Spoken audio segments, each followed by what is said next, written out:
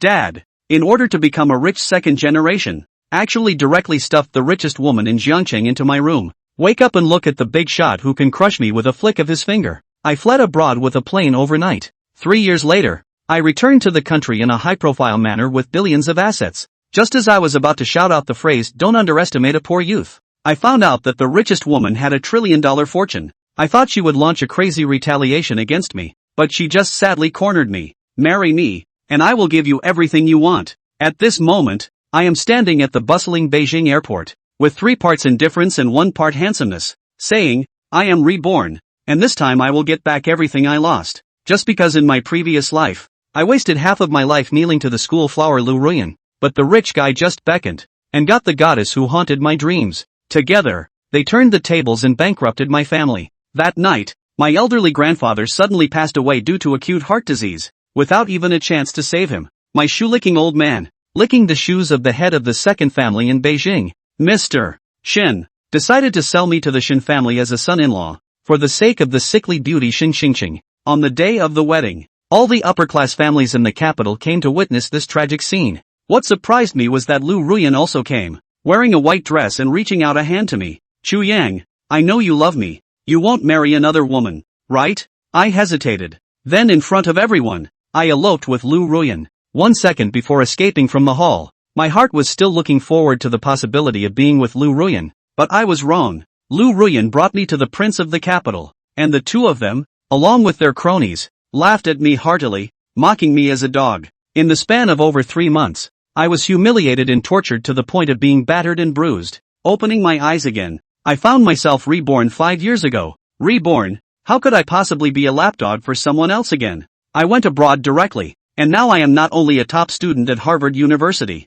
but also the hidden leader behind the powerful Shangshan Group, with a net worth of billions. Looking back on the past experiences, I was about to shout out the phrase, "Do not bully the poor young man." Just then, a passing little girl pointed at me and asked her mother, "Mom, what is that handsome brother doing?" Mom picked up the little girl and said patiently, "Baby, that person is sick. Let's stay away." Hearing this, I was speechless. After many years away from the capital, it was still full of talented people. He could tell at first glance that I was sick. Truly high, truly strong. Strength comes from within strength. Source, your car has been arranged. And an elite woman in a black tight skirt is walking towards me with a serious expression. Oh, this operation must be low-key. What car is arranged? Is the bicycle low-key enough? Looking at the bicycle in front of me, I frowned and found that things were not simple. Can the bicycle go on the highway? Just don't go on the highway. Hearing this, I raised my thumb and said, "You are a genius. I admire you." So I rode my bicycle all the way,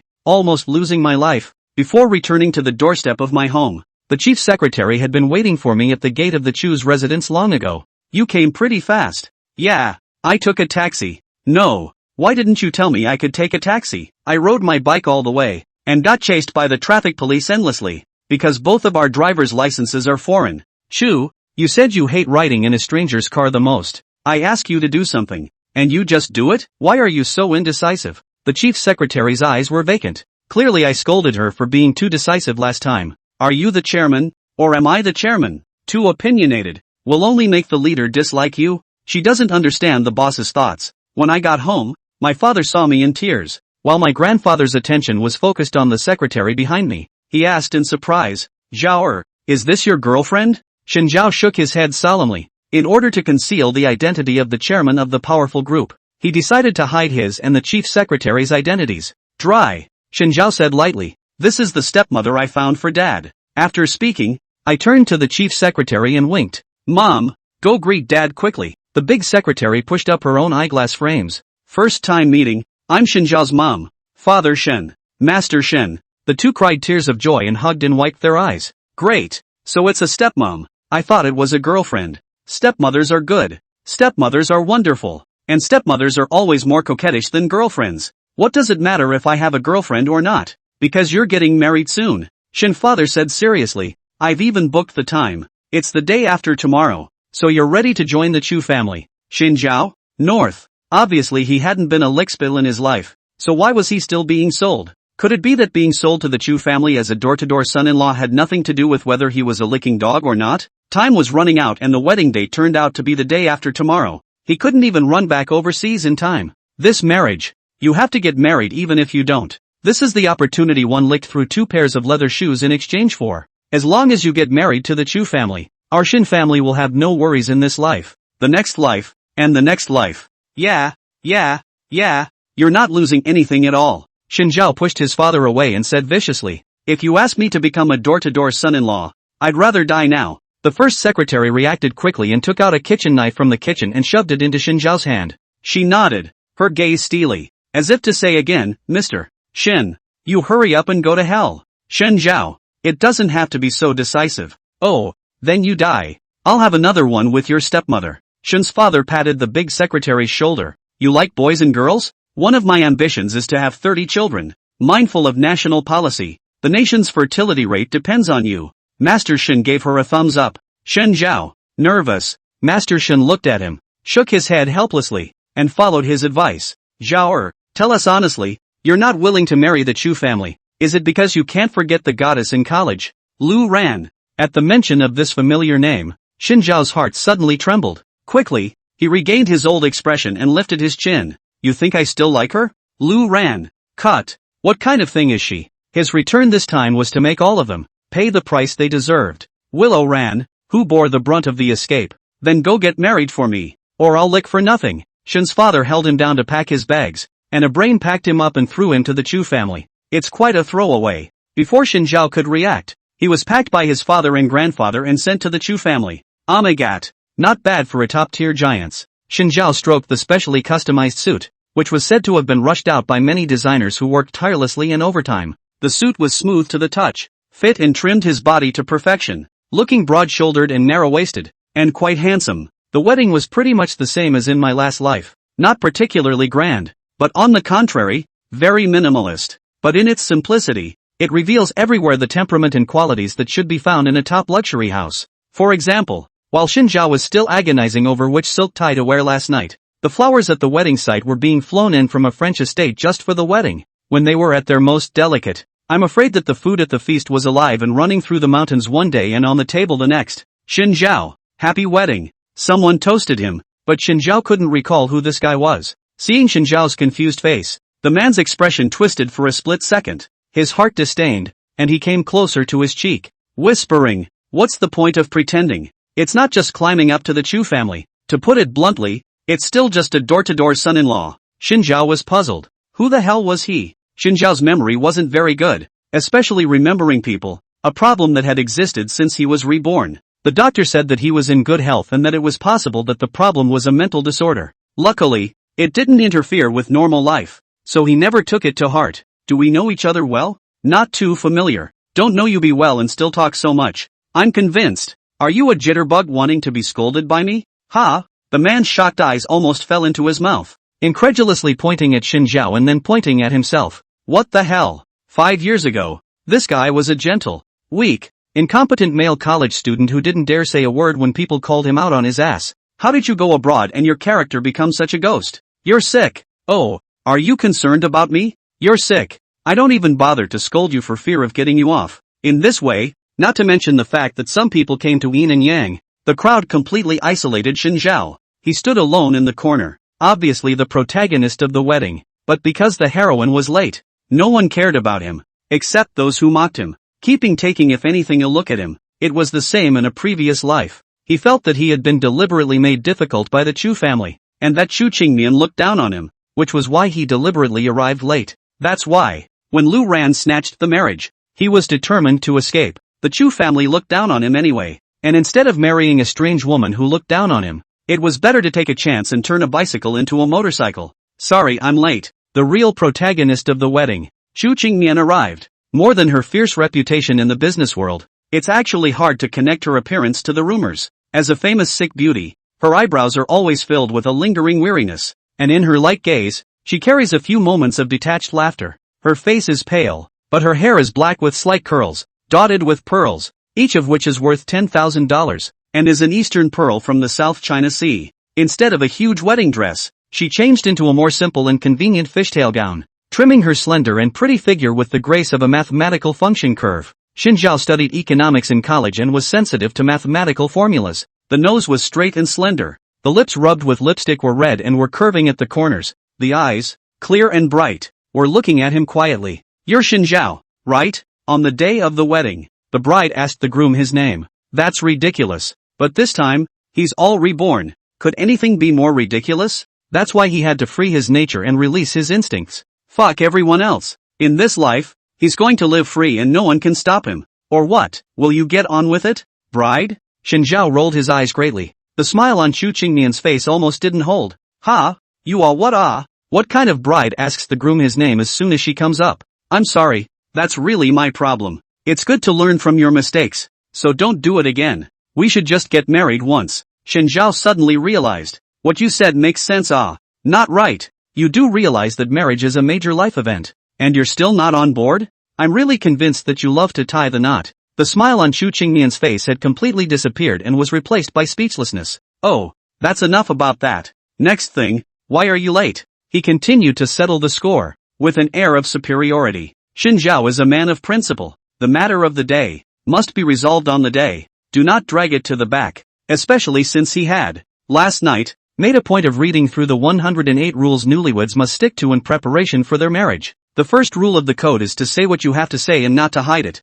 When confronted with the other person's wrong behavior, point it out on the spot so that the TA understands that he or she is wrong. Chu Qingmian, this person be why so many things? I didn't get much sleep last night. I've been working on the company. Even if she was weak, she, Chu Qingmian, was still the strongest king of roles in the Chu family. No wonder she was able to carry the burden of the second largest family in the capital at such a young age. "Did you eat breakfast in the morning?" Shinzhao suddenly asked. Chu Qingmian thought he was concerned about himself and shook his head. "Didn't have time to eat." "Oh, I ate." Shinzhao did not speak. "Do you want to know what I'm eating?" "What did you eat?" She didn't really want to know. "Sausage. It's delicious. Garlicky. Do you mind kissing later?" Chu Qingmian didn't know what to say either, and the two stood awkwardly. She had also only gotten Shinzhao's information from her grandfather 2 days ago. Before that, she hadn't even known this person. The information shows that he is a gentle and kind personality and patience. On the hall down to the kitchen. Go out without pretending not to play handsome. Temperament natural. Is the only good man in heaven and on earth. The heavenly choice of the son-in-law. Which one of the profiles does he actually fit? Chu Qingmian fell into doubt. Just based on the short conversation just now, she was keenly aware that this guy was in all probability a thing B who loved to find things to do. Who the hell wrote that profile? Shin's father, who was drinking, silently gave a compliment. The wedding was without much fuss and the two were about to exchange rings when suddenly a woman stormed in. She was wearing a white dress. Chu moving, looking at Shinzhao's eyes, seemed to have 1,000 reluctance. It's none other than Willow Ran. Although Shinzhao still had a smile on his face that was no different from before, a trace of warmth was missing from the bottom of his eyes. "Shinzhao, you're getting married. It's logical that I shouldn't come." Willow Ran's voice was filled with remorse. Shinzhao rolled his eyes and said breathlessly, "You know you shouldn't have come, but you still had to come. Isn't that owed to you?" Willow Ran, couldn't you wait for her to finish her sentence? When the crowd saw this scene, they bowed their heads and inquired of their companions around them. Who was this woman? I remember this is Shinzhao's girlfriend from freshman year, right? Come on. He's just a licking dog. The human Willow Ran didn't even promise him. But I remember Shinzhao not long after that went to the rice country to study. Isn't Lu Ran, the young mistress of that young Master Qin? The intricate love triangle has whetted the appetite of the crowd. Their eyes gleamed as they stared at the few people on the field. I didn't expect this Lu Ran, but she even ran to the Chu family's territory and came to steal the marriage. Shinzhao stared at Lu Ran's clear and lovely face, forcing down the feeling of nausea that kept churning in his heart. He pursed his lips and smiled. Instead, his eyes fell on Chu Qingmian. Obviously, Chu Qingmian also did not expect Lu Ran to suddenly snatch the marriage. Her expression was slightly surprised and raised her eyebrows, but she quickly returned to her previous sickly and disgusted look. It's also really interesting. Shinzhao sensed the teasing hidden under her eyes. Now that we've all been reborn, let's not make the same mistakes again. He smiled. At the very least, it would be good to live free and easy. He'd had enough of being on a leash. Looking at the poor, tearful Lu Ran in front of him, Shinzhao wrapped his hands around his chest, lifted his chin, and looked askance at her in a good way. The corners of his mouth quirked and his tone flared.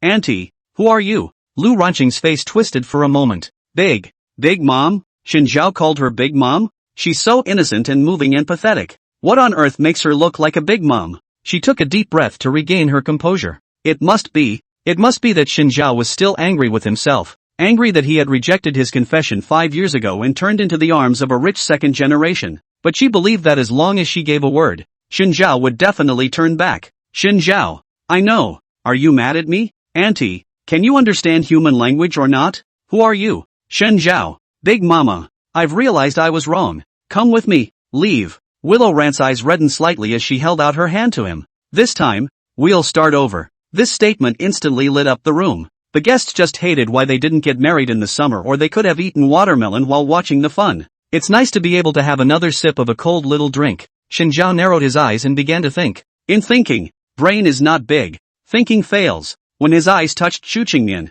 who was gently watching the show, he suddenly felt a pang of irritation. It was obvious that the two were about to become husband and wife, and now that her husband was about to be snatched away by another woman, she was even watching the show. Is he Xin Zhao so worthless? Damn it, since they sold him to the Chu family, they don't want to kick him out of this big, rich and powerful family. Honey, yes, that's the older woman. She bullied me. Chu Qingmian? Slowly snapping out a question mark. We don't know each other well. Can we not let her get involved in this bloodshed? She just wants to finish the wedding and go back to the company to continue the meeting. Throw her out. Throw her out. Does the Chu family have no security? Xin Zhao's tone was firm, completely devoid of the deep feelings of the bitter lovebirds in the crowd's brain. All impatience. Security. Get this woman out of here. In order to prevent Xin Zhao from speaking out of turn again, Chu Qingmian said in a cold voice. No. Willow Ren cried as she was dragged and thrown toward the door by two big men in suits. Don't. It's been 5 years and our feelings are that worthless?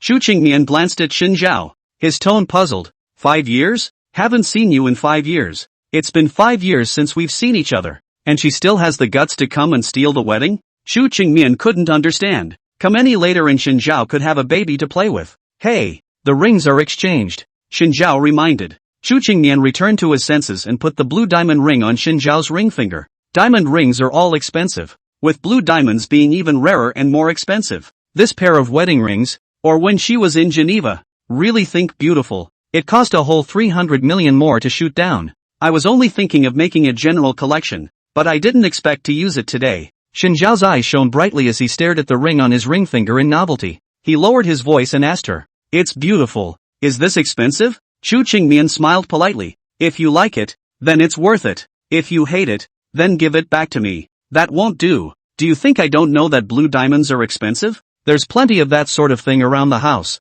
so it's okay to throw it around every day if you like. Xin Zhao. Once again, he was shocked by the Chu family's bravado. At the risk of asking, what is the market capitalization of the Chu family company? Well, counting the holdings and foreign assets, it should top out at $1 trillion. Xin Zhao. $1 trillion. $1 trillion.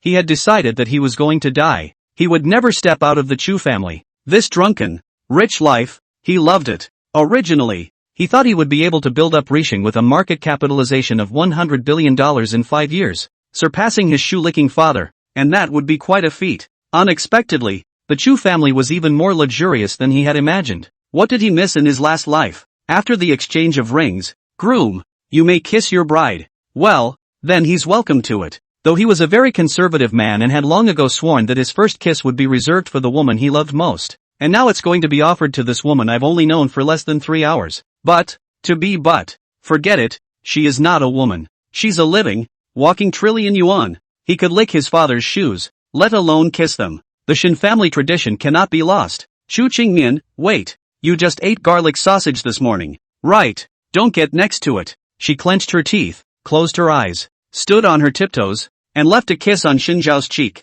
Since I joined the Chu family, naturally I took the initiative to kiss you. Xin Zhao. He was actively kissed by $1 trillion. The guests applauded, and there were youngsters who were closer to the Chu family screaming, one more kiss and one more kiss. Chu Qingmian rightly ignored it, raised his wine glass, smiled and started to make a speech. Xin Zhao did not like these platitudes and followed her example and toasted the crowd one by one. During that time, the crowd looked at him with mixed reviews. He doesn't care. He frowned, his expression impatient. There was only one thing worth caring about. When exactly will the table open? He's about to starve his ass off. The two men trimmed down and got into the car together to return to the Chu family. Saying that it was the Chu family, it was more like Chu Qingmian's private mansion. The real Chu family's old mansion was far away from the downtown area of the capital, and only the Chu family's grandfather lived there. Usually, Chu Qingmian and the other juniors all lived separately in the rich villas in the capital. Only during the holidays do they go back to the old house. And for the first 2 days, Xinjiao was living alone in a house elsewhere.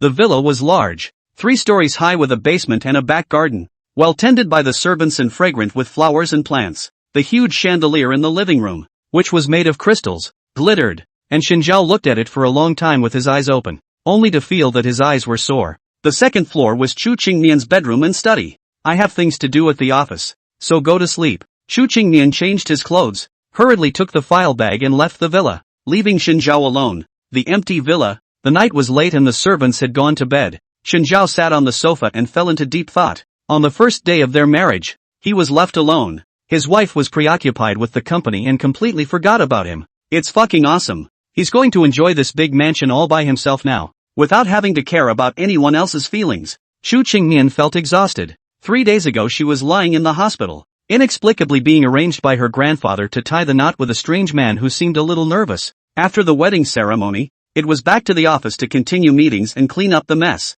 The villa was dark. Xinjiao was about asleep. She didn't turn on the lights. Her eyes had adjusted to the darkness anyway, and suddenly turning on the lights was bad for them instead. In the dark, she took off her suit and changed into her old pajamas, not realizing that her bed, inexplicably, bulged. She pulled back the covers and lay down smoothly, only to press against something strange. Scared, she immediately jumped out of bed. This touch, soft, warm, human skin. Chu Qingmian took a deep breath and patted the covers, suppressing his anger. Xinjiao, why are you in my bed? Lacking. I'm sleeping. Xinjiao impatiently pulled over the quilt and wrapped himself tightly as soon as he could, not penetrating a trace of wind. You're fucking sleeping in my bed. Wake up. This is my bed. It's mine now. Good. On the first night of their marriage, she, Chu Qingmian, was robbed of her bed, and the big deal was that she went to sleep in the guest room alone. No, this is her home. Xinjiao, a superfluous son-in-law, even drove her to sleep in the guest room?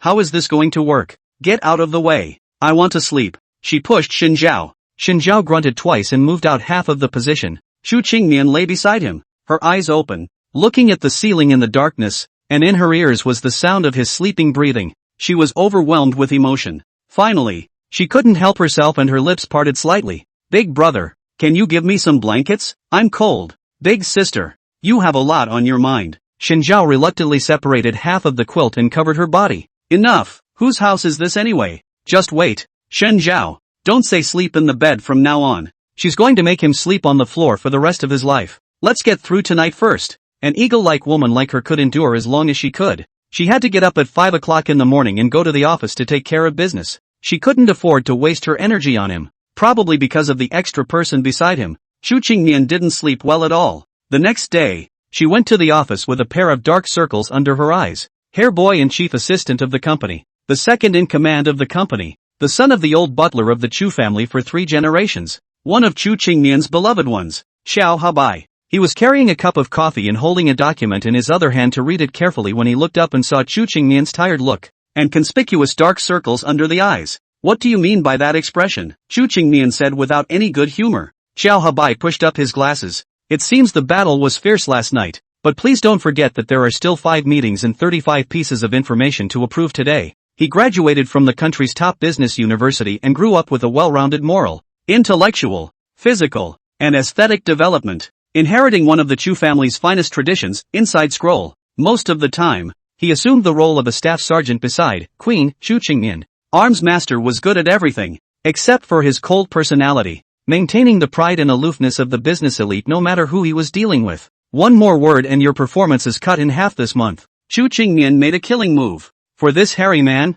she was familiar with his only weakness, his salary. I'm just kindly reminding you that Xinjiao is indeed handsome. I'm afraid you'll be mesmerized by him. Chu Qingmian? Who's handsome? Xinjiao? She didn't see it at all. She had only one image of this new husband, a psychopath. I don't understand why grandfather made me marry him. The excuse is that Chu Qingmian is sick and weak, and needs a person with the right 8 characters to wash away the joy. Are you kidding me? We're in a modern society. Why are we still doing the old feudal thing? Is it possible that grandfather has really aged into a fool? No way. According to the information, his character is gentle and considerate, generous, inferiority, introspective, timid, is a good control of the person. There is a person to take care of you is really good. Xiao Habai took another sip of his coffee. Don't believe that damn profile. He doesn't touch a word of it. Tell a joke. Shin Zhao is timid and inferior. People say that marriage is the grave of love. And I'm one step ahead of the grave before I can taste love. Even her husband, a psychopath carrying a shovel, had nothing better to do than to start digging up graves,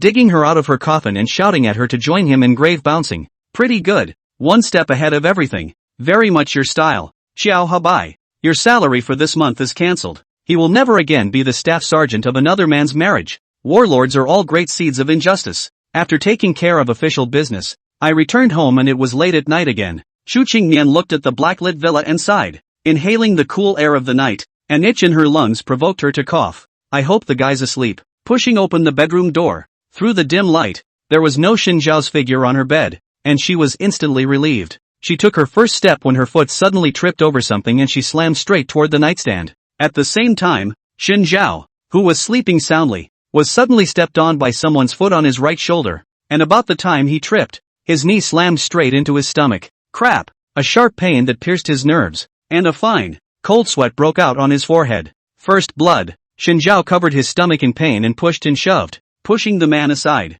Xu Qingmian didn't react and was pushed hard by Shin Zhao again. Her head hit the nightstand and she stared round in confusion, then her head lolled and she passed out. Double kill. Shin Zhao had only just woken up. His eyes had not yet adapted to the darkness, and he felt around, forcing himself to endure the severe pain coming from his stomach and clavicle, and turned on the light. Then he saw Xu Qingmian who was lying unconscious on the ground. My $1 trillion!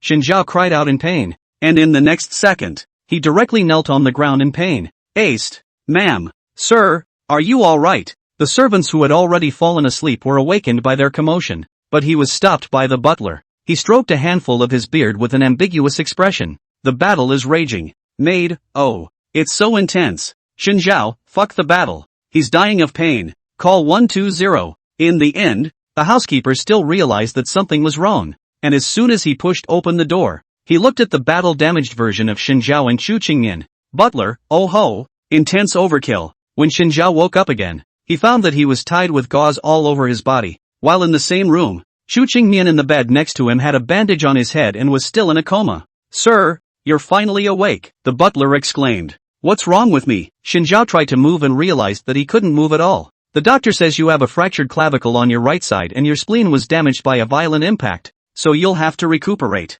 Hiss. Butler, why am I in the hospital? Xu Qingmian covered her head and awoke. The doctor said you suffered a mild concussion from a violent blow to the brain and that a headache is normal. The two men's gazes met, and the air instantly froze, an awkward atmosphere spreading. Honey, surprise? Surprise your ass. It's already a shock. Who would have thought that Shin Zhao didn't sleep on the bed this time, but instead secretly lay on the floor at the door to sleep? Xu Qingmian couldn't understand his brain circuits. Because you scolded me yesterday morning and wouldn't let me sleep in the bed, Shin Zhao explained. Then I didn't let you sleep on the floor. Xu Qingmian covered his head, only to feel his head hurt even more. Then where do I sleep? Shin Zhao pinched the quilt tightly and hung his head. I don't want to sleep in the toilet. Xu Qingmian, do you not know what it means to have a guest room? A secondary bedroom? Why is it that in his head, all he has is the floor and the toilet, except for the bed? Would a normal person think of sleeping in these places? Shin Zhao frowned and realized that things were not simple. What Xu Qingmian said seems quite reasonable, really worthy of $1 trillion. Too smart. According to the 108 rules newlyweds must stick to. Number 2. Compliment each other more often to make them feel your appreciation for TA. You're really smart. Shin Zhao gave a thumbs up. Don't talk about small smarts. Ordinary smarts don't deserve $1 trillion. They have to be big to deserve it. Nice compliment. No more next time. Xu Qingmian and Shin Zhao married the next day, both injured, hospitalized. This matter, in the capital of the upper-class circle, can be said to be in flames. Everyone knows. Some people say that Mr. Chu is really physically disabled. Even though he is petite and weak, his fists are still bony and hard, and he broke a big man's bones. Some people say, Shin Zhao really good life. Married into the rich family, Chu will obviously walk a few steps, will not be able to stop coughing, live off the sick beauty of the appearance of the flower, put out a rather contrasting condescending expression, gently stepped on his shoulders and said, do you want me? What's more, it's also really very astringent family members who understand. Someone. No. Who is that guy up there messing around? Pull it down. There are also people who say that Shin Zhao is really bold and daring, even able to beat General Manager Chu into a concussion and hospitalized, really not afraid that she will destroy the Shin family in anger. Some people even say that the two are exactly a match made in heaven. The red color symbolizes joy. And the second day of their marriage, they saw blood and sent each other to the hospital. Who did not say a natural pair when they saw it? This was said by Shin's father, who loved to lick shoes. Lu Ran knelt on the ground, her petite body trembling slightly. Her head didn't dare to raise a bit, and she could only slightly observe the figure of the person sitting in front of her through her afterglow. All she could see was the man sitting lazily on the couch, his large knuckle-bone hand playing with the teacup in his hand, his brand new, expensive suit without a single wrinkle, his leather shoes shiny as new. Lu Ran, how come you were still thrown out by the Chu family's security guards when you were told to rob the wedding? The man's voice was magnetic, as if it were an elegant cello. Shame on you. What do you think? How should I punish you? Duke Qin. I'm sorry. I really didn't think Xinjiao would have the guts to reject me. Willow Ren's voice trembled. Panic spreads like a tidal wave. The man in front of her was none other than the sole heir of the Qin family, the #1 family in the capital. The slightest displeasure on his part, the entire capital would tremble for it. She was only mesmerized by his financial power in the first place, but she didn't want to invite such a terrible demon. The nerve. Meh. He gave a low chuckle. Willow Ran, you disappoint me. Next time I'll make it. Fine. I'll give you a chance. He let out a low chuckle in her ear. Fail one more time and you can imagine the consequences yourself. His voice was lingering, so gentle that it made Willow Ran remember when they first met, and he was just as gentle. A gentle, handsome and rich man of the sky pursued her, greatly satisfying her vanity. That was why she was able to hang on to Xinjiao while happily throwing herself into the arms of Duke Qin. Bang! The ceramic shards exploded around her legs, cutting the skin at her thighs and revealing bright red blood. Mix it with the tawny tea. Lick it clean. Duke Qin smiled. Lu Ran lowered her head and delicately licked the tea on the floor, afraid of upsetting him again. Young Qin, are you so displeased with Xinjiao? A sidekick opened his mouth to ask, his eyes lingering on Willow Ran's torso. Who could spare such a poor, miserable woman suffering? Only the surname Qin can do it. Xinjiao? Oh, so his name is Xinjiao. Ah, I forgot his name. Duke Qin thoughtfully. Heartbroken Lu Ran? How about I just give her to you? He changed the subject so quickly that neither little brother nor Willow Ran reacted, staring at him blankly. What's the matter? No. The little brother waved his hands in a hurry and stood up, picking up Willow Ran in a hug. Lu Ran trembled her shoulders, and as soon as she broke away from his embrace, she knelt down on the ground and hugged Duke Qin's calf, crying tears of snot. Young Qin, I'm only willing to follow you. He smiled a satisfied look and stroked her hair tenderly. What a loyal dog. With those words, he slid his hand over her chubby cheek. Snap. Crisp sound. He withdrew his hand and leaned back on the couch, his tone weary. Get off. I don't want to see you. Temperamental and cloudy. Willow Ran left immediately. My little brother dropped his hand fondly. Who let Xinjiao be Chu Qingmian's superfluous son-in-law? The corner of Duke Qin's lips hooked up slightly. Chu Qingmian. Chu Qingmian. Previous accounts. It is also time to count. Junior wiped the sweat from his forehead. There were very few families in the capital that could compete with the Qin family, and the Chu family was one of them. If there was anyone who was the biggest contributor to the Chu family, it would have to be the young and talented Chu Qingmian. The Chu family's second house died early, leaving her alone, raised by the Chu family's grandfather himself. She had inherited all of her grandfather's talents and abilities from the Chu family, making her a perfect family heir. Grandfather had fought for half of the Chu family, and the other half, she had fought for it step by step at the tender age of 16. Qin Gongzi's age is not much different from her, and he is even an old acquaintance. It's a pity that the relationship between the two is incompatible.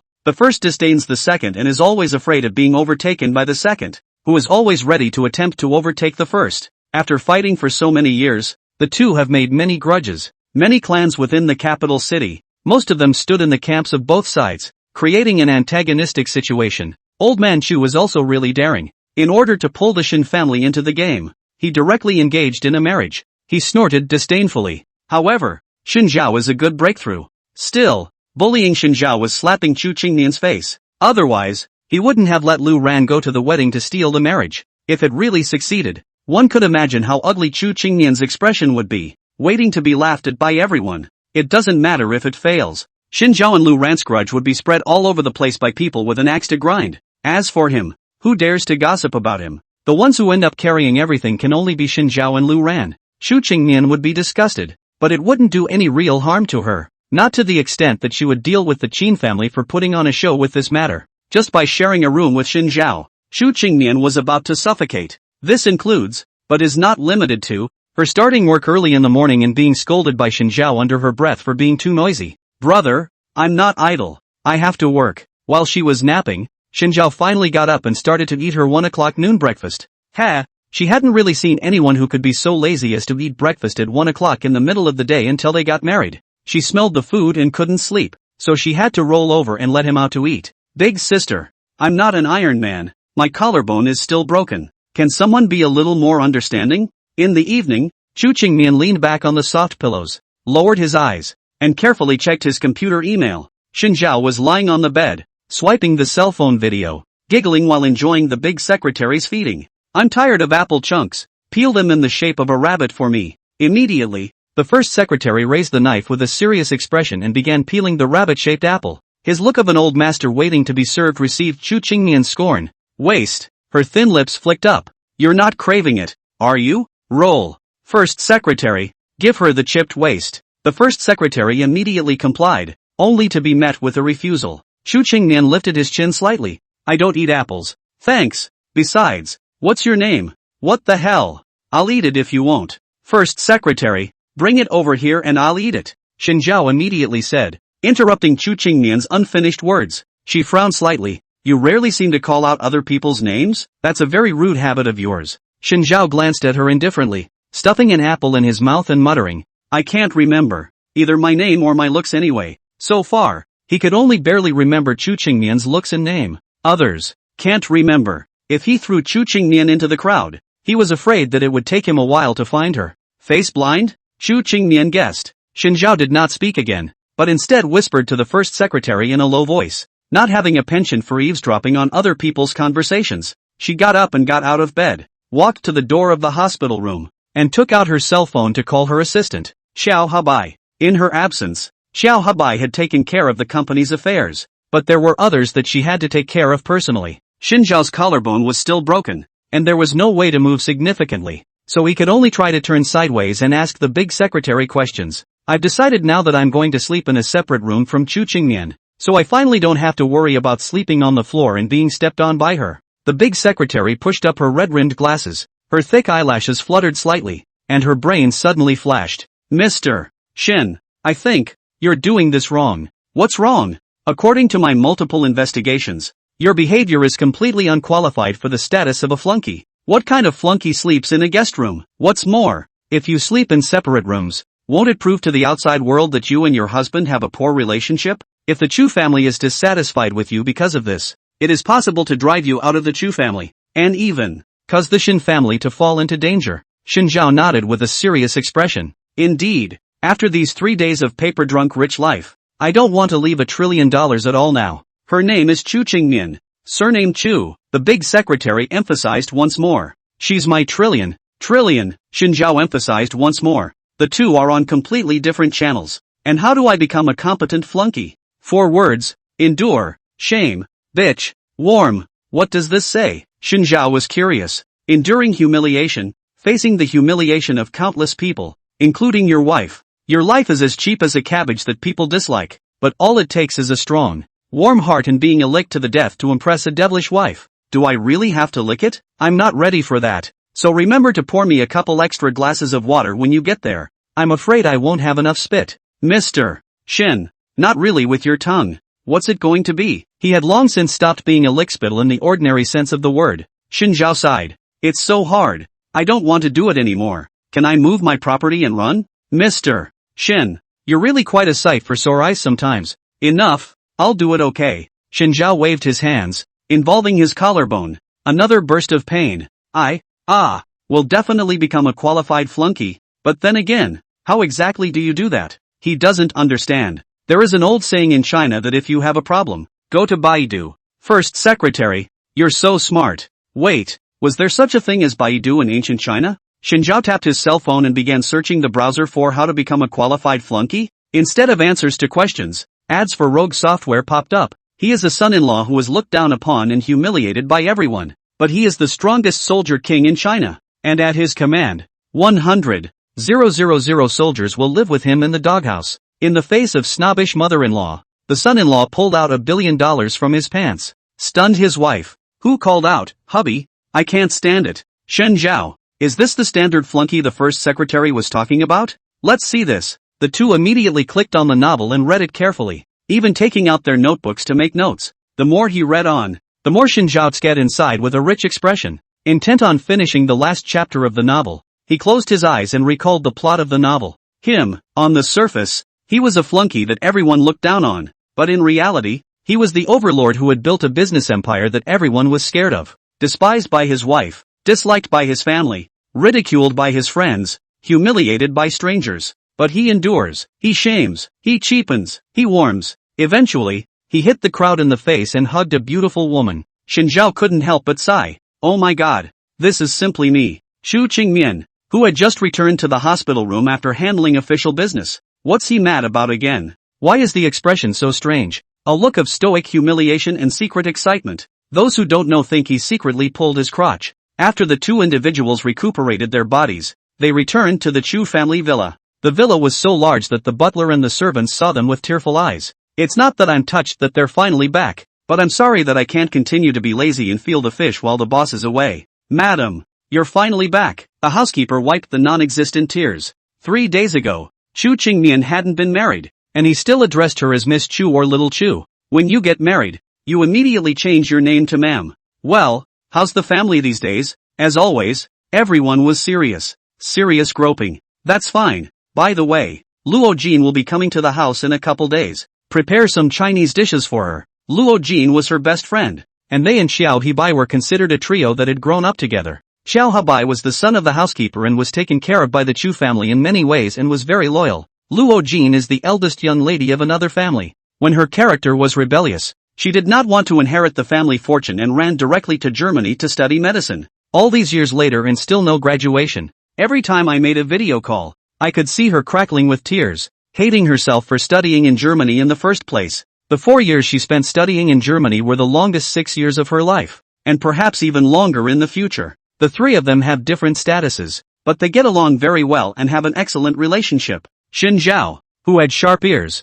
immediately got to this news and his eyes lit up. Isn't this a living, breathing drama? In this situation, this good best friend must have looked down on Shen Zhao in a million ways, not understanding how Chu Qingmian had married him. A waste of space, and then spoke out sarcastically to humiliate him. Chu Qingmian, for the sake of her bosom friend, did not speak out to dissuade him and let him be humiliated. She also had to be sarcastic in the end that Shen Zhao was just a useless man. A waste. It's too humiliating, too much to endure. It's too redundant. Shen Zhao immediately came to Chu Qingmian's ear and lowered his voice. Wife, will you all humiliate me together? Chu Qingmian? Why does he talk weird for a guy? Evening. When it was time to go to bed, the two fell into another argument. Originally in the hospital, it was agreed that Chu Qingmian would live in the master bedroom and Shen Zhao would live in the secondary bedroom next door. But now, Shen Zhao said nothing. Hard to stay in the same room with her. I'm not going to sleep in the same bed as you. Sleeping with a psychopath would be better than letting her go back to the office and implode into sudden death right now.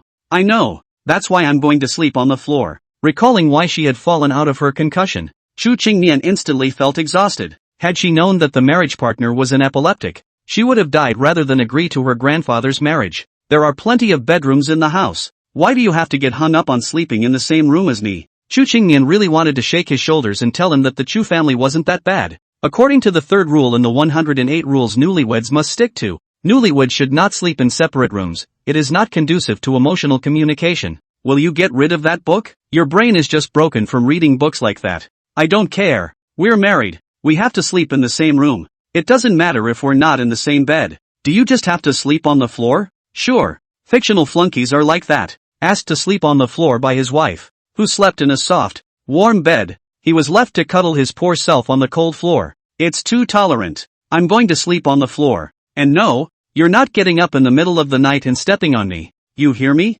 You think I want to step on you? Nuts. Lying on the bed, Chu Qingmian only felt that this world was magical. She'd rather stay up 24/7 and take care of work at the office than stay home with this maniac going crazy. Why on earth did he have to sleep on the floor? Shen Zhao gave the floor 7 layers of thick mattresses. On the spot cost Princess P. Bitter, no one can be bitter. Plus, he really puts up with a lot. Chu Qingmian, you? She just felt like she was married to the legendary Princess P mutant, Master P. Oh, my god. They're not going to have a little P and be the heir to the Chu family, are they? Then the Chu family is really a field of peas. Hey! According to rule number 4 of the 108 rules newlyweds must stick to, newlyweds are expected to go deeper into the night. Are you coming? You better shut your mouth. Communicate. I can't hold it in. The S attribute explodes in a big way. Speak. Chu Qingmian was unable to sleep because of his noise. Enough. How much do you have to say to speak? The jabbering was so loud her ears were going to explode. Exchange? Line it.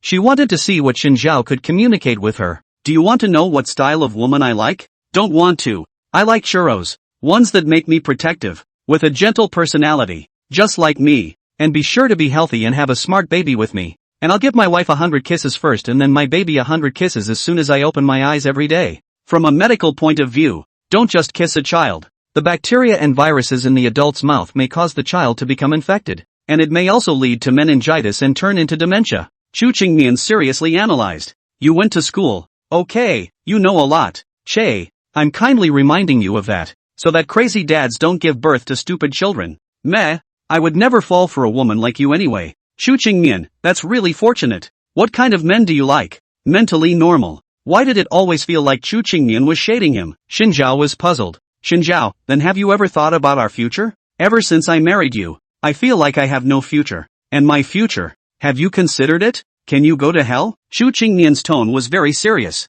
Grandfather order in the first. She cannot refuse. Moreover, cannot easily divorce. The only way is to let Xinjiao first to die a death. Let her become a widow. Will you be martyred? Go to sleep. You can dream of anything. Don't sleep. And on a more important note, what do you think of marriage? Marriage? For people like us, marriage is bound to be transformed into an economic means through certain methods, and choosing a good marriage partner is a university question, which has to be considered in terms of the family, character, and development direction of both parties. Chu Qingmian was a little sleepy and yawned, a little bit of crystalline tears overflowing from the corners of his eyes. What about you? What do you think? Marriage is of course about marrying the person you love, having fun taking wedding photos together, going on a honeymoon to the beach to toast and drink beer, going to the desert to watch the stars and barbecue, and the two of you kissing as the sun sets. Together we will raise our children to grow up, and in the middle we will fight and cry, and in the end we will make up, and watch our children grow up a little,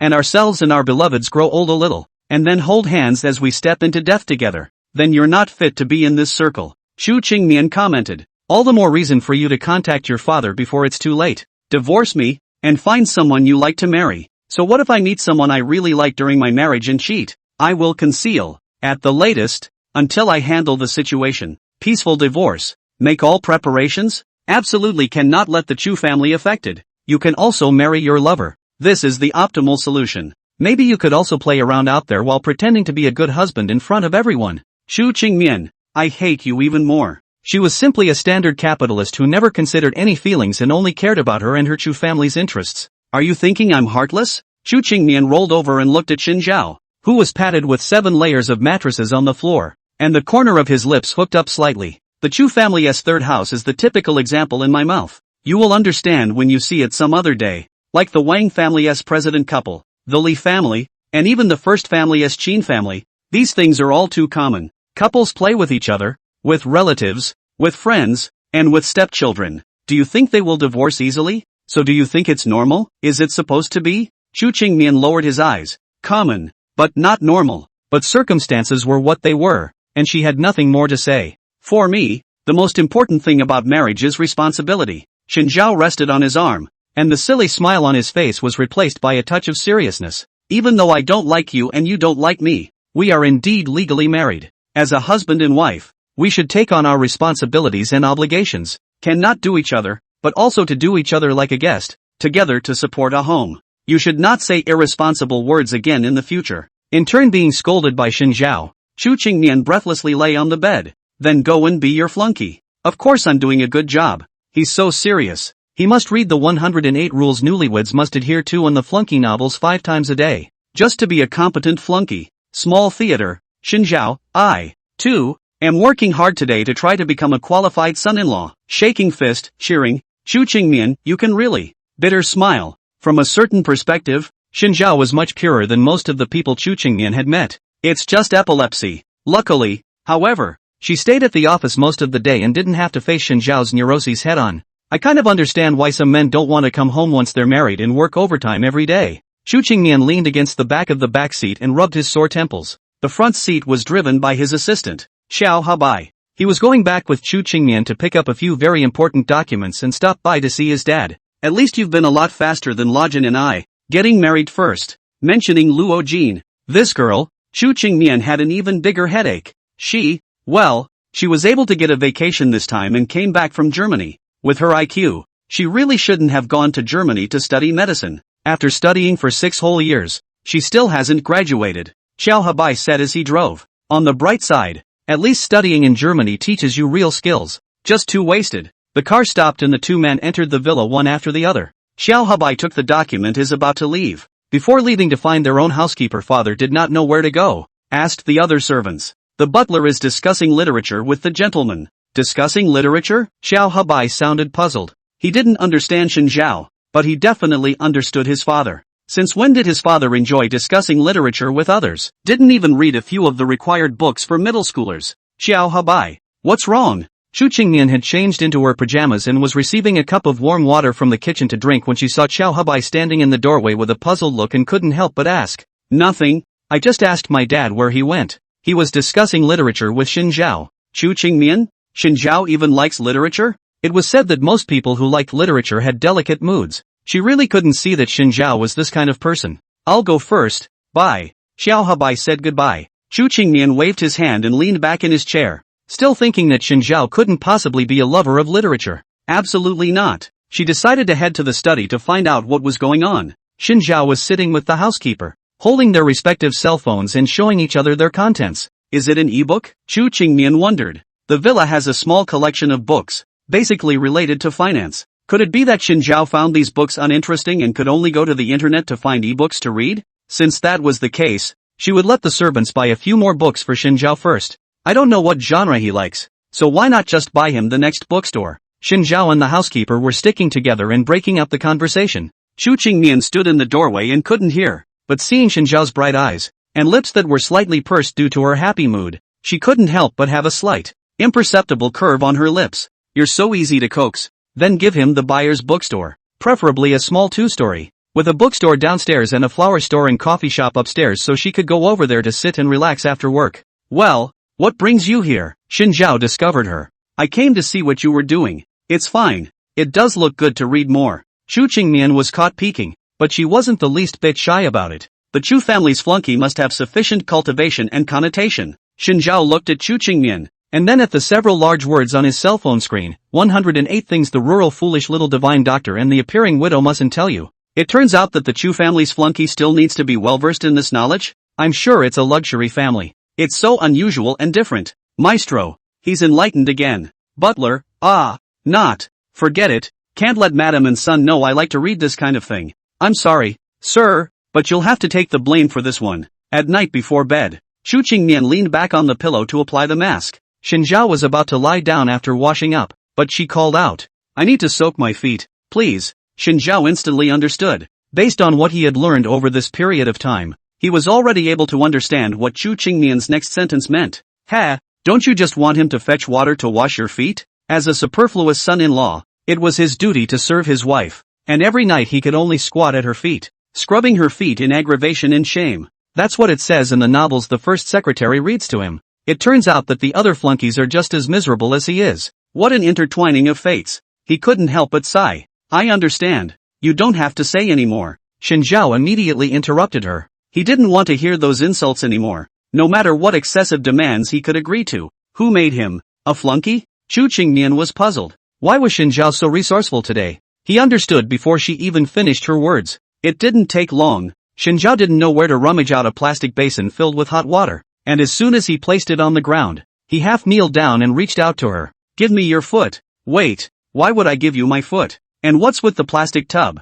That would be the plastic tub the housekeeper uses to change the water for the goldfish, right? She wasn't poor enough to soak her feet in a plastic tub. Do you understand or not? I'm convinced. Can you move faster? Xinjiao rolled his eyes again. Chu Qingmian, why is this man still forcing her to wash her feet? She tried to put her foot down. Xinjiao took a deep breath and seemed to be fully prepared mentally, gently holding her feet as if he was treating some precious treasure, carefully placing them into the basin. Chu Qingmian's feet suddenly shook the moment they touched the water. Xinjiao immediately tightened his grip and continued to press her feet into the water. Before Xinjiao could react, her foot kicked at his right collarbone again. Xinjiao let out a howl of pain. My collarbone isn't even healed yet, and you're going to kick me in the ass again. Xinjiao, you son of a bitch. You bring me boiling water to wash my feet. Chu Qingmian hugged her feet, her bright eyes haloing out water stains, the corners of her eyes red. As for her snow-white jade-like feet, they were already filled with large red marks. That was just burned. Xinjiao put his hand into the basin and stirred it to defend himself.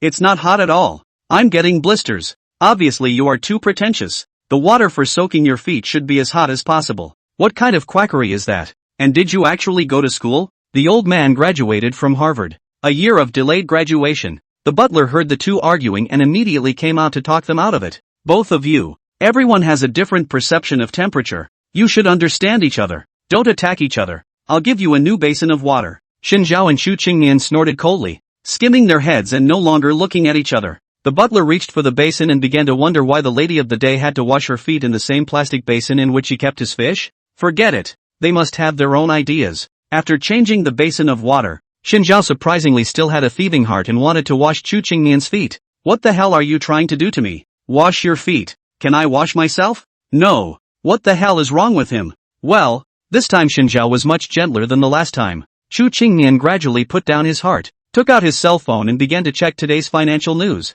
Xinjiao held her white ankles and began to think with his not-so-big brain. Chu Qingmian's skeleton was actually very slender, and there wasn't much meat on his body. Even though his body wasn't good, he usually didn't have time to eat properly because of his work, creating a vicious cycle. Growing up, she should have rarely walked and mostly had a limousine for specialized transportation. That's why her feet are soft and she doesn't have any calluses. Wait, what was he thinking? How could he feel sorry for Chu Qingmian? He should be angry. He should hold back. He should be in pain. Never forget the 4 true words of a flunky: cheap, shy, tolerant, and warm. As a superfluous son-in-law, he can only squat at his wife's feet and wash her feet. He forced Chu Qingmian to do it. He was oppressed by everyone in his life. The servants were obedient to him. Ideologically no one can understand him. The housekeeper often discusses web novels with him. Materially in love with $1 trillion, Chu Qingmian gave him a black card with unlimited credit. So sad. So painful. Her toenail caps are pink.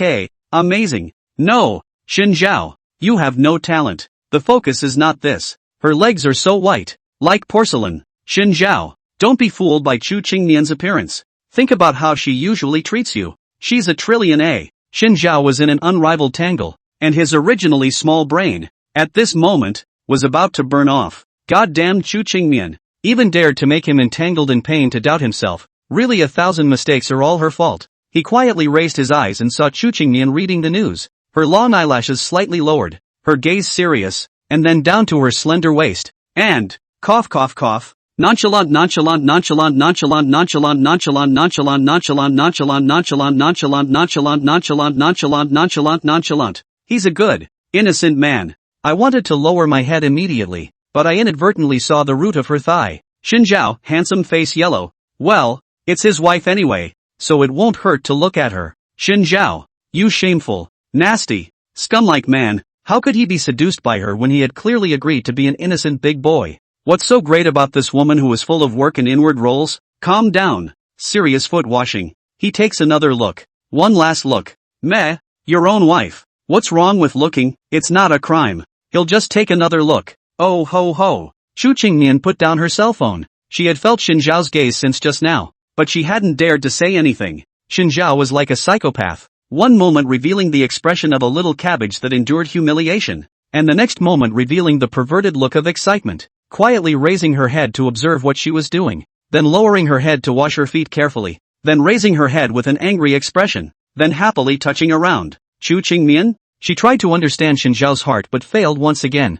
A man's heart, a needle in the bottom of the sea, is more complicated than the stock market. Xinjiao, what the hell are you doing? She still couldn't help but ask. Washing my feet? Why? He looked innocent. Forget it, it's nothing. Chu Qingmian still gave up on finding the truth, always feeling that the truth was something she could not accept even more yet. She looked down at Xinjiao, and an inexplicable helplessness suddenly surged in her heart. If I had known that she had not agreed to marry Xinjiao in the beginning, who the hell wrote that piece of bullshit information? Lied to her miserably. Let her know who it was, and she'd smack that man's mouth full of bullshit with a leather shoe. Shin's father. who was brushing his teeth at the Shen residence, sneezed. Ha ha. Shen Zhao washed and suddenly let out a meaningful low laugh. Chu Qingmian. Late at night, she couldn't help but sit up from her bed and fall into deep thought. What the hell is he hey about? Tonight, there's one more person in the city who can't sleep. The next day, she woke up and saw the marks on her feet. Really burned. Compared to the crude Shen Zhao, her skin was more delicate, and with water like that temperature, Shen Zhao might be able to stand it, but she couldn't. Shen Zhao was not clear about this and thought that she was as rough as he was. She looked at Shen Zhao, who was huffing and puffing on a 7-layer mattress, and was furious, pretending not to see him. He stomped off with one foot. Shen Zhao, who was sleeping soundly, suddenly had his calf stepped on so hard that it instantly cramped, causing him to grimace in pain. Big sister. Walk without looking. Chu Qingmian snorted coldly and was forced to change into flat shoes and go out to work. Today, Shen Zhao pondered whether to wear this $5 million brooch, or to wear this $1 million.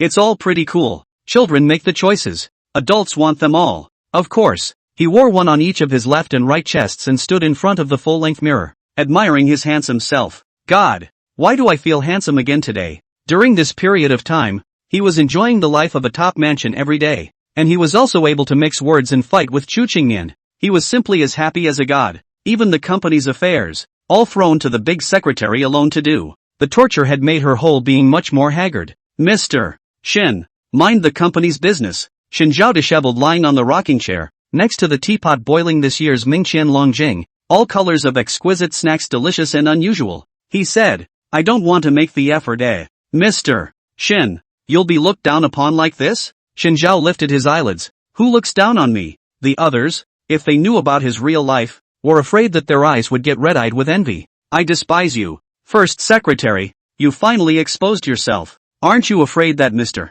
Chu will think you're a waste of a man and loathe you? She doesn't like me now either. It made so much sense that the first secretary was practically speechless. What is the purpose of all this talk? You can't leave all the work to me alone. I haven't slept for 3 whole days straight. Look at you. Not at all composed. Shen Zhao sat up from the rocking chair and seriously analyzed. I've been hiding the identity of the chairman of Rixing Group for a long time. If I suddenly work, won't it be easy for Chu Qingmian to find out? She already knew. Shen Zhao sprayed out a mouthful of tea and asked incredulously in return. She knew about it a long time ago? When was it? When I was in the hospital. I met her one day, and she consoled me. It's pretty hard to have a psychotic chairman like Shen Zhao. She also told me that if the company was in trouble, it could come to her, but I refused. The corner of Shen Zhao's mouth pulled. Why did you refuse? Because I think that you, Mr. Shen, are a powerful man who doesn't rely on other people. Big silly spring. What the hell were you thinking? Shen Zhao was in pain. Do you know what you turned down? You rejected $1 trillion. Chu Qingmian,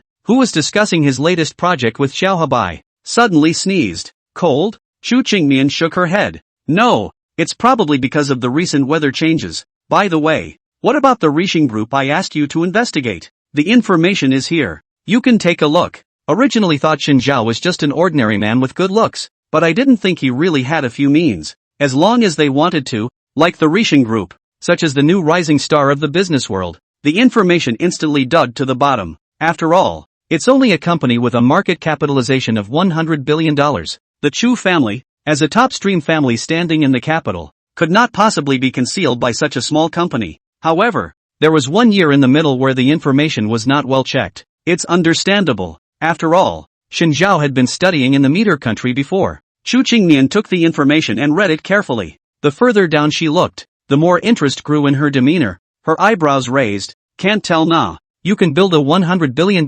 market capitalization company from nothing in just 5 years. Starting from scratch in a foreign country is difficult. Even Chu Qingmian had gradually built up his business empire under his grandfather's foothold. Need to make contact? Xiao Habai asked. You and Shen Zhao are husband and wife. With this layer of relationship in place, you can swallow Rixing without much effort. Chu Qingmian put down the information, shook his head, and smiled. No need. The Chu family isn't that bad. Besides, it's quite interesting to watch Shen Zhao work a little bit to build the company. It always felt a lot like some kind of hamster, sneaking in and stuffing its mouth full of nuts and building its nest when no one was looking. I've noticed that you've changed a lot lately. As a hairdresser, Xiao Habai quickly realized where her personality had changed. Yes, of course, at least I rarely see you frowning these days, probably because things are going better at the company. I rather think it's because of Shen Zhao. Him? Forget it. Chu Qingmian smiled and didn't acknowledge the matter. The cell phone rang, interrupting their conversation. Chu Qingmian took out her cell phone and saw that it was her good girlfriend Luo Jin who had sent the video call.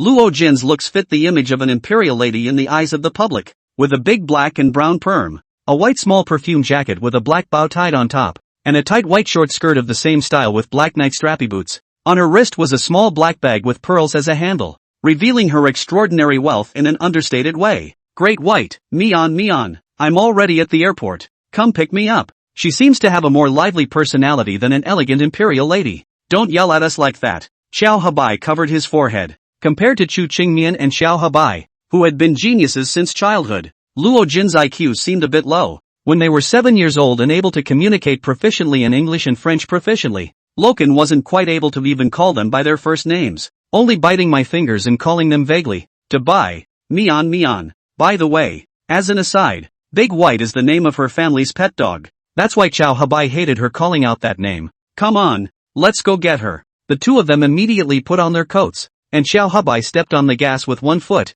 and the Maybach sped past, heading in the direction of the airport. Xinjiao finally started to deal with the company's affairs after the big secretary begged him to do so. It moved the first secretary so much that he wanted to kneel down on the spot and kowtow to him a few times. The two were discussing the next step in the company's development when the door was pushed open by Chu Qingmian. The three men looked at each other in disbelief. Secretary, what brings you here? What's the best way to explain it? Mr. Shin hadn't yet informed her whether to tell Mr. Chu everything, although Mr. Chu has long known almost. She's here to play games, Shin Zhao explained. What game? I wanted a cute baby and had no choice but to have her as our daughter. Come on, you're such a blinkered kid, call out to Mom. The first secretary looked serious. Mom, Chu Qingmian, it's true what they say, if you're not a family, you're not in the same company. The pair of chairman and assistant were more epileptic than she thought. Mom, I'll leave you and Dad to get along. The first secretary quickly gathered up her papers and stood up with a hug,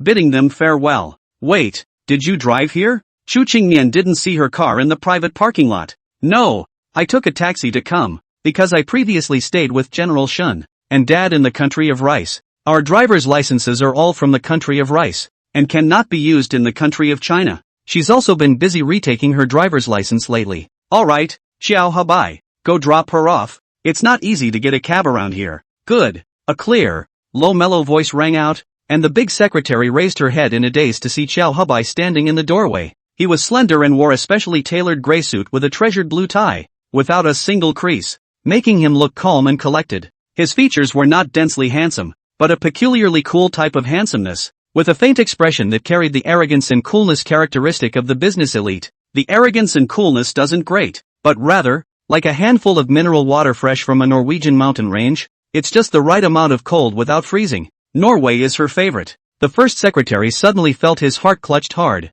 It's over. She's having a heart attack. Mr. Shin. She has to take sick leave. In the end, her entire body was dumbfounded as Xiao Habai took her away and sent her home. When she came back to her senses, she sat down on the couch and couldn't help but cover her chest. So handsome. As the only member of the current Xinjiao Military Division Corps, the big secretary was hit in the heart by Xiao Habai in the enemy Military Division Corps, and shamefully failed. Luo Jin entered Chu Qingmian's home and was excited to look around, especially Xinjiao. She stayed in Germany some time ago. When she heard that Chu Qingmian had actually married a man, she couldn't wait to skip school and return to China. Unfortunately, the academic pressure in Germany was so great that she didn't have a chance to return home, and could only come back when she was on vacation. She would like to see what kind of man could marry Chu Qingmian. Xinjiao's appearance was very deceptive. When he doesn't speak, people mostly think of him as a gentle, introverted handsome man. When he opens his mouth, any filter shatters and the psychopathic aura comes over him. Xinjiao was ready. He could already imagine the taunts this BFF was heaping on him. It's just a couple of "how does a loser man like you deserve my best friend? She deserves better. Mian, he's so handsome. He looks like a good man." Chu Qingmian covered her face in pain. This best friend of hers, with her good family background, good looks and good personality, has an Achilles heel. Except for her low IQ, she's an extreme face reader. In her eyes, good-looking people are good people. Xinjiao, on the other hand, happened to have that much of a look. Rightfully, she was categorized in the good people column. Xinjiao, how is this not what he thought it would be? Why didn't this woman scold him? Instead of praising him, Luo Jin pulled Xinjiao's sleeve and asked curiously, Can you tell me how you and Mian fell in love? I can't imagine that this cold-blooded capitalist would ever fall in love. Don't badmouth me to my face. And also, please call me an entrepreneur. We had an arranged marriage. I was sold to the Chu family by my father, and could only be Chu Qingmian's door-to-door son-in-law. Luo Jin covered her mouth in surprise. So did Mian bully you? She always says I'm a psychopath. Xin Zhao commiserated. Chu Qingmian, I'm just being honest. Luo Jin, you shouldn't be fooled by him. Where does he look like a psychopath? I think Xin Zhao is very good. Look at his looks. Alright, let's go upstairs and chat. Just leave Xin Zhao here alone. Chu Qingmian was too lazy to explain anything to this retard. She hadn't faced Xin Zhao's neuroses head-on, so naturally she couldn't understand just how epileptic the man was. I'm going too. Don't leave me behind. Xin Zhao immediately followed. Inside the bedroom, Xin Zhao excitedly sat in the center of the bed, hugging his knees. Squeezed beside them to the left and right were Chu Qingmian and Luo Jin, completely treating themselves as one of their own. He looked at Chu Qingmian and then at Luo Jin and asked in confusion, "Aren't you guys going to talk about gossip? Why don't you tell it? I want to hear it too." Xin Zhao, get the hell down. Chu Qingmian held back his anger and gritted his teeth. Seeing that she was beginning to dislike herself again, Xin Zhao let out a light grunt and climbed down from the bed, sitting on his own floor covering with 7 layers of mattresses. Luo Jin looked at his floor and turned to Chu Qingmian and asked, "Why are you still married to Princess P?" "That's not Princess P, that's Master P." Xin Zhao, for our girls' topic, can you, a big man, stay out of it? Chu Qingmian said, "How dare you assume my gender? After spending 5 years in rice, he has also learned the traditional arts and crafts of rice. Forget it, one more person is fun too." Luo Jin laughed. "Xin Zhao, why are you sleeping on the floor?" "Because Chu Qingmian won't let me go to bed." Because Xin Zhao grabbed the quilt and grabbed the position. Luo Jin puzzled and jabbed his chin with his finger. "But there are many guest rooms in the house? I don't think couples can sleep in separate rooms. It affects the relationship, even though we're crushing on each other." "He's crazy. He has to sleep on the floor. And he gets angry when he's not allowed to." Luo Jin's eyes lit up as if she had seen something she loved very much. She held Xin Zhao and Chu Qingmian's hands and said excitedly, "Gosh, I'm a little kowtowing to you too." "Xin Zhao, Chu Qingmian, can you not kowtow to everything?" Chu Qingmian was speechless. Luo Jin gave a thumbs up. "Knocking everything down will only make me nutritionally balanced." Luo Jin pestered them again, telling so many stories about the daily life of the couple that happened in these days, making her laugh. And, after laughing, she wiped the tears from the corners of her eyes. Mian, did you get that thing I sent you?" "Roger that. I haven't used it yet." Why?" Luo Jin pouted. "Why don't you ask Xin Zhao to bring it over for us and we'll use it together?" "Okay, what's that?" Xin Zhao was curious. "Okay, Xin Zhao, can you help us put the foot washing?" Detecting the keyword, Xin Zhao instantly wrinkled his 5 senses. "Don't even think about it. Big sister, he's a decent guy. Being able to wash Chu Qingmian's feet once was his limit, and to think that he would be asked to wash 2 women's feet at the same time. It's so insulting to him. Don't know he's a big innocent boy? Even if he had been a dog licker in his past life, it would only be one person. Licking 2 people would be an insult to his status. You've got it all wrong. I didn't misunderstand. It's you guys that are so filthy. Abominable." Xin Zhao clenched his fists. As a door-to-door son-in-law, he was unable to master his own fate and was about to be bullied and humiliated by these 2 women. "Ha, Chu Qingmian, after today, my heart is dead. I hate you." She'd better be able to understand that he was really hurt this time. Badly hurt. A hurt that $1 trillion couldn't repair. With a dark look on his face, he walked into the restroom and pulled out the familiar plastic tub. But one pot wasn't enough, so he rummaged around and finally found a new one. He hates it so much. His eyes fell on the toilet brush. Since Chu Qingmian was treating him like this, he wouldn't be polite. He was going to brush her feet with a toilet brush. Ha ha ha ha. Die, Chu Qingmian. But when he picked up the toilet brush, he recalled that Chu Qingmian usually never treated him poorly in terms of money. Would it be too much to do that yourself? That's $1 trillion. So, he'll just get her a new toilet brush. When the time comes, lie to her that it's a freshly scrubbed toilet. Xin Zhao's mood instantly improved a lot, carrying a toilet brush, carrying 2 pots of hot water, and entering the bedroom. Inside the bedroom, the 2 women's feet were squeezed inside the brand new foot wash massager. Luo Jin smiled and leaned towards Chu Qingmian's body. Chu Qingmian could only smile helplessly and lightly. She saw Xin Zhao and asked suspiciously, "Where did you just go?" Xin Zhao did not speak. Shocked, he looked at the foot washing massager on the floor, and his worldview instantly collapsed. "What are you doing with the water bowl? And that toilet brush?" Xin Zhao put the plastic basin down in silence. sat on his 7-layer mattress floor, and fell into deep thought. It turns out, has such a fancy foot scrubber and massager at home. So, it's not for him to wash their feet. Turns out, I was overthinking it. He suddenly recalled that day. Chu Qingmian also said for him to get something to wash his feet, but he was interrupted. You don't think so? She wasn't just going to ask herself to help move the foot scrubber and massager at that moment, was she? No wonder she was looking at him with a very complicated, speechless look. Just now I moved this heavy death. Really should still find a man to do. Xin Zhao, you are also really. As soon as I let you work, there is no shadow.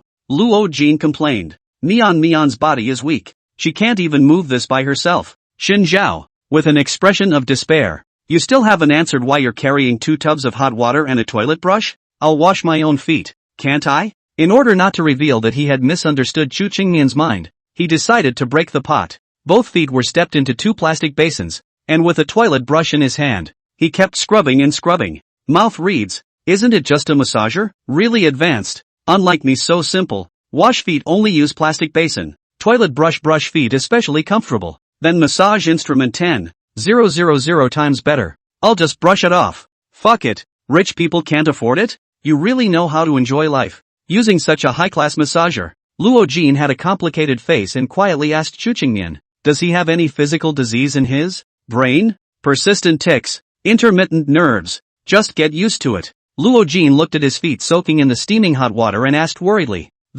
you're not hot? You have to use scalding hot water to soak your feet. It nourishes your body. Chu Qingmian poked Luo Jin. Come on, medical student, explain to this illiterate person if it's true. Prolonged use of scalding water to soak feet, there is a risk of cardiovascular and cerebrovascular disease death if a child, but also bone deformation. Xin Zhao was silent. When he raised his head, he saw Chu Qingmian's smug, shallow smile, and immediately became angry as a puffer fish. Luo Jin, however, covered her face and laughed. Egu. I didn't realize that Mian had already learned to care about people. Care for people? Xin Zhao was puzzled. What part of this woman looks like she cares? Chu Qingmian, however, instantly blushed and resumed the same apathetic and disgusting morbidness, pretending that nothing had happened. You don't know? Luo Jin looked a little surprised. Mian's character is very cold, let alone caring for people. It's already good enough that she doesn't torture them. She must be worried about your health when she sees you washing your feet in such hot water. Rockin grinned. Moreover, Mian, you just said, you don't let Xin Zhao sleep on the floor. He is still angry with you. The last person who dared to be angry with the Hall Chu general manager. The next day the whole family went bankrupt and was packaged and sent to squat in prison. Right? When did you get so good-tempered? Chu Qingmian sighed. His expression faint. Are you DDL catching up? So much nonsense. Loken, who didn't write a word at all. Well. Threatening a German student with a DDL again? She hates everyone. I remember Xin Zhao, you also studied abroad, right? Can you help me write a small paper for my elective course? Xin Zhao silently put on the headphones and opened the game. First, I used to be in Yambi, and I don't know anything about the courses you teach in Germany. Secondly, although I'm gentle and understanding and handsome, my greatest virtue is honesty, and I'm not going to write your little paper for you. Third, you can ask Chu Qingmian to write it for you. You're her bestie, not mine. Fourth, I'm going to play games to escape reality. Fifth personality. Activate. Rockin'. Looking at Xin Zhao's handsome face, his light-colored pupils were always affectionate when he looked at people, and he could afford the name of deeply affectionate first brother. But all of this will be disillusioned when he opens his mouth. Even the face-controlling Luo Jin couldn't help but sigh. How nice it would be if he was mute. The next day, Luo Jin waved goodbye to the two. Play next time. Xin Zhao was quite the master of the Chu family.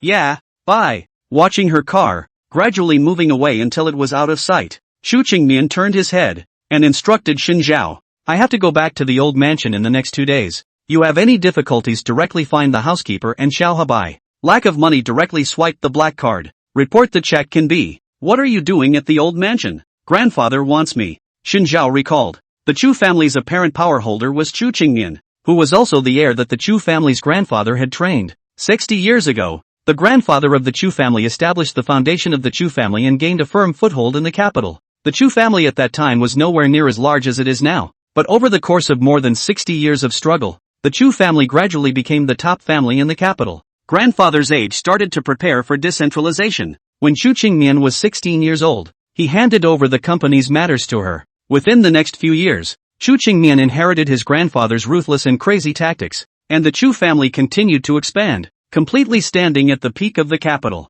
But so far, grandfather's influence in the Chu family was still very strong, and for many important things, Chu Qingmian still had to listen to him. Don't get into trouble while I'm gone. After Chu Qingmian explained everything, he left. The Chu family's old mansion was quaint and full of a strong sense of history, and even the servants of the old mansion abided by very traditional etiquette. Passing through the mahogany inlaid gold silkscreen, Chu Qingmian sat in front of the black and white chessboard, which already had a number of pieces on it. On closer inspection, it was a wreck. The black and white discs are presented as a game of pairs, evenly matched, each with a sharp edge. Qingmian, how have you been? A pale voice rang out. Chu Qingmian lowered his head. Back to grandfather. Everything is fine. Where's Xinjiao? He adapted very quickly in the Chu family. His character, Chu Qingmian, stuck for a moment, is well behaved, but does not affect. Aha! Grandfather didn't say another word. He sat on the opposite side of the board, his dry fingers twirling a black disc and landing it in the center of the board,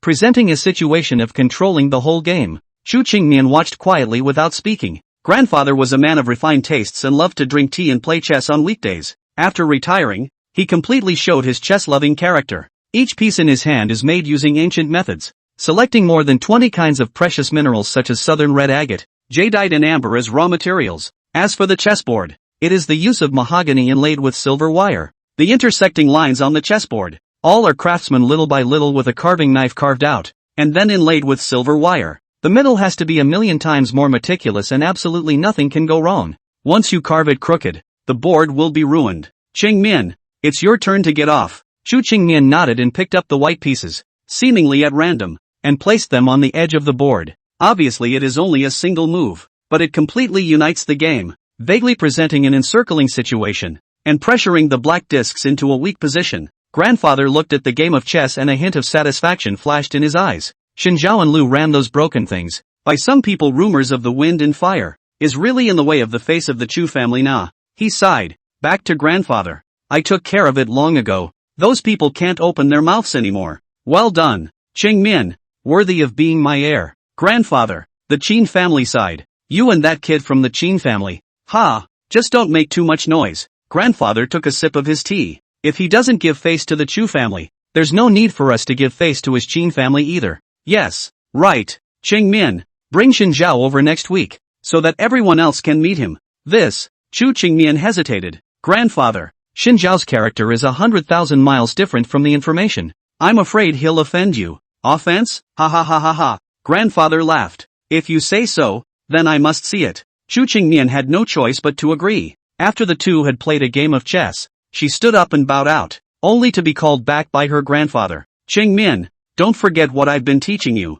She lowered her head a few points. Very humbly, I've always remembered to be the chess player, not the chess piece. Grandfather smiled. Stand down. She is the perpetual chess player, and can only be. The entire capital was her chessboard. Everyone was her pawns, and she had to fight with everything. She had to guard her Chu family and do a good job as the Chu family's power holder. Whatever it takes. Her gaze went cold. It was the only destiny she had had since her birth, and she had to abide by it. Qingmian, before you leave, help me bring Xinjiao a gift to apologize to me for not attending your wedding before. Yes. She took the gift and retired. Treat Xinjiao well. Don't think of bullying him. I'm afraid he's not too comfortable with the Chu family's way of life. Bullshit. That bigot is more of a Chow boss than she is. It's a little cold. Chow Habai stood outside the door with a lady's suit jacket on his arm. When he saw Chu Qingmian come out, he immediately greeted her, his voice low, and draped his jacket over her shoulders. According to reason, the two of them are close, or hair young,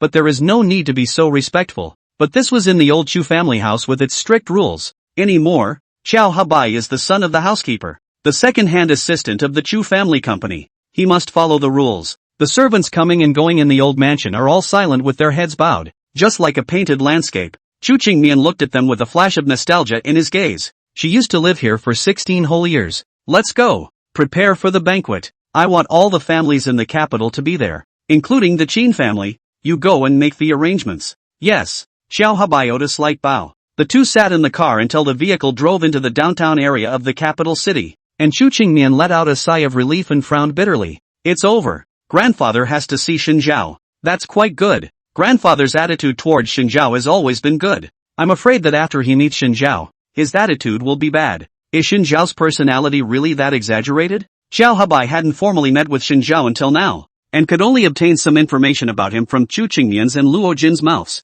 You'll know it when you see it. Shen Zhao, at this moment, was in a crisis. Originally, today, he wanted to take advantage of Chu Qingmian's absence and go out for a stroll, but there was no way he could get a driver's license for China yet. Although he had a specialized driver, he wished he had an acquaintance to accompany him. The first secretary was still busy with company business, so he had to ask the butler to take him. He looked around the mall and eventually his eyes landed on the jewelry store off to the side. He remembered that Chu Qingmian seemed to be more fond of jade-like things, seeing that she was usually so generous to herself. Then he reluctantly picked a little gift for Chu Qingmian. Just use his own money. Unexpectedly, he was stopped when he spotted a pair of jade earrings. The person who stopped him was none other than Lu Ran. Damn, I should have read the calendar when I went out. Shen Zhao, I can't believe I met you here. Auntie, we don't know each other well. Can you stop pestering me? Shen Zhao rolled his eyes so big that he couldn't wait to roll them up to the sky. The watching housekeeper was worried. Mister, rolls his eyes so much. It's still cool but it's not good for his health. What are you doing here? Willow Ran asked. Buying a gift for my wife. At these words, the man carrying the bag beside Lu Ran couldn't help but let out a snort. Only then did Shen Zhao notice this person. He was wearing a casual outfit, but judging from the fabric and material, I'm afraid that he was not an ordinary person. You changed another man? Shen Zhao asked curiously. Willow Ran's cheeks reddened with anger. He's not. She looked at the man beside her again, revealing a proud demeanor. He's someone that Prince Qin specially arranged to accompany me on my shopping trip. Just thinking about it made Willow Ran feel better. Even though he had endured the wrath of Duke Qin, because he had failed in his mission, he had finally forgiven himself gently, and had even let the Li family's son be her shopper, attendant. First time meeting, I am the eldest son of the Li family, Li Dong. Li Dong did not extend his hand to Shen Zhao. Instead, he gave a cold snort of disdain. And this Li family's eldest son, Li Dong, was also one of Duke Qin's junior brothers. Oh,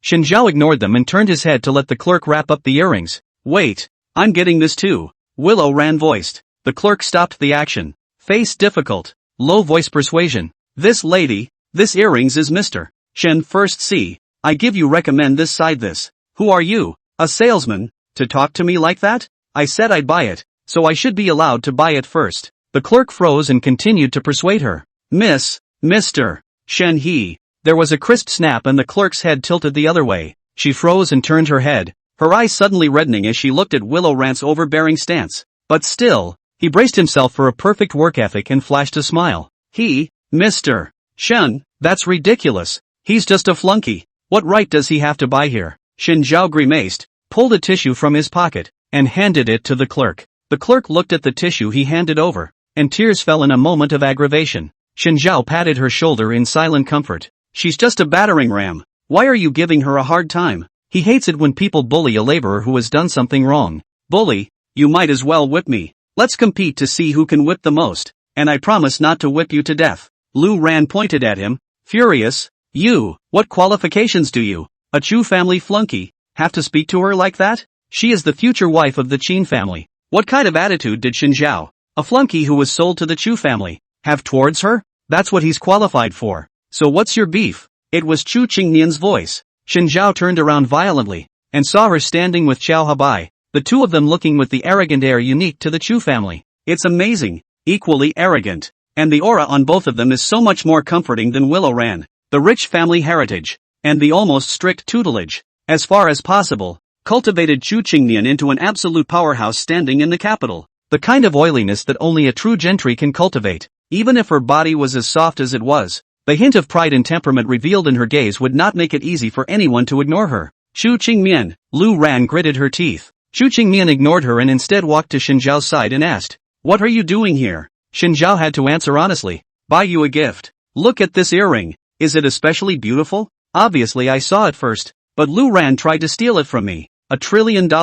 Flush him, smash this man's face. Aren't you relying on women to afford these earrings? Lu Ran was disdainful, her eyes full of disgust. If it wasn't for Shen Zhao's refusal to flee the marriage with her, how would she be tortured by Duke Qin? Shen Zhao was simply infuriated. He's the one who built the $100 billion market capitalization of Jisun all by himself, in just 5 years. How dare Lu Ran say she couldn't afford these $200,000 little earrings? Xu Qingnian glanced at the earrings and huffed in disgust. Before he could say anything, Xin Zhao argued with Lu Ran again. Let me tell you, I don't rely on Xu Qingnian. I can afford it too. Not only can I afford these earrings, I can also buy this store. Hearing the content of the argument, the owner, who had just arrived, broke into an excited smile. Mamma mia, he's going to make a fortune. Then he saw Xu Qingnian and Xiao Habai. The smile disappeared instantly. Damn it, why didn't anyone tell him that both of the Chu family's furies were there? You're the store owner, Xiao Habai asked.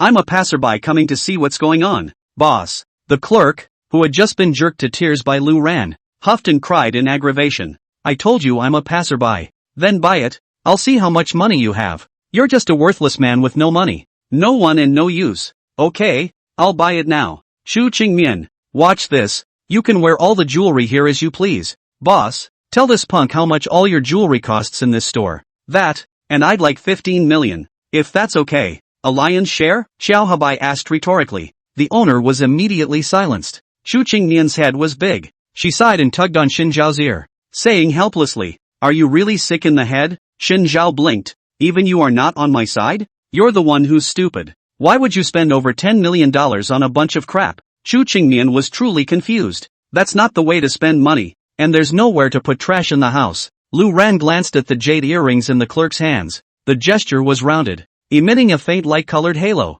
and he didn't need to touch it to know that it must be warm and moist. In Xu Qingnian's mouth, it turned out to be trash with no place to lay it. Garbage? Xin Zhao repeated. Don't you know that the Chu family has over a dozen designers dedicated to designing jewelry for the Chu family? Shen Zhao. Bullshit, the Chu family is just ho. No wonder Xu Qingnian said these are all garbage. Seeing Shen Zhao's shocked look, Xu Qingnian still patiently explained for him. Not only that, but also your clothes, diet, and hairstyle, all of them are specially designed. You remember, anything that can be put out in the stores outside is picked over by the family. Xu Qingnian glanced at Lu Ran, and the man beside her. It's only enough to fool this kind of stupid woman. What Mrs. Chin? Funny, if Qin Mo really wanted Lu Ran to be Mrs. Chin, there was no way he would let her buy these things outside. That guy wasn't so petty as to let the future Mrs. Chin wear this kind of unseemly thing. If her Chu family could have a jewelry designer, the Chin family couldn't possibly be worse. It's just a plaything. By the way, grandfather brought you a present. Would you like to see it? She knew that Xin Zhao did not like Lu Ran in his heart, and preferred to make a show of pretending to be AB, and deliberately asked. As expected, Xin Zhao nodded. Xiao Habai opened the gift box, revealing its contents. It's a set of Go. The chessboard was pure red, emitting a soft and warm halo under the light, and smelling a faint wooden fragrance. Xin Zhao could not tell what material it was made of. The black discs of Go are made of a relatively rare type of nephrite jade, which is smooth and very comfortable to the touch, while the white discs are made of the finest quality of Hutan white jade. Suad white jade. I didn't think the old man would even give you this. The butler watching from the sidelines was shocked. He had been with his grandfather the longest and was one of the people who knew his collection the best. This chessboard is the same Wada jade Go that my grandfather got from an old friend 60 years ago. The chess pieces are made of precious sheep's fat jade, and the chessboard is even more exaggerated, made of cephalotaxis wood, with the handwriting of a calligraphy master from the Republic of China left on the side, the sun and the moon. The wood of cephalotaxis is pleasing to the eye in its golden color and fragrant in its taste, so it is called cephalotaxis. The sound of a chess piece being thrown onto it is as clear and melodious as a large pearl falling onto a jade plate, and the cephalopod plate is as solid as a Tarzan, elegant and gorgeous, but also ordinary people cannot easily see. This is no longer something that can be measured in ordinary money. I should have known. It was one of my grandfather's most prized possessions, treasured for 60 years. Even Xu Qingmian, he did not have the idea of giving it to her. The housekeeper originally thought that he was going to take this thing into the coffin. As a result, he actually gave it to Xin Zhao? Mamma mia. Mr. Xin, what kind of sweetheart does Grandpa think you are? Xin Zhao fell into deep thought, thinking about failure. He couldn't actually play chess at all. At best he could play backgammon. Is it precious? So expensive that it can no longer be measured in money. The butler exclaimed. This completely meant that Xin Zhao had entered the green eyes of the highest person in the Chu family, grandfather. If he didn't die and do something to jeopardize the Chu family, grandfather would be able to let him walk sideways in the capital. Even if he shits in public, the crowd must applaud and praise him for shitting in such a dignified manner. The corner of Xin Zhao's mouth tugged, signaling the butler to carry this incomparably precious pair of Go and display it in front of Lu Ran and Li Dong. He stretched out his two hands and raised each middle finger, a piercing mocking sound escaping from his mouth. You two losers. Ha ha ha ha ha, dumbfounded. Didn't expect it, you poor bastards. Eye-opener. Loser, loser, loser. He kept twisting and turning his body, gesturing his middle finger to and fro in a rather villainous manner. Li Dong. Lu ran. For some reason, not only did they not feel the slightest bit of insult, but they also had an unspeakable feeling of speechlessness. Chu Qingmian. She was convinced. Can this man be normal? What the hell did he learn back in the meter? Rice-style bullying? Xiao Habai. Xin Zhao was really different. He had opened his eyes. Butler. Ooh-hoo. He had never seen Mr. Chu show this kind of expression before. Mr. Shin. You are once again an exception. The four of them went back home together. Xin Zhao took the chess piece made of Hatian jade and placed it under the light and kept admiring it. Tu Taing. This was a million times better than the jade earrings he'd met today. Poise is rare to see in 100 years. In that case, he'd begrudgingly bring it to play. His gaze went to Chu Qingmian, who was reviewing the company's finances in her study. The butler was lecturing the servant who was touching the fish. Only Qiao Habai, who was packing up the books he had thrown everywhere, was left. Ah, this was the first time he had officially met this assistant. Qiao Habai, come here, come here. He waved to Qiao Habai. Qiao Habai cradled the book in his hands and placed it smoothly on the coffee table as he walked over. Any orders, Mr. Shen? You come and play chess with me. What kind of chess do you want to play? Go, chess, backgammon, checkers, backgammon, mahjong, poker, black and white. I can play them all. Shen Zhao, this is some kind of all-powerful war god. Pantamanos. Please then, would you like black or white? Black. Of course. Time passes quickly. The two of them played multiple games in just half an hour, and Xin Zhao was drenched in sweat from playing. But the good news is, with his high-end tactics, he still has a slight edge. He wiped the sweat from his forehead and gave Qiao Habai a thumbs up. I'll admit that you're a bit of something, but compared to me, it's not a bit worse. Qiao Habai smiled modestly. Xin Zhao patted his shoulder. Young man, do well. I'll wait for the day you surpass me. Mr. Shin, your chess skill is exquisite. Obviously is the master of manipulating the whole situation. I'm just the assistant of Mr. Chu, just like this chess piece, and you are the chess game executor. The great wisdom can be revealed from your hands. If anyone else had said such a thing, it would only have been flattering. But right now, the person who said this was the second in command of the cold-faced and ruthless Chu family, Chu Qingmian's beloved general, Qiao Habai. That sounds much more pleasant. Aya. You understand me too well. Xin Zhao was complimented and became a little fluttery. He was in a good mood. Holding the chess piece, he helplessly lamented how he was just so high up in the world. Chu Qingmian saw the two playing chess and raised his eyebrows in surprise. After playing chess, she called Qiao Habai over. How did it go down? It's hard to tell. I'm a little sweaty. Xin Zhao is so powerful? No, he went down like shit. Qiao Habai had never seen someone who could play chess so badly. He simply did not know how to put water to Xin Zhao. Put too obvious. Will certainly be seen, not put water. Forget it, Xin Zhao certainly can't play him. Why else would you say that playing chess with a leader is a discipline? As an assistant, Qiao Habai is a professional. Qiao Habai, come play chess with me next time. Before leaving, Xin Zhao was all over him, as if he was his best friend leaving. Qiao Habai, actually, General Manager Chu's chess skills are even better. You can find her to spar. Chu Qingmian. Well, Qiao Habai, how dare you sell me? Just wait. You won't get your next month's paycheck either. Really? Xin Zhao's eyes shone brightly. I can't tell, you're quite elegant. Ha! Before going to sleep, Xin Zhao lay on his soft 7-layer mattress. He turned his cheek sideways and looked at Chu Qingmian, who was sleeping on the bed. Hey, are you asleep? Answered him with the sound of calm breathing. I know you're not sleeping. I'm going to climb into your bed and fart under your covers.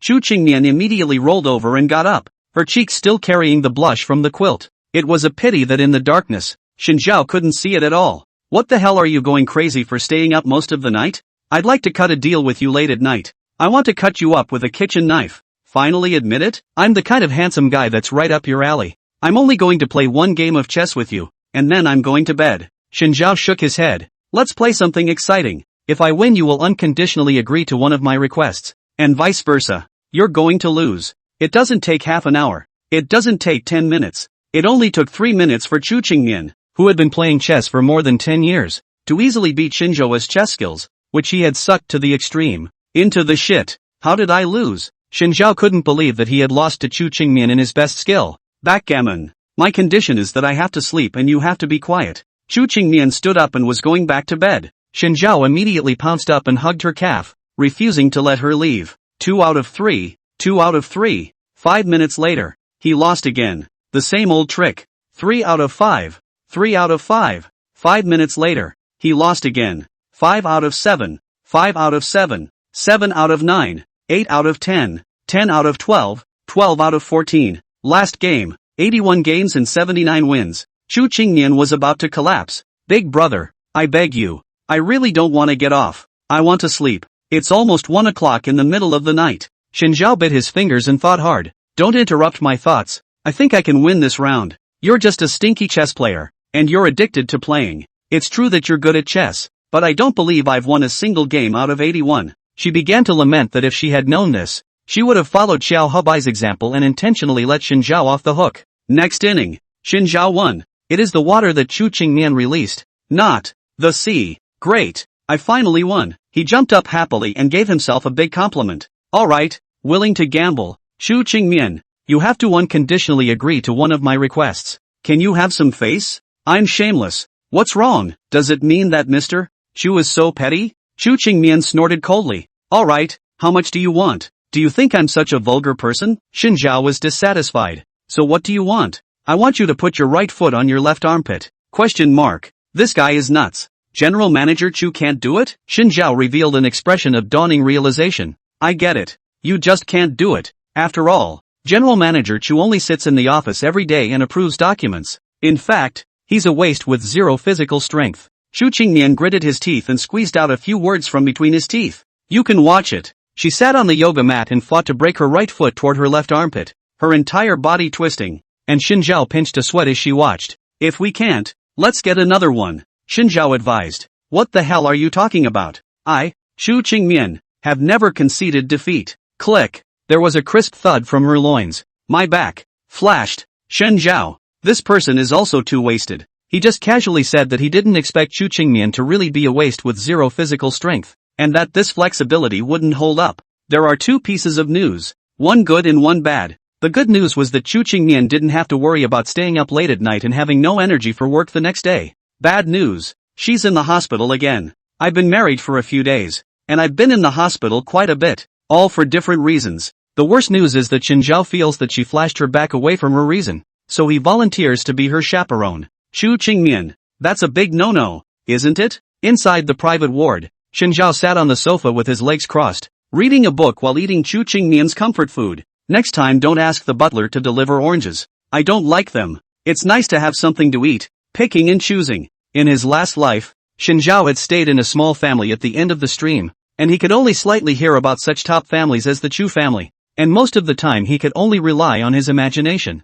Like the others said, if it wasn't for their family's luck, there was no way they could have gotten in touch with the Chu family. Shinzhao looked at Chu Qingmian's private hospital room and couldn't help but sigh. This is a luxury family. Unlike what most people think of as a private ward, it turns out that a real private ward is not even a ward from the outside. The bed is a soft queen-size bed with a couch, coffee table, projector, game console and even 2 large bookshelves, about the same as a luxury hotel. Even the sister nurses, one after the other, were gentle and pretty and spoke softly. It's okay if you don't like female nurses. There are handsome male nurses too, for both men and women. All types of are available in one place. Shinzhao saw these, and straight away exclaimed, this day. It is also too good. Even the sofa was leather, exactly the same as the one in his Shin family's living room. He was about to cry. How uneducated. Chu Qingmian snorted lightly. All are Chu family members now. Don't act so earthy outside. Save people from saying we treat you poorly. Good good good,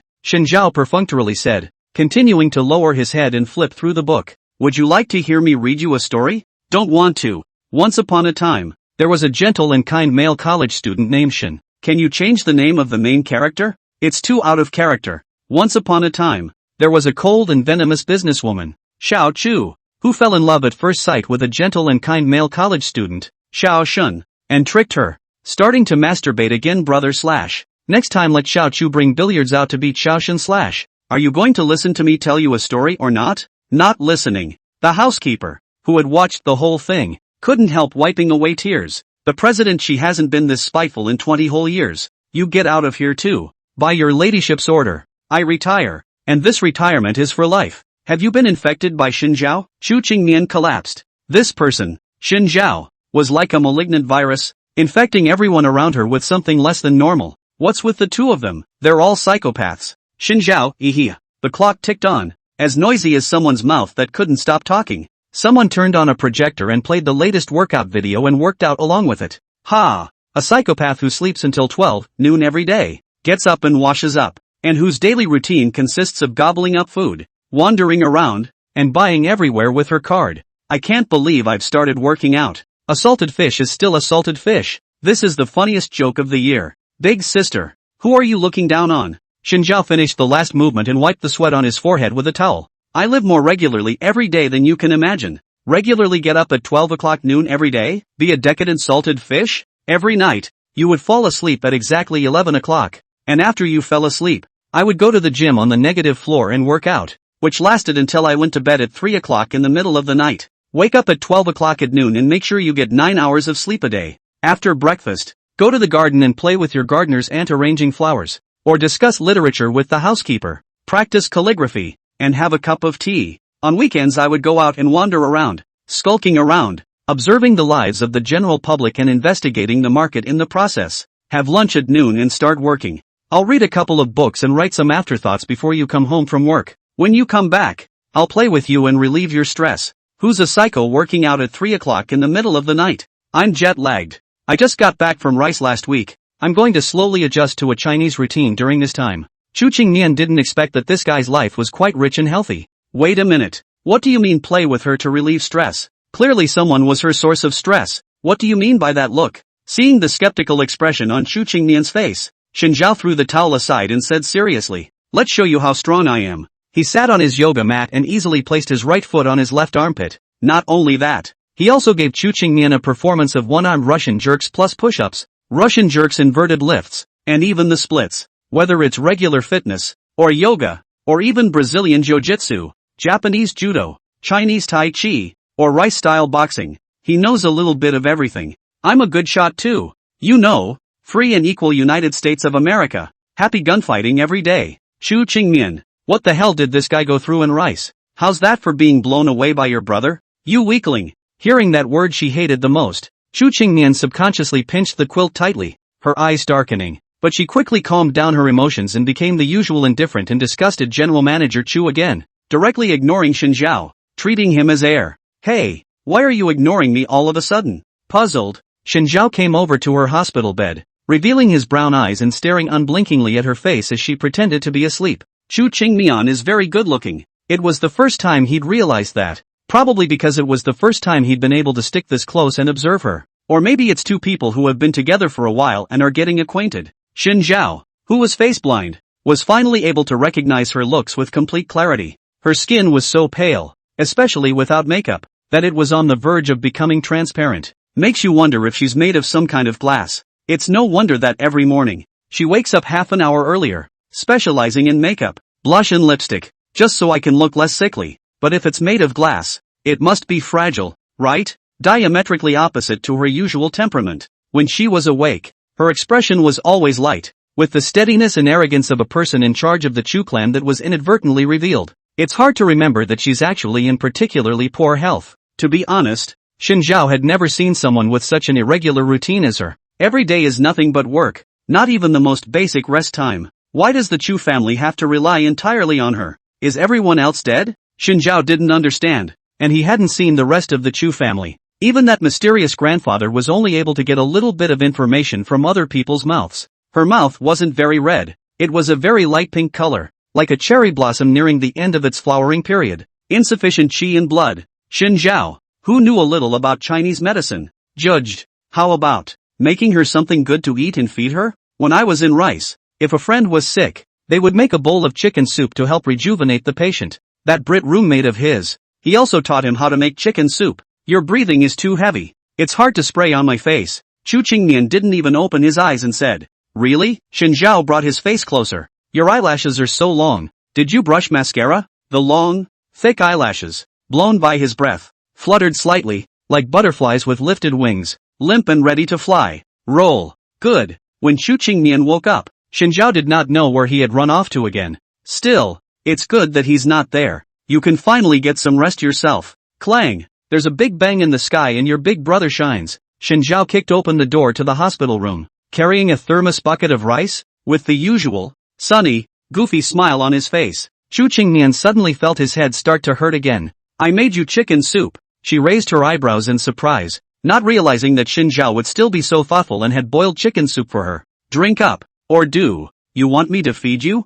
No, I'd rather drink it myself. Come on, can you move your back now? Xin Zhao unscrewed the thermos, took out a disposable spoon, scooped up a mouthful of chicken soup, placed it on his lips, and carefully blew on it. Chu Qingmian opened his mouth, then he put it in his own mouth, and even commented that it was good. Chu Qingmian, I'm just tasting it for you. Xin Zhao heatedly smiled and re-scooped another spoonful, blew on it and fed it to Chu Qingmian. How about that? I'm great at this, right? Chu Qingmian was defenselessly stuffed with a mouthful of chicken soup by him, and her brows suddenly tightened. It's awful. She'd never had chicken soup so disgusting, salty and fishy, the chicken as if it had already rotted, spreading from the tip of her tongue to her throat, provoking a fluttering in her stomach. His appetite, which was already not very good, was tortured to the point that he could not eat even more. What a reaction. What you made. It's disgusting. Don't be unkind. I just drank it too. It's obviously delicious. Xin Zhao unbelievably took another sip and found that the flavor was really good. How did it become something disgusting that was hard to swallow when it came to Chu Qingmian's mouth? I think you just don't usually like me and are deliberately looking for trouble. I would do such childish things? Chu Qingmian laughed coldly. I don't care what kind of attitude you have towards me. This chicken soup must be finished today. What kind of body do you have? Don't you know it well? Adequate nutrition is required to facilitate the healing of the disease. If you keep this irresponsible attitude toward your body, just go on being so sickly for the rest of your life. You are not afraid of an early death, and I am not afraid either. The big deal is that we'll become a widow. Before the words were finished, Chu Qingmian suddenly made a move, knocking over the thermos bucket in his hand. Golden brown chicken soup, with a few pieces of chicken thigh, splashed on the clean floor of the hospital room. Xin Zhao stared at the chicken soup on the floor in a daze. She, just like that, spilled her heart's blood? Xin Zhao, get the hell out of here. I don't want to hear another word from you. Get the fuck out of here. Who am I to roll? What did I say wrong? Xin Zhao threw the disposable spoon into the trash. I was clearly concerned about you. You don't know what's good for you. Damn Chu Qingmian. He really still hated this kind of woman the most. You're wishing for my early death. What is this chicken soup you're making me? If you don't want to do it, don't do it. It's not your turn to come and sympathize with me. Chu Qingmian's chest heaved up and down in anger, and he couldn't help but break out into a violent coughing fit again. Cough. Make my soup for me. You're not far behind. Cough cough cough. She was the person in charge of the Chu family, the person who could make the forces of the capital tremble with a single word. Why should she be subjected to Xin Zhao's repeated teasing? Xin Zhao lowered his head and clenched his back teeth, aggrieved and angry in his heart. He glanced at Chu Qingmian and then at the chicken soup on the floor. Can't waste it. He slowly crouched down, picked up all the chicken, put it in his palm, blew on it with his mouth, twisted a piece with his index finger and stuffed it into his mouth to chew. You, love it or leave it, I'll eat it myself. He puffed out his cheeks, vaguely. Chu Qingmian was shocked. What did Xin Zhao do just now? He actually took the chicken on the ground, picked it up and put it in his mouth and ate it. You're crazy, she said. Hurry up and spit it out. Xin Zhao swallowed it and even spat out his tongue and made a face. Finished eating. Not only that, he's going to eat it all. Chu Qingmian couldn't sit up anymore, and forcefully braced himself, wanting to get out of bed, but he really didn't have the heart to do so, and almost fell on the floor. Xin Zhao was quick to help her. What for? You illiterate fool. How dare you eat something that fell on the hospital floor? Do you know how dirty the hospital floor is? The hospital floor is full of all kinds of bacteria and viruses. Do you really have no common sense? Or do you have no common sense? Xin Zhao's tone was firm, shaking his head. That can't be wasted. For a long time, he didn't even get to eat chicken. It just fell on the floor. It's not like he's ever eaten on the floor. The Chu family isn't down and out enough to let you eat dirty things. Hurry up and let the doctor wash your stomach. Chu Qingmian suddenly covered himself at the back of his waist, his good-looking eyebrows wrinkling together in pain. Her back hadn't been healed, and with all the strenuous exercise she had gone through, it hurt even more now. Hiss. Xin Zhao also panicked. His hands scrambled to help her back onto the bed. I'll go call the doctor. Don't forget to get your stomach pumped. Finally, the butler heard something unusual in the house and broke down the door with the doctor. Xin Zhao didn't wash his stomach in the end, and the doctor said that there was no need to make a big deal out of it. Chu Qingmian, however, was happy to be hospitalized for a week because of what she had just done. Mr. Shin, let's go first. The butler tugged on his sleeve. Oh, good. Shin Zhao froze and stared at Chu Qingmian in the hospital room. After a long time of silence, he still couldn't help but ask, Uncle Butler, why exactly is Chu Qingmian she angry with me? The butler sighed quietly and began to explain. You've only been in the Chu family for a few days, so naturally you're not clear about these things. Madam, she actually hates it when people say she's sickly and in poor health and has a short life expectancy or something like that. Why? It's understandable to hate people saying she died early, but why can't you even say a word about being in bad health and sickly? Isn't that the truth? The Chu family is sparse. Grandfather is too old to continue working intensely, and the burden naturally falls on the lady. What about the rest of the Chu family? None of them, not one of them, can do the job, and one of them is more useless than the other. Grandfather realized this at an early age, and immediately after the death of all of Madam's parents, he took her to himself and raised her himself. At that time, Mrs. was only 5 years old, but Madam was born weak, and her grandfather was strict with her, training her as an heir, and in the long run, Madam's health got worse and worse. No amount of medication and conditioning will help, because no amount of medication will help if she doesn't change her existing lifestyle. One of the things that sticks in my mind the most is that when she was only 11 years old, she had just passed several skills tests when she became ill, and her condition came on so strong that she had to have surgery. The doctor said she won't live past 30 if she keeps this up. She was in the hospital room, crying and begging the doctors to save her. She still wanted to live. Even as the butler spoke, glistening tears flooded his eyes and he wiped the corners of his eyes. So, since then, we've never brought up any topic in front of her that had anything to do with her not being well. Shin Zhao didn't say anything, just remained silent. He couldn't imagine that Chu Qingmian, who was so arrogant and cold and poisonous, had cried out in pain and begged the doctor to save her. She just wants to live. I think I'll go find the first secretary. Bye. Escape is shameful, but useful. For some reason, Shin Zhao suddenly couldn't stay any longer, and immediately said goodbye to the housekeeper and ran away in flames. The housekeeper returned to the hospital room and Chu Qingmian stayed awake. What did you say to him? I'm just telling Mr. Shin to be good and not to make you angry again. Madam. The housekeeper lied. Well, Chu Qingmian lowered her eyes, looking quiet and elegant. You called Xiao Habai over. I have some important things to ask him. Yes. Xiao Habai arrived quickly. Seeing him arrive, the housekeeper immediately consciously withdrew from the ward, leaving him and Chu Qingmian alone. Mr. Chu, is there something that you can't say on your cell phone? Chu Qingmian rubbed his sore temples. There's information about Shin Zhao. Can you help me check again? Especially about the 5 years he's been in the meter. What's wrong? I realized there was something wrong with him. Her heart was very fine, and after her emotions calmed down, she quickly discovered Shin Zhao's abnormality. What's wrong? It is hard to say. Don't you think he has trouble communicating with normal people? Maybe it's just personality. Chu Qingmian looked serious. Character? Impossible. If that information before marriage is true, how did Shin Zhao go from a gentle, timid male college student with low self-esteem to his current neurotic appearance? Also, he just had a fight with me because he made chicken soup that was so bad that I hated it and he thought it was delicious. There must be something wrong with his sense of taste as well. Arrange for the family doctor to give him a good checkup, and call out the psychiatrists as well. 10 if one isn't enough. Recalling, just now, Shin Zhao's action of eating the chicken on the ground, Chu Qingmian shook his head. You are thinking that the problem lies in the years, when he went to Rice to study? Chu Qingmian nodded. Trouble you. After Xiao Habai left, the butler came back in. Mrs. What do you have to say? Mister, he's been working hard, and the chicken soup he made for you is by far the best he's ever been able to make. He hasn't slept since last night, just to make you a mouthful of flavorful chicken soup. There are half a dozen other pots of worse chicken soup in the house that you haven't seen yet. As soon as the housekeeper recalled the scene where Shin Zhao forced him to drink chicken soup, he couldn't help but shed a tear. It's fucking awful. Chu Qingmian leaned back on the soft pillows and stared at the clean white ceiling. Finally, she sighed. I see. You should have those chicken soups poured out first, so he doesn't get anything wrong with them. What a troublesome flunky. Shin Zhao. Shin Zhao. Shin Zhao did not want to go home and simply took a taxi directly to Rishin Group. Jai-sun has been in the first 5 years of development in the country of Rice. Only this year can be successfully landed in the country of China. The company leaves a lot to be desired. That's why the first secretary is so busy these days. Yo, Zhaoshin, you're finally here. Inside his chairman's office sat a blonde-haired, blue-eyed foreigner who didn't look very old, the same age as Shin Zhao. In China, you have to call out your surname before your first name, Shin Zhao reminded. He sighed as he shooed the foreigner aside from his chairman's seat and sat down in the soft leather seat. What's wrong, Xinjiao? You seem to be in a bad mood.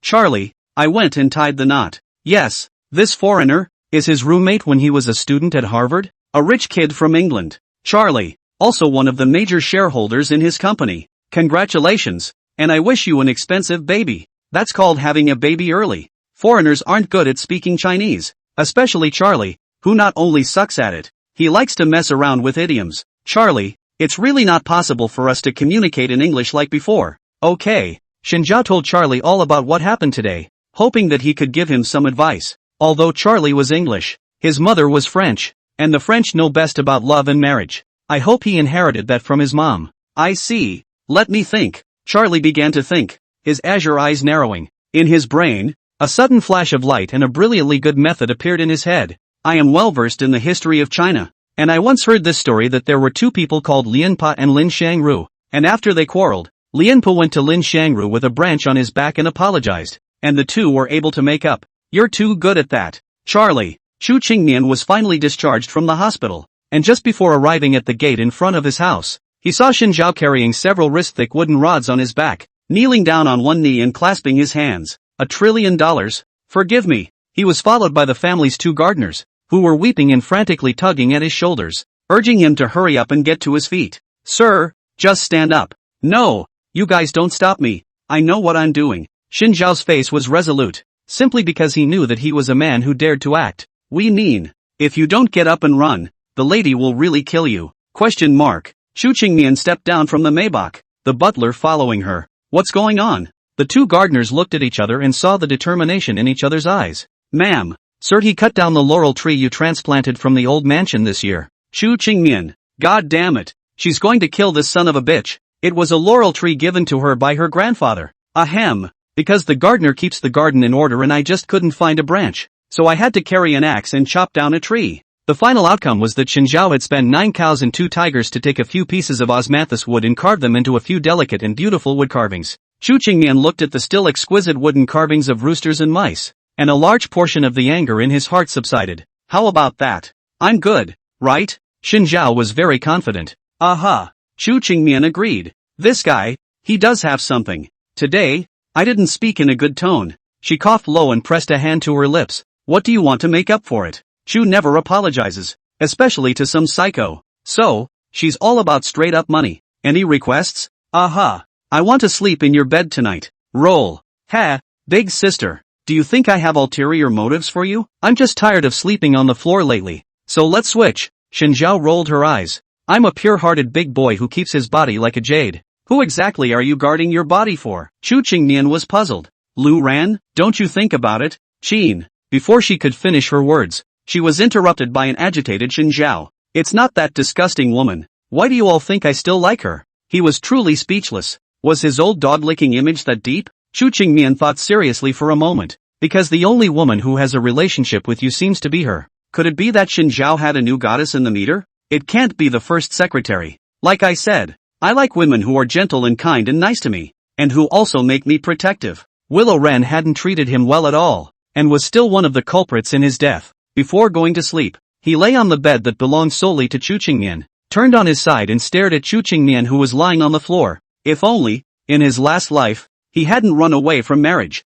What will it look like? He tossed and turned and couldn't sleep, when suddenly, he caught a whiff of a scent, not very strong, light, with a sweet herbal and minty scent. The source of the scent is the pillows and quilts. It was exactly the same as on Chu Qingmian. Hey, your quilt smells good. Big brother, has anyone ever told you that you're really quite perverted some of the time? It's late at night. Isn't it time we communicated again? Why do you still clock in like you're at work and have to chat in the middle of the night? Xinjiao blinked. Because I've never interacted with my friends late at night, and when I used to live in high school, the other 3 would have boys' dorm night talks, but they didn't take me. And what topics do they talk about? Speak ill of me. In the darkness, a low, stifled laugh came from the floor bunk. I'm not laughing. Chu Qingmian rolled over and came face to face with Xinjiao. So what do you want to talk about? I don't know. I don't even have a conversation with people like you. So what's your crime? I'm going to bed. Don't go to sleep first. I just want you to speak with me. Xinjiao thought about it and decided to tell her his little secret. Don't look at me as if I'm a punk flunky, but I'm actually the chairman behind the rising star of the business world, the Rishin Group. and I'm sitting on a company with a market capitalization of $100 billion. The company's direction of development is the internet, a great success in the country of rice, and currently in the country of China to get a number of policy support. I think it will soon take off again. Am I a bully? I've known about this for a long time, and your disguise is so childish that I could find out what color panties you're wearing today, let alone something like this. So what color do you think my panties are today? Ha! I knew you were bragging. Dark blue. Shu Qingmian, you spied on me. You're disgusting. You buy all your own panties in the exact same color every day. Do you need me to peek? Shu Qingmian was so angry that she smashed her pillow into his face. Xin Zhao took the pillow off his face and threw it at her, asking, I'm a man with a successful career. A man with a successful career is steady and is set in his ways as his taste in choosing underwear. So, aren't you proud of yourself? It's so dignified to have a husband as awesome as me. I have a trillion. What's a face? She doesn't really know. Believe that I will develop later and annex your Chu family? I'm really waiting to see what happens. King of the 100 billion. Xin Zhao snorted coldly. At that time, not only will I swallow the Chu family, but I will also divorce you. Pursue my true love. Enjoy inexhaustible wealth. Sit in countless mansions and villas and sports cars, and then go on a global trip. Aha! Shu Qingmian had already begun to get sleepy, and her gaze gradually became misty. No way, eh? You don't even have a Chu family anymore. So what are you going to do after you divorce me? Me? She didn't know what she was going to do without the Chu family. Find an opportunity. Well, I don't know. Xin Zhao did not hear her last few words, climbed up from the bed, came to her mouth, and asked in a low voice, a chance to do what? It can't be fucking me, he said mentally. Shu Qingmian fell asleep. He stared at Shu Qingmian's sleeping face for half a day, and finally took out his cell phone to check whether people with bad backs should sleep in soft or hard beds. The answer is a hard bed. Looked at the floor covering that was padded with 7 layers of mattresses. Well, this does seem a bit too soft. He bent over, the muscles in his small arms clearly defined, strong and smooth. He carried the sleeping Shu Qingmian back to the bed and tucked in the corner of the quilt for her. God, I can be so kind. Xin Zhao once again sighed that he was really a good person. Then, he took his own quilt again and covered Shu Qingmian's quilt. Good people do what they do. Put some extra blankets on. Don't get cold. Shu Qingmian was sleeping in a daze in the middle of the night and was woken up by the heat. Bewildered, she flipped through the covers, finally realizing that there was inexplicably an extra comforter on her bed. No, didn't she sleep on Master P's 7-layer mattress floor? She looked to the floor. P. Master Xin Zhao was sleeping on all fours. Incomparably sweet, but the comforter was gone, and the pajamas were in disarray, revealing the neckline and abdominal muscles. She stared blankly at the extra quilt in her hands, and finally, sighed helplessly. Get out of bed and put the covers over his stomach. Get back into bed. She was about to fall asleep when she heard someone's vague, good night. For the little incident that happened last night, the two pretended that nothing happened. I'm not going to work today, so get changed and go somewhere with me. Shu Qingmian is wearing a cashmere trench coat in a low saturated color today, with a brown bottoming lining and a pearl necklace, which modifies the curvature of her slender white neck. Underneath are brownish beige suit pants, a special fabric, and design that reveals if anything a fine checkered pattern in the sunlight. The heels were an extremely thin style and made a clattering, crisp sound as they walked. Xin Zhao gave a disgusted sound, not quite willing to move. What place? Well, bring it to you to get your present. A gift? Xin Zhao was instantly energized, put on his baseball jacket, stomped on his sneakers and rushed out the door. Shu Qingmian looked at his unkempt ensemble and couldn't help but hold his forehead. There is absolutely no air of being a member of a powerful family. It looks like it needs some remodeling. Xin Zhao was already sitting in the back seat of the Maybach, waiting for Shu Qingmian. Not driving this car today. This Maybach is the usual drive to work, and I drive other cars on vacation to slow down. Xin Zhao looked at the other cars in the parking lot. Can you drive a sports car? He had his eye on the Bugatti in the corner. This kind of luxury car. He didn't even have the chance to drive it in the Xin family. When he was in Rice, he was so busy with his business and studies that he had to save money almost everywhere and didn't have the chance to buy himself a nice car. Now that I'm free, I can think about buying myself a car. Xin Zhao began to think, what kind of car to buy? Just as he was thinking hard, the car stopped and Shu Qingmian shouted for him to get off. So soon? Well, it's not far from home and from the company. She nodded, looking natural. This is the compensation promised to you last time. Well, Xin Zhao, like it? Xin Zhao looked at the store in front of him, which had obviously just been renovated, and even the sign had not been put up. The store has 2 full floors and a large interior. A white marble circular rotating staircase that connects the 2 floors. On the upper and lower floors, There were several large bookshelves, and the assistant, Xiao Habai, was holding a list, counting the number of books. Several professional horticulturists and floral arrangement designers are whispering about the placement of flowers and plants. On the second floor is where the coffee is made, so you can read while you drink it. Xu Qingmian led him up the rotating staircase. Xin Zhao followed behind her, only needing to lower his head slightly to see a touch of redness on the bottom of the black high-heeled shoes she revealed when she lifted her feet to walk. Is this all for me? He's kind of in disbelief. Of course, I thought you said you loved literature, so I bought this bookstore for you. Xu Qingmian's expression took it for granted. Don't you like it? Xin Zhao shook his head, his tone excited. I really super like it. He could meet with his first secretary here to discuss company plans, or he could sit here and read a book and drink tea to cultivate his body and mind. This is his secret base now. I'll come and sit here often in the future. Xu Qingmian said. Remember to grind the coffee beans for me. Many thanks, Mr. Chu. Mr. Chu is deeply righteous.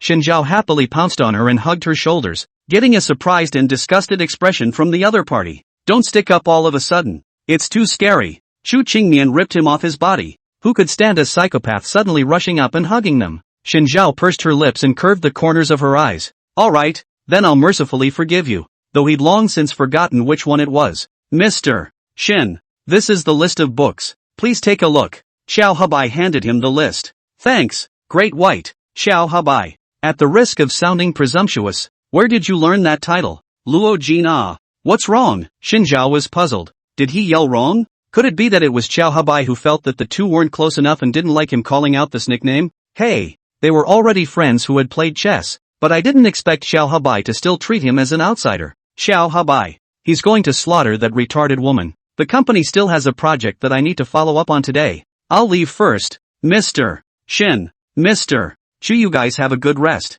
He left in flames, with such a hurried gait that, for those who didn't know, he thought the company was on fire. Later Luo Jin will come. Treat her well and don't bully her to play anymore. Xu Qingmian warned. I've never been a bully. An hour later. Xin Zhao, Luo Jin. Do you want to hear the story of how I had a gunfight with the local gangsters until the wee hours of the morning in a rice country? Luo Jin's eyes brightened and flickered as she nodded her head vigorously. Yes, you say it quickly. No, I can't tell you for nothing. Xin Zhao shook his finger. Unless you're willing to tell me the stupid things Xu Qingmian did as a child. Well, yeah.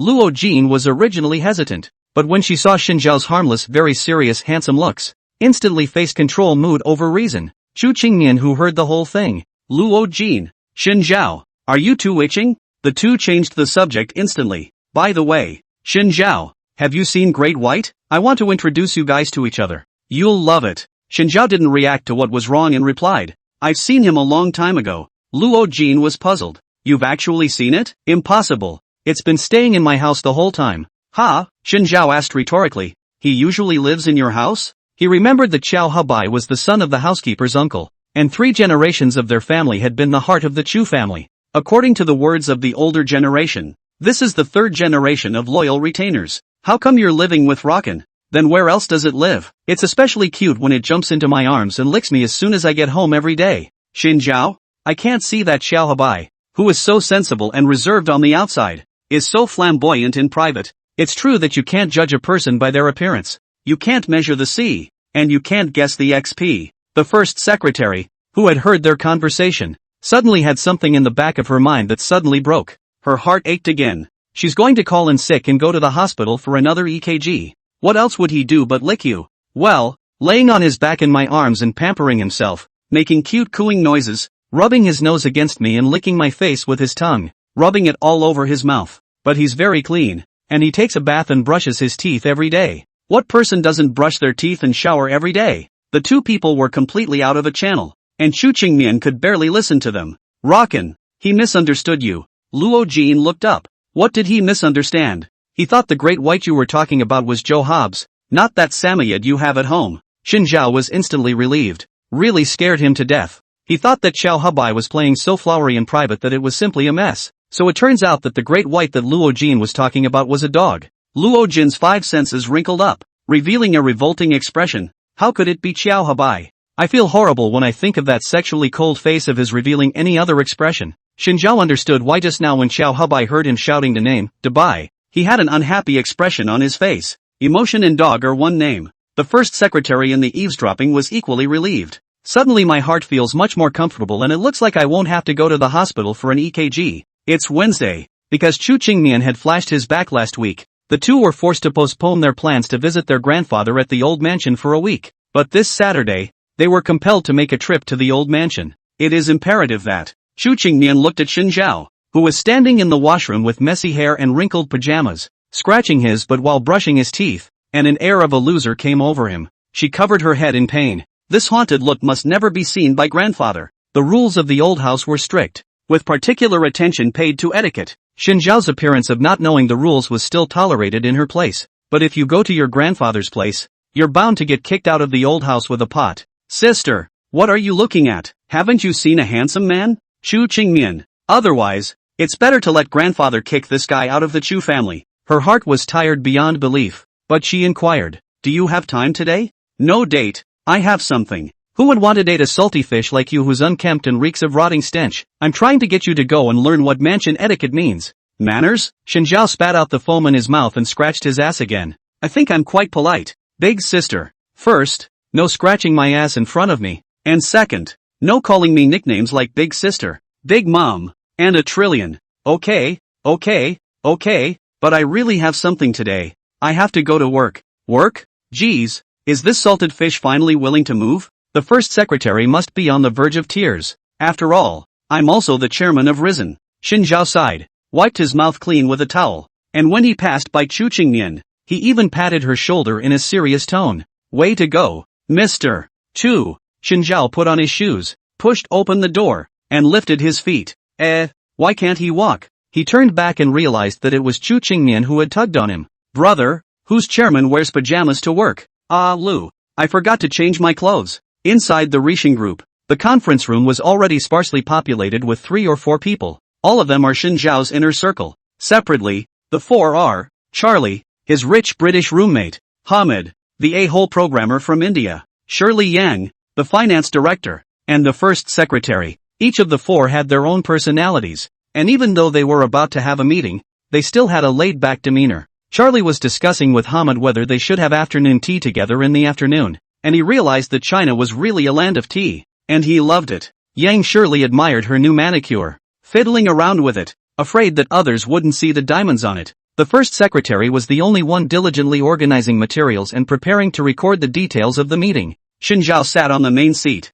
under Chu Qingmian's compulsion. He changed into formal clothes, the same old ones he had brought from Rice. A long black overcoat was draped over his shoulders, and inside he wore a vintage gentleman's double-breasted knockdown collar suit vest 3-piece suit, the color of which followed the outer darkness and the inner lightness, which visually accentuated his aura, and set off the originally upright figure, which was even more shapely. As for the tie, he used the same old dark green tie. This color, the older it is used, the more it brings out my accent. He spoke with his arms wrapped around his chest in an incredibly serious manner. My wife thinks I'm a loser. What can I do? Charlie was the first to raise his hand. She means your dick is as weak as a silk thread. Next person, come with a better Chinese. Xin Zhao interrupted him. Charlie was passed over. My Chinese is good. The meaning of loser is short and poor. Mr. Xin, you don't go well with those 3 words at all. She must be blind. Hamid said in oddly accented Chinese. You're 6'5", rounded up to 2 meters tall, worth hundreds of billions of dollars,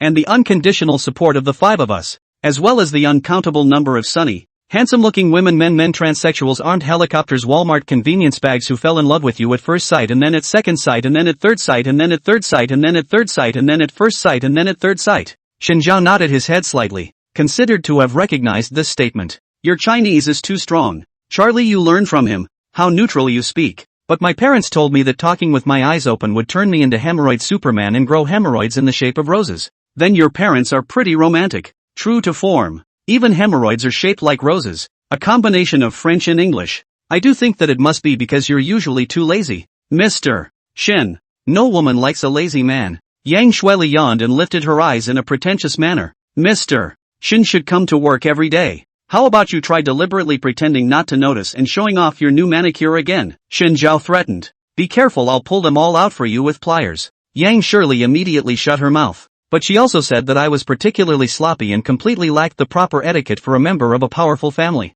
Xin Zhao frowned. Charlie, you come from a wealthy background. Tell me, What etiquette do I need to learn? Charlie's brain raced as he clapped his hands together in a flash of insight. Xinjiao, you should put your feet off the conference table first. It was only then that Xinjiao reacted to the fact that since just now, his feet had been resting on the conference table, rather like a wild and uninhibited stance. I forgot, ha ha ha ha, sorry. Embarrassed, he put his feet down and sat upright. And, more formal wear and less pants. Be humble. Be more stern and don't smile too warmly. The other four said as you spoke. Xinjiao wrote it down in succession. Finally, it was Hamid who leaned back wearily in his leather chair, his tone bordering on a sigh. It turns out that you have to pay attention to so much etiquette in China. It's worthy of being a state of etiquette. Charlie nodded. Yeah, as much trouble as the French on my mom's side. Yang Shirley snorted disdainfully. Manners, we don't have to think about that at all when we're in rice. She blew on her manicure, and her dainty sharp eyes shot straight to Xinjiao, who was located in the main seat.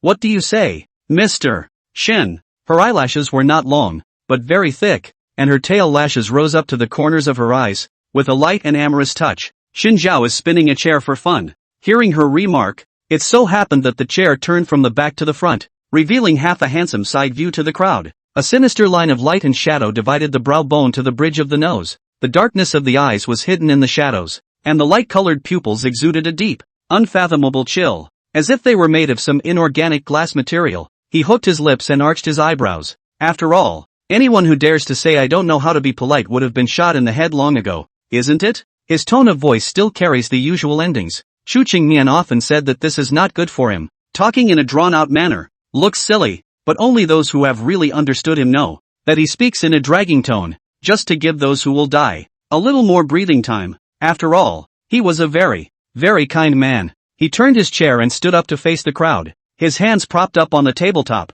his long black coat slipping slightly from his shoulders, revealing the suit vest inside, and the blue diamond ring glittering on his ring finger. His eyebrows were dark and dyed with light, and he carried a different coldness than usual. Enough small talk, time to talk business. Small theater. Xinjiao, at home, sleeping until 12 o'clock every day to get up and eat breakfast. All the time the demon. No-made life self-care ability seems to be zero. Unkempt, wearing in rags like wrinkled pajamas. Nervous, persistent tics, intermittent nerves, passionate about gaslighting Chu Qingmian. Hey big sis / trillion, don't go to sleep. Want to come and keep me company for a late night exchange? Fuck off. I want to sleep. Xinjiao, at Rice Corporation, dressed in a three-piece suit of a long black trench coat and suit vest. His gait is firm, his clothes fly, and he carries a pistol at his waist. Killing. He turned his head slightly sideways, and the first secretary lit the cigar on his lips with a special match. The gun cocked under the obscure sparks, and he gave a small smile of satisfaction,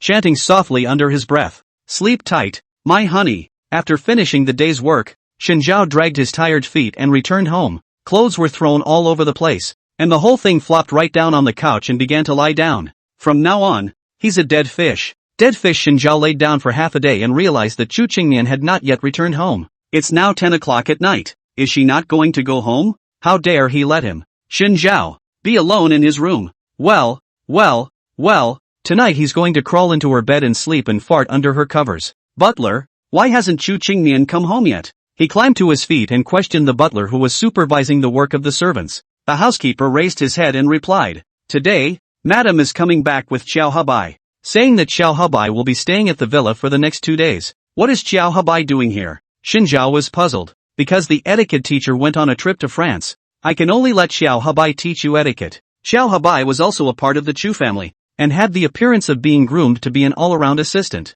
It was more than enough to let him guide Xinjiao. Mr. Shin, I'm here to guide you today. Please teach me more. Xiao Habai bowed slightly to him, his movements very standard, as if he had measured them with a ruler. Do I have to learn? Xinjiao was tired. You may not learn if you prefer to be kicked out of the old mansion by your grandfather. All right, he learns. The first is the walking posture. Legs together, body straight. Remember not to swing at will, but to follow the rhythm of the pace of the slight swing. The swing should be maintained at about 30 degrees. The toes of the feet are facing directly in front. Do not show the inner 8, or the outer 8. Xinjiao took 2 tentative steps before being slapped on the waist by Xiao Habai. Walk with a strong waist, tuck your belly, and tighten your hips. What the hell? He felt like the muscles in his body were out of his control. Also, sir, keep your shoulders and head steady when you walk. Don't shake your head. Look around, and keep your eyes directly in front of you, the way you used to walk and dress. You really looked like a street punk. Nike sweatpants jacket small suit. Feet Air Max 97. Head wear a balaclava. Crossbody a miscellaneous black bag. Teenager see you. Have to call you old London Belle Lord. That is called a local. The corner of Xin Zhao's mouth twitched. It's hard to tell, but Xiao Hubai's mouth is pretty awesome too. Xiao Hubai picked up a book and placed it directly on top of Xin Zhao's head, asking him to make sure that the book wouldn't fall down when he walked. Isn't this what women in TV dramas would do during etiquette? Xin Zhao took down the book on his head and asked suspiciously. Grooming doesn't discriminate between genders. It's a personal thing to do, Xiao Hubai explained. Chu Qingmian leaned back on the sofa, his tone carrying a few moments of weariness after the end of work. A lady needs etiquette, and the man beside her should likewise have the same level of connotation. Ha! Xin Zhao threw the book at Chu Qingmian. I want to see how you do it. Chu Qingmian hummed lightly in disdain, placing the book on top of his own head as he gracefully stood up. She stood still, her chin slightly tucked in, her long hair resting on her shapely shoulders, elegant and slender, as if she were a beautiful painting on display in the Palace of Versailles, so that one could not help but stop and admire it in silence. Eyes gently ruffled in Xin Zhao's direction, revealing a light smile. Sir, this is the time for you to come over and let me take your arm. Xin Zhao froze in place. She pretended to be helplessly stepping towards him. Her posture was elegant. The hem of her skirt swayed but not excessively. Obviously what she wore today was just a simple black and white skirt. But in Xin Zhao's opinion, the arc of the corner of the garment swinging was so flamboyant. Passing by his side, the hair seemed to wrap around his cheek, leaving a tickling illusion of a sweet scent. What are you doing frozen there? Chu Qingmian's voice pulled him back to reality. Xin Zhao didn't say anything and took the new book that Xiao Hubai handed over and placed it on top of his head. Start practicing. Only 2 more days of practice, Thursday and Friday, remain before we head to the old house on Saturday. 2 days passed in a flash. Xin Zhao sat in the backseat of the Maybach, looking out the car window from time to time. Seems a little nervous. The butler, who was driving, saw it in the rearview mirror and patiently reassured. Sir, just rest assured. Grandfather even gave you that chessboard. He must be extremely satisfied with you. No need to be too nervous. Xin Zhao glanced at the others in the car. I'm not nervous. He must have known that the grandfather of the Chu family was satisfied with him in his heart. After all, he was not only handsome and successful in his career, but also had a gentle and considerate personality, which was simply a good man that was hard to find in the whole world. I just want the restroom. I'm about to pee in the car. Chu Qingmian took a deep breath. Butler, drive him off the car. I never poop anywhere. The old mansion of the Chu family, located halfway up Dongshan Mountain, is secluded between nature, with a scenic mountainous landscape that is refreshing at first sight. The building of the old mansion looks quite a few years old, but it is not dilapidated. On the contrary, it is well taken care of, and even the flowers and plants in the yard are exactly the same in terms of growth height. The courtyard, with its rockery, flowers and plants, and triple and quadruple sets, has a complex pattern, and small courtyards and patios abound, which is quite interesting. Even near dusk, you can make out the magnificent and beautifully carved frescoes on the building. Walking through a long corridor, Chu Qingmian led him into the main hall. Grandfather has sat on the Chinese sofa. Mahogany coffee table is boiling tea. Curls of tea aroma. Dense fog filled the whole house. Grandfather as well. I brought Xin Zhao to meet you. Chu Qingmian lowered his head. Xin Zhao had never seen her in such a humble and respectful manner, completely the opposite of the usual cold and venomous general manager Chu. Come and sit down, Qingmian. Zhao Zhao. Chiu Chiu? He was too intimate with himself. Even his father never called him like this. At most, he called a Xin Zhao. Yes, the two men sat across from their grandfather. The distance was close enough for Xin Zhao to be able to see his face clearly. Like most old people, his grandfather's face was furrowed, and time had left countless traces on his face that could not be hidden. One of his eyes was closed, and the other was dark, making it impossible for people to easily peek into his mind.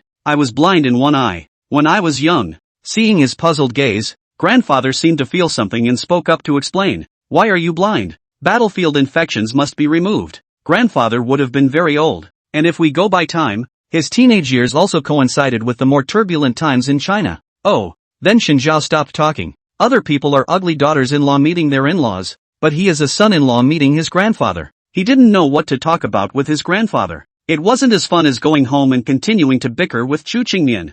Zhao Zhao, did Qingmian bully you at home? Chu Qingmian was instantly alert and gently kicked Xin Zhao's foot, signaling him to keep his mouth shut. The two of us are very close and have late-night conversations every night. Grandfather's somber eyes brightened slightly, smiling with satisfaction. Not bad. Communicate more in the future. And when the child is born in the future, he will be the sole heir of our Chu family. Chu Qingmian. Wait a minute. Grandfather. You've got it all wrong. She knew that Xinjiao couldn't hold a good fart in this mouth.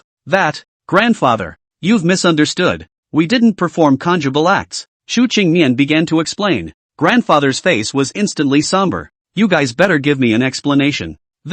Grandfather. We didn't know each other at all before we got married, and it's not too good to progress so fast? The corner of Xinjiao's mouth twitched, suddenly feeling that the atmosphere had become much more dangerous. It was as if grandfather was going to kill them both the next second. Your grandmother and I did the same thing. We didn't see what each other looked like until the night of our wedding. So what does it matter? Just because we are the good young people of the new age growing in the spring breeze. Yours is feudal dross. Chu Qingmian. Can this man talk without thinking? Isn't he just calling his grandfather a feudal old man? Although it was true that he was a bit feudal, but he was at least one of the heaviest weights in the Chu family, and he couldn't just start being sarcastic directly in front of him. Are you unwilling to be the Chu family's flunky? I do. Just because he loves $1 trillion.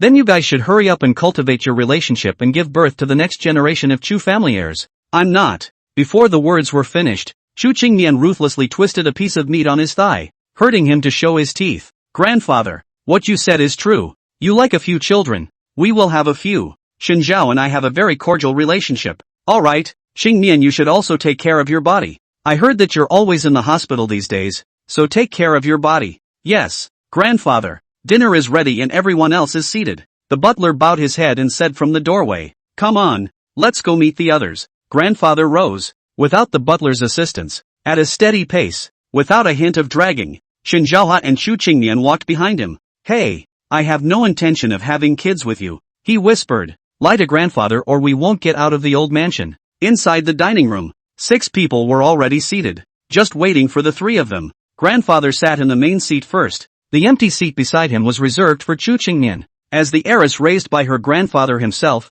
she was entitled to sit in this second chair. Xinjiao watched them all sit down, but he himself had no place to sit. Does it make him eat standing up? Where's my seat? Xinjiao asked. A middle-aged man next to him, who was in his 40s or 50s, snorted disdainfully. You're just a son-in-law on the doorstep and you want to sit down for dinner? He was the eldest house of the Chu family and the eldest son of his grandfather. In the Chu family, the meaning of the first and second houses was not the first and second wives, but the various members of the clan, representing the hierarchical division. In theory, as the eldest son of his grandfather, the position of the eldest house in the Chu family should be second only to his grandfather. But this was not the case. Chu Qingmian, as the only person in the second house, was immediately taken away and raised by her grandfather at a young age after her parents died, trained as the Chu family heir. In this way, the second house became the truly highest level in the Chu family. This has caused the first house to resent her for a long time. Unable to do so, the grandfather had always been on Chu Qingmian's side,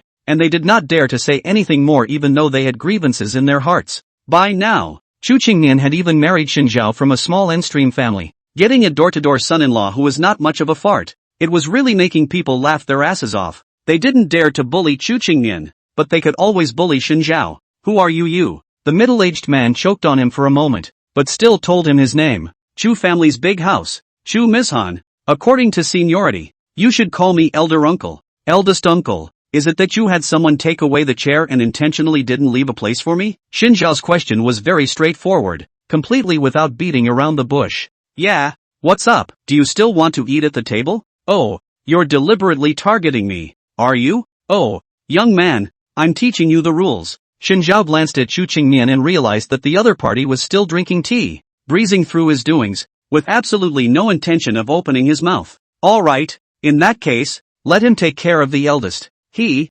Xinjiao, does not rely on women. Teach you the paralyzing rules. Middle-aged uncle really disgusting. Love to give people as a father to teach the rules. Is not it? Believe it or not, I will give you an electric cannon. Hurry up nimbly to bring me a chair to go. The middle-aged man stared incredulously, and the little girl beside him was ha happy, slapping her hand on the tabletop and talking like Xinjiao. One electric cannon. One electric cannon. Little Peach, don't learn from Auntie Church. He has a dirty mouth. A chubby woman hugged the little girl. Xinjiao, what qualifications do you have to speak to me like this as a backstabber? I haven't said anything about you yet. You're in no position to call me names. Why can't I scold you? You're not even as good as a dog in our Chu family. So if I tell you to stand, you stand. Okay, you won't let me sit down. Will you? Xinjiao gritted his teeth. If he hadn't promised Chu Qingmian that he couldn't act impolitely, he would have smashed this person's mouth long ago. Then I'll sit on your lap, ha ha ha ha ha ha ha ha. Xin Zhao's buttocks puckered. Going to sit on his eldest uncle's lap.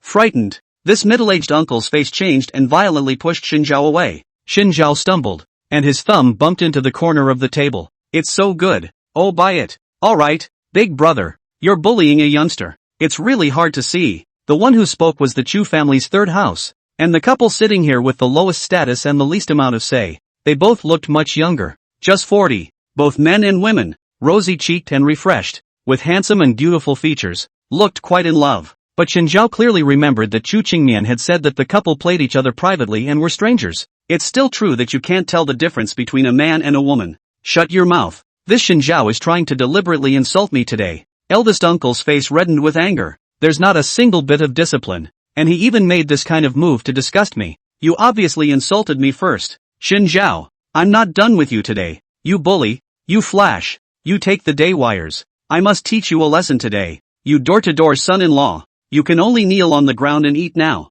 Not to mention standing. I'm speechless. Uncle, what era is it? Others are wrapped in small feet, you were wrapped in small brain. Door-to-door son-in-law, how you? Xin Zhao rolled his eyes. The next second, he had a cup of hot tea thrown in his face by his eldest. He wiped a handful of hot tea with his hand, his expression gradually becoming more kind. Splashing hot water. That's awesome. Since this was the case, there was no need for him to continue giving this person a good look. The eldest raised his eyebrows in triumph, a mocking smile on his lips, as if to say, what can you do to me? He was his grandfather's eldest son, while Xin Zhao was just a door-to-door son-in-law, an outsider at best. Just as he was thinking this, Xin Zhao's fist slammed into his beer belly. His mind went blank, and it hurt so much that he bent over like a shrimp. Immediately afterward, Xin Zhao pushed his head down into the Westlake beef soup on the dining table. Even though the soup has been ready for about half an hour, it is still hotter and still tastes a little hot in the mouth. The people at the table were all stunned by this turn of events. This uncle, has his head cleared up a bit? Xin Zhao, I'm going to kill you. The eldest rolled over, broke free of Xin Zhao's control, grabbed his collar, and swung a fist over. Xin Zhao makes a deadly chicken fight. The eldest covered his lower gears, rolled his eyes, and simply fainted. Xin Zhao, you've gone too far, the man from the third house said. His name was Chu Jijie. The man, as his name suggests, wears a pair of gold-rimmed glasses and a svelte, defeated look. I went overboard when he just called me worse than a dog and only worthy of eating standing up. What else would you have done but make a couple of snide remarks? And what were you guys doing when he just threw scalding hot tea on me? Watching a good show? The baby is starving to death and you want to get up and milk it. This is the time for you to become a justice maker. Xin Zhao bit his back teeth and ground them hard, directly snatching the cake that the little boy beside him was eating. He directly smashed it on Chu Jijie's face. You're worse than a child. Can't you eat quietly? The cake gradually slid off Chu Jijie's face, and he looked ridiculous with a mixture of cream and chocolate all over his face. Little boy who was robbed of his cake. Come on, he can't eat a cake in peace? Xin Zhao looked towards his grandfather and Chu Qingmian who were sitting on the main seat. Both men froze. Emoji from this, underscore. It turned out like this. Oh, I thought I was told to come to dinner? What the fuck? Can we eat this meal or not? Speak up. Why don't you all speak up? Mute. Xin Zhao looked around and stepped on the stool with one foot. Since none of you want to eat properly, none of you should eat. He lifted his hands, and with one hand, he overturned the table with a sparse, crackling bang. All the plates all smashed, the rice mixed, and the soup dripping from the crowd. He stood on the chair, even taller and more imposing, and whoever's face his gaze fell on would subconsciously lower his head. No one dared to meet their eyes for more than 10 seconds. Scary as hell. Snapped. The chopsticks in his grandfather's hand fell to the ground with a crisp clang. He murmured, Qingmian, am I still awake? Chu Qingmian. She didn't think she was awake either. She really didn't have the face to continue here. Originally, she just wanted to see if Xin Zhao would go against the grain and let her eldest uncle bully her. I didn't expect the eldest to throw tea with his hands. She was just about to stand up and stop her eldest uncle's behavior, incidentally making it clear that she stood on Xin Zhao's side, when he directly pushed the person down into the soup. She was dumbfounded, her ass glued to the seat, afraid to move. What's more, I didn't expect that the sarcasm-loving third uncle had irritated Xin Zhao again, and he directly lifted the table. It seemed she didn't have to worry about Xin Zhao going against the grain and being bullied. The more serious question now is, how to end it. She silently looked at Xin Zhao. The other man gave a bright smile, his 8 large teeth shining brightly, as if to say, am I strong, your big brother? Chu Qingmian, they really need to get a move on. Suddenly, Chu Qingmian covered her chest, breathing heavily, her cheeks pale. My heart is so hard. Quick, call an ambulance. Housekeeper, where is it? She closed both eyes and simply fainted. My $1 trillion. Shen Zhao immediately made a dash and held her in himself, putting his head next to her left chest and listening to the beating of his heart. No. This heartbeat. It's normal. He was shocked. Chu Qingmian closed his eyes and whispered in his ear. Keep crying. I'm pretending. Shen Zhao, I understand. Shen Zhao let out a loud cry, and the cry was so tragic and sorrowful that even Meng Jiangnu wanted to worship him on the spot. As he began to cry, the two children present, too, turned their mouths away and wailed. Grandfather. He obeyed. The noise made his head explode. The first time I saw the Chu family's crowd, it ended in an incomparably tragic end. Chu Qingmian was lying in the hospital, receiving feedings from Shen Zhao, chewing on an apple in his mouth. He was exceptionally good with a knife, could peel apples into all sorts of shapes, and occasionally he would deliberately play it cool and fling a fancy knife. I didn't expect that you would end up suddenly pretending to have a heart attack and running away. Shen Zhao stuck a piece of apple with a knife and stuffed it into his mouth. Or what? Are you going to remain in the old mansion? She couldn't even think of how it should end up. To be honest, I really hate big uncle and third uncle. They both really have real bubbles in their brains. Shen Zhao grunted. Even if it's okay for the eldest uncle to look down on me, the third uncle is still an ambassador of justice who still loves horseplay. I'm most annoyed by such hypocrites. It's diabolical to watch. Did you get any burns on your face? Did the family doctor say it was serious? Shen Zhao immediately put his face in front of Chu Qingmian's, and the two people's breaths suddenly tangled together again. It especially hurts. And the doctor said that I can't put anything on my face recently. Chu Qingmian subconsciously leaned back, not quite accustomed to being so close to others. You're a man. What else do you normally put on your face? I've been stealing that bottle of your tens of thousands of dollars of face cream. I'm really impressed. He's a man who knows what he's talking about, and he picks the expensive ones. She then said how it felt like the cream had gotten a lot less. Look here, and here, it's all a little red. Shen Zhao brought his face closer, which is, obviously,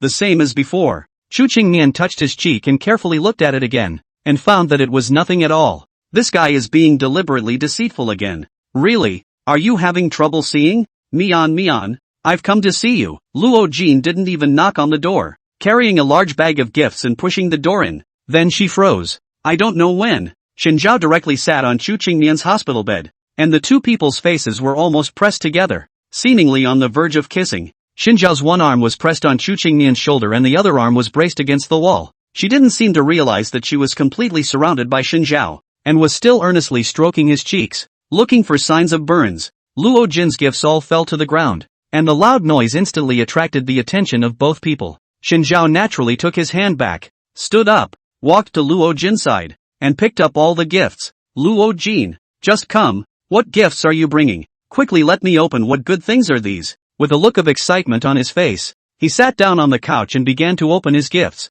and Chu Qingmian didn't feel anything wrong. What's with the look on your face? Luo Jin shook her head, biting her small handkerchief with a regretful expression. I'm fine. I just really want to slap myself right now. Almost. Two people could have kissed. I blame her for interrupting. She deserves to die. Thinking of this, Luo Jin silently stood up and walked towards the door. What are you doing? She looked slightly sideways and determined. I'm going to go commit harakiri. Sorry, I deserve it. Shen Zhao raised his head. Do you need my help? He's not bad with a knife. It'll be fast and accurate. She's being foolish. Don't follow her and be foolish. Chu Qingmian was speechless and held his forehead. Shen Zhao continued to lower his head to open the gifts. He picked up an emerald cufflink and held it up to the light to observe it. Rockin', what are you sending this for? Why did you give Chu Qingmian emerald cufflinks? He remembered that Chu Qingmian had been greatly influenced by his grandfather's taste, preferring Chinese jade and enamel and the like to gemstones and diamonds. This is for you. What do I need these for? Besides,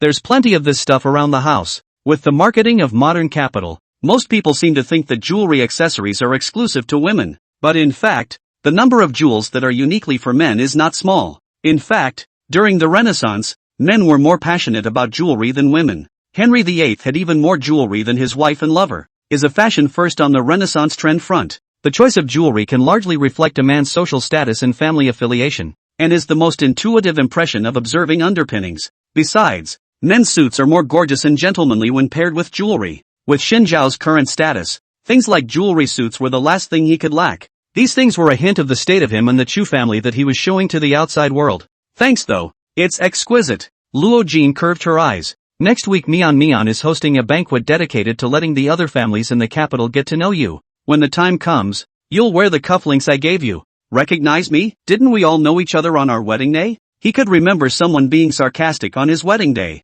When you got married, too few people came, and most of them were forces from the Chu family's faction. Luo Jin smiled. There's more than just the Chu family faction in the capital. Since both of them had stayed abroad for a long time to study, they were not too clear about the distribution of power in the capital, so Chu Qingmian patiently explained it to them. In fact, in the capital, the forces were numerous and complex, but they were still mainly dominated by the Qin family, the Chu family, and neutrality. There was nothing much to say about the neutral faction. Either they had no interest in power struggles and just wanted to live their lives peacefully, or they were wallflowers who wanted to lick anyone, or there were some clans that had their own power and didn't want to be dependent on others. The Chu family faction and the Qin family faction were both old mortal enemies, especially since Chu Qingmian took office. The relationship between the two parties has become more and more strained. Why? Xin Zhao was puzzled. Because she and Qin Mo didn't get along since they were young. Luo Jin replied. Hearing that familiar name, Xin Zhao's breath suffocated for a moment. The pupils of his eyes violently contracted for a while, and the dark and fearful memories of the past once again came like a tidal wave. He wants to kill Qin Mo. It must be killed. In full. Settle him. Xin Zhao, you pinched the gift, Chu Qingmian reminded. Hearing her voice, Xin Zhao suddenly returned to his senses and revealed a smile that was different from usual. I'm sorry, I just froze. What's the holdup? Chu Qingmian, do you know Qin Mo well? Xin Zhao stared into her eyes and asked. She tugged at the corners of her mouth in disgust. Come on, he's a pretty disgusting guy. Stay away from him if you run into him. How is it disgusting? Xin Zhao narrowed his eyes. It's hard to say. The character is cloudy and erratic. On the surface, he pretends to be a good male, but in reality he is more ruthless than anyone else. Oh yes, he also especially likes to train dogs. Take people to train dogs. As for other aspects, 5 poison. I will not say more. Chu Qingmian's tone was light, but in Xin Zhao's hearing, it was incomparably heavy. You even know all this? He muttered. In his last life, did Chu Qingmian know how much he suffered? Must have thought he was a fool too. Giving up everything in the Chu family and escaping marriage with Lu Ran, only to end up in such a pitiful state. He had cause to put the Chu family in a position of being ridiculed, and Chu Qingmian was surely too lazy to care about him. It's considered generous of them not to get angry and hate the entire Shin family for it. I've only heard a little about it. Chu Qingmian, I don't want to talk to you. Xin Zhao inexplicably said this and started emo. Chu Qingmian didn't care about this guy. 9 times out of 10, he was going crazy again. So she turned her head and continued chatting with Luo Jin. Luo Jin laughed so hard that she couldn't breathe when she heard about what happened in the old Chu family mansion, and her cheeks flew red. After the two chatted, Luo Jin said goodbye. Chu Qingmian followed and got out of bed, locking the door of the hospital room tightly, and walked to the sofa and sat down again. Xin Zhao suddenly felt that the sofa beside him suddenly sunk down a piece. He raised his head and saw Chu Qingmian, who looked a little twisted. Why are you suddenly unhappy? Remembering nasty things. Well, then why do you hate me? I've said from the beginning that I don't like you, and dislike certainly means hate. So what's wrong? Xin Zhao deliberately snorted lightly and lifted his chin. Chu Qingmian's expression was indifferent. If you hate me because of Qin Mo, there's no need to do so. I'm not the same person as him. If you are bullied by him, I will definitely find a way to avenge you. Bullying Xin Zhao was slapping the Chu family in the face. Don't you know that the face of her Mr. Chu and the Chu family is bigger than the face? Hear that one. Xin Zhao's ears exploded with a buzzing sound, and the pupils looking at her involuntarily dilated. Did she find out? So attentive. In the next second, he jumped up and hugged Chu Qingmian's shoulders. While hugging, I really hate you, but I don't hate what you just said. Don't stick up. You really have no sense of distance. Chu Qingmian pushed him away, his face full of disgust. Xin Zhao pretended to be angry, picked away the gifts that belonged to him, and immediately left the ward. The departure was at an unusually brisk pace. Chu Qingmian could perceive that his mood seemed to have changed for the better again. Strangely enough, Xin Zhao was truly a man of many moods, but doesn't hate it. Like a palette, the colors were too numerous and complex. Chu Qingmian only felt that his boring world was painted by him in a messy way, and looked a little dazzled. The breeze wants to take the fallen leaves by the hand, and the fall sun is warm and fuzzy with a bit of the dryness of fallen leaves. Xin Zhao straightened his long suit jacket, stood in front of the floor-to-ceiling window of the chairman's office, and stretched greatly. It's a good idea. First secretary, get me a glass of happy water. The big secretary immediately closed his cell phone, stopped touching the fish, opened a bottle of Coke, poured half a glass, and handed it to Xin Zhao. Please drink, Mr. Xin. Xin Zhao was carrying the cup, keenly noticing that something wasn't quite right with the big secretary today. The light-colored eyes narrowed slightly like some sort of glass marble. Hey, why do I get the feeling that you've become much more feminine today? He scanned up and down. It was still the same black silk hip-hugging OL uniform with high heels, red eyeglass frames, black hair coiled up, and bangs covering most of her forehead when her head was lowered. Of his team of military advisors, the first secretary is the strongest toolman who talks the least and lives the most. Usually the presence is so low that the others only think of her when they need her to work. Her looks weren't bad, and even among Xin Zhao's army division where handsome men and women gathered, she was considered superior. Not only is the face adequate, but the body is also first class.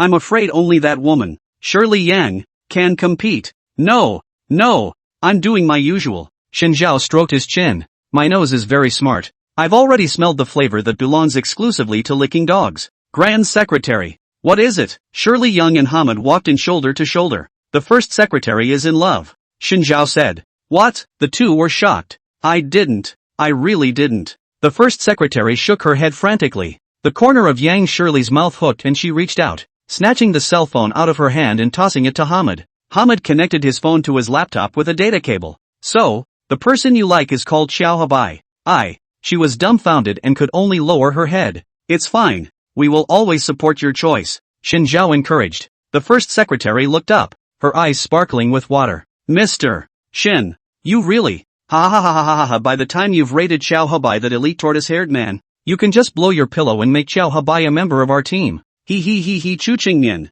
Now you're isolated and sweating. Right. You still have to look at Yushen Gahaha. First secretary, suddenly not so moved. Mr. Xin was indeed the usual Mr. Xin. A dog as always. In that case, quickly call out to Charlie. We're going to have a very important meeting. The topic of the meeting, rating Xiao Habai. The first step to controlling the Chu family. Xin Zhao waved his hand and announced. Charlie took a sip of black tea and couldn't help but speak up under the heavy atmosphere of the conference room. Our Rixing Group's 5-member army division is urgently convening for the purpose of chasing men? Won't readers really wonder about our gold standard? I think the readers started to doubt my gold standard from the moment they realized that Shen always was a psychopath. Right? Yang Shirley wrapped her arms around her chest and squeezed out peaks. I laughed. Xin Zhao tapped the table, his gaze serious. This matter is very important. You guys quickly think about where we should start? Hamid kept tapping away at the keyboard, and finally, with a long breath, projected his computer screen onto the big screen. Everyone,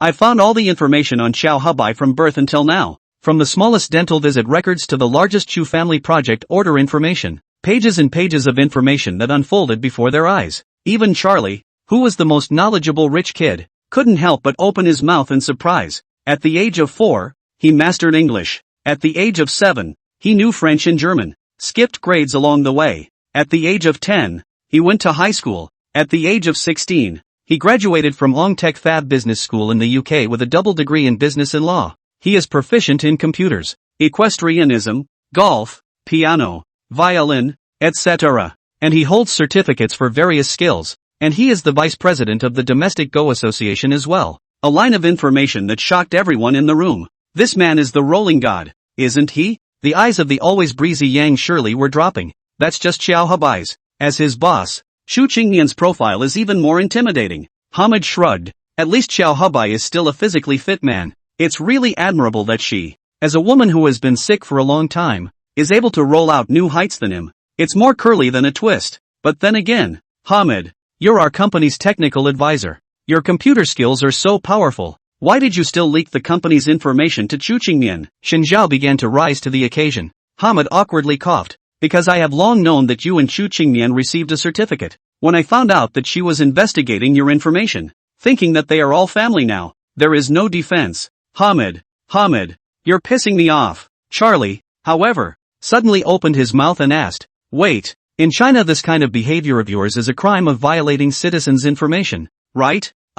If you don't tell me and I don't tell you, who would know? So the question is, what kind of woman would this kind of man like? Xin Zhao thought hard and decided to start from Chu Qingmian. Chu Qingmian and his character are a bit alike. I always feel that she has a crush on me, or else let the big secretary develop a bit in my direction. Crowd. Is he serious? Charlie, a man like Mr. Shin is a Pushin man in Chinese. Gosh, what a refined language. I love Chinese even more. Yang Shirley coughed, and the crowd's eyes were back on her. Men, they are all a bunch of animals controlled by desire. So, you just need to learn from me, and you'll be able to play Xiao Habai in the palm of your hand. Her red lips hooked up, slowly pulling the collar of her chest downwards, spring light leaking out. And no one cares. Shinjiao, whose nerves are not quite normal? Charlie, who has terrible Chinese and can't understand what she's saying. Very conservative Hamid, despite being an Indian athlete. No eyes. Cisgender first secretary, how I feel not quite right about this. Wait a minute. Shelley,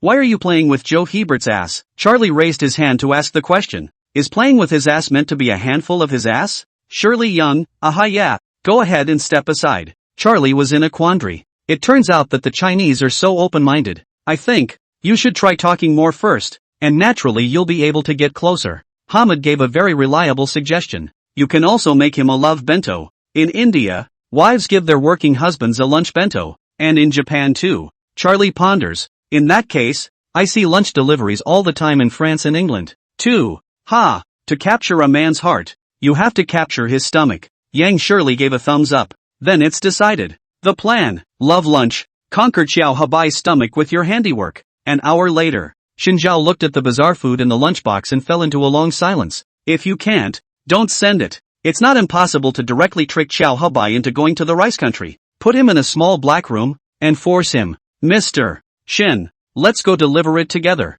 Xinjiao slowly closed his eyes with a hint of eerie sympathy for Xiao Habai. Let's go. In order to make the big secretary's behavior less abrupt, Xinjiao specially made a lunch for Chu Qingmian. As always, his work is excellent and the appearance is so delicate that even the sausage is cut into the shape of a small octopus. A stark contrast to the grand secretaries. Inside the office of the Chu family's company, Chu Qingmian looked at the two boxed lunches in front of him and fell into a long contemplation. Xinjiao actually brought her lunch? What a cute little sausage. No, absolutely cannot trust Xinjiao's handiwork. She couldn't help but recall, when she had been hospitalized some time ago, his serving of disgusting chicken soup. Now that she thought about it, her stomach twitched a little. It's me and the big secretary specially made for you and Xiao Habaio. The first secretary blushed and nodded. Joe, thank you so much for taking me home the other day. Then we'll be upside down first. Bye. Xinjiao pulled the big secretary away and closed the office door. The two men crouched in the doorway and began to eavesdrop. Passing employee, what are those two doing?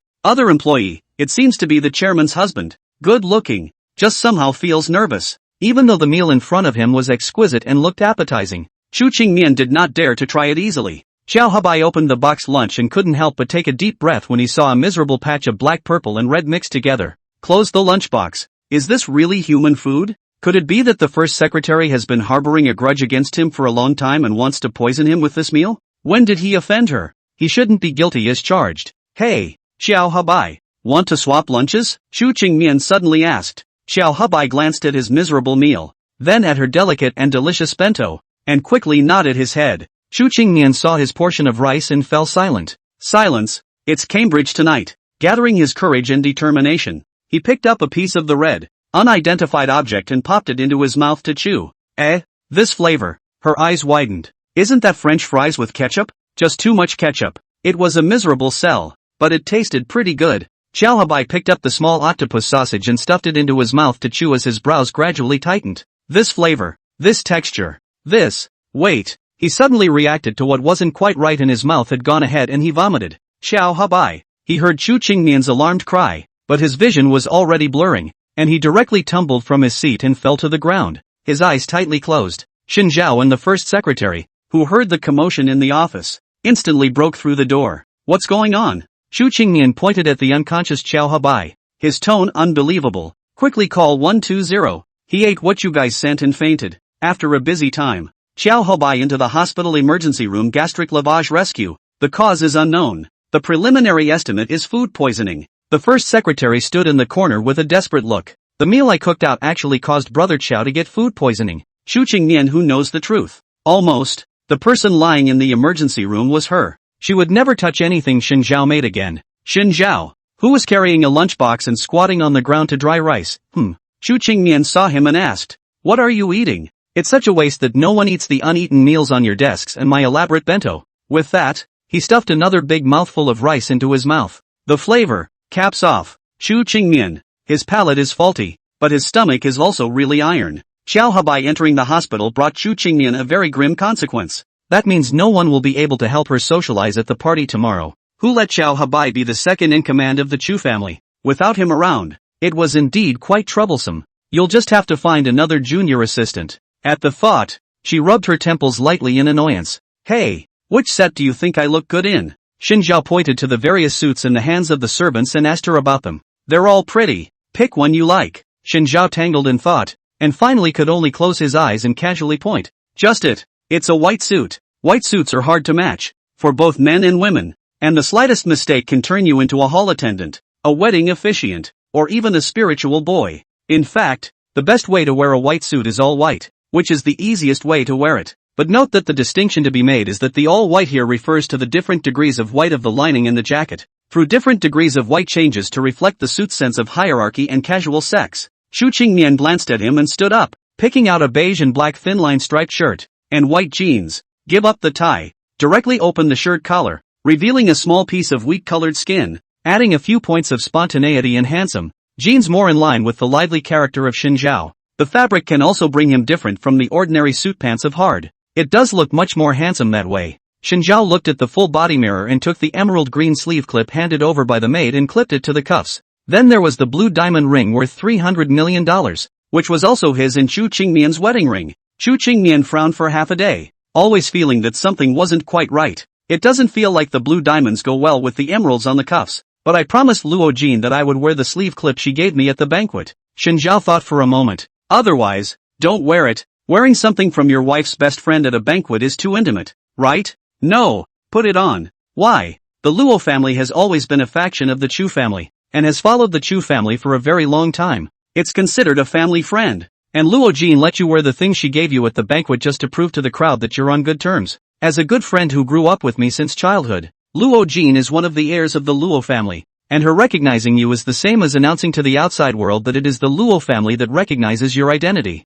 They will help you as much as they can whenever you need it. Xin Zhao looked at the emerald sleeve clip on his sleeve in amazement and said, none of these things. The actual value is worth a few bucks. What's worth it is what they all represent behind the scenes. Chu Qingmian continued to explain. Diamonds themselves are not very valuable, especially since the technology of man-made diamonds is becoming more and more developed in response to the needs of large-scale industrial production. But I'm just willing to auction off the blue diamond ring for over $300 million because it's a symbol of my wealth and status that I'm able to splurge on at will. At the same time, it is also the wedding ring I gave you, representing the importance I place on you, and that you will always have me and the Chu family standing behind you. Xin Zhao nodded. So in a word, the added value of all luxury goods is all brought about by their own social status. Well, that's true. Chu Qingmian picked out an enamel pearl brooch from her jewelry box and clasped it on Xin Zhao's chest. This way, the colors just look so much more uniform. You're aesthetically pleasing. Not $1 trillion.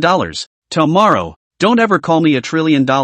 Big sister, Mr. Chu, and so on in front of the crowd. So what do I call you? Madam or Qingmian? One or the other. Can't the wife? We're not close enough for that, are we? We're already in a relationship where we've had countless late-night exchanges and know exactly what color each other's underwear is. Isn't that close enough? You'd better keep your mouth shut and be a mute tomorrow. Xin Zhao is good at everything, but he can't open his mouth at will. Handsome looking, straight and robust, only a pity that a mouth is a nerve. The day of the party. Xin Zhao sat on the chair in boredom, looking around and observing the people coming and going. The place where the banquet was held was the top floor of a high-class hotel that was held by the Chu family, and it was extremely private. An entire top floor had been decorated as a gilded hall, and in the center of the hall stood a recital stage where several musicians were playing low, slow violins. Each table was set with a handful of fresh flowers in season, the leaves still dainty with droplets of dew. Xin Zhao bet that this water was definitely sprayed on just an hour ago. Chu Qingmian stood beside him,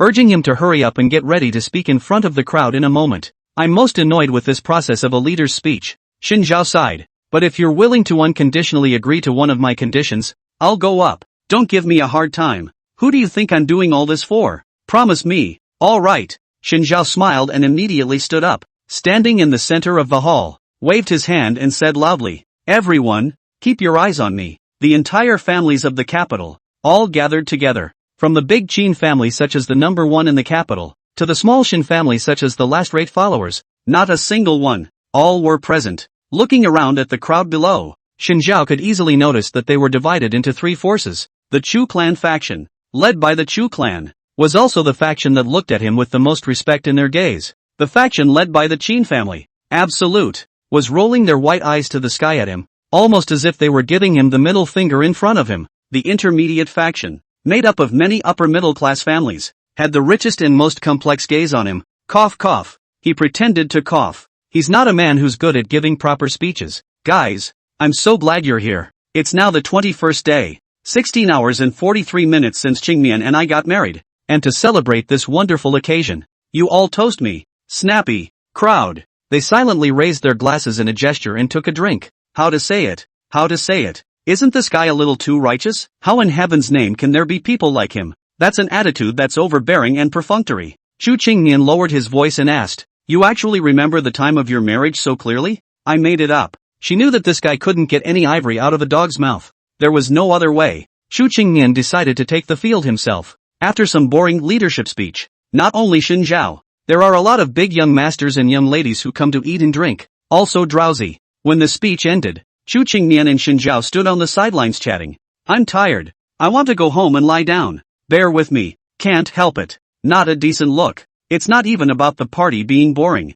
This banquet, which wasn't supposed to be interesting, is your official debut among the many families in the capital. It means that from now on, your social status is that of a member of a top-tier family, not that of a bottom-tier little family. Oh, Shinjiao perfunctorily responded. Come over here and get closer to me. Chu Qingmian gently pulled the corner of his coat. Shinjiao subconsciously held her hand, his expression puzzled. Chu Qingmian didn't say much. Instead, she pulled her hand out and closed in on his chest, standing on her tiptoes to help him straighten his messy collar. How stupid. Don't you know how to organize your clothes when they're messed up? The words were lecturing, but the helplessness and submissiveness in them were clear to anyone who could hear them. What the heck? I just prefer messy shapes. Shinjiao had just finished the sentence when he saw a familiar person walking towards him and Chu Qingmian. Long time no see. Chu Qingmian. Qinmo raised the wineglass in his hand and signaled. I don't drink anymore. So drink it yourself. Chu Qingmian's expression instantly chilled. Young Master Qin,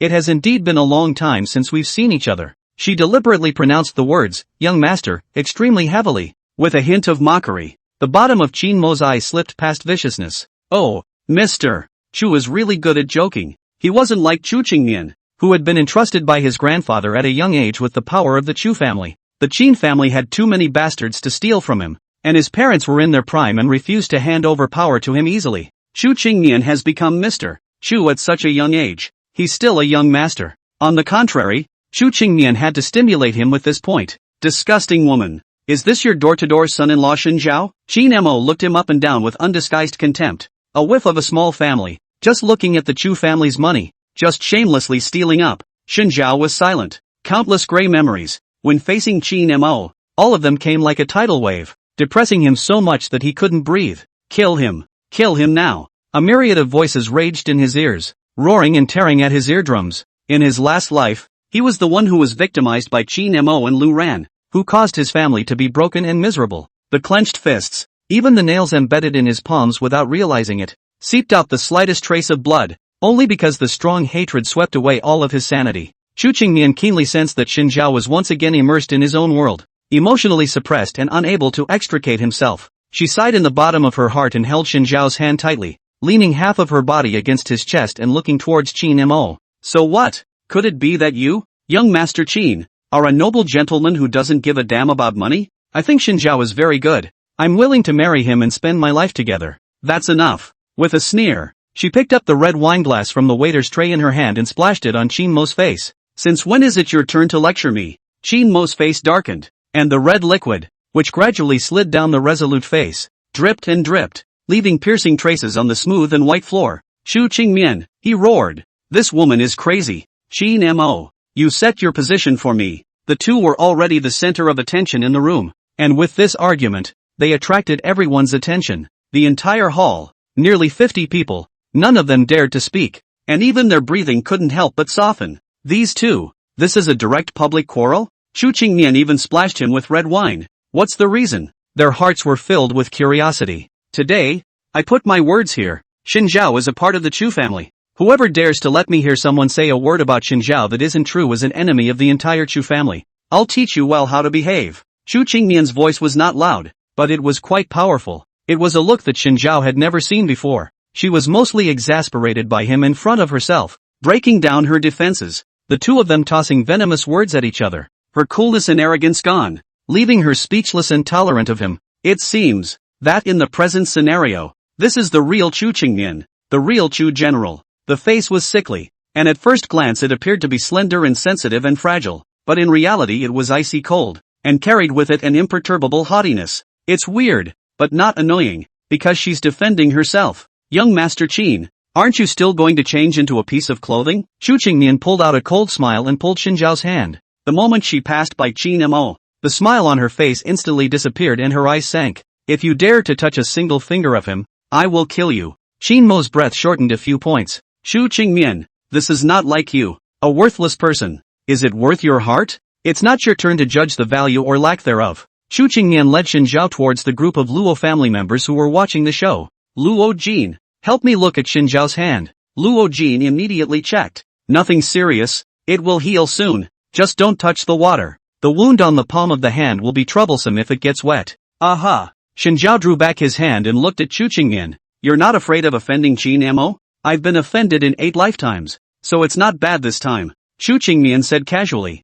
Oh, why do you mention him every time? Chu Qingmian just wanted to ask, but suddenly remembered something and changed the topic. Nothing, let's sit down and eat something. The two sat in the seat reserved for the Chu family's close relatives and added some fruit to eat. Mr. Shen, General Manager Chu, let me first wish the two of you a happy wedding and a long life together. A naive middle-aged man, carrying a large red gift box, walked up to them and bowed deeply. This is a 100-year ginseng that my father picked by his own hands more than 20 years ago in Changbai Mountain, which is not often seen nowadays. Thanks Mr. Wang, we'll take it, Chu Qingmian said. The new assistant, who was on the sidelines, immediately took the gift. This, Mr. Chu, you also know that my father he is old. I have only recently taken over his work, still not very skilled. In the east of the city that piece of. He wiped the sweat from his forehead and stared at Chu Qingmian expectantly. Xinjiao, do you like this gift? 100-year ginseng. It should be very powerful,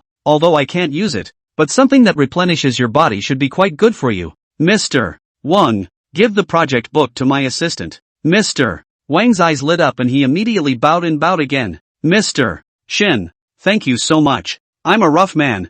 I can't speak. I wish you and Mr. Chu 100 years of good luck. 100 years of good luck. I'll drink to both of you. I'll drink first. He picked up a full teacup of white wine and poured it straight down. Very boldly, Xinjiao didn't drink and took the cup and put it on the table. Chu Qingmian took the assistant's wine glass and drank it up in 2 gulps. With Mr. Wang taking the lead, 4 or 5 more entrepreneurs gathered around and toasted to them. The words are all about rapport and hinting at what's going on in the business world. Xinjiao watched as Chu Qingmian drank nearly half a bottle of white wine. After the others left, he pointed in shock at the half-empty bottle of wine in his assistant's hand. Big sister, you're still a 1,000 drinker? Obviously the body is so bad. I can't believe I'm drinking so much bull. Chu Qingmian revealed an expression of looking at a fool and signaled his assistant to pour Xinjiao a cup. Xinjiao took a sip and was even more shocked. Sprite? To be more precise, it's shaken, airless Sprite, and it tastes pretty good. Chu Qingmian was amused by his expression. I used to drink it. I haven't in the last couple years.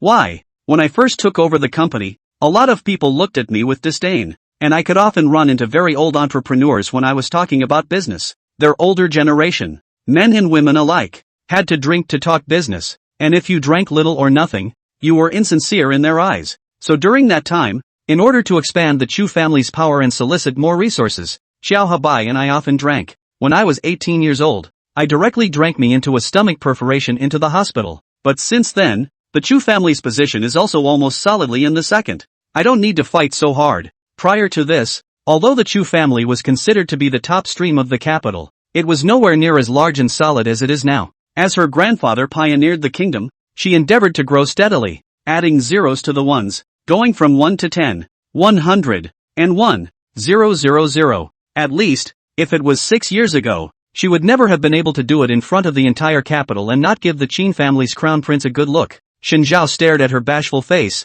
and only then reacted violently that Chu Qingmian seemed to be as old as himself. He was admitted to the university at the age of 19, and within 2 days, he ran away to attend university abroad for more than 5 years, and even though he had to take a year off in the middle in order to start his own business, he is only 24 this year. As for Chu Qingmian, he took over the company at the age of 16, and under the gaze of suspicion, he used 2 years to stabilize the position of the Chu family, followed by 6 years of respite to consolidate his position. So you're not tired? There are plenty of people in this world who are more tired than I am. Isn't it all about life and responsibility? She said in a casual tone. People shouldn't compare themselves to others. They should live to make themselves comfortable. Comparison brings fallout. Fallout brings pain. And pain represses nature in pleasure. Come on. You're a psycho. And you're pretty good at talking sense. Hey, I'm hearting you. Deep love again, brother. / Deep love is not a sin. Only because I am gentle by nature. Even if I meet a puppy dog on the side of the road, I have to feed it 2 bites of ham.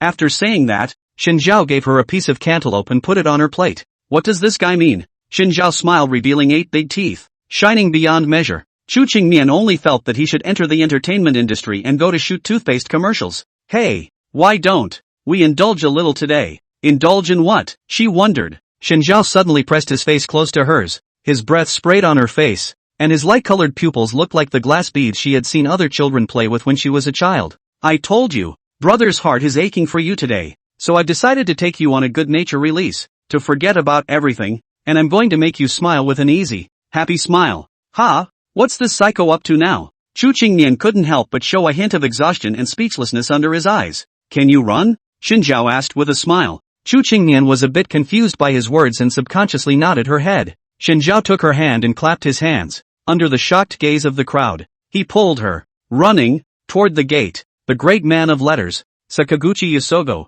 once said, only by falling into the path of depravity can we be redeemed. Human beings are absurd and fragile, and no one can avoid. Alone, shedding from the mother's body. Alone, turning into a handful of old dust. Unavoidable, going to loneliness in the long busy life. So follow me and run away. There is no shame in releasing oneself from the 7 passions and 6 desires that are the instincts of human nature. The fall, the constant fall. Let their lives, full of moodiness and neuroses, constantly and loudly proclaim to the whole world that the old man is in a great mood. Let's become depraved together. Qin Mo, who had just changed into a new suit, was standing at the front door and saw the 2 men without avoiding them.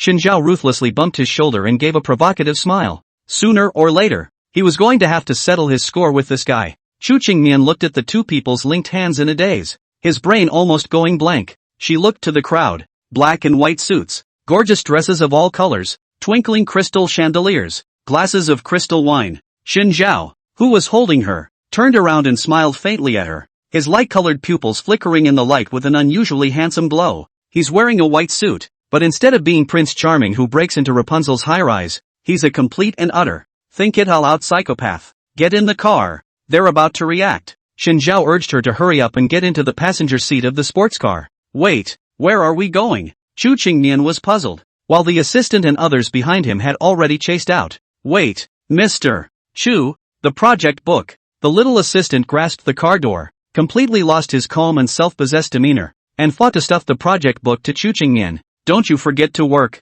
Xinjiao stepped off the gas, reached out with his long hand, snatched the project book from Chu Qingmian's hand, and with a loose motion of his slender fingers, the white flowery paper suddenly blew away in the night wind. With the night wind, it drifted in all directions. Wait a minute, Mian, Xinjiao. Luo Jin chased after him, but was stopped by an old man. Grandfather, what brings you here? She immediately lowered her head with a respectful expression. Pick up the papers, we can't catch up anymore. Grandfather murmured. I'm not too late. Qingmian is gone, so let me have the field. When these words came out, the crowd all trembled with fear, not understanding the deep meaning of his words. The loud roaring sound of the sports car's engine, the violent wind blowing against her cheeks, also blew Xinjiao's hair. The white suit, red sports car, and black sunglasses seemed to have noticed Chu Qingmian peeking at him. The corners of his mouth quirked slightly and he pulled on his sunglasses, revealing the light-colored pupils underneath them with a sparse smile. The finger gripping the steering wheel was wearing a gleaming blue diamond ring.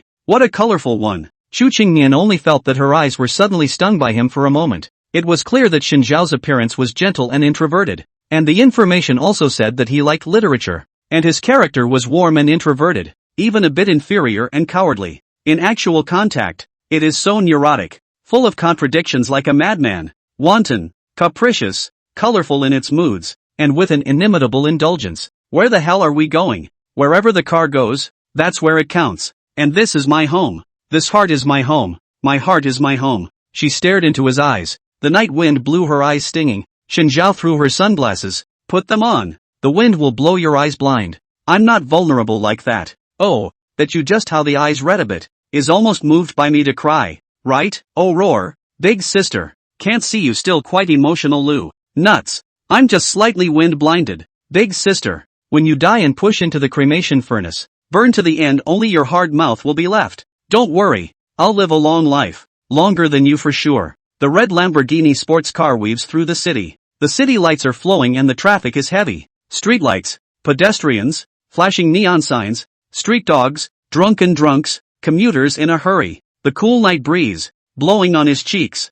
provoked a shiver on his skin. Xinjiao tapped the music play button, and it was his favorite jazz. Cold? It's not cold. Chu Qingmian shook his head. I'm cold. I'm not only cold, I'm hungry. And there's nothing to eat at the banquet. How inconsiderate. It's said to be a banquet, but it's not for eating. Let's go eat. Chu Qingmian opened his phone and checked the nearby restaurants. Japanese, Thai, or Italian. Xinjiao held the steering wheel with one hand. Don't even want to eat. I've been in the rice country for 5 years now. I just want to have a taste of the whole China's human fireworks. Also, I'm not wearing my sunglasses anymore, so wipe them off and put them in the box. Chu Qingmian caught the sunglasses. Brother fireworks, you finally reacted to the fact that you shouldn't wear sunglasses at night? Xinjiao awkwardly coughed. Brother, this is not trying to play handsome for you. Big handsome. What exactly are we eating? Chu Qingmian glanced around and frowned slightly. How it's getting deserted. The high-rise buildings of CBD became ordinary small 7 or 8-story buildings.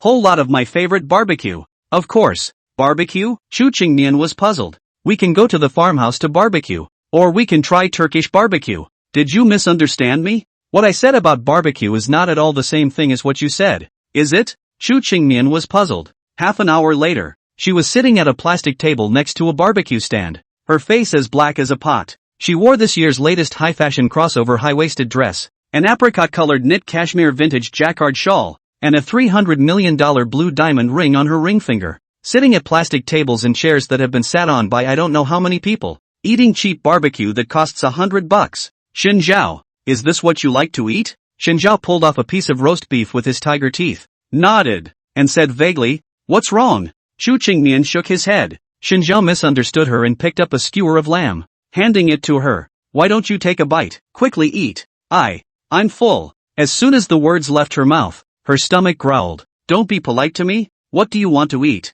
It's on me. No, I don't want to eat it. It's too. Chu Qingmian raised his head, glanced at the boss who had a face full of flesh and was grilling meat, and said in a low voice, I feel a little dirty. Don't worry. The bacteria and viruses are all burned to death after the fire. This place is so classless. Chu Qingmian said, I can't believe that you are the chairman of Rixing. Neither Rixing nor the Shen family is poor. How on earth did Xinjiao raise this character? You don't know about that, do you? I'm having a miserable old time in rice. He took a bite of his beef and continued after a pause. I started my business in my first year of college, spending money everywhere, living frugally, going to Walmart every day to steal plastic bags, and when I weighed vegetables at the supermarket, sneaking expensive vegetables for the price of cheap potatoes. Why else would you say that studying abroad crosses classes? I went abroad and thought about how to steal plastic bags every day. The corners of Chu Qingmian's mouth twitched, his expression speechless. In the end, really poor and broke. I took a trip to Las Vegas,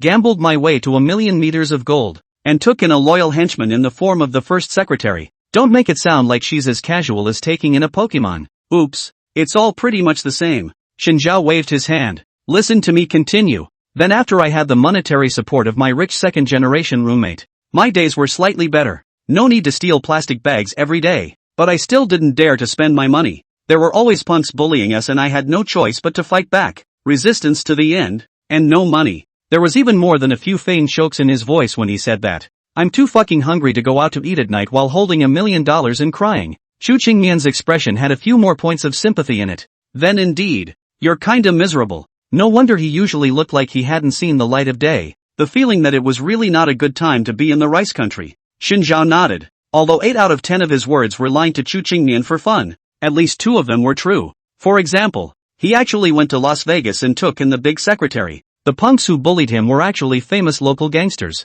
The reason he spent all his money in order to fight back against the mob is because he bribed the mayor and bought a lot of guns himself, holding 1,000,000 nights of hungry crying. In fact, because the fitness period every day to eat boiled chicken breast and broccoli. Nausea. He wanted to vomit. Have money to eat spicy hot but cannot eat. Only, looking at Chu Qingmian's appearance, if he were to tell the truth, he would definitely startle her, right? For the sake of his own ability to continue to enjoy a happy life in the mansion, Xin Zhao decided to uncover this topic and let her continue to slowly misunderstand it. He poured a glass of beer for both of them, his full glass. Chu Qingmian only a shallow third. Take a bite of barbecue, a sip of beer, and feel how the fire of chili cumin and the coldness of beer bubbles collide and explode in your mouth. Chu Qingmian was very difficult. If you don't eat, then back home only I can cook for you, Xin Zhao said. Although it's quite late, but brother is in a good mood today and is willing to cook for you. Recalling Xin Zhao's cooking skills and Xiao Habai, who was lying in the emergency room because of food poisoning,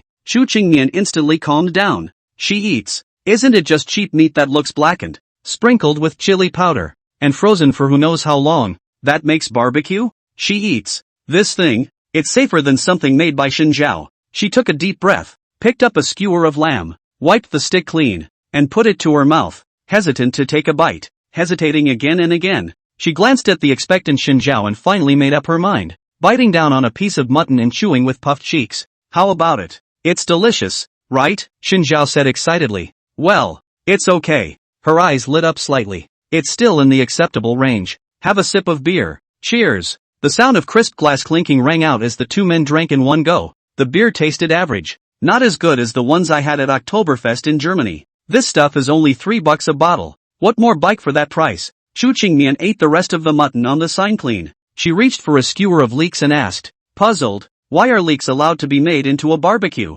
As far as she could remember, she had only eaten leeks and fried sea intestines with leeks and steamed leek-flavored fish balls, and seldom at other times. It's amazing that there are still people who order a special order of leeks with their barbecue. Xin Zhao took the roasted leek in her hand and smiled mysteriously. This is our man's secret. Chu Qingmian? Playing God. Ha ha ha. Xin Zhao suddenly cried out in laughter. No, Chu Qingmian. I didn't expect you to have such a side. What do you mean? A sentence suddenly flashed through Xin Zhao's mind, and before he could react, the sentence reached his mouth and took a turn. A particularly unseen side. Ha, I have no insight? I grew up with a mastery of piano, chess, calligraphy, painting, astronomy and physics, finance and treasury, art and jewelry, etiquette and upbringing, 8 languages, and interpersonal skills. What a laugh. Xin Zhao dared to say that he had no insight. Aha, so you haven't even had a $100 barbecue down the street. I'm too lazy to care about you. Chu Qingmian skimmed his head. Xin Zhao immediately moved his chair to her side and rubbed against her shoulder.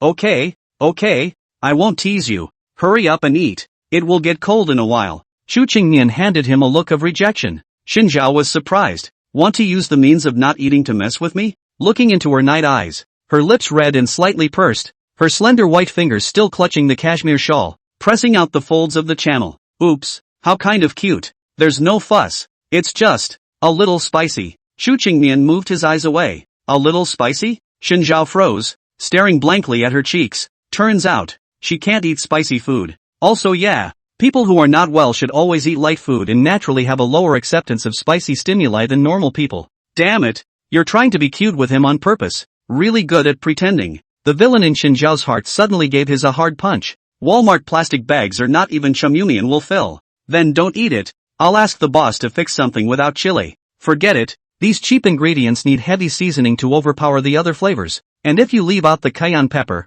it's bound to be even worse. You have a point. So let's go home. Aren't you eating? Then could it be that you are dry watching me eat? Xin Zhao stood up and said helplessly. I really can't understand you. You can't eat spicy food and you don't know to stop me from bringing you to eat barbecue. Because you said today that you'd make me promise you one condition unconditionally. Ah, I forgot. Xin Zhao was heartless and completely forgot about this matter. Finally the two men took a step back each. Xin Zhao ate the rest of the barbecue while Chu Qingmian ordered a corn porridge and drank it little by little. After finishing the meal, Xin Zhao went to settle the bill, and the boss looked at him and Chu Qingmian, who was sitting in a chair in a daze, and said with a smile, You and your wife have a good relationship. How can you tell we're a couple? Come on, are he and Chu Qingmian so much like a couple? Can't stand it, because you both wear the same wedding ring. Okay, count on the boss to be observant. To tell you the truth, the two of us actually just escaped from our marriage. Shinzhao leaned on the counter and whispered quietly. Look, I'm still wearing a suit. Young man, you can do it. Shinzhao heatedly smiled and typed $1,000 over. Then uncle, don't reveal the secret of the two of us running away from marriage. Oh, cool people, I like it. Seeing Shinzhao return with a smile, Chu Qingnian couldn't help but ask, what did you just say to him? Well, secret. He trailed off, deliberately indebted. Meh, boring. She skimmed her head and put on her shawl. Shinzhao's long hand fished out and put his arm on her shoulder. The barbecue has been eaten and the wine has been drunk. It's time to play drunk. Don't stick so close. You're too heavy. I'll lean and I'll post. Fuck off, mister. Chu was angry, ha ha. With a low chuckle, he slid his arm downward, right up to her waist, and with a little push, picked her up in one hand, the small of his other arm steadying her calf. I don't just lean. I hug, ha ha ha ha ha. Chu Qingnian was startled by his movements. Discovering the flash of panic on her face, Shinzhao suddenly had a bad thought again and deliberately shook twice, frightening her so much that she immediately wrapped her arms around his neck. Shinzhao, you better put me down or else. Sure to make me look good? Well, let's try it. I'm just a drunk who's playing drunk now. This guy's eyes were clearly bright and clear, so it was clear that he was deliberately playing with her. Chu Qingnian twisted a handful of flesh on his back, instantly causing him to grimace in pain. Be gentle nah. Big sister. Order you. Go home now and stop embarrassing yourself out there. Mister. Chu's order is Shaoshan's mission. Don't shake on purpose. I'm going to fall. There was no way to drive as both had been drinking a bit. Shinzhao could only call for an internet car on the internet, and when he reported the location of the villa, he also almost startled the driver. That's a famous area of rich villas. He smiled. Yeah, hurry up. Chu Qingmian looked at the decorations inside the car, as well as the model of the vehicle, and couldn't help but sit down a bit. What? Do you want to go to the restroom? Shinzhao leaned close to her ear and deliberately asked. No, I'm just a little uncomfortable. Not used to what? I've never been in a car under $500,000 before, and I feel like I might be a little allergic to it, and it's kind of itchy on me. Hearing these words, Shinzhao laughed out loud, even bursting into tears from the corners of his eyes. You mean you're allergic to cars under $500,000? Ha ha ha ha ha ha. What are you laughing at? Mr. Chu, you this mustn't hurry to the hospital. Let the doctor publish a side paper and study this physique of yours.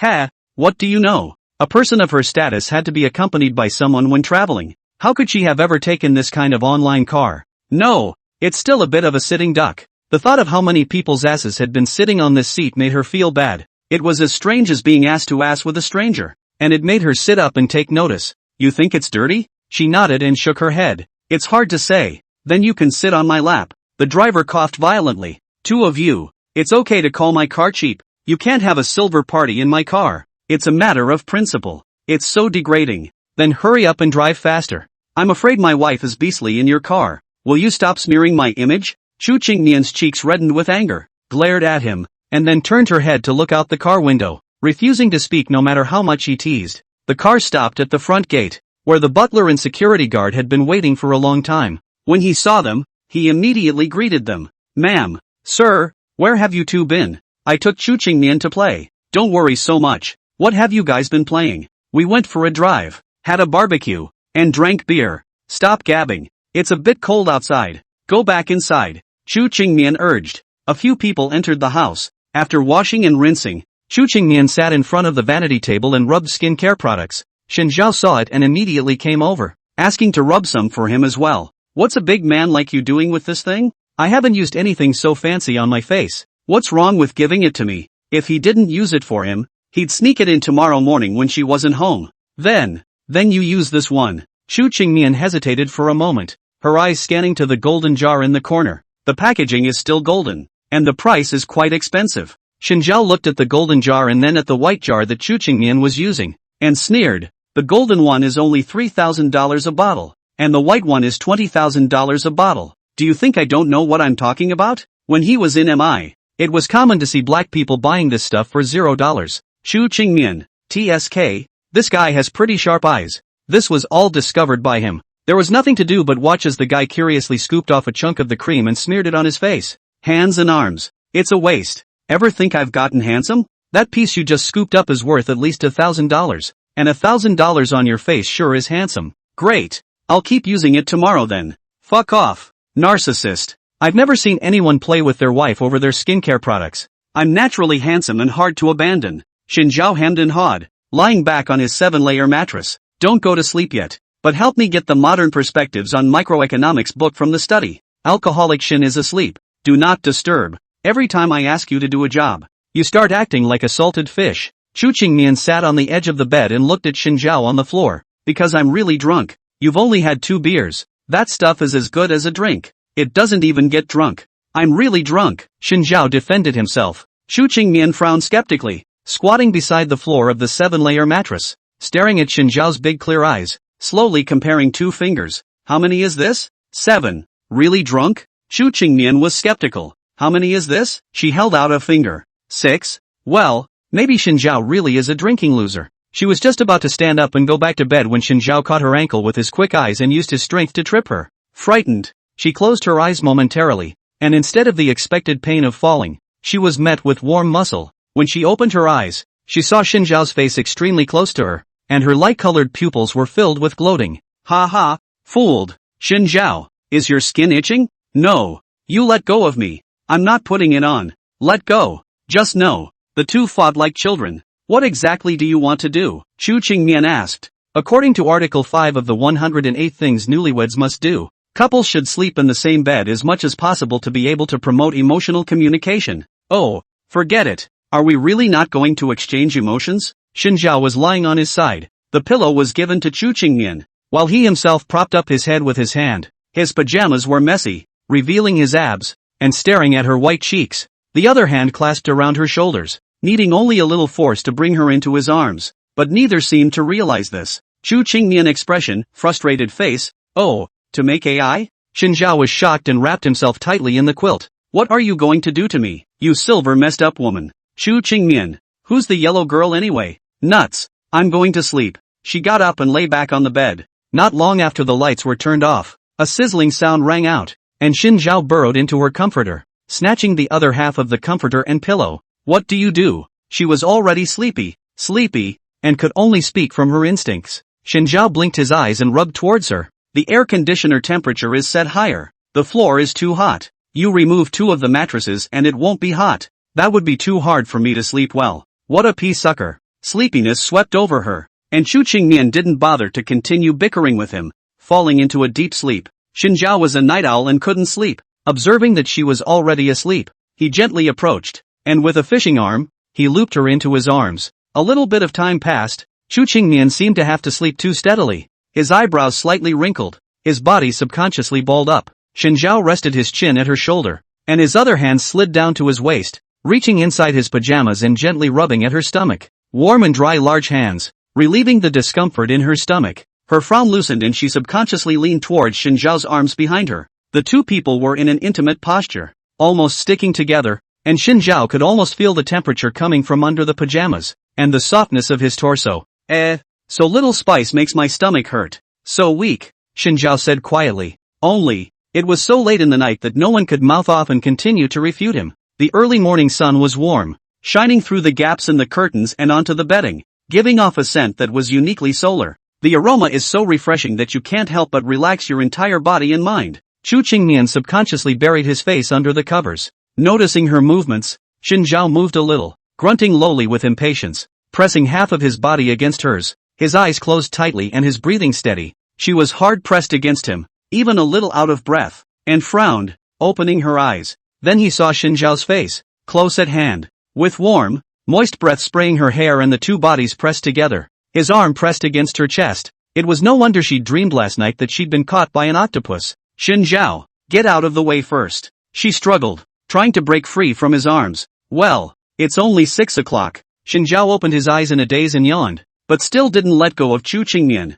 I'm going to be late for work. You're the boss. Can't you just miss work? I'm not you. Hurry up and get up. Don't you care about your Nissan? Xin Zhao hugged Chu Qingmian tightly, and his long legs hitched directly on her body. Anyway, there's the big secretary and a couple of them. Do you know what it means to be the big man behind the curtain? You're just a salty fish behind the curtain. Yeah, salty little Xin doesn't want to get up right now. He just wants to sleep with Mr. Chu. Xin Zhao's head rubbed against the pillow, bringing his face even closer, and the tips of the two noses were almost on the verge of being pressed together. The spring night is short and the sun rises high. From now on the king doesn't have a morning court. Chu Qingmian rolled his eyes, his expression speechless. You are neither the Yang Guifei of the city and country, nor do you have a spring night worth 1,000 pieces of gold. Your mouth is also too poisonous. In vain, Xin Zhao began to spit out bitter water. Last night you had a stomachache, but I kept rubbing your stomach, and I only fell asleep at 3 o'clock in the middle of the night, and now I have to be woken up by you at 6 o'clock.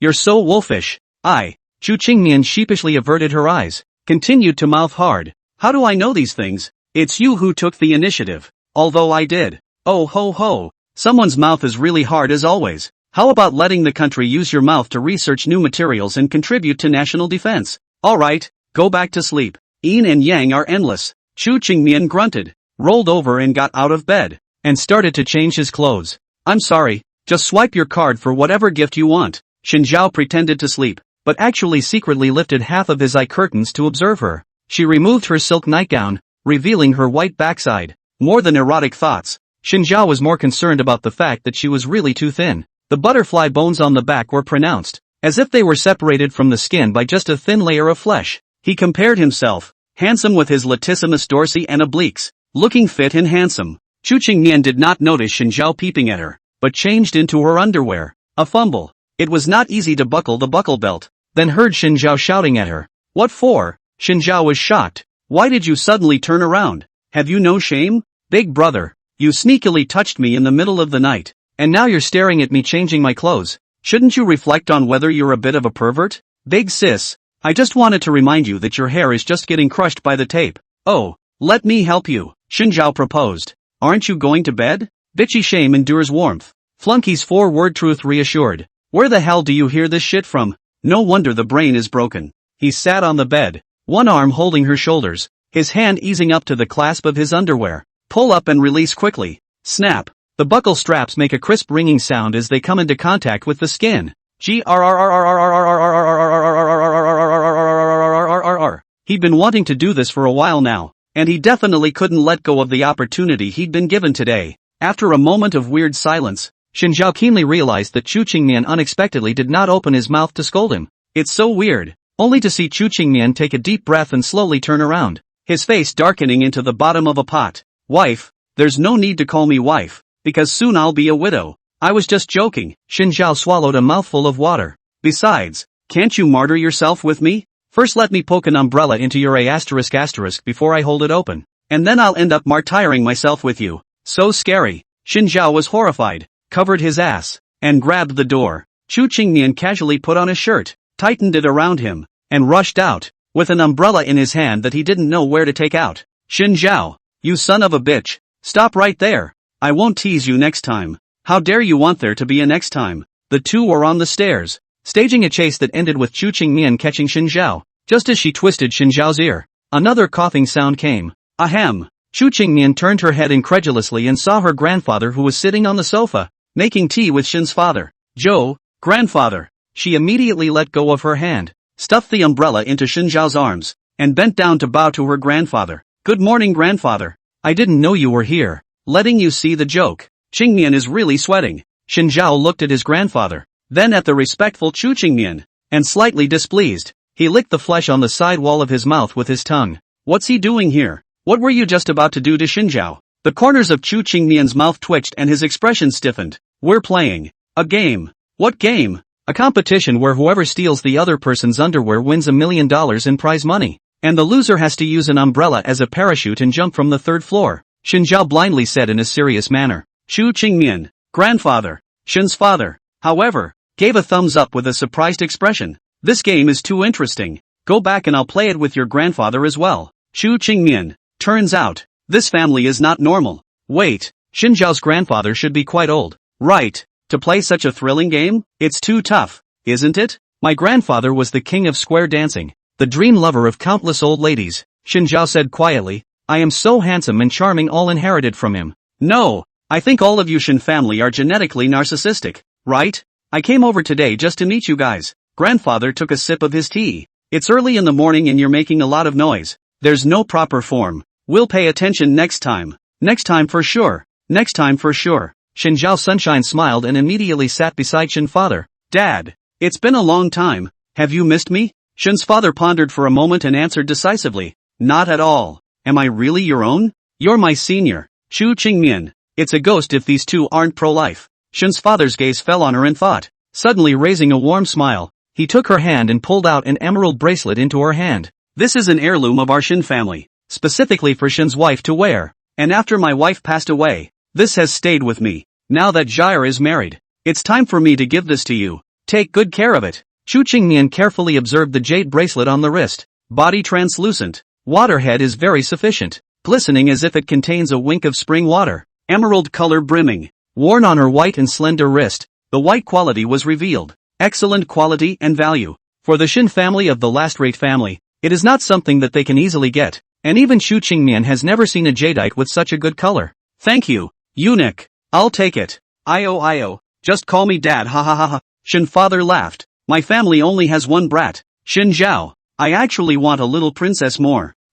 Dad? Grandfather stared at the emerald bracelet on her wrist, his gaze obscure. In the end, he stood up silently. Shan Liantian, let's go. Go see your father. Shin's father smiled and bid them farewell. Have a good life. We'll leave first. Chu Qingmian noticed her grandfather's unusual mood and slightly lowered her eyelashes. Pondering in her mind for 2 seconds, she pulled Shin Zhao. Shin Zhao, it just so happens that we all have time today. Why don't we go for a physical examination? I thought you said you were going to work? I'm going to check your brain to see if you're nuts. She made an excuse to get out of it. Get changed and I'll drive you to the Chu family hospital. Shin Zhao answered perfunctorily, his gaze falling on Chu Qingmian and his grandfather. His light-colored pupils obscure for a moment. In his previous life, he hadn't gotten to know the Chu family in depth, much less this Chu family grandfather. It seems, he has quite a few secrets in him. The underling opened the door for grandfather and reached out to invite him to enter the car. Instead, he told Shin's father to get in the car first. You're on first. What's wrong? The smile on Shin father's face disappeared with a few moments of leisure. Isn't it because I gave the bracelet to Chu Qingmian? You know full well that I don't want them involved in our business. Grandfather got in last and closed the door. You're the one who made Zhao your Chu family's son-in-law. And you're the one who forced Chu Qingmian to get married. So what's the point of you talking about this now? I know. Grandfather leaned his head back against the airy seat and closed his only eye. I'm just trying to make amends. The person you should make amends for died long ago. Don't think I don't know. You even gave that chessboard to Shin Zhao. Shin father said in a cold voice. Since you gave Shin Zhao the chessboard, then I will give the bracelet. Too clear. If an outsider heard their conversation, their jaws would definitely drop. Shin's father, a guy from a small, last-rate family, had dared to use such a rampant and insolent tone of sarcasm towards the former head of the Chu family, the top mansion in the capital. It's insane. Grandfather, however, was not angry, but was only silent for a long time, and continued, I am sorry for them. My Shin Zhao, and the one you owe in your heart, are not one and the same. You'd better think clearly. Grandfather couldn't help but laugh out loud when he heard that. You Shin family members, really, you get anxious at the mention of family. This is where our Shin family differs from the Chu family. Yes. Since when has my Chu family become like this? The old voice revealed infinite sadness. What you care about is never your family, but the so-called Chu family facade. Shin's father hummed lightly in disdain. The vehicle stopped and he got right out, leaving only one sentence. Murderers are not welcome in our Shin family. You may leave. Grandfather stared at his back and finally let out a long sigh. Turning to the butler in the driver's seat, he asked. Obviously the one who begged me to help the Shin family in the first place was Shin Liantian, and the one who scolded me was still him. Do you think they're not too capricious? To beg you is a matter of necessity, and it is natural to follow the intention when the purpose is accomplished. What a way to go with the flow. Grandfather laughed lowly. I too have no choice. He wasn't sure if what he cared about was the so-called family or the Chu family. I have a comment I don't know if I should make. The butler's hands gripped the steering wheel. Go ahead. I've followed you since I was a child. And it's been more than 50 years now. And although I haven't met Mr. Shen Lang, I'm certain that he's not the same as Shin Zhao. Grandfather's pale fingers curled. My intention in agreeing to this engagement was simply to make amends. I owe Shin Lang too much, and have been unable to face the Shin family. So when the Shin family asked me for help, I immediately agreed. I owe Qingmian too much. I was responsible for the death of her parents, and I forced her to endure unimaginable stress at a young age. If I can, I hope Shin Zhao can change the entire Chu family. For me, Shin Zhao, the sun and the moon are clear. He recalled the words etched on the chessboard again, and eventually, a bitter smile appeared at the corner of his mouth. After Chu Qingmian and Shin Zhao both finished their physical examinations, It took almost an entire day. In the evening, the inspection report finally came out. She sat in her study, carefully flipping through Xinjiao's report card. Physically strong as a bull, mentally cheerful and optimistic. No questions asked. Are you sure he doesn't have any mental illness? I feel like he doesn't act like a normal person a lot of the time. Xu Qingmian called the psychiatrist. The psychiatrist replied, maybe he was born with a missing string in his brain. I feel like he has a tumor in his brain. Ma'am, I don't do brain CT. There's nothing more for you to do. You're off the clock. She hung up, still maintaining her suspicions. Xinjiao entered the study with 2 cups of hot water and sat across from her, 1 foot still on the stool. Drink? Hot water? Aha! Only hot water? You're suspecting me of poisoning you? Xu Qingmian took the cup, blew on the hot water and took a small sip. His tone was surprised. How do I taste the flavor of goji berries? I added goji berries. I don't like goji berries. Next time don't add them. They feel gross. Xinjiao compared a big fork. Absolutely not. Must drink. Why? According to your examination report, you were born with a lack of innate talent, and the poor health of your mother's womb brought about a whole series of problems, such as kidney deficiency, spleen deficiency, liver fire, and stagnant qi and heart fire, anemia, frozen shoulder, cervical spondylosis, low immunity, indigestion, 5 poisons. From now on, you have to change your lifestyle and work patterns and learn from me how to take care of yourself. First, we'll start by curing your kidney deficiency. Xu Qingmian, this is the first time in my life that I've seen a woman with weak kidneys. Xinjiao once again added the knife. Illiterate brother, what do you know? Modern people are more or less kidney weak because staying up all night makes them kidney weak. To say what was the hardest in this world, it had to be her Xu Qingmian's mouth. If applied to military weapons, it is simply the world's invincible great power. No armor-breaking bullets can penetrate this extremely hard mouth. It is indeed the most important weapon of the country. Xu Qingmian grunted and finished the wolfberry water in 1 gulp, placing it heavily on the table. I'm done drinking. What a dragon essence and strong woman. Xinjiao gave a thumbs up. Why did you keep your mouth when you evolved? Wouldn't it really have gotten killed? Because I realized from a long time ago that the bitchier people are, the better they get. And as for whether people like it or not, I don't care at all. Xinjiao spread his hands flat. Someone likes me,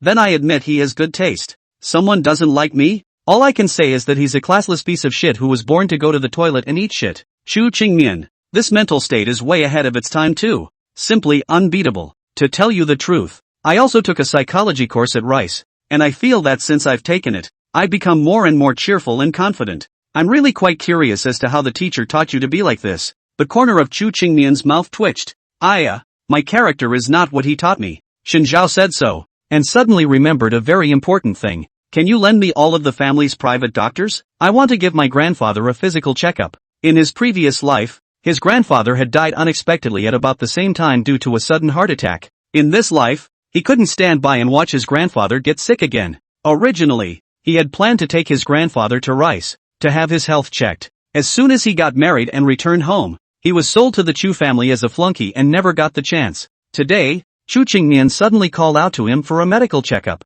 but it gave him a chance. The Chu family's medical conditions could be considered top-notch in the entire capital. Don't come to me for this kind of small matter. Go do whatever you want on your own. Xu Qingmian packed up the documents, clipped them into a folder and placed them on the bookshelf. Usually you love harboring the most. Now you are still pretending to be polite with me? Sure is a psycho. Slightly. Xinjiao then made a face, took the 2 cups away, and left the study. He's just asking. But someone is really quite generous. Xinjiao remembered that normally she really didn't care what she did. In 1 month of marriage, he had spent more than $10 million on Xu Qingmian, and she hadn't called him a loser until now. At best, he was warned to stop stuffing his house with garbage that couldn't fit in his house. In this regard, Xinjiao had only 2 guesses. Either that or Xu Qingmian was so deeply in love with him that he could accept it no matter how much of a loser he was. Either that, or the Chu family was even richer than he thought. Trenchant to say the least. Well, the tryst is over. Xinjiao muttered to himself,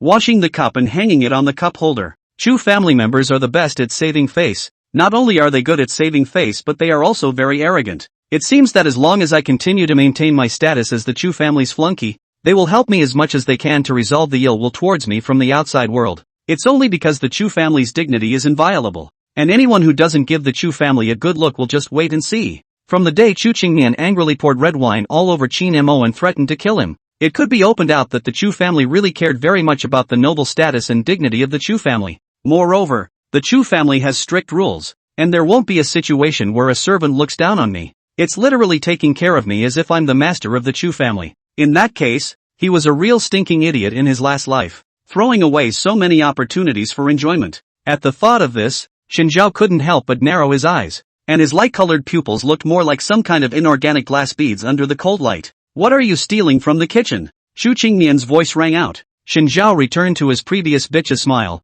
In stealing your gum, I also found a ginseng. You're really good at finding things to eat, so don't mend them. Well, it's late, go to bed. The two returned to the bedroom. Xu Qingmian lifted the quilt and lay in. Yawning, it was obvious that she was already sleepy. Shinzhao burrowed into his own 7-layer mattress on the luxurious floor, resting on his arms and staring at the ceiling. Are you asleep? I'm going to get under your covers and touch you on the sly. No, you're really asleep? Shinzhao rolled over and sat up. Xu Qingmian buried half of his face in the quilt. His breathing was steady and heavy. Already asleep. It's annoying. I was going to ask what your bottom line was. If you don't wake up, then I'll have to find it myself? You have 5 seconds to think. 1, 2, 3, 4, 5. A promise is a promise. A gentleman's word is a promise. Still no one responded. But Shinzhao had gotten the answer he wanted and happily lay back down, falling asleep in no time. The next morning, Shinzhao woke up even earlier than Xu Qingmian and ran to the Shen residence with a doctor to pick up Master Shen to the Chu family hospital.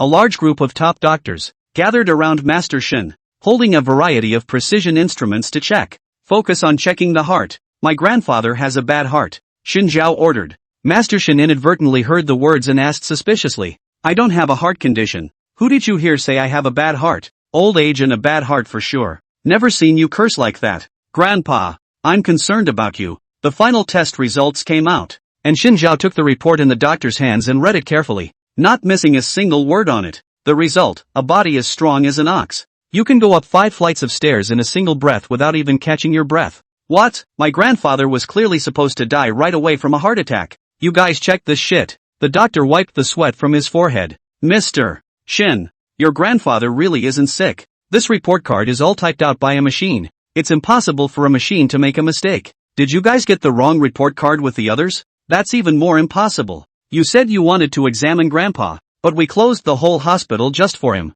Strange. Grandpa, are you sure you won't die? Listening to half a day's Master Shen finally couldn't help it, grabbed him by the ears, scolded. I have never seen a great filial son like you. Open your mouth and shut your mouth is that I'm going to die. You're so in love with getting a heart attack. You've got to go yourself. Shinzhao grimaced in pain. Grandpa, it hurts me to death. I'm your only precious grandson. Go easy on me. I'm in good health. Don't make it difficult for the doctor. Master Shen grunted and left with his hands behind his back. After he left, the only 2 people left in the room were Shinzhao and the doctor. Mr. Shen, Shinzhao did not say anything, staring at the inspection report sheet in a daze. The doctor did not dare to speak to disturb him, and could only hold his breath. It didn't take long for him to look up, a flash of hatred sliding under his eyes, but a smile still on his face. You guys worked hard today. I'll have Xu Qingmian give you guys a raise. Shinzhao said goodbye. It was only 6 o'clock in the afternoon when I got home. He declined the housekeeper's invitation to read, and without even taking off his coat, went straight into the bedroom and sat down alone on the floor mattress. Sir, Uncle Butler, leave me alone. I want to be alone. Grandpa was in good health and had absolutely no chance of getting heart disease. Then why in his last life did he have a sudden heart attack 2 days before his wedding? At that time, Shinzhao Lu ran for 5 whole years, and did not even pull a small hand, because Lu Ran said that she was a very conservative woman. He believed it. After 5 years of licking, the ending is that the Shen family suddenly suffered a big change. The Shen family went bankrupt. The grandfather had a heart attack. The father licked the broken shoes of the grandfather of the Chu family, sold him to the Chu family. The wedding scene, he believed that the little green tea would come back to his heart, and fled the marriage on the spot. And then it was even more unpleasant memories. That just doesn't square with what's going on right now. He just went abroad, and when he came back, not only did the Shen family not go bankrupt, they were fine as usual, putting his risen group out of commission. Grandpa was in good health and there was absolutely no chance of him having a heart attack. Lu Ran is still screwing Qin Mo, while he gives up on running away from the marriage and becomes the Chu family's son-in-law. An answer gradually emerged in his mind. He couldn't help but take a deep breath and mumble as his shaking hand covered his head. It must be they who bankrupted the Shen family and killed Grandpa. It must be. Why didn't he react earlier at that time? He's going to kill them. Must be in pieces. The emotions churning violently in his heart stimulated the nerves of his brain, and along with it, his stomach convulsed and flooded with pain. "What's wrong with you?" the cool voice rang out. There was still a hint of doubt. Lifting his head, it was Chu Qingmian. "You're off work?" Shen Zhao asked. "Got off work early today. How's Grandpa's health?" "Too good to be true." His voice sounded a little dry, as if he was squeezing it out of the muscles in his throat. "It's fine. Why do you have a bitter face?" Shen Zhao hesitated. He looked into her eyes. Chu Qingmian's eyes were very distinctive, especially very characteristic of the Chu family. Cool and arrogant, with the appearance of not caring about anything. But really, looking closer, she's just very good at faking her emotions. She hid most of her emotions under her eyes and had to come very, very close to see them. She's wondering, she's concerned. "I suddenly realized something and wanted to kill 2 people. I hated them. It's not good to be caught by the police for killing. Is it not good to make their life worse than death?" Chu Qingmian's tone was flat, the words in her mouth as if they were something more than usual. "Starting with money, power, lovers, family members, friends, one by one. Let them understand what a mistake they have done. There is only one way it can end. Either he ends his life in agony or he is made to fall on his knees and beg to be spared them." Hearing these words, the expression on Shen Zhao's face instantly changed and he vigorously pushed Chu Qingmian away. Chu Qingmian retreated back and forth, and when he was not careful, his calf stomach knocked against the foot of the bed, reddening a large area. "You're just as disgusting as Qin Mo. You're all the same person, all the same. I hate you, Chu Qingmian. I'm divorcing you." There was no difference between her and Qin Mo. They were essentially the same kind of person. Shen Zhao suddenly felt disgusted. He originally thought that Chu Qingmian and Qin Mo were different people, even if. Chu Qingmian frowned and rubbed the bumped area. "What are you mad about? I'm not crazy. I can't stand your tripe. The way you act. I'm disgusted with you. Do you understand?" Shen Zhao stood up and glared at her condescendingly. "You cold-blooded, heartless, high and mighty guy. I want to puke when I see you. Tonight, I'm going to sleep in the guest room, and in the morning we'll go to the civil office." He threw that down and left the bedroom. Chu Qingmian, on the other hand, fell into deep thought. It's really because of Qin Mo. Too much doubt. There had already been several times when Shen Zhao would become unusually emotional when she mentioned Qin Mo. She was more sensible than Shen Zhao, stemming from her family. Midnight, when she got up to get a drink of water, she noticed that the guest room light had been left on. Through the doorway, she saw Shen Zhao sitting alone on the bed, dull and quiet, like a suddenly dry bucket of paint. She pushed right through the door, her tone calm. "We need to talk. There's nothing I want to talk to you about. Don't hold your tongue for me if you've grown a mouth. If you've got something to say. I'm not a worm in your stomach. I can't guess what's going on in that psychotic head of yours. I hate you." "Why? Because I said those things?" "Yes. Qin Mo did the same thing to me." Shen Zhao's voice was low. Chu Qingmian was even more puzzled. Ever since she got married, she had been watching the movements of the Qin and Shen families, and she was so busy that she didn't have time to rest. As a result, Shen Zhao said that Qin Mo made a move against his Shen family? Are you kidding? Father Shen and Master Shen are happy every day. Believe it or not. Alright, then let's assume that Qin Mo has made a move against the Shen family. What's the reason? Because I used to like Willow Ren. Are you hypochondriac? Chu Qingmian seriously held his face. Qin Mo can't possibly like Lu Ran to that extent. His kind of person is emotionless. At most he keeps a small pet to play with, and it's still a little pet that you can get killed at any time. Don't rub it in his face. If he is a big lover, Chu Qingmian can laugh from the first day of the new year to the 30th day of the Lunar New Year, and then continue to laugh the next year. And when he dies, she's going to run to his grave and keep laughing. You don't understand. So you think I'm just like Qin Mo, who somehow looks at someone in a bad light and bankrupts their entire family? She's not a psychopath. Aha. You're a psycho yourself. So don't treat everyone like one. I'm not being a bitch. I'm telling the truth. Okay, then I'll explain seriously too. She frowned, thinking for a moment. I did screw over quite a few people. Bankrupt, jumped out of buildings, squatted in police stations. The list is endless, but they all deserved it. And I never hurt honest people who are honest. I only said those words so that you could understand the weight of the Chu family in the entire capital, as well as your own position. Whoever messed with you, whether you want to do those things or not, you need to come up with that attitude first and not let people belittle you. Shen Zhao stared into her eyes, and indeed there was no falsehood. In other words, don't be angry, and I apologize if you felt irritated by my remark. Chu Qingmian coughed awkwardly. If you want a gift, just swipe my card. Yours is unlimited. She had just wanted to observe Shen Zhao's expression when she was tightly hugged by him who pounced over. What are you mad about again? Chu Qingmian, I also want to apologize to you. That day in the hospital.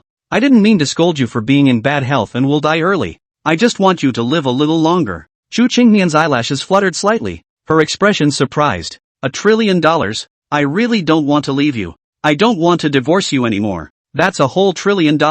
A mountain of gold and silver with real money. More money than you can spend in 10 lifetimes. Chu Qingmian. She knew that no ivory could come out of a dog's mouth. Also, I'm going to tell you a shocking secret. It's the biggest secret of my life. He sounded serious. In fact, I was reborn. I was reborn in the first year of being a lickspittle. I woke up, so I ran abroad and established Rishan. 5 years later I returned home. This time, what I lost I want to take it all back. Chu Qingmian pressed his shoulder with a serious expression. I know, because I'm crossing over. I've long since learned of your experience in the parallel world. I've come here specifically to help you, but now that I've lost my originally strong power, I can only recover my peak by completing the system quest. What's the system mission? You idiot, you really believe it? Chu Qingmian was speechless. Read too many novels, right? I've long told you not to read that stuff. Your brain is broken. Curing the brain was a troublesome task, and she still had to contact a psychiatrist for Xin Zhao. Xin Zhao's tone was unbelievable.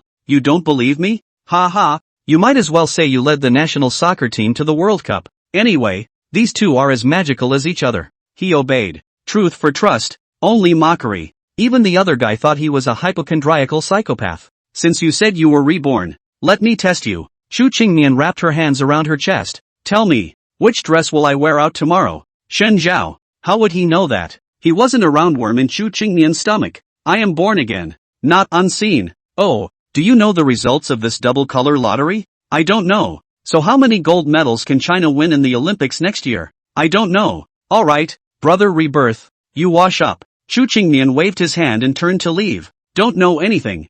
I know Qin Mo. He's not a child of the Qin family. Chu Qingmian's footsteps paused, slowly twisting his head around, his expression turning cold for a moment, even with a few hints of obscurity. Xin Zhao, do you realize what you're saying? He pursed his lips and stood up, taking her wrist with an incredibly serious expression. He told me himself in the first place. The memory of that cold-blooded young master Qin Mo taking a syringe and sticking it in his arm. Your bones are quite hard. I'll see if you can continue to be so hard under the effects of this thing. Ha! Don't worry. This is something that, if you touch it once, you are bound to become addicted. Oh, you're saying I'll get my comeuppance sooner or later? Curse the Qin family into bankruptcy? It doesn't matter. I'm not the Qin family's biological son anyway. Damn. How did this guy kill himself? However, he did not tell Chu Qingmian these things specifically, and only vaguely revealed some of them. Xin Zhao, you must not say anything about this matter. Chu Qingmian pressed his temples, clearly unable to accept reality.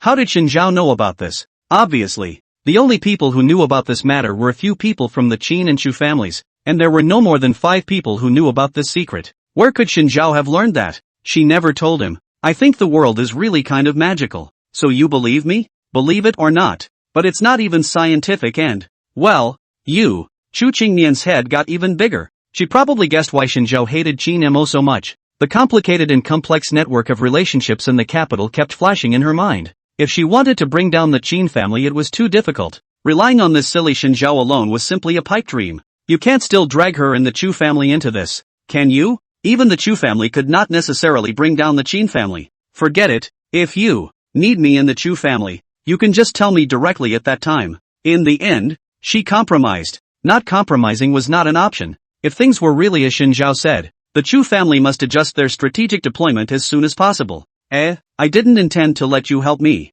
Xin Zhao was surprised. I'm going to avenge my own revenge on my own. You must not interfere. The life of that pair of dogs can only be known by him. I remember that the Chu family and the Qin family have always been at odds. Even so, you can't intervene. You're crazy. Do you know the weight of the Qin family in the capital? From the business world, politics and academia, all have the figure of the Qin family, almost monopolizing 1/3 of the market in the capital. Even the Chu family can't easily eradicate the Qin family, and now you're relying on a tiny Rishing to try to deal with the Qin family?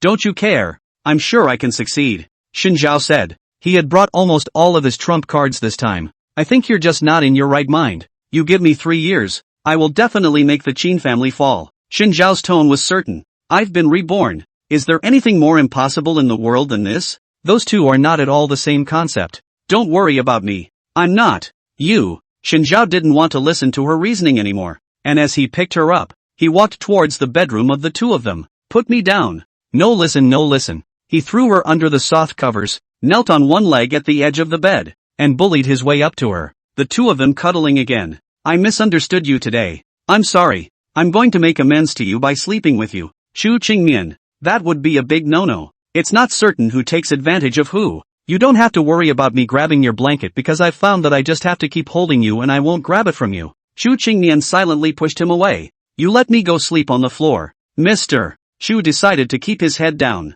We're married. What are you shy about? I'm not shy. I don't believe you. I know I'm a great-looking guy. You must be springing to life right now. It's against the law to sleep with a fool. Don't you know? You curse again? Shinzhao gritted his teeth. I'm neither a fool nor do I intend to sleep with you. I'm a very conservative man. I'll only be with a woman I like. That's a blessing. Can you let go of me? Can't. Why? I'm enduring the humiliation and fulfilling the duties of a flunky as best I can. What the hell are you putting up with all day long? Is holding my good-looking but poisonous-tongued and tough-talking wife and forcing her to sleep with me enough to endure the humiliation? Don't make me whip you. In the end, Shinzhao was driven by her to go up to the floor of the 7th floor mattress. Someone was very upset. Lying on the floor, crossing his legs. TSK, TSK, TSK. There was a fumbling sound on the bed. The bedding rubbed, and Chu Qingmian threw a pillow at his face. What are you slurping about in the middle of the night? Don't you sleep? TSK. What the hell are you mad about again? Because I didn't let you go to bed?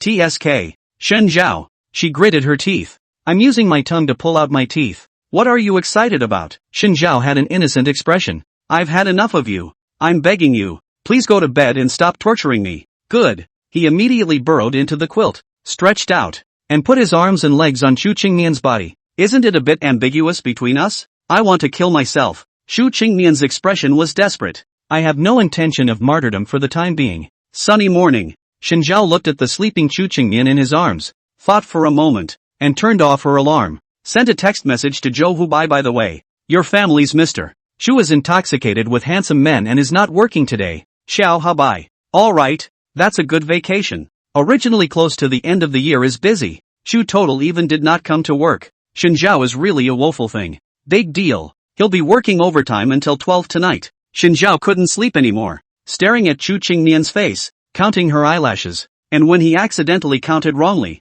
he had to start counting again. At the end of the count, he got bored, poking her cheeks to see how the soft flesh of her cheeks dimpled and popped back up again at his movements. The fingertips touched the silk-like skin, and Shinzhao subconsciously paused for 2 seconds. He sat up, pulled his arm out from under her neck, pulled out his cell phone, walked out onto the balcony, tapped the screen, and sent a few text messages to Charlie. Soon, Charlie replied to his message. Closing his cell phone, the dark screen reflected a steely handsome face, suppressed eyes. The smile on his face had long since disappeared. Start with Willow Wren. It wasn't until noon that Chu Qingmian yawned, and when he opened his eyes, he saw that Shinzhao was leaning on a pillow and playing with his cell phone. She was resting on his shoulder in a gesture of attachment. What time is it? A horrible suspicion welled up in her mind. 12 o'clock. I'm hungry, and the cook should have the meal ready. Eat your ass. I'm late. Chu Qingmian immediately rolled over and got up, and in the next second, he was pulled back into bed by Shinzhao, the two of them nose to nose,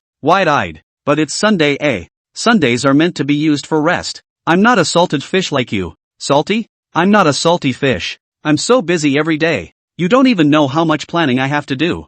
Ha! Chu Qingmian was completely unconvinced. I've created a fitness program for you, and starting today, you're going to start working out with me. Shinzhao gestured his biceps. After eating, the two rested for an hour, and then, Shinzhao took her to the gym at home. You start by jogging. Shinzhao turned the treadmill to the lowest gear and let Chu Qingmian stand on it. An hour later, she was paralyzed on her yoga mat. Like a corpse, Shinzhao squatted down and poked her face with his finger. Can you do it? It's so intense that I think I should start with something more soothing, like doing yoga. Come on, you just flashed your back last time. I die. Shinzhao pulled the corner of his mouth and couldn't help but sigh that this person was too weak. Wait, I know which sport I'm good for. Chu Qingmian suddenly opened his eyes, his expression serious. It's push-ups. 28, 36, 40. She counted carefully. Shinzhao was tired and sweaty. Big sister, who's a good person who does push-ups by sitting on my back and counting? Ooh, what a great workout. Chu Qingmian stood up and moved his muscles. You give me a serious workout. Until the evening. Chu Qingmian really became a soundless corpse, and was carried back to the living room by Xin Zhao and thrown onto the sofa. Madam, the housekeeper, seeing her in this state, immediately crouched down at the heel of the sofa and held one of her hands tightly. Do you have any last words? I am not dead yet, but it's getting close. In vain, she was unrelenting and thunderous in the business world, but in front of the district fitness, she lost. Looking towards the energetic Xin Zhao, she couldn't help but black out. This guy, why isn't he tired at all? After dinner, the two men sat in the den. Chu Qingmian was checking today's emails and taking care of company business. Xin Zhao was holding a pen and paper to calculate something, and looking closely, it was just simple addition and subtraction, except that the numbers were all above 3 digits. What are you counting? Chu Qingmian asked. He looked up and replied, I'm counting the money I used to spend on Willow Wren. He was not a generous man, and what was owed to him had to be paid back. I can't tell. You're quite generous. The above numbers, the smallest are all 500, and the reason for not sending 520 is that Willow Wren told him that he was just her best friend. Don't think I can't hear that you're mocking me. Xin Zhao finished counting the last number. The amount was $4,520,000. What the hell did you buy her that could cost over $4 million?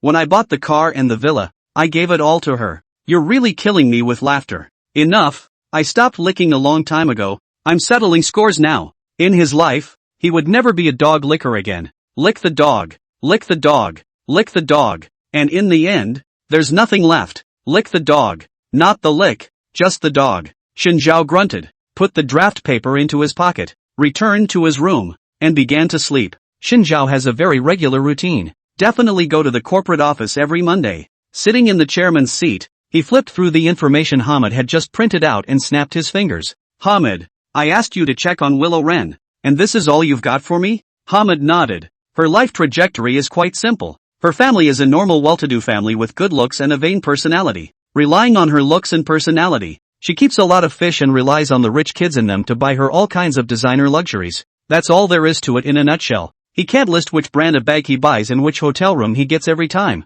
Can he? By the way, I think that when she snatched the marriage in the first place, she must have been instructed by Qin Mo to use you guys to beat the Chu family's face. Hamid continued his analysis. Xin Zhao rolled his eyes. Aren't you talking nonsense? He had never seen Qin Mo in his life, and Qin Mo only treated him as Chu Qingmian's flunky. The only two of them who crossed paths were Lu Ran and Chu Qingmian, and the Qin family has always had a bad relationship with the Chu family. I mean, why don't we just make it work? Xin Zhao raised his eyebrows. What do you mean? Since Lu Ran wants to get close to you, then you'll make the trick work, and in turn, make Qin Mo slacken off. Then, first, take care of Lu Ran, and the few of us will help you sweep up your tail, and then finally, we'll slowly deal with the Qin family. Will it be a trick? He smiled. Yeah, I'll be counting on you when the time comes. You're too kind. There's no need for thanks between us. Hamid smiled. If it wasn't for you, I'm afraid a few of us would have been finished a long time ago. Xin Zhao relied on Hamid's technical support to get Lu Ran's usual travel records,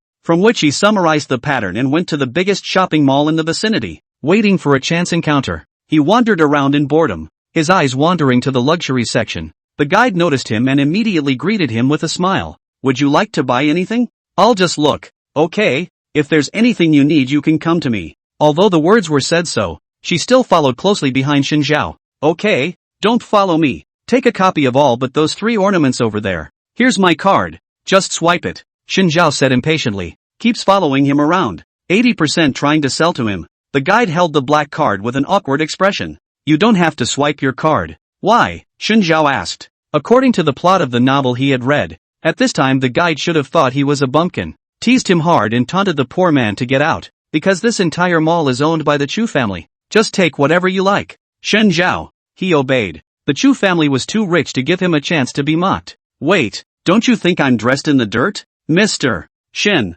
don't give me a hard time. You're wearing a Cartier watch and your clothes are designed by a famous French designer. Who dares to say you're rustic? TSK. Miscalculation. He just took a random watch and wore it. But how do you know me? It's because General Manager Chu gave your picture to all of his staff, explaining us that as long as we're on the Chu family's turf, we, the staff, absolutely cannot be neglectful when we see you. Alright, this Chu Qingmian is quite attentive. It's boring to make him lose a chance to act like a douchebag and punch him in the face. Besides, if we curse random customers, if we get reported to the manager, we'll lose our bonuses again this month. Well, it's still a pathetic hit job. Not a moment later, Xin Zhao saw Lu Ran's figure. She wore a tight sweater that outlined her shoulders to her breasts. Her pants were jeans, and she carried several bags in her hands, all of them famous big brands. She noticed Xin Zhao and her eyes lit up slightly, sighing that today was really lucky. I didn't expect to run into Xin Zhao. Since he got married, the two basically can't touch each other, and I wonder if he's avoiding himself on purpose? Xin Zhao, she cried out in surprise, her tone sappy, I finally see you. Did you miss me? Xin Zhao, he's going to puke when he comes up with a big move. Ha! The guide looked at Xin Zhao, then at Lu Ran with a surprised expression, then quickly turned around and left. You guys talk about yourselves. It has nothing to do with her. She didn't want to make Mr. Chu angry, and she didn't want to be deducted from her bonus. Willow Ran, long time no see. Yeah, we haven't seen each other since that day we bought the jewelry. Xin Zhao nodded. I also do have one thing I've been wanting to find you about. What is it? Willow Ran looked up, her eyes shining. If you need me, I'll help you. At that, her cheeks flushed and she tugged at his sleeve. Because, finally, I realize how I feel about you. Looking up 30 degrees, giving the man a pitiful look, hugging his arm and rubbing his chest against it is a tried and true trick, especially when dealing with a licking dog like Xin Zhao who didn't have much of a brain anymore. I did some math.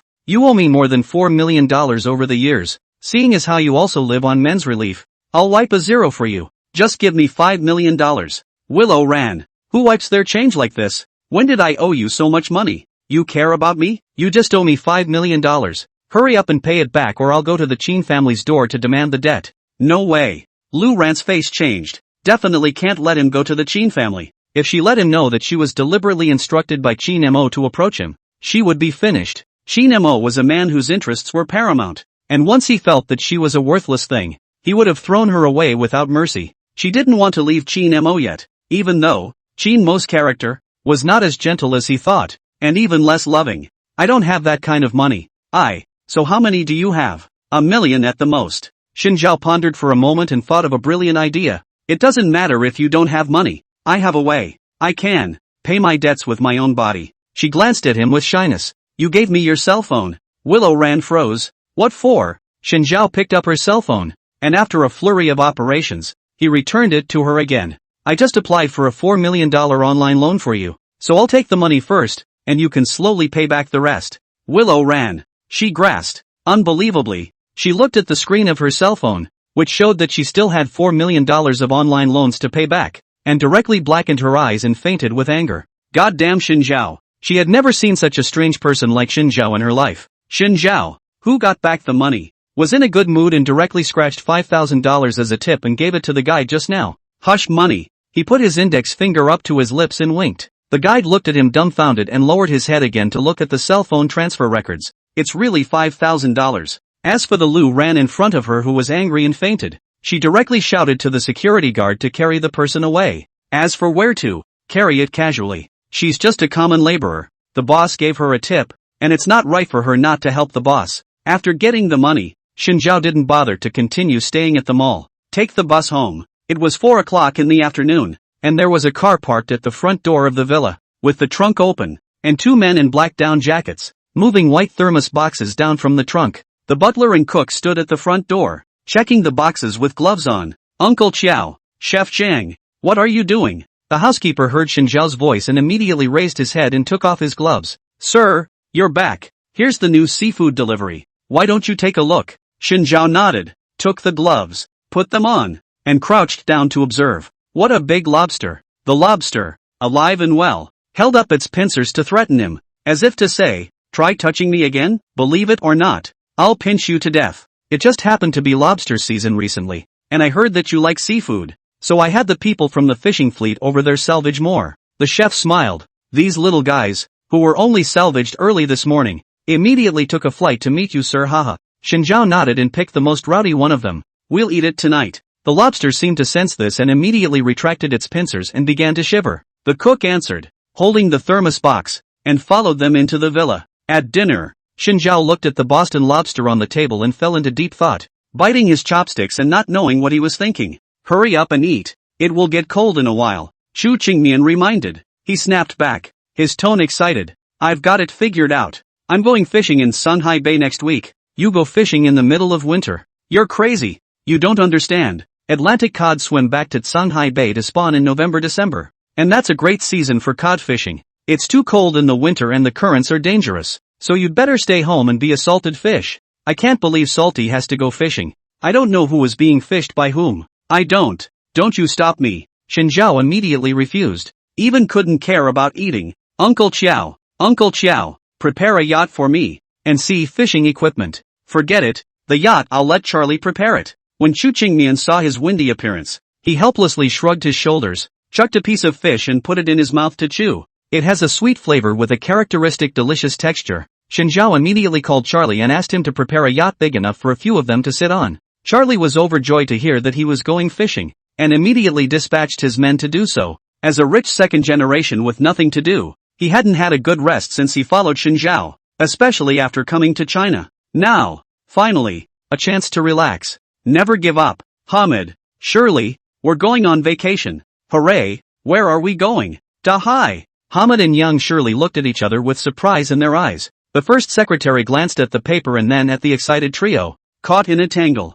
In the company, there can't be no one left. What are you afraid of? We've pretty much taken care of the urgent matters anyway. Young Shirley comforted. The first secretary dropped her heart a little. At the same time, Shinzhao still maintains 3 days to go out and 2 days to meet Lu Ran by chance. About the number of times they met, Shinzhao's mood became better and better. By the way, Willow Ren, I remember you're quite the fun lover. So which bar do you tell is fun? One day when they met by chance, Shinzhao did not look gloomy, but smiled and asked her questions. But Lu Ran was thrilled. The pussy will finally talk properly. Night color, the environment there is quite nice. We can go there together. Ah. Willow Ran smiled and threw a wink. Shinzhao nodded. Evening, bar box. Willow Ren darkened her face and looked at Charlie sitting next to her, full of curiosity and looking around like a country bumpkin. Shinzhao sat across from the sofa, with the first secretary and young Shirley sitting beside him. The two of them, a big secretary silent and lowered her head with some urgency, obviously moving in appearance,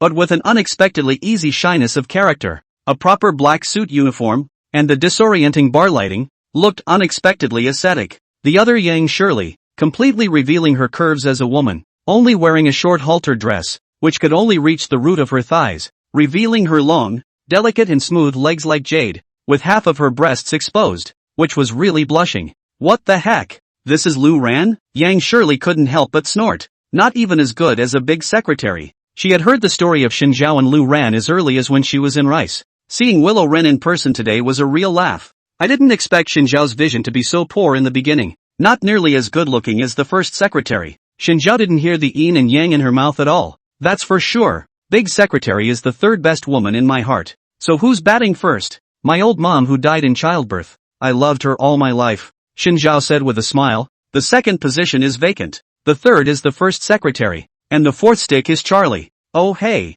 I'm not a woman. Charlie was surprised. Yeah, but I don't want Shirley to be fourth. Yang Shirley's fist hardened and slammed it into Shinzhao's stomach. Shinzhao bent down and covered his stomach, seeming to be in great pain. The next second, he raised his head and blinked. It doesn't hurt at all. He was a much tougher fighter than Yang Shirley, a civilian. Willow Ran watched the four of them fight in front of herself, completely unable to intervene. Shirley young and the first secretary, more feminine than her, with all the first-rate looks and body. Even Charlie, this man, although he looks quite stupid, but just by looking at him with a big license plate, I'm afraid he's not a simple person with a simple identity. She took a deep breath, squeezed the corner of her coat, and gathered her courage. Opening a bottle of whiskey, he sidled up to Charlie and Shinzhao and inquired, "You guys want some?" Her side face was even prettier, especially with the light blurring the outline. "That sort of thing. Let me do it." The first secretary held out her hand and said, "I'm usually the odd job man."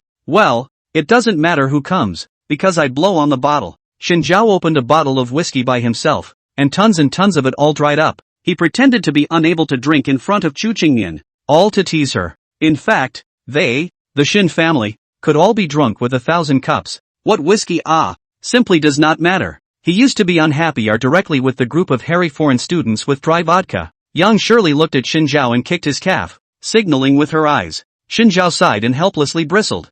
"I'll drink it. You pour it for me. And remember to add ice." Charlie was as skillful as ordering his own maid. "Charlie, I thought you said you'd only drink what I arrived with." Shirley Young stood up, her short skirt swaying with her stride, hidden from view. "Here, darling, open your mouth." She sat on Charlie's lap, her red lips parted. Charlie. If he didn't know young Shirley, he would have been fooled by this woman. Obviously bad character perversion, but also deliberately put on a gentle and moving appearance. It's scary. Mom, he's scared. He's going to run. I'd like to go out and get some air. Charlie got up immediately. Nasty. I accompany Charlie to go. Big secretary. You help Shun. Shinjiao get 2 bottles of vodka to go. The first secretary nodded. For a moment, Shinjiao and Lu Ran were the only 2 people left in the box. Shinjiao put on an appearance of having been drunk for a long time and rubbed his head. Well, crap. I just drank too fast. Seeing this, Lu Ran immediately got up and sat next to Shinjiao's body, and the 2 people's thighs were pressed together. I'll get you a glass of ice water. Want a little snack? Shinjiao shook his head and subconsciously tilted his head on her shoulder, his eyes confused. Willow ran. What's wrong? Her voice was gentle. Am I really not dreaming? A hint of triumph flashed under Willow Wren's eyes. Of course not. I'm on your side right now. Great, great, Shinjiao muttered. I admit, I was gambling before I married Chu Qingmian. I can understand your feelings. It's me who didn't understand my own heart before. For your sake, I'm willing to leave Qin Mo. Lu Ran suddenly dropped a tear. Qin Mo. He said in the beginning that he would love me for the rest of my life, and after he got me, he and many women. I'm just one of them. Also, he hits me a lot and it hurts, and when I cry, he gets even worse. These are the truth. But even so, she couldn't leave Qin Mo. He was too rich, too powerful. Power and money blinded her. For this reason, she also learned how to seek pleasure and enjoyment under Qin Mo's cruel and vicious methods. Lu Ran, do you want to go to see the sea? Shinjiao did not comfort her, but inexplicably said this. See the sea? Going to the South China Sea to see the sea? Go to Shanghai Bay, where there's the unfrozen harbor.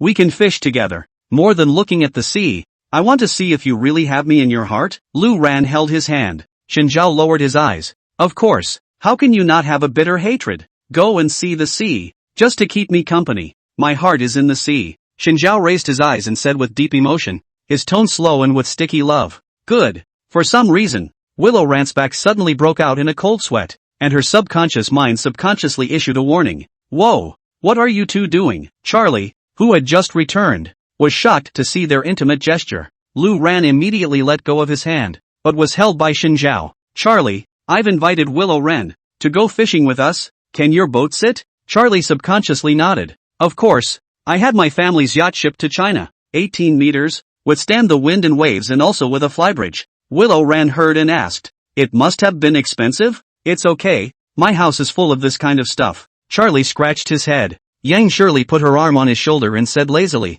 this guy's mom is a famous French model, and his dad is a rich English aristocrat with 5 or 6 castles alone. Willow Wren covered her mouth in surprise and stared at Charlie incredulously. Originally, she thought Charlie was a bit of a douche, but now that she looked at it, wasn't it just the innocent cuteness of a rich kid? Charlie wasn't proud of it. Oh come on. Castles are a pain in the ass with hundreds of thousands of dollars in taxes every year and millions of pounds to maintain. Willow Wren looked at him with more than a little bit of thought in her eyes. Shinjiao is now, at most, just a flunky. And this Charlie, he's the real hoi polloi. Moreover, it wasn't like Qin Mo who had a deep heart and looked like a good liar. Even though he was acting intimate with Shirley Young, it didn't stop her from prying. She believed that such men were never satisfied with the status quo. The big secretary is introverted and silent, and Shirley Yang is sexy and open, so she will continue to be her gentle and considerate little green tea and show Charlie what it means to have different tastes. Charlie was completely unaware that he had been targeted, still spouting off about what a pain in the ass it is to maintain a castle.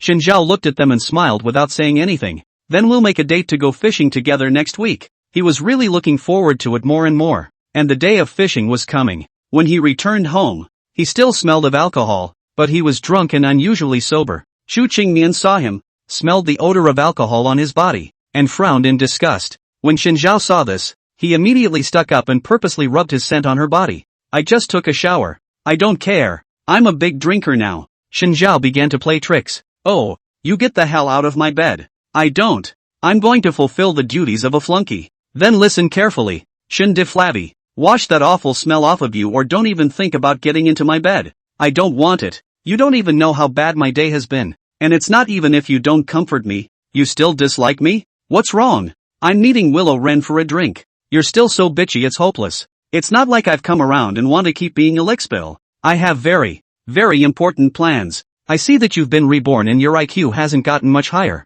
Chu Qingmian did her skin care, lifted the quilt, and pushed Xinjiao's body. Go down. Are you shy? You are really smelly. Take a shower and go to bed. Do you hear me, little friend Shin? Around the time she retreated, Xinjiao immediately got out of bed, took a quick shower, and with a wet vapor, got under the covers. I'm about to finish Willow ran off and I'm so happy. What are you going to do about her? Do you want to know? Xinjiao stretched out his arm and rested it on her shoulder, only needing to get a little closer. It was her neck that could be easily snapped. Don't want to. I'm not interested in your dog and pony stories at all. Then why are you asking so much? Chu Qingmian rolled over, facing Xinjiao. I told you, I don't mind you finding a lover. We are not a serious couple that is hard to part with, but you can't look for Qin Mo's woman. That's simply slapping my face. Do you understand? Isn't that purely disgusting to her? The whole capital knew that she and Qin Mo had a poor relationship to the extreme, having formed a bond since they first met at the age of 6. If her husband and Qin Mo went to fight over a woman,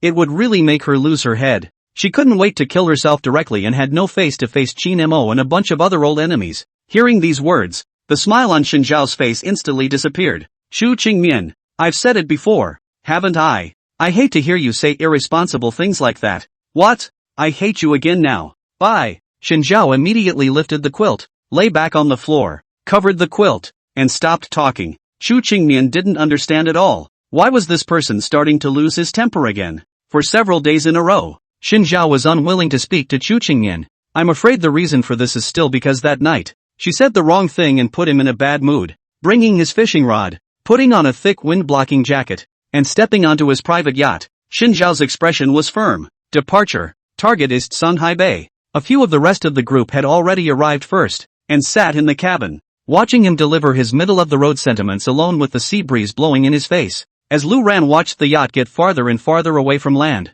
she couldn't help but think of the conversation she had with Qin Mo. He offered to invite you. You say? Of course, young Master Qin. He must have old feelings for me. Willow Wren wrapped her arms around his shoulders, the two of them topless. Well, when I come back, I'll reward you properly. Qin Mo ruffled the broken hair around her ears, his voice low and gentle. I want to get the video of you guys getting laid. Do you hear me? Good. I don't want to hear about your failures anymore. I hate worthless people. Young Master Qin, I can definitely do it. Don't abandon me. She couldn't help but squeeze her jacket tighter, her expression growing more resolute. Either he obediently listened to Qin Mo's words, went to seduce Xinjiao, got the video of the two of them, and made a big fool of Chu Qingmian. Either. She turned her attention to Charlie. If only this rich foreigner would help her. Ah, I'm kind of hungry. Which one of you can cook? Charlie asked suddenly. I don't really feel like cooking these days.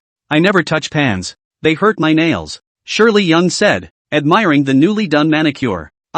What I made is so bad. The first secretary covered her face in pain. Since the last time she caused Xiao Habai to go to the emergency room, she no longer dared to see Xiao Habai, and she lost her original confidence in cooking. She was guilty of hurting Joe. I'll do it. My handiwork is not bad. Lu Ran smiled, warm and moving. I think women should still learn to cook. Yang Shirley rolled her eyes, too lazy to mock this guy for intentionally putting on an act, and changed the topic. First secretary, how's the progress between you and Xiao Habai? The first secretary despaired. He's lucky he doesn't hate me. Hey, what the hell happened? The corners of Yang Shirley's mouth twitched. Charlie asked, so can you show us your chat logs? We'll help you analyze it. The first secretary nodded and handed the phone to Charlie, who looked at it for a second. Turning his head, he handed his cell phone to Shirley Young. Young Shirley had a complicated look on her face. Curious, Xinjiao impatiently grabbed the phone and saw the chat log on it. Joe, I'm Joe Hobbs. Now that I've approved your friend request,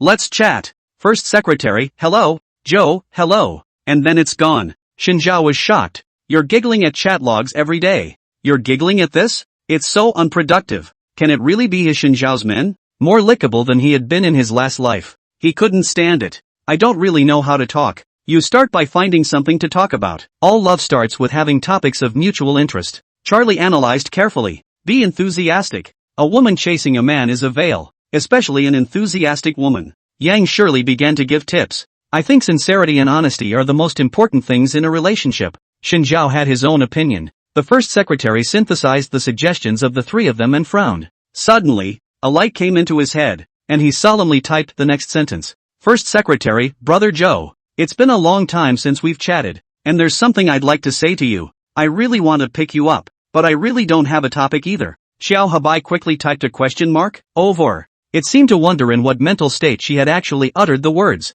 Joe, which one are you? The first secretary received a 10,000 point blitz and was outright seriously injured. She was torn between half a dozen people on the other side of the room who didn't even know who she was. First secretary, I'm Mr. Shin's secretary, we've met before. Joe, come to think of it, what's your name? I'll make a note of it. Name? The big secretary subconsciously raised his head and looked at Shin Zhao with his familiar confusion and pitifulness. She didn't know how to answer. As Shin Zhao told her back in Vegas, name or whatever. Just drop it. From now on, you're my first secretary, and the price for following me is this life of yours. She's long gone without a name. It's on your ID card. Just give him that name, Shin Zhao said casually, continuing to act with Lu Ran. The first secretary stared at her cell phone screen. First secretary, the name on my ID is Jane Li. Xiao Habai was a bit puzzled. What did she mean by that? Telling Chu Qingmian about this matter. Chu Qingmian on the other hand felt that there was nothing wrong with it. Maybe it's because of the fact that I stayed in Rice before. I seldom use my Chinese name. So you say. The first secretary breathed a sigh of relief as he muddled through. At some point, Charlie opened several more bottles of wine and several people drank several empty bottles. It's time to clean again. She couldn't help but sigh. Shin Zhao, as their big boss, normally wouldn't even make a move to clean up. Charlie is a rich kid who just spills money and has zero life skills. Shirley Yang hates doing dirty work and is afraid she will get her nails and dress dirty. So all of this work fell to her. Charlie is already drunk. Shin Zhao is still pretending to be drunk. And Shirley Yang is pretending to be asleep. Shin Zhao's finger moved slightly in a corner that the others couldn't see. And the first secretary immediately understood. Gathering up the bottles of wine and debris and going to the bottom of the cabin to clean up. I'm drunk. Apart. Shin Zhao leaned on Lu Ran's shoulder. Will you send me back to bed to rest? Lu Ran glanced at Charlie, then at Shin Zhao, and nodded, picked him up and took a step towards his room. Entering the room, Shin Zhao held her hand and collapsed on the bed. Willow Ran was half on top of him, only needing to lower her head slightly to be able to kiss. It's about to work. Her heart began to pound. Having already done the same thing with Qin Mo thousands of times, it was enough to just treat Shin Zhao the same way now. She leaned close to his ear and exhaled gently, and Shin Zhao pressed down on her shoulders. Willow Ren, I just hope you're genuinely willing to do with me. Of course I mean it. Shin Zhao laughed, and the smile is getting bigger. Lu Ran suddenly felt that something wasn't quite right, and when she jerked her head back, she was knocked unconscious. There was only time to catch a glimpse of the red dress, and the delicate manicure, before she fainted. Shirley Young blew on her fingernails and tossed the baseball bat aside, sighing dismissively. Stupid woman. Shin Zhao lay on the bed inside. But it's such a stupid woman that ended up killing me. That only proves you're a douchebag too. Yukari na. His tone was sticky. Don't forget. This life of yours, I gave it to you. Get your attitude right. The tone, trailing off, was the one Sherry Yang was most familiar with. It's not the comical and funny Shin Zhao, but the general manager Shin who has cruel methods. Her expression paused for a moment and she grunted softly. If that idiot Charlie hadn't gotten drunk, would it have been my turn to knock this woman out? Be lenient with him. After all, he is the biggest investor and my good brother. Shin Zhao sat up from the bed and stretched out a big slouch. Tie her to the ship's rail. I'm getting a little bored. Lu Ran was woken up by cold water splashing down her cheeks and into her mouth. Salty and astringent, the taste of seawater. When she opened her eyes, she saw Shin Zhao who was crouching in front of her. Shin Zhao's face still had a smile on it, and his light-colored pupils were bright, and under the blue sky and blue sea, it was extraordinarily cold. Hey, finally woke up. Lu Ran tries to stand but fails miserably. Her hands were tied to the ship's rail and she had twine tied around her ankles. Shin Zhao, what are you doing? Me? I was playing games with you ah. The smile on his face grew more pronounced. Me? But I've been looking forward to this day for a long time. Playing games? Shin Zhao, you even have this kind of fetish? Willow Ran had obviously misunderstood. Shin Zhao stroked his chin. It's true that my XP dabbles in a wide range of things, but I wouldn't do it with a woman like you. Why? Willow Ran asked incredulously. Obviously. Shin Zhao used to be just a licking dog that followed her ass with 100 obedience. How did it turn out now? Just by hooking his own finger. He should come running his ass over and fulfill her wish. How can I put it? I'm not quite like most men. I still prefer to go to bed with a woman I love dearly. So you don't love me? He laughed. No more love. The decisive words shattered Willow Wren's illusions. In the intensity of my feelings, to be able to spend a night in bed with the woman I love so much, and the next day to let me die, I would kill myself without hesitation. But I'm not going to stand face to face with a woman like you who can be bought for only a few $1,000s, and it makes me sick to even breathe the same air as you.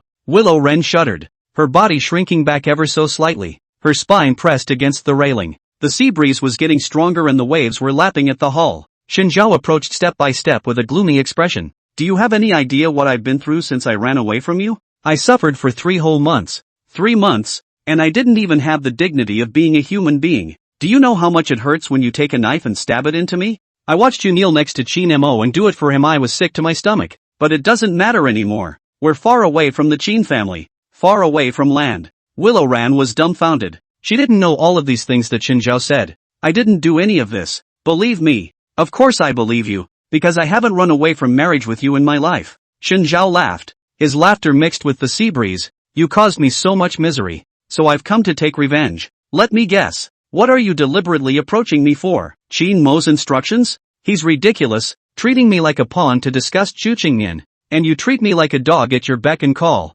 I hate all of you. In the eyes of all of them, he was nothing more than a pawn that could be used and discarded at will. Even in the end by Chin Mo stared at, but also just to discuss Chu Qingnian play. Ha! A living human life is just a small toy in their eyes. Shinzhao patted her innocent cheeks and said in a cold voice, First secretary, give me the knife. The first secretary immediately presented the knife with both hands, his movements decisive and skillful, obviously not the first time he had done this kind of thing. He tugged at the corners of his mouth, pulling at his facial muscles. One of my favorite things about you, first secretary, is that you're exceptionally quick to pass the knife. The first secretary lowered his head, listening to Willow Wren let out a guttural scream as blood stained the deck. Shinzhao's laughter mixed in the sea breeze. There was no joy, no sadness in his smile, only indifference after his great revenge was avenged. The smell of salty sea water tangled with the blood and stung his nose. She was filled with one thought, it was time for her to clean up again. I don't know how long it took, but Lu Ran was dying on the ground gasping for breath, staring blankly at Shinzhao's feet. She didn't even have the strength to look up at him. Shinzhao felt that there was no more fun, pulled out a pistol from his waist and pointed it at her head. A half a dozen moments passed before he lowered the gun again. I can't let you die now, so just keep lingering for me. Shinzhao left, took out his fishing rod, and started fishing. The sea breeze was blowing and it wasn't long before he felt the rod move and a fish was hooked. A nice cod was caught with some effort. Meanwhile, the phone rang. He turned on his cell phone to see who was so good at picking the time to interrupt his good mood. Chu Qingmian. Gee, why her again? It's annoying. Get on the phone. Calling for what? He asked. In 72 hours it will snow heavily in Sanhai Bay. Hurry back. What's the rush? I'm safe. Shinzhao gutted the fish. Haven't you been looking forward to my death so that you can become a widow? Chu Qingmian's side was silent for a while. Wasn't it you who said you'd catch me codfish for dinner? You want some? It's still a question of whether you can catch it. Don't look down on me. I've caught it and I'm eating it now before I leave it for you.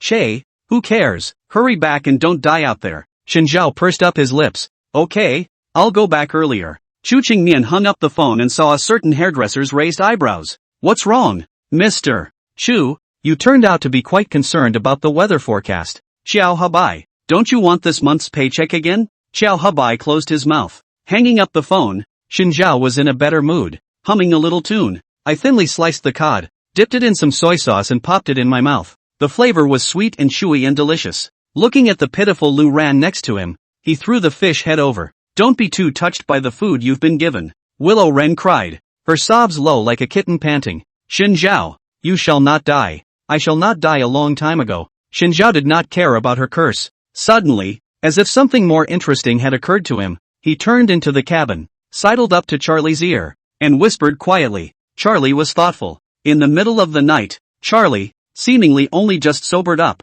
walked out onto the deck in a daze, trying to blow off some steam and clear his head. He accidentally kicked Willow Wren in the arm. Lowering his head to look, he was so frightened that he sat down on the ground. Are you okay? Willow Wren was so blown by the sea breeze that she was almost dying. But helplessly, Shinzhao's knife work was too good. The whole 20 or so knives, none of them were fatal. Can't even get a good death. Check. Charlie, help me, please. Charlie held her down. Just stop talking for a minute and let me find the med kit. He looked around, dived into the cabin, took out his medical kit, and bandaged up Willow Ran's wounds. You tell me what's going on. Lu Ran covered her face. It's Shinzhao. He wanted to kill me, saying that I killed him, but I didn't even do that kind of thing. Charlie, I'm so scared. She leaned into Charlie's arms, weak and unsupported. Don't worry, you definitely won't use your own life to lie to me. Charlie said seriously, I have sleeping pills, I can let Xinjiao fall asleep first, and we'll immediately turn the ship around and go back.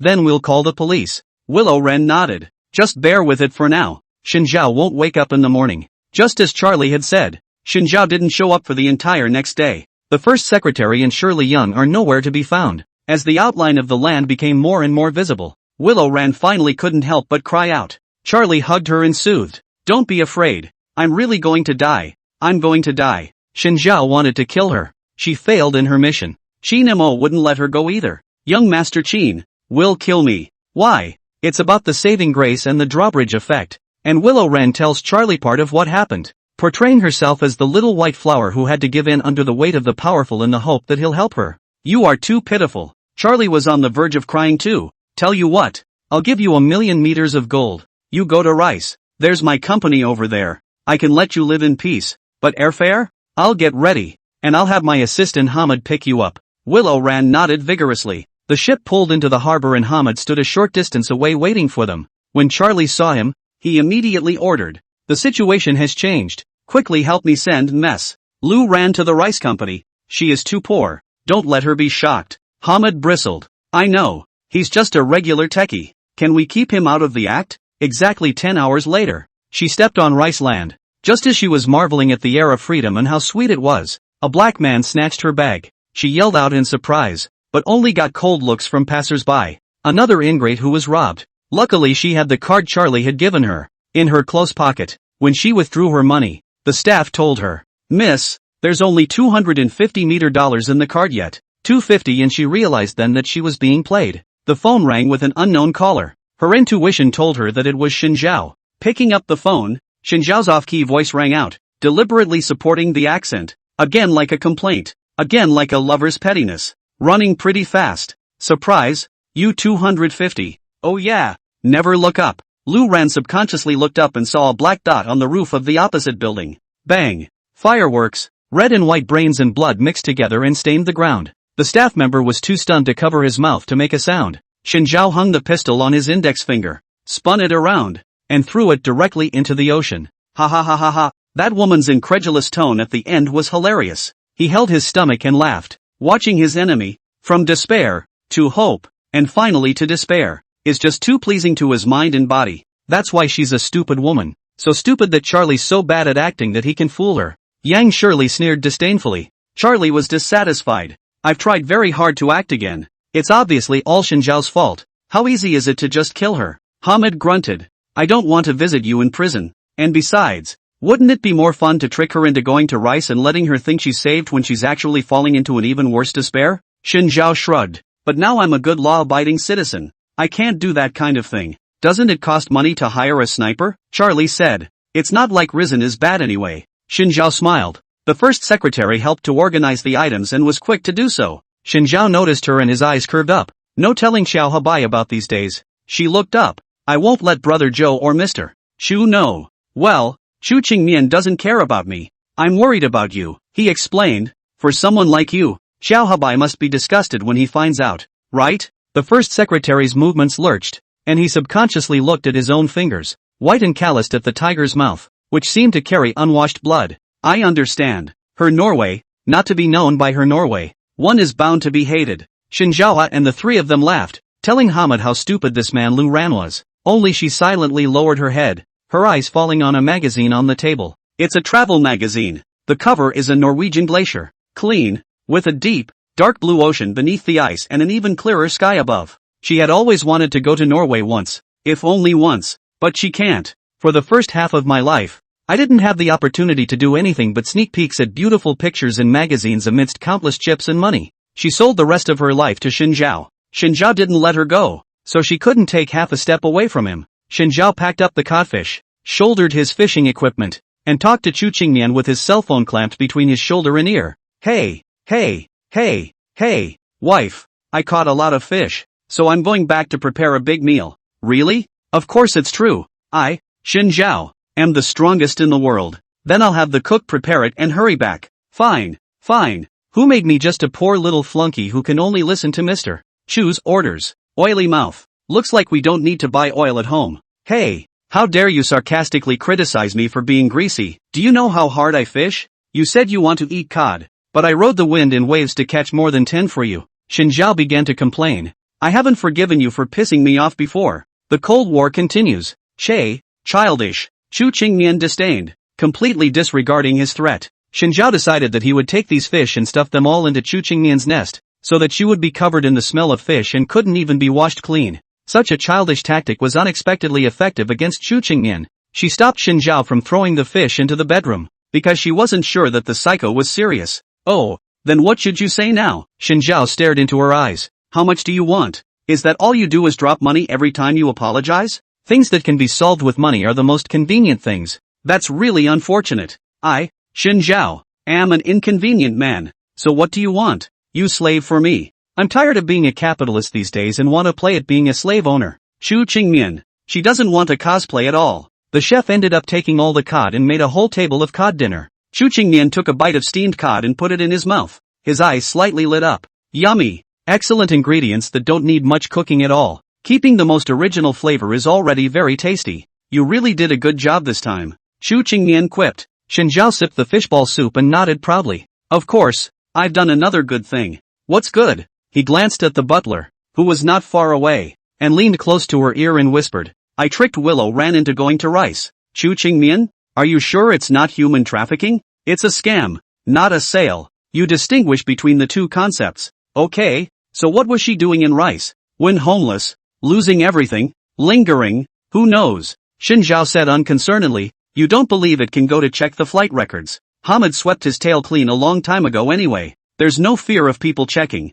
Then congratulations, you've solved an enemy. Chu Qingmian asked the butler to bring a bottle of champagne, opened it and poured a glass for Shinzhao. Celebrate. Cheers. Shinzhao narrowed his eyes. The crisp clink of glass sounded, and the slightly yellowed liquor swayed, close to his lips, moistening his dry throat. Chu Qingmian stopped drinking after 2 mouthfuls, and in the end, that whole bottle was all drunk by him alone. About screwing over Lu Ran, Shinzhao's heart was also quite relaxed, laying around the house as a salted fish for days at a time. Can't even be bothered to take a walk. Shinemo learned the news of Shinzhao's return to the Chu family, and he was late to see Lu Ran. He ordered his people to check it out, but only got the news that Lu Ran went to the rice country and ended up messing with the gangs and was killed by them, suspecting that there are some unexpected variables in the middle, but then carefully check, found that Lu Ran's documents and air tickets do not have any problems. Even the fact that the visa was processed 2 months ago can only mean that she was prepared ahead of time and had an ironclad desire to run. Recalling Lu Ran's usual behavior,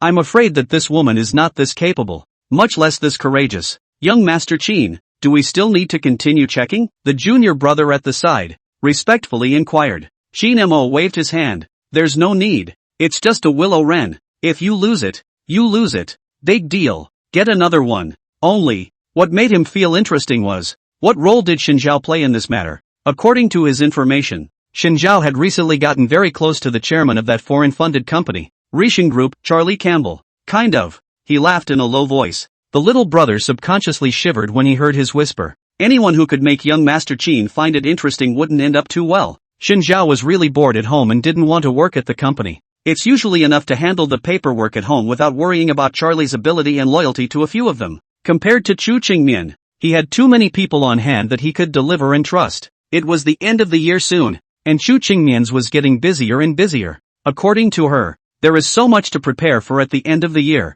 especially a large group like the Chu family. Don't think that just because she's so rich, she'll be able to rest on her laurels. There are not many people in the Chu family's company who can carry the responsibility. Not to mention the fact that she has a great uncle and a third uncle's family to support. Let's not even talk about Uncle Sam and Auntie Sam. Both of them don't work at all, and they live on more than $10 million a month, and it's all necessary expenses. The eldest uncle's family is the antithesis. Obviously not much talent to manage the company, but also had to start a business. Once created, failed. Once failed to lose a few $100 million. Chu Qingmian has been advising him for 5 or 6 years to stop creating. He still won't listen and will continue to create. Qingmian, I'm a late bloomer. Give me another 200 million. I've got my eye on a new project. Every time, he brushed himself off with that line. He's 58 years old, and no matter how late in life he is, he's going to his coffin. The great-uncle's family also had a son and daughter, her cousin and her cousin. Cousin is married, and has been away with his wife for 5 whole years, nowhere to be found, leaving his only daughter to be raised by his eldest uncle. But the good thing is that they are often missing, and it doesn't cost anything to keep them. cousin is a player of gambling, ran away to Hatian to cut stones, just hoping that someday she can cut out a top-grade jade. Don't mention it. No one in this family can be trusted. Xu Qingmian was in pain. Since getting married, she has to raise one more salty fish who can eat, drink and spend money. Who can make money but is lazy by nature? Grass up. She's a laborer. Xinjiao was still pondering what would be a good thing to go do today, whether to accompany the housekeeper to touch the fish, or to dig a swimming pool in the backyard. Get your ass to work. Seeing someone who was so leisurely, Xu Qingmian broke his defense. You work to earn money. I run the house. Men and women work together, with 3 cleaning nannies, a cook, a housekeeper, 2 gardeners, and 2 chauffeurs in the house. Where is your turn to run the household? I have to watch them work. I can't let them slack off. After saying this, Xinjiao spat out the melon seed rind that he had knocked clean to the ground, and when the nanny aunt saw it, she quickly swept it away with a firm expression. Xu Qingmian had no big words, turned around and left the villa. Xinjiao compared a yeah and immediately summoned the others over, and several people gathered around to play poker. King Bomb. Xinjiao dumped the 2 cards on the table, and suddenly his cell phone rang. He picked up the phone and didn't look to see who it was. Which one? Xinjiao. It's me. Say the name. Don't play riddle games with me. I'm your high school class president. Mumbles. Can't think of anything? What is it? I don't do insurance, and I don't accept sales pitches. Xinjiao's eyes did not move away from the cards. His expression focused. It's the end of the year. We want to have a class reunion. Are you coming? My treat. Xinjiao put down his cards, put his cell phone into speakerphone mode, and gave the servants a quiet gesture. Say that again? Mumbles repeated. Okay. I know. I'll go. When? This Saturday night. The Clearwater Room at the Kingston Hotel. Xinjiao immediately hung up the phone and excitedly pulled the butler's hand. Uncle Qiao. Fun is coming. I'm going to a class reunion. It was so much fun. He couldn't pass it up. According to the plot of the flunky novel that the first secretary told him about, anytime he goes to a class reunion, he's bound to be severely mocked by his former old classmates. But what they didn't know was that he, Xinjiao, was not a weak and bullying person. A public slap in the face is just too good to be true. Xinjiao was happy, not disheveled, and instantly branched out. He's having fun again. Butler, prepare my battle robes, the cheapest and dirtiest clothes you can find. Wrap it around me. I'll find the cheapest, dirtiest clothes I can find and make them laugh at you so hard. Until Saturday at noon. Xinjiao looked at the clothes in front of him and fell into pain. Show me. Where's the dirt in this dress? It's obviously a famous big brand. It's really the dirtiest it's ever been. From the year before last, and it's only $5,000. It's the cheapest it's ever been. The butler defended himself. $5,000 for a white shirt. And they all call me Daddy Gold when they see me. I'm sorry, sir. It's all the fault of Madam for trying too hard to make us so rich now. Where did all my old cheap clothes go? Madam said it was too ugly and donated it all. Xu Qingmian, I hate you for being so rich. Xinjiao was grief-stricken. It was her fault that he had lost the chance to pretend to be a pig in a poke. Why she's so rich? Why? Xu Qingmian, who was passing by, took a sip of coffee. Nervous, Xinjiao was still struggling in agony, performing a dead fish punch on the spot, obviously suffering from a lot of excitement. What's the hurry? Just go outside and buy a new one. Xu Qingmian calmly said. It makes sense. Let's go now. Xinjiao returned. By the way, buy me a new electric car. To be the cheapest. Forget it. Let's go directly to the street to rob the spirit guy's electric car. Xinjiao stood in front of the gate of the Jingtai Hotel, wearing the new clothes he had just bought, with a resolute look. In the cold winter wind, the housekeeper held on to the electric car that he had just grabbed, and subconsciously reached out his hand, wanting to stop him. The winds are rusty and the waters are cold, and once a strong man is gone, he will never return. My lord, the road is treacherous on this trip, so be careful. Xinjiao nodded. Uncle Qiao, I have to go. Take care of my wife for me. Don't let her know that my bank card is hidden in the 15th book in the 3rd row of the bookshelf. My lord, don't try to persuade me any further. I've made up my mind to go. He walked away without looking back, as determined as he had come, like a warrior about to die. The butler clenched his fists. I can't be your Yu, but I'm willing to be your Wu Jue. The 2 security guards standing at the door. What are these 2 doing? The vicissitudes of his gradually moving away back. In the middle of winter, he was dressed in fluorescent green shorts and short sleeves, with a giant red heart on his ass and a giant middle finger design on his chest. Anyone who saw him had to subconsciously step back 3 feet. Xinjiao stood in front of the door and stared at the 2 security guards. Xinjiao, I stare at. Security, I'll keep an eye on. Won't you stop me? As far as he knew, Jingtai was a hotel that paid a lot of attention to the image of its guests, and the customers who came and went were either rich or noble. Why should we stop you? Is that your work ethic? Can't you see what I'm wearing? Open your eyes for me. Shinjiao pointed to the red love heart pattern on his butt cheeks. So earthy. So cheap. Hurry up and taunt him. Give him a chance to punch him in the face. The two security guards looked at each other and gave a thumbs up. Grip grass bull. Too handsome brother. I directly kneeled down. 666. Shinjiao. These two are nuts. I'll give you guys the benefit of the doubt and let me in. He pushed open the door and entered the hotel lobby. The two security guards breathed a sigh of relief, followed by a young couple snuggling up to each other and trying to enter the hotel, only to be stopped by them. Sir, please be careful with your attire. This store only caters to appropriately dressed customers, and your sneakers will step on the carpet. The man stared incredulously, pointing at Shinjiao's back. You two stinking security guards are deliberately targeting me? Are you so blind you can't see the man in slippers and big pants? The security guard had a cold face and was extraordinarily serious. That's our boss. He just likes to run around naked and we can't stop him. Young man, I'm convinced. Wife, let's go to another store. This one is too deceitful. Shinjiao did not expect that the clothes he wore, which were so odd, would not be met with the strange and disdainful eyes of the others. On the contrary, when the staff members coming and going saw him, they all subconsciously stopped in their tracks and slightly nodded their heads in greeting, full of smiles. It's like meeting your own father. Hey, little girl. Do you think I'm handsome? Shinjiao caught a waitress and asked. The waiter smiled. You are so handsome. My eyes are almost blinded by you. 10 miles of spring is not as good as you. Holy shit. That waiter over there, do I look good in that dress? My god. Did you escape from a fairy tale? It's almost like a prince. Come on man. Is he crazy or is the world crazy? This is horrible. He hid in a corner and sent Chu Qingmian a full body photo. Scratching his head. Got a line from the other side, green cockroach. Don't come and disgust me. Get lost. Shinjiao was instantly relieved. Great. Chu Qingmian is still not crazy. It seems that the world is still saved. What the hell is going on here? Why do all these employees compliment him on his good looks when they see him? Mr. Shin, can you move over? I need to mop the floor. A cleaning ant driving a cleaning cart said. Well, wait, you know me? Shinjiao was shocked. We definitely know you The first rule of the training code for all of our employees is to know all the Chu family members, including you. You are the husband of General Manager Chu Na. The cleaning ant was puzzled. What's going on? It's Mr. Chu again. Don't tell me this hotel is also a family property of the Chu family? Yeah, not only that, but that pedestrian street across the street is also owned by the Chu family. He was so convinced. Chu Qingmian, you're not allowed to be so rich in your next life. Green cockroach little Shun was in pain, sighed, and entered the elevator. The elevator stopped on the 20th floor, and the Clearwater private room was not considered upscale in the entire hotel.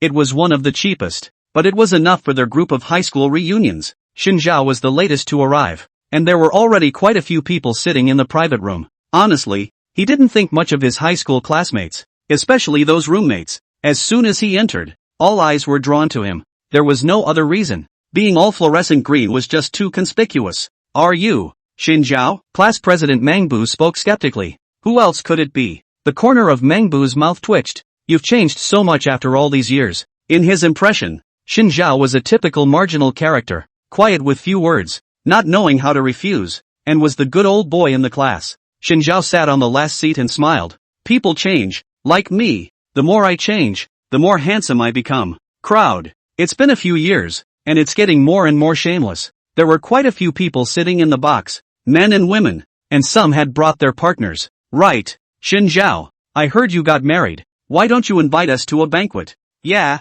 I didn't realize your kid was the earliest married. Why don't you bring your wife over to show us? It's curious what kind of woman could look at you. Someone couldn't help but snort lightly. Shinjiao looked at the person. It was his high school roommate Lu Hang. He actually didn't quite understand why exactly he was isolated from the rest of the dormitory. Obviously he had the least words and the best personality, but in the end he was the one who was ostracized. The crowd spoke up, discussing Shinjiao's marriage, and laughed in droves. Oh, what? You don't have a wife yourself and you want to see my wife? Become perverted or not? Shinjiao hooked up his lips and said with a leathery smile. We don't mean that. We're just curious. You were quite unfeminine when you were in high school. The woman next to Lu Hong explained. Auntie, who are you? I'm at your table. Chowdy. Come to think of it, why are you still ugly? It's not even if the ugly people are so much. There's still so much talk. Crowd. This level of eloquence was not Xinjiao at all. Xinjiao, don't talk with your mouth full. How can you speak to other girls like that? Another person clapped his hands. Xinjiao rolled his eyes. Licking dog brother, you have been licking Joe D since high school. Licking until now you are still licking. I'm convinced. You even licked out the taste. I'm not a dog licker. What's the pretense? I've smelled dog licking slobber for a long time. Mumbu, the squad leader, saw that things were getting more and more chaotic and immediately called for a halt. Not only was he class president in high school, he was also president of the student council. Not much authority in the eyes of the crowd, but enough official authority. It wasn't because he was such a bully that people were quiet, but simply to borrow a step. Xinjiao, I'm your front table. Tang Ching Ching. A woman beside Xinjiao greeted in a low voice. Her looks were on the sweet side. Short, with eyes that twinkled and looked like two large grapes when she looked up. At the end of the high school exams, I've been wanting to meet up with you for a while, except that you left too soon then, because I grew up with long legs. I can't help it. Tang Ching Ching, I forgot. You are a small potato. Sorry, you must be very envious of me, right? Xinjiao embarrassed smile. Don't you mind, although you're unlikely to grow taller in this life, but you should be able to make an effort. A few more pads of internal height increasing insoles still. What were you going to say? It's nothing. Your pants zipper is undone. Tang Qingqing turned her head. The dreams of my youth instantly fizzled out. She only hated herself back then for being blind and looking at a psychotic man. Xinjiao looked at the crotch of his pants and realized that he was wearing big pants today, and there was no pants chain at all. Dressed like a loser. Xinjiao, your taste is really getting worse. Lu Hong said. Your wife wouldn't also be a spiritual little sister, right? Xinjiao brainstormed Chu Qingnian's transformation into a spiritual little sister. Didn't hold back and laughed out directly. This kid really dares to say that.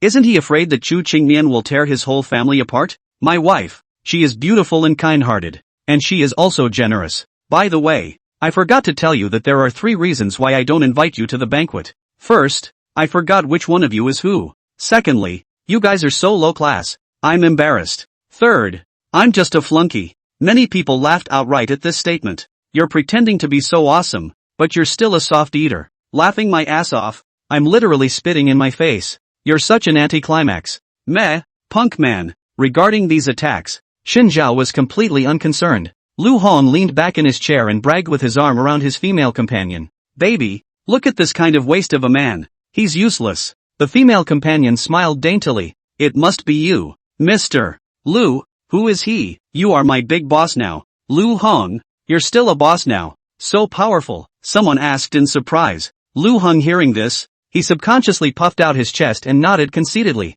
He can only earn a few million a year. Not a big boss. A few $1,000,000. That's awesome. Big boss, you can't forget us when you're rich in the future. Can't forget it. Can't forget it. The female companion pouted. Hate it. You should buy the bag for me first law. Buy. All of them. Lu Hong stroked her head. Xinjiao raised his eyebrows. A couple million. Is impressive? I haven't been back to the capital for a few years, so it's not as if the economy has regressed to this point, right? Alright, let's order first. The class president stepped in and interrupted the crowd once more. He really didn't like it. People flattering other people, not him. The crowd looked around at the others and realized that they all hesitated as well. Most of their high school classmates, who were ordinary well-off families, hadn't been to such a luxurious place, worrying about what to do if you order the wrong food. So again, the opportunity to order was given to the class president himself. Suddenly, Xinjiao's cell phone rang, and it was the housekeeper who had sent him a message. Butler, sir, come out here for a moment. I have something to say. Xinjiao excused himself to go to the restroom and left the private room. The butler, dressed in his manager's overalls, was bitterly persuasive. Sir, they've gone too far, and I've come up with a good idea. You can change the private room to the most upscale one and make their poor asses drop their jaws in shock and admire you. Xinjiao frowned. What kind of idiot am I that I have to spend money on people I hate? You go to arrange the chef. Let him cook with brushing water. Remember to spit a little spit. By the way, all the dishes on the menu all order one. The more expensive the better. As for the wine, also open the most expensive. Let them, the stinking fools, break the bank hard. As for morality, fuck that. Xinjiao is a person who has no lower limit and does not speak of martial virtue, and if he is not convinced, he will hold it. Xinjiao hummed a song and returned to the box, just in time to finish the dishes quickly. Order me another plate of fried peas. I haven't had them in a while. Thanks. He called out to the waiter and ordered. Lu Hong couldn't help but snort coldly. Shameless. None of your business. Xin Zhao crossed his legs and looked like a grandpa. Mumbles, the squad leader, stood up and began to make a speech. Xin Zhao's fried peas were soon ready and served in front of him. Fellow students, I'm so happy we're all here together today. Click. The sound of chewing peas. I'd like to make my own sentiments then. I haven't seen you all in so many years. My heart misses me. Click. The peas were crispy and the sound fell out. I'm not ordering much food. So order more if you don't have enough. And drink more wine. Click. Don't be polite to me today everyone. It's on me. Click. Mangbu couldn't stand it anymore. Xin Zhao, you're fucking eating your mom. Didn't you hear me talking? Click. Oh, I'm sorry. Go ahead. Mumbles coughed. I hope everyone eats and drinks well. And classmates' feelings don't break up. Click. Xin Zhao, you're deliberately being bitchy, aren't you? Hee */nabla *. You're a big man acting all cute and evil. The door of the box was knocked on.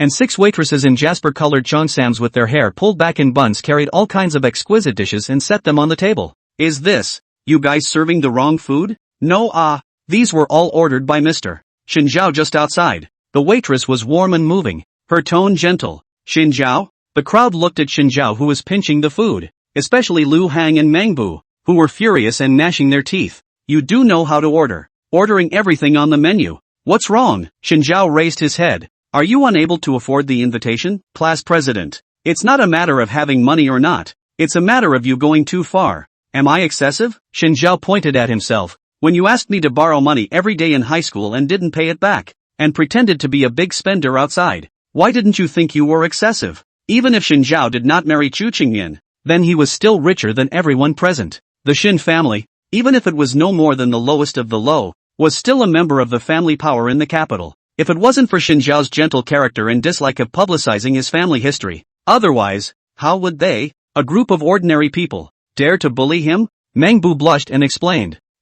Didn't he say I wouldn't return it? Xin Zhao wrapped his hands around his chest. Then you'll pay it back today. Waiter, how much is the total? Let him pay it off. The woman at the head of the table smiled slightly. The total cost of the meal is $200,500, and the cost of the wine is $800,000. So I'll wipe a fraction for you. 1 million will do. Mr. Xin is too restrained in ordering food, only ordering 2 bottles of good wine. She smiled at Xin Zhao. Hurry up and pay. I'm going to eat. Xin Zhao urged. Mumbles clenched his fists. 1 million. Where did he take out $1 million at once, to pay for the meal? You're not paying? I'm not paying. Xin Zhao, you're on your own. Who let you order so much? None of us can afford to pay now. Mangbu simply broke the pot and laughed coldly. Xin Zhao bit the fried peas in his mouth. You're pretending to be something without money? You're rich. Go ahead. You're just a trashy son-in-law who relies on women. What? You're so used to being a dog at home that you can't even afford to pay for a meal when you're out and about? Mangbu laughed and pointed at Xin Zhao and cursed. I've hated your wimpy ass since high school. It's disgusting that you're such a wimp and you're still a rich young master. Xin Zhao raised his eyes, held a large handful of peas, and stuffed them into his mouth. Aim at Mumble's open and closed mouth and start shooting. Pust, put, put. The bright green peas were fired one after another, straight at Mumble's mouth, like little cannonballs. Mumbu's mouth, which was open, suddenly closed. He covered his mouth incredulously and subconsciously chewed and swallowed the flavor of fried peas. Lifting his head, he looked at Xin Zhao. Xin Zhao grinned. 8 peas stuck to his 8 big teeth. Master P has hyper-evolved and is in his strongest form, the P machine gun shooter.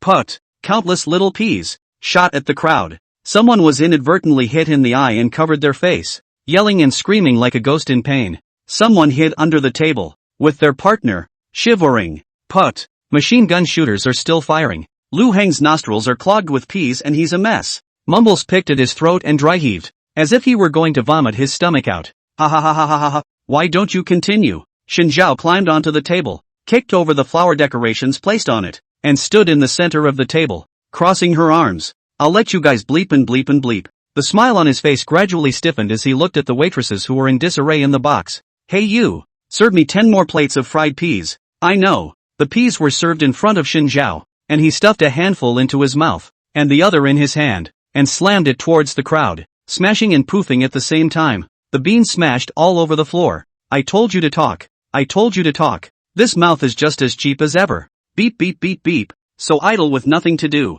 There's a gas stove in the kitchen. Screw yourself. Is that a defiant look on your face? If you're not convinced, go to hell. You too. What are you running for? Believe it or not, I'll beat you into a folding screen? God damn it. You've all upset me. You little bitches and sons of bitches. I'm going to make you into turtle soup for my wife's kidneys. Shinjiao laughed out loud and unscrewed a bottle of Mao Tai, waving it madly, and the wine splashed all over the whole private room. I'm going to burn you all in a single fire. The hotel work employees heard him and hugged his thighs in unison, pleading, calm down, calm down. They really know they're wrong. Don't drag them along to their deaths now. Shinjiao threw the bottle away and shrugged. I was just kidding. His high school classmates were all scared silly by Shinjiao, shrinking together, like a flock of quails. When they saw him jump off the table, they were too scared to breathe. Hey, Mumbles, are you still paying? I really don't have any money. Mumbo wanted to cry. Lu Hong, aren't you the big boss? You pay. The crowd nodded. No matter what,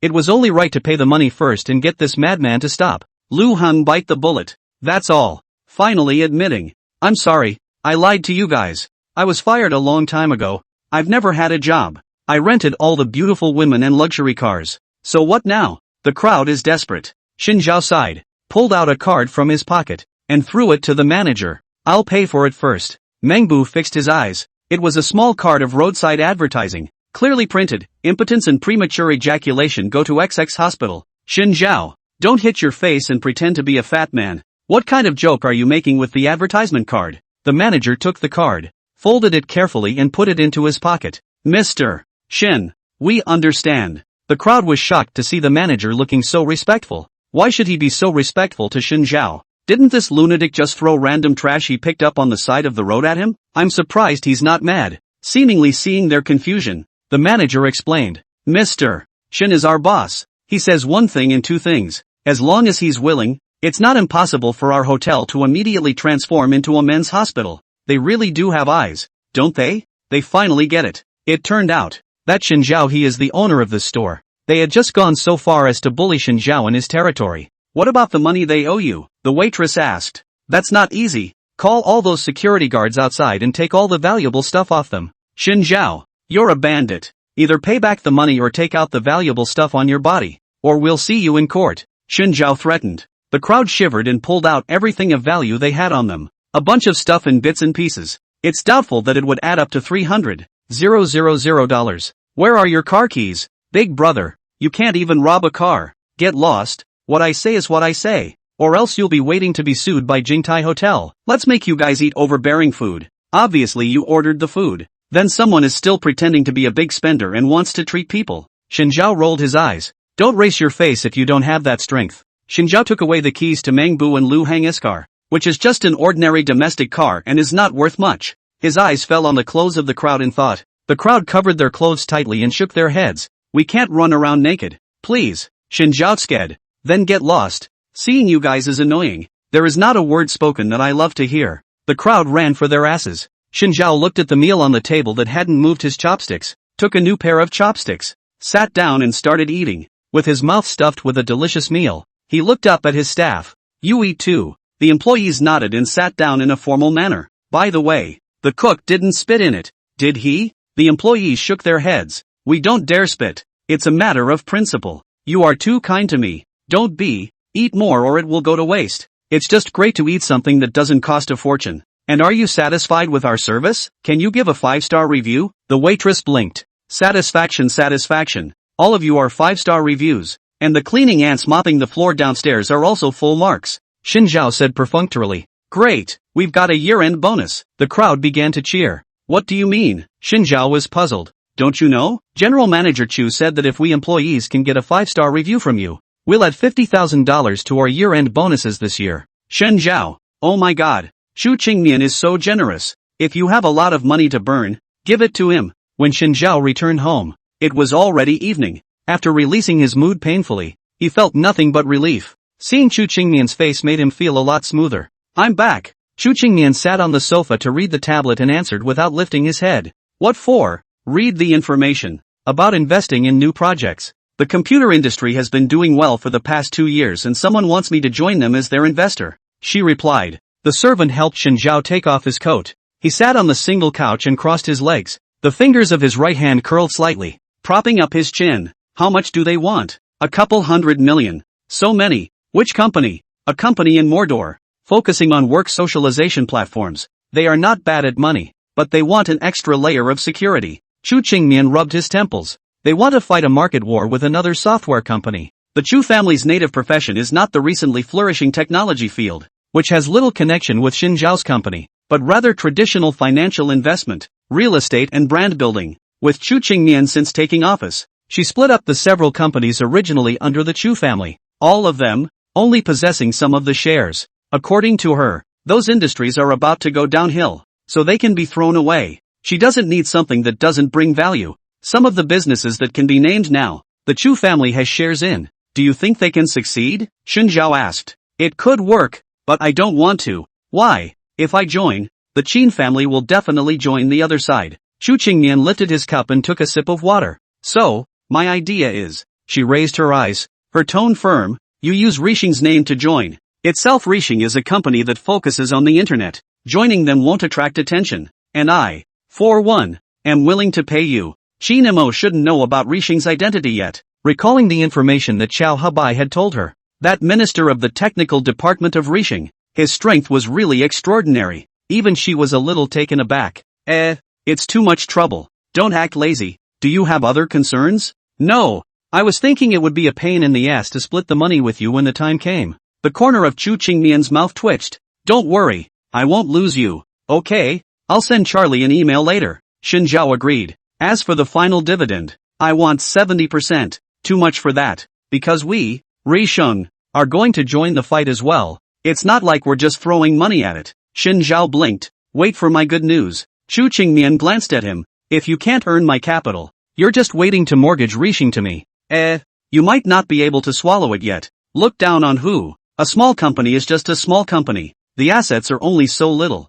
Xin Zhao smiled without saying anything. A big stretch and a yawn. Go to sleep. Don't go to sleep yet. I'll be on vacation in a couple of days. We're going to stay at the old mansion. So remember to pack your bags. Ha, I'm not going there. Bunch of psychos. Gloomy old grandfather. Irritable great uncle. The third uncle of the horse's back. The third aunt of the Yin-Yang family. And two gibbering bears. He's out of his mind to live over there. I can't really go to my house. It's a much better environment than yours. At least Dad and Grandpa were normal. No, the Chu family has a lot to do when it comes to the new year. And the whole family must go to the old mansion. As soon as this was mentioned, Chu Qingmian's head grew big. According to her grandfather, her cousins are also coming back. She hadn't seen this cousin in 5 whole years. Since he and his cousin's sister-in-law had a daughter, he immediately ran off with tens of millions of dollars, leaving his daughter behind, leaving a farewell letter and running off to travel around the world. It had been 5 whole years, and they had contacted the Chu family only a handful of times.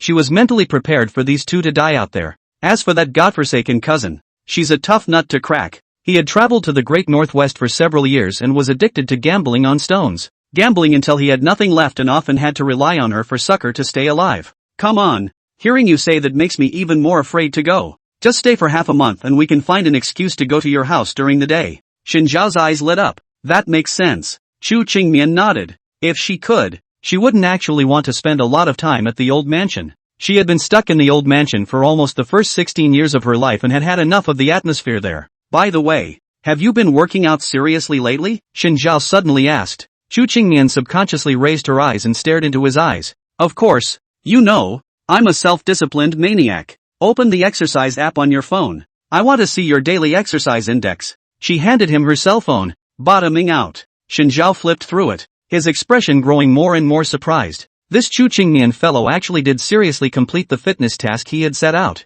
How is that possible? It's really overly obedient. He would rather believe that sows would go up trees, that the earth would explode, and that Ultraman would poke little monsters in the ass, then believe that Chu Qingmian would take fitness seriously. There is a conspiracy. He smelled a lie. It wouldn't have been Xiao Hebai who finished it for you, would it? No. Chu Qingmian's gaze was unwavering, without a hint of falsehood. Xiao Hebai. He doesn't know I'm working out at all. She hadn't really lied about that statement. Xin Zhao frowned and realized that things were not simple. His intuition told him that Chu Qingmian was lying again. She definitely didn't have fitness, but she said it wasn't Xiao Hebai who helped her. So who could it be? Xin Zhao, heart more and more skeptical, clicked on Chu Qingmian's chat software. The top of the first is Luo Jin, Chu Qingmian didn't feel that something was wrong. Thinking that Xin Zhao was still looking at the sports data, unbeknownst to him, someone had already begun peeking at her in Luo Jin's chat records. Aha! I found it. Xin Zhao showed her the chat page. You even let Luo Jin's dog help you run.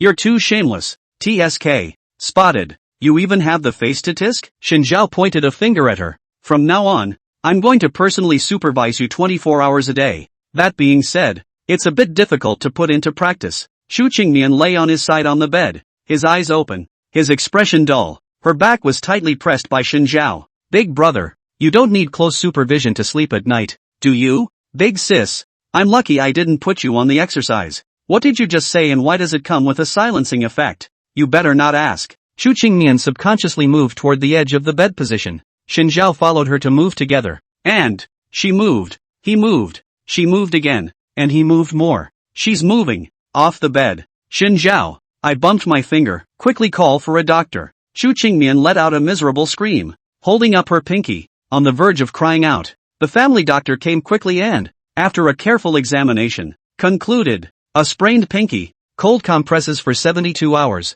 hot compresses after 72 hours, attention to rest, will soon be fine. Xin Zhao was speechless. If you come any later, she's going to be fine. The doctor pulled the corner of his mouth in embarrassment. If it wasn't for the $200,000 a month, he wouldn't have crawled out of his wife's nest in the middle of the night to go to work to see the doctor. I'll leave if it's okay. Go go go. Xin Zhao took an ice pack and helped her compress her fingers. Are you made of glass? Better than your crude toilet rock. Xin Zhao deliberately exerted force, and it immediately hurt her to show her teeth. Watching her furious, but with no place to send it, she could only sit alone on the edge of the bed and sulk, biting her lip. Red. He grinned, his tone suddenly softening again. Well, anyway, watch yourself. Your bones are supposed to be brittle in the winter. Oh. Xin Zhao got out of bed and lay down on his own 7-layer floor bed. Don't press your fingers when you sleep at night. I don't want to be woken up by you in the middle of the night, said. He pretended to be sad and hugged the quilt tightly.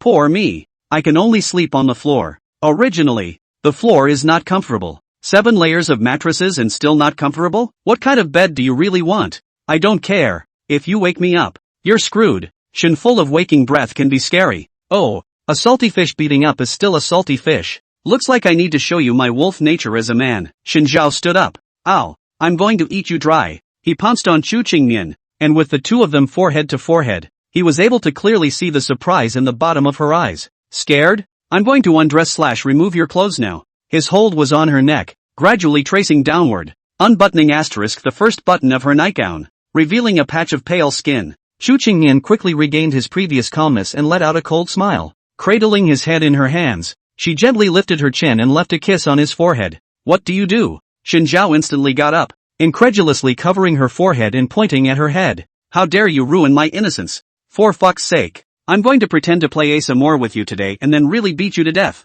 Ha! Fight me. You're this. Chu Qingmian gave an upside-down thumbs up, rolled over and wrapped up in the covers and began to sleep, kicking some barking dog out of bed in the process. Oh, I was kissed by a colorful woman. Xin Zhao once again hugged his quilt tightly, incomparably sad. Originally, he only wanted to bully Chu Qingmian, but he didn't expect to be teased by her in turn. Tossing and turning and not being able to sleep, Xin Zhao's heart was getting more and more annoyed, and when he sat up from the floor, he saw Chu Qingmian who was sleeping soundly. How can she be alone and sleep so well? Can't you see he can't sleep because of this? What a night! What a wake! What a toss! What a turn! What a 365-degree Armstrong roundhouse plus a catapult start! Xin Zhao once again climbed into bed and woke up Chu Qingmian who was sleeping with a shake. Are you asleep? Chu Qingmian was shaken awake with confusion on his face. What happened? An earthquake? How dare you have the nerve to sleep? In the past, there were people who did not go to bed yet, but now there are people who are waking up after a clear night's sleep.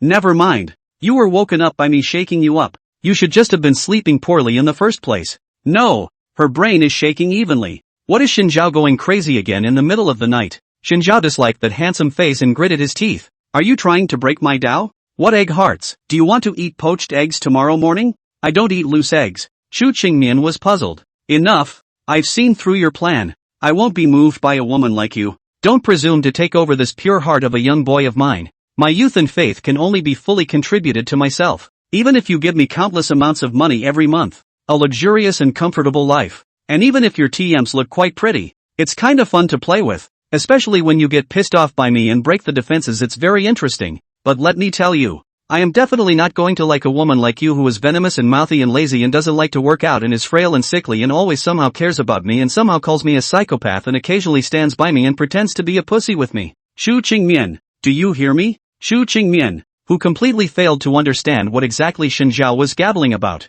You're still pretending to be innocent with me. You think I'll fall for it? Oh, it's not possible at all. I'll just think you're kinda pretending. Pretend what? Nothing, you go to bed. I'm sleepy. Shen Zhao suddenly yawned and snatched half of the quilt, squeezing her to the other side. The fight unleashed a 1-second to sleep skill, leaving her alone and wondering, what the hell did he just say? Her brain was now awake from the noise and she had lost her sleep. After pulling on the quilt, he found that he couldn't pull it at all, and could only be forced to lean in Shen Zhao's direction. Wait, Chu Qingmian frowned, realizing that things were not simple. As soon as she sat up, she pinched Shen Zhao's neck. What are you pretending for? Finding excuses to crawl into bed again? Gah! I'm going to be strangled. Shen Zhao rolled his eyes. I don't really want to stick with you and utilize you as a warm baby. I knew you didn't have good intentions. Get the hell down there. What else do you do but grab the covers and squeeze me every day? Mr. Chu, there's something to be said. Your Shaoshan is really suffocating. I don't like suffocation play at all.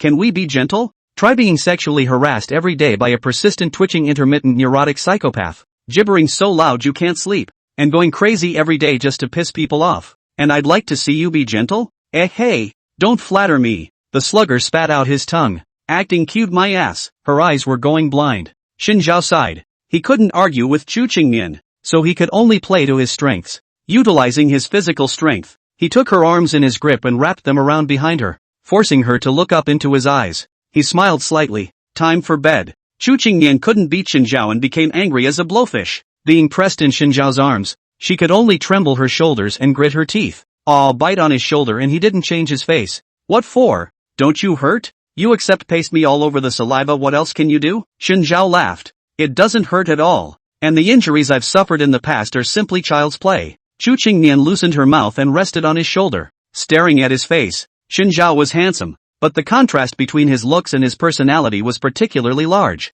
When he was quiet and alone, he looked like a literary young man who would enjoy the poetry of Heisey. When he opens his mouth, the world has to be blown up by his dickishness. A dog's mouth can't spit out ivory. That's what he says. The curtains were not drawn in the house, and there was no moonlight in the city, only light pollution. The light came through the cracks, half of it falling on him, the other half of his body shrouded in shadow. His pupils were particularly light, taking on two very different colors in the darkness and in the light, like the marbles she'd seen other kids play when she was very, very young. It's just a shame she's never played it, because marbles were unimpressive toys, unworthy of her status as the heir to the Chu family. She was born into a noble position, a destiny to look down on everyone. Shen Zhao stared into her eyes and pressed his face closer, a sudden desire to kill her welling up in his heart. He didn't want to go any deeper into Chu Qingmian. Any deeper would touch the bottom line, so let her stay in the present. A moment in time whose value will only dawn on you when you miss it in the future. The two were silent for half a day, then both closed their eyes, the covers warm, the other's body heat glowing, but suddenly empty inside. It is something that has never been experienced in the last 20 years or so. The small theater. Once upon a time, a long time ago, there was a loving king and his wife, who gave birth to a precious daughter, and they named the little Princess Qingmian. One day, the young Princess Qingmian was taken away by an evil sorcerer, who imprisoned her on a high pedestal, gave her a life of luxury, taught her the knowledge to become an heir, and wiped out the existence of all her past. The little Princess Qingmian grew up day by day, from a little princess to a lonely and cold person in power. Her favorite thing to do every day is to sit by the window and look at the woods under the high platform. The woods are thick and cut off from the outside world. No seasons, never changing scenery, set in stone just like her life. Until one day, a young man on a white horse accidentally trespassed into the forest, and his laughter attracted birds, wild deer, and tiny squirrels hopping from branch to branch. He possessed more magic than a sorcerer, and brought about the seasons in just a blink of an eye. Qingmian's daily routine, from then on, was to sit by the window and watch the youth with his chin propped up. A red maple leaf rolled up with the wind in the fall and soared all the way to the top of the high raised platform where she caught it. It was written in the handwriting of the youth's dragon. Big sister, is it fun to spy on me? Qingmian. The next day, Shen Zhao did not stay in bed and went to the company early, changed out of his old vest suit and into a long black blazer, his long knuckle-bone fingers deftly weaving in and out of his dark green tie. Through the clean mirror, he grinned at himself. "Good morning, Mr. Shin. Breakfast is ready." The maid had a respectful and friendly attitude. "No, I'll eat at the office. Leave it warm in the pot." Shin Zhao stepped on his leather shoes and left the villa. The big secretary's car had already parked downstairs. She got her driver's license off a while ago. Shin Zhao didn't like to let unfamiliar people be the driver. This was a habit left behind in the rice country, especially after he was almost set up to die in a car accident in the first place. Inside the company, everything is well organized. Shin Zhao did not go directly to the main door, but took the chairman's special channel. He didn't want his face to be memorized by the other employees. "Charlie, how's it going?" he greeted Charlie. Charlie was sipping his tea. Brits can't live without it for the rest of their lives. "It's okay, I've read the email you sent me last night. And what is your opinion?" Charlie wrinkled his nose in distress. "I don't get it at all. You know, I'm just a rich kid who spills money." Shin Zhao laughed. "It's not good enough to just spill money. You have to know how to invest. I've made the wisest choice of my life by investing in you." Charlie shrugged. Just in time, Hamid came by and he said hello. "Hamid, how do you think we're going to assist with that program I told you about yesterday?" Hamid was an expert in computers, and he said after just a moment's thought, "Technically I can do it completely on my own, but in terms of promotion, I can only think of spending money on advertisements for the time being. The other side of the project is looking to make a new social software that can compete with the old-school social software. How it was developed and what the development techniques were, in Hamid's opinion, was no problem at all. The key is, how do we get more people to use it? You can stay close to the preferences of the youth and focus on different divisions, so that they can spontaneously connect in the circle to promote it." Hamid made a suggestion. "Somewhat reasonable, but still not social enough. What I want is the software that everyone in the whole country of China must download in their cell phones. Not use it." Shin Zhao leaned back in his chair, his tone certain.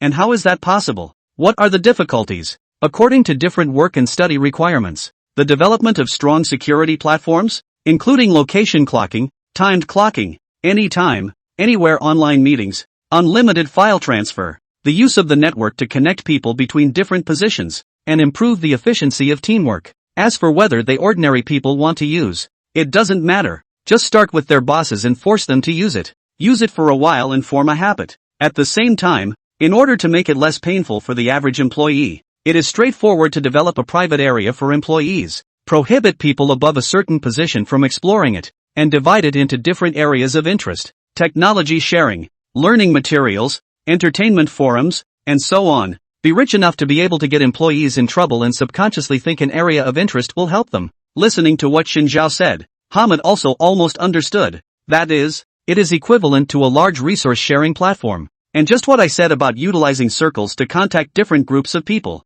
And at the same time the retrieval function should play a certain role. Similar to Dunyan? That's right. You can combine a lot of hot software on the market today. It's too hard to use your brain. Just be a code mover and copy it. Hamid found it feasible, said goodbye and went back to his office and started working. Shin Zhao then continued to accompany Charlie to drink tea. The aroma of the tea was strong. Shin Zhao felt good. "What kind of tea?" "Ceylon black tea. I had leftovers from last year." Charlie replied. "People gave my family so much of it that I just couldn't drink it all." "Then bring me some new ones this year." "Good." After drinking tea, Shin Zhao went home. The original good mood instantly disappeared when he thought that he would be going to the Chu family's old mansion in 2 days. The housekeeper saw it and immediately reassured. "No one would dare to make you angry on New Year's Day." Shin Zhao did not believe it. The day came to go to the old mansion. Last night, a thick layer of snow fell, covering the entire capital with a quilt. The old mansion had been cleaned by the servants and the snow was nowhere to be seen. The withered branches and the white walls reflect each other,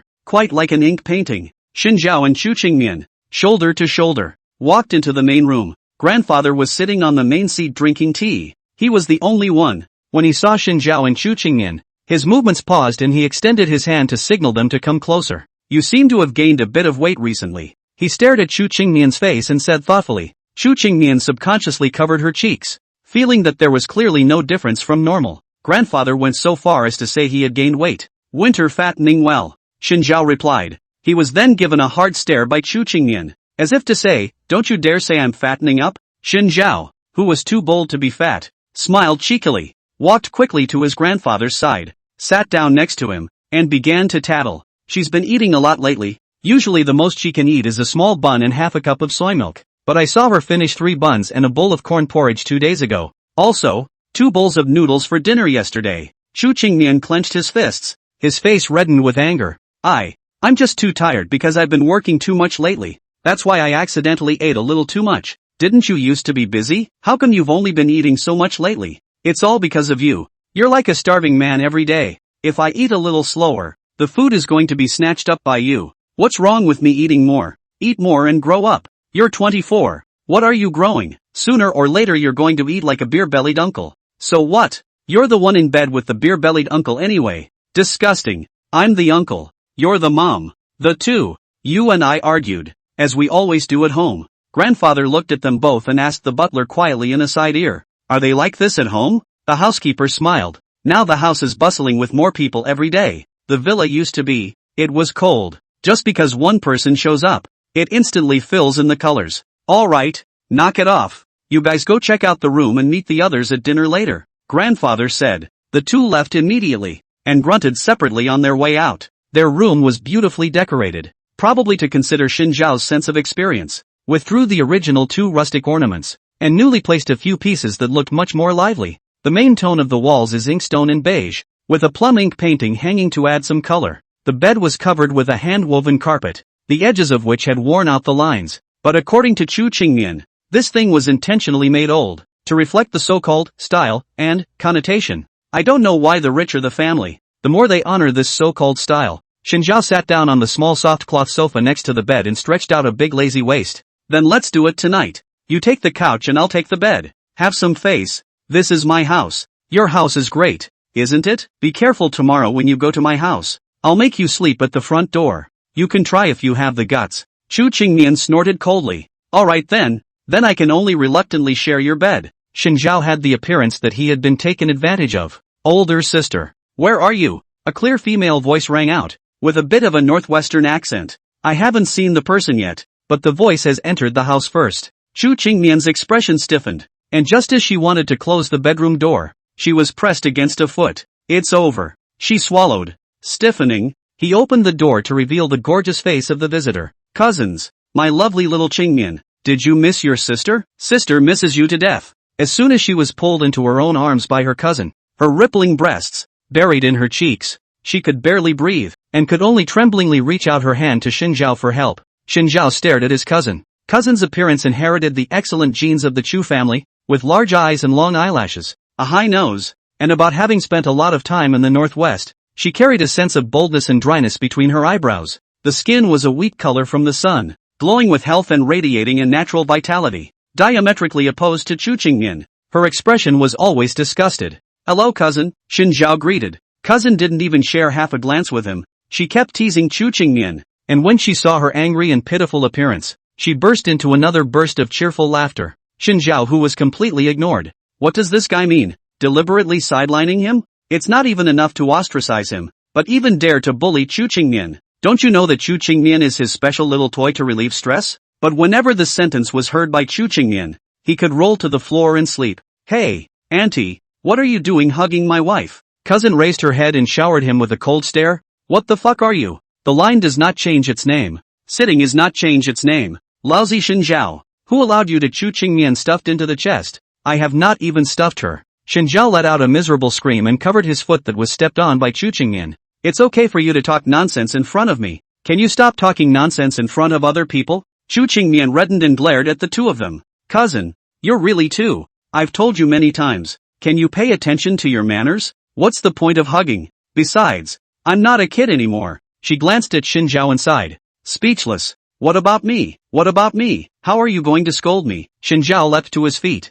Good girl. Shut up. TCH, that's boring. As soon as Chu Qingmian opened her mouth to scold him, he would have a chance to quarrel with her for fun. She turned out to be surprisingly speechless. Cousin coldly looked at Xinjiao. Qingmian, you even married this kind of man. Grandpa, he really has his brain stuffed with goat shit eggs. There's no need to say that about grandfather. The corner of Chu Qingmian's mouth twitched. He doesn't deserve you at all. Cousin pointed at Xinjiao's nose, her eyes full of dislike and disdain. It's as if he's a goat shit egg that's stuffed into his grandfather's brain. Xinjiao's eyes gradually lit up. He'd been looking forward to this for so long, and he'd finally come across a woman who'd called him out on it. Luo Jin, as Chu Qingmian's good best friend, Is a face control with little intelligence? And when she saw Shinzhao she thought with all her heart that he was a good man. Wasted his preparation. Now, finally, he was expecting his cousin. He's cool again. Then otherwise can I be a flunky? Shinzhao smiled cheekily. Not at all inferior to myself.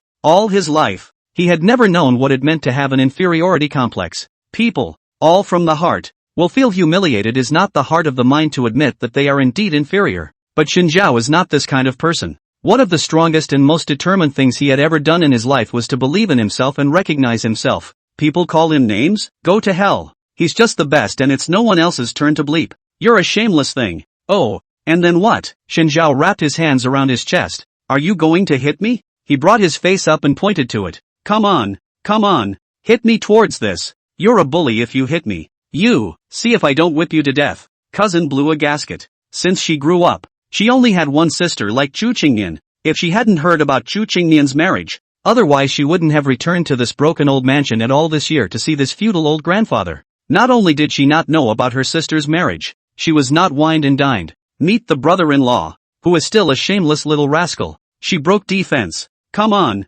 am I afraid of you? You stepped on a horse. I'm going to make you look good. This handsome man is good looking enough as it is. I'm the one who's going to give you something to look at. I'm going to knock your left eye into your right eye socket. Then I'll beat you into an ultra-thin tampon. Chu Qingmian, don't argue. Shinzhao protected her behind him with a firm expression. Be careful. I'm afraid I'll accidentally injure you by amplifying my moves. Older sister, back off. I'm going to zoom in as well. Come on. You two cursed for half a day. Who did it? Chu Qingmian was speechless. Just only playing lip service. Two useless things. She lifted her foot and left the bedroom, leaving her cousin and Shinzhao alone. Her cousin looked at her back and slowly crouched down, covering her face. Just when Shinzhao thought that she had been scolded by Chu Qingmian and was unable to pull herself together, she smiled. What's wrong with you? I got a good scolding from her. Shinzhao silently took half a step back and moved away from his cousin. The Chu family, what a feng shui treasure. Raising so many oddballs, it was hard for the only normal person, Chu Qingmian. It seems that he shouldn't usually bully Chu Qingmian all the time. She's pretty miserable too. Who can't be scared when they run into a cousin like that? But for the sake of the new year, I won't hit you this time. But I still can't stand to look at you. Cousin stood up and pointed at his nose. Shinzhao rolled his eyes. I need you to see the habit? Ha! I'll make you divorce Qingmian sooner or later. How do you know that grandfather said that he would never agree to divorce Chu Qingmian and me? He also urged us to have a child quickly, and our child must be the heir to the Chu family. Shinzhao deliberately emphasized the three words, heir. Cousin broke the defense even more, cried and ran out to her brother. Her brother was also none other than Chu Qingmian's cousin. Shinzhao had to follow suit and call out to his cousin. Chu Qingmian and his cousin were already sitting in the living room, along with his cousin's wife. Cousin brother and cousin sister-in-law stuck together, sticky, full of darling and baby, completely treating Chu Qingmian as heir. Chu Qingmian took a sip of tea and only felt that he couldn't eat his dinner. Brother, Shinzhao bullied me. Cousin yelled at the top of her voice and began to accuse Shinzhao of his behavior. Cousin didn't listen at all. Baby, you look beautiful again today. Hate it. Baby, you're the one who's getting more handsome. Shinzhao, he was really going to throw up. He's a man who's licked some before, but he's never been this disgusting. Cousin, she's convinced this useless brother. What did you just say? Who is Shinzhao? Cousin finally came back to his senses and asked in confusion. Qingmian's husband, the Chu family's flunky. And who is Qingmian? Chu Qingmian. Forget it, she has long gotten used to it. Cousin's looks were not bad, just a little bit worse than Shinzhao, but his eyes were all confused. He seemed to have truly forgotten who Chu Qingmian was. His cousin's sister-in-law let out a pout and poked his chest. Idiot, Qingmian is your cousin, the one from the second house, and now the person in charge of the Chu family. Who made me your little twerp? You're the only woman I remember. I don't care about any other woman. That's enough. Chu Yutao, you don't deserve to be my brother.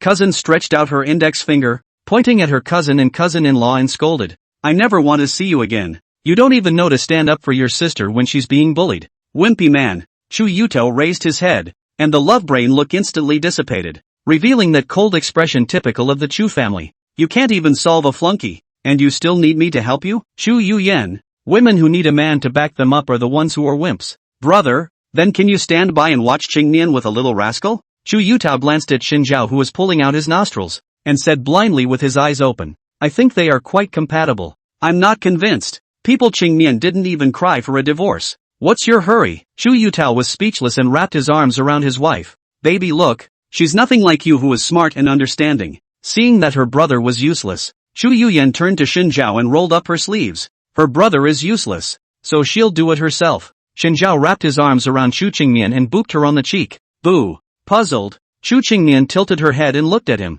You didn't eat garlic, did you? Didn't eat. Oh. Chu Yuyan expected Chu Qingmian's great anger situation did not happen at all. She seemed to have long been accustomed to Xinjiao's various inexplicable actions. Chu Yuyan was hit by a 10,000 point blitz, and she died before she was able to go out, and she lay on the ground facing the wind and shedding tears. This war ended with Xinjiao's victory. New Year's Eve is still about 3 days away. The rest of the Chu family also came to the old mansion one after another. The eldest uncle came with his aunt and little granddaughter. And this little girl should call Xinjiao a cousin aunt. The little granddaughter is the daughter of a cousin's sister-in-law, but because she left her mother and father at birth, she is even timid and formal when she sees them. The third uncle and third sister-in-law's family, as usual, wore a bright and shiny clothes, covered with money, but also with a few pieces of elegant jewelry, to dilute the vulgarity of the body. There was only one young son in their family, and he was only about 10 years old, and he had a cold and stern face, living like Chu Qingmian when he was usually at work. Although he was only 10 years old, in terms of seniority, he was Xinjiao's cousin, the little girl's cousin. Zhou, quickly greet little Peach. Third sister-in-law took the little boy's hand and pointed at the little girl in Auntie's arms. Little Peach, have you missed little cousin uncle? Little Peach blinked her eyes and slowly shook her head. Hate little uncle. Boat. TSK. The young handsome boy scat impatiently, skimming his head hard. When his gaze landed on Chu Qingmian's body, it instantly lit up. Warmer than if he'd seen his own mother. General Manager Chu, long time no see. Trying to keep a stern face, he walked over to Chu Qingmian's body and stretched out a hand, as if trying to mimic the way adults socialize between responses. His expression was tense. Well, Xiao Zhou has grown taller again recently. Chu Qingmian nodded. Zhou nodded vigorously. His eyes warmed up, and when he saw Xinjiao, who had his arm around Chu Qingmian's shoulders, his expression was much colder again. TSK. You tisk what TSK? Not too old but quite the pretender. Xinjiao snorted coldly. Don't think he doesn't bother with kids. He's a good young man who honors equality for all. Men, women, children, foreigners, Chinese, helicoptered gunships or Walmart shopping bags. Whoever upsets him is just waiting to be disliked. I will not recognize you as Qingmian's sister as husband. Sister, she should be injected. Boat shouted, his tone angry. Chu Qingmian, I thank your entire family for blessing me with a life of loneliness. She had said long ago that she hated going back to the old mansion to face this group of relatives. Xinjiao slapped his thighs and laughed loudly. Look at this little kid. You admit it or not, there is no use. Grandfather recognized me on the line. He pointed to Chu Yuyan, who was breaking defense in the corner. Look, that was and is your cousin. She also said the same thing as you, and is still lying there crying. Ha, don't bother with that kind of useless old woman. Boat averted her gaze and wrapped her arms around her chest in a distinctly arrogant manner. The old woman Chu Yuyan heard, silently stood up. A hand picked up the back collar of the boat, directly lifted up. Say that again? Believe it or not, I'm going to shove you right back into your mother's womb. Do you think I will be afraid of you? Don't be ridiculous. I have always been at peace with the wind and the rain. The Taishan mountain crumbles in front of me without changing its color, and the Yellow River decides on its mouth without panicking. The brain is quite smart, memorizing so many ancient poems. Chu Yuyan snorted coldly. In your next life, remember not to drink mangpa soup, so that you don't have to continue memorizing when you are born. Unwanted old woman. Get off me. I'll kill you. Baby, come on, let me have another kiss. I love you the most. Badass. Xinjiao. And I really don't know what kind of face a flunky like you has to come to the old mansion again. What happened last time isn't over. Let's fight again this time. I'll make sure to unroll your skin. Geez, Jussie, you're really annoying. Oh, I have this one new bag, but my husband specially brought it from France. In the midst of the noisy crowd, Chu Qingmian took a deep breath and slowly closed his eyes, his expression exhausted with a hint of despair. Noticing her exhaustion, Xinjiao interrupted his great uncle's beeping, took her hand, and left the living room together. The two walked side by side between the copious corridors. Not that I'm saying, even though your Chu family is not as numerous as the other great families, the level of noisiness is really first-rate. Chu Qingmian rubbed her temples. Mainly today, cousin and the others are here. What's the deal with your cousin? The mention of them made the expression on her face even more hopeless. Cousin and cousin-in-law grew up as childhood sweethearts, and as soon as they reached the legal age for marriage, they got married and had a daughter. Xiao Tao. But, you know, it's definitely not possible to take care of a child without mom and dad, and my cousins and sister-in-law feel that they can't let a child disrupt their lives. So he left Peach to be raised by his great uncle and aunt, and they went off to travel around the world and never returned home. Pretty irresponsible parents, right? But they don't feel that. They just feel like they're responsible enough for themselves and each other. Xinjiao was all speechless, frowning. The two of them are too selfish, aren't they? He was a man who loved children, and if he had his own child in the future, even if he couldn't eat, he would do everything in his power to make sure that the child had enough to eat, and to take the responsibility of being a father. It was the first time he had seen such bottomless parents. Having a child was like having a small pet, getting tired of it and throwing it away. This little girl is so miserable too. Well, cousin's words. Don't take her words to heart. She scolded you on purpose, but it happened for a reason. She and her cousin are Dragon and Phoenix children, but they were not on good terms since they were young, and her cousin only liked her cousin-in-law and never played with her. The eldest was also a rather feudal man, and thought that girls were not as good as boys, so he paid little attention to her. Also, she had the same personality as the men, and the little girls from the other families didn't like her, thinking she had very little manners and poise. I'll be the only one left to play with her in the end. She's probably afraid that your presence will cause her to lose even her last friend. Xinjiao lowered his eyes and answered softly, my favorable opinion of my eldest has fallen again. He's still really a feudal fellow, that's for sure. He's 50 or 60 years old, but Uncle Sam's young, only 43. Xinjiao was surprised. The two of them are more than 10 years apart? Yes, grandfather had 4 wives. The first 2 died. The last 2 had great-uncle my father, and Uncle Sam respectively. That means Uncle Sam and Uncle Junior are half-siblings? It's too complicated. Yeah, so the two of them have an average relationship. Xinjiao nodded. Today was considered to be a new level of understanding of the Chu family. Compared to the simple Xin family, a powerful family like the Chu family is really a complicated relationship nah. He really did like the Xin family better. By the way, on New Year's Eve, accompany me to my ancestral tomb. Then on the first and second day of the new year, please go with your cousin to pay your respects. I'm going to stay at the old mansion to meet my guests. Chu Qingmian paused and ordered. He stretched out a big stretch. Fine, but I want to go back to Shin's house on New Year's Eve. It's too bad you can't come home from a wedding or something. I'll ask Xiao Habai to keep track of the time, and I'll accompany you on a trip when I have time. Chu Qingmian's expression was flat. You're going to? Nonsense. Is our marriage license a fake? In the eyes of the outside world, the Shin family has long been an ally of the Chu family, or your family. I have to make a trip. Otherwise, those people in the outside world are going to be gabbing about it again. The Chu family is not afraid of rumors, but if it affects the Shin family, grandfather should nag again. It's so hard nah, Mr. Chu. Then let Xiao Shin know something. Don't make a fuss. The relatives are annoying enough. Chu Qingmian helpless. Xin Zhao, on the other hand, put his arm on her shoulder, half of his weight pressed on her body. Playfully, I will definitely strive to fulfill General Manager Chu's order. However, compared to the task Chu Qingmian had given him, another new task seemed to be coming sooner. Xin Zhao, please look after Xiao Tao for us. I'm going to meet my old classmate. Before Xin Zhao could say yes, his cousin stuffed the 5-year-old Xiao Tao into his arms and flew off with his cousin's wife. Xin Zhao looked at the little pink and jade girl in his arms, and the two of them stared wide-eyed. Peachy,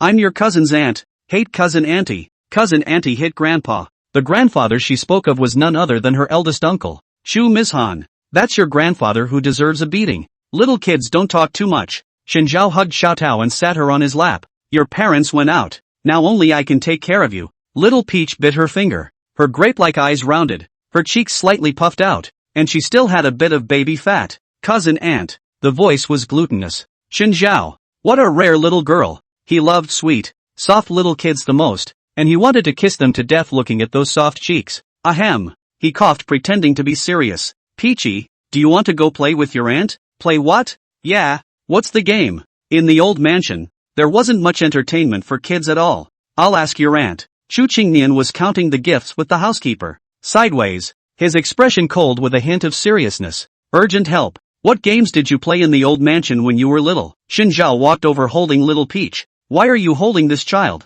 His parents ran away and stuffed this kid with me. Xin Zhao told the truth. Chu Qingmian had a headache and covered her forehead. I knew it. Eldest uncle and the others went to drink tea with grandfather. No one watched the couple and they ran away. It's so unsettling. I didn't play many games as a kid. Sudoku, Rubik's Cube, spatial memory training, Sandbox management. Do those count? Come on. I'm getting sleepy listening to this. It's no fun. Shinzhao rolled his eyes. This Chu Qingnian's childhood was not as interesting as his. He peed and played in the mud and sand every day when he was a kid. Right. Xiao Tao. Let's go to the children's park. Isn't there a children's playground run by an acquaintance in this neighborhood? He asked Chu Qingnian. She nodded. I think it's the Yen family's. It's specially built for his little son. I'll say hello. You guys can just go straight there. Shinzhao took the car keys, refused the driver's transportation, and drove himself to take Xiao Tao to play. Peach was an obedient little girl, blinking her big, curious eyes as she leaned over the car window to look at the scenery. The drive wasn't short or close, about 40 minutes. As soon as he stepped out of the car, Shinzhao met the Yan family's young son. He was building a snowman with a group of children, not very old, but his eyebrows were already revealing a hint of pride. He saw Shinzhao Xiao Tao and raised his eyebrows. Yo, why are you here? Xiao Tao obviously also recognized him, subconsciously shrinking behind Shinzhao, dropping her long eyelashes and pursing her mouth. Cousin auntie, don't want to play with them. Why? Shinzhao was puzzled. These are children as old as you. Go play. As soon as he pushed Xiao Tao in front of them, the pitiful Xiao Tao was like entering a wolf's den, staring at Shinzhao's back as he left, his eyes suddenly red. Her cousin's aunt didn't want her either. Peach, it's been a long time. Little Lord Yen stared at her and lifted his chin. Who is the uncle who brought you here? My cousin's aunt. Oh, I think I heard my dad say that. Isn't that the door-to-door son-in-law? Normal children of that age don't have prejudiced eyes in their eyes for a word as complicated as son-in-law.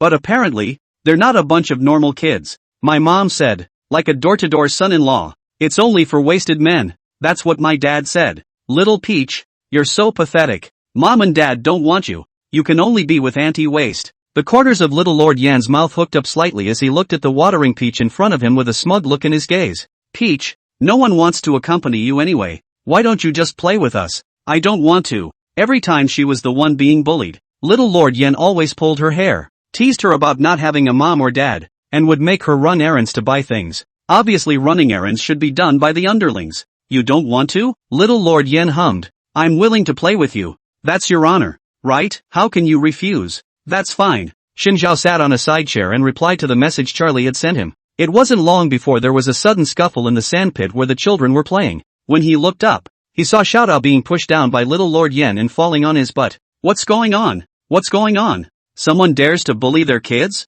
Shinzhao immediately stood up and walked over to them, picking up little Peach as he glared angrily at this group of brats. You pushed Peach? Little Lord Yen stared at him defiantly. She fell on her own. I saw you push her. You kid. And you lied about it. Why? What can you do to me then? Little Lord Yen lifted his chin. Shinzhao looked at his bitchy look and was furious. I can't do anything to you, but I can definitely do something to your parents. Cousin aunt. Peach suddenly spoke up. I fell on my own. Shinzhao fiercely looked at Xiao Tao in his arms with a shocked expression. Say that again. I fell on my own. It wasn't Brother Yen who pushed me. The words the cousin aunt just said should have been to go to Uncle Yen and Auntie Yen, but she doesn't want to. Peachy, let's go sit there for a while Auntie talks to you. Shinzhao sighed. The two of them sat on chairs, looking at the figures of children playing not far away, and had a chat. Peachy, why did you lie? Tell the truth and I won't tell your aunt or your grandfather. Because it's all kid stuff and I don't want grandpa to worry about me. Why? Brother Yen always says that I don't have a mom and dad. I really never saw my mom and dad either. And he's not wrong. I only have my grandpa and grandma. He can push me if he wants to. It doesn't really hurt anyway. And grandpa will get mad if I tell him about this. But grandpa has to work. And his company is always failing. I can't bother him. Xiao Tao hugged Shinzhao's arm tightly. Her big eyes were full of tears. But how she refused to fall. Aggrieved and pitiful. Like a little sheep that was bullied and didn't know how to fight back. Even rabbits know how to bite when they're anxious. It was precisely because of this that the Yen family, as a family from the Chu family's faction, their son even dared to bully Xiao Tao. The more Shinzhao thought about it, the more angry he became. Mom, if he were him, he couldn't wait to directly bite the neck of this little boy. In that case, then Auntie will teach you a new method, so that you can solve this matter in a child's way, so that the little boy surnamed Yen will never dare to bully you again. What Shinzhao knew best was to make people pay. How? Listen up, Shinzhao said quietly in her ear. Peach's eyes gradually drifted from their original confusion to realization.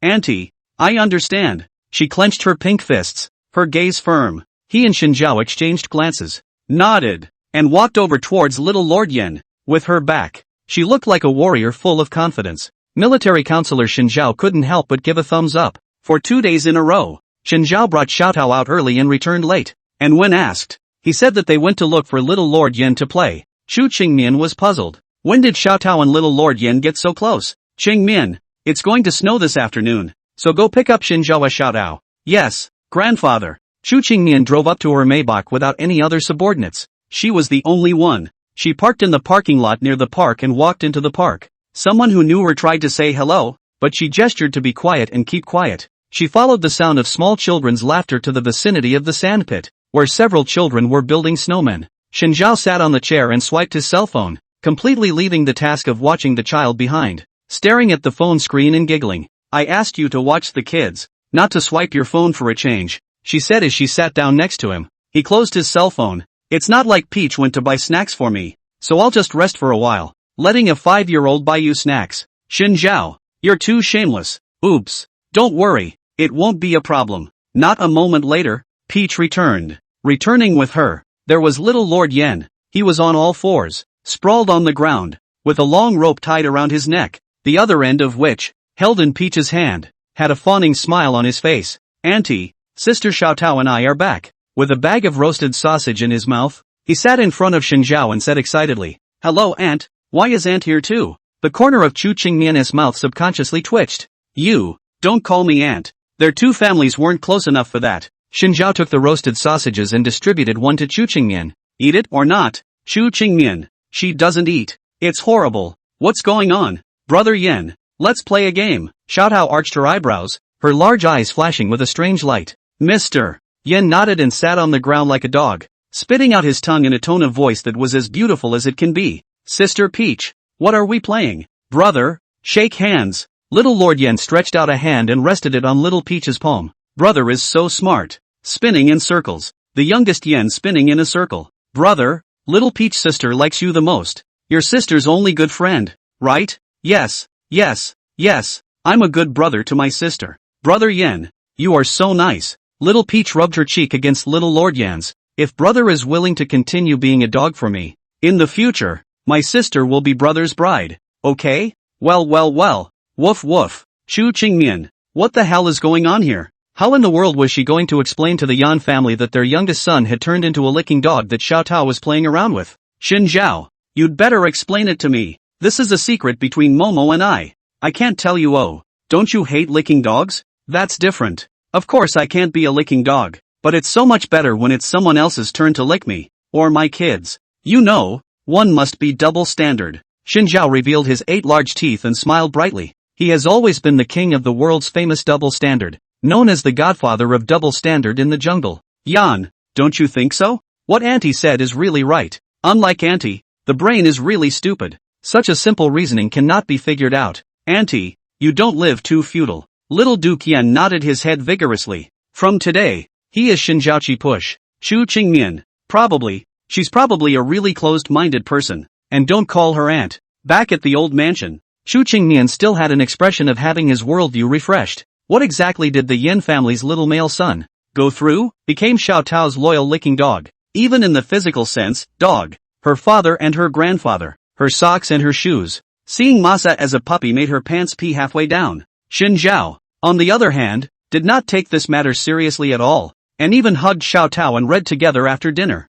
The title of the book is How to Be a Good Host. Xu Qingmian, geez, where the hell did he get all these weird books? Shen Zhao, what are you and Xiaotao reading? Auntie walked over and asked curiously. Peach curled her eyes. The book on raising dogs. Raise a dog? Auntie frowned at once. Dogs are too dirty to be allowed. Not dirty at all. He loves to be clean. And, Xiaotao looked at Shen Zhao. I hope this awesome cousin and aunt can help her. Shen Zhao was instantly poked careful by this poor little eyes. Bath vaccination is not on the line?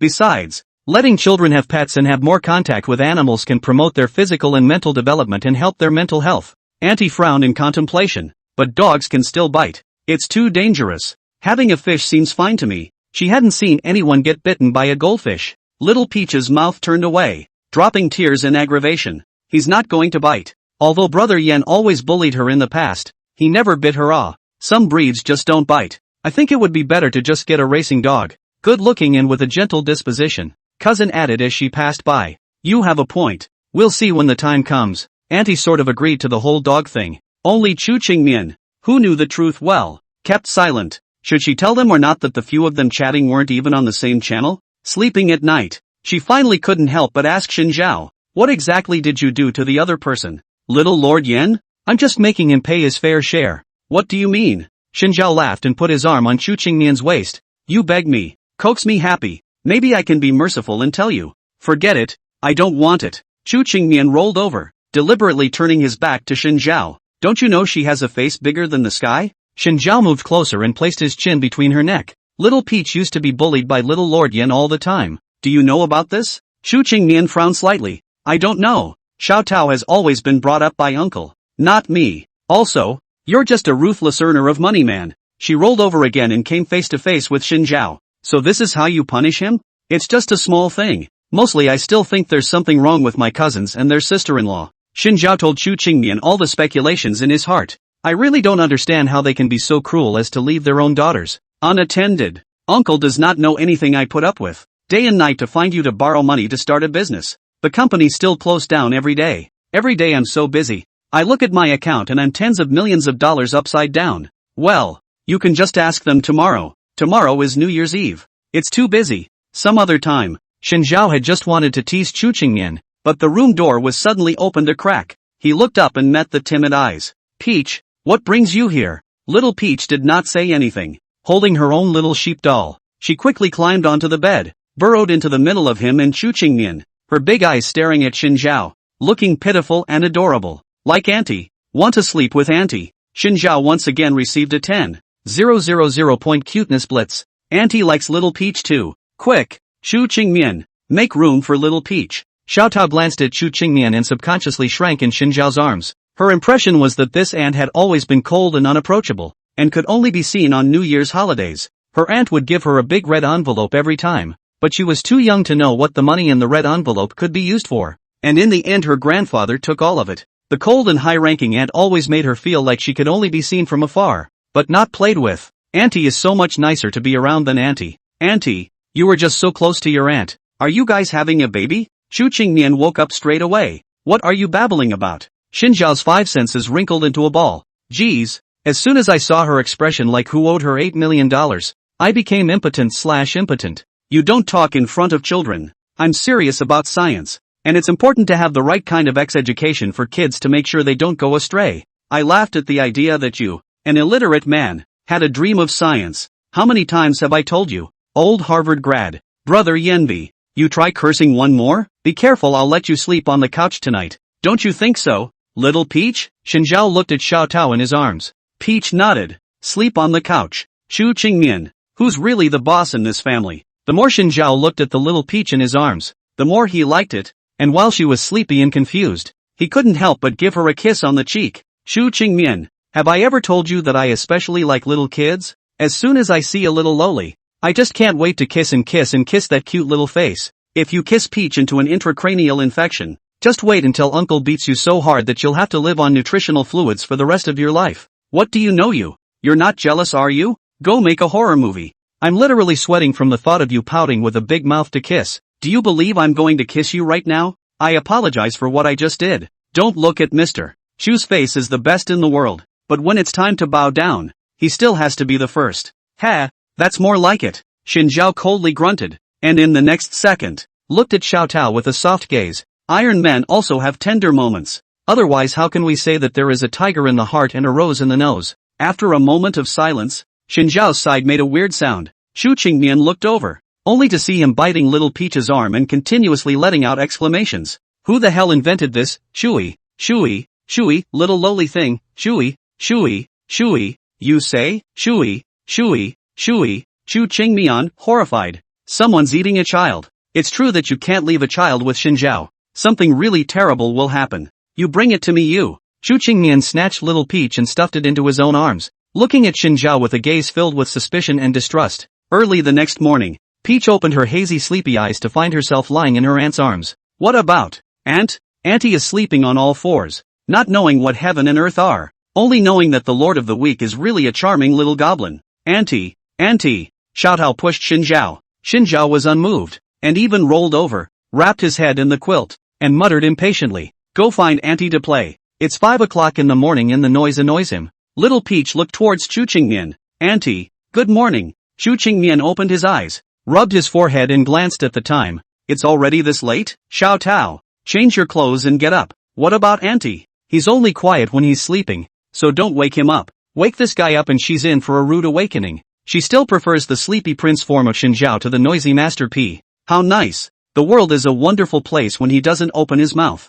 Thanks to him, Chu Qingmian had an extra love for this fucked up world. It's New Year's Eve and she's got her hands full. Although most of the work of preparing for the new year is done by the servants, there are some things that must be done by your own hands in order to observe tradition, like putting up couplets and setting off firecrackers. The job was given to the eldest uncle, and according to what he said, it meant that the man of the house had to do this kind of work. Of the Chu family's current family members, grandfather was older and Chu Qingmian was a woman, so this job could only be done by him. Uncle Sam and Aunt Sam, who were in charge of counting the New Year's goods with the servants, were the best at enjoying themselves, and it would be no problem to leave this kind of work to them. It wouldn't be a New Year's Eve without the delicacies of the sea, wine and food. Sea cucumbers and abalone can only be the most boring dishes. The regular population of 82 years Lafite is even more vulgar. Anyway, they are not bad money. New Year's Day cannot be stingy, can only do everything to the good. As for grandfather, even though he was old, he could not be idle, and as the most respected elder, he was tasked with coordinating the ancestor festival. As for Xinjiao, your task is to pack red envelopes. Cousin carried a suitcase and set it on the table in the living room. She opened the suitcase, revealing the red, $100 bills inside. Xinjiao, who had just gotten up and hadn't had time to wash his face and brush his teeth. So much. Who's it wrapped for? Cousin unwrapped a packet of empty red envelope bags. The two little kids, the servants, and the juniors who came to pay their respects. Surely they must give some red envelopes. Xinjiao's face also did not wash. Directly sat on his but beside his cousin and began to stuff red envelopes. Is there a requirement for the amount of money? Just use up the $500,000 anyway. Cousin shrugged indifferently. It's my first year home, too, so how would I know these rules? In the end, the two of them worked for half a day and finally finished stuffing the red envelope. 500,000. Also wrapped more than 80 red packets. The least money are also 5,200. The highest is of course Small Peach and Small Boat, 2 children. Are 50,000 yuan red packets. Halfway through this process, they wrapped it up, only to realize that their cousin had bought the red envelope too small for the $50,000 to be stuffed in. How can you stuff $50,000 so thick? Like a brick? It's over. What then? Cousin asked awkwardly as she looked at the propped up red envelope in her hand. Tell you what, do you have any red paper at home? Couldn't find extra red paper. Xinjiao tore 2 pieces of the blessing paper used to stick on the wall, and showed his cousin some of his dexterous skills, using the blessing paper to hold the $50,000 in the wallet, and also folded a red heart at the seal. My goodness, I can't tell you're quite so handy. Don't be obsessed with brother. Brother is just a legend. Chuckles crookedly. Chu Qingmian had also finished his work pretty much, and came to the living room to rest for a while before devoting himself to the next task. You guys got your red envelopes wrapped? Xinjiao was just about to open his mouth when his cousin immediately pushed him aside and came over to Chu Qingmian's heel to claim credit. Xinjiao, you. He usually takes the credit. Why is this woman so shameless? Robbing him of his work. Right. What should be the red packet for Xiao Habai and the housekeeper? The identity of the two of them, not quite the same as ordinary servants. The butler was brought up staying by the grandfather's side. The eldest uncle and the third uncle. They were even better friends who grew up with the butler. Xiao Habai had again grown up with Chu Qingmian and was also the second in command of the Chu family's company. The two were already no different from the Chu family. The only person who was afraid of his grandfather is Xiao Habai himself, always abiding by the relationship between the upper and lower. His father is not afraid at all, and in private is often chatting with his grandfather to interrupt. For a moment, the cousin didn't know how to pack red envelopes for the two of them. How many packs do you need to pack in more? Wrap it in fewer. That's even worse. The two of them don't need to prepare red envelopes. Only gifts. No money. Chu Qingmian replied. The gifts my grandfather and I have already prepared. What about me?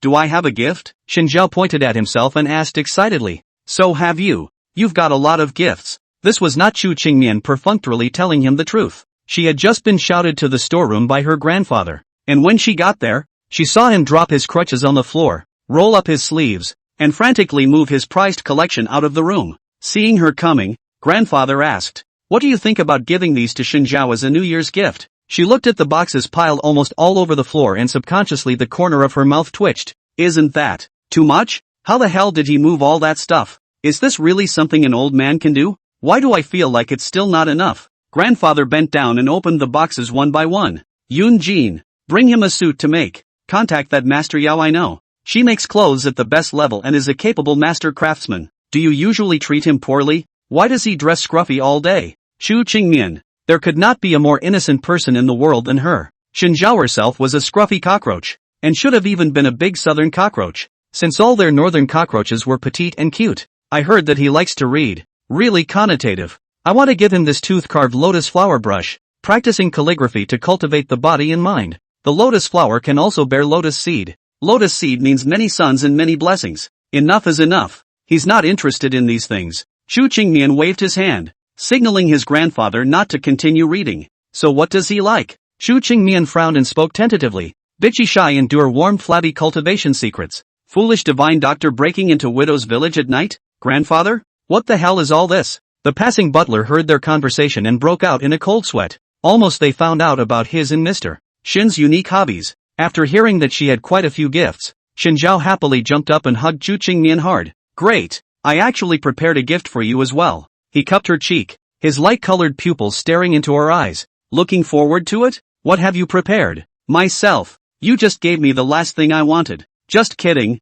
I got you a new outfit. It's extra nice. I bought it with my own money. It was Chu Qingmian's turn to be surprised. You're really prepared? Is he on the wrong medication today? Or let's get a doctor over to check it out. It's so wrong. Shen Zhao wrapped his hands around his chest and grunted. Go go go. Let's go back to our room. We need to wear new clothes for the new year. Shen Zhao took her hand and stepped into the two people's bedroom, where a cheongsam was neatly placed on the bed, with a black ink dye-like pattern on a white background. The narrow-sleeved cheongsam, as a modified version of the traditional cheongsam, takes on a waist-cinching design that reaches about the knee, revealing fair and slender calves, and the cuffs are even narrowed at the same time. This design aptly outlines the curves of a woman's body, but Shen Zhao also chose the rules of the square collar, square in the round, dignified and rigorous. Not only will not conflict with the style of the narrow-sleeved cheongsam, but to further emphasize the sense of asceticism, a black cashmere gold embroidered shawl draped over her shoulders adds a touch of elegance and inaccessibility,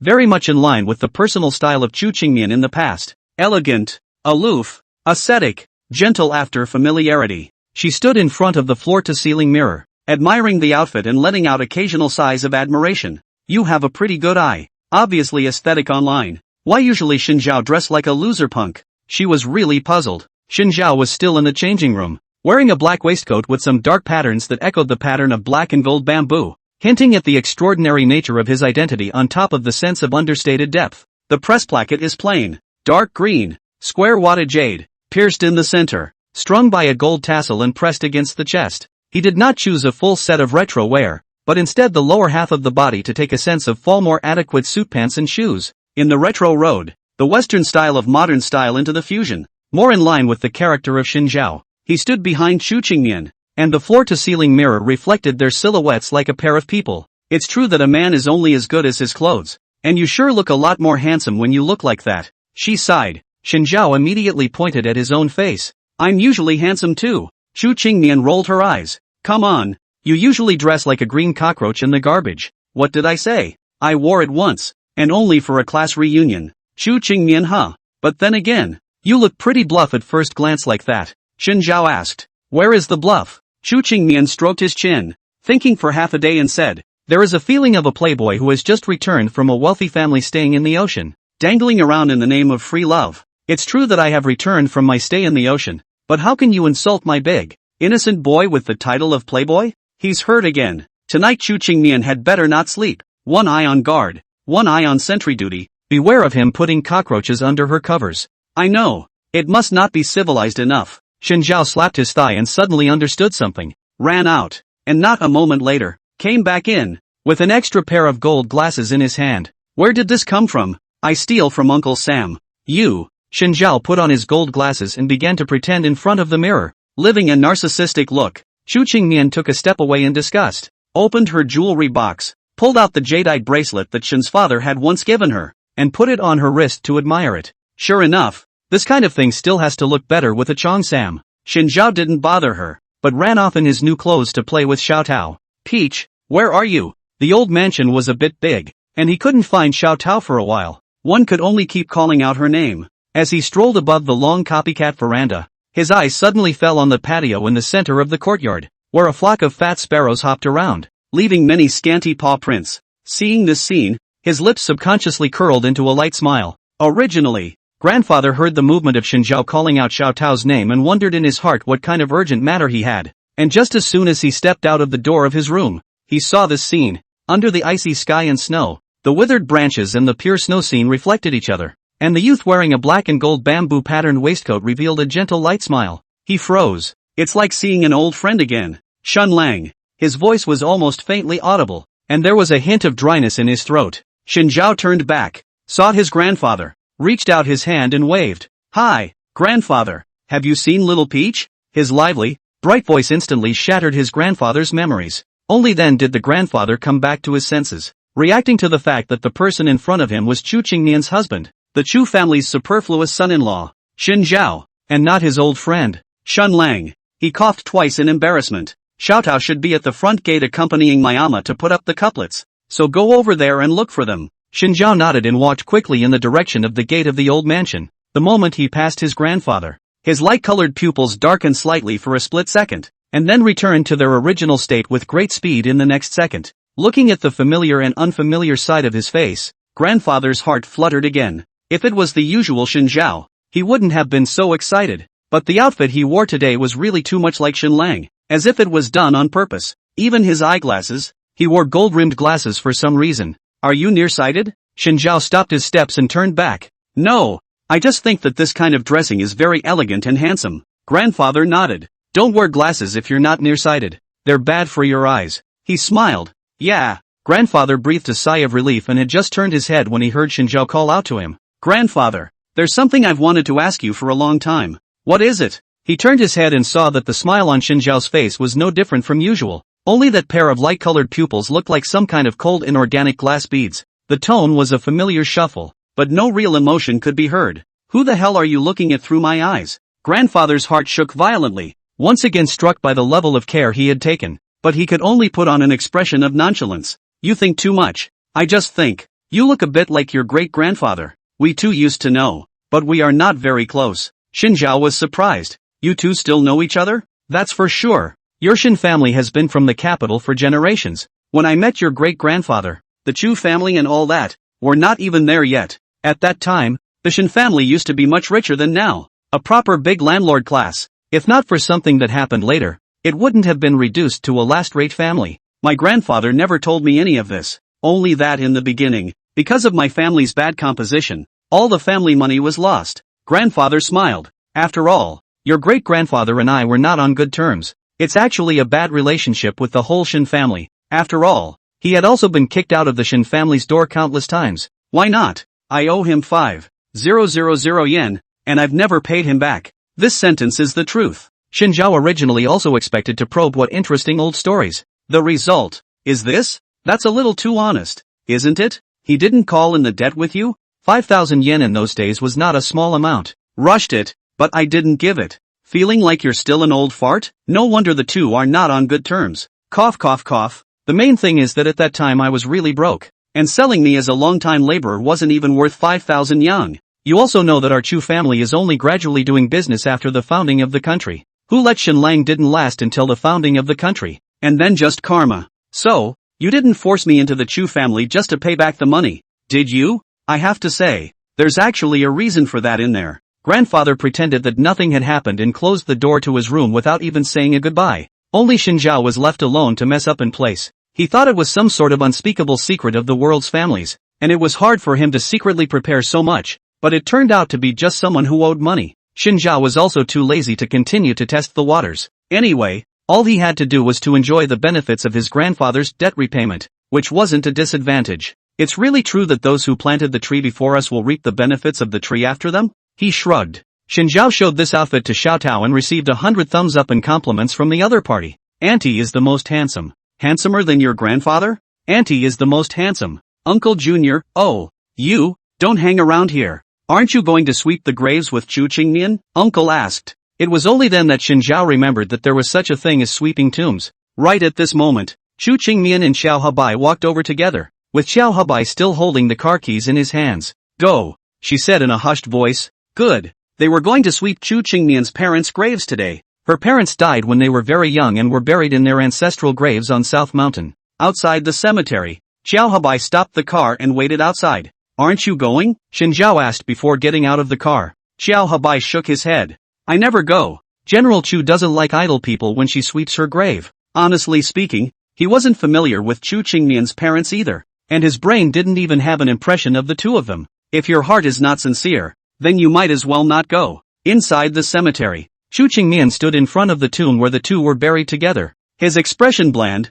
and in his hands he held a handful of delicately wrapped white chrysanthemums. Father and mother, to introduce you, this is Shen Zhao, my husband. The brief and cold tone, completely lacking the nostalgia and sadness that Shen Zhao had imagined, only polite courtesy. It was as if sweeping her parents' graves on New Year's Day was nothing more than a mundane task for her. On the tombstone, there is a large line, Tomb of Chu Wenshu, the second son of the Chu family, and his beloved wife Yunwan. Your dad and your mom's names sound so gentle. I have to say, grandfather had a way with names. The eldest son Chu Sishan, the second son Chu Wenshu, the youngest son Chu Zhijie. Each name sounds like it has been worked on and thought out. Chu Qingmian placed the chrysanthemums in front of the tombstone and glanced at Shen Zhao. It's okay. Don't you want to cry? What am I crying about? That's your mom and dad, eh? I heard from Uncle Joe that they left when you were very young. You should miss them, right? Chu Qingmian lowered his eyes, his long eyelashes covering the ancient well of his eyes. Truth be told, I don't know either.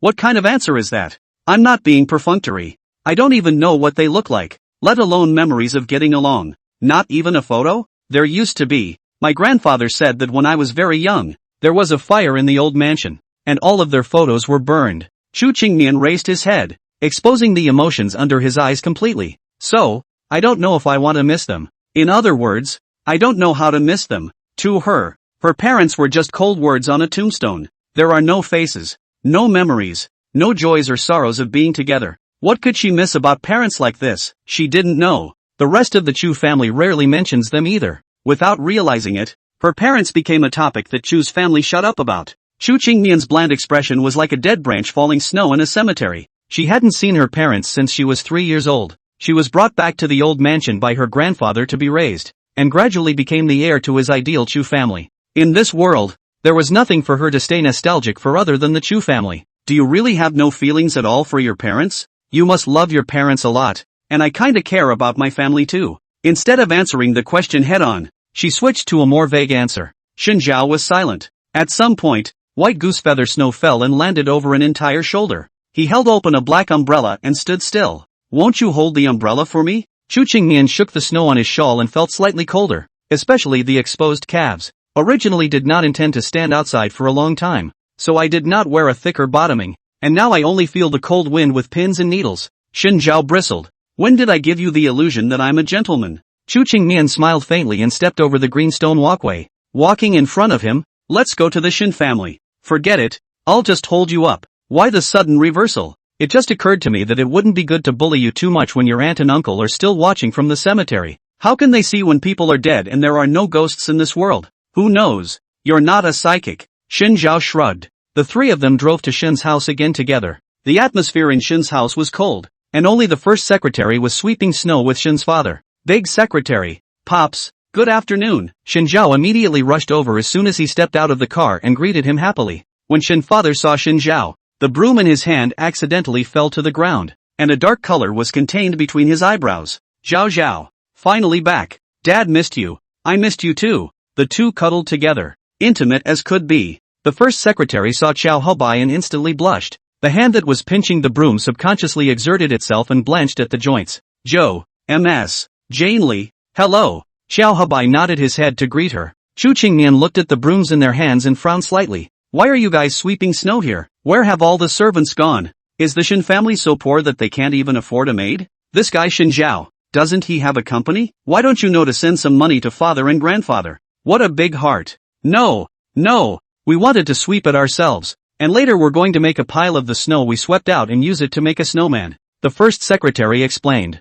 Okay, if you're short of money just let me know. The last thing Chu Qingmian needed was money. Anything that can be solved with money is not a problem for her. Jia Jiao, this is a very handsome outfit for you today. Who gave it to you to wear? Shin father spoke in awe and complimented. Shin Zhao spun in a circle, revealing his waistcoat and suit pants match completely in front of his father. Guess? Shin's father smiled. Only the smile was less than the bottom of his eyes. Such a retro outfit. Only Chu's grandfather would like it. Right. Old-fashioned. Eunuch. This is where you guessed wrong. This is Shin Zhao's own matching. Chu Qingmian explained. Father Shin dropped his gaze on Chu Qingmian. She looked elegant and dynamic in her Chongsalmon shawl, which was just eye-catching and eye-catching. The wrist is just like jade, complementing the icy emerald bracelet. All said. Just call out to my dad. Shin father pulled up her hand, carefully admired once. Although good-looking, but your age, still young, with green jadeite a little too calm. Next time with a jade bracelet better look.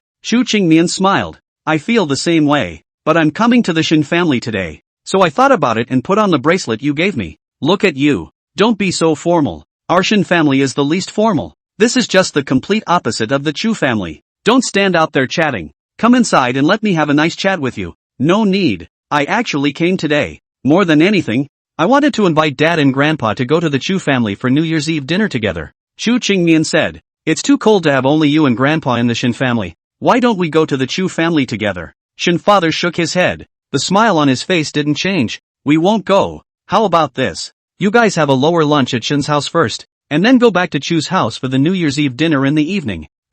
Why? Shin Zhao asked. Anyway, the Chu family has a big place. It's just a matter of adding 2 chairs. Your grandfather is too old for a busy place. In that case, we will pay another visit after dinner tonight. Chu Qingmian finalized his final choice. Everyone agreed with her and the matter was agreed upon. Before leaving, Shin Zhao was pestered by Shin's father and had to let him bring some specialties back to the Chu family. Dad, our families are only a 2-hour drive away. There's no need for me to bring anything. Is there? What do you know? Take. Heavy dead. Don't you just love the salami your grandpa hangs out to dry? I've said it all. We're all from the capital. Heads up and heads down. While the two people were arguing outside the car, the atmosphere between Chu Qingmian and Xiao Hebai inside the car was unusually quiet. There's one thing I feel like I need to ask you today. She lifted her eyelids. Ask. What exactly do you think of Shin Zhao in your heart? Luo Jin said you're very special to him. And what do you think? You're not one to take other people's judgment lightly. You should understand what I'm trying to say. They had grown up together. And even if it was just a look from the other, they could instantly understand what it meant. Since he's already given the Chu family a flunky, he's a member of the Chu family, and his own family is naturally special. You're still avoiding my question. Of course I'm avoiding it, because I don't understand why you have such a tangled attitude toward Shin Zhao. As Zhou's assistant in the Chu family, I don't want my boss to possess weaknesses. Shin Zhao is an uncontrollable molecule, and I'm afraid that one day you'll become less like yourself because of him. As your good friend, I can understand your pressure in the Chu family. Shin Zhao's existence can add a lot of fun to your life. If you can feel happy, that's worth. Xiao Hebai's expression was cold, but the words he said were heartfelt. The emotions under Chu Qingmian's eyes were obscure. You're overthinking it. What? Emotions? They are the most worthless things. She gently narrowed her eyes. He's just a fun toy. There comes a time when you get tired of playing with a toy even if you love it. It's true that feelings are true, but they are the most changeable thing in the world. And when they change, and nothing makes sense. As the person in charge of the Chu family, no one could understand better than her that the big thing about being in charge was true feelings. There are too many things in this world that can be transformed into accumulated capital, but feelings of this kind of thing is the most difficult to be transformed into a stable accumulation of capital, is not as useful as a legally binding contract. The slightest mistake will lead to fire, causing the basket to hit the water all in vain. I only hope you think so. Ha! What kind of face do you have to talk about me? She raised an eyebrow. You could clearly see that Jane Li liked you, so why didn't you just say no? It's no fun to ask questions knowingly. Mr. Chu, if you want to use her to dig up Shin Zhao's little secret, stop now. Why? Shin Zhao and we are different. He is very sentimental. Don't easily move his men. I always feel that his company is very strange. Good. Xiao Hebai nodded. Then how do I deal with her harassment of me? Find an excuse to turn it down and don't make a scene. Good. Shin Zhao pulled open the car door and threw the salami pastries his father had given him in the back seat with a weary sigh. I can't understand my dad. What's the point of giving this away? Although their Shin family secret small sausage flavor is one of the best, but there is no need to send so many at once. Eat them all. Then send some to Big Uncle and the others. Chu Qingmian looked through the rearview mirror and said, leave some more for grandfather. That's true. Later on, Xiao Hebai, you take some as well. Not for me. I don't usually cook much. Just give it to my dad. That's fine. Shen Zhao curved his eyes. Say, what were you two whispering about in the car just now? Tell why you are so abrasive. Chu Qingmian replied. He grunted. And that's all you can say about me. What else? Do you have anything to compliment me on? The three people with evil intentions subconsciously hide their true inner thoughts in their conversations. Looking at Chu Qingmian and Xiao Hebai in front of him, Shen Zhao couldn't help but slide a dark color under his eyes. What are these two guys hiding? Back at the Chu family, it was almost time for the New Year's Eve dinner. The large mahogany round table was placed in the center of the dining room. The tables, chairs and benches were all brand new. Auntie and Auntie were helping to arrange the food. And there was a lot of arguing about which side the fish head should be facing. The servants tried to intervene, but they were stopped. It's New Year's. We should be left to our own devices for this kind of thing. But, the maid drawled awkwardly, the two of you are just too inefficient. If we keep arguing, the fish will get cold. Third aunt saw Chu Qingmian and Shen Zhao at this time, and immediately put a smile on her face. Qingmian, you're here? She deliberately ignored Shen Zhao again. Shen Zhao are used to it. The eldest uncle's family is treating him as a thorn in their side, cursing him for everything, while the third uncle's family is treating him as heir, doing whatever they like, and they are right to pretend to be blind anyway. Can we eat now? Sure thing, we're pretty much done. Then I'll go pick up grandfather first. Shen Zhao, you can help third aunt and the girls first. Shen Zhao answered perfunctorily. Oh, after Chu Qingmian left, the eldest aunt immediately put down the plate in her hand, her eyes looking up and down carefully at Shen Zhao. How come I've never seen Qingmian wear a cheongsam before? I bought it for her. Isn't it nice? Third aunt let out a low laugh, covering the corners of her mouth that she couldn't hide with her slender hand. It's also considered that you have a heart. Her tone turned with a hint of complaint. The design is alright, I guess. It's just that the person who made the dress is not good at their craft. The stitches are messed up. Yes, Shen Zhao, where did you find someone?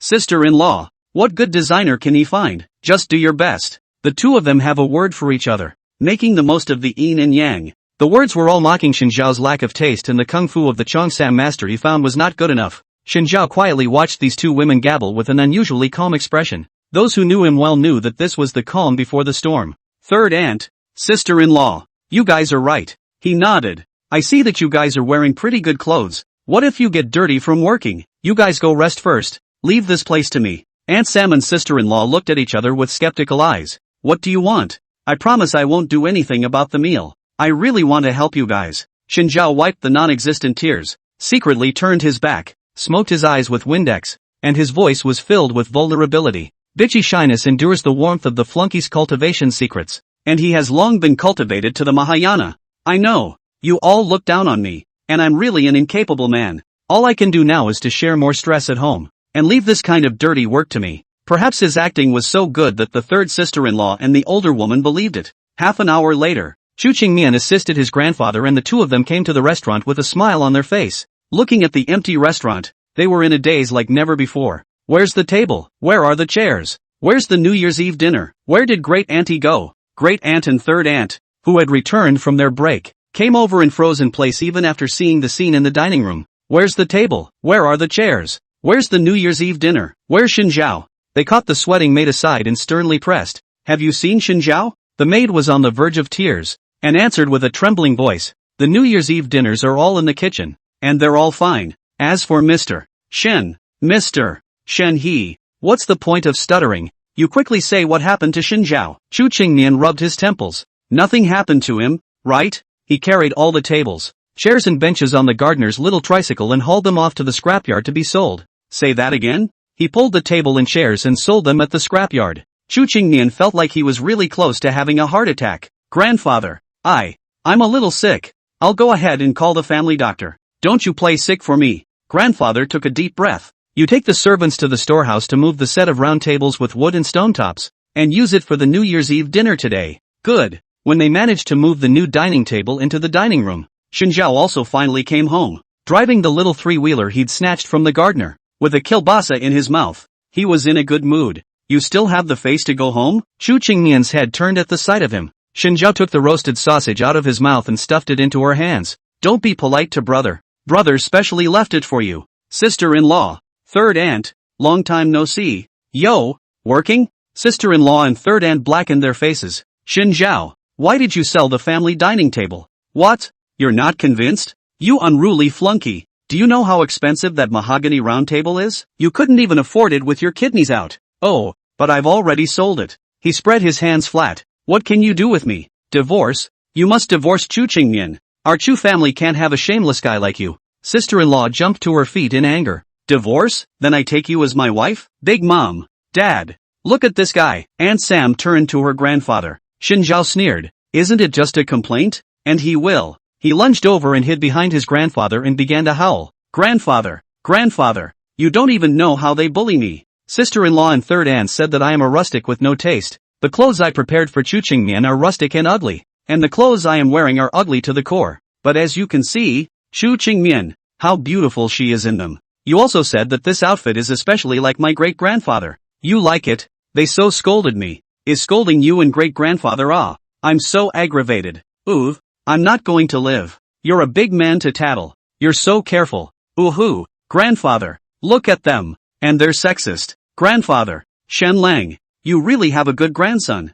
His gaze chilled, and his cane pointed hard at the floor. Both of you, apologize to Xin Zhao right now. We didn't scold him either. It's just a couple sentences of yin and yang. It's not going to do anything. Apologize. Xin Zhao also raised his head and raised his chin. You, all of you, have to say sorry to me. Sister-in-law and Aunt Sam got angry at his villainous look. Dad, look at him. What are you looking at? Hurry up and apologize nimbly. Is it annoying to dawdle? Xin Zhao rolled his eyes. Grandfather coughed. Facts aside, you guys are indeed at fault. So in the future, cut out the explicit and implicit sarcasm. He glanced at Xin Zhao and Chu Qingmian on the side. Divorce is impossible. Unless I die. You can't think of divorce. As I said, as long as you're willing to live a good life and have a child. I'm willing to give that child all of my inheritance and make him the sole heir to the Chu family. No. Chu Qingmian subconsciously tried to resist. Xin Zhao is a bad gene. He's bound to give birth to a horrible little pea cannonball. She was afraid of that future. Clear sleep, grandfather said in a cold voice. She immediately lowered her head. I know. In the process of rearranging the meals, she suddenly remembered something and asked Xin Zhao, where's the money you made from selling the table? That pair of tables and chairs wasn't cheap, and it's kind of an oldie. I'll sell them all for $10. Chu Qingmian almost smashed his plate. How much? $10. What about the money? I bought them all as grilled sausages. I ate one and saved one for you. Chu Qingmian thought of that one barbecued sausage that had been half chewed by Xin Zhao, and suddenly his breath shook and he almost fainted. Xin Zhao sold the antique table worth $10 million for $10, and bought 2 roasted sausages with $10, one of which she threw into the trash can as garbage. Goddamn Xin Zhao. He's a net loser. Are you okay? I'm going to look for the medicine chest to see if there are any anti-hypertensive pills. Chu Qingmian held his head and said in a breathless voice. Aren't you hypotensive? I'm getting high blood pressure from you right now. That's great. No wonder grandfather asked me to marry you for the wedding rush. It cured your low blood pressure in one fell swoop. One more word out of you and do you believe I'll twist your neck into a Chinese knot and hang it on the wall? I'll shut up. Xin Zhao gestured a zipper movement on his mouth, indicating that he would definitely work quietly and behave himself. Is weird. It wasn't quiet for a while before he was up against the eldest. Xin Zhao, move over. What for? The corners of the eldest uncle's mouth pulled out a wildly disdainful smile. Since you've asked in good faith, then I'll be merciful and tell you. He shook the scroll in his hand, and its contents slowly unfolded, turning out to be an exquisite ink landscape painting. This is the authentic Night Quiet Spring Mountain Empty by the famous Qing dynasty painter Hua Diheo. I know you're a bumpkin and can't appreciate such a zen-like image. Xin Zhao stroked his chin and fell into deep thought. Where did you get that? I spent a whole $10 million to buy it from an old hermit monk. And it took a lot of connections to get it done. Xin Zhao patted his shoulder sympathetically.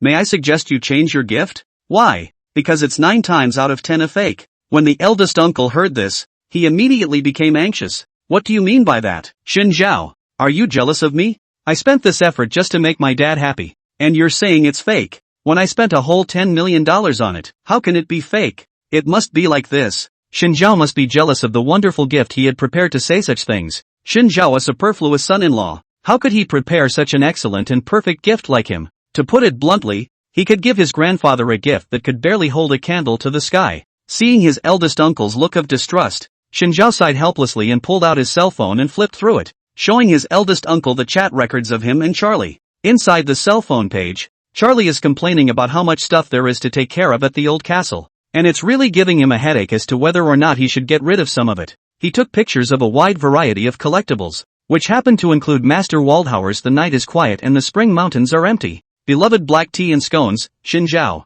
Do you like these things? They can't fit in my house, so I'll give them to you. I'm bored again, I'm not interested in this stuff. Is there an Ultraman Pharaoh? Beloved black tea and scones, oh my god. What is this? It's so interesting. I'm voting for this project. Charlie is a typical landlord's stupid son, but he is very fond of investment. And his biggest investment project at present is Xinjiao. You're lying to me, aren't you? Uncle Big asked, his face pale and his voice trembling with incredulity. His family is British aristocracy. It's normal to have some Qing dynasty artifacts, right, Debo? No, no, no, no, that's not possible. He broke down. My $10 million. What to do? What to do? He clutched his head and howled in agony. Where can I get that much money to prepare another gift? He really didn't have the face to borrow money from Chu Qingnian anymore. 2 more of his factories went bankrupt this year and tens of millions of dollars went down the drain. Saved up to please dad. Turns out he's letting people get away with it again. What should I do? If Chu Qingnian knows, she will never lend me money again. My career is all over. I can help you, Xinjiao said with a smile. The eldest uncle looked up incredulously. Really? Can you lend me $10 million? Give you more money and you'll still get ripped off. What can I do then? Tell you what. I'll just have Charlie send you a few more collectibles. Just take your time picking them out. But tonight is New Year's Eve. Don't panic. Charlie's side is absolutely fine. Xinjiao shrugged his shoulders, his tone unusually casual. It's only 5 o'clock in the afternoon. Wouldn't it be better to send the grandfather's gift tomorrow morning? The private jet also takes only 10 hours to fly from England to the capital. If you hurry, you're sure to catch up. Eldest uncle swallowed a mouthful of saliva. Xinjiao, I only believe you this once. Who else can you trust but me? The reclusive old monk? That's enough. You stop. I'm going to beat that old monk to death as soon as I finish delivering the gifts tomorrow. One of the most anticipated events of the new year, the New Year's Eve dinner. Since Xinjiao was reborn, the only thing he couldn't let go of in his life was chopsticks. And the only thing left of his 7 emotions and 6 desires was his appetite. He was just about to sit down to eat when Chu Qingnian stopped him. He looked up quizzically. What for? How can I let you sit first without some rules? What the Chu family did next really opened his eyes. Although it seems like most people think that Chinese people eat casually and don't have as many rules as they do when they are eating Western food. In reality, there are more rules than Western food is scary. Grandfather sat in the main seat. Eldest uncle sat in his left-hand position. Chu Qingmian sat in his right-hand position. And then there was Xinjiao, the third uncle and his wife, the cousins and the 2 children. Xinjiao likes to eat fish, but grandfather does not move chopsticks he did not have to eat. Finally grandfather let the 2 children eat first. He just stretched out the chopsticks. Was Chu Qingmian hard-whipped the back of the hand? Are you a child? Grandfather looked at the 2 of them and helplessly picked up his chopsticks, symbolically pinching a small piece of fish. Chu Qingmian then let Xinjiao pinch the fish. It's New Year's Eve. Can you not organize these rules? Xinjiao sighed. Uncle Sam pushed up his glasses. If you hadn't lifted the table last time, I'm afraid there would have been more rules. Regarding Xinjiao smashing his face with a cake last time, he was still holding a grudge to this day. Xinjiao coldly grunted and continued to clip the fish. Without a few clips, he was again smacked on the back of his hand by Chu Qingmian with his chopsticks. Are you going to let me eat or not? You can't keep pinching a dish if you like it anymore. I'll eat as much as I like. Xinjiao was dying of speechlessness. A good meal. Eating him was not comfortable at all. Alright, it's almost time to eat. GJ and I have prepared something good for everyone. Third aunt smiled and stood up, bringing in 2 plates from the small kitchen outside. The dishes are surprisingly not all served yet? Chu Qingmian was surprised. Except for the chicken in golden broth with flour gelatin, which was a bit of a novelty. The rest of the meal was just barely adequate. In short, in order, but not much fun. Aunt Sam and Uncle Sam looked at each other and smiled mysteriously. They placed 2 plates in the center of the table and lifted the lids on them to reveal the full extent of them. Shredded sweet potatoes cooked with wild greens and old capital city nesting. Xinjiao's original expectant expression was instantly gray, comparable to the face of a dead person who had been dead for 10 days. He pointed to the would-be dish and asked incredulously, "Is this good?" Aunt Sam and Uncle Sam nodded. TMD, isn't this what pigs eat? Are you kidding me? This stuff is not for human consumption in his eyes. What kind of era is this where people still think this kind of stuff is good? Oh my god. I really haven't eaten a wow in a long time. Chu Qingmian's eyes flashed with a hint of surprise. Her cheeks even flushed quite a bit. I ate it once when I was a child, and I've never eaten it again. Then hurry up and taste it. The Chu family crowd was so happy that they picked up their nests and ate the wild vegetables. The expression on everyone's face was full of happiness. Except for Xinjiao. Why don't you eat? Chu Qingmian asked. I like abalone, lobster, bear claw, wild mountain treasures, not this law-throaty stuff. Young people just don't know any better, huh? This is the real deal. The eldest began to educate him. Green and full of nutrients. And tasty too. Where's the deliciousness? Well, I got a smell of cornmeal from the nest. Fragrance you? It's been more than 10 years. And it's the first time I've eaten such an authentic old capital city nesting head. Big Uncle wiped the tears from the corners of his eyes. I remembered more than 40 years ago, when you were always away from home, old dad, so I had to make this at home to eat by myself. Xinjiao, it's really quite authentic. I feel like I'm going to get pharyngitis from eating it. It's really getting stuck on him. Back then, I couldn't even afford to eat wow, and the first time I ate it, I thought wow was the best thing in the whole world. Grandfather lamented. It still tastes so good. Grandfather chucked a piece of shredded sweet potato and put it into Chu Qingmian and Xinjiao's bowl. You guys eat more. Chu Qingmian nodded. Thank you, grandfather. You also eat more. Xinjiao poked and prodded with his chopsticks, picked it up and put it in his mouth to chew. Shredded sweet potatoes mixed with the bitter flavor of wild vegetables gradually spread on the tip of the tongue. Xinjiao felt that his heart was also as bitter as the wild vegetables. Why would Chu's family like such a shabby meal? He was in an overwhelming daze. Hubby, this one you eat. Cousin's wife snuggled into her cousin's arms, pinching a wild vegetable and stuffing it into his mouth. Baby, your sandwich smells so good. The two people were cuddling up as if no one else was around. Xinjiao's eyes showed contemplation and looked at Chu Qingmian, who was on the side. Grandfather was almost full and placed his chopsticks horizontally on the plate. Chu Qingmian saw his action and immediately placed his chopsticks horizontally as well. Xinjiao didn't understand what the two of them meant, and following his cousin's wife's example, he pinched a piece of spare ribs and put it into Chu Qingmian's bowl, and looked at his grandfather again. He had that look on his face as if to say, see how close we are? Although Chu Qingmian disliked him, the two of them would still put on the pretense of being a good couple in front of their grandfather. Grandfather must have thought that he was a good man who would love his daughter-in-law when he saw him giving Chu Qingmian food, right? The corner of Chu Qingmian's mouth twitched as she looked at Xinjiao's confident expression and signaled her chopsticks with her eyes. Xinjiao was puzzled. Then he quickly reacted. You want me to feed you, right? Ha, that's quite a pretense. But it's okay. It doesn't matter if you pretend in front of your grandfather. Ah,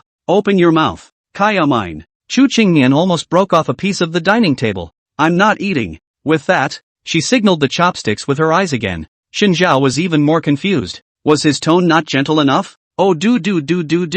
Here comes the little train. Open your mouth. Chu Qingmian subconsciously leaned back with a disgusted expression, and Xinjiao put his chopsticks down with a crisp ringing sound. Not I say. You, this person is not a problem. Love to eat, do not eat, pull down. Brother, I have not eaten enough, still have to wait to feed you. She pointed to the chopsticks. Can't you see my chopsticks are across the plate? What? I saw it. It's called the cross chopstick salute, meaning I'm not eating. Vocal. Have you grown a mouth? Why don't you talk when you have a mouth? You're the one who has no rules and can't read me. So you think a loser like me can figure out the etiquette? He would never be mistaken. According to 108 things newlyweds must do, couples should put themselves in each other's shoes after a fight. See, Chu Qingmian didn't do it at all. How about you try being unreasonable to me again? You control me? No one has ever controlled me. Grandfather, these two are annoying all day long. Quiet. It's fine for Xinjiao to be noisy. When did you become so intentional too? Qingmian? Chu Qingmian glared at Xinjiao. Seeing his smug appearance, his heart was again a burst of anger. Under the table ruthlessly stepped on his foot, immediately hurt him to show his teeth. Xinjiao gritted his teeth and glared at Chu Qingmian as well. I vowed to give this woman a taste of her own medicine. Before he could think of a good way to deal with her, he was again dragged by Chu Qingmian to the Shin residence. Father Shin and Master Shin had already prepared a table full of food. Although with the addition of Qiao Hubai and the first secretary, there were a total of 6 people. And they didn't eat it all. Instead, there was still quite a bit left. It's fine. It's called a yearly surplus of leftovers, Master Shin said with a smile. By the time they had finished eating, it was 9 o'clock in the evening. New Year's Eve is observed, especially in the capital. And the young people's observance of the New Year's Eve is also meant to bless their parents and elders with longevity. For young men gathered together couldn't really find any interesting entertainment. Just as Chu Qingmian was planning to have a Rubik's Cube recovery contest with Qiao Hubai to see who could recover it in the shortest time. This game was something they used to play a lot when they were kids,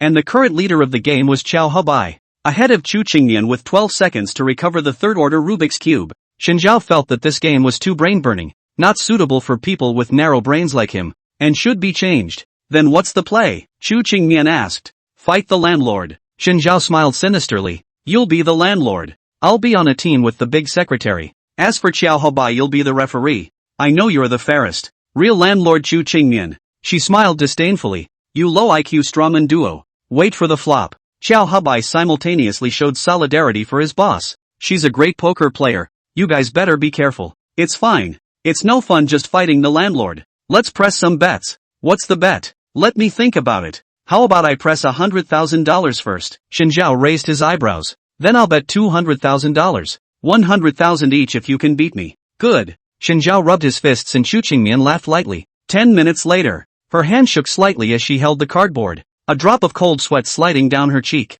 How is that possible? It was amazing that she had fallen behind. Xin Zhao was playing like shit. But the other person, the first secretary, her card skills were surprisingly strong. From start to finish, Chu Qingmian couldn't see through her cards and was always led by her. What to do now? She can't lose. Losing money is small. Losing face is big. Don't you know that she, Mr. Chu, wants to save face the most in her life? If she loses, Xin Zhao will be able to laugh at her for a whole year, wishing to lie in her ear every day and say, you're really bad at playing cards. No, no, no, it's horrible. She could never accept such a thing. As the referee, Xiao Haobai was able to look at everyone's cards, and the more he looked, the more complicated his expression became. Mr. Chu, you're really losing it. The end of course didn't end in a comeback, but rather Chu Qingmian lost in a mess. Ha ha ha ha ha. Chu Qingmian, let you go wild. Now do you know who's bull? Xin Zhao compared two middle fingers. Quickly give me $200,000. Isn't it $100,000 per person? Xiao Haobai asked. The first secretary's money is my money, and my money is still my money. Xiao Haobai glanced sympathetically at the first secretary. Her heart instantly poofed when she received Xiao Haobai's eyes, and she lowered her head in a not-so-good manner, but she was grabbed by Chu Qingmian's wrist. Fight me again. You were just lucky last time. Mr. Chu. Then what's the bet? Xin Zhao was in a good mood. Let's bet $300,000 this time. Bet. Chu Qingmian nodded. 10 minutes later. She was losing even faster. Xin Zhao hugged her card and hummed, fight the landlord. Fight the landlord. Fight the Chu landlord's family has no surplus food. I'll admit it. Jane Li, you're really good. The big secretary held the assurance, raised his eyes and glanced quickly at Xiao Haobai, his voice low. If it's a bet, I've never lost. Never lost. Except for the one and only time. She turned her gaze to Xin Zhao, who was recklessly mocking Chu Qingmian, laughing so hard that she could barely catch her breath. He was then pulled by Chu Qingmian's ear and let out a miserable killing squeal. It was obvious that he was about to win that time, but he surrendered and admitted defeat at the last minute. It's no fun. Look at that look on your face, you're about to cry. I concede. Xiao Haobai's voice pulled her back to reality. Ms. Jane Li, let me play a game with you. Xiao Haobai and Chu Qingmian's personalities were very similar. They both carried a bit of competitiveness, and seeing that the first secretary had actually beaten Chu Qingmian without any power to fight back, he himself had risen a bit of interest. But within a few minutes, the card game ended in a victory for Xiao Haobai. This isn't your strength. You don't have to give in to me. Xiao Haobai frowned in displeasure. No, I'm just what? The first secretary mustered her courage. Love is a willingness to gamble. So earthy. Xin Zhao's spicy comment. Are you the only one with a long mouth in the whole world? Chu Qingmian wrapped her arms around her chest. You're usually much dirtier than her. I prefer an even match. Ms. Jane Li, let's play another round. Xiao Haobai reshuffled his cards and raised his eyes, looking serious. Sweat oozed from the palms of the first secretary's hands holding the cards, and he raised his head quickly to look at Xiao Haobai and nodded vigorously. Then I'm welcome, Joe. It didn't take long for Xiao Haobai to lose. His brow furrowed as he frantically replayed the situation in his mind. Falling into boundless contemplation, she stared at his serious face, momentarily mesmerized. Love him. Jian Li, where did you learn this technique? Chu Qingmian had just opened his mouth when he was interrupted by Xin Zhao. It's so late. We have to go back to the old mansion. Chu Qingmian looked at his watch, and sure enough, it was already late. It's not over if you stay.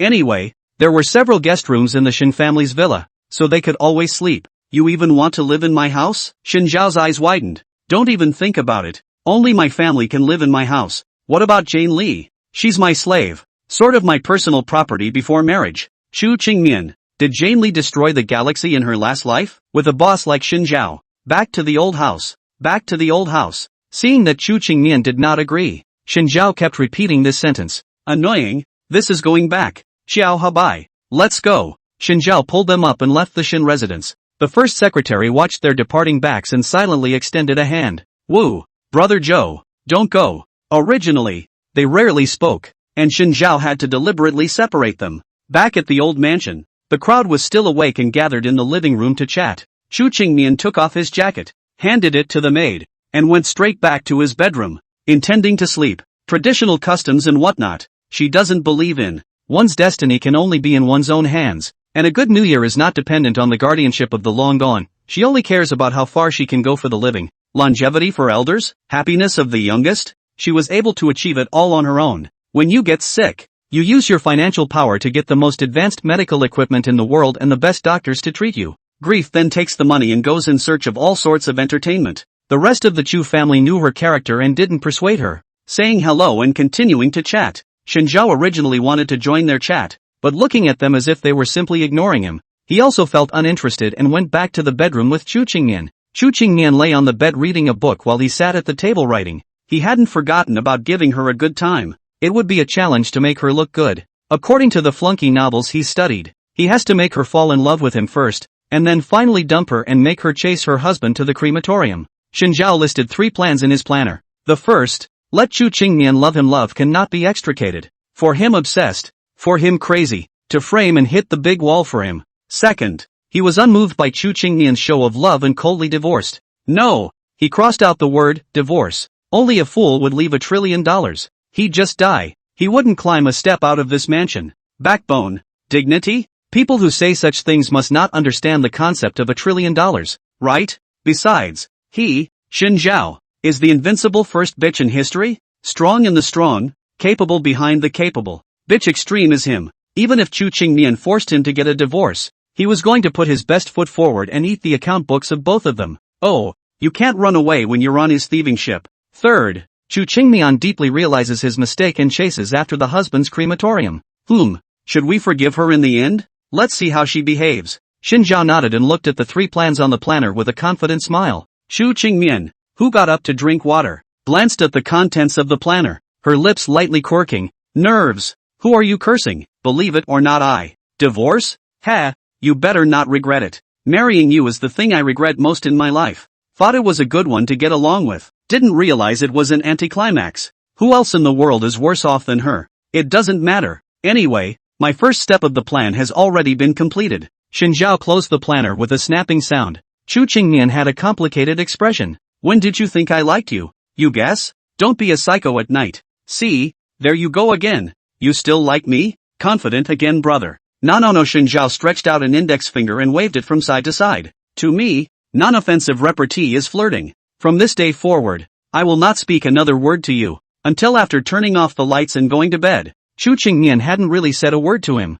Xinjiao's intuition told him that she was definitely not asleep. Don't ask him why he knew. Simply because he was pinching Chu Qingmian's nose right now, and she was even pretending to sleep as if nothing had happened. Instead of frowning with difficulty breathing. How long are you going to hold your breath? Since you're holding your breath, Xinjiao surged under the comforter, and in a position close to her, poofed and farted. Chu Qingmian finally couldn't take it anymore and rolled over to straddle his body. On the first day of the new year, your skin is itching, isn't it? She's going to crash. You can't sleep on New Year's Eve, you have to keep watch. Which fairy dares to control me? Chu Qingmian. Come one and I'll kill one. I'll show him what it means to be a materialistic warrior. That's something you can't say. Be respectful. Xinjiao clasped his hands together. Female monks, on the first day of the new year do not kill Na. Beware of going to hell. You are my hell. Xinjiao was kicked out of the bedroom by her. He pouted, gave a middle finger to the door of his room, and headed downstairs to the living room. He remembers that the table in the living room was set with a lot of good food. Inside the living room, the rest of the Chu family had left, leaving only the cousin and the eldest uncle. Where are they? He asked. All gone to bed. Cousin replied. Sleep? Doesn't your family observe the new year? He was surprised. The Chu family usually had so many rules, but no one cared about such an important matter. Isn't it just me and my dad? Cousin shrugged indifferently. The 2 of us are enough instead of them. The eldest grunted disdainfully. All a bunch of white wolves. Xinjiao didn't answer and sat on the sofa, peeling a macadamia nut for himself to eat. The creamy nutty flavor spreads through the mouth. Then I'll keep watch with you. Ha! The eldest uncle rubbed his eyes incredulously. You're not one of our Chu family members, so you're guarding my ass. I'll keep it for my grandfather. Can't I? Also fine, count you have a conscience. Unlike Chu Jijia, that asshole, who is still called Jijia. Big uncle muttered. Come on dad. Stop it. Ha, if it wasn't for your grandfather's sake, I would have had them. Kick them out of the Chu family? Cousin rolled her eyes.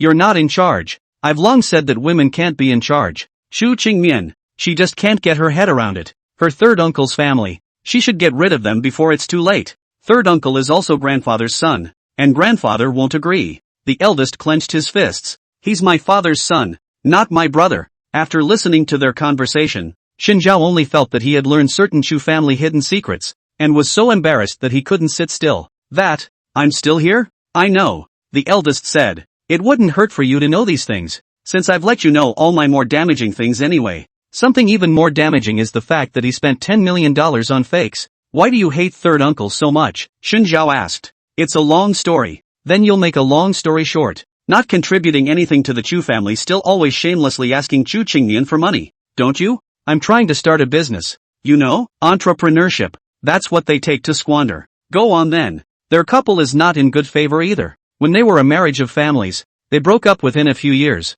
and each of them found a young lover to keep outside. Once, your third uncle's mistress even made a scene at the Chu family, threatening to drive your third aunt out of the Chu family, and the whole capital watched the joke. Your third aunt was a great one, too, and turned around and took 5 or 6 more mistresses, and grandfather couldn't stand it, so he cleaned them both up, leaving each with only one mistress. Wow, not divorced after all this. How awesome. Xin Zhao sighed. How can I leave? Your third aunt's family is not a cat or a dog. It's a famous family in the capital. The eldest took a sip of water and his tone turned stern. Chu Yuyan, you also hurry up and find me a person to marry. No, I'm young. Why should I get married? You're 26. What are you doing if you're not married? I just want to be alone. What's wrong with being single? The eldest pointed at her, too angry to speak, and left the living room with a shake of his hand, throwing down, I'm going to the bathroom. After he left, Xin Zhao spoke. Your father is actually quite good to you, cousin, huh? Where's the good? Feudal,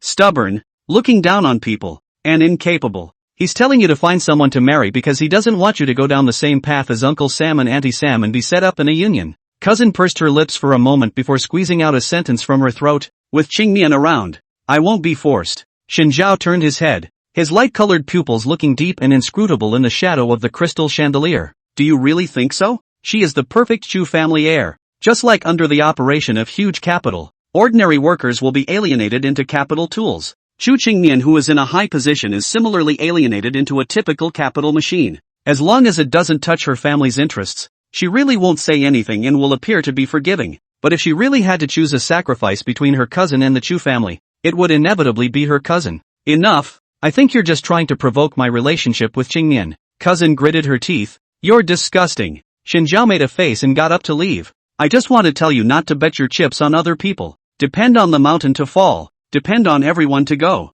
In the end, all you can rely on is yourself. Inside the bedroom, Chu Qingmian had already gone to sleep early. His expression was flat, removed the coldness of the past days, and had a few more points of vulnerability and softness. But Xin Zhao would not be confused by her. The next morning, as soon as Chu Qingmian opened her eyes, she saw Xin Zhao sitting at the head of the bed. You were up all night last night? He nodded. To keep the year. Come on, you've got a black eye on your face. Chu Qingmian got up, took a box of concealer from his own vanity and dabbed a little under his eyelids to hide the dark circles under his eyes. You have to help me pay your respects today, so don't embarrass me in front of outsiders. What does it look like to have a pair of dark circles under your eyes? You haven't told me which homes to visit to pay your respects. The butler has the list there. The gifts are in the car. You go with your cousin. Chu Qingmian didn't mind changing in front of him. They are all more important people. Don't go crazy on them. Oh, I know. His principle is that if people don't offend me, I don't offend them, and if they do, then they're finished. Shakespeare once said that the way a person dresses is a reflection of his upbringing and social status. Chu Qingmian didn't want everyone to find out that Xin Zhao was actually a loser, and specially prepared a set of clothes for him. Since it's the new year, that essential color is the big, festive red, green fruit collar leather button wool coat. Inside is a red shirt. Tie is the same color as the suit pants, black. As for the matching accessories is naturally a watch. But the Rolex red dial to do is not particularly suitable for Xin Zhao today this match. She chose Rolex under the Tudor red. Although the price point is not high, but with Xin Zhao's match is more appropriate. There are times when it's better to cater to money than to find a style that works for you. Chu Qingmian looked at his results and nodded his head in recognition. Shen Zhao straightened his cuffs. Are you playing some kind of dress-up game on me? Listen up. You have to act normal for me today. Hey, how did you know I have a very niche hobby of pretending to be normal? You better have. Shen Zhao said goodbye to her, and together with his cousin, he sat on the Timothy, and began to complete the task Chu Qingmian had given them. Shen Zhao lay in the back row, taking the list Chu Qingmian handed him and reading it down one by one. The first is the Fong family, grandfather's old acquaintance, used to help the Chu family a lot. The head of the family is a quite young man. Oh, it turns out that it is because the old man and the old man were both sick last year. The Fong family, that young man is not a person who becomes a great man. Mr. Shin, I suggest that you do not have deep contact with him, the butler warned kindly. Why? Cousin asked. She hadn't been back to the capital for a long time, and she didn't know much about these things. It's possible that both his old man and his old dad were put in the hospital by him. Of course, it's just possible. I'm not outright sure, although the butler usually seemed quite unreliable, keen on reading the Yellow Dragon Aotian novels of 30 Years of River East and 30 Years of River West. In reality, he was very strict and serious when it came to his work. Never say anything you shouldn't. I see. I'll keep an eye out. All you need to do is say a few words of concern and then excuse yourself and leave. Their car, after driving for more than an hour, finally arrived in front of the Fong family's villa. In front of the villa in the Lakeview wetlands, Shen Zhao stretched out his hand and placed it in front of his forehead, trying to look out. His family villa is really big, much bigger than Chu Qingmian's one. Just from what he could see, it was 4 stories high and covered quite a large area, with a well-kept gate and garden. Madam, she used to live in the old mansion, and that villa was just to cope with her rest. That's why it's just a small villa with 4 floors up and down. Uncle Joe, the housekeeper, paused, a few moments of relief in his tone. Thanks to you, I've never seen Madam come home so diligently. And it seems she has taken. Let's pull the car in. Their housekeeper is coming over as well. Shen Zhao completely ignored Uncle Chow's sentiments. The Fong family's villa was very luxurious. If the Chu family was low-key and luxurious with substance, then the Fong family was just itching to write the 5 words, "Lousy is super rich," as a plaque and hang it on the door. As soon as Shen Zhao entered, his eyes were almost blinded. Just as he was about to take off his coat and hand it to the maid, he felt a chill come over him. Chill in the physical sense. It was almost as cold as the temperature outside. Why is your house so cold? He sneezed and asked the young master of the Fong family at the side. The Fongs are so rich, why don't they even turn on the central air conditioning? Egu, you two are here. Have a seat. A graceful and luxurious female voice sounded. Shen Zhao turned his head, and what met his eyes was the valuable mink coat. Well, it seems no explanation is necessary. According to the information given to him by Chu Qingmian, Mrs. Fong especially liked mink, and couldn't wait to wear a mink coat all year round. Emotions have run wild to this point. You would rather not turn on the air conditioning in winter in order to wear your beloved coat every now and then. Shen Zhao silently wrapped his coat tightly. Mrs. Fong, it's been a long time. I remember we've met. Mrs. Fong laughed. Yes, I was at both your wedding and debut. The debut in her words was the banquet where Shen Zhao abducted Chu Qingmian. That was specially organized by Chu Qingmian for him, meaning that Shen Zhao had a new identity and would henceforth participate in socializing as the husband of the person in charge of the Chu family,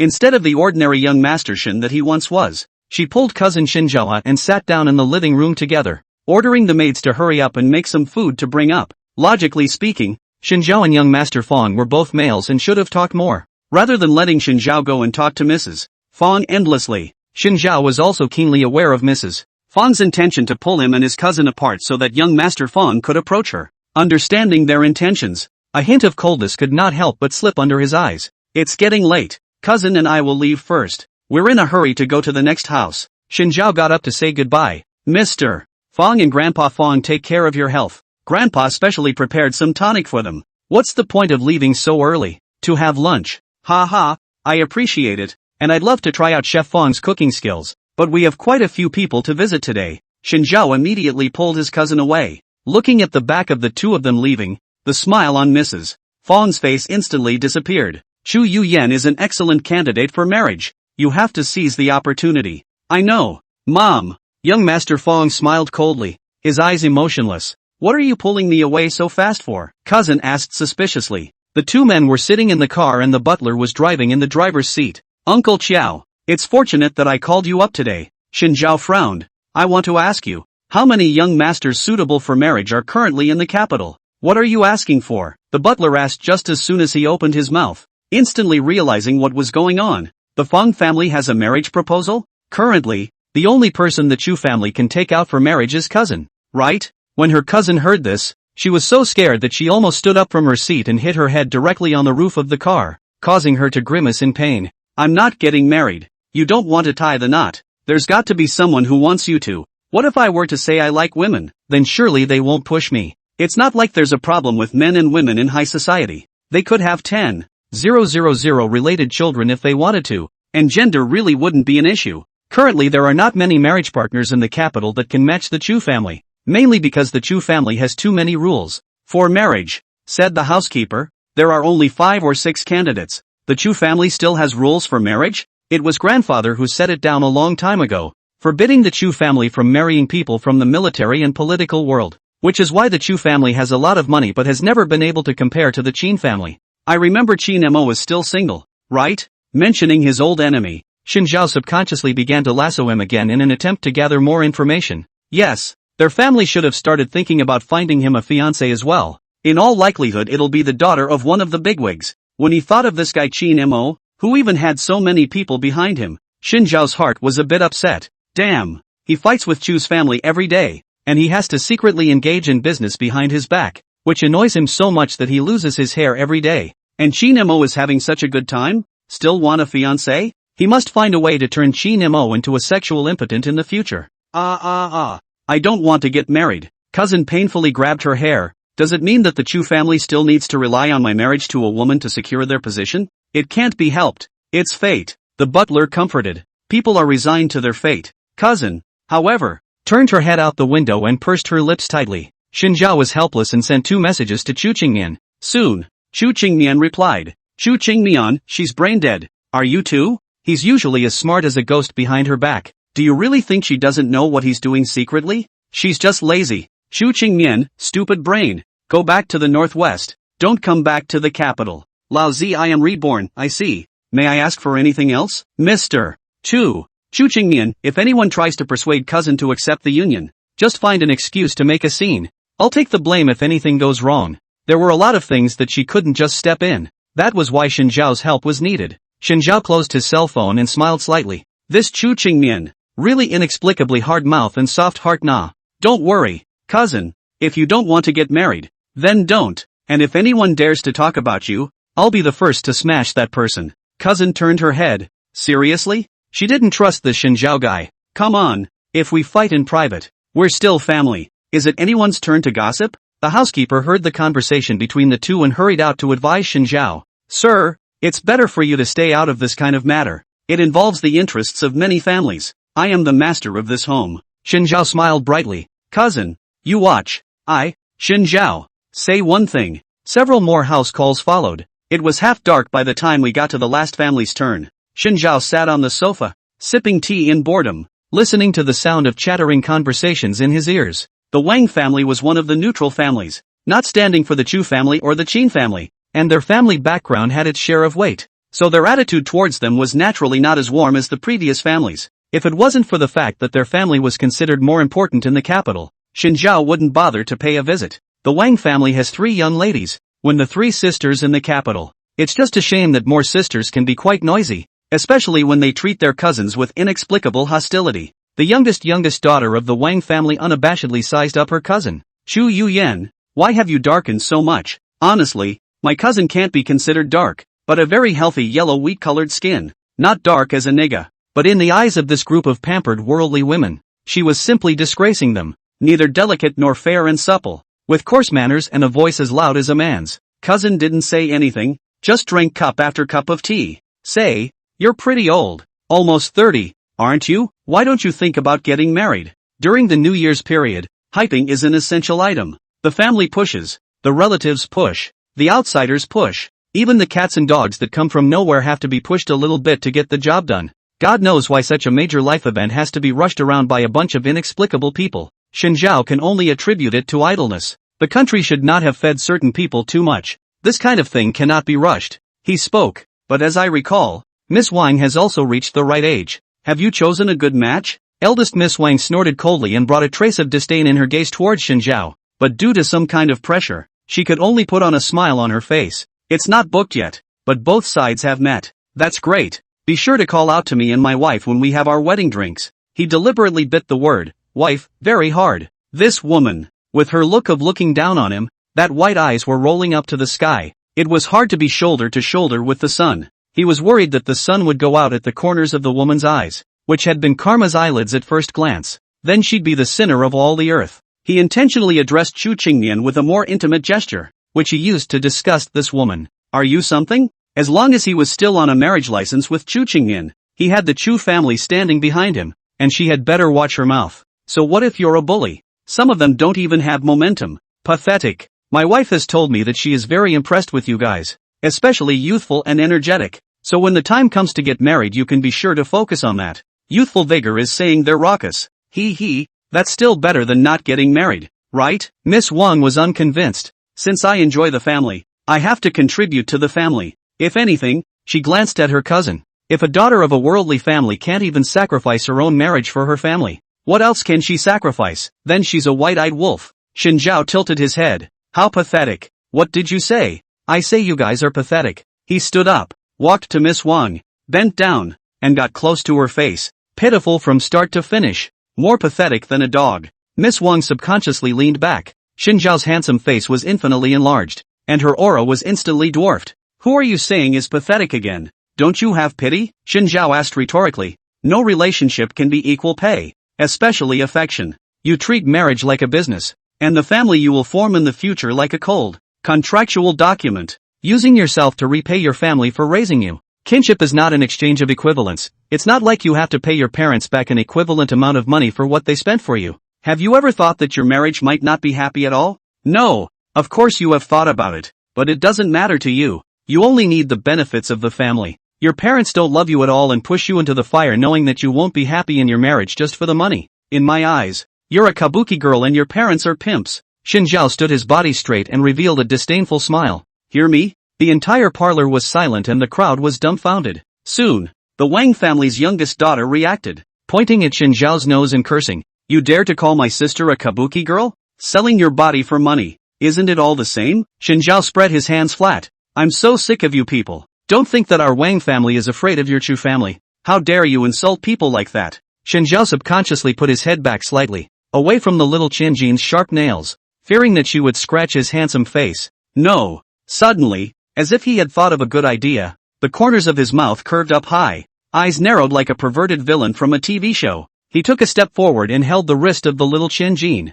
mimicking Long Ao Tian's evil smile. There are even more insulting ones. What? Under the gazes of the crowd, Xin Zhao slowly took her index finger, inserted it into her nostril, turned it around, and then removed it again. The three Wang sisters, Wang's parents, King's maid, cousin, has microcephaly. Taking advantage of the crowd's stunned effort, Xin Zhao pulled up his cousin and rushed towards the door, leaving the Wang family villa. The moment they seized the door, the little Qianjin let out a sharp dolphin sound, accompanied by the sound of a heavy object falling to the ground, as well as the Wang family's exclamation of surprise. Call an ambulance. Good girl. Wake up. The wind outside was cold, and the cousin's head instantly snapped up. She broke away from Xin Zhao's hand and recalled what had just happened, covering her head incredulously. Gosh, had she just fallen asleep and accidentally had a dream? I must be dreaming. You didn't dream. I really did stuff her fingers into my nostrils, Xin Zhao said seriously. If you don't believe me, you can look at my face. Cousin snapped her head up, just to make out a line of bright red blood slowly dripping from his nostrils. This woman's manicure is done with a pointed tip. Xin Zhao sucked in his nosebleed. Did you bring paper? He's in so much pain. What a move to hurt the enemy 1,000 times. Xin Zhao, what exactly do you want? Cousin was about to cry. You're fucking really perverted to the point that I feel horrible. I'm not doing it for you. Who let her gab? If they say it, and they're telling the truth. Where is the truth? If I were their parents, I would never allow my sons and daughters to be unhappy. Xin Zhao's tone was firm. Guarding my family's smiles is more important to me than any amount of money. Chu Yuyan, you are at least considered my cousin. That is my family. I will absolutely not allow anyone to bully you and make you unhappy. It's the truth that is the most valuable thing. Even if he still had a nosebleed hanging on his face, cousin felt that today's Xin Zhao was inexplicably handsome. Her eyes suddenly reddened and she crouched down, hugged her knees and began to cry. Come on, don't cry. I'm the one who's going to cry. My nose really hurts. Then why are you stupid asses trying to disgust people in such a stupid way? Should have just slapped them twice. Cousin just hated that she hadn't just smacked the shit out of them first. Shinjiao shook his head. It's useless to beat them up. This kind of person is cheap as hell. The more they beat them up, the more excited they get. To find a way to make them so disgusted from the bottom of their hearts that they will back away from seeing you from now on, hating the thought of never seeing each other again in this life. That's the right way to handle it. He's a method that not only sickens people, it sickens them more. He bet that woman would never get another manicure in her life. She was terrified to even bring up the subject of marriage again because of the presence of that man. As for the conscience and lower limits of being a human being, Shinjiao long ago did not want it. The money can be made again and the mood can be refreshed. But if people are without conscience and lower limits, they will be surprised to find there's more money to be made, and the mood is more bullish. He patted his cousin on the shoulder and continued to relieve her. Listen up. This world is a delivery post,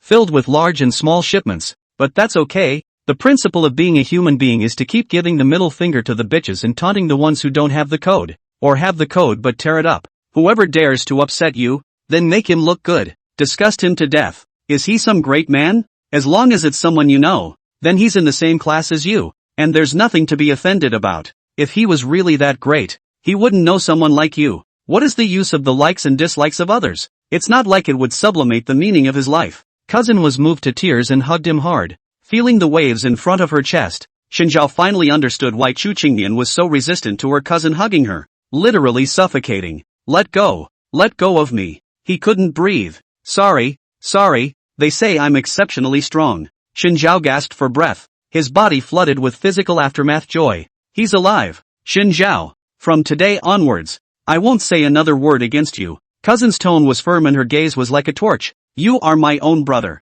Whatever you want, just say the word, and I'll do whatever I can to get it for you. Really? Shinjiao asked. Of course it's true. So you don't care that I'm Chu Qingnian's husband? Care? I now think you are the best man in the world. I'm afraid you dislike Qingnian's sister for not being worthy of you. Shinjiao. Radish. How does cousin know him so well? He had actually always felt in the bottom of his heart that Chu Qingnian was not worthy of him, the number one good man in the world. And he had not expected his cousin to realize this truth so quickly. You are simply my soulmate. Oh my god. I'm actually worthy of the word soulmate. Shinjiao. Old lady loves you. I love you too. Knowing. The two embraced each other emotionally, one with a nosebleed and the other with a runny nose, accompanied by the sirens of the arriving ambulance. The butler was silent for a long time and silently hung up the phone on speakerphone. Should have known better than to call Mrs. Madam must have heard the two of them talking by now. Mr. Shin. Miss Chu. It's best if you two don't go home. Chu Qingnian's face darkened as he listened to the dripping sound coming from the opposite side of his cell phone. Xiao Habai, who was making tea, raised his head and asked suspiciously, "What's wrong? My cousin is crazy too." Brought down by Shinjiao. Crazy how? She went so far as to say that I'm not good enough for Shinjiao. Just tell me if she's crazy? Xiao Habai nodded. In terms of insanity, you really don't deserve Shinjiao. You're too normal. People like him who have gone insane and become gods. It's good for normal people like us to stay away. Chu Qingnian gritted her teeth and hummed. At night, it was dark through and through. The icy cold wind blew, mixed with snow particles that hit my face like small stones. Shinjiao's cousins crowded each other, chasing after each other, competing to see who would be the first to enter the room first. He tugged back on his cousin's feathered hat as he ran ahead of her. Grip grass. Shinjiao, you're shameless. Soldiers are not afraid to be honest. As soon as Shinjiao pushed the door open, his voice got stuck in his throat before the words fell. A bucket of paint mixed with various paints smashed on his head. The original black hair was contaminated with colorful hairs, and his handsome face was even more difficult to see his facial features. Are you alright? Cousin immediately ran to his side and took out a tissue to wipe the paint from his face. Who did this little organ? Shinjiao wiped the paint on his face with his hand, his gaze cold. I already know who it is. He looked to the young boy hiding behind a door not far away and snorted softly. Got the guts to pull a prank, but not the guts to stand up for yourself? Boat's hand was still holding up his own pineapple cell phone. Filming. You deserve it. I deserve it? Shinjiao laughed out loud and pushed away his cousin who was wiping his face. The smile on his face instantly disappeared and he took a step towards the canoe. His gait was steady, his footsteps sounding like a stern ghost claiming his life. Very well.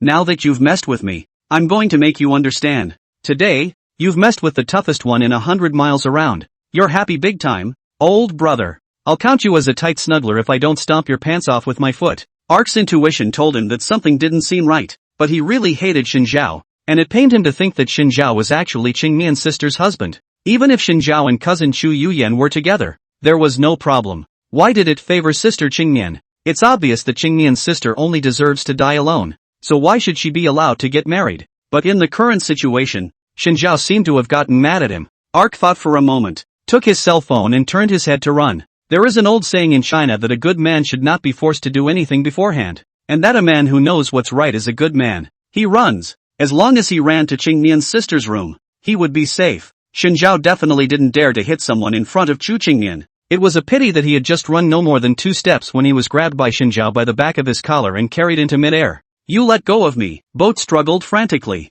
Xinjiao sneered. With your short legs, I'll take 1 step over your 3. And you still dare to run? See if I don't let you learn a long lesson today. How dare you hit me? Believe it or not, I'll go and complain to Sister Qingmian. I'll tell you today, I'm the boss. No one will come to save you even if you scream your throat out today. Xinjiao turned his head and smiled faintly at his cousin. Please keep a lookout for me. Cousin swallowed. In her heart, a scale appeared out of nowhere, and at the 2 ends of the scale lay Xinjiao and the boat. After she weighed half a day, the balance favored Xinjiao.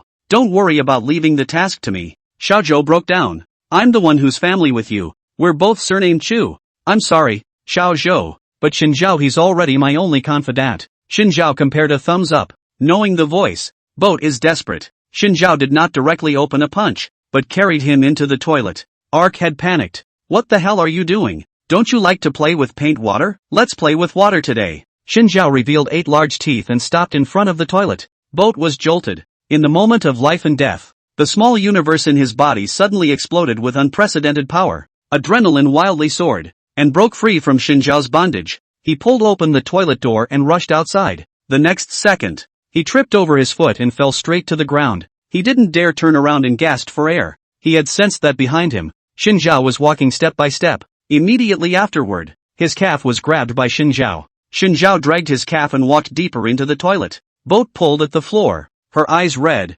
Cousin, save me, save me. I'll never call you an old woman nobody wants again. Cousin pretended that nothing had happened and even thoughtfully closed and locked the bathroom door. Boat, no. Inside the toilet, the boat was picked up by Xinjiao again. But this time, what Xinjiao was carrying was not his back collar, but his calf. His entire body was in an inverted hanging position, suspended in midair with his head facing down. Below your head is the toilet pit. Brother-in-law? Xiaozhou attempted to awaken the last trace of conscience in Xinjiao's heart, but unfortunately, since being reborn, Xinjiao, the man, had no conscience. Don't you love playing in the water? Let's have some fun today. Damn bears, as soon as it's New Year's Eve, the seasonal itchy skin starts. What an underhanded thing. Xinjiao put Boat's head downward and half of his head into the toilet. Then he began frantically pressing the pumping button. Boat began to howl, and the ear-piercing child's screams resounded throughout the restroom, making Xinjiao even more annoyed to hear it. He pressed the pumping button more quickly.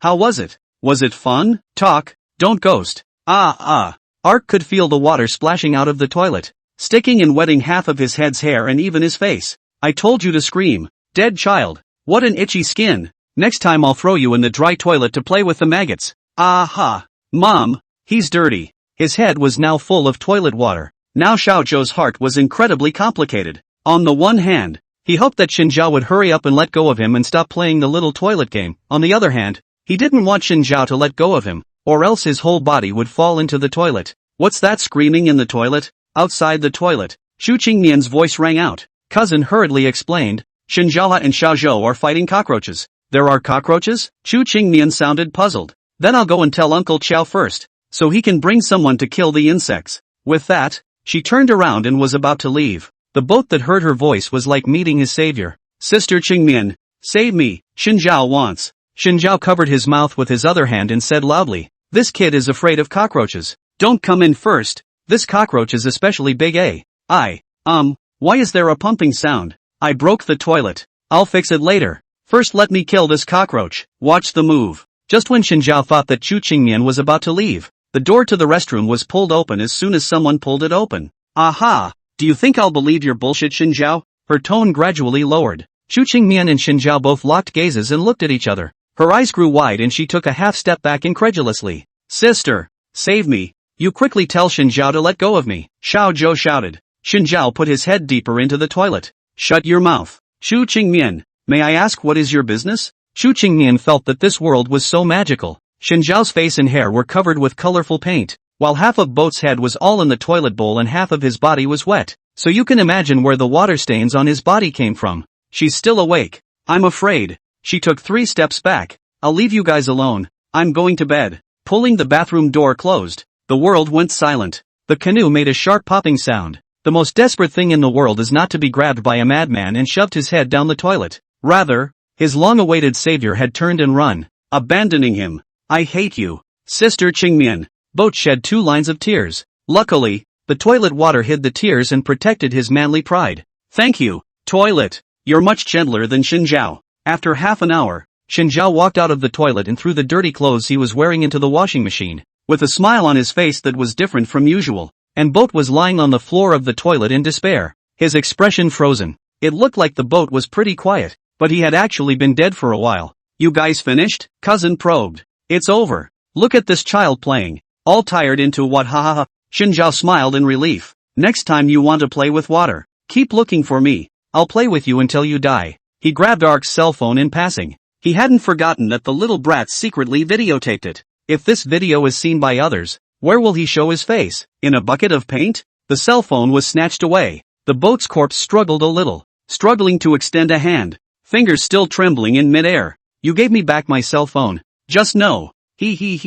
Xin Zhao threw his cell phone into his pocket, turned around and left, without a trace of lingering. Not 2 minutes later, the canoe in the toilet was discovered by his parents. When Uncle Sam and Aunt Sam saw how miserable he was, they directly called out to him and kept comforting him. Boat, who did this? Don't cry. Don't cry. Mom, I'm not crying. Xiaozhou pushed Auntie San away and pursed her lips. I'm not that weak. Probably thinking of something. He didn't tell his parents that his cell phone was snatched by Xin Zhao. I accidentally spilled the water. It's fine. I want to take a shower now. Aunt Sam sighed and stroked his wet head. That's good. She and Uncle Sam kissed him on each cheek again. Want to take a bath with Daddy? Don't. I'm already a man. Ark refused. Ha ha ha. You're only 10 years old and you're still a man. Your hair hasn't even grown. What's wrong with 10? He bit the soft flesh in his mouth defiantly. Xu Qingmian sat on the single sofa in the living room. Beside him was Qiao Hebai, who was drinking tea, took a sip of his tea and asked, "Why are you soulful?" As she recalled the scene in the toilet just now, it was really hard to put into words, and could only be simply summarized into one sentence. Xin Zhao is about to play with the toilet bowl and explode it. Qiao Hebai, can you be more specific? Honestly, I think it would be kind of gross to say it. Then don't talk about it. We're still drinking tea. Makes sense. While the two were chatting, Xin Zhao also cleaned himself up and changed into a white short-sleeved outfit with the middle finger printed on it. He sat on his butt next to Qiao Hebai, picked up her unfinished tea, and finished it in one gulp. Oh, tea after a workout just smells good, and it's kind of sweet. Xu Qingmian moved to the other side of the room, glad that he was sitting on a single sofa. Are you clean on you? She asked. Don't mention it. That paint won't wash at all, and it has a funny odor. Xin Zhao shrugged off his clothes breathlessly. I'm really convinced. Good things can't take my turn. Bad things put me lun. Xu Qingmian, Xiao Hebai. What? You two have that look on your faces? It's nothing. Xu Qingmian averted his eyes, his gaze emptying. Right. Xu Qingmian, I have something to do tomorrow. I'm going out. Xin Zhao snorted and asked her not to assign him a task tomorrow. What are you doing? Go to Charlie's. Xu Qingmian had heard of this Charlie Campbell, but he had only heard of him slightly and was not considered familiar. Okay, there's a driver at home, so you can ask him to drive you. Xin Zhao waved her hand. No, I don't usually ride in strangers' cars. I'll let my big secretary pick me up. Hearing this name, Xu Qingmian subconsciously frowned. Although she's your subordinate, you should learn to respect her. Can't you directly call her name Jane Li? It has to be all these weird epithets. You don't understand. He shook his head and suddenly, his eyes lit up. Since you said you've never met Charlie, why don't you when I go to his house tomorrow? I'm very busy, and quite a few people will be visiting the old mansion in the new year. Xu Qingmian refused. That's fine. Early in the morning on the second day of the Lunar New Year, Xin Zhao got up, changing into the familiar three-piece black suit and vest. He straightened his dark green tie, and his light-colored pupils shone with a calm and collected light. The whole aura was the opposite of the usual loser. Xu Qingmian frowned, obviously trying to think. Tell me honestly, do you have a split personality? I'm healthy. Then why do I feel that when you wear this outfit, your aura is especially handsome? You finally admit to brother's charms? Never mind. It doesn't seem that handsome anymore. The first secretary's car had long been parked outside the gates of the old mansion. While waiting for Xinjiao, she stood in the snow, posed with a desire to talk, and took out her cell phone to take a picture. Then click send. And the accompanying text, cloth coverlet has been cold as iron for many years. I just want Joe to warm me. Xiao Hubai saw the news as soon as he opened his eyes, his brows gradually furrowing. Joe Hobbs, if you're cold, don't lie down in the snow. The first secretary's eyes lit up. He finally cares about me. What are you standing there for? Pull the car door for me. As soon as Xinjiao came over, he saw the big secretary, who was standing in the snow holding her cell phone and giggling like a dumb bee. Joe, he's so gentle. She showed the chat log to Xinjiao. Xinjiao fixed his eyes and frowned, his heart startled. Vocal. The first secretary can lick better than he could in his last life. In his last life he had been a lickspittle, and in this life it was the first secretary's turn to be a lickspittle. It turns out that dog-licking energy is conserved. Energy doesn't appear or disappear out of thin air. Energy only shifts. Get your head out of your ass. Where is he gentle? He told me not to lie down in the snow. You get your face over here. The big secretary obediently did as he was told. And before he could, he was slapped by Xinjiao. The force is just right. And the riposte doesn't hurt your brain. Is your head clear now? Sober up. Let's go to Charlie's. The first secretary shook his head and pushed up his glasses. I'm horribly sober right now. Charlie's. As he is an Englishman. He has absolutely no tradition of celebrating the Lunar New Year and has to lie in. The villa's heated indoor pool is steamy, with handsome men and women, their laughter piercing through the vapor with wet seduction. Shirley Young took the water gun and sprayed Charlie in the face. Charlie moved quickly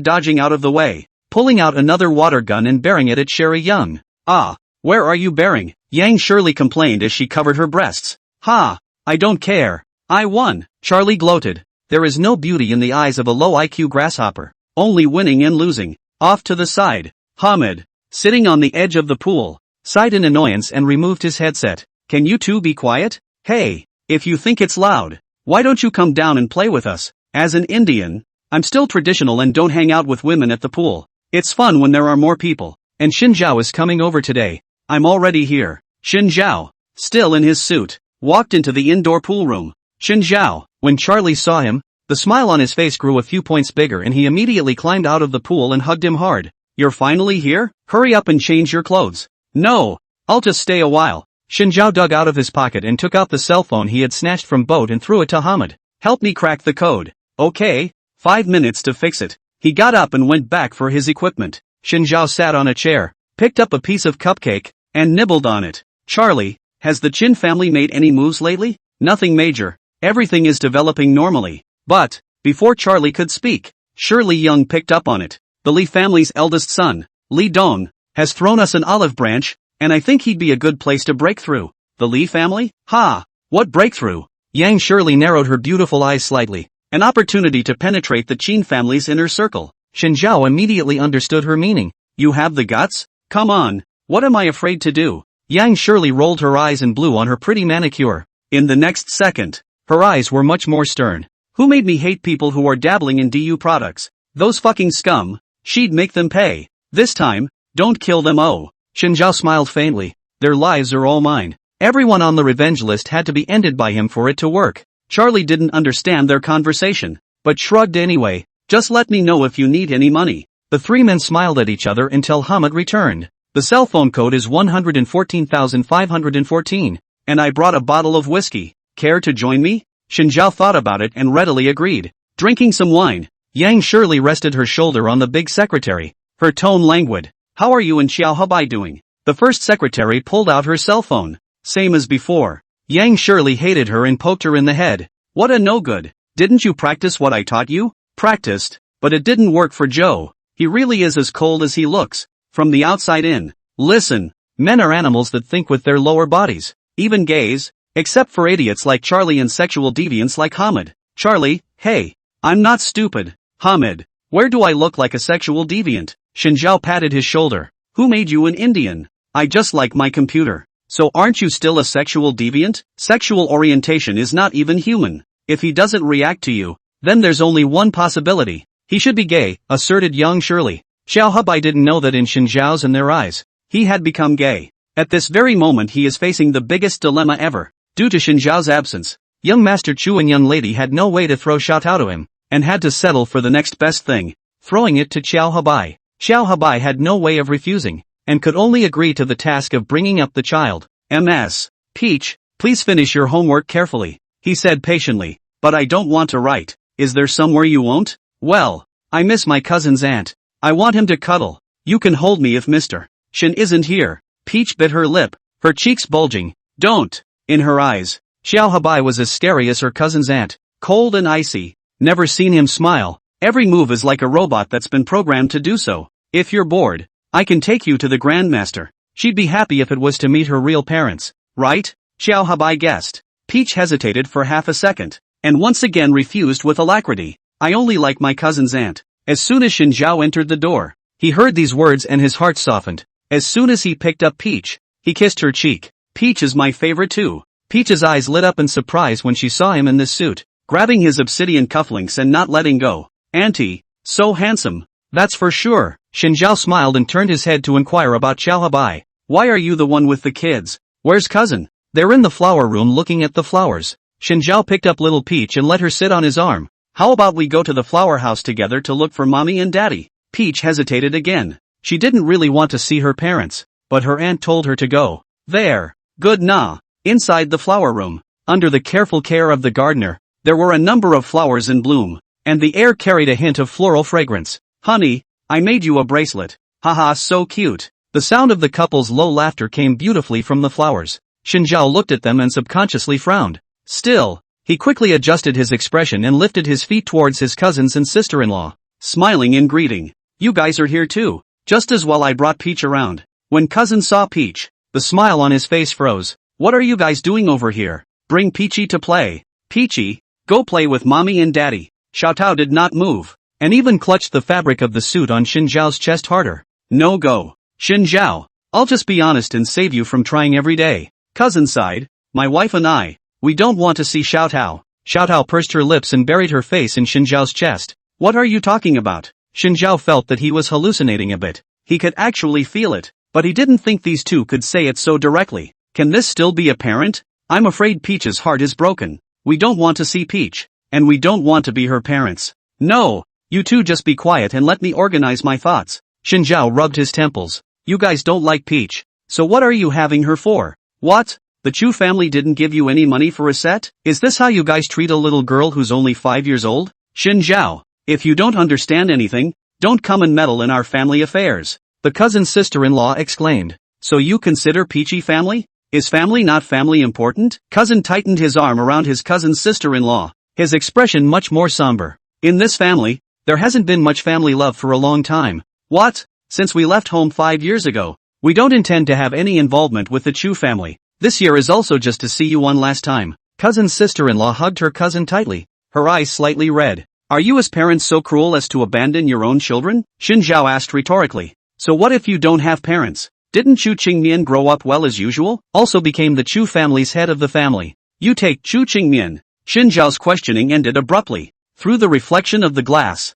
he clearly saw Chu Qingmian standing with his eldest uncle, looking at them coldly. He turned back violently, but he only saw a piece of Chu Qingmian's departing coat, as well as his eldest uncle's shocked expression. Wait, Chu Qingmian. He was just about to go after Chu Qingmian when he was shoved hard by his eldest uncle. Uncle, what are you doing? The eldest stared at him. Don't you leave today. What are you going to do? I know you usually don't like me. But, the eldest uncle ignored Shin Zhao, but raised his fist high in the air and smashed it on the face of his own son, Chu Yutao. Chu Yutao directly knelt on the ground, dripping blood spilling all over the place. Cousin's wife screamed and stepped in front of him. Dad, don't hit Yutao. Shin Zhao, I'll apologize to you today and teach my son a lesson in the meantime. The eldest uncle ignored his cousin sister-in-law's pleas for mercy, but instead pushed her away and viciously kicked Chu Yutao in the stomach again. Chu Yutao, you wolf-hearted thing. I don't blame you for disappearing for the last 5 years and leaving your own daughter far away. Big deal. Your mom and I raised it.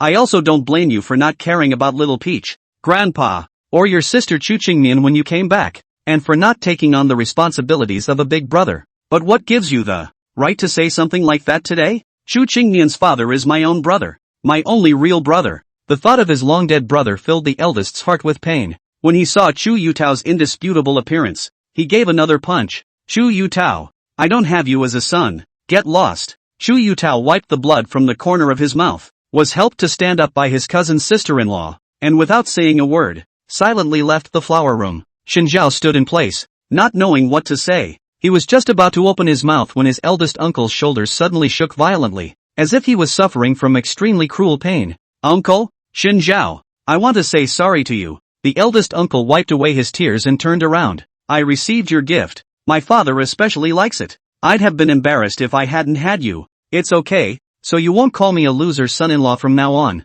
will you? I won't say it because my son is a bigger loser than you. Ha ha. Shen Zhao dryly laughed twice. Shen Zhao, I'm quite a loser. The eldest sat by the flower bed with his head hung low and his tone sad. I am more than 10 years older than my brother. He was brought up by me. He is the person with the best personality in the whole Chu family. And when he grew up, he married a gentle woman. His younger sibling got pregnant soon after, and gave birth to Qingmian, and I thought he would be happy for the rest of his life. As a result, there was a sudden car accident, and he and his siblings all died, and afterward the police investigated and said it was intentionally man-made. Someone killed them? Shen Zhao was surprised. The eldest shook his head. No, that car is mine, and someone is trying to kill me. His tone became heavier. I was the one who talked them into driving my car. My new car. Originally, it was someone who wanted to kill him, but he didn't expect that in the end. By mistake, it was Chu Qingnian's parents who died. I'm sorry for them. If I hadn't persuaded them,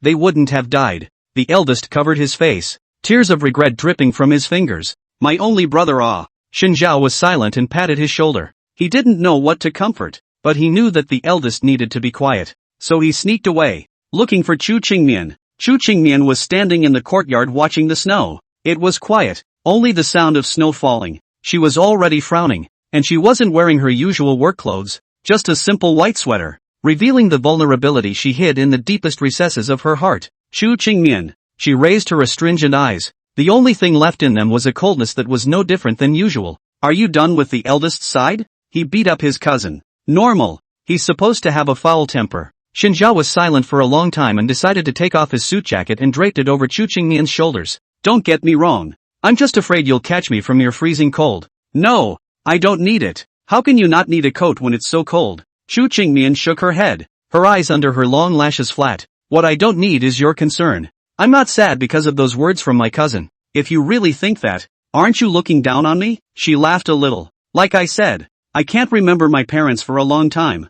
I didn't care a long time ago. Her tone was light, lighter than the snow when it fell. Chu Qingmian, I can't figure you out. I can't figure you out either. Shen Zhao. Fair enough, they were both supposed to be different people, so there's no point in trying to figure each other out. I have a question for you. What is the one person in your heart that can be as important as your life? No. She spoke the truth. My life is not important. Chu Qingmian's life is. Her last name is Chu. That's enough. Rapunzel, who resided on a high platform, simply looked down on the others. I'm cold. Go back inside. Shen Zhao did not speak, but directly picked her up and walked towards the house step by step. Chu Qingmian didn't struggle, just quietly placed her face on his shoulder with an unknown gaze. I'm a little sleepy. Let's go to bed then. Her silent sleeping face, breathing lightly, Shen Zhao stared at her face. A clear sleep for everything. If only that were true. Early the next morning, Shen Zhao deliberately turned off her alarm clock. By himself,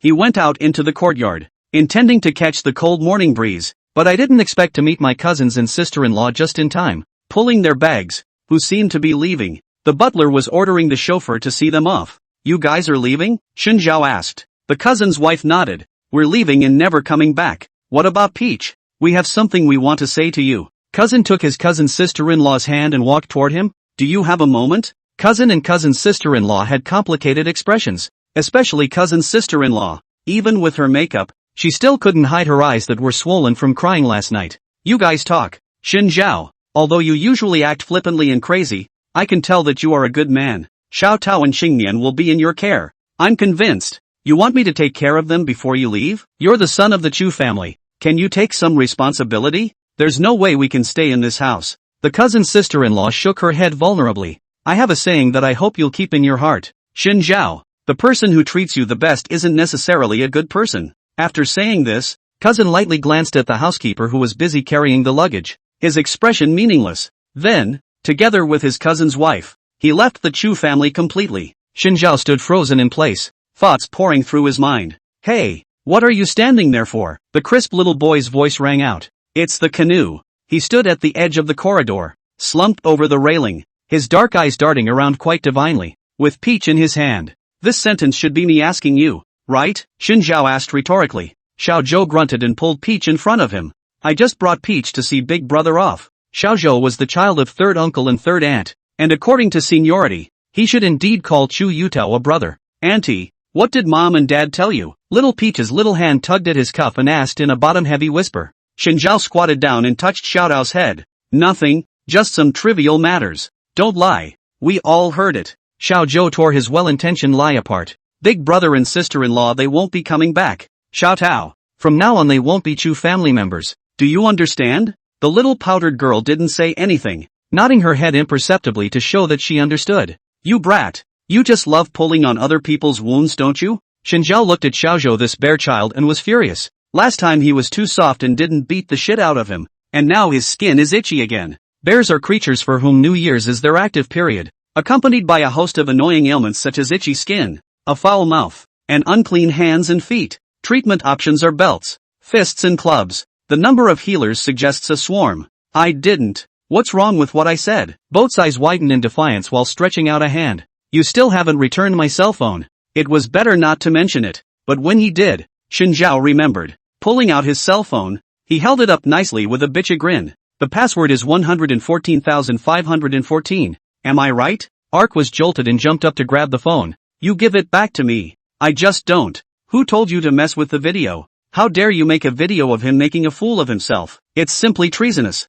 Boat pursed his lips and stood still without moving. I'll delete your video and you give me back my phone. I have something important on it. You're a little kid. What else could be important on your cell phone? Xin Zhao directly opened his cell phone and clicked into the video, and the first video that came to his eyes was naturally the video of him being splashed by a paint bucket, but the smile on his face faded as his eyes scanned the next few videos. Boat also noticed the change in his expression and suddenly jumped up and snatched the phone away, her voice unconsciously rising. You didn't see anything. Xin Zhao came back to his senses, staring wide-eyed, unbelievably pointing at Xiao Zhou. Your TM saving reads into your phone? Ark choked on his spit. I didn't. What's that if not a read? Xin Zhao was shocked. When he was 10, he was still king of the kids in the park with his sand pile. Boat was 10 years old and had already learned to save reads into his cell phone. It's over. It's over. The sunflower of the motherland has turned into a sunflower of want. He's painfully aware of it. That's. Boat tried to explain, but suddenly closed his mouth. Anyway, it's not a read. And what's wrong with Peachy not having a mom and dad? He said as if remembering something. A mom and dad like that don't deserve to be called a mom and dad. It's Peach who doesn't want them. It's not them who don't want Peach. He took Peach by the hand and left quickly. Xin Zhao's intuition told him that Xiao Zhou's reaction was clearly abnormal. Returning to the house, he realized that Chu Qingnian had not yet gotten up. This is really strange. Chu Qingnian is the most self-disciplined person in the whole Chu family. Usually will never sleep until 8 o'clock and still not wake up. What's going on today? He lifted the covers and Chu Qingnian was sleeping soundly. A thin layer of sweat oozed from his forehead, and his face was much redder than before. Even redder than normal. He reached out and touched her forehead. It's hot. There's still a real fever. Xin Zhao's head was big. Xin Zhao? Chu Qingnian turned around and opened her hazy eyes. What time is it now? You have a fever? I have a fever? She sounded puzzled. What does fever mean? Xin Zhao, huh? He frowned, realizing that things were not simple.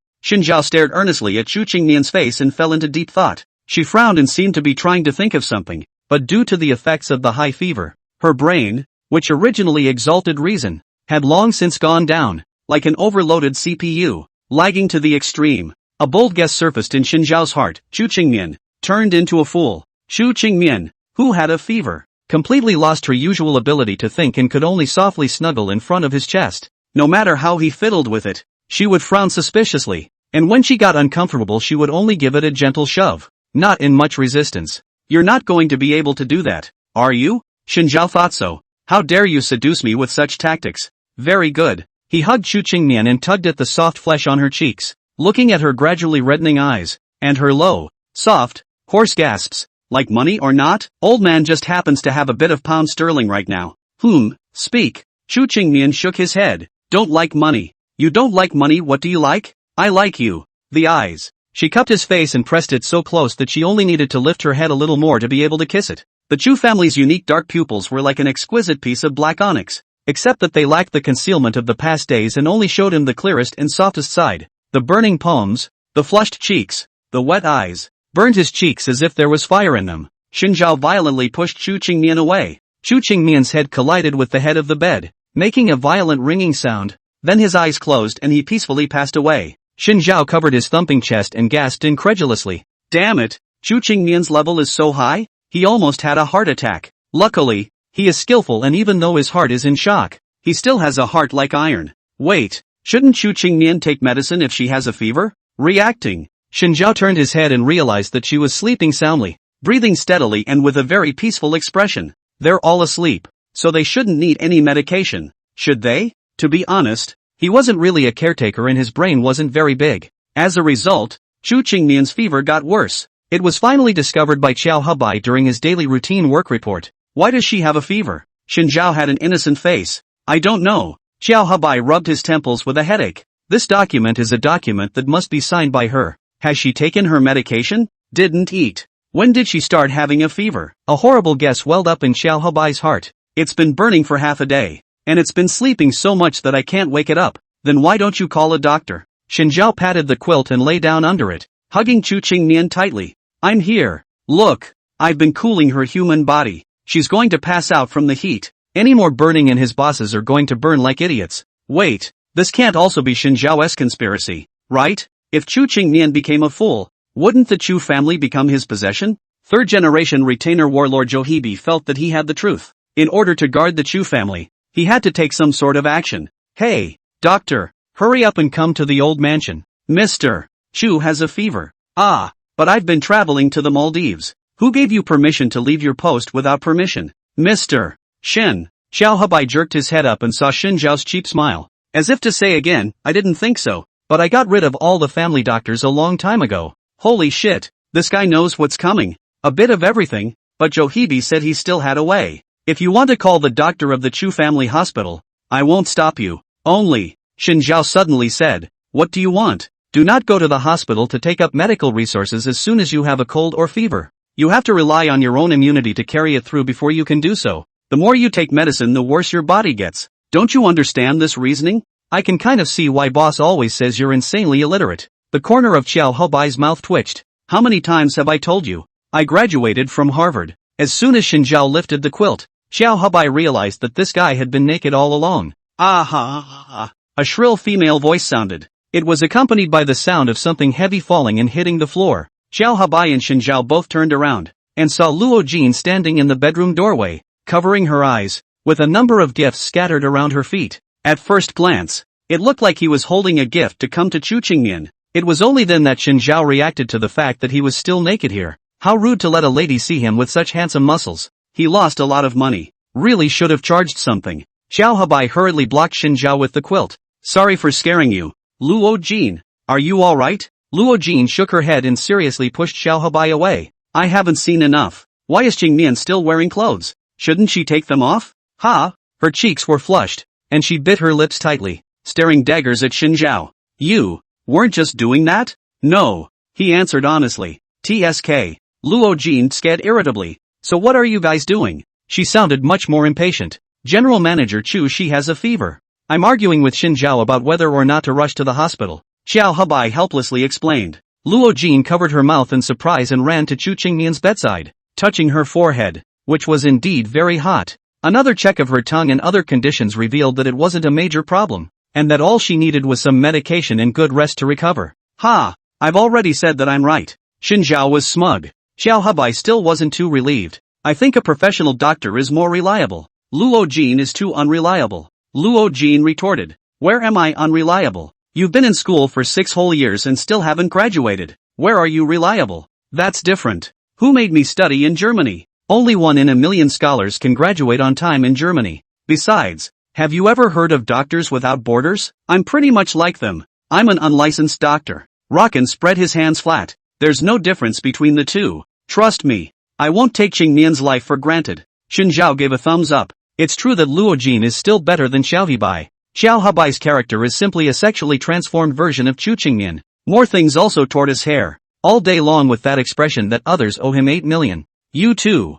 Forget it, I'll get a cup of hot water. He pushed up his glasses and turned away. Luo Jin borrowed the medical kit from the housekeeper, prescribed some medicine for Chu Qingnian and handed it over to Xin Zhao. Capsules 3 times a day. White pills once in the morning and once in the evening. Xin Zhao took the medicine with a thoughtful expression. Then, as if he had made up his mind about something, he nodded vigorously. Leave this task to me. Xin Zhao, you are truly a good man. Luo Jin wiped the tears that touched her eyes. Qingnian is seriously ill, yet you never leave her and are dedicated to taking care of her. Xin Zhao was also touched by himself. Gosh, I'm this kind of person, right? Xiao Habai, who listened to their conversation. The two of them should really be thankful that Chu Qingnian was still unconscious, or else they would have been kicked out a long time ago. Xin Zhao held the pills in one hand and the cup of hot water in the other, pondering how to feed the medicine to Chu Qingnian. She was unconscious now and couldn't even yell to wake up. Looks like we'll have to go with that. His gaze was much firmer. It can't be helped. Who made him a flunky?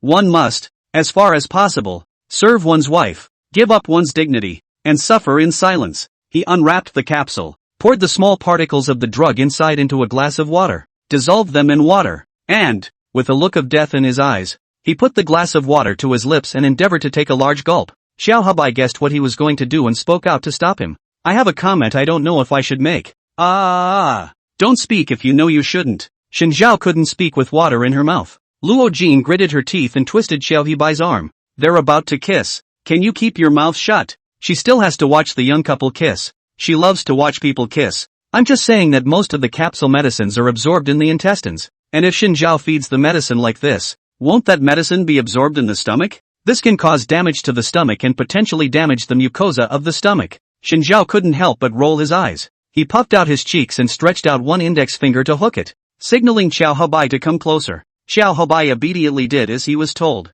In the next second, he was sprayed in the face by Xin Zhao. Xiao Habai. He was careless and didn't flash. Xin Zhao wiped the water at the corner of his mouth with Chu Qingnian's sleeve. So many words. Why don't you go to the Spring Festival Gala to do comedy? Can't you see I'm about to kiss? You're still standing around yakking about science. You're the only one in the world who went to school, okay? Xiao Habai removed his glasses, wiped the water stains on them with a glasses cloth, and took a deep breath. I understand. I'm leaving. Sorry, Mr. Chu. I really can't handle Xin Zhao without you. If there's any suffering, you'll suffer alone. Although he is a 3-generation vassal and a loyal military counselor, a good bird chooses a tree nest. Let go when it is time to let go, and it is not a loss for you to be kissed twice. He left, with a bit of determination in his back, as if he had made up his mind about something. Luo Jin squatted on the edge of the bed, propping up her chin with her hand. Can you little lovers stretch she head to kiss? I actually didn't really want to watch. No. Laughing my ass off. I don't even want to see it. You're really pretending. Come on, I'm still asking you. I'm begging you to stretch a she-head kiss. Luo Jin cried bitterly and grabbed Xin Zhao's hand to beg. You get out too. Xin Zhao kicked her out the door as well, unlocking the door of the room. Xin Zhao looked at Chu Qingnian on the bed and gradually revealed a smile. Take out a new capsule, pour it into a glass, and little by little pass the potion through your mouth. The lips and teeth asterisk entwined. The bitter taste of the medicine spread, and the tip of the tongue subconsciously secreted a sweeter liquid ti. Chu Qingnian subconsciously frowned, but still did not wake up. Xin Zhao wiped the corner of his mouth, and his gaze suddenly landed on her rosy lips. Oops, slightly too hard. Never mind. He is trying to cure the sick and save people. It's normal to make a few mistakes. Chu Qingnian woke up should really thank him. He even gave up his first kiss to specifically help her with her fever. As for taking advantage of her, you don't take advantage of a cheap bastard. Nope. It was clear that Chu Qingnian had taken advantage of him, and it was good that he didn't ask her for compensation. Why is he so confident? You ask? Laughing collapsed. He is handsome into what appearance? What strength need not be said. 1,000 mistakes must be Chu Qingnian's fault. He will never admit that he just want to take advantage. One more kiss. Anyway, it's your own wife. One more kiss is not a crime. Chu Qingnian woke up from the heat again. As soon as he opened his eyes, he saw the naked/nude Xin Zhao, touching all over his body, not knowing what he was doing. Do you have maggots on you? Nope. I can't scratch my behind with you in my arms. You could have let go of me. Do you really want to give it up? I remember I was the one with the fever. So why is it your brain that's fried? Xin Zhao made a face and let go of Chu Qingnian, turning around so that she could tickle herself a little. Help me? Chu Qingnian was speechless to the extreme. Stretching out his tired arm, he forcefully scratched 5 nail marks on his back, and Xin Zhao instantly let out a killing squeal. Xiao Habai, who heard the screams, instantly broke through the door. Don't worry, Mr. Chu, your safety is under my protection. Right behind him was Rakan, who was holding up a broom. What's happening? She fixed her eyes on Chu Qingmian's rosy lips, and there was even a small wound at the corner of her mouth, which she couldn't even notice without paying attention. But who made her a doctor? Even if she wasn't licensed, she could see that it had to be a kiss out. And the bright red nail marks on Xin Zhao's back. OMG, what a shame. Before Qiao Hobai could react, Luo Jin behind him had already fallen to the ground with a plop. His expression blissful, life and death unknown. She slowly raised one hand and gave a thumbs up in the air, voice quivering, panting, I bumped into it. There's no shame in dying. What exactly did you bump into? Chu Qingmian was puzzled. Xiao Habai coughed awkwardly, his tone hesitant. Actually, just say what you have to say. She's horribly mentally strong and can take anything. Xinjiao fed you medicine mouth to mouth and you two kissed. She's probably not that mentally strong either. Xinjiao, you better give me a reason. She could accept that Xinjiao was doing it to fulfill his conjugal duties, but she absolutely could not accept that Xinjiao was doing it out of some sort of superfluous emotion. Don't ask her why. No one would want to be liked by a psychopath. No. She'd rather admit that she was too self-absorbed to admit the truth. You're thinking too much. Can a kiss represent love? Xinjiao shook his head. It's you guys who are too outdated. On today's college campuses, a new type of relationship has become popular, called a kiss and talk hitchhiker, where it's all kiss and no tell. First, you're not a college student. Second, you don't discredit college students. Thirdly, how about you conjure up this perverted relationship for me again? You try. Xinjiao snorted coldly. It seemed that his excuse was too far-fetched. Chu Qingmian really didn't believe it. It seemed only fair to tell her the truth. He silently pulled out his favorite book, 108 Things Newlyweds Must Do, flipped to the 7th article and showed it to Chu Qingmian. Number 7. Caring for a sick partner is an excellent means of warming up a relationship. It's normal. Chu Qingmian thinks there's nothing wrong with it. Xinjiao pointed to the small characters below this line again, and she followed his fingertips and subconsciously read out. If you have a fever, don't forget to feel each other's body temperature. It is said that the temperature inside the body is higher than the forehead,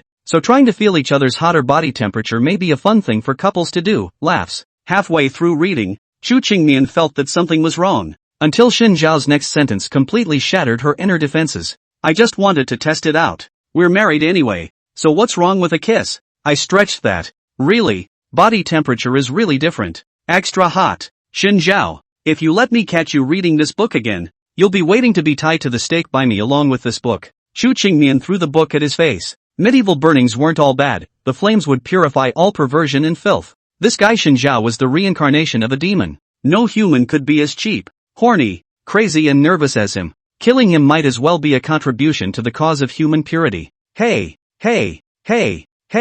I sacrificed my first kiss to make you happy. What are you not satisfied with? Xinjiao retorted. Obviously I'm the one at a bigger disadvantage. Then why don't you just kiss me again so we're even? You're thinking too much. You want me to initiate a kiss in your next life. Holy shit. You're not satisfied with being married to me in this life, but you want to be with me in the next? Xinjiao was once again amazed by his own charm. Do I speak the same language as you? Chu Qingmian was shocked by his brain circuits. Xiao Habai silently surrounded himself and fell into deep thought. As if Xinjiao is right, by him so a whole. The original mood of Lo Chu Qingmian, instantly angry out of high blood pressure, completely not emo. Thus, at the bottom of Xiao Habai's heart, a strange feeling suddenly surged up, as if there was some magic power that drove him to open his mouth and utter that classic quote. The president she hasn't smiled in over 20 years. Xinjiao, you're the only one who made the president break his defense. It's too special. The president has always been calm and collected. I've never seen her so spiteful.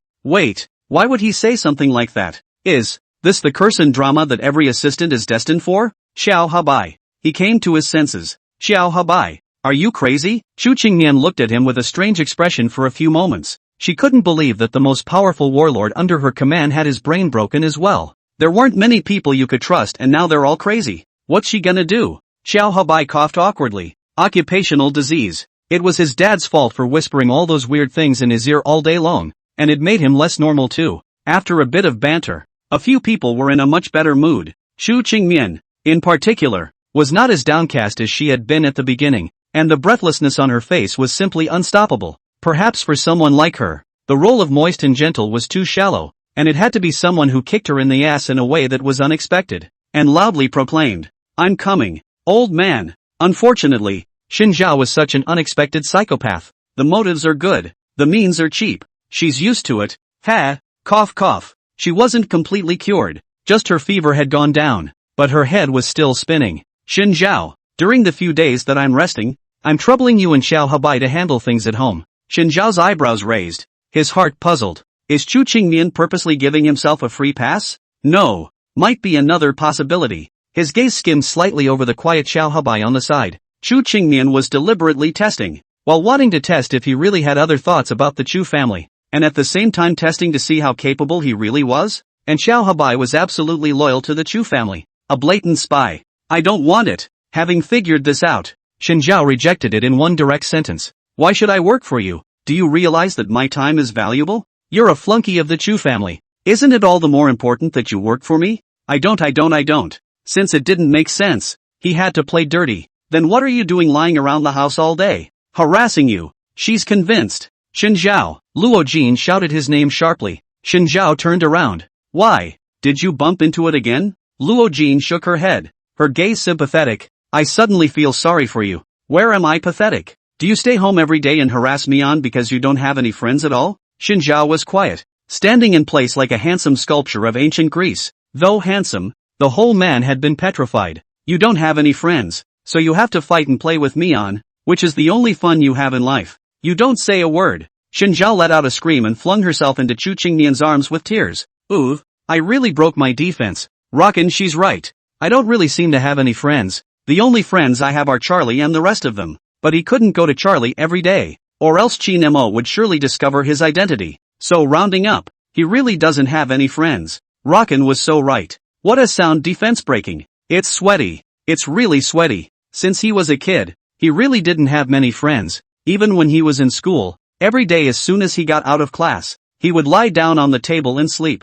Not because he was sleepy, because he simply didn't have any friends to talk with, and he can only rely on his sleep to cover up this defense-breaking truth. He really broke the defense. Luo Jin's words were simply punctuated with penetrating damage, making all of his defenses a sham. No wonder they say natural grams are dark. Chu Qingmian had no choice but to look at his pitiful broken defense appearance, and could only tolerate him lying in his arms, burying his face in his chest and crying bitterly. She touched Xin Zhao's head. "It's only bulls and sheep that flock together, and fierce beasts always travel alone. Even you have two friends in Xiao Habai and Luo Jin. I have nothing. Xin Zhao, I would love to be your friend." Luo Jin clenched her fists. "Dabai, he is also very willing." "No, I don't. He's crying. Great White, you're a cold man." Xiao Habai lapsed into silence. From the angle that Luo Jin and Chu Qingmian couldn't see, he clearly saw that the corners of Xin Zhao's mouth were smiling, especially when he buried his face in Chu Qingmian's chest, howling about how pathetic he was. Behind his back the corners of his mouth were hooked to the sky.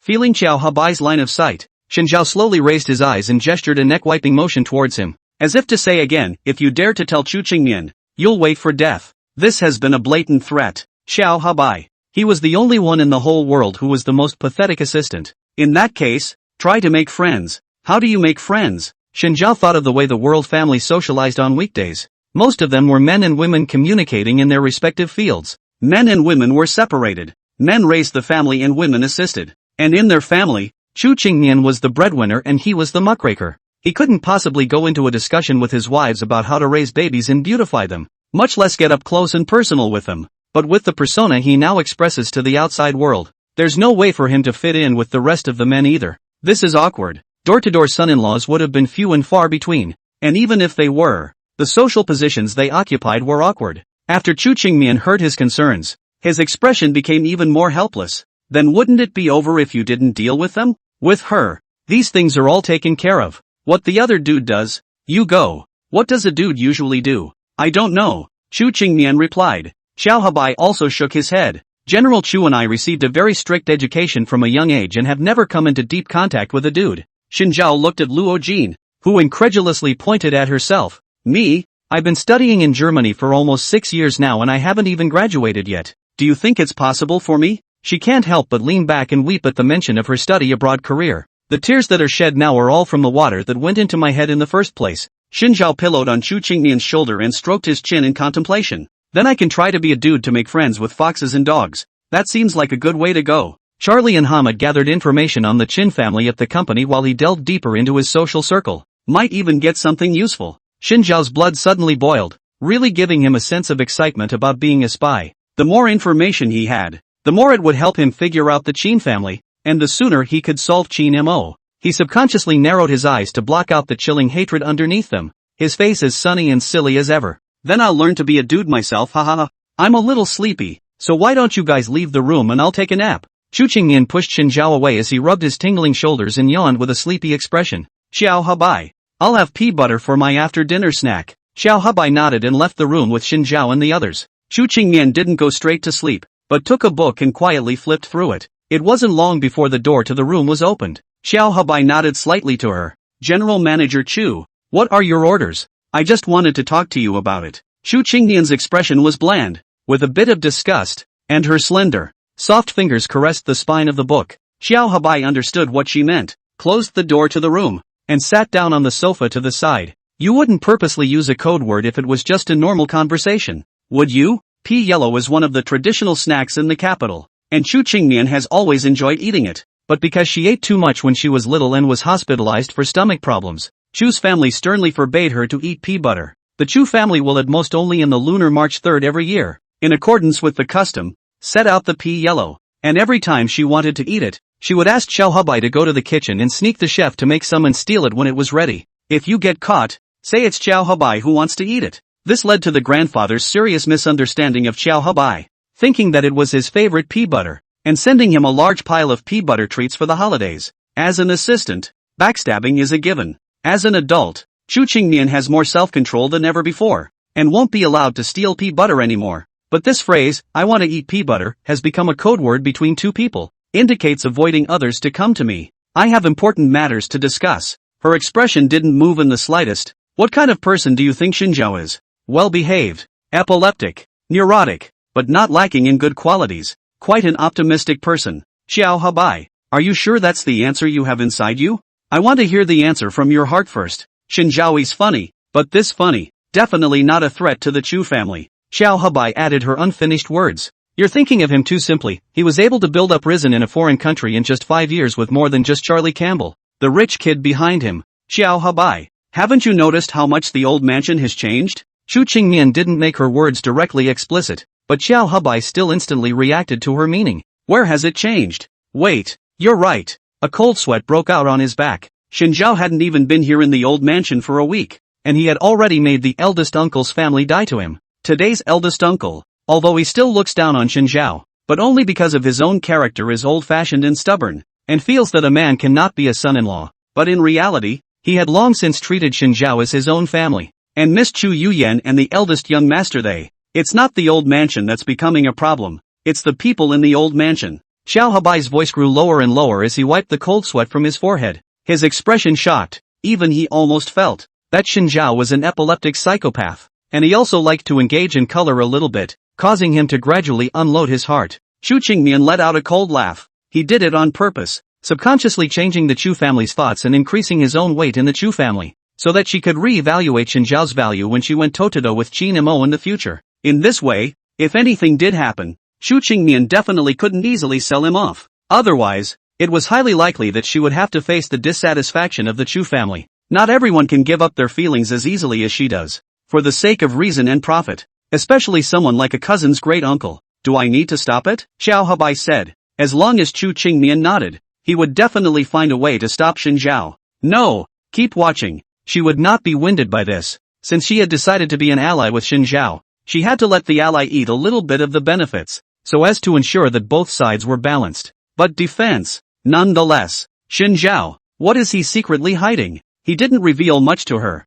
but enough to cause her scorn. Born again, studied in Rice, built a $100 billion company, superb tactics, massive financial backing from Charlie Campbell, physically fit, proficient in combat arts, potentially able to use a gun. The first secretary, Jane Lee, came from Las Vegas and had excellent card skills, and in front of her, herself and Xiao Habai were powerless to fight back. And then there was the mysterious hacker. More information all intercepted by him, making it impossible for her to continue her investigation. The information about Xinjiao's years in the rice country was all blocked by a layer of fog. Don't worry too much, there's still Uncle San and his family. Xiao Habai comforted. They won't deliver trust easily. Well, thanks for the reassurance. That's all I'm supposed to do. The two nodded slightly, with the same flat, sensible demeanor, like a brother and sister, except that the two weren't related by blood in any way. This was why Chu Qingmian and Xiao Habai, being childhood friends, did not rub any ambiguous sparks. Buffed by 3 generations of retainers and close friends,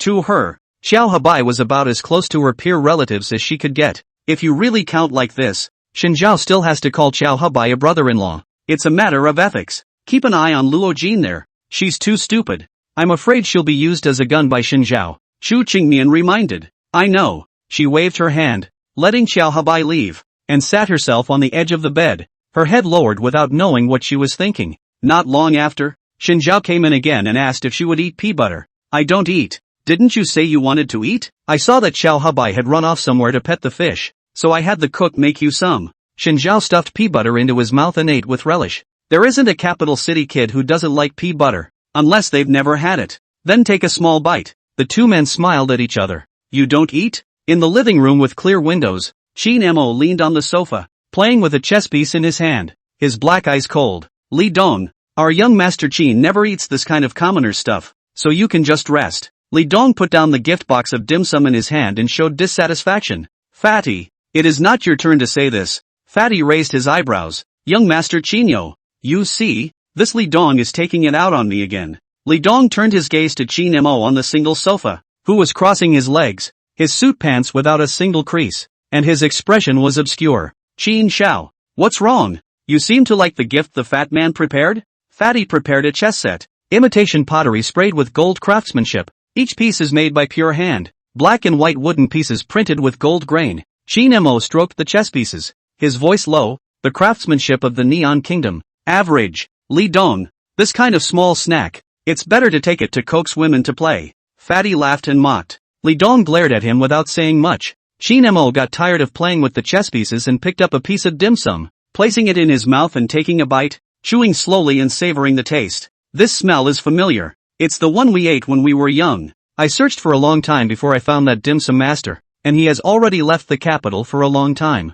Li Dong smiled and explained. I saw that you don't even eat much these days, so I came up with this plan. You're quite attentive. Che, more ass-kissing and sentiment selling. That's better than you giving away a bunch of useless crap. Do you really think I'm sending useless things? The fat man sneered. Young Master Qin, you have to give me innocence. Qin Mo swept over with one look, and Li Dong and Fatty were instantly as quiet as chickens. I enjoy playing chess, especially chess, the game of kings. He picked up a white piece, and upon closer inspection, it was none other than the queen in chess. White Fang already has his own queen. Shouldn't I prepare one as well? Li Dong instantly understood what he meant. The position of the empress is not for just anyone. You can't think of that much. I'm afraid that Qin Xiao's meaning is still with Chu Qingmian. Do you think that fool Shinjiao can afford, empress? The queen in chess, the only piece that can move in any position, is the strongest piece. Is he a fool? Qin Mo let out a low laugh. If it's really a fool, then it's no fun. It's true that the queen is the strongest pawn,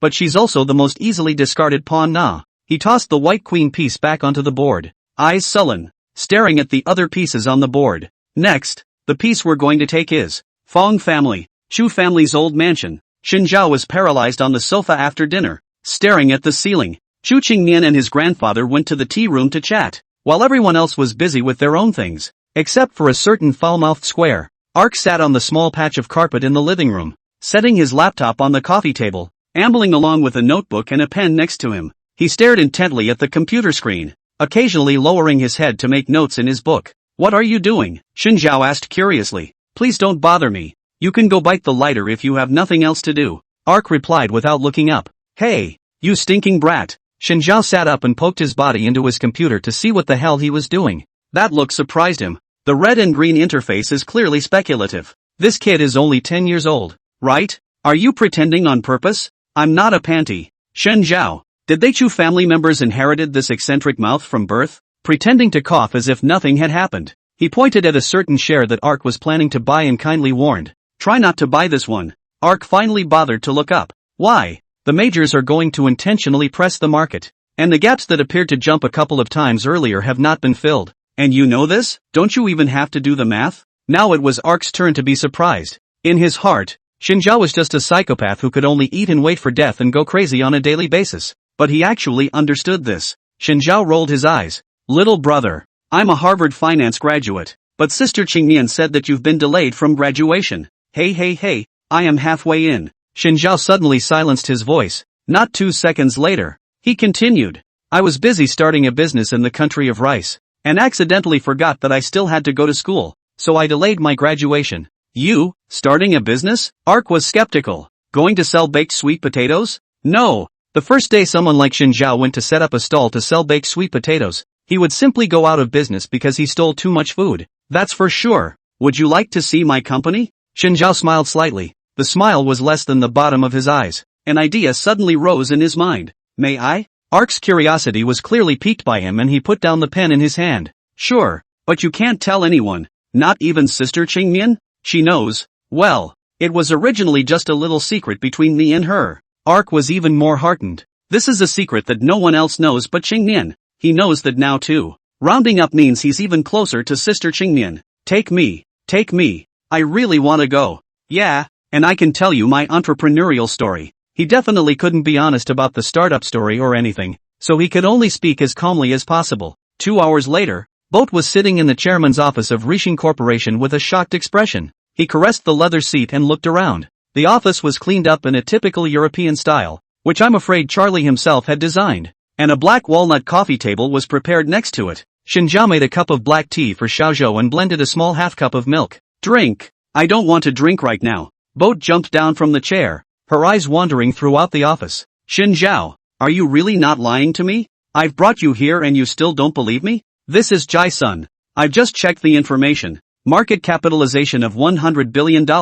Registered chairman called Charlie Campbell. Market capitalization is just $100 billion. It's not like I actually have $100 billion liquidity. Get this financial concept right, haha. Xinjiao shrugged. Moreover, Charlie was my roommate when I was studying in the United States of America. So you started this company with him? Xiaozhou still felt that Xinjiao alone couldn't do it. It counts. And it doesn't. Why do you say that? Charlie has no managerial talent. But he has a lot of money. So he's the one who invested in me. As for the rest, of course, you can't get away from Hamid. Shirley Young and the first secretary. More often than not, Xinjiao would only come up with visionary plans and would rarely manage the company directly. After all, that's all the work of a laborer. He had more than enough absolutely loyal henchmen around him and didn't need to be as busy as Chu Qingmian. Seriously. Although Ark said that on his lips, his look had already revealed his mood. He had completely believed what Xinjiao had said. It's amazing how much you can do in just 5 years. Ark pursed his lips. He hadn't expected Xinjiao to be so powerful.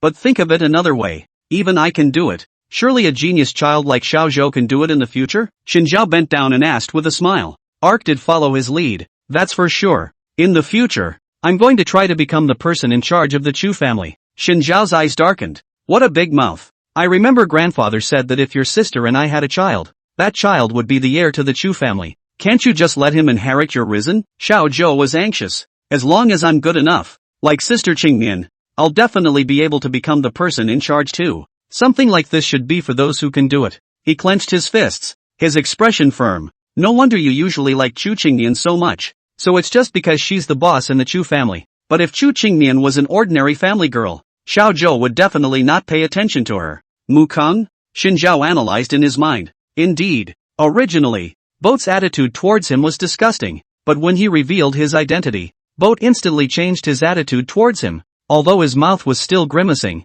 it was much milder compared to before. A hint of admiration was also brought into his eyes. Xinjiao couldn't help but laugh a little in the bottom of his heart. Sure is a childish kid, though smart enough, socially inexperienced, all the smarts went into learning the theory. I don't think you'd understand if I told you anyway. Ark grunted. How am I supposed to understand if you don't tell me? Why should I tell you? I'm your brother-in-law. I'm not going to recognize you. Even if you're really quite powerful, I won't recognize you as my brother-in-law. Xiaozhou loudly retorted. I said that my Qingmian sister should end up alone. How much you hate her. I'm doing this because I like her. Ark pursed his lips, an action that he subconsciously displayed when he was in a bad mood. This action was also keenly captured by Xinjiao. Your likes are really quite perverted. Xinjiao snapped his fingers and started counting. Sister control, arrogance, ambition, and even saving reads into his cell phone. When he heard the word, save a piece, Boat almost spit out the black tea in his mouth. I told you it wasn't a read. I can see two back-to-back figures. Still naked. A hint of pain slipped across Ark's expression. You guys don't know anything. Yes. Of course we don't understand anything. Shinjiao spread his hands flat. People like you are always funny, never refusing to easily confide in others, yet still hoping that someone will understand you. The world doesn't revolve around you, little brother. And if you don't open your heart, who's going to want to put a hot face on a cold ass? It's just that there's no need to open up. Some things are too embarrassing to say. Ark's voice was low. You're not Chu Qingmian. Only she would think that face is bigger than heaven. Shinjiao, I've never seen your mom. Boat inexplicably changed the topic. I was there on the day you got married. I only saw your dad and grandpa. Where's your mom? My mom died when I was born. Your family isn't exactly poor, so how come you didn't save anyone? My mom had an amniotic fluid embolism that no amount of money could cure. Speaking of this, Shinjiao sighed. After all, money isn't everything. There are many things that can't be traded for money. Hasn't your father thought about finding you a stepmother in the last 20 years or so?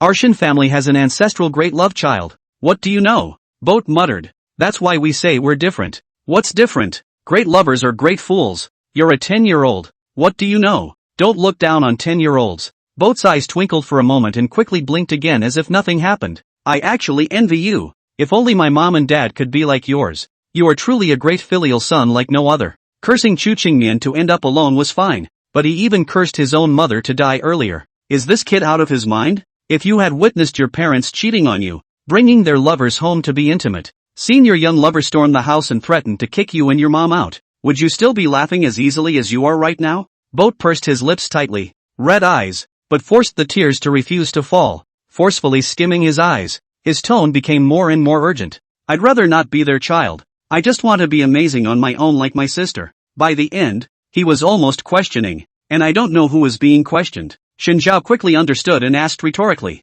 so the video in your cell phone is your parents? Yes, I have videos of my parents cheating on me. Where did you get that shot? Boat took a deep breath to calm down. A long time ago, filming daily life vlogs became popular among my friends, and I tried to do it at home. One day I fooled the golf instructor and snuck home to shoot a vlog, and as I was setting up my camera on the second floor, suddenly my mom came home. I immediately hid in the dead center of the curved staircase and then I saw my mom hugging another strange uncle. His voice grew shaky. I was terrified, but I also reacted quickly, saved my evidence and flipped out the second floor window. I thought about telling my dad about it, but then I realized that they were simply the same person. I always thought I had a happy family, but that's when I realized it was all a lie. Finally, he looked up with a much firmer gaze. The only thing you can rely on is yourself. What kind of bullshit love and affection? All useless. As long as I can be as powerful as my sister, they will never leave me, but only cling to me. Feelings, the least important thing. I'm going to be the man in charge of the family,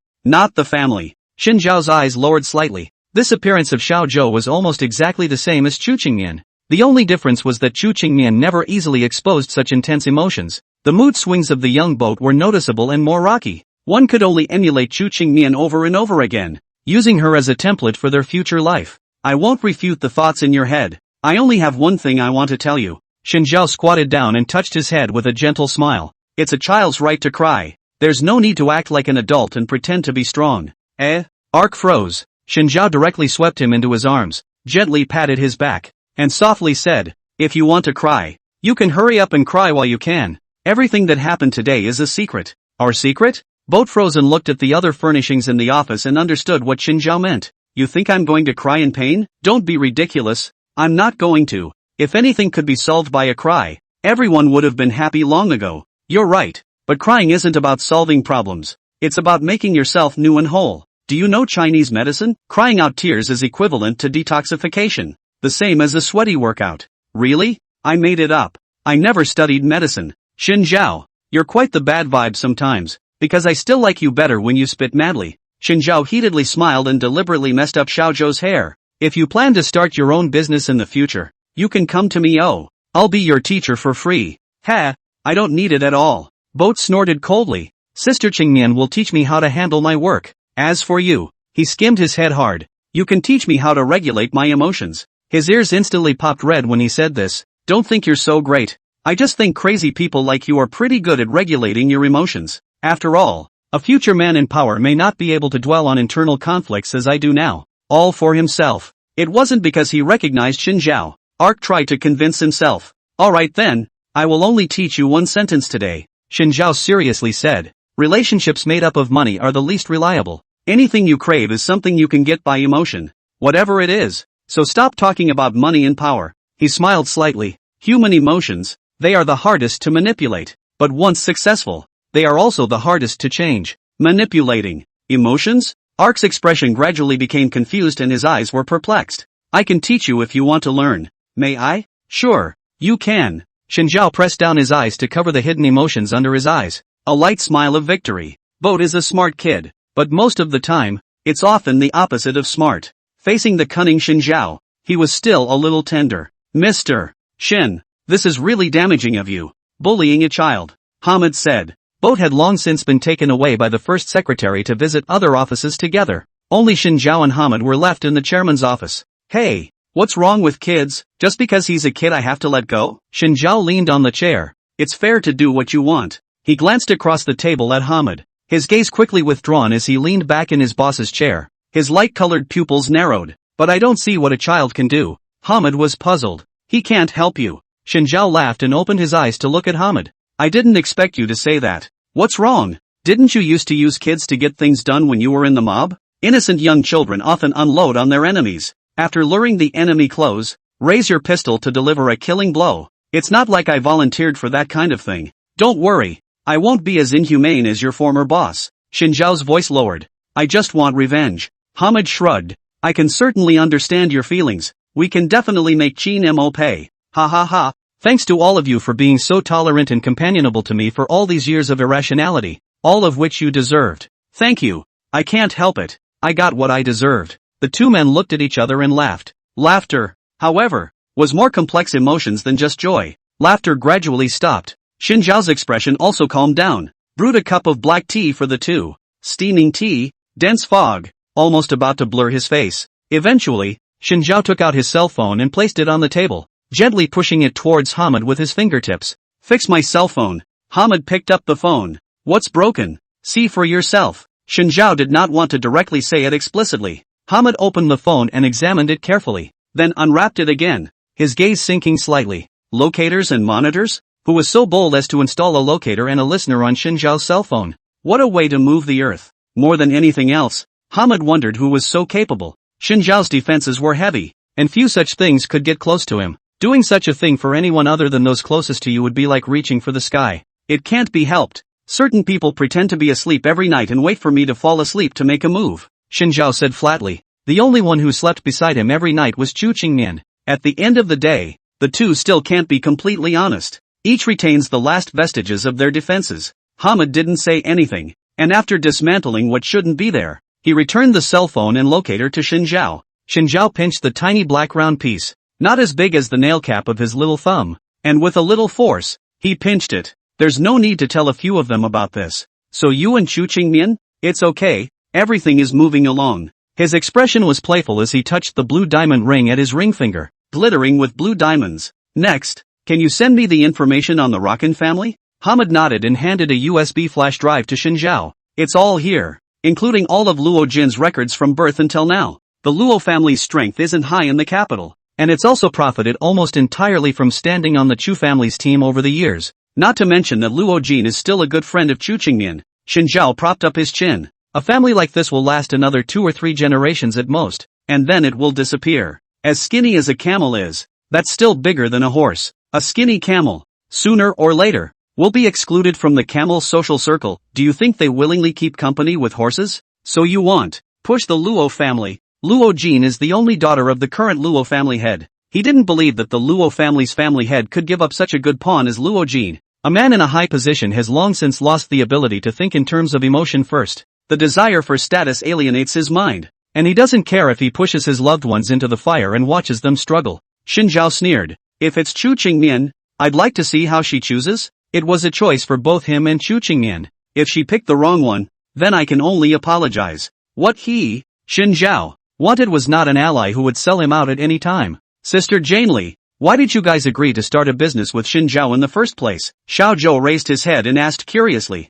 The first secretary looked slightly stunned and tried to think hard for a long time, but he didn't know how to answer properly. With her high heels and financial statement in her arms, Shirley Young's voice was seductive as she smiled and replied, because we're all the same people. The same people who want to change their lives. Life-changing? Boat cocked his head, not understanding the deep meaning hidden in young Shirley's words. Boat, it's late. Go home. Shin Zhao walked out of the chairman's office, walked to Boat, squatted down, and leveled his eyes to talk to him. The most taboo thing to do with a smart kid like this is to look down on him. The first thing you need to do to get closer quickly is to make sympathetic gestures so that the other person thinks they are on an equal footing with him. It's the only way to satisfy the arrogance of such smart kids. Shin Zhao captured the psychology of the Boat, and the Boat did not say anything more and obediently nodded in agreement. Charlie arranged for a private vehicle to take them back to the old house. In the middle, he also deliberately circled around the downtown area of the capital city twice, purely a habit that Shin Zhao had developed in the past to protect himself. My mom sent a message to make a big dinner tonight. Art glanced at the message on his phone. I remember today is the 9th day of the 9th month. Your Chu family still believes in this? It's true that we don't believe much in sacrificing to the Lord of Heaven and all that, but there's always some excuse to eat a big meal and drink, isn't there? You adults are all like that. Shin Zhao was dumbfounded. In a way, the kid wasn't wrong. The two of them just chatted for a while, until they got out of the car and walked into the old mansion. When they heard the sound of an argument coming from the main hall, when I got closer, it turned out to be Uncle Sam and Uncle Junior. When the two saw Shin Zhao and Xiao Zhou, they both closed their mouths and stopped mentioning the topic they had just mentioned. Xiao Zhou, where have you been today? Uncle Sam picked up Xiao Zhou and checked his body up and down for fear of the slightest problem. Uncle Sam looks young because he takes good care of himself and doesn't run around working all the time like his uncle. With a pair of gold-rimmed glasses, he looked as if he were only 35 or 36 years old. Xiao Zhou subconsciously pushed his chest. I went to play with Shin Zhao. Him? Third uncle looked at Shin Zhao and said in a bad tone, what are you doing going out with him? If you want to play, wouldn't it be fine for me and your mom to play with you? I know. Stop nagging. Ark replied. He remembered his agreement with Shin Zhao and wouldn't tell anyone about what happened today. He's not a dishonest man. The third uncle did not stay in the main hall anymore, holding the boat and directly leaving only Shin Zhao and the eldest uncle. Two people. What were you two arguing about just now? Shin Zhao asked. Eldest uncle's face was red, obviously infuriated. You don't need to ask me. Go ask Chu Qingmian directly. Shin Zhao was puzzled. What happened to the Chu family while he was away? Chu Qingmian was sitting in front of the computer in the study working, wearing a pair of anti-blue light glasses. The glasses softened her cold demeanor to a great extent, adding a bit more intellectual beauty. Tea? Shin Zhao carried a cup of wolfberry tea and placed it by her hand, while he himself sat on the chair opposite her. Stoned, Chu Qingmian removed his glasses, leaned back in his chair, and defenselessly drank the tea that Shin Zhao handed over. She had all become accustomed to Shin Zhao's actions, and it had become a habit by osmosis. Say, what's it to me? Shin Zhao heatedly smiled. Suddenly I want to gossip. I just entered the door when I heard the eldest uncle and the third uncle quarreling. What's going on? Chu Qingmian glanced at him. What do you think? I don't know yet. I thought you might know. Me? Shin Zhao pointed at himself. I'm not that capable. Who made me just a poor, helpless little flunky? He scooted his chair towards Chu Qingmian, close to her shoulder. Do you think hubby is great? I'm flattered. Acting crazy. Chu Qingmian rolled her eyes. Then I'll tell you my guess. Is it because Uncle San did something to wrong the Chu family? No. I'm being too broad with this statement. So let me summarize Uncle Sam's family. Couples look apart, and a former relationship dispute caused the Chu family to get into jokes. But that's a minor issue. Uncle says he's a white knight, and with some of his usual behavior, I can probably tell that he doesn't really like grandfather or you much. Especially you. My eldest uncle is a typical feudal man, and he hated me from the beginning only because he thought that men can't be door-to-door son-in-laws, and that only wasteful men are door-to-door son-in-laws. And Uncle Sam was interesting. He wasn't very hostile to me from the start. At most he made a couple of snide remarks, and even when I beat him up, he just continued to treat me like air, and occasionally made a couple of conspiratorial remarks. But to the recent 3 uncles and 3 aunts to my attitude has changed a lot. This happened in the middle of a very important thing. With Shin Zhao's analysis, everything became clear to him. Chu Qingmian let out a cold laugh in a nasal voice, because third uncle heard grandfather's words. Shin Zhao nodded. Only your child and I are the only heirs of the Chu family.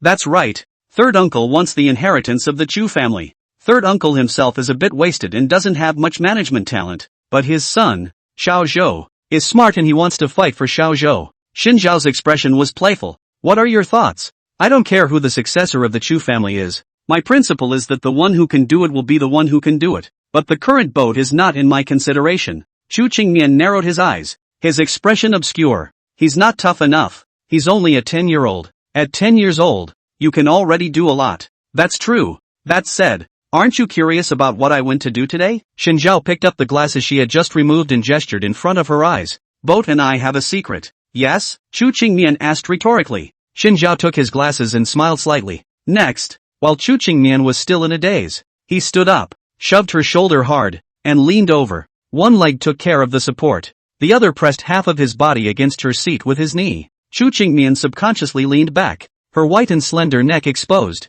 A beautiful arc just like herself. What do you do? Xinjiao slightly sidestepped his face. His lips came to her ears. Hot and wet gas sprayed on their skin. Knowingly? If you want to have a seizure, get the hell out of my way. And if you want to do that kind of thing, lighten up. Ha ha, you think I'm that kind of guy? He put his glasses on her face. You'll look better with them. Boring. Boredom doesn't stop you. And if I find out you put a locator on me again, I'm going to be pissed. The deliberately drawn-out tone, with a hint of helplessness, didn't sound gentle. It only sent chills down the spine. Let me guess. When did you start placing undercover agents into my company? When did you find the right opportunity to put a locator in my cell phone? I've been using your little ways for a long time. Her habits, subconscious movements, and even her sleep cycle had long been counted clearly by Xinjiao. During the time when he was just married, he harassed Chu Qingmian every day to prevent her from sleeping, just to observe clearly how long it would take for her to fall into a deep sleep on a daily basis. It is easy to count by the degree of muscle relaxation,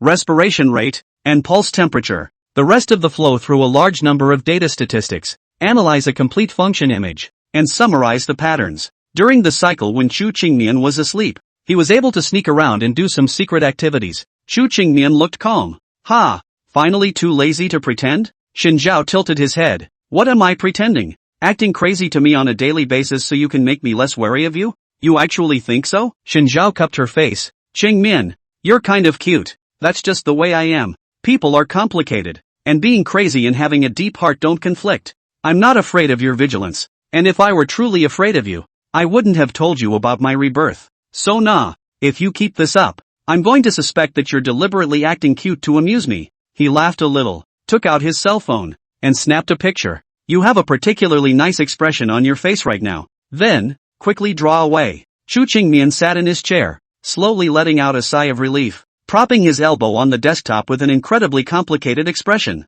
Only the tightly clenched fists revealed her mood. Silence for half a day. The wooden door to the study was knocked on, and Chu Qingmian slowly raised his head, and saw Qiao Habai. His hand was still up, resting on the door. What's with the look on your face? Chu Qingmian removed his glasses. What's wrong with my expression? It's hard to say. It's kind of like anger and it's not. If it's hard to say, don't say it. She rubbed her temples. What's on your mind? Rockin's here to play with you. Want to go to the parlor? Aha. Since it was Luo Jin who had come, she had no choice but to put Xinjiao's crap behind her, calm down, and leave the study. In the parlor, Xinjiao was having fun with Luo Jin. Luo Jin brought his family pet to buy with him. The lively and lovely Samoyed is very loved ones, rubbing against Xinjiao's thigh, smiling and spitting out his tongue, and his cocked tail keeps swinging. The fur is snow white, without a single stray hair, soft and fluffy, like a big marshmallow. Good dog. Aren't you my good dog? Xinjiao rubbed Dabai's cheeks, and Dabai, still giggling, gave a loud woof. One person and one dog get along very well, looking at Luo Jin very hot eyes, holding a bone teething stick in front of it to shake around, so as to attract its attention. Chu Qingmian stood not far away, quietly watching them play. Xinjiao suddenly turned his head and saw her, his eyes brightening slightly as he waved at her. There you are. His demeanor was completely indistinguishable from what it had been. Not the slightest hint that 10 minutes ago he had pinned her down in a chair and threatened her with a straight face. Well, you do play close to rockin'. Chu Qingmian didn't want to divulge the matter of the two of them to Luo Jin, so he could only pretend to be no different than usual and gave them a greeting. Luo Jin is just an uninitiated girl. She looked over at Luo Jin, who was smiling innocently and sweetly, and her gaze darkened slightly. You're not jealous, are you? Xinjiao stood up and walked to her side, extending his arm and resting it on her shoulder. For some selfish reason, he deliberately put half his body weight on her shoulders. Chu Qingmian, who originally had little strength,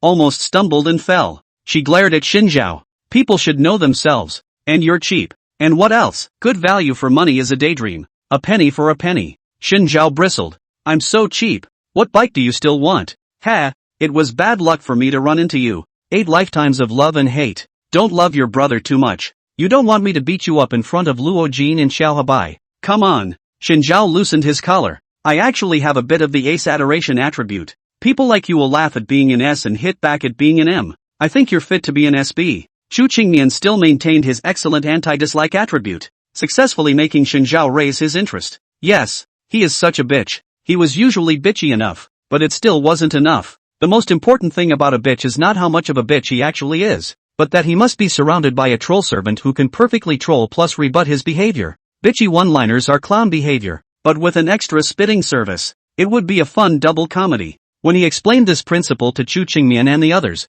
they fell into a long silence. In the end, it was Xiao Habai who broke the awkward atmosphere. Mr. Chu, you should really smoke him. Chu Qingmian's expression was vicissitudes. There are times when I really want to slap Xin Zhao, but I'm afraid he'll lick my hand. Xin Zhao was shocked. How do you know I like to lick people? I thought you said you weren't going to stop being a lickspittle. I like to physically lick. Chu Qingmian silently took half a step back. Some people have XP that is horribly extensive. Even. This is only a small part of what Xin Zhao has exposed so far, and the rest that has not been exposed. I'm afraid it's even more perverted. This is all what you deserve. Xin Zhao patted Chu Qingmian's shoulder. Once you're on my thieving ship, you don't want to run away. Husband and wife are supposed to be on the same string. He's just dying to climb out of this mansion anyway. If Chu Qingmian dared to drive him away, then he couldn't be blamed for doing anything bad. He's just trying to preserve the couple's relationship. Use that excuse when you get caught by the police. There must be no problem. Xin Zhao,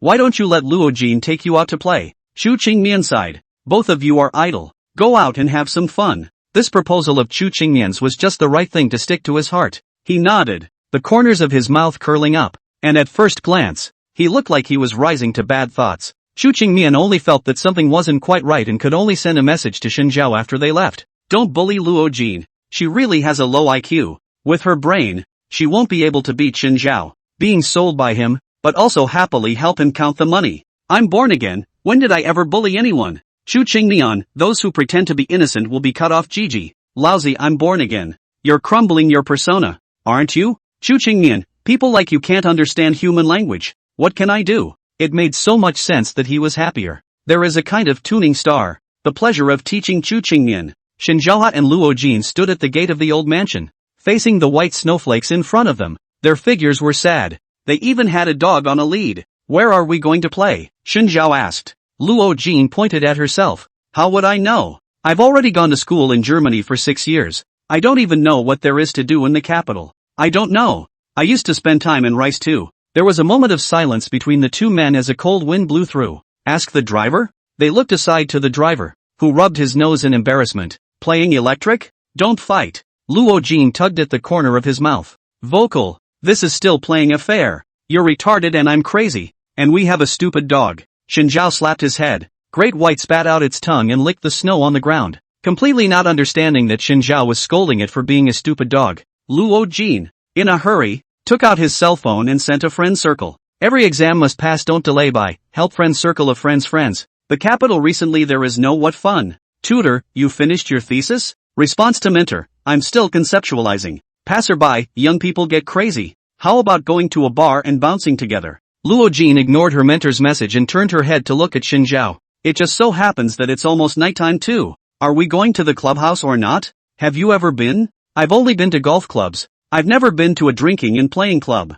She shook her head. Neon said that underage drinking affects IQ development, but I went to study in Germany immediately after I became an adult, and I didn't have any time to go out and play in Germany. If she fools around, she'll be waiting for her paper to be failed. What Chu Qingmian said is all crooked. You're a retard even if you don't drink. Xin Zhao, are you cursing me?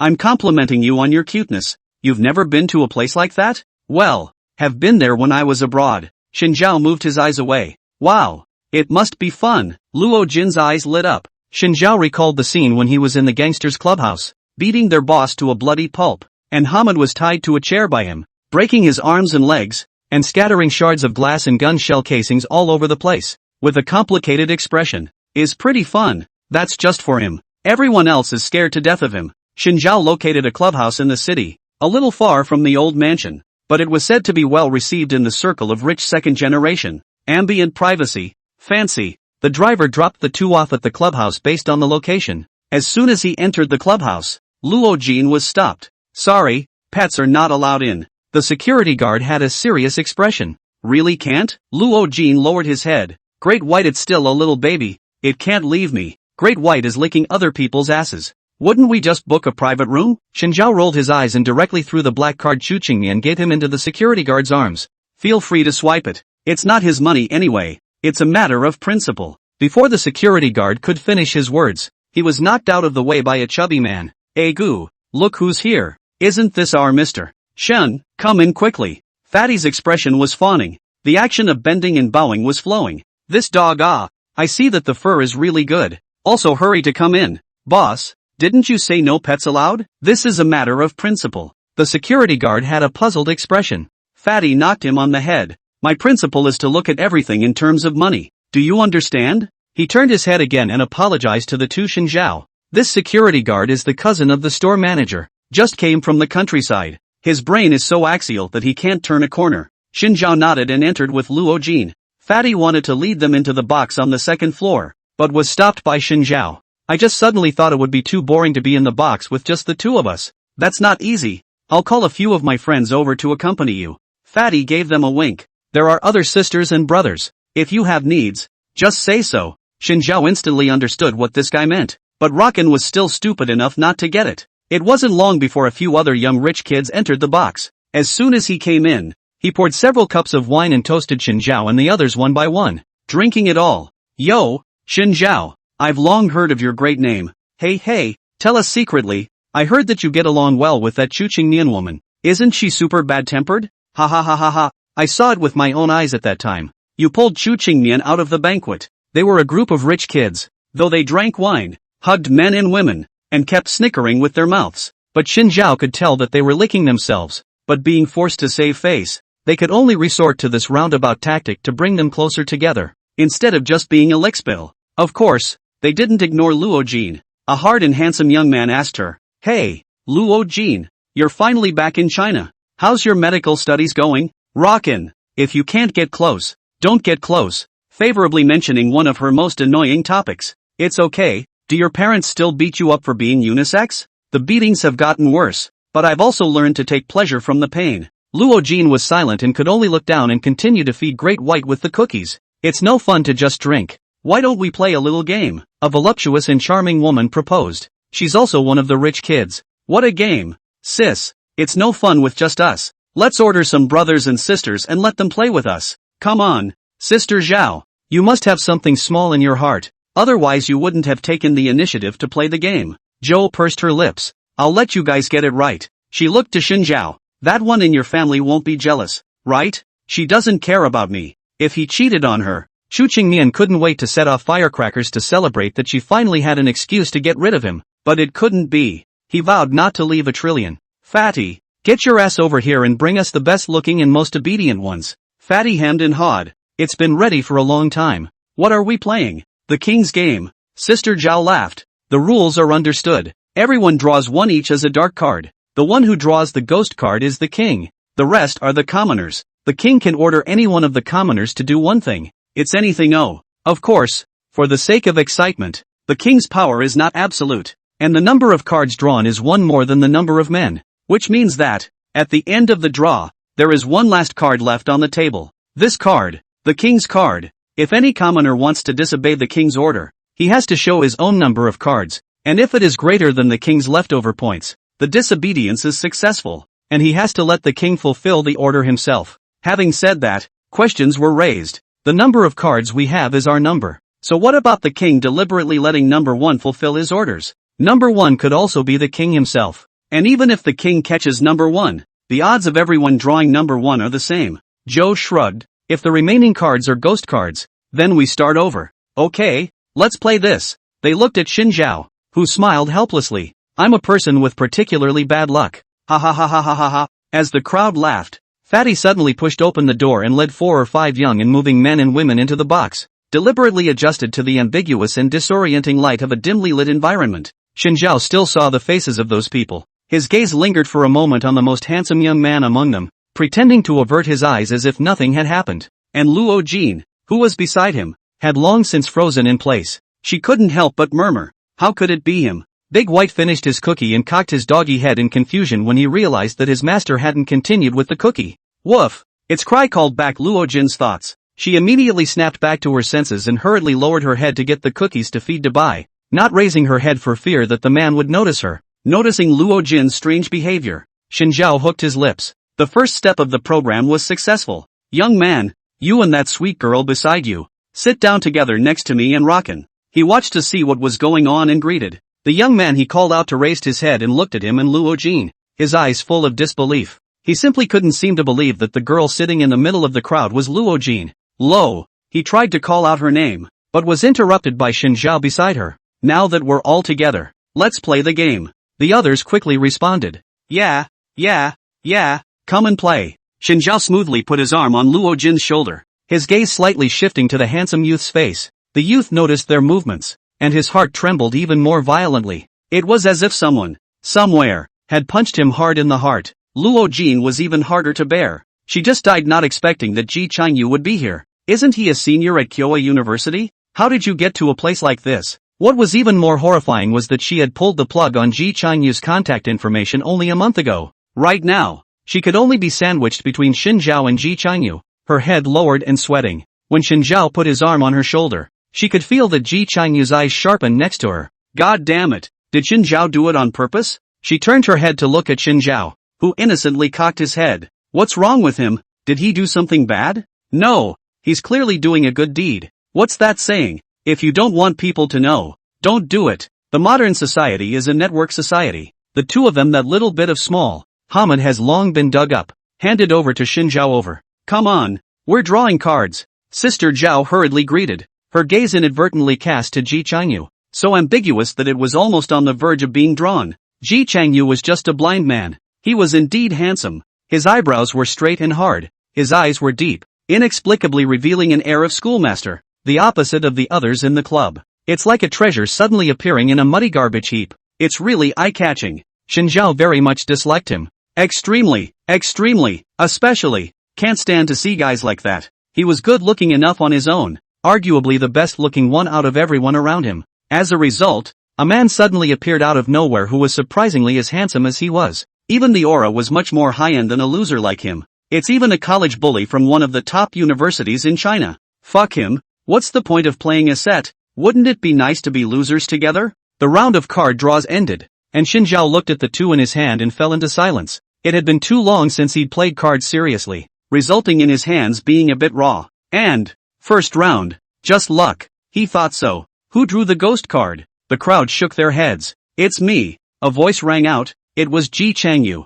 I can't believe it's you. So release the quest. Sister Zhao propped up her chin with her hand. Any task will do. Little handsome, don't be soft. Ji Changyu shook his head. Then please ask number one to punish himself with 3 glasses of wine. Who's number one again? Someone shifted their gaze to Xin Zhao. It can't be you, can it? Xin Zhao was in the midst of a kudzu palsy, and upon hearing this, he raised the card in his hand up and showed it to the crowd. Unfortunately, I'm number 2.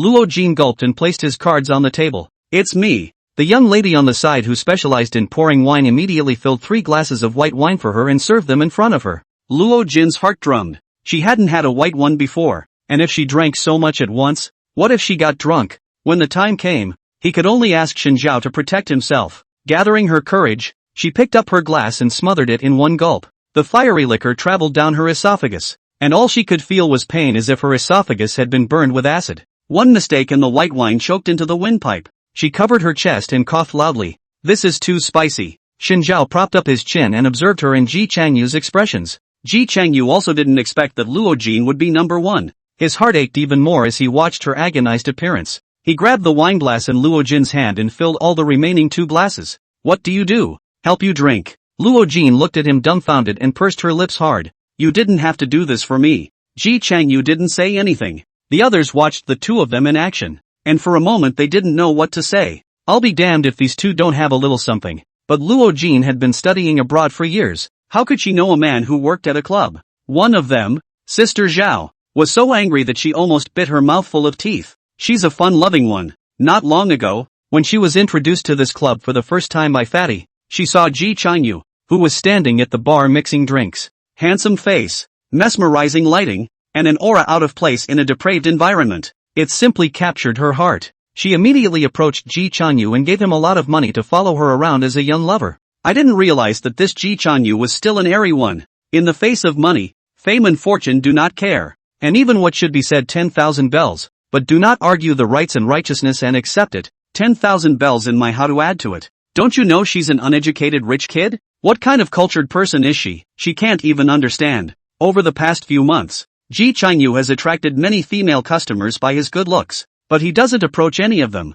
When asked why, he simply said that he was here to make money and wouldn't do that sort of thing with a customer, because he's the one with the girlfriend. The more you can't eat, the more people will think about it. The boss, Fatty, knew this, and seeing that many people like Ji Chanyu, he simply supported Ji Chanyu to continue with the status quo. At best, it's not a big deal to accompany a drink and pour a glass of wine. Miss Luo, can't see that you're quite the flirt. Sister Zhao snorted coldly. As soon as you came here, you hooked someone's parent you to help you drink. No matter how stupid Luo Jin was, she could hear her hostility towards herself. What do you mean? Ha ha, I was just kidding. Sister Zhao laughed. That's right, it's not a compliment to your charm. Xin Zhao saw that the two people's gunpowder flavor became more and more sufficient, and hastily clapped his hands. Still playing or not? The girls then called it quits and moved on to the next round of the game. Xin Zhao looked at the ghost card he had just drawn in his hand and slowly revealed a smile. He's a king now. Who dares not obey the king when he arrives? Who's the king this round? It's me. Xin Zhao looked around the crowd, looking at his impish look. The crowd collectively shivered. There's always the feeling that something really scary is going to happen. No fear, after all, I'm no devil. He coughed softly. My orders are for number 5 to drop his pants. Standing on the table and taking a shit. Crowd. They tried to think of 1,000 possibilities, but this was the only one that didn't occur to them. Wait, what are you saying again? Number 5 was a young guy, sharp-tongued, and I don't know what happened to the genes in his family to produce an ugly thing. You don't want to? Xin Zhao raised an eyebrow. What sane person would want to? It's not even humanly possible. If he does take off his pants and shit here today, he wouldn't have to go home tomorrow. He could just quit the capital's social scene and go abroad to find another way. So you're going to disobey? A commoner could disobey the king's orders, and if the disobedience was successful, it would allow Xin Zhao to fulfill the stupid order. If the resistance fails, I'm afraid I'll have to add to my crimes.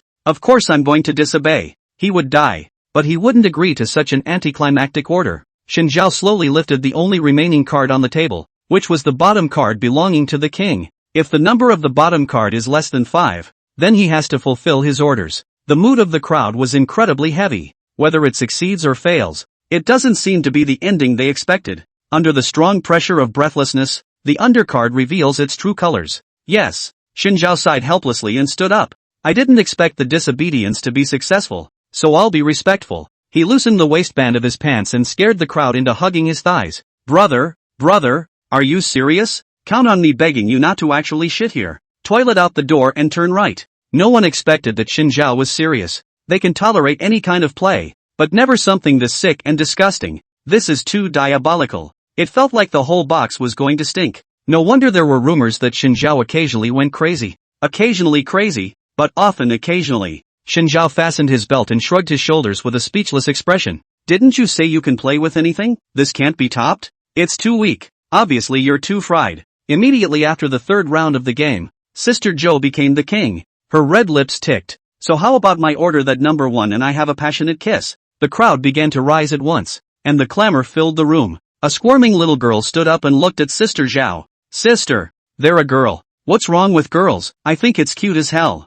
I'm still a student. I'll ask my friend to accompany you. Okay? What college? Just the capital's university. Well, we two are classmates. She looked over to the male waiters on the sidelines, and the two smiled shyly and sat down next to Zhou, one straddling her and the other wrapping his arms tightly around both of them. The scene was so hot that Luo Jin looked directly dumbfounded. Xin Zhao, on the other hand, was spitting madly in his heart. How come there are people like that everywhere? Even if you pretend to be as innocent and shy as possible, the flamboyant face of the second-generation rich man can't be blocked in any way. Pretending to be a socialite in school, and pretending to be a schoolgirl and schoolboy in society, it's really no fun. Might as well go home and keep harassing Chu Qingnian. The three kissed and panted. Xin Zhao, on the other hand, propped up his chin and asked the two waiters, "What did you two major in college?" "Philosophy. People who study philosophy are still so unethical. From now on, Your name is Aristotle and his is sugar trash. The game went on for a few more rounds, and by the end of the game,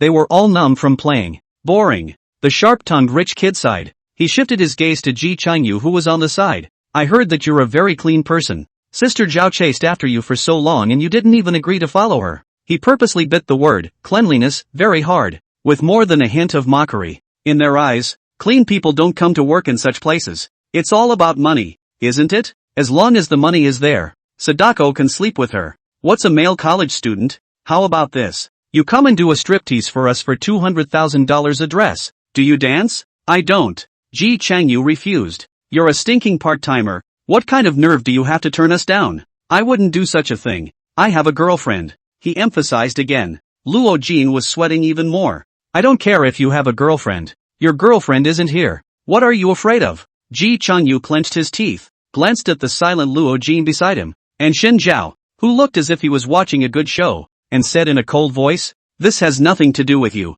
I'm going back to the bar to make a drink." He suddenly stood up and left the box directly. What the fuck? Is he flipping us off? People don't want to. You still want to play strong? Shen Zhao lightly voiced out. Staying with you guys makes me feel dirty. Shen Zhao, what are you talking about? Is there a problem with what I said? Shen Zhao cocked his head and looked at each person one by one. He pointed at Sister Zhao. For the sake of a man, how dare you shade my friend Luo Jin? What? Is a man more important than your whole family? Believe it or not, I'll make your whole family go bankrupt and beg for food under the flyover. If you can't live without a man, then I suggest you become a Knight * club lady, earn money on your own and contribute to the national tax revenue. And you? He looked at the sharp-tongued rich kid, yakking and dawdling. Are you bored? People like you should really only bathe in concentrated sulfuric acid from now on. Why? Richie Dale asked rhetorically. Alkaline goods can only use acids to neutralize the pH value. As for strong alkaline goods like you must use a strong acid like sulfuric acid.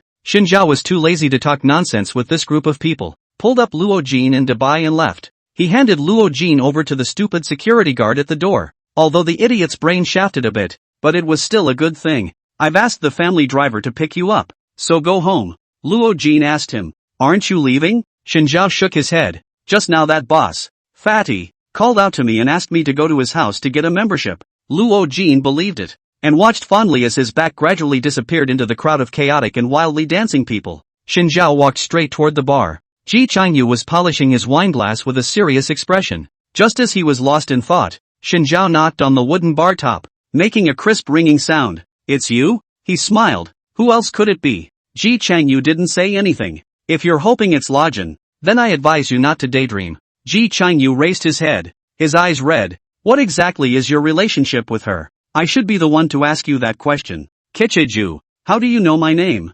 What do you think? Shen Zhao asked rhetorically, immediately after he continued. Ji Changyu, a student of the mathematics department of Jinghua University, bachelor's and master's degree, with excellent grades. His ancestry is from Yanji province, 3 generations of farmers, and the whole village has produced only one university student. You. Last year during the summer vacation your grandmother was seriously ill and you met Luo Jin, who gave you a lot of money. Later, as you got to know each other better, Luo Jin gave you $100,000 every month. But unlike other rich kids' packages, Luo Jin has to go to school in Germany, and the two of you are forced to be in different places, and most of the time you can only contact each other through the internet. Am I right? Ji Changyu clenched his fists hard after hearing all of this. We are not in an arranged relationship. She is my girlfriend. Big brother. If she really thought you were a couple, why didn't she just step in to relieve you? He was so convinced. Pure love-licking dog brother and poverty-alleviating mentally handicapped girl. If Luo Jin has no place to spend his money,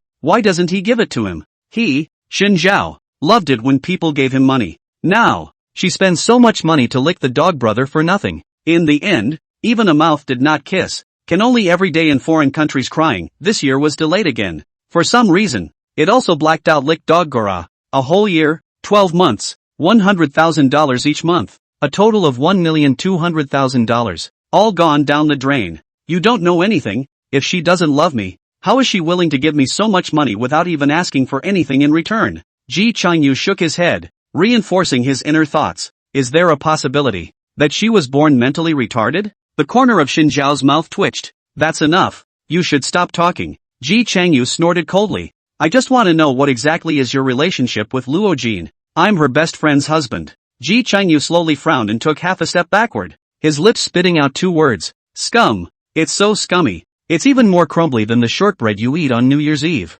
Hey, don't think too much. I have a pure relationship with her, Xin Zhao said seriously. Truth be told, I came here to help you guys today. Oh, don't believe it. There was no way he would believe Xin Zhao, a mysterious person, who also gathered information about himself and Luo Jin from who knows where, ran up to him and said a bunch of weird stuff. If this was in a fictional plot, it would simply be something only a villain would do, right? Xin Zhao did not know that he had already become a villain in Ji Changyu's heart. It's clear he only wants to do good. Everyone knew that he, Xin Zhao, was a good man who would ride a grandmother across the street. Do you know Luo Jin's identity? Xin Zhao changed the question. Of course I know. Ji Changyu nodded. Her family is very rich, and she is now studying in Germany. Studying medicine. As if recalling fond memories of the past, the corners of his lips slowly hooked up. Her professor is very strict. Not only requires 100% attendance, but also does not send out PowerPoint, and each exam is very difficult.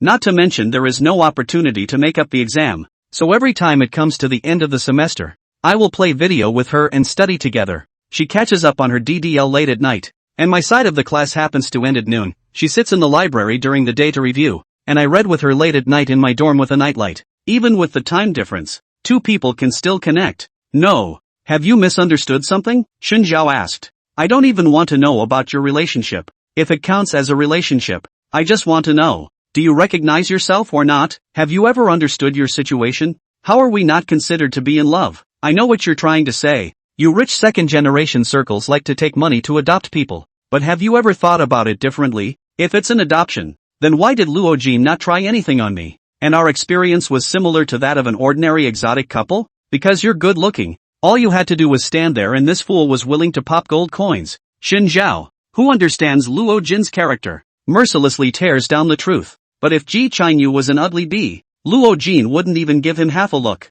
Great. I knew she had feelings for me, even if it was just by looking at her face. Xin Zhao, bull. While it's true that truth is valuable, you're licking your chops here. Even Xin Zhao was a bit scared. Never mind. You can make me a drink first. Have a drink and hold your breath. What would you like to drink? Godfather. Xin Zhao drank Godfather once before in the southern part of the rice country, and the taste was quite good. When he saw Ji Changyu today, he suddenly wanted to drink again. Ji Changyu nodded and took out a round glass and set it on the table, and then held the cinnamon stick with tweezers and lit the end of the cinnamon stick away from the glass. Smoke with a cinnamon aroma trickles down through the gap in the center of the cinnamon stick and the smoke pools at the bottom of the glass. He added 3 more drops of bitters to the mix, and then used the scotch as a base and the almond liqueur to add a light sweetness. Add large ice cubes, rub the orange peel to add flavor, and finish with orange zest and rosemary for garnish. There wasn't a lot of booze, like 2 or 3 sips to clean it up. Xin Zhao sipped it in one gulp, not in a hurry, feeling the Godfather's thick and sweet taste, and looking at Ji Changyu, who was wiping the glass under the orange light. Why did Rockin pull the plug on you? Ji Changyu put down the glass and shook his head. I don't know. I didn't even know she had returned home. There was no quarrel among you? No. I don't understand why she suddenly pulled the plug on me. Maybe she's just messing with me. He pulled out a small gift box from his pocket. I bought her a necklace. It's just a pity I don't have the chance to give it to her now. Xin Zhao took the gift box, opened it and looked at it. The Dongguo, the spring model of the year before last. More than 10,000 soft sister coins. How did you buy such an expensive thing? Ji Changyu scratched his face in a less than kind manner. Her family is very rich. I'm afraid that if it's too cheap she won't be able to see it. It's not easy for your family, so you might as well not buy it. Things like this, Luo Jin didn't really look at them. Xin Zhao went to the counter to buy a thing. $10,000 of necklace is not enough for him to match. But a necklace like this was already considered expensive in Ji Changyu's opinion. It's okay. I'm working half-time myself and can make money.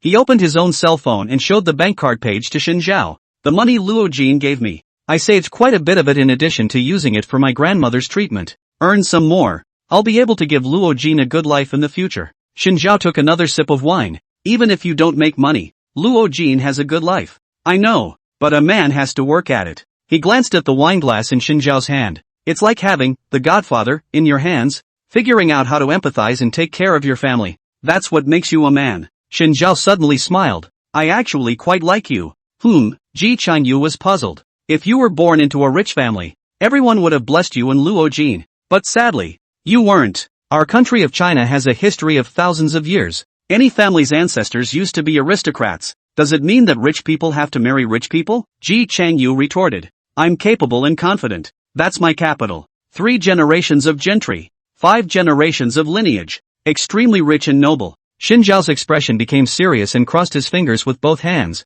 To be honest, the people you saw in the box today can only be considered rich second generation, not true heirs of famous families. And Luo Jin is the only daughter of their Luo family head. Do you think her father would want her to be with a poor country boy? But I'm also capable of. Come on, you're a big deal for being a student at Kyoei University? But I just said that I like you a lot, especially since you said the godfather was a family man. Xin Zhao's light-colored pupils narrowed slightly. The dim light, hiding half of his face in the darkness, obscure and unknown emotions, growing unchecked in the hearts of the two men. Ji Chanyu only felt his heart thumping up, like he was being watched by a predator, and his breathing tightened involuntarily. What the hell are you doing? His voice was dry and tight, but he couldn't muster the slightest bit of courage to gag. Xin Zhao smiled faintly. I want you and Luo Jin to be together and have a happy marriage. Why are you doing this? Don't try to gain insight into a person's mind. All you need is results. You should not be kind for nothing. What do you want me to pay? My price is simple. I want you to unconditionally agree to any order I give you,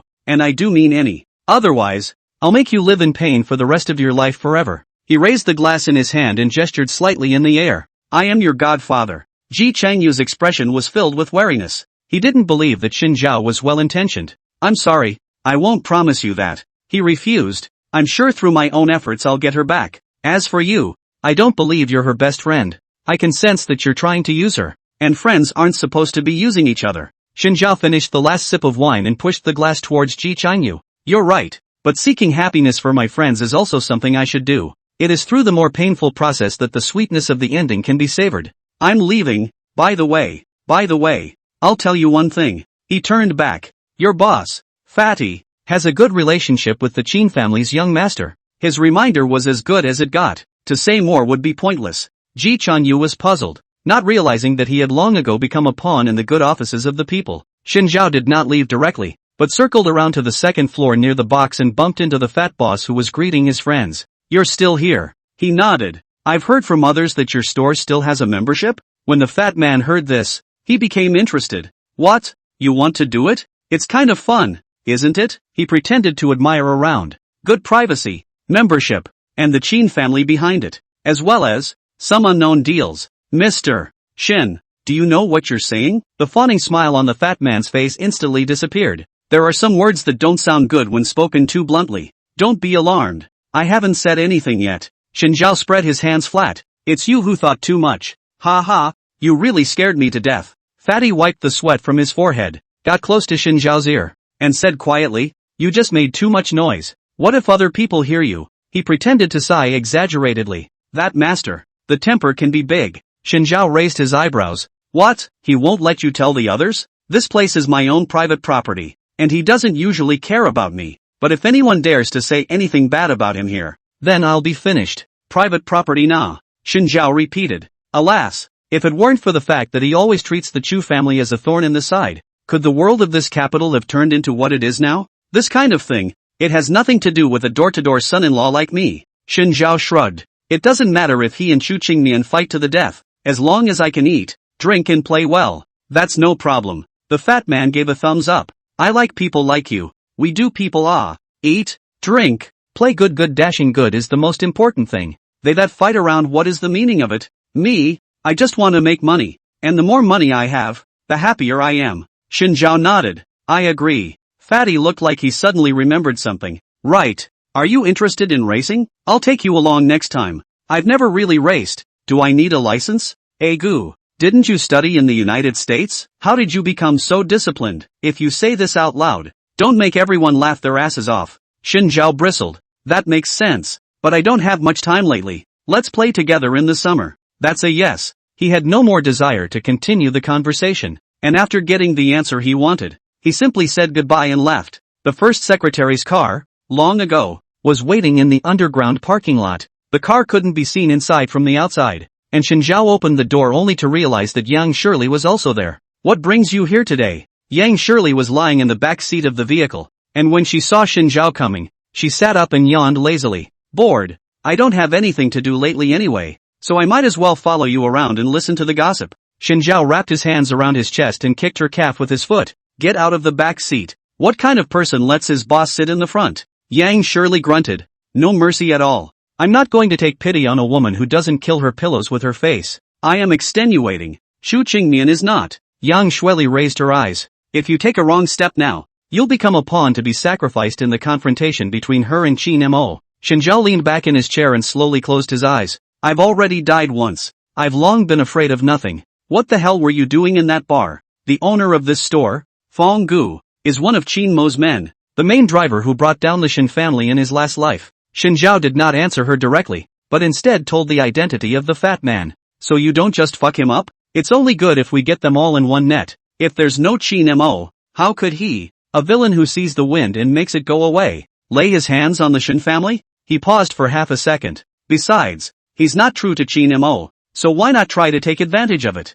He and Fatty weren't chatting. They were testing each other's bottom line. Where in this world is their sincerity? Yang Shirley snorted lightly. Very disdainful. How do you know? Next time we'll cut his heart out and study it. I'm not touching the knife, so I'll let you do it. First secretary. Yang Shirley stretched out her hand and admired the newly done manicure. The first secretary, who was driving, was silently stressed. Zhou if he knew. Full of Xiao Gu. People who don't know would think that you two have talked. Shinzhao was speechless. How far have you progressed with him? He defriended me. This is too much of a wimp. Shinzhao did not admit that he had such a wimpy subordinate. If it's not possible, let's trick him into going to Rice. There's always a way. Yang Shirley held her forehead. What exactly did you say to him? He even directly deleted you as a friend. He says I'm always sexually harassing him. The first secretary asked pathetically in return. Do I usually actually sexually harass him? When did he speak so directly? Shinzhao was surprised. Xiao Habai wasn't one to be so blunt.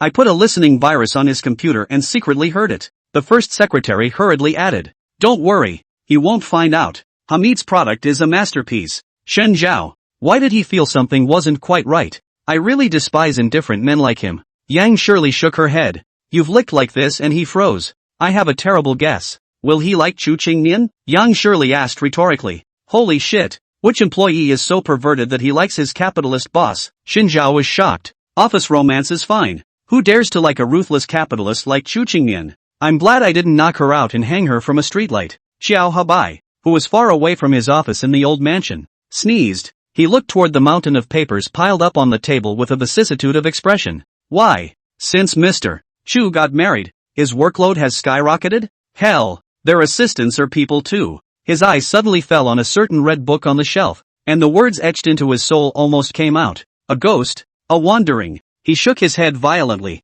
sweeping those thoughts away and plunging into a new round of inward scrolling. As soon as Shinzhao entered the house, the housekeeper took off the jacket for him. A maiden aunt on the other side of the room bent down and took off his shoes. It was a lifestyle that he was also very uncomfortable with when he first experienced it. Chu Qingnian hated people touching her, so the servants in the villa never did such things. But in the old mansion, the others had long since gotten used to it. At most, they won't touch Chu Qingnian, but the others are treated equally. You've been drinking? Chu Qingnian instantly smelled the odor of alcohol on him. Shinzhao nodded, knowing that she was a cleanliness freak. He still purposely got extremely close. Take a shower. It stinks. Oh, it's 12 o'clock and you're still up? Nothing sleepy. Chu Qingnian leaned on the sofa. You go to bed early. I'll go back to sleep later. After taking a bath, Shinzhao only had a bath towel around his body, and his upper body was naked. He realized that Chu Qingnian still hadn't returned to the bedroom, and when he went downstairs, she was still sitting on the sofa,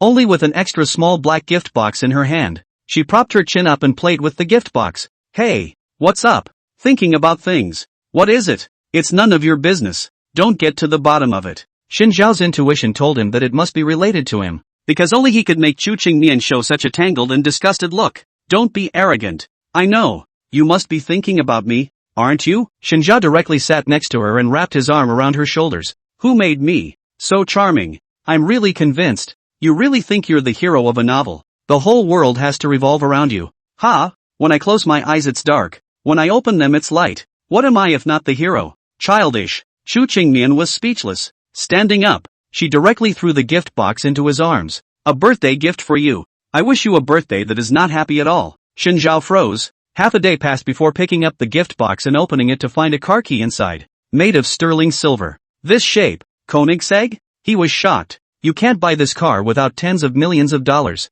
Chu Qingmian would actually send him something so expensive. This is the first time you've spent your birthday in the Chu family. And when Madame first got married half a year ago, she had already arranged for Xiao Hebai to go and buy you a car. Uncle Butler popped up at some point and thoughtfully acted as a narrator for the science. Where did you come from? Shen Zhaodu was startled by him. The butler's mouth quirked up and he shrugged off his tuxedo. Plot. Mission accomplished. Weren't you guys just talking about some kind of novel and a male lead? Veteran fiction reading expert. The butler makes an appearance. You're a little too scrupulous in your duties. It's better to hurry up and retire and let Xiao Hebai take over. Xin Zhao put the car keys into the gift box and asked the housekeeper to put it away, while he quickly ran back to the two men's bedroom. Chu Qingmian had already wrapped himself in the quilt a long time ago, pretending to have fallen asleep. But that doesn't fool Xin Zhao at all. He had long since familiarized himself with Chu Qingmian's breathing rate when she was asleep. Hey, he poked at the covers. You'd really give me such an expensive gift? Don't pretend to be asleep. We've known each other for a long time. You think you can really fool me? Chu Qingmian peeled the covers down, revealing half of his face. Give it back to me if you don't want it. Why wouldn't I want one? I've wanted a cool car for a long time. He scrapped all his old cars. Hopefully this car will last a little longer. But I want to tell you something. What is it? She asked. It's not my birthday. I have a lunar birthday. It's a little over a month before his real birthday. Chu Qingmian's expression stiffened for a moment. Consider it given in advance. Which one gives birthday gifts in advance? My birthday can be next month. Xin Zhao directly lifted the quilt all the way up. How else do you want me to hint at you? Do you have to make it as obvious as me acting like a kabuki girl in the red light district of Amsterdam? Standing naked and scratching her head in a transparent window? Chu Qingmian watched as he lifted the covers and was naked, with only a towel around him, and an alarm was instantly pulled in his heart. Still, it's that sentence. It's against the law to sleep with a fool. It's horrible to sleep with a psychopath. And it's hard to sleep with Xin Zhao for heaven's sake. What are you going to do to me?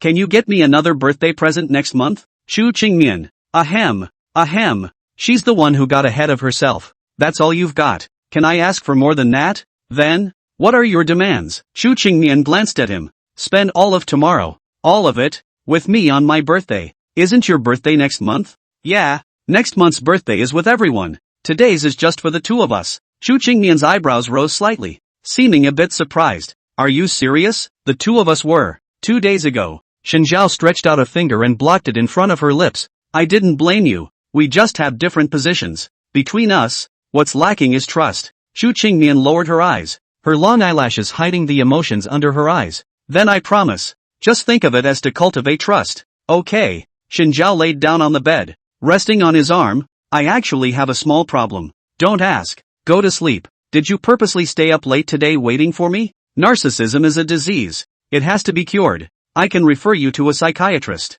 So you were purposely staying up late waiting for my birthday, and even had a gift ready back when we got married. But since we had just had a fight 2 days before, you were torn on whether to give me a gift or not. Chu Qingmian's side was silent for a long time. Then, she endeavored to roll over and face her face towards Xin Zhao. In the dimness, her skin was glowing white, and her calm and elegant demeanor was as if she were a picture. Xin Zhao subconsciously pinched the soft flesh on her arm. Instead of speaking, she kicked him off the bed, accompanied by Xin Zhao's shocked cry of falling down. Chu Qingmian gritted her teeth. You can do it in your own heart. Why do you deliberately say it to anger me? Don't you know that, mister? Chu's face is the most important thing in the world? Does she still have to have a face? He. Someone scoffed from under the bed. Chu Qingmian regretted why she had promised Xin Zhao that she would spend her entire day, all of it, with him on his birthday. Have you packed yet? Xin Zhao was in a hurry. He wore only sweatshirt jeans and sneakers, with a short down jacket to keep him warm and light. Chu Qingmian was still standing in her check room, pondering what exactly to wear. The two men, the butler and Xiao Hebai, were standing by. As the saying goes, they swore that they had to pick out the most beautiful clothes for the boss. My suggestion is this black cashmere trench coat and nightly boots, elegant with a touch of spontaneity. Why don't you try the Spice Girls short skirt, flesh-colored stockings, black stockings, skirt, pants? Chu Qingmian stood in the middle of the two men, only feeling that his head was too big.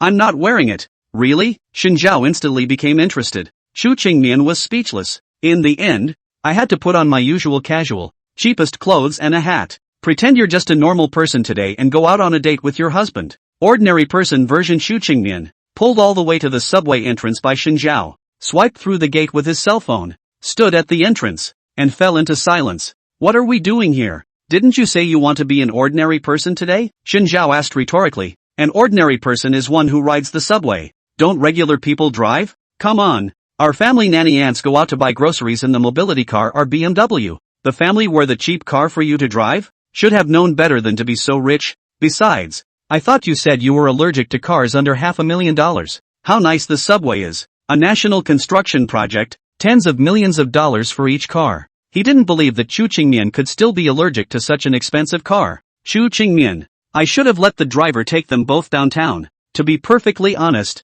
this was the first time she'd ridden the subway in 20 years. The subway in the capital is more crowded than a sardine can. And Chu Qingmian even smelled some kind of weird armpit odor that washed over his head more than bean juice. This place smells like some shit died here. A grave of feces. Just get used to it. Fortunately, Xin Zhao had been holding her hand tightly, so the two of them did not separate. She looked around at the crowded crowd and then at Xin Zhao, who was trying to hold on, and thought of a brilliant idea. You move and stand in front of me. Xin Zhao was puzzled, but still obediently followed her instructions, and the two changed positions. Chu Qingmian leaned against the inner wall of the subway and let out a sigh of relief. Xin Zhao blocked in front of her, isolating her from the crowd. As for her, she grabbed the clothes at Xin Zhao's chest and pressed out the folds. Xin Zhao observed the movements of the two men, and suddenly his eyes lit up. The odds were that it was a flash of light, and is born with bad ideas. He encircled Chu Qingmian with his arms and said in an extremely weak voice with his side face close to her ear, "We're in a pose that looks like a subway nerd and a high-flying goddess in neon."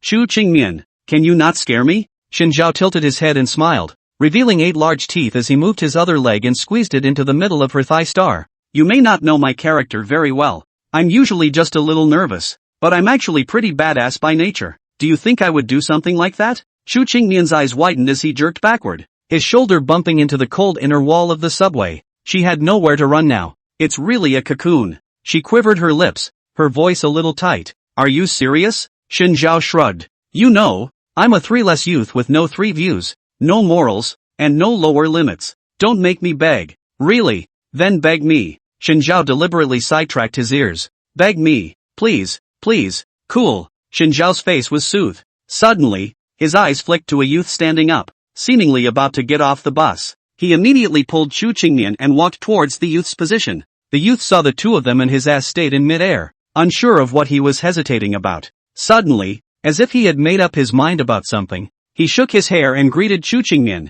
Hi, beautiful girl. Chu Qingmian silently took half a step back. Xin Zhao squinted at him, directly took half a step forward, stretched out his hand, and fiercely twisted it on his buttocks. The youth immediately jumped up in pain, covering his buttocks and screaming, Don't occupy the pit. Can't you see that my wife and I are waiting for your spot? The youth covered his ass cheeks. You man, shame on you. This seat, I'll only give it to this beautiful woman next to you. Then why don't you get out of here and expect me to wring your ass balls? Xin Zhao spat viciously. This expression of yours? It's 80% that you've had a good time. The youth cursed and left.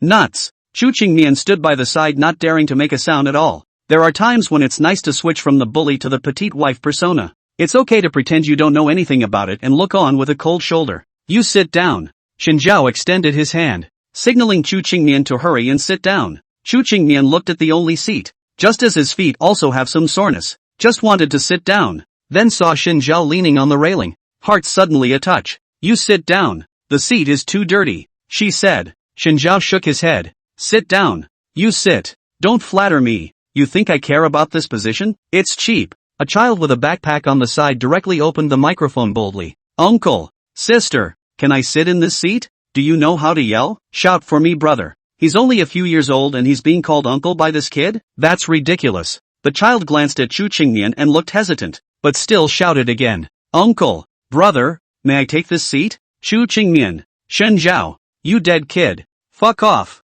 I'm the brother. The kid cut out and turned his head to stop looking at them. And you hurry up and sit down too. Seeing his resolute attitude, Chu Qingmian could only sit down. It was also a lot easier on her feet when she just sat down, finally not having to struggle to stand. Just as she was filled with gratitude and looked up at Xin Zhao, Xin Zhao's butt fell from the sky and sat straight on her thighs. What are you doing? Sit down. It's too tiring to stand. Otherwise it's better if I stand up and you sit down. Come on. I'm a good man who spoils his wife. He sat on Chu Qingmian's lap and spoke so and so loudly. Or I could sit on your lap? Are you serious? There are so many people watching us. It's too degrading for you to sit on my lap. But they're also very degrading in this position. Many people stared at the two men's poses with puzzled faces and furrowed brows and thought, Uncle, why don't you take my seat? Brother is getting crushed by you. The kid who had just tried to grab a seat with them simply stood up and gave up the seat he had just grabbed. I'm the brother. She's the sister. You have cerebral palsy. Chu Qingnian's ears were sharp,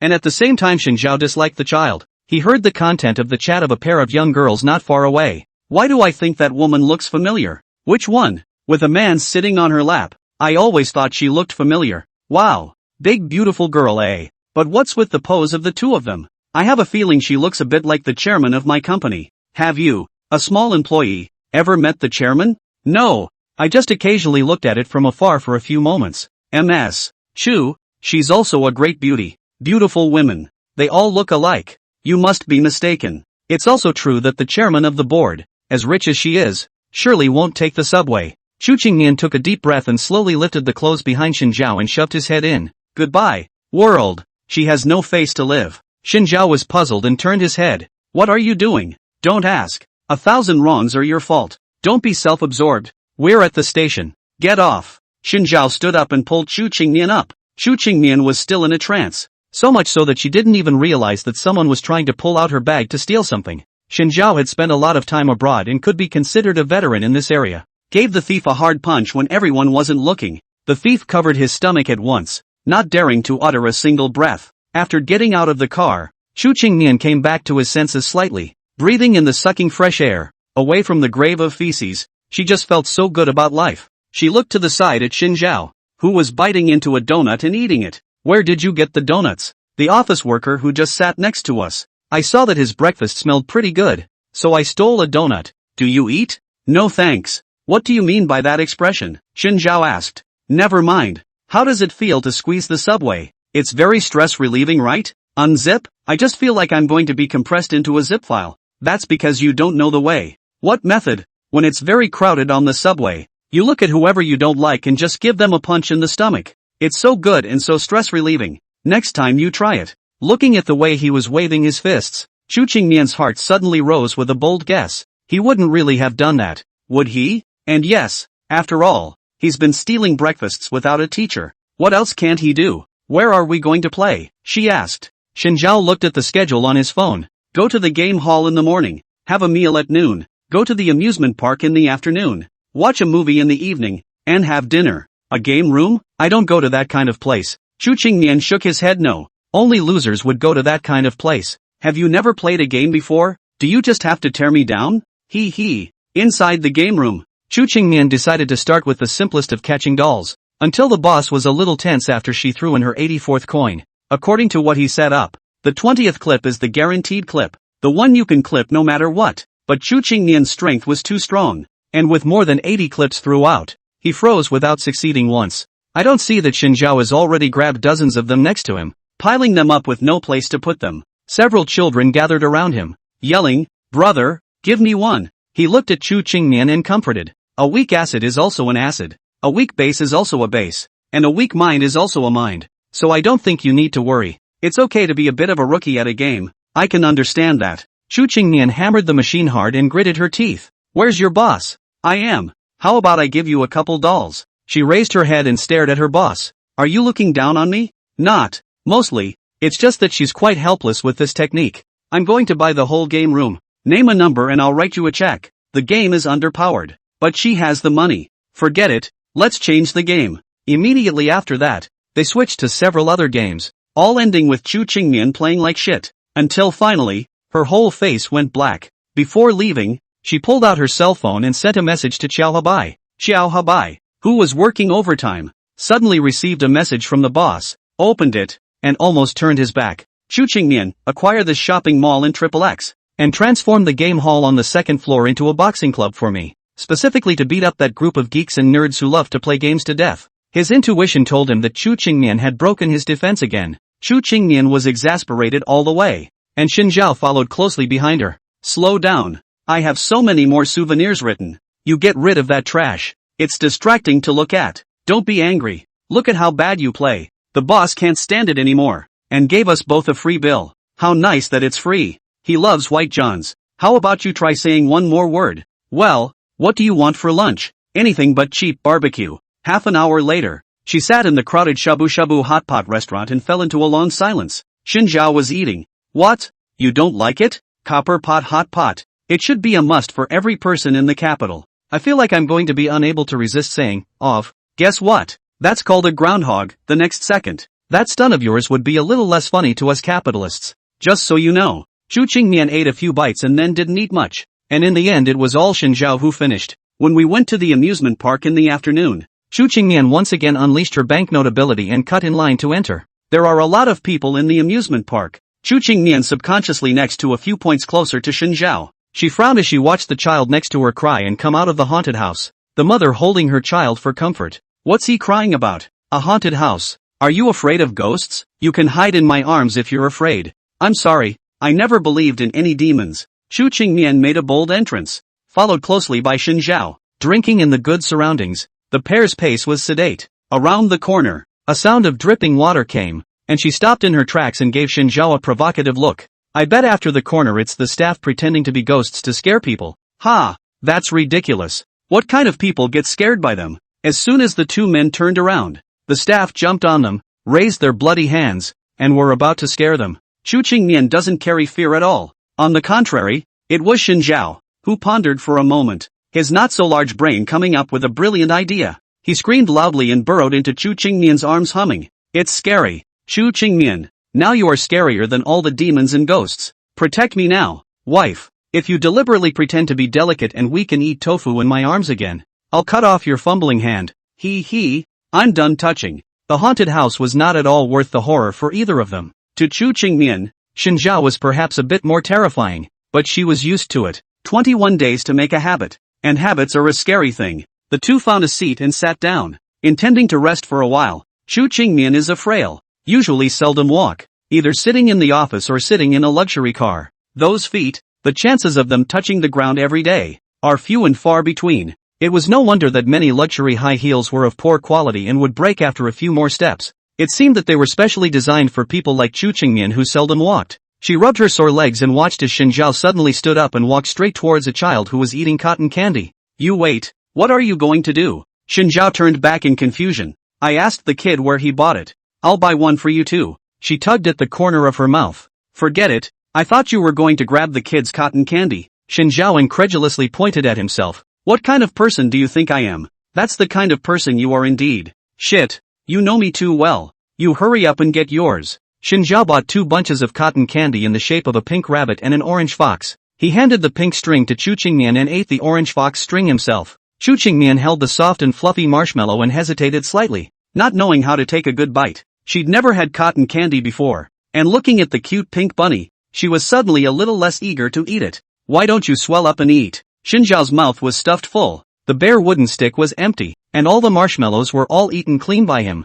I'm eating now. Chu Qingmian reached out and pulled off a small piece of the rabbit's ear and put it into his mouth to chew. It's sweet, but the sweetness is a little bitter. It's made from the most common sugar and can be described as uninspired. It's also only cute enough to take out and look at. She's not a sweet person, and a large intake of sweets can affect her eyesight and health. So since she was a child she has rarely touched sugar under the control of her nutritionist. When you eat less, you naturally have fewer cravings. Is it good? Looking at Xinjiao's bright eyes, still her favorite look, she smiled slightly. It tastes good. Then you hurry up and eat. I've already eaten. Holy shit, you've only had 1 bite and you're not eating it? Why eat it all when 2 bites will do? Wasting food is shameful. Xinjiao took the cotton candy in her hand and quickly ate it all. He patted the crumbs on his hands and stood up, pulling Chu Qingmian to play other programs. Both were so bold that ordinary thrill rides were no fun at all for the two of them. Bumper cars and carousels are too childish again. You don't like to play anything? It's so meaningless. Xinjiao was speechless. Today I am the birthday girl. Can you accompany me more to have a good crazy time? Come on. You're 24 years old, not 4. What the hell is so fun about a spinning horse and a slide? Men are overgrown boys when it comes to women. Come on. I'm being kind-hearted for not putting you in a children's mental hospital. Hey, I'm getting mad when you do that. Chu Qingmian sighed helplessly, and his gaze suddenly landed on the balloon beating program on the side. Why don't we go play that? Xinjiao narrowed his eyes. Seems like it could be His eyes were sharp and he saw the tagline on the sign in a flash. The first place winner of the balloon fight will receive a free deluxe steak dinner for 2 at the amusement park. Free! Shinjiao instantly branched out. You're a son of a bitch if you've got a bargain. It just so happens that it's almost time to eat. 2. Deluxe steak dinner for 2. Isn't that a proper candlelight dinner? Leave it to me. I'm a first-rate shot. Shinjiao's expression was resolute. I'll show my strength in firefights with gangsters. And first place is mine. Deluxe steak. Here I come. Chu Qingmian tugged at the corner of his mouth. What exactly did you used to do in rice? Entrepreneur. Don't you give me that bullshit. Why do I get the impression that you're a typical extrajudicial fanatic? Come on. It's not like the laws in rice in China are the same. Don't hold me to your standards. Shinjiao picked up the balloon gun and thumped 10 shots. Except for the first shot to get a feel for it. All the remaining 9 shots hit the balloon. The smile on the boss's face faded. Until finally, all he could do was numbly put on a new balloon. A face stretched out. White eyes rolling up to the sky. As if to say again, you're just a fucking good shot. Is he still in business? Finally the boss couldn't stand it anymore. Put down the balloon and questioned Shinjiao. Are you here to smash the venue? What? Did you break defense? Whisper to me what rewards you want. And when you've taken your prizes you'll be on your way. I want the deluxe steak dinner for 2. Well, the boss's expression fell into hesitation. Here's the deal. All you have to do is answer 3 of my questions correctly and you'll get this prize. This was supposed to be the reward I deserved. So why should I answer your question? That's the rule. Who ordered it? Being the boss. I ordered it. When did you order it? 5 seconds ago. Shinjiao stretched out his index finger. If you are a dish, practice more. Don't play if you can't afford to lose. Dish, nigh. The owner's nose was pointed at him and he tilted his head slightly in embarrassment. I'm going to ask the question. First question. The flower is jasmine. Please take the next line. The flowers are jasmine and the vegetables are real vegetables. Boss, you've got to get over this, don't you? Chu Qingmian pushed Shinjiao away. Illiterate. Let me do it. From the point of view of character structure and leveling, the flower is jasmine. And the tree is sycamore. Flower and jasmine are both cursive. And book and sycamore are both wooden. Jasmine minus the word for grass is Maori. Harmonizing jasmine. And sycamore minus the word for wood is goto. Harmonizing sycamore. She raised an eyebrow and smiled. Well, she's a master of chess, literature, science, chemistry and economics. This is child's play. You're no good at this. I'll show you what we Harvard students are made of. Shinjiao smiled confidently. Flowers are jasmine flowers. Money is not enough to spend. Not enough to spend. The boss laughs like a big fool. Big fools can't afford steak, don't talk. Boss, there's something wrong with this man. You're addicted to cursing? Your wife answered correctly. Next question. Please summarize the nature of mankind. Chu Qingmian disdained it. It was simply childish. Marx said that the nature of man is not an abstraction inherent in a single human being, but in its reality it is the sum of all social relations. The nature of man is divided into the nature of the class and the nature of the individual. The nature of the class. Shinjiao shook his head and directly interrupted her. I don't think you're right. A human being is a mass of flesh, wrapped in skin, so I think that the essence of a human being should be a dumpling. Will you stop talking? I really don't want to admit I have a psycho husband. Ha! You just summed up a new human essence for me with that comment. What? Life is too hard. Being scolded by parents when I was young. Being scolded by my wife when I grew up. Being scolded by my children when I got old. Being a man being scolded by a woman. Being a woman being scolded by a man. Being gay being scolded by a man and a woman together. So from that I have concluded that the essence of human beings is asamor. The expressions of the boss and Chu Qingmian were complicated beyond words. The second question is still answered correctly by your wife. Shinjiao slapped his thigh. Holy shit, how is she right again? At this rate, he doesn't even want to play anymore. Last question. If there was a fire, would you save the cat or the Mona Lisa? Well, can't I put out the fire? Chu Qingmian stroked his chin and replied. Correct. The boss nodded. Just putting out fires. Are you deliberately favoring her? Shinjiao pointed at Chu Qingmian and the boss. Every one of my answers makes sense. So why are they still wrong? None of your answers are something a normal person could come up with. And what do you think is the correct answer to the third question? Cats are loved. The Mona Lisa is loved. You're the only joker who is unloved and deserves your death. Okay, get your free voucher and get out. I'm sick of seeing you. The owner threw the free coupon into their hands, waved his hand, and hurriedly told them to get lost. A psychopath. The two men sat poised at the table for two. Elegant warm lighting, a bottle of bright red roses on the table, and the sound of a flowing piano in your ears. The environment is not bad. Chu Qingmian's expression relaxed a lot. Shinjiao, on the other hand, was less comfortable. He was a rash person. although he was also the young master of the Shin family. But the Shin family was the most unruly place under the sky. Just like an ordinary family, it was too much to ask him to sit in his seat and pose with grace. The waiter took the menu and asked what they wanted to eat. Ribeye steak, medium well, Chu Qingmian said directly without even looking at the menu. If it doesn't even have a ribeye steak, the store can just as well not be open. Shin Zhaozi flipped for a while. I still prefer T-bone, eh? Fully cooked. I'm sorry, sir, we don't have any fully cooked ones here. As the waiter said so, Shin Zhao and Chu Qingmian both frowned. He was just about to open his mouth to say something when a scoff came from his side. I can't believe there are people who eat their steaks fully cooked. So low. He turned his head to the table on the other side of the room. A young couple, who had obviously overheard their conversation and were there to discuss it in secret. It wasn't loud, but loud enough for them to hear. The waiter was also a little embarrassed. Well, how about I switch you to medium rare? Your cooks don't know how to make fully cooked ones? Shin Zhao raised his eyebrows. Seriously? This steak is too hard to chew when done fully cooked, affecting the flavor. The waiter explained, a hint of impatience flashing under his eyes. I think it's better to cook it medium rare? I'm really convinced. Shin Zhao almost couldn't help but curse. Chu Qingmian's expression wasn't very nice either. Shin Zhao, do you still want to eat? I don't really want to eat anymore. Ha! Look, his girlfriend doesn't want to eat with him either. The couple continued to gab. The man gave a mocking smile. I see that Bumpkin is quite handsome.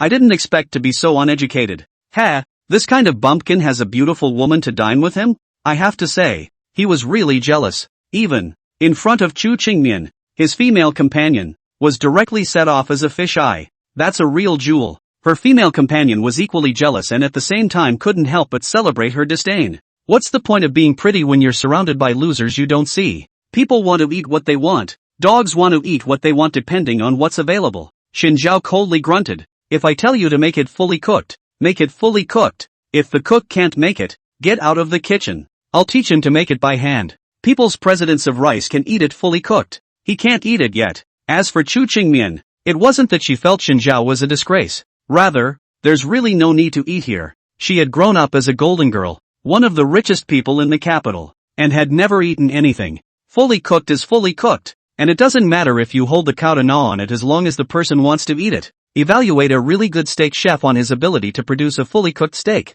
Cooks with lousy technique make fully cooked steaks that are dry, woodsy, and hard to chew. A really good cook can make a fully cooked steak juicy and full of flavor. It's never been said that it's hard to eat beef fully cooked. Beef in Chinese food is basically fully cooked, and it's still delicious. And the waiter had just admitted that their store didn't have fully cooked steaks, which was tantamount to admitting that they didn't have a great chef in the store. Chu Qingmian instantly lost interest. Without a good cook, 80% of the steaks made are just mediocre. Nothing to look forward to. She and Shin Zhao, both of whom had seen real chefs, naturally didn't really want to eat steak, and the others didn't know who they were and just thought they were dirtbags. That's fine. Chu Qingmian didn't even bother to copulate with this group of people. The waiter brought a small basin of fresh water sprinkled with roses, which was not for drinking, but for washing hands. After washing my hands, I served 2 glasses of lemonade to rinse my mouth. Chu Qingmian's movements were very skillful, and he looked like someone who did this kind of thing often. Shin Zhao, on the other hand,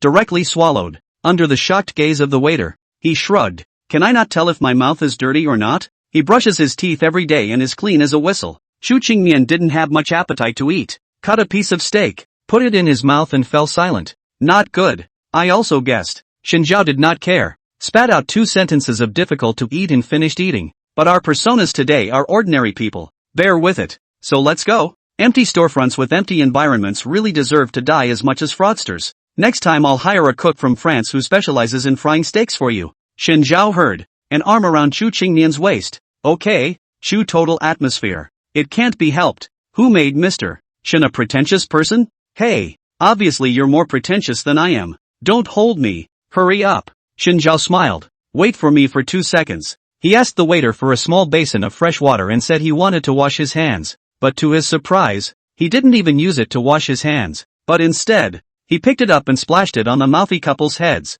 Holy shit, what did you do? Shin Zhao shrugged. There are so many murals. Don't eat here. Hurry up and roll to Dunhuang. You wait. Big brother, you still dare to put words in my mouth? Shin Zhao rolled his eyes. For people like you, I don't even need to go to a foreign country to mess with you. Just directly drag you to the outer ring and beat you up. He looked at the couple. You guys should really be glad I'm just bad-tempered and not a man of action. Xu Qingmian, on the other hand, shook his head helplessly. Why mess with him? Don't you know Xinjiao is a psychopath? She asked the waitress directly for their manager's number and called it. Notify you guys. My assistant will contact you later. Hurry up and change this store into a pet supply store. Yes, it's selling something for dogs to eat. Your family's cooking is so bad. It's just right for dogs. The waiter was alarmed. What is this woman's identity? Xu Qingnian directly pulled Xinjiao out of the store.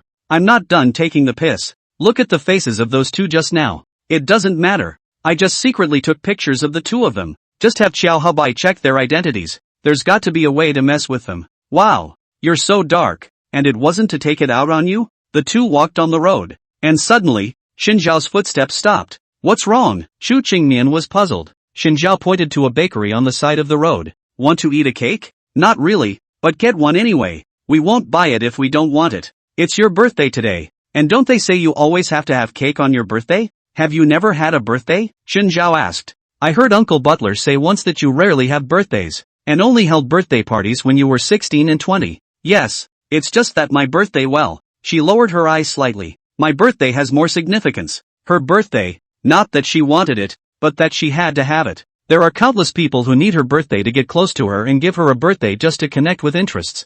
I don't like sweets, but I can have some today. The two went into the store and chose a strawberry cake. A small portion, just a little as big as the palm of your hand. How about we eat at the Ferris wheel? Go there? Okay. The two were just in time for the last Ferris wheel. As soon as Xinjiao went in, he first set the cake on the table, and the two of them sat face to face. Xu Qingmian propped up her cheek with one hand and stared at his movements. Let me tell you, I heard that as long as you make a wish with your heart when the Ferris wheel rises to the highest, your wish will come true. Xinjiao licked his lips, kind of wanting to eat cake. With my birthday added, double the wish power. The wish will definitely come true. Xu Qingmian looked at his serious expression and smiled slightly. A materialist like me doesn't believe any of this crap. You don't believe it? I do. The Ferris wheel gradually rose, and both men looked out the window at the same time. I asked you to spend your birthday with me today. Actually to give you a taste of how normal people spend their birthdays. I've known it for a long time. Uncle Joe can't keep his mouth shut about things.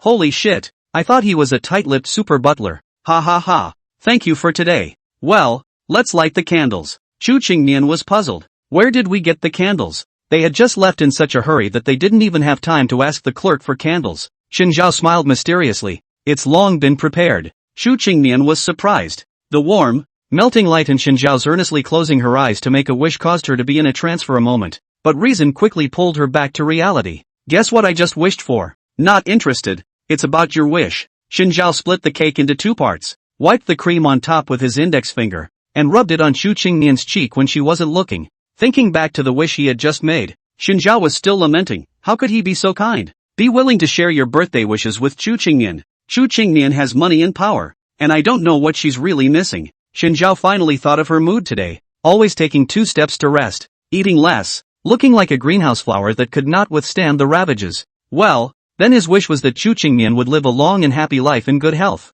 Of course, he has to be happy himself. Xu Qingmian, wiped her cheeks and realized that her hands were all covered in cream. When she raised her head again, she saw Xinjiao's gloating smile, and she was so angry that she gritted her teeth. You childish son of a bitch. Ha ha, then what can you do with me? Xinjiao stood up and directly hugged her. Now it's at the highest place of the Ferris wheel. You just shout your throat out and no one will come to save you. See me not. Xu Qingmian subconsciously pushed Xinjiao. You really think I can't do anything about you? Ha! Since you believe in those superstitious wishes so much, I wish you a wish today that you never get to fulfill in this life. Well, ha! Look at that look on your face. Xinjiao's expression chilled. His usual bitchy look was replaced by ice. His light-colored pupils, still her favorite look, but he could not raise the courage to approach. What are you doing? She was still a bit unaccustomed to this expression on Xinjiao's face. He let go of his arm and reached out to gently touch the hair on top of her head. It's nothing. Soon, he seemed to realize that his expression wasn't quite right, and in the next second, he immediately turned into his usual rogue loser look. How are you going to pay me back for all my precious wishes? All of which you have wasted. I'm not living. Xu Qingmian was speechless. Then how do you want me to compensate? Can I eat that strawberry of yours? That's all you've got. Xinjiao snorted coldly, threw her piece of strawberry into her mouth and chewed it, saying vaguely, I see other people. All wives eat strawberry tips and husbands eat strawberry butts. Do you want to try with me? Of course, we'll have to turn it upside down. I'll eat the strawberry tips and you'll eat the strawberry butts. That's quite a thank you. I'm surprised you were willing to leave me a bite to eat. Usually Xinjiao was eating to death, and nothing tasty could leak out of those teeth for her. So are you going to eat it? I'm spitting it out now. Don't gross me out. I'm not ready to get mouth to mouth with you. By the time the two left the Ferris wheel, it was almost time to go home. The driver had already been waiting nearby. As soon as the two of them returned to the old mansion, they saw their grandfather, who was planning to go back to his room to sleep, and his third uncle beside him. What did you two do? Grandfather asked. Let's go on a date. A date? Xinjiao put his arm on Chu Qingnian's shoulder, his tone swirling with a bit of showing off. Well, Qingnian, you usually don't get too busy with the company. There's Chow Habai and the others to help you keep an eye on it. Dad, Uncle Sam whispered to him. Grandfather's one eye glanced at Uncle Sam, smiled meaningfully, and turned to leave, while throwing down a sentence. Zhao Zhao, if you have nothing to do, go to the company and help Qingnian. What kind of man lies at home every day waiting for his wife to raise him? It's a new era, and the home cook deserves his own place. People are really working at home. What else would you normally do besides being a salted fish? Chu Qingnian covered his forehead speechlessly. Can you stop insulting the family cook? Hey, don't keep tearing me down. We're even. Who told you to tear me down every day? The two started to dislike each other again, and a hint of viciousness flashed under the eyes of the third uncle on the side. He clenched his fists tightly, but still put on an understanding smile on his face.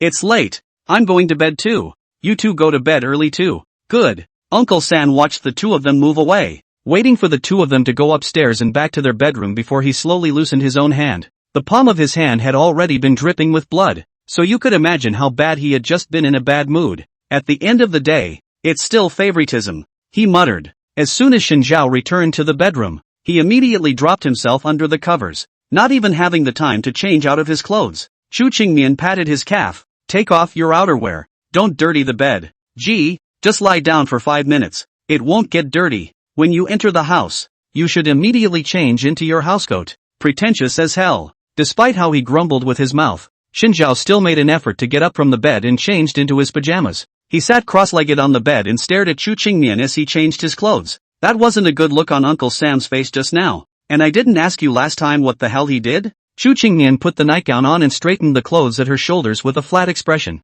Put your hand on the board. Threatened you with the absolute domination of Mr. Chu. It would be fine if this was the case. At least it proves that Uncle San is still a man with some ability. But in reality, it's really laughable. Ha ha ha. But with Uncle Sam's ability to get his hands on the board of directors is a bit of an ability. It's not as bad as you make it out to be. No, he was set up by those old foxes on the board of directors and used as a gun to disgust me, making a mess of several branches, and the families in the downstream chain started complaining to me. Your board doesn't seem to have been too peaceful? These years are not so bad, just secretly engage in small actions. Grandfather just left office for a period of time. Really hate to peel off my skin. Unlike Xinjiao, the second-generation female heir had to face a more complicated predicament than the first generation. Skepticism about her ability, greed for a huge power, and countless people were thinking of stripping her from that position. Although Xinjiao had worked just as hard, it was good that he had gained a group of loyal men in the end, and she couldn't easily gain the trust of those old foxes,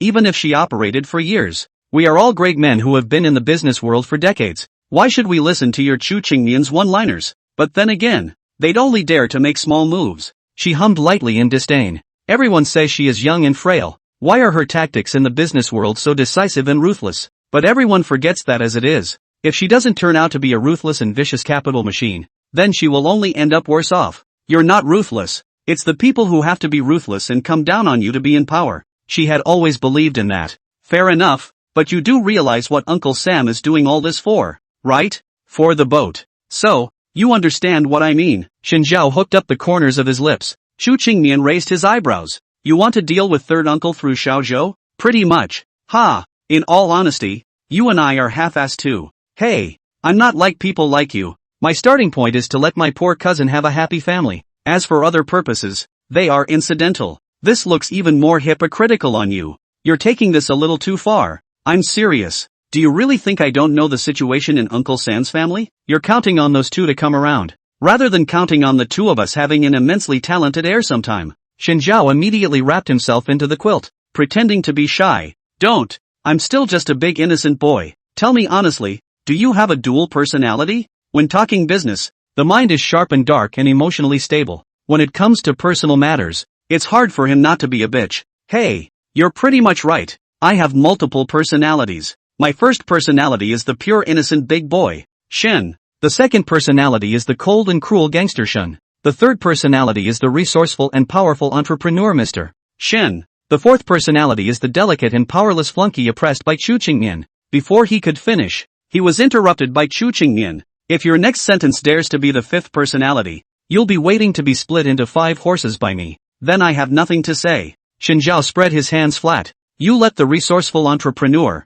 Mr. Shin, have a baby with me, and the rest of them die as far away as they can. Especially that flunky, who annoys me just by looking at me. Hey, does that mean you only like me when I look businesslike? That's the only normal looking thing about you. Does it matter if it's right or wrong? Did you know that neuroses are hereditary? Her requirements for an heir are high: intelligence, courage, will, ability to learn, etc. Must be beyond the crowd. However, she and Xin Zhao were both people with more hard eyes, and there was no need to worry about the IQ point. But there's really something else to worry about. She didn't want the future heir to be a crazy kid. She couldn't even begin to imagine a future like that. As a parent, the most important thing is to respect the objective law of child development. You want to raise your child to be a decathlon superhero. Why don't you think about whether you have done it yourself? Xin Zhao decided to stand on the moral high ground and sanction Chu Qingmian. Chu Qingmian snorted disdainfully. I really did it. You're not convinced? That's very powerful of you, sis. I believe that intellectual abilities are inherited.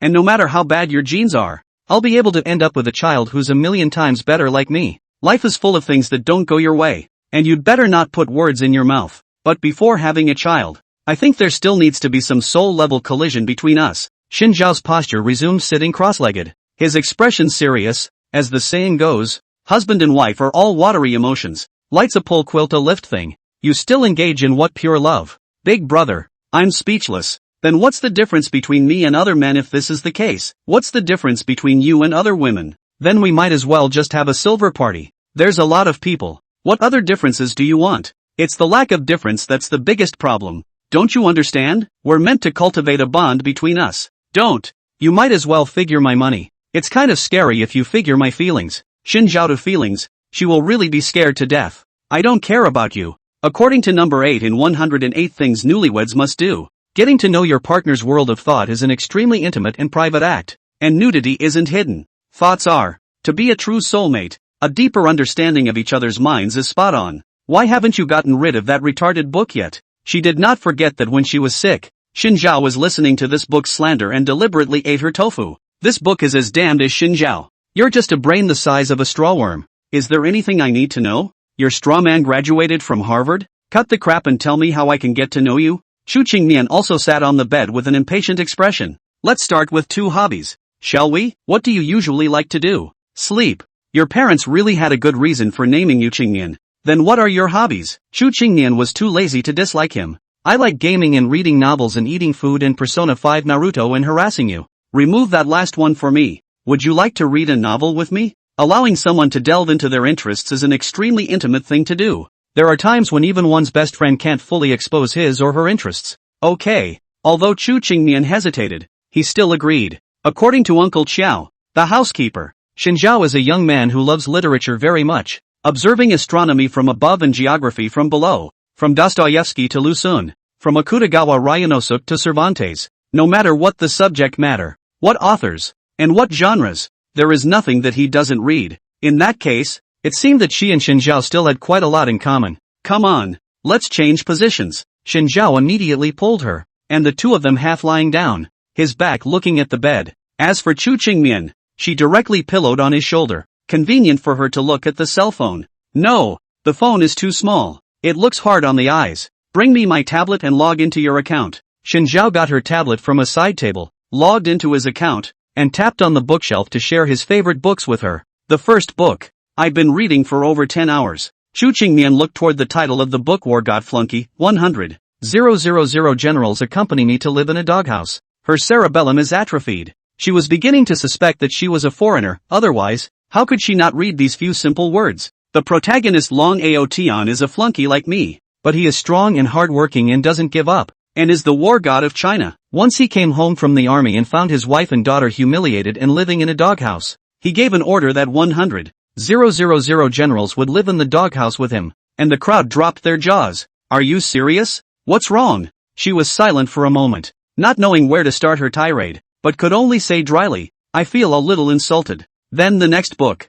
A miraculous doctor, a fool who breaks into a widow's village at night. Don't you see the title of this book is very royal and violent? In fact, the content is even more royal and violent. The protagonist Yi Liangchen is a fool, but he was actually sealed by the Chinese medicine practitioner's gate to seal the meridians. But overnight, all the men other than him died out, and he suddenly regained his memory and had to use his medical skills to heal and save people, snapping his face and opening a harem while searching for the truth of that year. Chu Qingmian pondered for a moment. So all the men in the village really died? Yeah, but Yi Liangchen refined the men into zombies through his Chinese medicine techniques, and he gained an army of zombies as a result, which is also too cool. And he also has a famous line that's also very cool, in my name. Yi Liangchen. Liangchen never talks nonsense. Be wary of ideological aggression. I feel like this book is hacking Chinese medicine. Chu Qingmian's expression was serious. Especially for those like you who have studied abroad. It's easier to be a crooked ass. Xin Zhao? Are you going to watch it or not?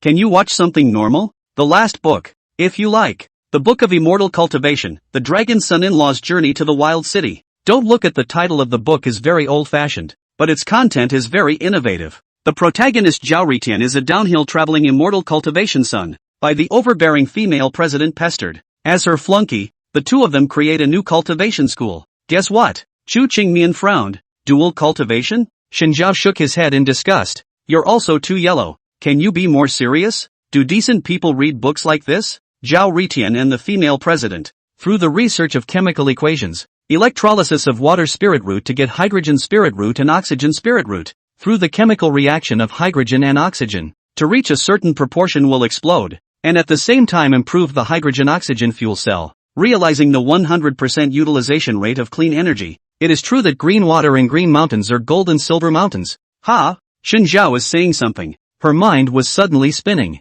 proud of the IQ. At this moment, like walnuts, even the most basic thinking cannot do. Shouldn't the normal thing be to get into a yellow harem? You think I'm that kind of guy? Then take your hands out of my pajamas right now. I'm just saying for fun. I'm really that kind of guy. Through the exchange of thoughts, Chu Qingmian felt more and more that Xin Zhao was an incomprehensible man. So complicated. More complicated than all the people she'd ever met. In other words, he's very contrary. Just be content. There aren't many lads as overtly bitchy as me. If this keeps up, I feel like I'm going to be mentally unhinged too. That's great. That way we can still be companions and have another little psycho and be happy straight through. My life is going to be over too. Then get out of my arms now and stop pillowing me. That won't do. You're quite comfortable on your pillow. Xin Zhao pillowed his arm, staring at the ceiling, feeling the temperature on his side. Suddenly lamented. Do you think we are getting more and more alike now? Yeah. I didn't think I could get more bitchy now, either. After being a bitch for a long time, she got used to it. Even, she thought it was kinda cool to be a bitch. She must be crazy. She blamed Xin Zhao. After the two lay down for a while, Chu Qingmian was a bit unable to hold on. Sleepy and drowsy. After turning off the lights, Xin Zhao suddenly opened his mouth coldly and asked, have you ever boinked? Nope. Do you want to try what kissing feels like? You don't eat garlic sausage, do you? On the day of her wedding, almost she was kissed by Xin Zhao, who ate garlic sausage, leaving her with a certain psychological shadow. No food. And I've never kissed a woman. So have you ever kissed a man? Does my dad count? He used to try to hand teach me how to lick shoes, but I refused. He still got a kiss from his dad when he was a kid, on the cheek, and from his grandfather. Although his family didn't have many people, it was a very happy family. Then do you want to try it with me? Chu Qingmian asked. No. I'm just trying to tell you that you fold your tongue and sweep it around in your mouth is what it feels like to kiss and stick your tongue out. Xin Zhao paused for a second and said quickly. He was aware that he had just hesitated for that second out of some very strange mood. To say that he loved her. He hadn't gotten to that point, and he didn't want to kiss a woman he couldn't talk about loving. After all, the original Lu Ran had already given him a certain psychological shadow, and he couldn't do the easy delivery of his true heart. But he still wanted to see what it would be like if he kissed Chu Qingmian until she lost control. Would a person as ascetic and arrogant as her cry and beg? What do you think our relationship is now? She'd kissed herself when we were first married. There has to be accountability. Friends and family. Xin Zhao was speechless and deliberately covered her face with the quilt. Sleep. Early the next morning, Xin Zhao saw that Chu Qingmian was still sleeping and couldn't help but sigh a sigh of relief that this person could really sleep. Then quietly, He got out of bed and went to the check room to pick out a dress to change into. He had business to attend to today. As soon as he went out the door, he bumped into Boat, who was crouching at the door, clutching his laptop. He saw Shinjiao go out and immediately stood up, pretending to be casual. I wasn't waiting for you. I just happened to be a little tired from standing. Aha, aha, Shinjiao said perfunctorily. For this senior arrogant square, just listen to his words in reverse. We had an appointment. You were going to teach me about stocks today. What's the rush? I haven't had breakfast yet. Shinjiao yawned. Moreover, your voice is too loud. Aren't you afraid of exposing our secret? Just so impatient. Boat was immediately silenced. I just came running to ask you because my sister, she's too busy to teach me. You don't think of yourself as too important. Shinjiao shrugged, washed up and went downstairs to the restaurant to eat. Have you eaten? Eat up. When can we start classes? Shinjiao suddenly had a bit of trouble eating. Why is this kid in such a hurry? It's putting a lot of pressure on him. All he could do was shove the donut into his mouth 3 times, take a big gulp of bean juice, and swallow it forcefully. Go to your sister's study. Shu Qingmian's study. He can enter when he wants to, and leave when he wants to, without any fear at all. As for business secrets and whatnot, she herself wasn't worried that Shinjiao would peek. After all, with Hamid around, what could be peeked at was pretty much peeked at long ago. In order to keep the trust between the two, he would refrain from such small gestures. Art climbed into the chair and opened his laptop and notebook, a neutral pen in his hand, his expression serious. Shinjiao majored in economics in college and studied quite well. He's usually a bit crazy,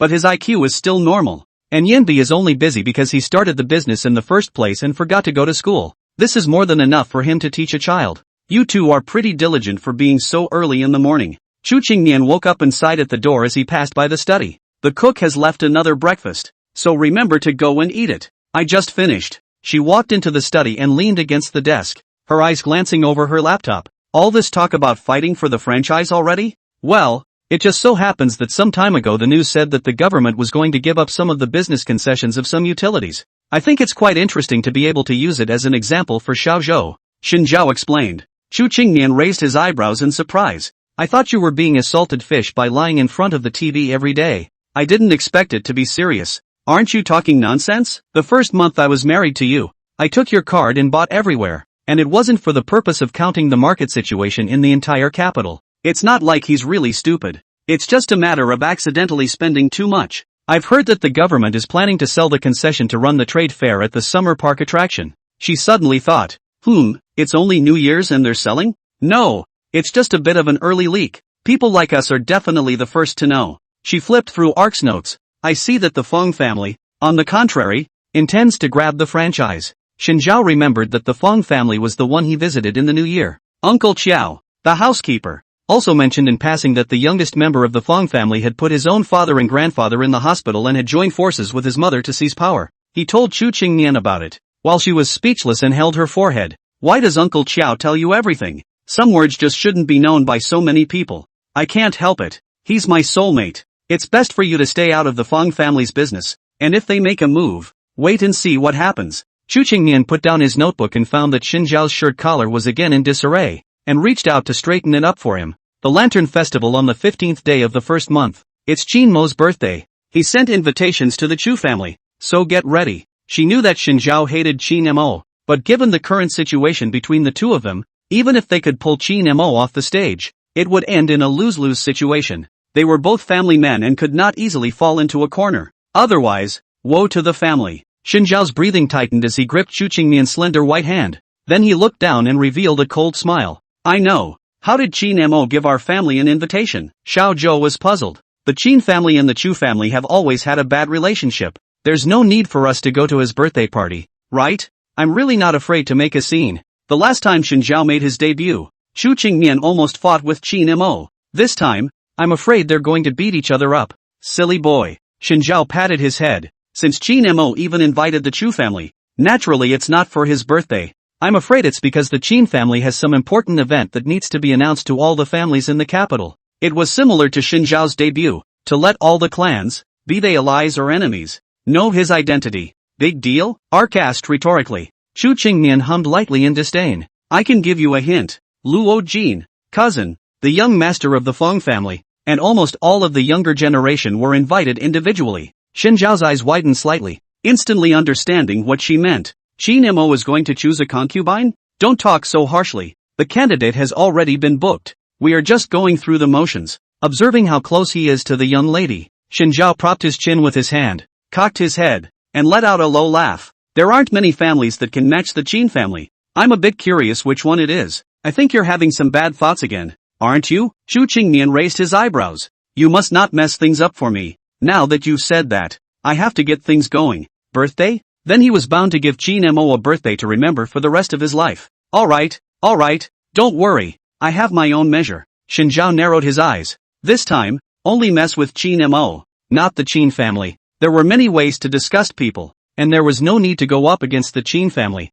a super family, right from the start. But my intuition tells me that there are quite a few people who want to make a scene at this birthday banquet. Xu Qingmian laughed. Shen Zhao then glanced at her in surprise, as if surprised at her unpredictability. Now that she'd said that, he'd like to see what kind of trouble he could make at the birthday party that day. So have you thought of a gift for Qin Mo? Logically speaking, he and Xu Qingmian got married, and the two of them, as husband and wife, jointly contributed a gift, and that would be sufficient. Send a clock. It's someone's birthday and you give them a clock. I love it so much when you act like that. What are you afraid of? It's not the first time I've offended him. She'd gotten used to it a long time ago. I have an idea. Why don't I prepare the gift? Shen Zhao mysteriously smiled, and Xu Qingmian only felt that something big was not good. He definitely didn't hold his farts. But she likes it. She loved to see her nemesis suffer. And if she could see Qin Mo go mad with anger, then she would celebrate by opening the most expensive bottle of champagne in the house. After she told Shen Zhao about this matter, Shen Zhao swore and promised,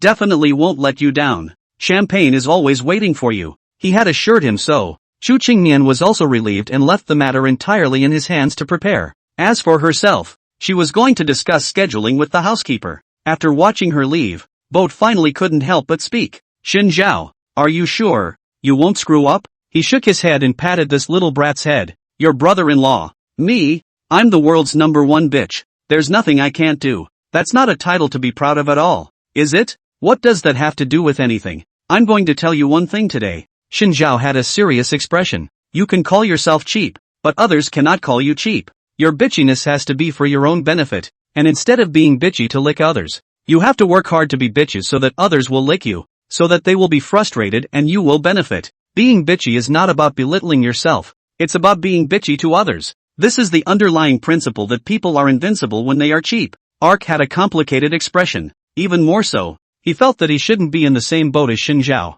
He'd rather be a decent man. What are you going to give Qin Mo for his birthday? Just go rummage around in the trash later and find a piece of trash to give to him. That's too bitchy for you. What's wrong? Do I have to pay for a gift for that scum? Why should he have to pay for a gift for someone he hates? If he was willing to give a gift, Qin Mo should accept it gratefully. After class, we'll both go through the trash. Boat, there's no need to bring him along. Luckily, though, the old mansion didn't give him a chance to rummage through the trash, because the garbage is collected by the maids who specialize in cleaning. Mr. Shen, what exactly are you looking for? The maid stood by the side bitterly, watching Shen Zhao pick through the garbage, not knowing what he was picking. Boat, what do you think of this as a gift? He held up the apple he had once half eaten. Why don't you give him the banana peel? Makes sense. Don't you really do that? Shen Zhao sighed helplessly, casually picking up a greeting card and unwrapping it to take a look at the contents with a complicated expression. Both saw it and immediately came to the front, and after reading the content of the greeting card, he had a complicated expression x2. Asterisk. Where did this come from? Ark asked. Shen Zhao took a deep breath, folded the greeting card and the letterhead in it, and stuffed it into his pocket. Kids don't ask. This is adult business. That blind JB analogy. It looks like Charlie came up with it. And as for who wrote this letter, I'll be damned if it wasn't the first secretary. It must have been Charlie's idea for her. With a casual glance, he captured a rounded object in the corner and picked it up to see that it was a crystal snow globe that had knocked against the base. He had a great idea at once. Next, it's time to test our handiwork. Boat was puzzled, and before he had time to react, he was pulled by Shen Zhao to sit on the carpet in the living room. Xiao Habai, where are the hand tools at home? Shen Zhao inquired. Xiao Habai was counting the items and heard Shen Zhao call out to him, bringing many tools inside. Mr. Shen, will these do? What Mr. Shen? What's our relationship? Why are you so polite? Xiao Habai shook his head. In the old mansion, there is still a difference between our identities. He was actually quite afraid of his grandfather. If grandfather saw him and Shen Zhao hooking up, 9 times out of 10, he would nag again. The one thing grandfather couldn't stand was unruly people, but what he didn't know was that his grandfather's favorite was Xinjiao. Xinjiao does as he pleases. No one can stop him. Come on, listen to me and leave them alone. Xinjiao shrugged his shoulders in a casual manner. Xiao Habai was helpless. By the way, I just fished this card out of the garbage bag. Have you seen it? Xinjiao drew out the letterhead that was sandwiched inside the greeting card and handed it to Xiao Habai. Observing his expression, Xiao Habai's expression was flat. This, is indeed mine. Why did you throw this away? I don't even know who gave it to me. So why keep it? And I've gotten a lot of letters like this one. Either sexual harassment or threats to get me killed. I'm afraid they're threatening letters from hostile forces. He sounded convinced. He'd gotten used to it a long time ago. As the second in command of the Chu family, others didn't dare to touch Chu Qingmian, but they always dared to touch him. There are a few people who want to get him killed. I am afraid that the owner who wrote this letter also hates him as much as those people do. So much so that he wants to abuse him by all means. Didn't you see that it says he's going to be tied up in Vegas? That's a blatant threat. Shen Zhao, poor big secretary. And then there's the woodsy Joe Herbert. Is it possible that this was given to you by your little fangirl? A beauty trick? It's even less effective on me. Are you even a man anymore? Can a woman be rich and good? That's because you don't understand women.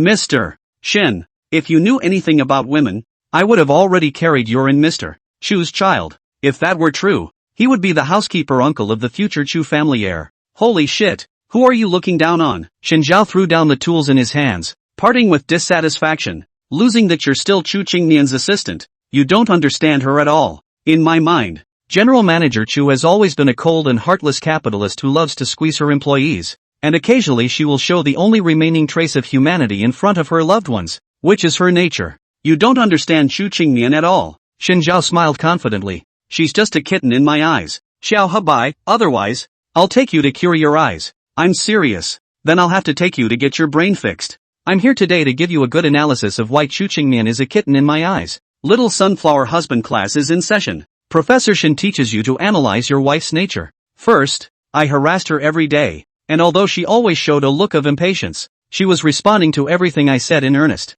Secondly, whenever I forced her and ate her tofu, she always pretended to resist and then looked at me with that lustful expression. Wasn't that just a deliberate attempt to seduce me into going a bit further? She's the famous Mr. Chu. There are ways to threaten me, but she's never done that, because she knew she looked cute pretending to resist and I was a sick psychopath who got more turned on the more she resisted me, so she acted it out for me. Isn't that a proud kitty? And the third point, kittens all love it when their owner pats her but, she'll be secretly happy when I sneak up to pat her but later. As Xin Zhao spoke, he realized that Xiao Habai and Xiao Zhou had lowered their heads, and their shoulders were emitting fearful trembles. What's wrong with you two? Mr. Shen, run. Fast what? Run. Fast. Xiao Habai's voice was getting lower and lower, and his head was almost drilling into the ground. Xin Zhao turned around violently and saw Chu Qingmian's beautiful face that was full of smiles. Oh roared. Yo, if it isn't my good master, your little kitty has come to play with you. Her tone was gentle. It was a tone that Xin Zhao had never heard before.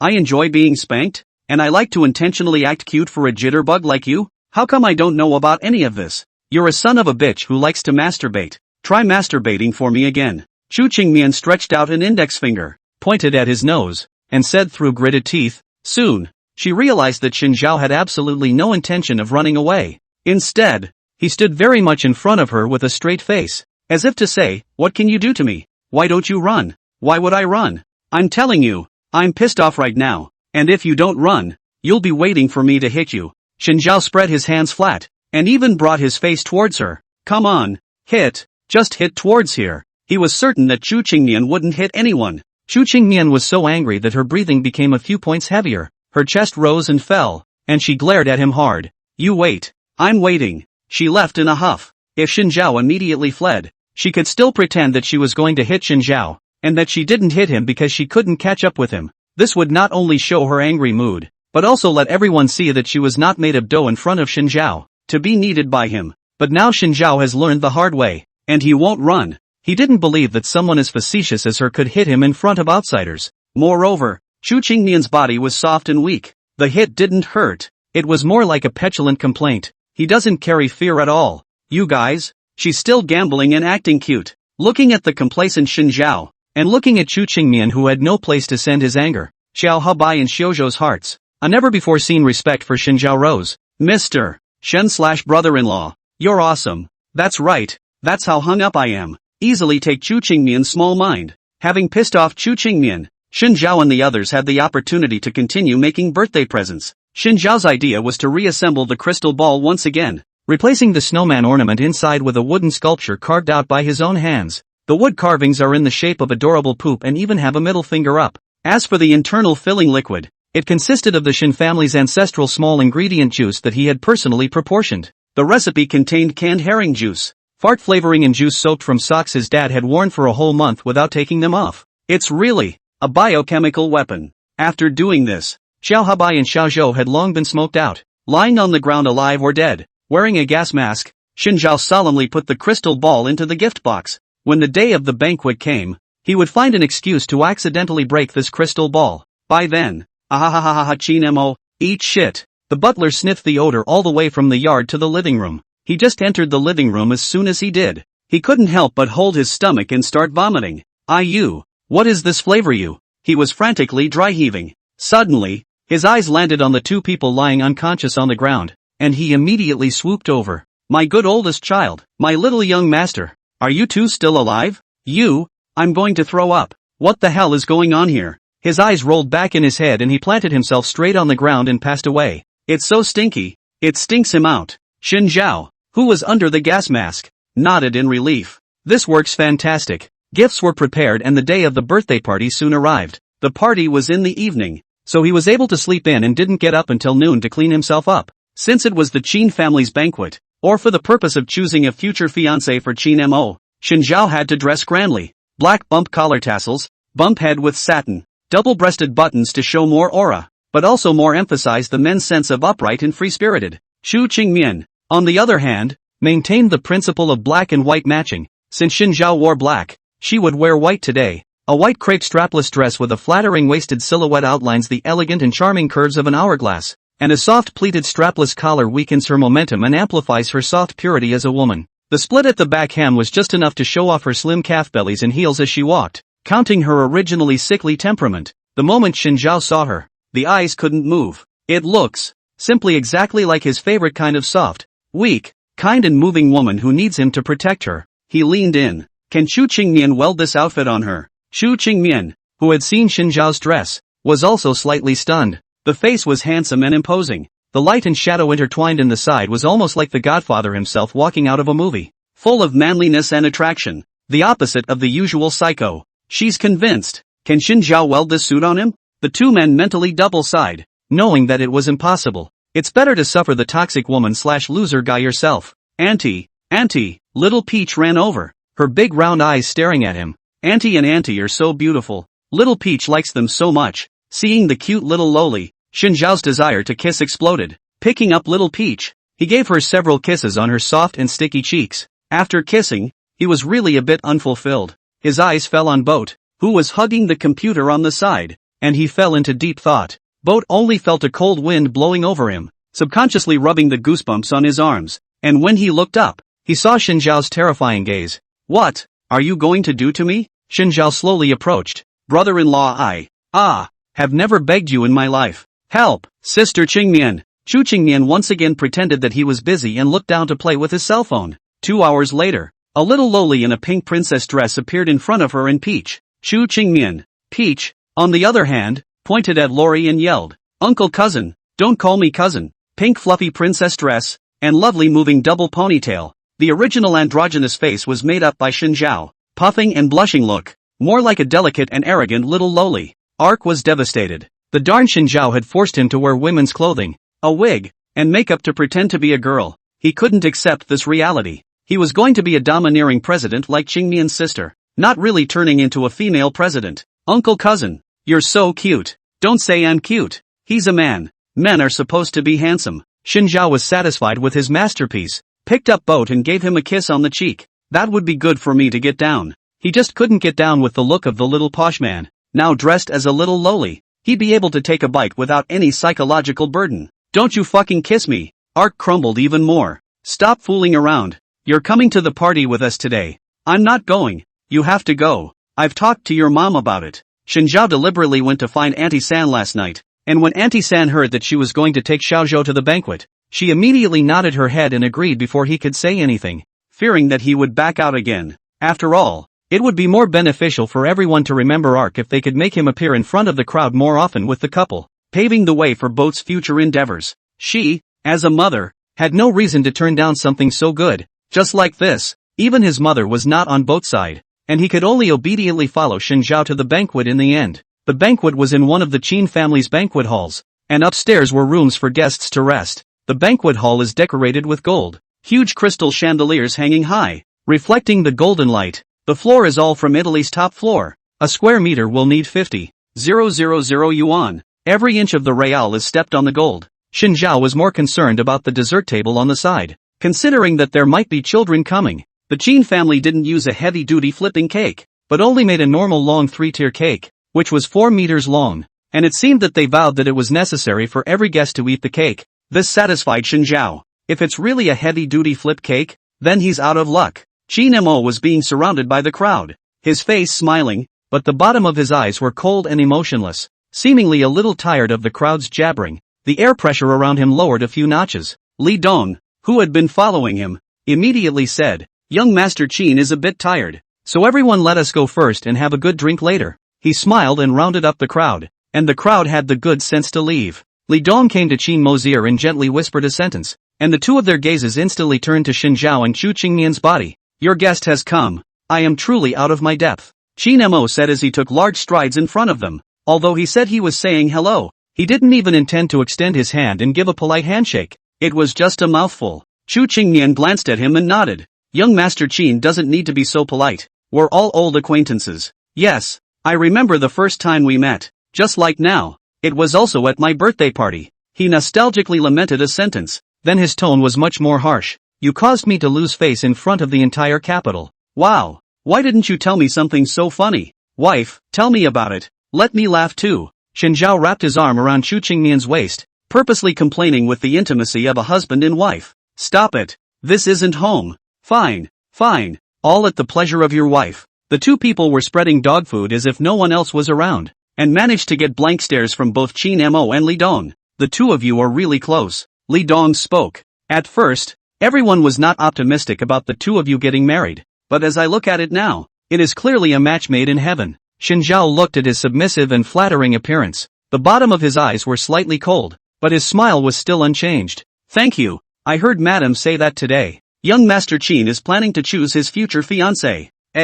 I just want our group of young people to get together more and get to know each other," Qin Mo explained with a smile. He didn't say outright that he was choosing a fiancé, but everyone understood their hidden meaning. Qin Mo was the young master of a superfamily, and they couldn't wait to send their daughters directly to his bed. "If I could become Mrs. Qin, it would be like smoke coming out of my ancestors' graves. Whether it is true or not, I still wish young Master Qin a happy future." Shinzhao deliberately bit the word happiness very heavily. It started the moment he returned home, a countdown to his revenge against the Qin family. All of Qin Mo's happiness, all of his expectations, all of his hopes, he had to destroy them little by little, to see him crumble in order to ease the hatred in his heart. "Thank you for your blessing." Qin Mo's color was obscure. "You too. You're welcome. It's your thanks." Qin Mo's expression stiffened for a moment, then his eyes became much colder. Mian. Shinzhao. Luo Jin ran over with her skirt and greeted them. She smiled sweetly, and when she saw the coldness under Qin Mo's eyes, the smile on her face dissipated a lot, and her eyes averted. "Long time no see, Luo Jin." Qin Mo nodded slightly in greeting. "After living in Germany for so long, are you still used to being back in China?" "Well," Rocken's voice trailed off. Apparently there was some fear of this person Qin Mo. She subconsciously grabbed the arm of Shinzhao, who was closest to her, and her gaze kept going to Chu Qingmian, praying that she would hurry up and open her mouth to back them up. "It's best to get rid of Qin Mo. Young Master Qin, it seems that Dong Zhao over there is planning to toast you." Chu Qingmian opened her mouth and reminded. Qin Mo glanced at them and snorted. "Originally I thought that General Manager Chu was different from the others, but now it seems that women are just women. It's all just womanizing. Becoming more and more different from what it once was for something that has no value. You say one more word about my wife and I believe I'll cut off your JJ and fuck you." Shinzhao was not a wimp, and when he saw Qin Mo mocking Chu Qingmian, he immediately overbearingly protected his wife. "Qin Mo, Chu Qingmian, actually, there is no need to protect your wife." Qin Mo's expression was suddenly much more complicated. There were many sentences he wanted to say at the bottom of his heart. but at the banquet, not a single one of those words could even be said. Cheesy. With 2 final words, he turned away. Seeing that he had left, Li Dong also nodded to them and bid farewell. Mr. Chu, Mr. Shin, Miss Luo, we'll go over there first. Young Master Li, take care. After they left, Luo Jin finally breathed a sigh of relief and patted her chest like she had survived a robbery. So scary. Chu Qingmian's expression was flat. What's so scary about it? Just a few pleasantries. Luo Jin shook her head. You don't understand. That look Qin Mo just had scared the hell out of people. It was like he was going to kill someone. He looks at me like he's killing people every day. Just get used to it. He can't kill you. The words are so law. Luo Jin, as if she suddenly thought of something, reached out her hand in front of her lips, close to both of them. Remember that clubhouse we went to last time? A waiter's sister passed away,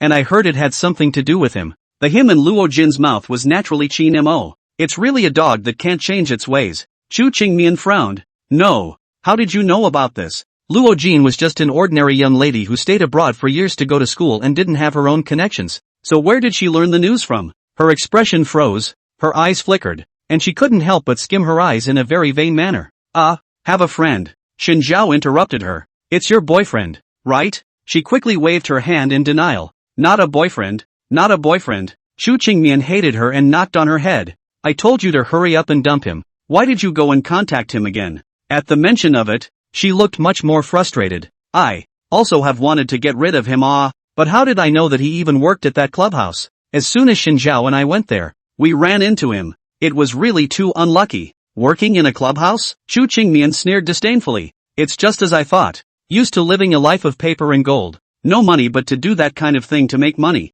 I've blacked out all of his contact information. But he's been transferring money to my AntPay account every day since he met me that day, asking me in the notes why I'm blacking him out. And there's no way for me to set up a rejection. Ji Chanyu was also too smart to continue pestering him in this way. Then one day I saw one of the notes where he said he was going to a co-worker's funeral. I was curious and just asked him what was going on. He told me that it was the day Qin Mo went to the club and ordered a few sisters. And then when he came out, one of the sisters was lying on the ground with no breath. Too terrible. Shin Zhao listened to their conversation and opened his mouth to defend Ji Chanyu. I think Ji Chanyu is different from the person you guys are talking about. He is a student at Jinghua University. He has excellent grades, and is a notorious academic bully. Everyone knows that he has a cute and lively girlfriend who studies abroad, and the two of them have to make phone calls every day across the time difference. He also went to the club just to find a quick way to make money to cure his grandmother and never did anything he shouldn't have. Luo Jin covered her mouth in surprise. I seem to remember that I regularly paid him money every month, right? Why do you still need so much money? He saved all the money you gave him to marry you later. Luo Jin pursed her lips. Her heart suddenly felt like it was stuffed with a ball of cotton. Blocking her, all that came to mind was the scene of her crying late at night to change her thesis, and Ji Chanyu patiently comforting her. Why would he do that? Wouldn't it be nice to get paid to be a vase? She just likes that face of his. He loves you and has been working hard for your future. Does that mean I have to say yes to him as long as he likes me? I pulled the plug on him because of what he kept saying to me about work-life kids after marriage and all that. If this kind of words are heard by my father, he will wait for the dust to roll away, and he can't set foot in the capital again for the rest of his life. How can the eldest miss of the Luo family marry a commoner? Even in the world of ordinary people, a down-to-earth, kind, hard-working, top-notch schoolteacher is a very good candidate for marriage. But for them, such people are impossible. Even if you like it more, you can't let him board the gate. Otherwise, the whole family will be the butt of the joke. Luo Jin was almost on the verge of tears, hugging Chu Qingmian, her voice muffled. Mian, Shin Zhao. He bullied me. Shin Zhao, be quiet. Shin Zhao shrugged. Alright, I'll shut up. Luo Jin's emotions gradually calmed down, wiping her tears in aggravation. If you mention him again in the future, I'll cut ties with you. Then I'll never mention that idiot again. He's a bitch. And if you don't like him, I'll have the first secretary assassinate him. No way. Luo Jin shook her head vigorously. Don't care about him. Just treat him like air. I'll never care about him again. She was beginning to regret that she should never have been curious enough to ask him what funeral he was attending that day. Chu Qingmian observed the guests around him and realized that almost all of them had come, and after touching Luo Jin's head, he left to take his seat with Shin Zhao. With their status, the seats they sat in were naturally with bigwigs from all walks of life. As the downstream of the Chu family, the Luo family naturally couldn't sit with them. Shin Zhao sat beside Chu Qingmian, looking at the others at a table. He really couldn't help but tsk.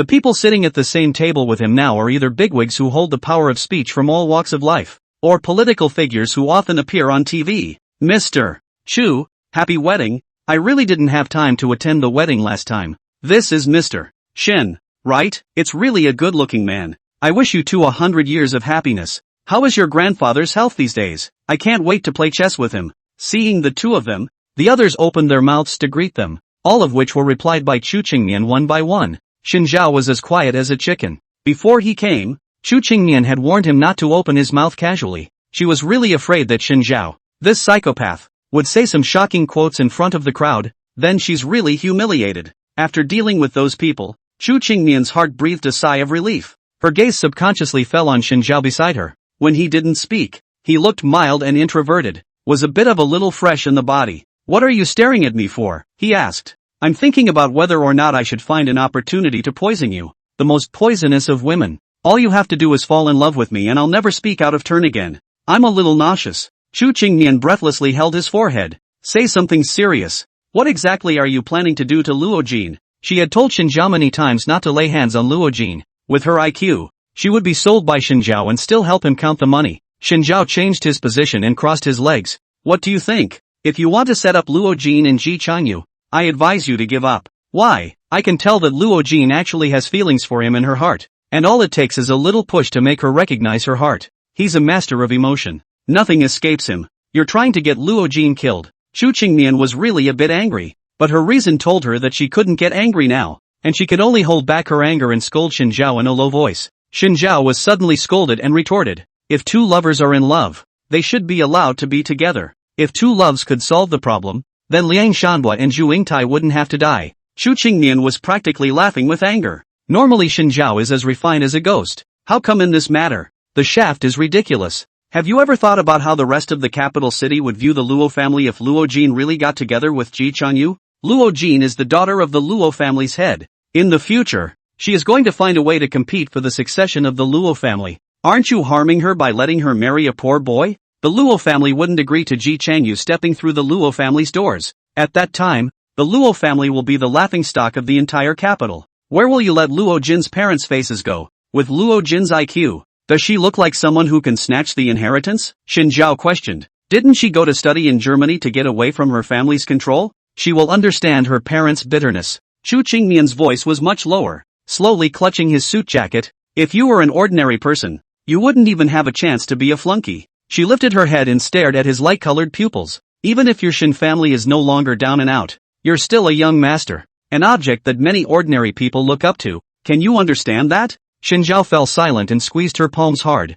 Tell me, do you have Luo Jin as a friend in your heart? Of course I did. Chu Qingmian. Then don't let me down. He stared at her closely. And don't hide it from me. I've already guessed it. Chu Qingmian only felt that his gaze was a bit burning. She didn't dare to look directly at it. She could only slightly skim her head. Yes, I admit. I promised the Luo family head that I would help Luo Jin fight for the Luo family's inheritance, so that she would become the well-deserved heir in the hearts of all. Have you told anyone else about this? Only the Luo family head and I know. You guys are going to decide her life for her without even asking her. It's too late to say anything. What late? Chu Qingmian smiled to herself. Do you really think that this banquet is just for Qin Mo to choose his fiancée? Shin Zhao raised his head violently, and when his eyes scattered over the many young men in suits and girls with delicate voices and simple smiles, he suddenly understood what Chu Qingmian meant. This is a blind date show organized by the Qin family. The Luo family head has already chosen a date for her. It just so happens that Luo Jin will graduate soon and return directly to China in half a year to get married. Just in time. Shin Zhao's eyes looked to Luo Jin at the next table, who was sitting with the young master of the Feng family. The young master of the Feng family had a gentle smile. His hair was slicked with hairspray, and he was pouring a glass of red wine for her. Luo Jin smiled awkwardly, her gaze occasionally shifting to the open space outside. You know full well that young master of the Feng family is not a good thing. I know, but believe me, he won't last long with Luo Jin. A trace of pain flashed under Chu Qingmian's eyes. He is nothing more than a stepping stone for Luo Jin. What about Luo Jin's feelings? The person she likes is clearly Ji Chanyu. Shin Zhao only felt some difficulty in breathing, not only for Luo Jin, but also because of Chu Qingmian. If they don't mind, they can continue to maintain the chartered relationship. Chu Qingmian said, the poor man's true heart, and the rich man's money, can all make up for each other. Let's talk about this matter at home. I'm really having a bit of a hard time right now. Chu Qingmian, I'm going out to get some air. Xinjiao directly stood up and walked straight toward the garden outside. The icy night air gave his irritated mind a little more clarity, and his heart calmed down a little. Thinking back to what Chu Qingmian had just said from his mouth, Xinjiao was a little breathless. Obviously, he has felt that Chu Qingmian is a different person, even if it's a little bit different from Qin Mo. He used to only know that Qin Mo and Chu Qingmian were not on good terms and were mortal enemies of each other just because of the relationship between the two families and their personal emotions. But now, at last, he had glimpsed another layer of meaning. It's the same kind of rejection. What the hell am I doing all this for? From one scumbag, fleeing to another. Xinjiao, what are you doing sitting here? A familiar voice came to him and he looked up to see a piece of pink clothing. Boat, why didn't you go in? Boat snorted coldly. Do you think I can go in dressed like this? He'd be screwed if he was in there and the others recognized him. Might as well hide in the garden alone and touch the fish. You don't seem to be in a good mood? Nonsense. I want to fucking hit someone. Xinjiao deliberately waved his fist. Boat followed him, and together they sat down on a garden chair, placing their hands on their skirts in a lovely and elegant manner. You could have told me to have a good time. Xinjiao told Xiaozhou completely about him and Chu Qingmian. Ark pondered for a moment and said, I don't think there's a problem with what my sister did. Sure enough, it's the Chu family. It has nothing to do with whether or not you're a Chu family member. It's true that you're very sentimental, but it's also true that your sister is trying to maximize everyone's interests, and you're focusing on different things. Isn't there any way to have the best of both worlds? Xinjiao sighed. Why is your sister so similar to Qin Mo? They are different. Boat firmly shook her head. The fact that my sister can say this to you has long proved that she has you in her heart. You're sweet talking today. I just want you to realize that we've been family for a long time. And, brother-in-law, it's not like there aren't ways to have the best of both worlds. Xiaozhou did not call Xinjiao, but directly called him brother-in-law. What are you trying to say? Sister wants to abandon the car to protect her, so you'll surround her and force her to change tactics. Xinjiao's eyes widened slightly, and then he suddenly laughed loudly, his laughter exuding an unconcealed pleasure. He wiped the physical tears of laughter from the corners of his eyes. Not bad. Genes are a scary thing. A 10-year-old boy who not only understands everything and analyzes the situation, but also has the audacity to just come up with this kind of plan. Humph. Looking down on who? I'm going to be the Chu family heir in the future. Xiao Zhou snorted coldly with a very defiant look. Then in that case, the Feng family, I will have to get rid of. Chu Qingmian also wanted to use the Feng family to help Luo Jin and finally get rid of the Feng family, so he would take a step ahead and stir up the situation. Xinjiao's heart probably had a concrete plan and slightly put his heart in his stomach. But your sister, I still won't forgive her. This time, he had to make Chu Qingmian suffer, or else he would be sorry for himself. Whatever, I don't care, Boat said flatly. Aren't you a sister controller? Why don't you object to me? Ark tugged at her skirt, revealing her dead fish eyes. Nowadays, I don't care about anything anymore long ago. Also, Xinjiao laughed out loud and propped his chair backward with his hand, looking up at the brightly lit banquet hall. You really should go in and take a look. There are quite a few interesting things going on in there. Like what? Did you see that woman who came late? She's 80% late on purpose. How can you tell? Look at her facial expression. The corners of her mouth drooping, her eyes fluttering, fiddling with small gestures every now and then. And even when she's conversing with other people, her toes are pointed at the front door, indicating that she's desperate to escape right now. Both thoughtfully and carefully listened to Xinjiao's analysis. What about that one? Then it's a nymphomaniac with her mouth watering. Ha ha ha, that one seems to be a chief's daughter. She and Qin Mo are laughing so happily. Xinjiao looked in the direction that Boat's finger was pointing and realized that the two people were too far away for them to see. Thinking for a moment, he pulled Boat, and together they climbed up the wall and peeked through the window to look in. We're not going to get caught like this, are we? Don't worry about it. There's no security here. I've seen it. The two men were trying to observe Qin Mo and the young lady. That young lady was wearing a white dress, embroidered with ruffles, fresh and unassuming, with curved eyebrows, looking at the heart of the good-looking, as if the hot summer day by chance glimpsed a splash of lotus flowers. Qin Mo slightly lowered his head and looked at her with a gentle gaze, his lips opening and closing to say something that amused the lady. The two of them were going to be called a groom and a daughter just by standing there. What's her family's last name? The daughter of Chief Zhao's family. I think her name is Xiao Jingyu. She came when you got married. Xinjiao was shocked. Holy shit, the Xiao family? The Xiao family, a famous family in the political world, was different from them in the business world, but also had no small amount of power in it. I see that the Qin family is planning to marry the Xiao family. What a poor sister to marry that scum. Xiao Zhou lamented. However, it seems like not everyone wants them to be together. Shin Zhao pointed at another woman and said. She was so angry when she saw Qin Mo and Xiao Jingyu together that she almost crushed her red wine glass, right? The canoe looked like it did. The other charming and attractive woman was even more furious when she saw Qin Mo talking happily with Xiao Jingyu. Quite a few women are getting jealous of Xiao Jingyu, aren't they? The two of them peeled themselves against the window as they chatted about gossip. As they were getting into it, a voice interrupted them. Hey, who are you guys? Listen to the voice. It is a child's voice. The boat was shocked. Thought it was his little friend. Scared to let go of his hand and fell straight down. But the expected pain didn't come. Instead the body was soft underneath. And Ark subconsciously opened one eye to observe. Beneath him was a boy his age, cringing in pain. Ark immediately went down over him and pulled him up. Are you okay? The boy rubbed the place where he had been hit, raised his eyes, and was just about to open his mouth to speak when Xin Zhao interrupted. Oh my little ancestor, you didn't have a bad fall, did you? If Boat gets hurt, Uncle and Aunt Sam can just skin him alive. Ark waved his hand and pointed at the boy's face. You, he. Xin Zhao looked and let out a gasp. Holy shit, a shrunken version of Qin Mo. He got worse. The boy pursed his lips and looked somber. I have nothing to do with Qin Mo.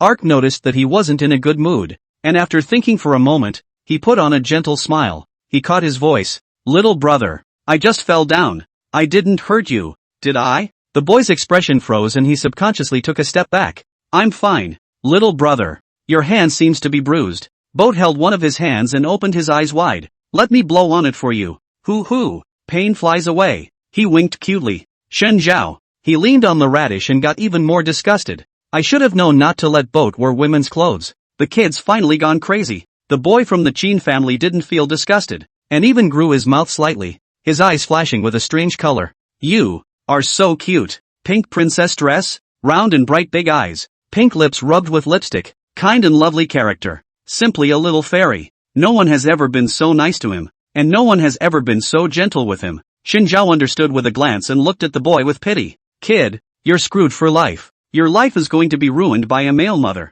or a male mother with a black heart. Little brother, what's your name? Boat mimicked Peach's usual smile and smiled sweetly. The boy from the Qin family slightly skimmed his head and squeezed his palms hard.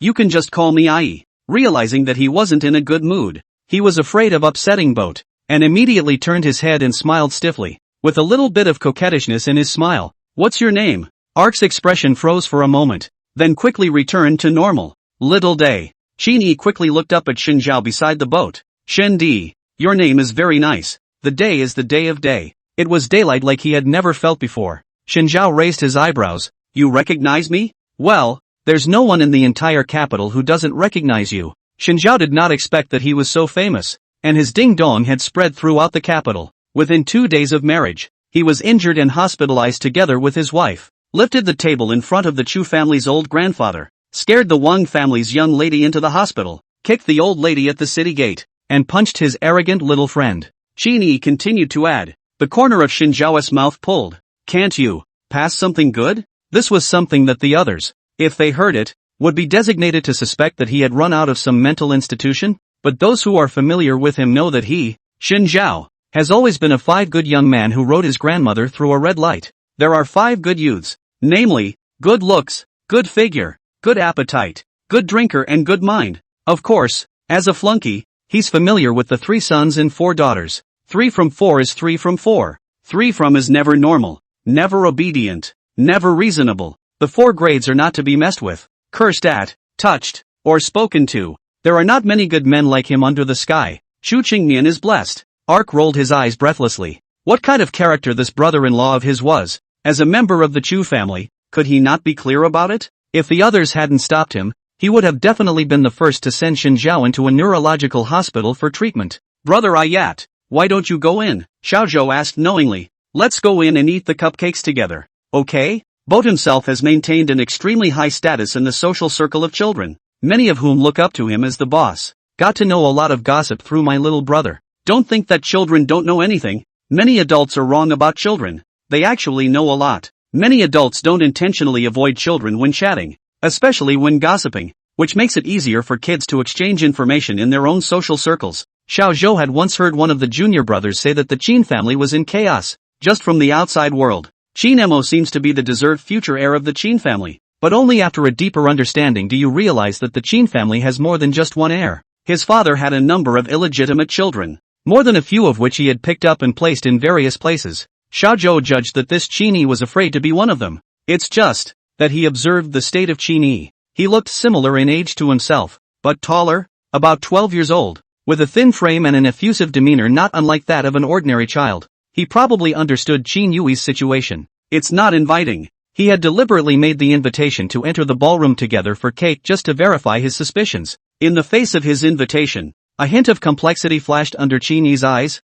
I can't go in. You can't go in. Then why are you still standing here? Just go straight home. How cold it is outside. Shinzhao said. Qinemo will be angry if I leave here. Sure enough, Ark said mentally. Is he bullying you? Boat frowned, her tone pretentious. He can be a real badass. Qinyi didn't answer, but his look revealed that he agreed with Ark's statement. Qinemo is really a big bad guy. Don't your mom and dad scold him if he bullies you? My mom and dad. I don't have a mom and dad. Xiaozhou, however, beamed in thought. You don't have a mom and dad? Oh, I see. It must be because they don't love you. That's why you don't want them. Shinzhao was shocked. This little brat really knows how to talk. Stabbing hard into someone's heart, Xiaozhou suddenly hugged Qinyi hard. It's okay, I can understand you. My mom and dad are not on good terms, and I'm sick to death of pretending to be in love in front of me every day. But look, I'm fine now too. Qinyi was suddenly embraced by him, and his body froze in place, not daring to move.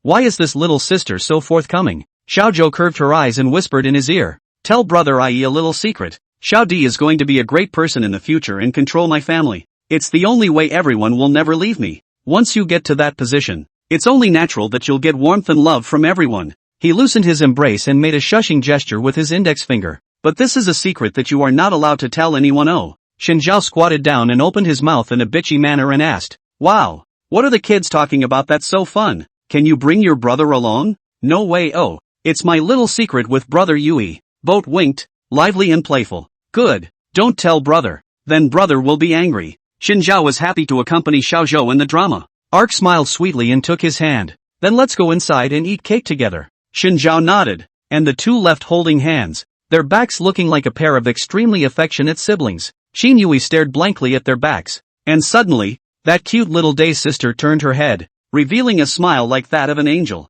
Brother Ayat, don't wander off. Oh, I'll go in and get you a piece of cupcake. All he felt was that his feet felt like they had been glued on, and he couldn't move them somehow. Boat turned his head, the smile on his face instantly disappearing, his gaze as flat as water. Shinzhao's line of sight remained unchanged, staring ahead, and said, at such a young age, you have quite a lot of heart. There isn't a child in this ballroom who is as pure and sweet as your heart desires. Kids are the most watchful group of people and have a lot of heart. Qin, what are you suddenly doing being so nice to a bastard son of the Qin family? My brother-in-law has taught me so much. I have to practice, right? Shinzhao couldn't help but laugh lightly, his gaze much colder. Then do it properly. He had a premonition that a character like Qinyi would definitely be a help to him. Qinyui is having a hard time, so little day sister can send him more warmth. Little day sister heard Shinzhao's general tone of molestation. Her face instantly darkened and she gritted her teeth. Don't call me sister. Soon, while the two chatted idly, the people in the banquet hall also discovered Shinzhao holding a little loli.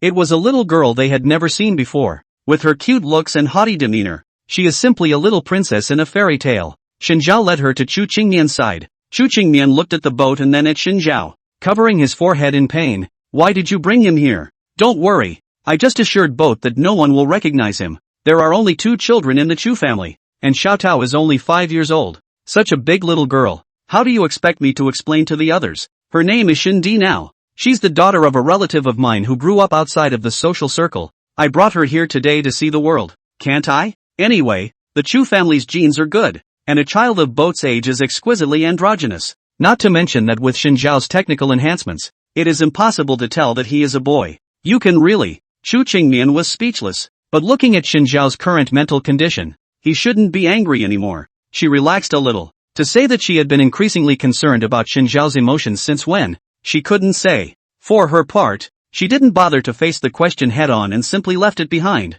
Avoidance is shameful but useful. Xiaozhou took 2 cakes and was about to leave, returning to the small garden to accompany Qinyi. Just 1 foot out the door, he was stopped by 2 or 3 kids. Standing in the center was a petulant and capricious little girl, with twin brothers standing beside her. Hey, who are you from? The little girl questioned, pointing at him. Despite the menacing tone, his eyes stayed glued to his body and wouldn't come down. How could there be such a cute little girl, a million times cuter than her? The little girl's heart was envious and jealous, even mixed with a little twisted fondness. The twin brothers nodded. Yeah, who the hell are you? Why are you so cute? Cuter than their big sister. Ark resisted the urge to throw the cake in their faces and didn't say a word. Are we sounding too aggressive? My sister won't cry at us, will she? It's true that the big sister is too fierce. And this sister just looks fragrant and soft. The little girl at the head of the group had her face twisted. You too. One more word and I'll beat you to death. Boat coughed. Brother, sister. I want to go to the garden to keep my new friend company.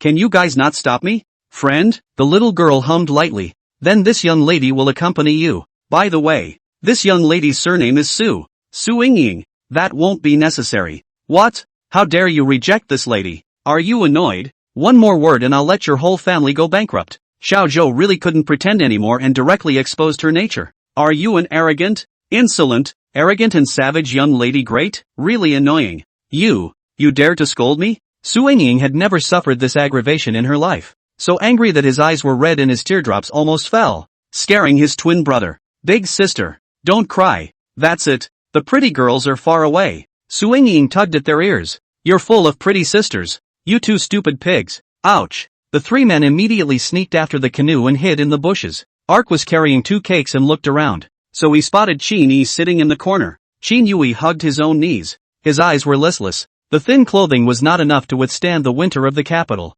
But he could not rise half a bit of courage to step into the banquet hall. Because that one's in there. He couldn't help but feel a pain welling up in the bottom of his heart when he thought of his own life. His mother was not good enough to be worthy of the Qin family, so he would have to be a bastard. Because he looks like Qin Mo, he rightfully received his special attention. On the face of being a brother, Qin Mo gave him a way out. But the price that comes with it is the nightmares that Qin Mo brings him day and night. That horrible man who had nothing but constant torment and taunts for him. Tell him over and over that he's a bitch. Questioning him over and over again. Why don't you go to hell? But whenever he rose to the mood to die, Qin Mo would tell him again. How can you die? Didn't your mom climb into the Qin family's bed just to leave a seed in the Qin family? If you die, won't your mom have wasted her efforts? Oh, I forgot your mom died a long time ago. Qin Mo's taunt was still in his ears. Something that deserved it. Just as he was in a daze of thought, a sweet voice rang out. Brother Ayat, I'm coming. You are still really here. He had long since stopped expecting his little day sister to come.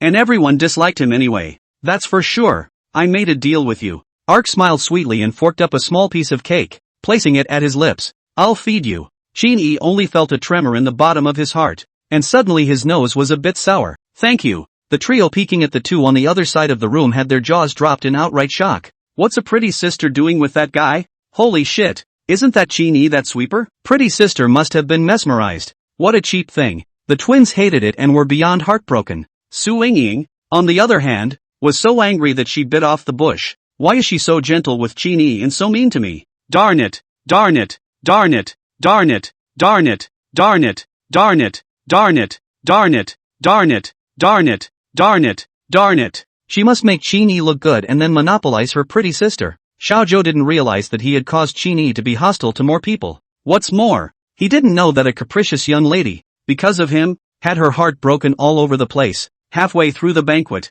Shinzhao has been bored to drink a whole 10 cups of red wine. The waiter who served the wine directly took 2 bottles of red wine waiting. It saved Shinzhao from harassing him one moment after the other, making him run around to get the wine. Big sister, when can we go home? Xu Qingmian put down the red wine glass filled with grape juice. Don't embarrass me. If you keep drinking, the others are going to ask me if I'm abusing you. Why are you like a starving man? It's not enough to eat a whole table. You have to drink so much. It's not like he can't usually drink. I'm bored. If you're bored, go play in the kitchen in the back and screw in the gas stove. Screw it up and we're all dead. We can still bring so many people along with us in our martyrdom. Tomorrow's news headlines will be the collective funeral of the capital's bigwigs. The most valuable funeral in the history of China. Shen Zhao. Xu Qingmian's tone of voice. Why is it becoming more and more like him? Is this the legendary husband and wife look? It's really true that the husband and wife are crazy together, and the people are bad in a big way. He's even better. We are, really, a couple with a streak, aren't we? Shen Zhao bumped her with his shoulder. If you really don't have anything to do, go upstairs to the lounge for a while and play your game. Shen Zhao heard this proposal, instantly support froze up. A look at the point in time, just the opening time of the qualifying rounds. cheerfully put down the wine glass and run. Chu Qingmian sighed helplessly. Shinjiao answered the waiter's question about where the Chu family's lounge was, and after getting the room card, he swiped it directly to enter. He closed the door and sat directly on the carpet in the living room, took out his cell phone, turned on the game, and started playing ranked matches. No, old brother. What strength are you? Hurry up and get into the factory and work. Ha ha ha ha ha ha. Nerd. Holy shit. I'm not even dead here. I'm just too powerful. Who do you think I am? Hey yo-yo. The sound of his voice woke someone up, and a woman's wail suddenly came from under the blanket of the couch. Shinjiao raised his head and narrowed his eyes, realizing that something wasn't quite right. In the air, there was more than a hint of perfume. Fragrant Grandma No.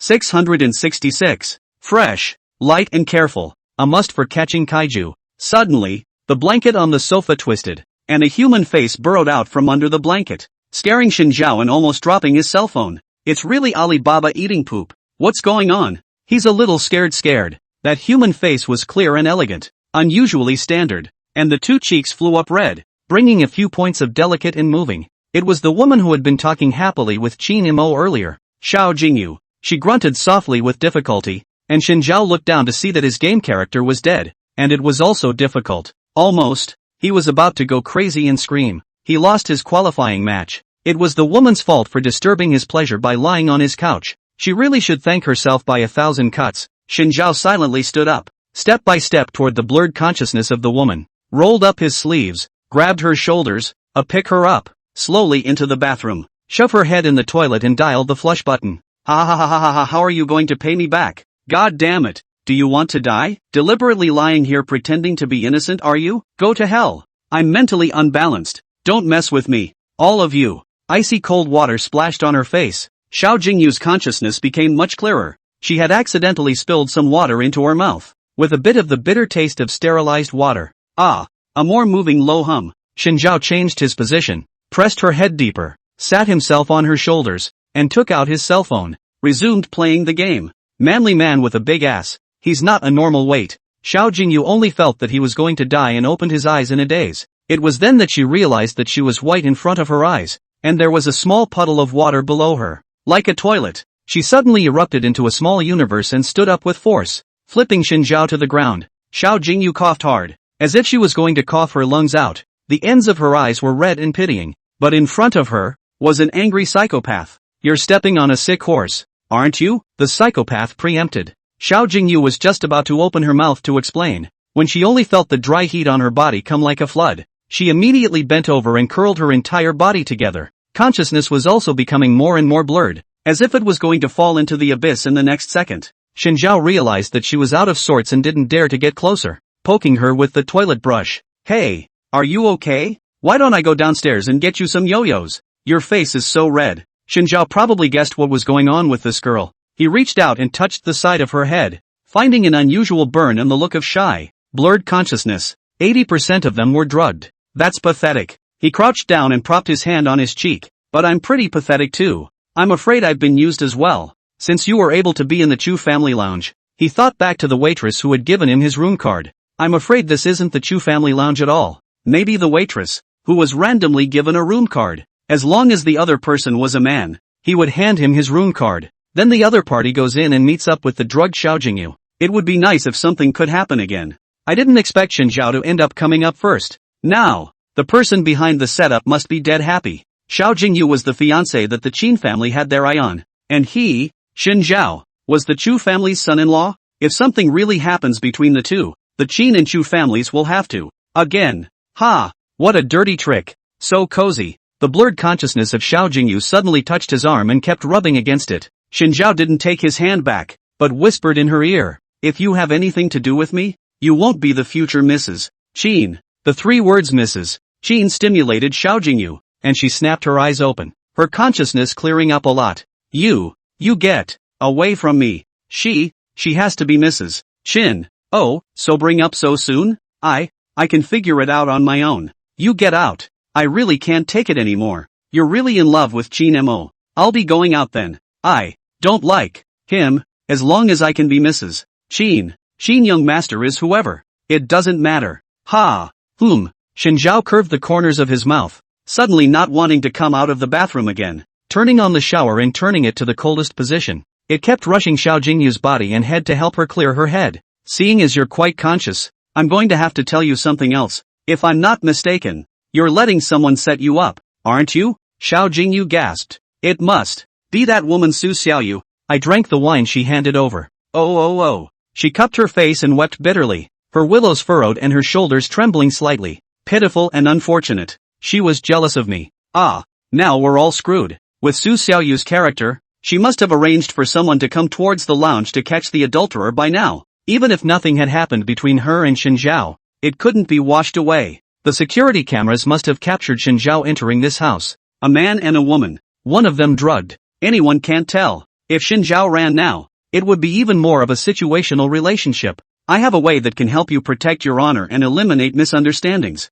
Xin Zhao smiled and opened his mouth, and at the angle Xiao Jingyu couldn't see, the bottom of his eyes were full of harsh amusement. When Xiao Jingyu heard this, it was as if she was holding onto a life-saving straw, and she eagerly said, I beg you, help me. I'm willing to do anything for you. Her reputation must never be damaged. She must be Mrs. Qin. Xin Zhao peeled her hands off herself. Stay away from me. I'm a big innocent boy. Pure love big boy. But personality epileptic bad. Do not get into trouble sorry for themselves Xin Zhao looked at the pitiful Xiao Jingyu in front of him and really couldn't help but sigh. The scratchy tea smell is so familiar. This group of people, with so many hearts and minds, even approached him on purpose. Didn't know he had a dense phobia? Just listen to me for a second. Xin Zhao attached himself to her ear and whispered. Xiao Jingyu's eyes gradually widened. His mouth opened incredulously. You can't possibly. I absolutely can't do this kind of thing. Then you'll just wait for your reputation to be lost, and then the position of Mrs. Qin will have to be filled by another woman. Xin Zhao pretended to shake his head in a very unfortunate manner. TSK,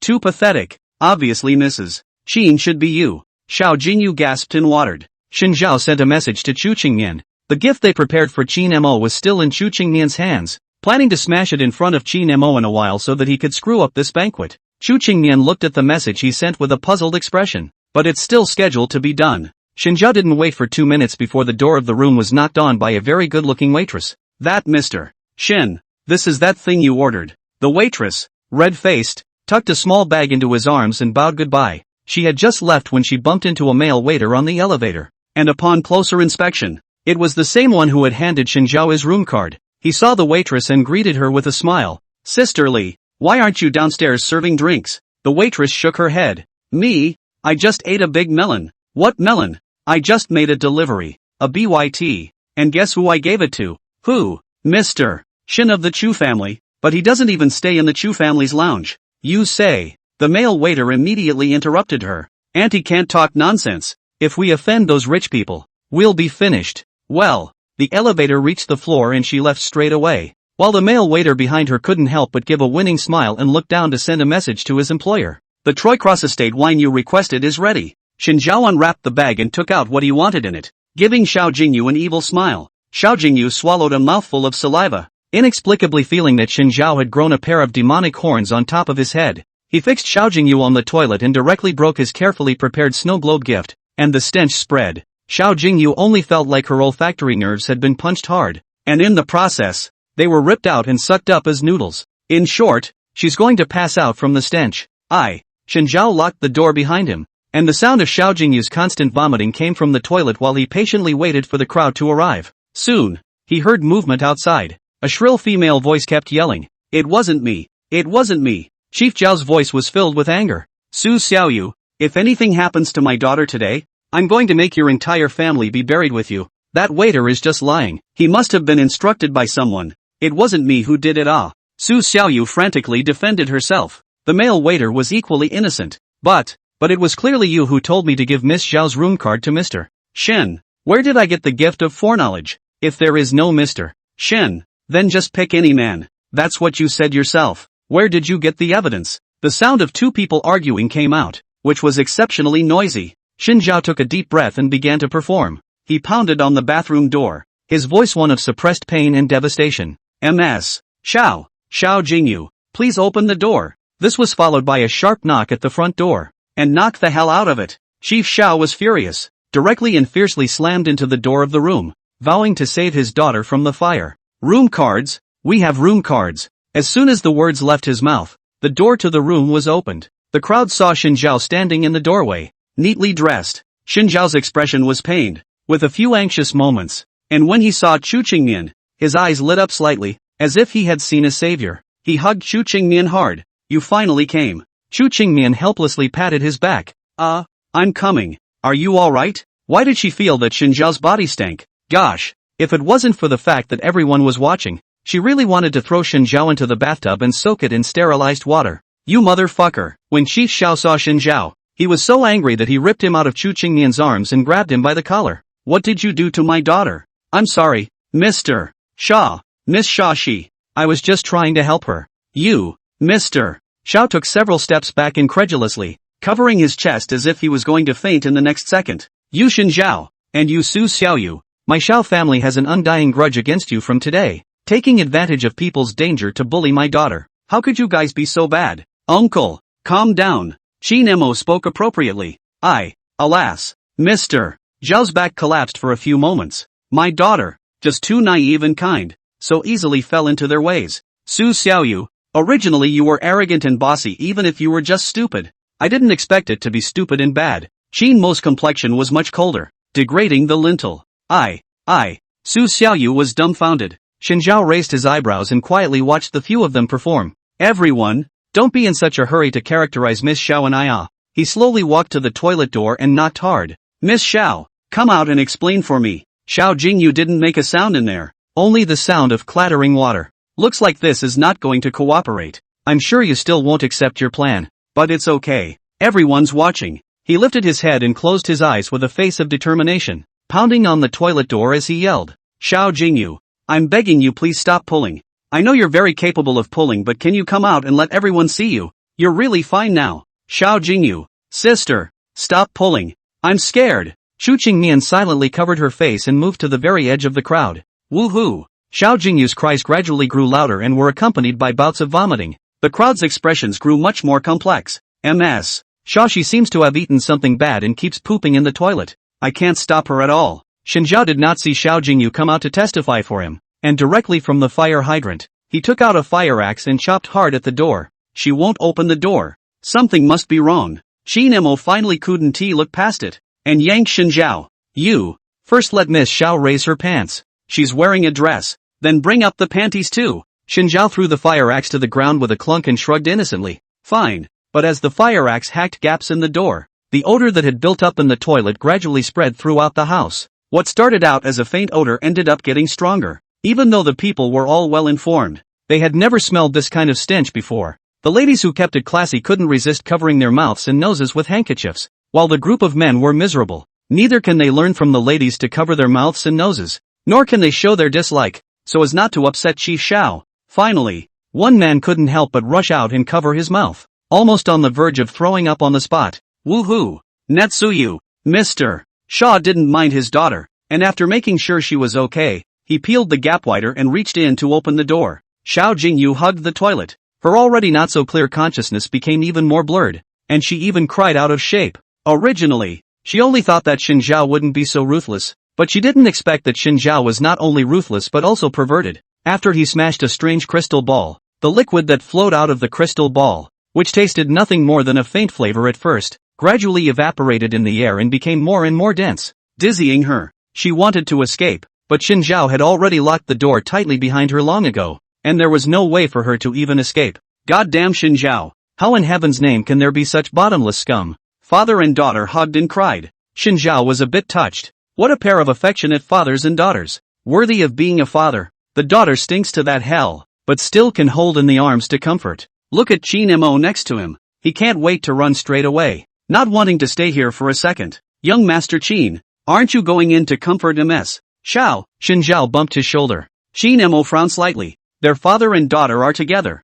It's not convenient for me to disturb them. He didn't care if Xiao Jingyu was okay or not, and if he would really lose his reputation. People like them, as long as the family is enough. The other person is a pig also have to marry home to provide. But what was happening now, surprisingly, gave him a twinge of dislike. Xiao Jingyu physically becomes a biochemical weapon. It's kind of worth his hesitation. He always felt that he was going to pass out from the smoke if he took another step closer. Oh, but I see Miss Xiao likes you so much. She must be very touched if her beloved man goes to comfort her at this time, right? Seeing Shinjiao's cheap and swishy appearance, Qin Mo suddenly had a bit of an itchy hand. How on earth can Shu Qingmian stand this kind of person? Wow! Young Master Qin is really a great guy and is going to comfort Miss Xiao. Shinjiao suddenly shouted and pushed Qin Mo hard in the process. Qin Mo stumbled for a moment, and then he saw the eyeballs of the crowd outside the door. He clenched his fist. If he showed an irresponsible attitude at this time, it would not be good for him or the Qin family. He lifted his head and flashed a smile.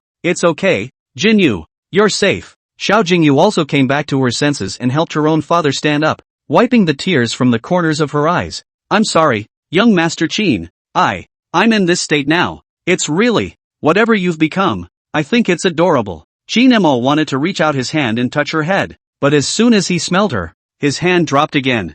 I didn't want it to turn out like this, but I didn't think that the red wine that mess Sushi gave me had that kind of stuff in it. Xiao Jingyu leaned on her dad, but luckily, I'm allergic to the substance in it, and I vomited and had diarrhea. Yeah, that's why I had the waiter bring in some enterococcinum. Shinjiao took out the bag handed to him by the waitress, which contained a box of potions. Su Xiaoyu's expression changed instantly, and her look certainly did not escape Qin Mo's eyes. He immediately turned away from Xiao Jingyu and stared at Su Xiaoyu. Miss Su, can you give us an explanation? Why? From the very beginning, did you say with such conviction that Shinjiao and MS Xiao had an illicit relationship? Su Xiaoyu shook her head. I didn't. She suddenly reacted and pointed to the male waiter on the side and said, he was the one who told me that Shinjiao asked the other waiters to deliver condoms, so I assumed that. Qin Mo sneered. Stupid. What a real dumb thing to be used and still weaseling out of it. I didn't. It's all because Xiao Jingyu set me up. I didn't expect it to turn out like this. Su Xiaoyu pointed at her and scolded. She and Shinjiao joined forces. Can she be a girl and lie about her innocence? The Su family's head of the family couldn't sit still first, and without saying a word, he gave Su Xiaoyu 2 slaps. Oh you fool, how could you do such a thing? From today onwards, you don't have a penny to do with our Su family. Get lost, Dad! Su Xiaoyu cried, and in a blur of tears, she looked to the Xiao family's father and daughter on the side. Xiao Jingyu leaned into her father's arms, the corners of her mouth hooked into a light smile of triumph, as if to say, dare to lay hands on me? Stupid childish thing. This farce gradually subsided under the joint auspices of Mr. Xiao and Qin Mo. Just as Shinjiao cleaned himself and changed into a new suit to go downstairs, he saw several children surrounding Xiao Zhou. Daylight, what's your full name? You're so good looking. Shall we be good friends? Well, he's already conquered everyone by his looks. Male girly men are truly a scary creature. Both glanced at Shinjiao and then at the twin brothers surrounding him. Hey you two, if you want me to be your friend, you'll have to complete a task for me first. Suiying pushed away the 2 minions and stood out. If there's any task, let me complete it. You, forget it, you'd better go home. Ark had long ago judged what had happened through the chaos that had just occurred. Looking at the petulant and capricious little girl in front of him, he gave a rare good look. Me, going home? Suiying cocked her head, not understanding what he meant. I don't like Qin Mo because he bullies my brother Ai, so you guys push him down the stairs. The twin brothers looked at each other and shook their heads in fear. Mom and Dad would kill us if they knew. What are you guys afraid of? I've got ways of not being found out that ye did it. Even if we are found out, what can we do? They're just a bunch of 10-year-olds. How can kids have bad intentions? Shinjiao stood at the high platform on the second floor and waved his hand in greeting. Ark just ignored it and jumped out of his chair, leading the twin brothers to prepare the props. There's a marble countertop section from the ballroom out to the front door. After Qin Mo finished seeing off all the guests, he saw the lone figure standing in the garden. I can't believe you're still around? Qin walked out and stood obediently in front of him. Still the same wimpy look. It's annoying to look at me. Qin Yui didn't say a word. Qin Mo felt nothing interesting and was just about to walk down the steps when he realized that the marble floor under his feet had loosened up a bit, and he fell on the place without a second thought. A stabbing pain came from the tailbone. His features crumpled together as he covered his ass, forcing himself not to curse. Idiot, don't come and hold me up. Qin Yi immediately went forward to help him, and when they reached the car, they realized that not only the tires had been punctured, the whole limo also gave off an odd stench. It's exactly the same as the one on Xiaojingyu. Back home to the old mansion, the maids had already prepared the evening snack, which was a yuan xiao.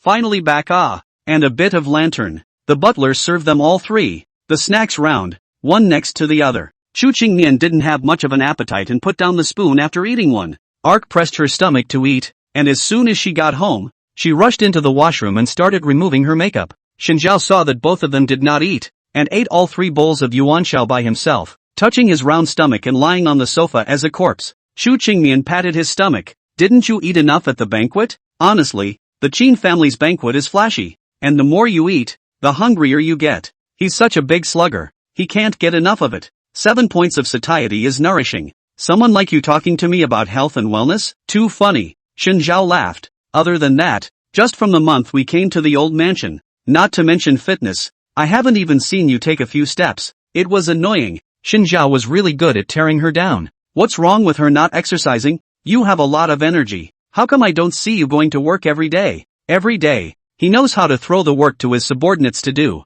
and he himself is having more fun than anyone else. The first secretary was on the verge of being driven to resentment by him. Shen Zhao began to defend himself. Beggars have to pick days to go and beg for food, but I, as the chairman of the board, have to go to work rain or shine. On what grounds? There is no such thing in heaven. If you were a beggar, you would have starved to death long ago. Shen Zhao hemmed and hawed, tilting his head to rest on her thigh. My wife supports me. If the Great Wall were made of your cheeks, 10 Mengjiangis wouldn't be able to cry it down. You're not so bad. We're teaming up as a couple today, and I'd be in trouble without you to help me carry my stuff. Can't you do it without me to get out? It's not like we have to develop trust. Working together is the best way to develop an understanding. Xu Qingmian hummed lightly and tugged on his hair. But if you can save me some heartache, I wouldn't be so heartbroken every day. What develops tacit understanding and trust? Shen Zhao grabbed her hand and put it down in his own hand to rub and play. Where am I being unconscious? Today I was almost ruined for my innocence. And you didn't even say a word in my defense at that time.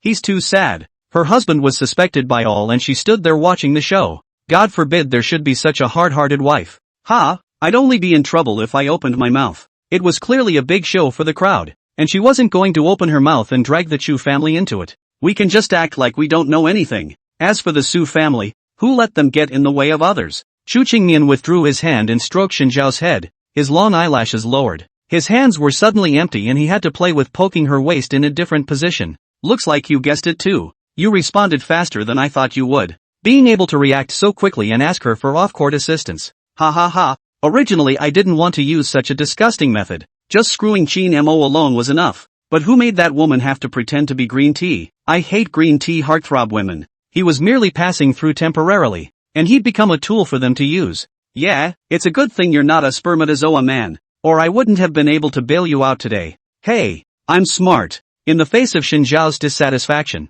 Xu Qingmian did not hold back a laugh. Good, big smart. To be honest, this Chun medicine little routine you guys are playing has long been several versions behind the meter. Oh, do you know how I found out that Xiao Jingyu was faking it? It's simple. Chun is not the same as ecstasy. There are only 2 principles. One is through sex hormones and the other is through DU. Sex hormones don't do anywhere near enough to turn her into a comatose state of consciousness where she has to get laid when she sees a man. And it's only DU that can achieve that kind of effect. But her family comes from the political world. And this kind of thing is the end of her if she touches it in China. So she can't guarantee that she'll show her face. In a chaotic social situation like the one in Rice, Shen Zhao knew a lot about these things. From the moment Xiao Jingyu opened her mouth and said her first words, she had already revealed herself in front of Shen Zhao. Although I don't have any evidence in hand yet, I judge that Xiao Jingyu should have intentionally administered the Chinese medicine. And even Su Xiaoyu's drugging was under her control. Purpose? Well, is it women's jealousy? But she's gambling with her own innocence. Isn't she afraid that Qin Mo will hate her if something goes wrong? That's where you're thinking wrong. What? Su Xiaoyu lost to Xiao Jingyu from the moment she administered the drug. And the position of Mrs. Qin can only be filled by Xiao Jingyu. She was overwhelmed by jealousy and then she was set up to be used by Xiao Jingyu. Otherwise Qin Mo wouldn't have said, stupid, twice. Stupid people can't be Mrs. Qin. But what if she's sleeping with another man? Not all men were as sensible as he was and reacted instantly. Does it matter if you are innocent or not? Xu Qingmian shook his head. Their marriage is not love. It is a collaboration between 2 families. Love is possession. But cooperation is not. If she did end up sleeping with another man, she would still be a victim. And Qin Mo would then express his disregard in pity. And it would be more likely to gain a good reputation for the 2 of them being deeply in love and unrepentant. As for the man who slept with her, I'm afraid that in the end, there is only one way to die. If it's a person going to die, that's fine. But if you take on a whole family because of yourself alone, that's what's not worth it. They'll just kill it? Or else. Xu Qingmian touched the hair on his temples again. It is said in all the stories in the talking books that the poor scholar and the rich lady had an illicit affair. And the rich lady could only marry him as his wife. But in reality, it should have been the poor scholar who was killed outright and the rich young lady who changed her life to marry another young master. Where's the proof that they had an unclean relationship when the people are dead? Xinjiao's pupils dilated slightly, and then he laughed coldly. You guys? Really? If you hate them, we can make an excuse not to go next time. I thought you were going to say, it's a rule we upper-class people have to follow or something. He mimicked Xu Qingmian's usual accent when he spoke and said in a staccato manner. Xu Qingmian knocked on his head. Being slightly nice to you, you still stomped on your nose. Alas, once I think that the lofty general manager Chu would even step back for a little loser like me. I can't help but be moved to tears. He rolled over and buried his face in the small of her back, shedding 2 crocodile tears. Then may I ask Shindik, has there been a lesson learned from this incident? Xinjiao took his face up from the small of her back and lay squarely on her thighs, staring at her chin and said seriously, kinda, in the face of the enemy, do not be jealous, do not be angry, and do not be blinded by hatred, but always keep a sane and ordinary mind to it. Su Smiley is a classic example. Faced with Xiao Jingyu's provocation, blinded by jealousy and hatred, she jumped into this setup specifically for her and the Su family. If she could think carefully about why a banquet hall with perfect security could allow her to bring in unknown drugs, load them into the drinks, and Xiao Jingyu could still drink them unguarded, but it was too late. Thanks to her father's quick reaction, he expelled her from the family in front of everyone, or else the entire family would have to endure the combined wrath of the Qin and Xiao families. For a while when I was just reborn, I couldn't sleep well every night, and when I thought that Qin Mo was still alive, I couldn't wait to take my gun and kill him. But now that I think about it, how have I not been blinded by anger some of the time? It is hatred of the enemy that clouds the judgment of the ego, and there is no harm in understanding the enemy dispassionately. Xu Qingmian gently lifted his head. The two of them faced each other and looked at each other. She gently dropped a kiss on his forehead. Go to bed. I'm sleepy. A trillion reasons why you should kiss him. Is she doing this to keep him awake tonight? That's a hell of a way to go. It's just a goodnight kiss. Don't foreigners do that all the time? But you're Chinese. Shut your mouth. Lying on the bed, Xinjiao opened his eyes and thought for half a day before reacting. Xu Qingmian couldn't have heard him say that he couldn't sleep every night when he was just reborn. So he took the initiative to give him a good night kiss? He wanted to yell at Xu Qingmian to wake her up and ask her what her intentions were. But she, as her name suggests, fell into an early sleep. Xinjiao sighed and rolled over, reaching out a hand to poke her cheek. Wake up, asshole. What kind of a woman is it to leave me alone to obsess? Who made him marry a bad woman? Xu Qingmian's brows furrowed slightly, and as if sensing his movements, he subconsciously rolled over, leaving only a backdrop for him. Xinjiao pondered for 2 seconds, forcefully wrenched her back and continued poking for fun. Xu Qingmian rolled over again, and he broke back again. Again. Then he was kicked again by Xu Qingmian. Are you sick? What are you doing up in the middle of the night? It's okay. After waking Xu Qingmian up, his mood inexplicably calmed down a lot, like a cat that was caught by its owner pushing a cup. And when it was found out, it was even more justified to break the cup. The only way to make him feel good. The short answer is ode panic. What exactly is our relationship? Would it be too ambiguous? It's good to be ambiguous in an adult relationship, but I'm a man who can't hide things and prefers straight balls to ambiguity. Tomorrow I'll take you to play tennis and kill you with a straight ball. Seriously, you're really making me feel insecure. Xu Qingmian's head was about to explode, her ears buzzing. So how do you feel safe? Honey, otherwise I'd better be your mistress. It's too insecure to be your husband. Xu Qingmian stuck his hand out of the comforter, fumbled halfway through the drawer beside the bed, and pulled out a pair of earplugs to put on. You really can't be too nice to people like Xinjiao. Give him one candy and he'll have the nerve to ask you for the whole candy jar, and maybe even go to your house to steal the candy. Stirring up his nose was portrayed by him. Ditto for ignoring him. The more you ignore him, the more he gets, and the only way to deal with him is through cold violence. In this way, she cold-bloodedly violated Xinjiao for a whole night. Early the next morning, she saw Xinjiao tinkering with something in the kitchen. Good morning. Today, but I'm the one who prepares the love breakfast. Xinjiao compared a flying kiss. Xu Qingmian took half a step back, expressing his reluctance. I'm going back to bed, so you can eat by yourself. Hey, I could have prepared it for 2 on purpose. You and Xiao Hebai go eat it. Don't give it to the 2 children, Xiao Tao and Xiao Zhou. She was really afraid that the 2 kids would die from the food. It's better to let the strong and sturdy Xiao Hebai take the stage. The 4th generation of housekeepers must guard the 4th generation of young ladies. Xiao Hebai was horrified and quickly put down the newspaper in his hand, put on his jacket and ran. I have things to do at the office today. I'll leave first. He had already been in the hospital once, so why did he still need to be allowed to come and eat what Xinjiao had made? Company? There doesn't seem to be much going on in the company these days, Chu Qingmian asked rhetorically. Xiao Habai sweated. Ahem. Well, it was Miss Jane Li who invited me to meet today. You see? Shen Zhao heard. Quickly put down the plate, urging, then you hurry to go. Yo yo yo. Young man progressed very quickly. Xiao Habai smiled awkwardly. In fact, he hadn't planned to go at all today. Xiao Habai ran away, and the task of eating naturally fell on the rest of the Chu family. Shen Zhao was the first to target his grandfather, who had treated him best. Grandfather is so old. Are you so looking forward to his death? Chu Qingmian hurriedly stopped him. In the end, it had to be her on her own. It's a rotten life anyway. She hasn't seen anyone get eaten to death yet. Why do string beans taste crunchy? Wow. I heard you describe the taste as great. I'll try some. You illiterate. Uncooked string beans are poisonous. Almost. She'd be in the hospital again. Grandfather only felt a great headache when he saw the two start arguing again early in the morning. Although it is said that people like to be lively when they get older. But every day he watched Chu Qingmian and Shen Zhao bickering. How could he be so unhappy in his heart? The butler smiled wisely. It's called eating dog food. Grandfather wondered. What kind of dog food? That's a topic for our young people. So said the 50-year-old butler uncle. Grandfather. There were times when he really wondered why these people in the Chu family had become strange ever since Shen Zhao came to the Chu family. He had raised Chu Qingmian for more than 20 years. He had never seen her so able to spit. Lively a bit too much, right? Where in the world has the once sickly, cold and unfeeling general manager Chu gone? Say, where's my good oldest son? The steward wondered. Shen Zhao immediately replied, going on a date. Oh yeah, date meeting. The two men looked at each other and let out a hefty grin. Chu Qingmian. She'd never thought Uncle Joe, the butler who'd watched her grow up, could be so lewd. The butler quickly responded, coughing awkwardly and putting on a straight face. What little girl is it that has gotten under my son's skin? In fact,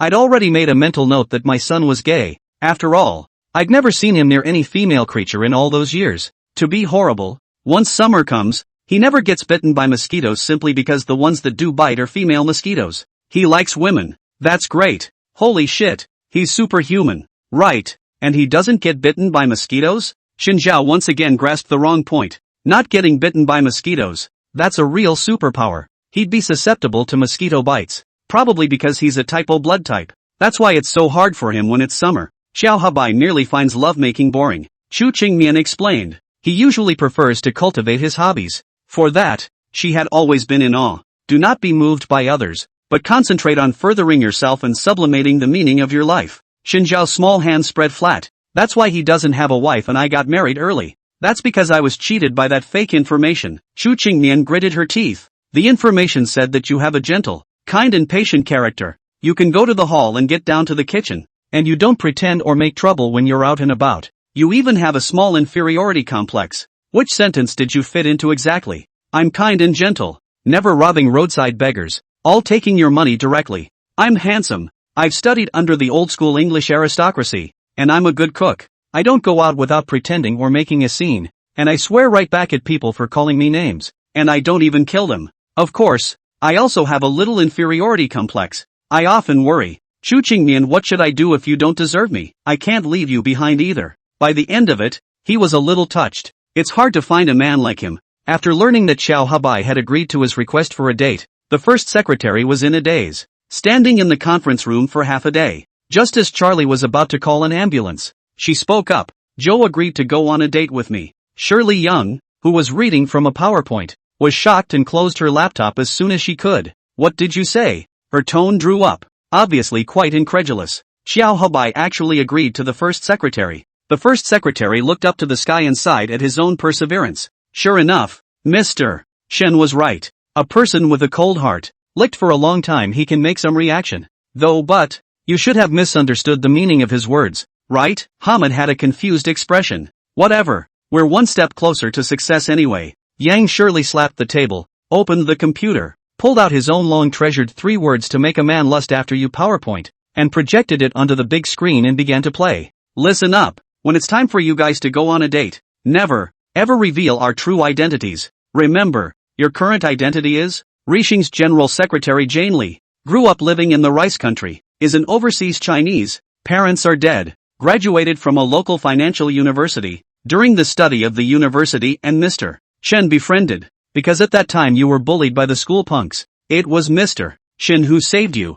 and since then you have been dead to him. The first secretary nodded seriously and began to shred. I'm Jane Lee. Jane Lee. Jane Lee. No, there is a very serious problem, Charlie voiced out, pointing at Jane Lee. This guy didn't even go to college. The moment Xiao Hubai asked, he revealed himself. The expressions of the remaining three froze, as if, it's still true. Jane Lee was the only one of them who hadn't gone to college. Xin Zhao and Charlie were both Harvard alumni. Shirley Yang had also graduated from a top business school, and although Hamid had been in the mob for a while, it had been a civilian with a specialized and explicit identity. After all the counting, Jane Lee turned out to be the only troublesome character among them. Yang Shirley helplessly held her forehead. Forget that she grew up in a casino and never went to college. Then you say that you were smoking and drinking and playing Dado every day. You knew nothing about studying, and you failed every subject all by paying the foreign students from the next Chinese country to take the exams for you. My God, this persona is too low, Hamid exclaimed.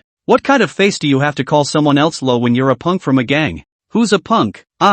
Wait, all stop arguing. Charlie stepped in just in time to stop the two. We're doing this today for Jane Lee's happiness in life. We should be more serious. He stared at Jane Lee seriously. When you guys are dating, can you bring me to play with you? Jane Lee, can she refuse? If you're going to take anyone with you, it should be me, right? Yang Shirley smiled disdainfully. I just happen to be your wingman. There's no man under the sky that I can't handle. Wait, you're both going? Hamid asked rhetorically. Or what? Shouldn't I at least let Charlie stay with me while I run the company alone? Believe in your strength, La. Managing a gang should be similar to managing a company. Charlie didn't mind waving his hand. And you're so irresponsible. Come on, even if I stayed in the company, I wouldn't be able to run it, would I? Charlie was very reasonable. When did I give you the illusion that I'm a very capable rich kid? I only spill money. I don't know anything else. According to Xin Zhao, Charlie is pure retardation, or a super expensive exploding gold coin retard. This was why Xin Zhao particularly liked him.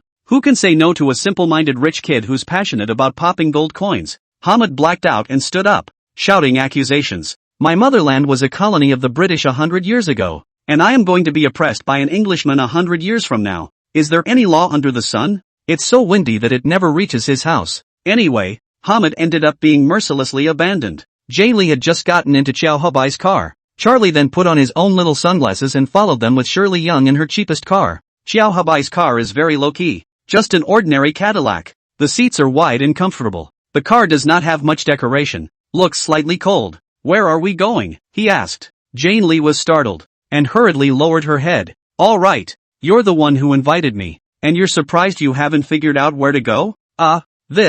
Sorry, she stammered a little. In fact, she hadn't even expected Xiao Hubai to agree, so it's also pressurized and unprepared. It's just a mouthful. It's okay, you don't need to apologize. There are times when being spontaneous isn't a fun thing to do, and isn't this more full of anticipation and surprise? Jane Lee only felt that her heart had been punched hard again, and she directly paused for 3 seconds. Such a Joe with so much emotional intelligence is even more handsome. Joe, so what do you suggest? Jane Lee was shy. I've never been on a date before. Me too. Is there anywhere in particular you'd like to go? Well, no. She hadn't actually seen anything, so she had no idea what places were fun. I've got a few options you can look at. The Go Association, the golf club, the racetrack, my friend's painting show. Or if you're feeling peckish right now, we can just go to dinner. Listening to Xiao Hubai say all this, Jane Lee's dyslexia of choice was offended and she directly chose the last one. Let's go eat. Eating is always easier than nose. If you have a mouth and hands,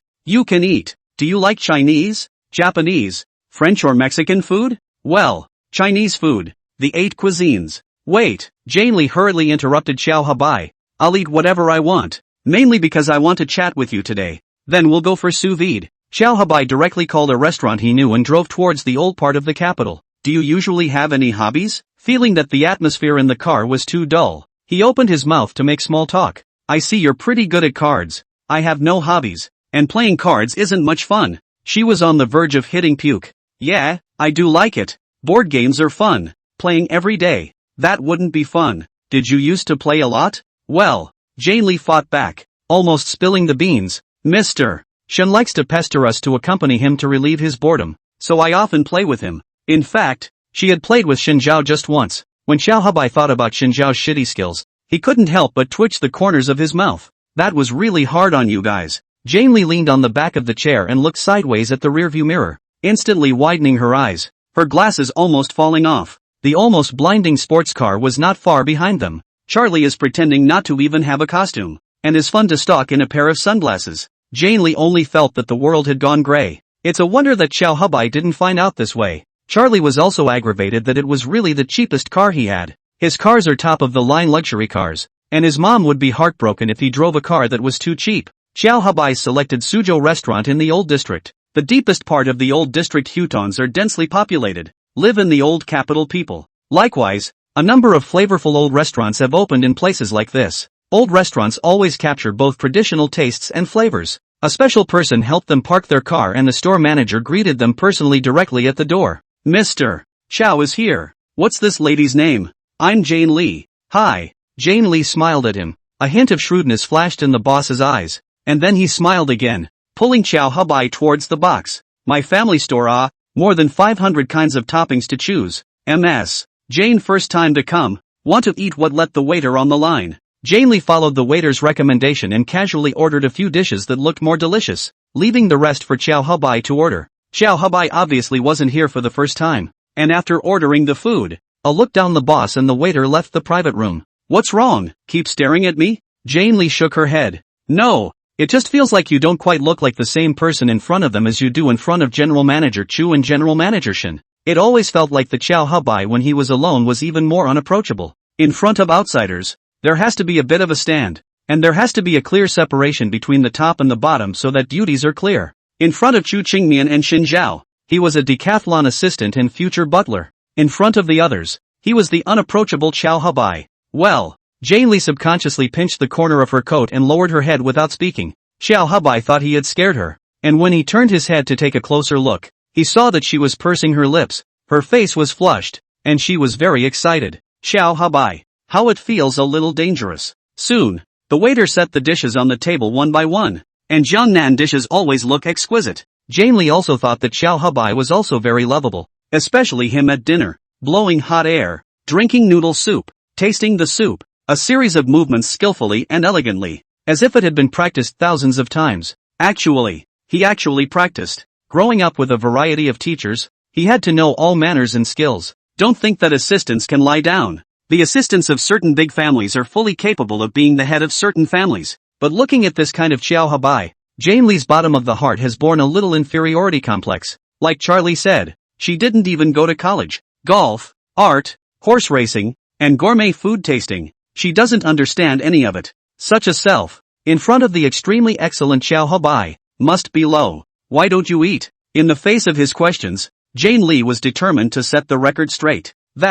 Joe, there's something I'd really like to say to you. Go ahead. I like you. Aha. You don't have any other reactions? Not even surprised. I found out a long time ago. Xiao Hubai put down his chopsticks. Actually, I didn't want to tell you about this directly, but since you opened your mouth today, I'm going to make things clear. I don't like women. Jane Lee vomited blood on the spot and crawled unconscious on the table. Don't like men either. Jane Lee came back to life in place, glowing with curiosity. So what do you like? I have many hobbies, only I don't like falling in love. Xiao Hubai crossed his arms. Everyone says that falling in love and getting married is all about finding your missing other half and filling in the gaps in your life. But I feel that my life is as perfect as I am in person. So why spend energy looking for my other half? In a way, Xiao Hubai was conceited. But, I really like you. Do I have to say yes because you like me?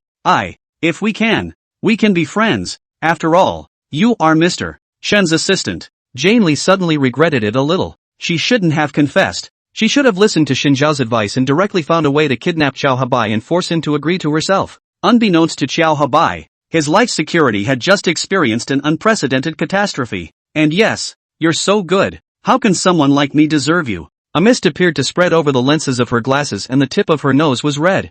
I didn't go to college. I only know how to play some board games. It's hard for me to learn a lot with Mr. Shin, but it's only limited to work. I've never been to any interesting places. I've only seen Norway in travel magazines, where the glaciers are clean and beautiful, and as soon as I saw you, I thought you were exactly like the pictures in the magazines, clean and noble. I can't do anything. I can't even eat as elegantly as you. It's to the point now where I'm still getting rejected again. Woo-woo, she said as she huffed and puffed, leaning over the table with a quiver in her voice. Xiao Hubai was startled by her sudden emotion and hurriedly patted her back, patiently persuading her. Don't think too much about it. I'm just afraid that if I don't explain it to you all the time, you'll just be in more pain when the time comes. And the long haul is better than the short haul. He didn't realize that in Jane Lee's heart, it wasn't just the bitter cries after being rejected, but also the emotions that had been suppressed for the first half of her life. It's nothing. People like me deserve what they get. And as for you, Joe, even though you don't like anyone, I wish you the best of luck in the future when you meet a woman who is as good as you are. Jane Lee wiped her eyes. Xiao Habai looked at her wretched appearance and sighed helplessly, removing her glasses, wiping them clean and putting them back on. MS. Jane Lee, I have to ask you seriously, do you have some misconceptions about yourself? You're not as bad as you think you are. Everyone is good at something and not so good at something. Just like I'll never be able to beat you at board games. Not going to college isn't a problem. Aren't you still Mr. Shun's assistant, taking care of Rishing for him? Everyone has their good points, and you care too much about what others think. A person's self-confidence is not built by others, but by himself. To care what others think is to enslave yourself. In other words, he found that there was a lot of slavery in Jane Lee. How about this? He lifted her cheek so she could look straight into his eyes. As a friend, I can teach you how to make yourself more confident. Xiao Habai nodded and smiled. A perfect person should help an imperfect person. Xiao Habai was just about to open his mouth to continue when a waitress screamed from outside the box. Immediately afterward, the door to the box was viciously kicked open. He had just stood up and turned around when he was met with a stranglehold and a tackle pinned to the table. Yang Shirley's knee was against his back, and he nearly knocked his glasses off. Charlie rushed over to stop in front of Jane Lee, his expression resolutely righteous. What did Xiao Habai do to you? Don't be afraid. I'll make him pay. Xiao Habai's entire body was dumbfounded. Having done nothing himself, he was suddenly tackled and slumped over the table like a prisoner. And, is Yang Shirley even that good? The strength is also too great to take down a grown man in an instant. Have you misunderstood? Shut up, said Charlie, picking up one of the chopsticks and pointing it at Xiao Habai's head. I just leaned over the door and heard it all. You made Jane Lee cry. I really didn't do anything. Hey, don't talk back. If it wasn't for the fact that this is China, I would have shot you in the head. Charlie, Sherry Young voiced, reminding him not to misspeak. It's okay, I just scared him. I don't know how to use a gun at all. As a mediocre rich kid, fighting, gunplay, intelligence, he had nothing. He's so poor that all he has is money. Even Harvard's diploma is bought by money. If not for his family gave really too much. Not to mention Harvard, he cannot even get into the Harbin Buddhist College. If anything unexpected happened, he would only hide behind Yang Shirley and Jane Lee and scream at the top of his lungs. Only when Jian Li saw Xiao Haibai's face gradually turning blue and his breathing was a bit difficult did he hastily pull Yang Shueli away and explain things clearly. Xiao Habai picked himself up, covered his chest, and coughed several times, obviously hurt badly. Yang Shirley and Charlie looked at each other awkwardly when they realized they had misunderstood him. Sorry, do you need medical expenses? I can pay for it. Xiao Habai waved his hand. No need. The three Charlies stood in front of him awkwardly, with a sense of hand-wringing that they had made a mistake. He sighed. Since Mr. Campbell and Miss Yang are both here, I won't bother you today. No way, Charlie and Shirley Young said in unison. Don't you guys have a date to go on? But we're not lovers. Friends can also eat, drink and have fun with each other. Just now you guys said a what? Remodeling.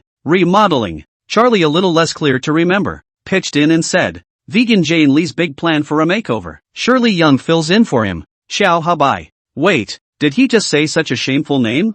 But, before he could finish his words, he was pushed by the two men to leave the box together, along with Jane Lee, who was pulled along with them. Hey, wait a minute. Xiao Habai was directly pushed into the car by them and sat in the back seat alongside Jane Lee. Charlie had gotten the keys to his car from somewhere and just stuck them in and stepped on the gas. Hey, I drive a lot when I'm at home, and even though my family has a lot of drivers, my mom says, Mama's boys, we're doing this for Jane Lee today, not for you. Charlie shrugged. Well, sorry. He looked at Xiao Habai through the rearview mirror and asked, what's the first step of your plan? After Xiao Habai had experienced the shock just now, his mood had long since calmed down more or less, and the whole person looked as sensible as ever. Let me think. He looked to Jane Lee, who was in a state of consternation beside him. She often wore an OL uniform, a pair of red plastic-framed glasses, bangs that blocked almost her entire forehead, and black hair that she wore coiled at the back of her head. It does look competent, but it does lack a certain feel. It even seems like she's a little shady from some angles. Just as he stared at her in thought, she subconsciously moved her eyes away. Xiao Habai came to a realization. I just realized that you rarely stare into people's eyes. It's not very polite to keep staring at people. Her voice was low. It wasn't that she actually found it rude, but she had hated staring into people's eyes since forever. When she was in the casino, she always sat across from the gamblers, staring at each other with a variety of eyes without expression. Those eyes were her most hated memories. Forget it, self-confidence isn't built in a day. I did suddenly think of what style you're better suited for. Chow Hubai nodded slightly and smiled. Mr. Campbell, please go to the Times Mall downtown. Wow, is it shopping? Yang Shirley's eyes lit up. She loves to shop. The best way for a woman to get fit is to shop. Okay, you let me navigate. Times Mall is one of the top shopping malls in the capital, benchmarking internationally and featuring a number of famous luxury stores. There's a saying in the capital that the cheapest cool white water in Times Mall costs over $100,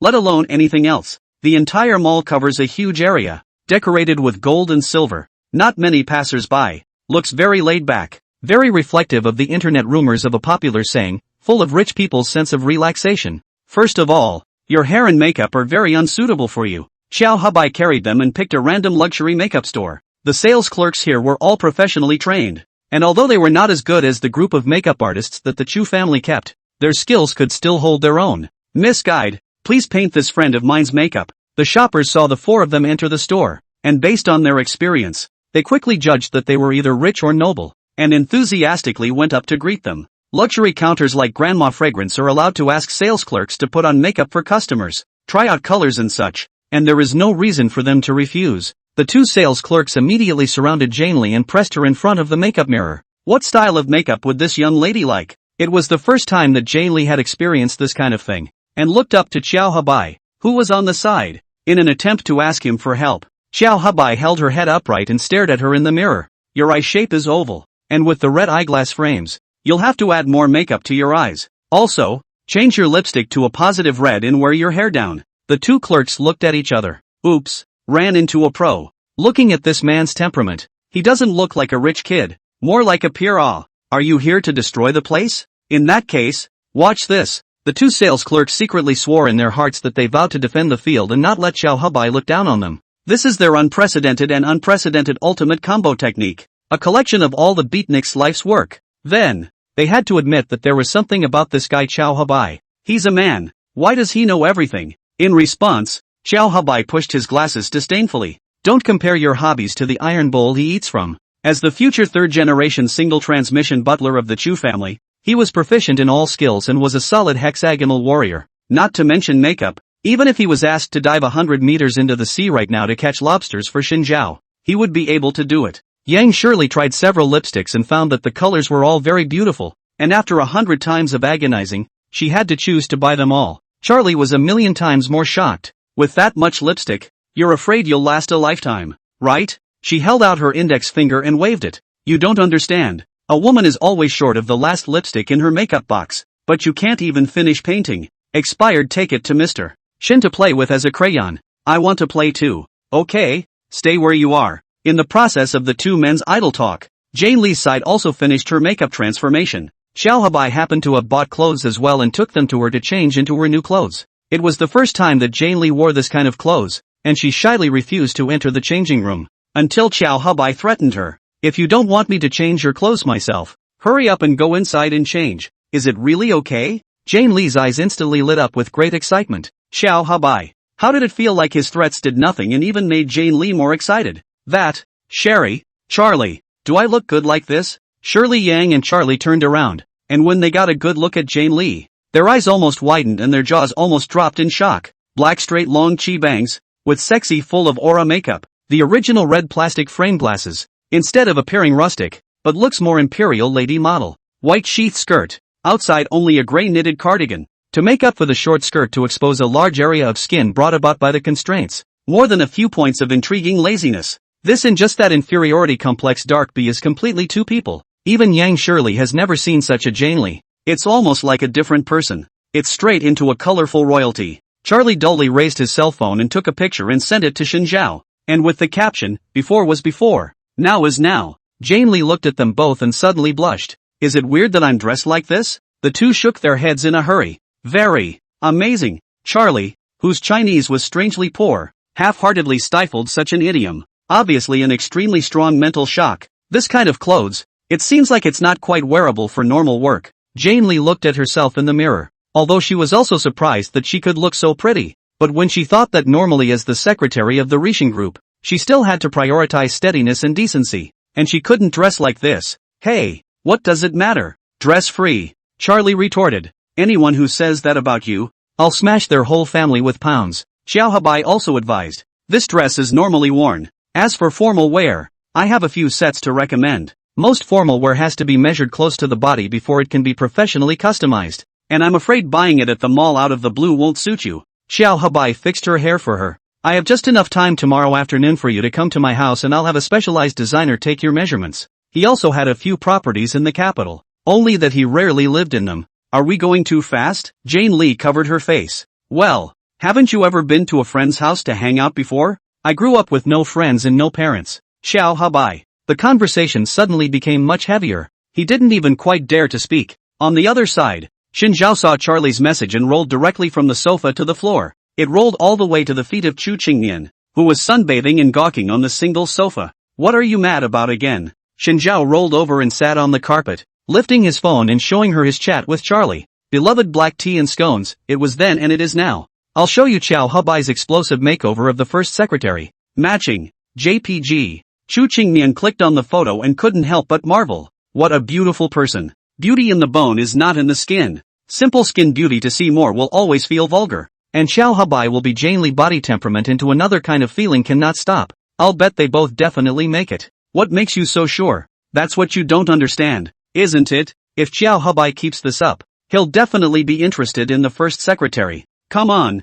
No way. Chu Qingnian shook his head, his demeanor all but disbelieving. Let me tell you, if we were living in an immortal cultivation novel, then Xiao Habai would definitely be the only one among us who practiced the emotionless way. And it would still be the kind that could directly rely on the emotionless way to become immortal. He is equal and has no feelings for all. Ironwoods can still bloom? Just kidding. If the two of them really make it, I'm willing to work for you as an ox all day long. If you say go east, I'll never go west. If you want me to go up to the 9 heavens to get the moon and down to the 5 oceans to catch turtles, it's fine. Xin Zhao instantly came energized. Really? It's his favorite. A gentleman's word is his bond. Shen laughed out loud. Chu Qingmian. You're bound to lose because you don't understand Xiao Habai at all. I grew up with him, how could I not know him? Joke. Unless the Tritons were going to attack Earth. She didn't believe that an iron tree could blossom. As much as you know him, you don't know him as well as I do. Because only men know men best. You two are still hung up on love? Speak civilized.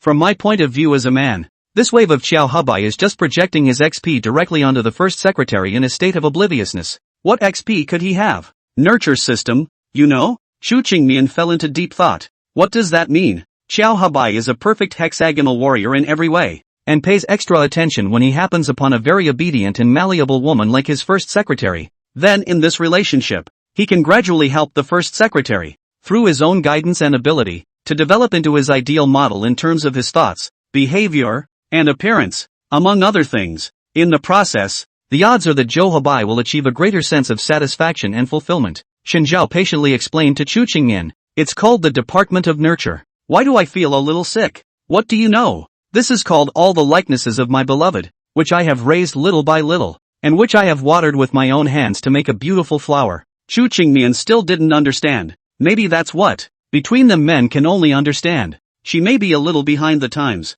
Seeing that she still looked confused, Xin Zhao resolved to write her a book, the complete book of human XP. To teach her to recognize the various kinds of human XP. Otherwise, for the hallowed general manager Chu to not even know such a simple thing, it was really laughable. Xin Zhao's excuse convinced Chu Qingmian. In order to keep herself from falling behind, Chu Qingmian decided it was better to learn a little bit. As she picked up her phone, intending to look up what a series of words like cat's ear fury meant again, she swiped through her peers' circles. Mr. Zhao, I heard that young Master Qin broke his leg. Ankong, hands together, rose. With pictures of a whole bunch of gifts, Chu Qingmian raised his eyebrows, clearly having something more interesting. Xin Zhao, have you heard? It seems like Qin Mo broke his leg last night. There was gloating in her voice. Xin Zhao stood up from the carpet and sat inside Chu Qingmian's single sofa. The two of them were crowded, but they didn't feel uncomfortable. Deserved a car accident, didn't you? Ha ha ha. He's starting to gloat, too. Wait, how do you know he was in a car accident? Chu Qingmian grabbed the point. Because I'm the one who blew out his tires. Ha ha ha ha. Chu Qingmian. She looked at the other people's friend circles and then at Xin Zhao. But Chin Mo wasn't in a car accident. It seems like he just plain fell down on the steps. What? It was Xin Zhao's turn to be surprised. The passing canoe, very plainly, came. I did it. What? It was both of their turns to be surprised. Xiaozhou had an expression of not being surprised. What? Are you adults allowed to play mind games and not allow children to make a mess? How do you do it? It's a long story. Long story short. A borrowed knife. That's too short. Well, I just tricked those stinky little kids into blowing bubbles at the steps. Accidentally pushed one of the kids over. The suds water happened to spill on the steps. And then I accidentally smoothed it out while wiping up the suds water and pried a couple of the floorboards loose in the process. Nice one. Just right. What a careless. Even if the Qin family finds out that it was us kids who did it. So what? We're just a bunch of kids who did it accidentally. Xiao Zhou gave a roguish smile. If he dares to find out about us, then his heart is too small. Can a person who holds a grudge against a child, who is so careful, really be qualified for a big job? The head of a family must be a wise man with a big heart. If you can't even tolerate small children, what kind of people can you tolerate? Not to mention the fact that among this group of children, there might be other heirs that other clans are focusing on cultivating. Qin Mo will just admit his bad luck. Although he was indeed a narrow-minded person, he should still pretend. Holy shit, you bear children are scary. Shin Zhao scared and shook his head. No wonder the whole world hates bear children. I'm not afraid that my child will be a bear, but I'm afraid that my child will be bearish and smart. I haven't told you how I tricked the security guard. Never mind. You don't say. I can already imagine how you guys give a security guard a hard time. Even Shin Zhao was a bit sympathetic to that security guard. As for Qin Mo, he deserved it. Shin Zhao shivered. Wife, your Chu family genes are so horrible. I'm a little afraid to have a child with you.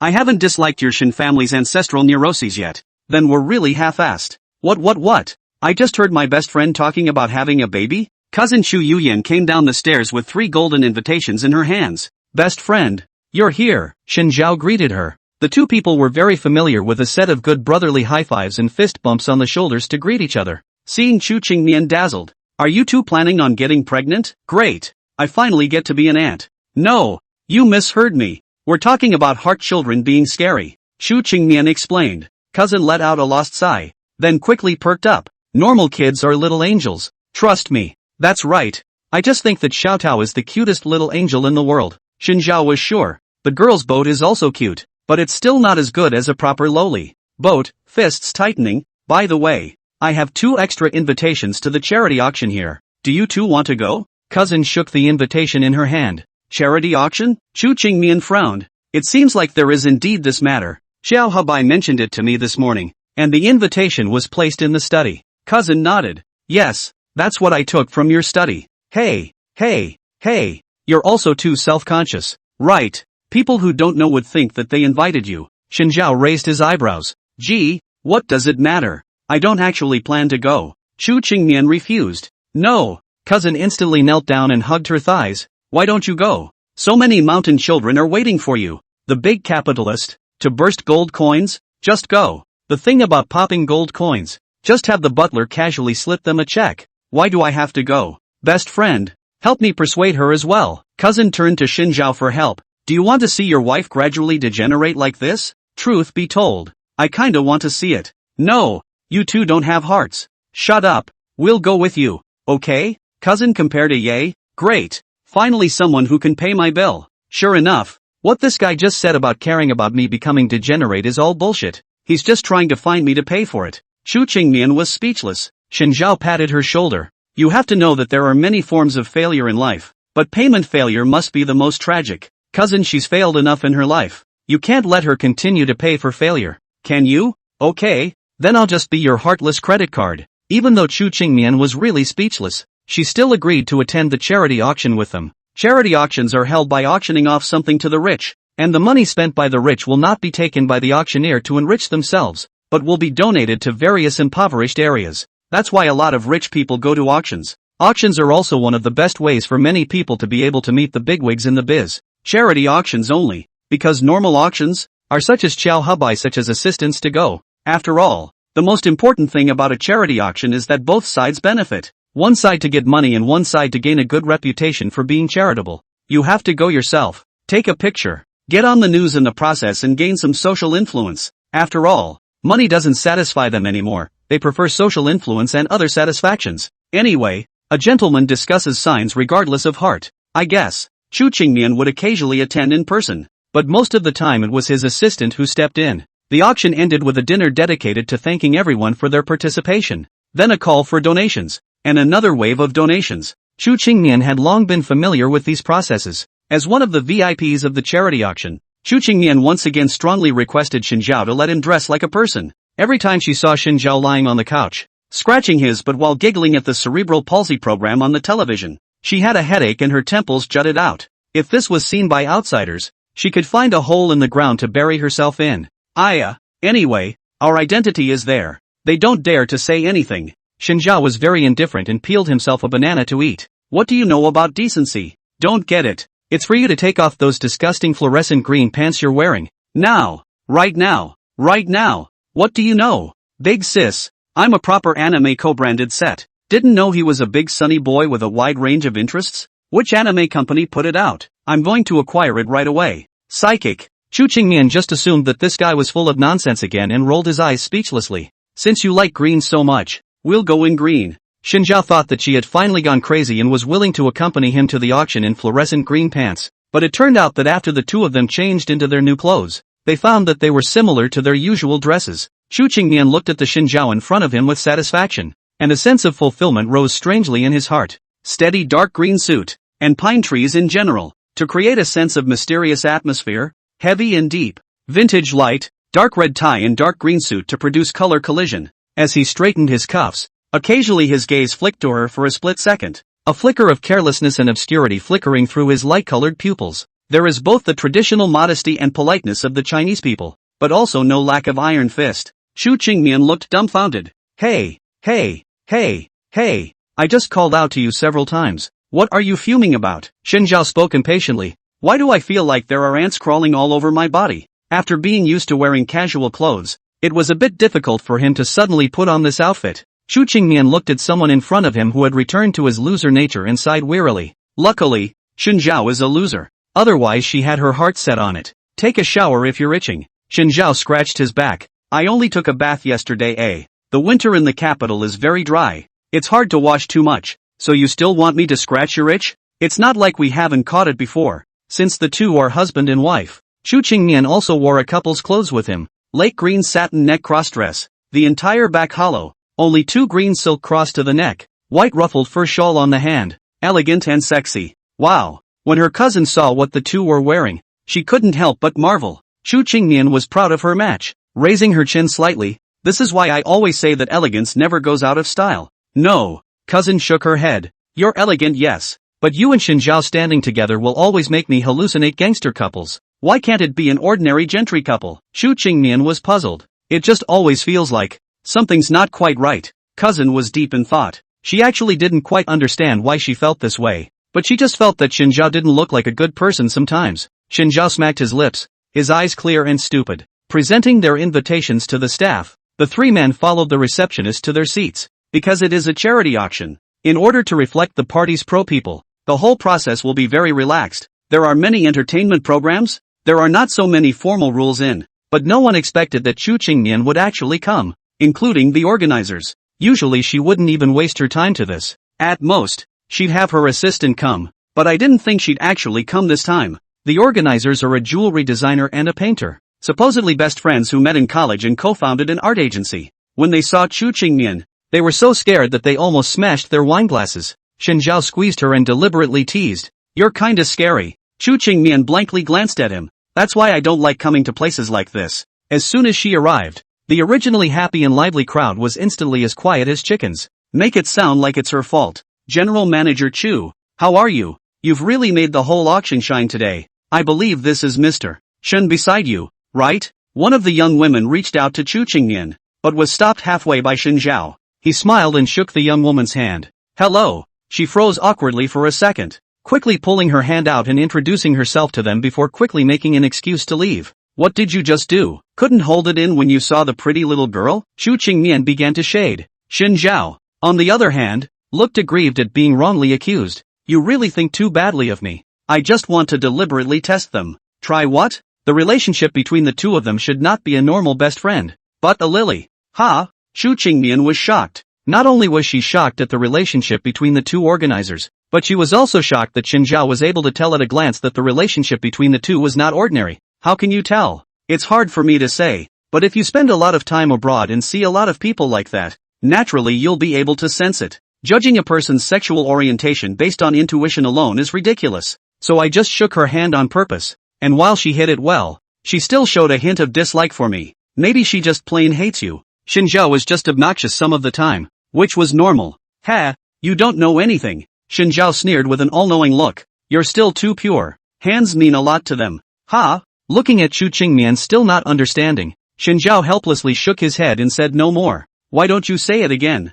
What's the mystery? Mr. Chu, there are still a lot of places you have to learn from Xiao Shana. He smiled meaningfully. Nervous. The two were always bickering and being sarcastic with each other, but the atmosphere between the two was something that no one else could get their mouths into. Even though a number of people wanted to get close to them and toast them, none of them dared to come forward in the end. Looking at the two of them, a number of people began to doubt what they had been told before. Said what Chu Qingmian can't get used to Xinjiao. The two fought twice in 3 days, and there was also a day when they gave each other the middle finger. It's not a bad fight, is it? Also they just got married and both fought and went to the hospital, so I'm afraid they can't hold it young. They're enlightened. It's a great realization, a great enlightenment, a great awakening. They are exceptionally affectionate. No wonder the old Chu family master let out the harsh words back then that anyone who dared to touch Xinjiao for a moment would just wait and see. Truth be told, I don't know if you guys remember, when they first got married for a while, weren't some of them straightened out by Chu Qingmian?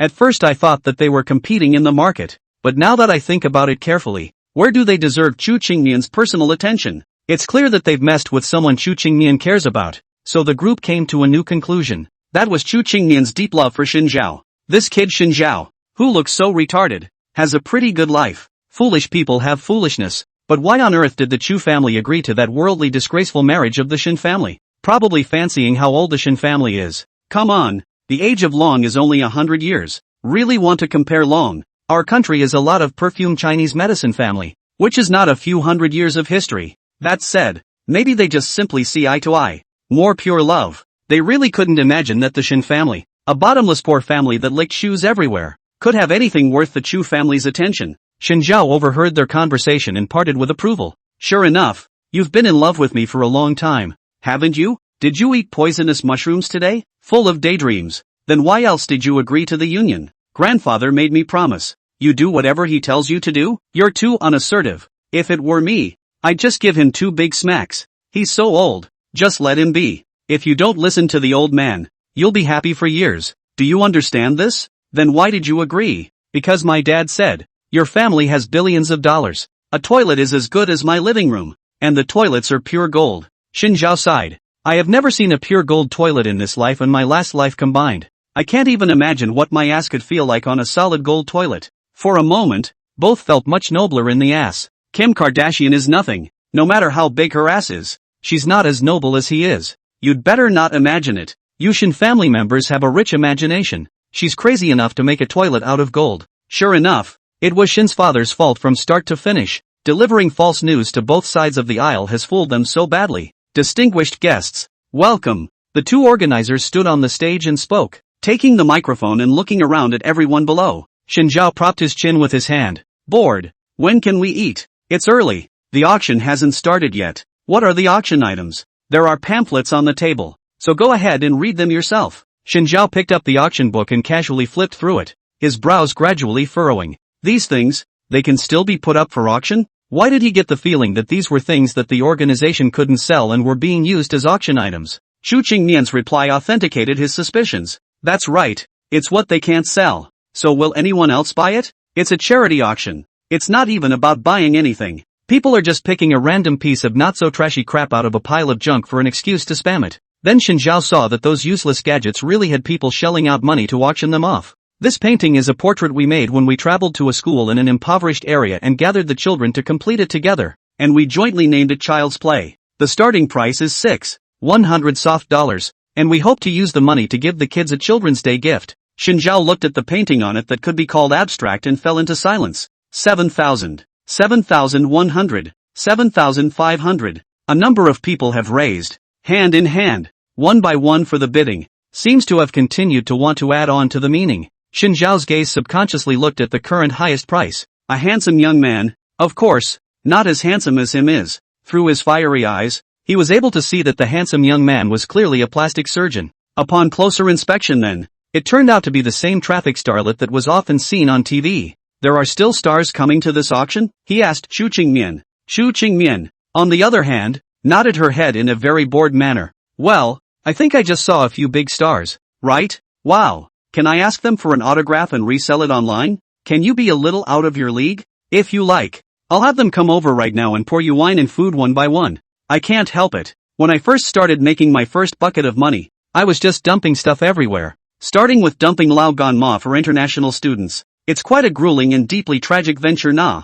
As the two chatted, the painting was bid up to over $80,000 at auction. Although for Xin Zhao and Chu Qingmian, more than 80,000 yuan was nothing more than a drop in the bucket. He was still curious as to which idiot was willing to spend so much money on a painting. He took one look at it and realized what was going on. It turned out to be the traffic kid he had just noticed, competing with another star, constantly refreshing the bidding price. The dark tide between the two men was raging, but it made quite a few people like Xin Zhao watch the action. That's why I don't like coming to places like this. Chu Qingmian hummed lightly in disdain. Even though it's all for show, this group of celebrities put on a show, and from time to time, they'll take photos of other people and intentionally stir up a wave of heat. People like Chu Qingmian would deliberately stay away from the media most of the time. They have the nerve to do this? As long as it's able to fire, what's there to be afraid of? Chu Qingmian said unconcernedly, just like our competition, even as long as there is a 50% benefit, there will be people who will try to take risks by all means.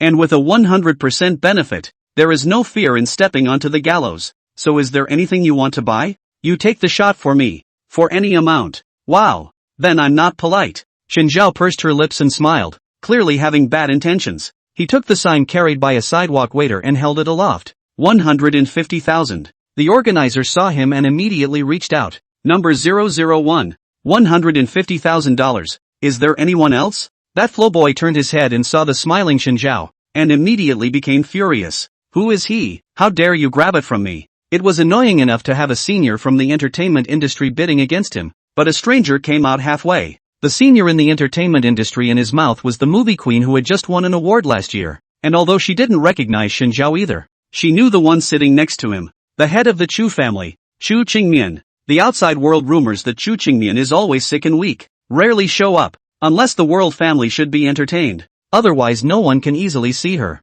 For her part, she had once seen Chu Qingmian in the center of the crowd from afar as the female companion of a certain bigwig. The Chu Qingmian at that time, indifferent and elegant, nothing could be tolerated in the bottom of his eyes, only a piece of almost terrible calmness and restraint. But now, she clearly saw the helplessness and smile on Chu Qingmian's face. She was said to have been married years ago, and it was thought that this one strange man was her husband. Thinking of this, the Shadow Empress immediately decided to call it quits and cede the field to Xin Zhao. 160,000. The flowboy raised his card again. Xin Zhao raised his eyebrows. He doesn't recognize me? He had seen that he was the one bidding, but he had the nerve to continue to fight with himself. This guy has a bubble in his head. Sis, it seems like this kid doesn't know that guy. The little sister beside the Shadow Queen whispered. The movie queen, on the other hand, covered her mouth. A black and red startup flowboy. Where did he get the qualifications to know the Chu family? If it wasn't for relying on his gold master, what ability does he have to participate in the auction?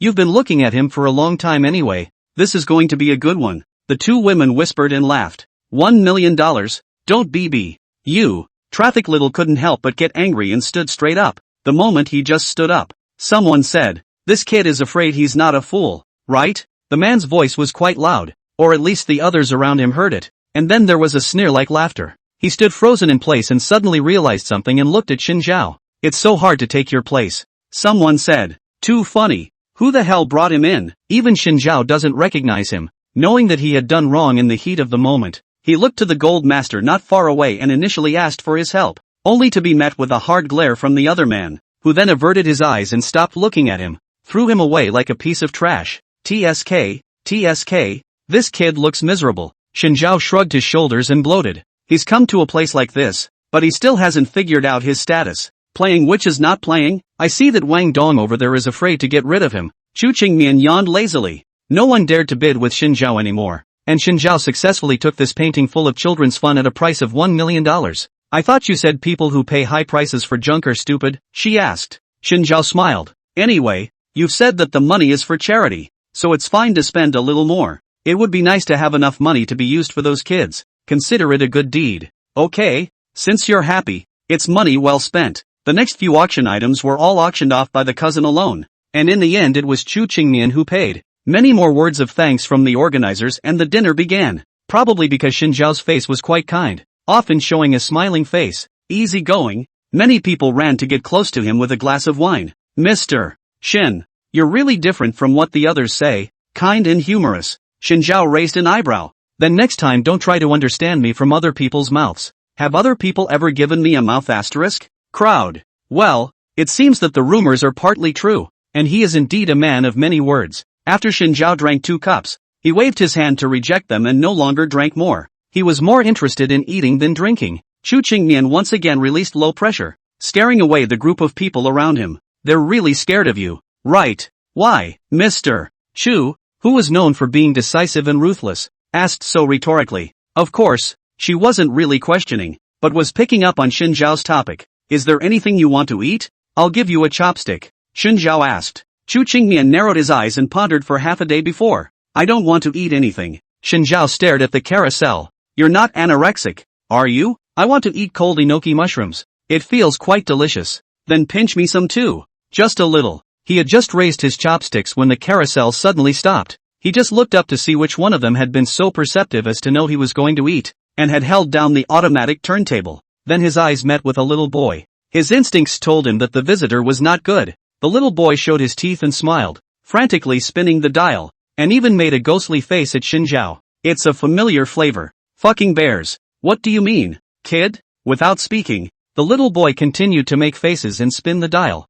Xinjiao watched as the dish he wanted to eat kept passing by him several times, and he loses over and over again. From the day he was reborn, he had made up his mind to take back everything he had lost. And now, it's being mocked by a little kid. He raged. Don't you go crazy on me. He glanced at Chu Qingmian. You don't understand me. I'm going to take back everything I've lost. I see that you're taking everything that doesn't belong to you. Hey, your sentence is a bit reasonable, so I'm going to change my life motto a bit now. Xinjiao suddenly realized. From now on, I'm going to take everything that doesn't belong to me. Chu Qingmian helplessly pursed his lips. She could only encourage Xinjiao in the end. Then you can rest assured and go boldly, and leave everything else to retribution. Only Xinjiao slapped the table with force, and the crystal tabletop made a loud noise, attracting the attention of the crowd, including the bear's mom. She was in the middle of chatting with Madam, when she heard a loud noise coming from the table, and when she turned her head, she saw an angry Xinjiao as well as her own bear child. Don't even think about what happened.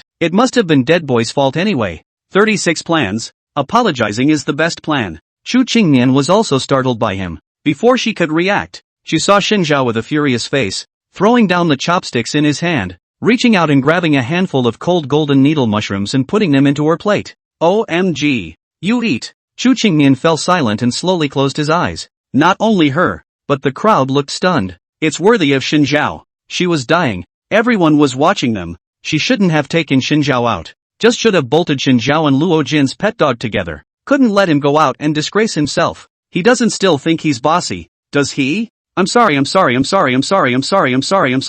Old Mother Bear bends over like crazy to apologize. Xinjiao licked the oil stains on his hand, smacked his lips, and surprisingly had the pleasure of eating spicy noodles in his childhood. Why don't you eat? He looked at Chu Qingmian and questioned. I'm sorry. Chu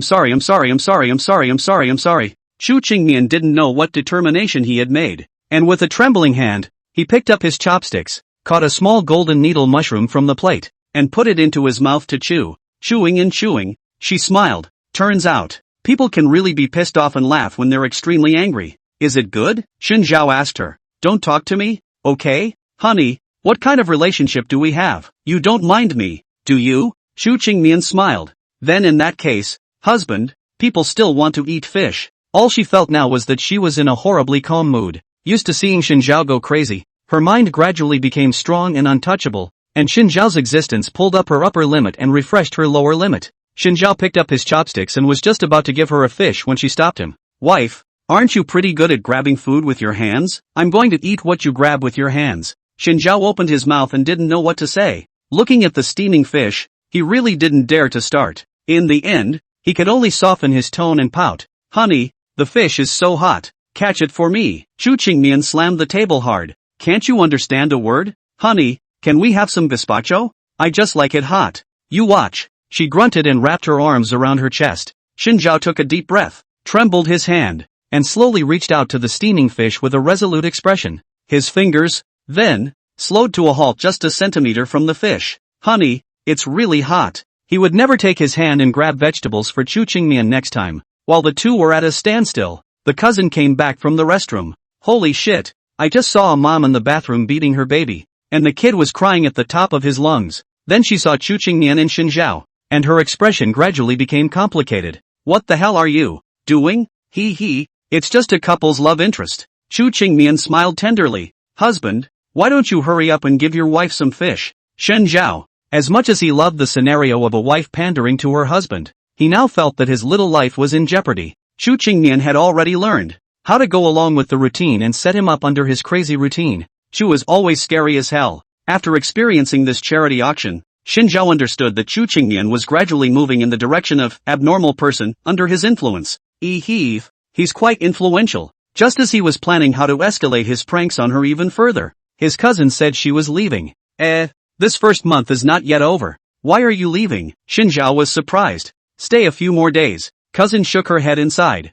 You don't know that ever since that day of the auction, my oldest sister has hinted that I should hurry back and not rely on the Chu family. Chu Qingmian really said that to you? How can that be fake? So did you tell your dad? Cousin leaned back even more bitterly. No, I'm going to talk about it over dinner tonight, and in the morning I'll take the car to the airport. Xinjiao didn't say anything and rolled up his sleeves to help her pack along. The two men and women worked together, and with Xinjiao's help, the cousin quickly packed her bags. By the way, Xinjiao, that's the one. Do you have any money? After packing his bags, his cousin asked him awkwardly. You asked me for money? Xinjiao narrowed his eyes, very skeptical. What does she mean? One must know that his current explicit identity was the Chu family's flunky, and although Chu Qingmian was generous to him and had quite a lot of money to spend, it was also Chu Qingmian's. Why didn't cousin just go and ask Chu Qingmian for the money? Instead, he asked him about a flunky. I only tell you one person. Cousin pondered for half a day, but decided to tell him. She trusted Xinjiao's character and would not mock her. What's more, the two have long been on speaking terms. She took out her own cell phone and showed him the pictures from her phone one by one. The full photo was rich in content material, with photos of elementary schools and children in rural mountain villages, field surveys in suburban factories to select qualified desks and benches, and contracts with schools. Have you been secretly funding them? Xinjiao suddenly realized. No wonder cousin was so happy that day, when she heard about the charity auction. But I heard Chu Qingmian say, haven't you been gambling on stones in the black market over there? Cousin hemmed and hawed. I couldn't help it. I wasn't too proud to tell them, so I had to lie. There's nothing to be embarrassed about. What you're doing is great. She waved her hand. You don't understand La, the rest of the Chu family. They don't care about this kind of thing at all. For them, if charity can't be exchanged for a good reputation, they won't be willing to waste money. As for me,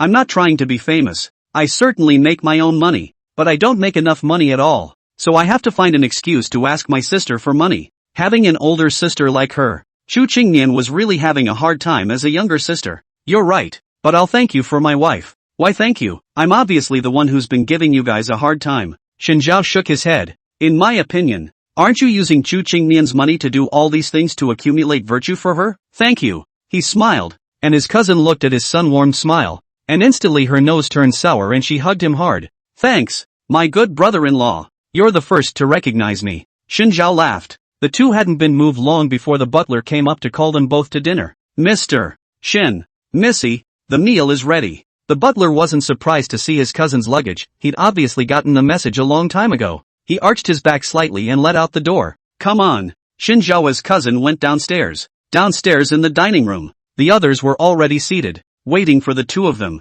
Chu Yuyan, what's the point of dawdling so much? Do you still want your grandfather to wait for you to eat? The eldest uncle scolded out loud. No big deal. Cousin bristled. Oh, I'm sorry. Alright, since everyone is here, let's start eating. Grandfather, who was also used to seeing this kind of situation, opened his mouth and said. He picked up his chopsticks and casually took a bite of the dish, and only then did the others follow suit. It was extraordinarily quiet at the table today, and no one spoke. Xinjiao picked at his meal from time to time, looking at his cousin from time to time. Cousin accepted his gaze, gathered her courage, put down her chopsticks, and said, Dad, I'm leaving tomorrow, and I've bought my plane ticket. The eldest paused in his eating. What? I said, I'm going back. The year is over anyway. Where are you going back to? This is your home. The eldest uncle forcefully snapped his chopsticks on the bowl. You're a woman who doesn't fall in love and doesn't get married. All day long you think about running around outside. Do you have any manners? Do I have to get married in your eyes? Why is it that you parents, you have to push for marriage every New Year's Eve? Marriage is a life event, a stage of life that everyone must go through.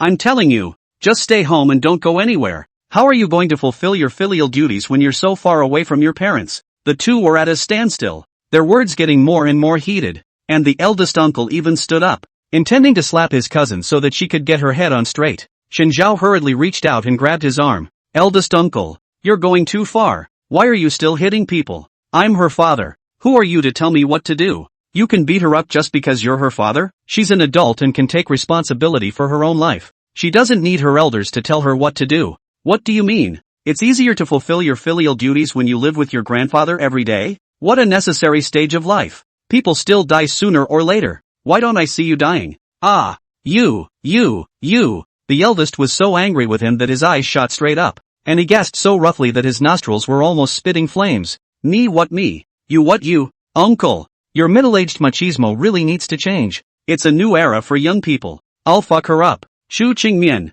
you control your flunky. Shu Qingmian took a sip of tea and ignored it. Seeing this indulgent look of hers, the eldest uncle was even more furious, pointing at Shu Qingmian and cursing. Look at you. You're still acting like you can't see. Uncle, I agree with Shinzhao. Are you satisfied? Shu Qingmian pressed the teacup down on the table with a loud noise, slowly raised his eyelids and opened his mouth. Even you think so? Eldest uncle, you're getting old. Isn't it good to enjoy your old age in peace? Her expression was flat. Young people can do whatever they want. There's no need for you to worry. Shu Qingmian, this sentence of yours can finally make me disappointed in you. The eldest glared at him, almost hateful. You're in a position of power now, but have you ever thought that the advice I usually give you is advice I give from the bottom of my heart? Which of these things have you ever listened to? And your Uncle Sam. Me? Ha ha ha ha ha. Uncle Sam, who had been silent all this time, suddenly let out a loud laugh and pointed at his nose and cursed. Chu Mizhan, old son of a bitch. The most annoying thing in the whole family is you. Third Uncle Chu Zhijia has always been a human-like thing. Broken teeth have to be swallowed into the stomach to keep face. Not to mention the foul language. He usually even anger is rarely shown. At best, will be gloomy a sentence or two. But today, as he listened to those words coming out of his eldest uncle's mouth, he finally couldn't hold it together. Chu Zhijia, you dare to scold me? It's you who I'm scolding. You bitchy thing. Third uncle also stood up and looked around at everyone in the Chu family. It just so happens that everyone is here today, so I'll make it clear. He pointed at Shu Qingmian. Come on, Shu Qingmian. I'll admit it today in a big way. It's me who revealed the bottom bit of the business franchise to the Fong family in advance, that's right. And I also cooperated with them privately. Shu Qingmian snorted coldly. As a result, you didn't expect that you weren't the only one who cooperated with the Fong family, and the matter of the bottom bid was known by many. The eldest uncle angrily slapped him, but Shinzhao did not stop. Chu Zhijie, are you crazy? You're breaking the law. If it weren't for the Chu family, you'd be waiting to squat in the police station. Ha ha ha ha ha ha ha. What can I do? Uncle Sam laughed, and his voice suddenly went mute. Third uncle, you're not too old. Don't give me the whole spilling the beans routine. Didn't you do all this because the Fong family promised you that they were willing to stand by you in Xiaozhou? Shu Qingmian leaned back in his chair and quietly looked at him. Ark, who was eating, suddenly stopped moving and looked up at his dad. Dad, is it true what sister said? Uncle Sam looked at Xiaozhou's clear eyes, and his heart softened a piece. He suddenly collapsed on the chair like a deflated balloon, and covered his face and cried. What can I do? What can I do? This home, where else can there be room for me and my wife and child? I just want to be able to have one more safeguard in the future when Boat is vying for the position of family head. What are you pretending to be so pathetic about? Where did we treat you badly? Big Bo gritted his teeth. You guys are nice to me? Uncle San seemed to have heard some kind of funny joke. You guys are fucking biased all the way to the Pacific Ocean. He looked at Chu Qingmian, his eldest uncle and his grandfather in turn. Chu Mizhan, when did you treat me as your own brother? You guys are forever defending me and turning your backs on me. Never treating me as a family. Dad, I will call you a dad today. 16 years ago, Chu Qingmian was only 8 years old. and you announced to the whole capital that she was the future head of the Chu family. But at that time, I was also in my 20s, and everyone thought that I would take over your class, and it turned out that I became a joke. Okay, you say I'm incapable and untalented, but Chu Qingnian is only an 8-year-old. How can you tell she can take on a big job? First of all, regardless of the current Chu Qingnian is an excellent heir, but at that time, you realistically told me that you are not because of favoritism. 20 years? Ah, for these 20 years, you've only had the dead man Chu Wenshu in your hearts. The eldest uncle interrupted him and yelled in a stern voice, Wenshu is your second brother, so be respectful with your mouth. Second brother? I go your whole family's second brother. Big brother. You heart only Chu Wenshu as a pro brother. Father, your heart only Chu Wenshu. He died. Her daughter Chu Qingnian was held by your hands to grow up. What the hell am I in your minds? I'm so no better than a dead man. The more Uncle San spoke, the angrier he became, and Aunt San also stood up, constantly patting his back and whispering consolations. The eldest's chest continued to rise and fall. His face flushed red, and he couldn't say a word. Grandfather also silently lowered his eyes, not saying a word, his eyes obscure. Xinjiao's entire body was confused. He hadn't realized that things had risen to this level. Obviously it started with just the eldest uncle scolding his daughter, and he helped his cousin with a few words of scolding, and suddenly it rose to the point where the third uncle was pitted against the whole family. Inside, grown-ups, since you're all tearing your hair out, may I have a word or two, please? Boat's crisp voice rang out. His voice caught everyone's attention. Xiao Zhou, Mommy will take you back to your room to sleep. Auntie San tried to pick him up but he refused. Mom, Dad, there's something I kinda want to tell you guys too. His lips parted in an unusually firm tone. Can you guys stop acting like a loving couple in front of me? I'm really quite disgusted. The videos of you guys cheating on each other and getting laid are on my phone. But today at the dinner table, I'm not going to show the videos. Uncle Sam and Aunt Sam were stunned, their expressions pale. Boat, what are you talking about? Mom and Dad are not. You guys stop pretending. The more you keep pretending like this, the more I hate you. Now you are pretending and saying that it's all for me. Have you ever asked my opinion? Am I the one begging for you to be in love? Can you not leave me alone with the pot? Mommy and Daddy are just scared of you. What can't I accept? Art grunted through her nose. You guys are always doing things I don't even want to do in the name of doing it for me and caring about me. It doesn't matter if you don't want to, but we really do want what's best for you. Aunt Sam explained. Your father he was, at the time, just too eager to have affairs like that. So let me ask you in return. Do I need you? Ark's tone was indescribably resolute. You guys hold the umbrella for me in the name of my good. But I'm not a flower in a greenhouse that can't withstand the elements. I have the ability and determination to get to that position on my own. You've done all that, all for the sick desire for sacrifice in your hearts. And you've completely forgotten that I don't need your sacrifices. Uncle 3 and Auntie 3 looked at Boat in front of them and only felt that they were looking at a stranger. How could the Boat in their hearts show such a resolute and ice-cold expression? It was only at this moment that they realized, with near surprise, that this child, his wings had long since hardened. After Xiao Zhou said this, he took Xiao Tao with him and left the table, leaving only the few of them behind. Auntie San looked at his back. Strong emotions pounded her chest, and she fell straight onto the table and cried bitterly. Chu Jijie, I really shouldn't have married you. Do you think I want to marry you? The near-breaking cries of the two men drove the others to tears. The eldest uncle, who had always been the grumpiest, his eyes were slightly red. Chu Jijie, what the hell do you know? Your second brother died because of me. What peace of mind can I take? Grandfather looked at his two unproductive sons and did not utter a word to scold them, but silently got up and left the table. Grandfather, Chu Qingmian called out to him. Qingmian, let's go play chess, he said. After Chu Qingmian and her grandfather left, the entire restaurant fell into dead silence, with only the low sobs of third aunt. Xinjiao was also numb. The first time we met, he was the one who lifted the table during dinner and left everyone without food. But now, the situation has turned into a situation where the Chu family themselves are making so much noise that they can't even have a meal. Cousin, why don't you help your eldest uncle back first? Cousin nodded and pulled her eldest away. Now, only Xinjiao and third uncle and third aunt were left in the entire restaurant. Uncle San's expression was ugly and he didn't want to stay here any longer, so he got up and was about to leave. He had only just taken 2 steps when he was called out by Xinjiao. Uncle Sam, there's something I want to talk to you about. Is there anything left to talk about between us? Uncle Sam sidled up, his eyes all but tired under his gold-rimmed glasses. It's true that I'm in no position to judge these things today. It's a matter between you 3 brothers and your grandfather, but I hope you'd better think more about Xiao Zhou. Haven't we thought enough for him? Third aunt raised her head and questioned loudly. The makeup on her face was already crying. I've been putting up with this until now. I'm doing it for my child.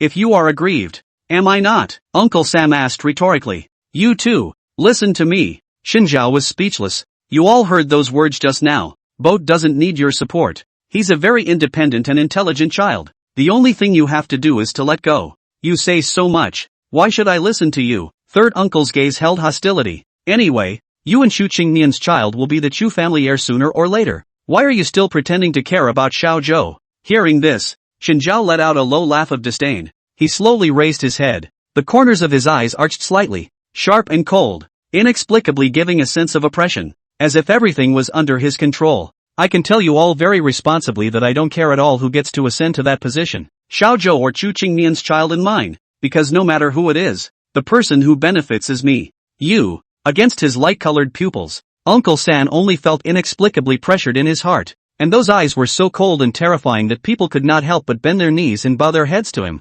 Don't worry guys, the boat is already mine. Shinjiao raised a bright smile, and I, for one, will make him grow into a being that will be feared by all. Both third uncle and third aunt were stunned, finding it hard to believe that the man standing in front of them, who was full of wild talk, was their Chu family's door-to-door son-in-law. By the way, I have to tell you something. It's something that has the truth about the death of my old man. Shinjiao told all the truth that his eldest uncle had once told him to the third uncle. After hearing this, third uncle directly forgot about Shinjiao's abnormality and stood frozen in place, his spirit receiving a huge shock. He couldn't help but murmur. So, it is. We always thought it was just an accident. Aunt Sam couldn't believe it either. I, for one, have nothing more to say. Upon learning the truth, Uncle Sam had mixed feelings. I really don't know what expression to use to face the eldest again. He could already imagine how tortured his eldest uncle, who had always loved his brother, must have been to learn that he had killed him because of himself. So yeah, a lot of things in this world are complicated,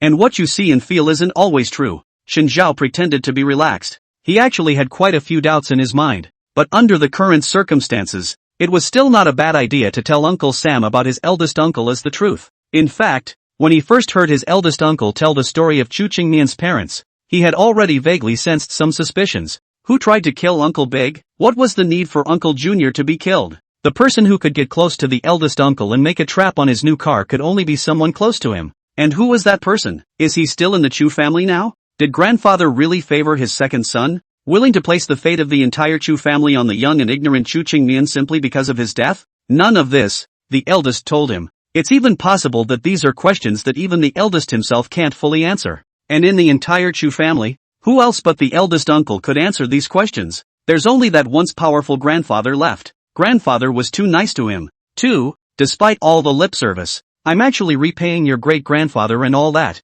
but as far as that goes, thinking back to what his big brother and sister-in-law later told him with all seriousness when they left, in this Chu family, the one who treats you the best is not necessarily a good person. The best person to him in the whole Chu family. His gaze was much colder, all without the man, looking at the self-accusing eldest uncle, the broken-down third uncle, but he didn't dare to say what he guessed in his heart. Shinjiao, thank you for telling us this. Aunt Sam stood up and bowed slightly to him. We don't ask for anything. We just want so much for our children to be well. Uncle Sam nodded. What parent under the sky isn't trying their best to pave the way for their children? But until they learned the truth, they believed that if they didn't do anything more for Boat would just be left out of the center. Even if there was only the slightest possibility, they had to go for it. You parents, you're too stupid. Shinjiao shook his head. Short-sighted parents shouldn't tell their children's future. They only limit the child's development. Can you really make my canoe? If you don't believe in my ability, then wait and see.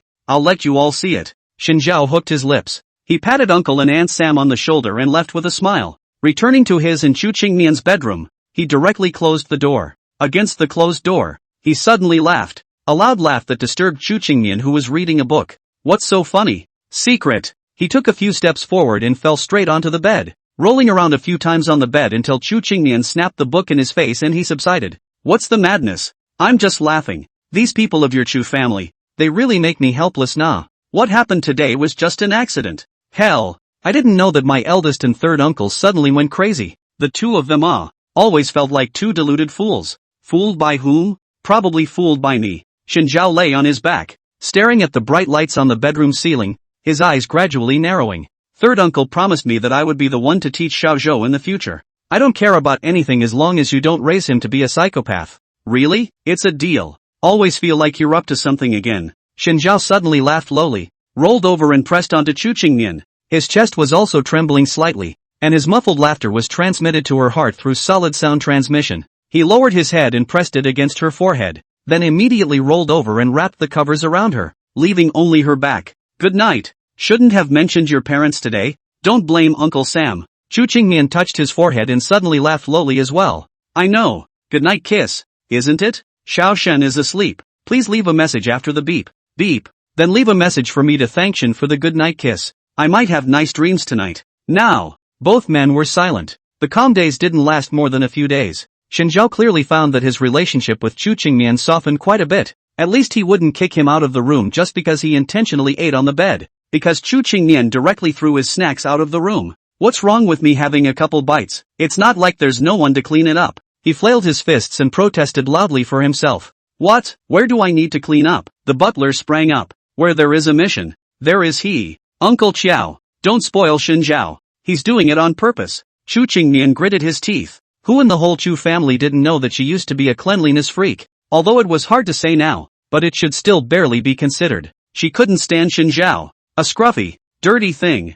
Big deal. Just wash it. What's your hurry? Shinjiao bristled. I think you should learn like me. No matter when to always maintain a mood as calm as water. He folded his arms and recited, peace and love. At this moment, the holy light shines. He is the living combination of Siddhartha Gautama and Jesus, Nai, your master. Chu Qingmian and the housekeeper's mouth twitched at the same time. Go to church and temple and say such things if you can. That won't work. I'm afraid they'll beat me. Peace and love. Monks never fight and kill. They'll curse you to the 18th floor of hell. Then I'm not afraid, because I have less morals than the devil. At the mention of demons, Shinjiao suddenly became interested and came over to Chu Qingmian's side. Did you know about the little chimera? You're smiling so lewdly. I'm a little scared. What were you thinking? Did you think I would take you for a chimera? You don't have that much charisma. Shinjiao scared and shook his head, pointing at himself as he continued. Don't you think I look like a chimera? He's so charming. Okay? Chu Qingmian. Her expression was complex. A complexity that no amount of hard thinking could conjure up. Her brows furrowed together. Are you serious? When am I not serious? I wish the only seriousness you had could have been used in picking out a mental hospital for yourself. Chu Qingmian felt that there was no need for him to say anything more to Shinjiao. The more he ignored him, the more he came on. Should have just continued with the cold shoulder attitude towards him. She returned to her study, took a sip of her coffee, and began to work refreshed. Very well, the world is beautiful and pleasant. It was decided that one should love and labor. That's all. Then, Shinjiao touched into the study, moved a chair, and sat across from her, propping up his chin with his hand, his eyes straight. She pretended not to see. Shinjiao continues to stare at. She squeezed the paper tighter. Stare at. She pursed her lips, her brow twitching. Stare at. What the hell are you looking at? You didn't wipe the shit out of your eyes. Chu Qingmian was shocked, and after touching and finding nothing, he reacted to the fact that this was another trick by him. Are you annoying? I'm bored. If you're bored, go to work. Didn't you swear by revenge? Revenge is revenge. And you can't suffer anyone but yourself. And I'm not a nuclear-powered donkey. Good things come in small packages, but you can't treat people like donkeys. You should also rest and rest more. Your routine is just not a normal person's habit. You're the real nuclear-powered donkey. If you were living in the 70s and 80s, the whole brigade's labor credits could be earned by you alone. If you call me a donkey again, I'll beat the bray out of you. Shinjiao was quiet for a second. It seemed to be really considering whether Chu Qingmian would beat the donkey out of him. Brain is not big. Thinking failed. System reboot in progress. Chu Qingmian won't hit him. If she really wanted to fight, he wasn't afraid. Assessing the strength of both sides, if they really had to fight, it would definitely be him winning as well. Boat, who was breaking oranges to eat, suddenly probed. What? Are you guys finally going to put on an offline real-life boxing match? He was sure that the entire Chu family must be quite happy to see real-life boxing. Xiao Zhou, have you finished your winter vacation homework? Chu Qingmian said sternly. Xiao Zhou nodded. I've even finished studying high school on my own. Get a new tutor. This one can't teach me now. Shinjiao was shocked. How did you do it? Boat smiled disdainfully. While you are lying in bed at 12 o'clock every day and not sleeping, I have already taken 7 hours of lessons. As for the afternoon, I have to learn go skateboarding, equestrian, golf. Don't think the rich kids don't work hard. We work hard and are scary as hell. He perfectly inherited the involution attributes of his grandfather and Chu Qingmian. Xin Zhao was considered to have grown in knowledge. It looks like the Chu family will soon have a second sick child. Even a superhuman body can't handle such a role, let alone a developing child. Quietly tell you, do not sleep well during the developmental period. Will not grow taller. Xin Zhao evil smile. No way, Ark swore. You're deliberately trying to scare me. Xin Zhao really didn't say it wrong. You have to sleep enough during the developmental period. 80% of the growth hormone is secreted during sleep. Xu Qingmian awkwardly explained. Boat was so struck that he instantly lost his conviction and fell to his knees, muttering incredulously. Am I going to be unable to grow taller? For a little kid, not growing taller is a horrible spell. Yeah, you'll just have to smell other people's farts from now on. No, the canoe crashed. What's there to be afraid of? You're only 10. There's plenty of time to develop. You guys don't get it. He sniffled. My biological clock has long been fixed at 12 o'clock at night to 6 o'clock in the morning. There was no way his biological clock was going to adjust in the short term. Xin Zhao patted his shoulder. Let's put it this way. I'll help you, but I've been living in rice for 5 years, and as soon as I returned to China, I adjusted my biological clock. Do you have any secrets? Boat's eyes lit up. After exerting your energy during the day, you fall asleep all at once at night. How do you expend energy? Tell you what, I'll teach you to play games. When people play games, it's especially easy for them to forget about time and get physically and mentally exhausted. Xu Qingmian frowned skeptically, always feeling that Xin Zhao was going to teach Xiao Zhou bad. So what kind of games do you usually play? Brother-in-law? I play all the games. Let's play them all today. The two of them sat very self-consciously in their chairs, took out their respective cell phones, and began playing the game externally. Boat was smart enough to understand the rules after a lecture and got up to speed quickly. Brother-in-law, what if we hit a ghost in the opening round? Will we be scolded for being pitiful teammates? Xin Zhao coldly hummed and smiled. Everything was within his grasp. Suck the bird. Suck me. Give me a mouthful of bird. Touch me. Who touches each other with me? Xu Qingmian, who pretended to work but was actually eavesdropping on the two playing the game, was inwardly incomparably shocked. Sucking what? Touch each other with whom? Xin Zhao wouldn't bring Xiao Zhou to play that kind of game, right? Boat is still a kid. And then they both died. Xin Zhao, you're such a vegetable. Boat didn't even call him brother-in-law anymore, obviously very much looking down on his strength. You don't have to worry about it. We'll just scold our teammates after the game. He knows the game best. But instead of worrying about his teammate, Mom Hunt, he's confident he'll start spraying after the game. Profit you this actor. You in the end will not play. This all blame you. Just you still profit it. Will not suck birds retarded. Forget it. See you so poor? You do not have to blame yourself. This matter is not entirely to blame you. Learn a lesson. Next time do not do so. Instead of being recognized by his teammates,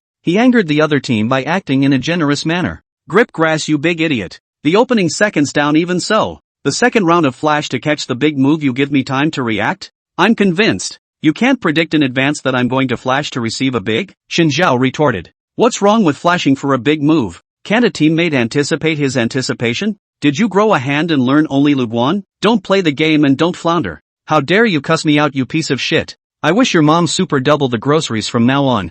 You beep beep beep. I beep beep beep. Xu Qingmian finally couldn't help but pinch off the neutral pen in her hand, and forced anger in her voice. Both of you, get the hell out of here. Boat, there's no one in the world more innocent than him. Xin Zhao incredulously pointed at himself. He's cursed me, and I can't curse him? Who's your husband? You tell me. Am I still your husband? Xu Qingmian threw the remains of the neutral pen into the trash can. The corner of his mouth tugged, got up and snatched Xin Zhao's cell phone, threw it into the file bag, and together with the documents, locked it into the safe. Let me catch you playing fifth person again and you're done. His lips quivered. You won't let me play fifth person? Get out. No, I can't leave. You give us both our cell phones back. He broke down, then led him in front of his beloved goddess accidentally released a muffled fart. Loud farts do not stink. Stinky farts do not sound. He can only pretend to be frank and indifferent attitude to breathe hard, in an attempt to breathe all the odor into his lungs, thinking that so that other people will not be able to smell it, but still by the goddess to ask where it stinks. It's also devastating. I'm begging you, please let me play fifth person for a while. He was on all fours, crawling all over the floor in anxiety. If you don't let me play fifth person, I'll just have to go play Naruto. I'm begging you. Xu Qingmian looked at his pitiful appearance, but still softened his heart and promised him. Xiaozhou asked worriedly, Xin Zhao, we won't be scolded this time, right? The package went on jailbait. Then they were getting their heads touched and taunted like crazy the whole inning. Xin Zhao, I understand why you are crazy. Being scolded every day must not be good in your heart. Xiao Zhou took a deep breath and comforted. If you really can't, let's play a little dress-up game. You're looking down on my strength? It's not that I look down on you, it's that it doesn't even make the cut. Boat, if you keep this up, brother-in-law will only be able to push you into the fire pit. What? Let's play Apex. Isn't it just a gun game? Oh, there are no straight men in this game. And you, as a male Nyang, have you studied history? South Liang, nymphets, only end up in North Dynasty, Chow. Hearing the name, male nymphette, Ark also felt his fists itching. It's not like he volunteered. Well then, how about we change the game? Xun Zhao asked. What game? Brain teasers, specifically designed to test IQs. A test of intelligence? When Ark heard this, he laughed loudly on the spot. His intelligence needs no test, and no matter what brain teasers are thrown at him, they are easily solved. Just because he's a little genius. What can fly when read forward and eat when read backwards? Bees. Wrong. It should be a category 8 gale. As soon as the words fell, Xun Zhao covered his ears and screamed loudly. It was Chu Qingmian who twisted his ear, forced down his anger, and scolded. What are you teaching? Xiao Zhou, he was still just a child, but he actually had to receive adult guidance from Xun Zhao. It was really too scary. If she doesn't put a stop to it, the little flowers of our country will grow into little cucumbers. It hurts. It hurts. Let go of me. Xun Zhao's voice was miserable. Harder to press than a pig to be killed at New Year. What are you pretending? Did I exert myself? Chu Qingmian was speechless. Xun Zhao is like this. Every time the thunder is loud and the rain is small. Suffered a little bit of aggression. Hate to tell others how Chu Qingmian how to bully him. Xun Zhao heard this and instantly stopped shouting. Alright then. I'm fine. If you really have nothing to do, why don't you accompany boat to her golf lesson now? No way. Scrapping is my code of life. I'm not going. Wasting sleep and food? Chu Qingmian repeated. Don't you break the sentence. It's not waste and sleep. It's waste, sleep, forget and eat. Waste, lazy, poor memory, and mouthy. The corner of Chu Qingmian's mouth twitched. It does quite fit your image. She had a headache and rubbed her temples, urging for Xiao Zhou to hurry up and take Xun Zhao away, and for the two of them to leave quickly and not continue to annoy her. Xiao Zhou lowered his head and pulled Xun Zhao to hurry away. At certain times, he was more like an adult than Xun Zhao, like a younger brother with a no-good older brother. The two had just been sitting downstairs for a short while when Boat packed up his sports gear and changed into his usual golfing attire. It had only just been cleaned up when a loud noise came from the doorway, interspersed with female voices crying, Miss Luo, ma'am, she went to the company. Then I'm looking for the Great White. The housekeeper frowned bitterly. My son, he also traveled,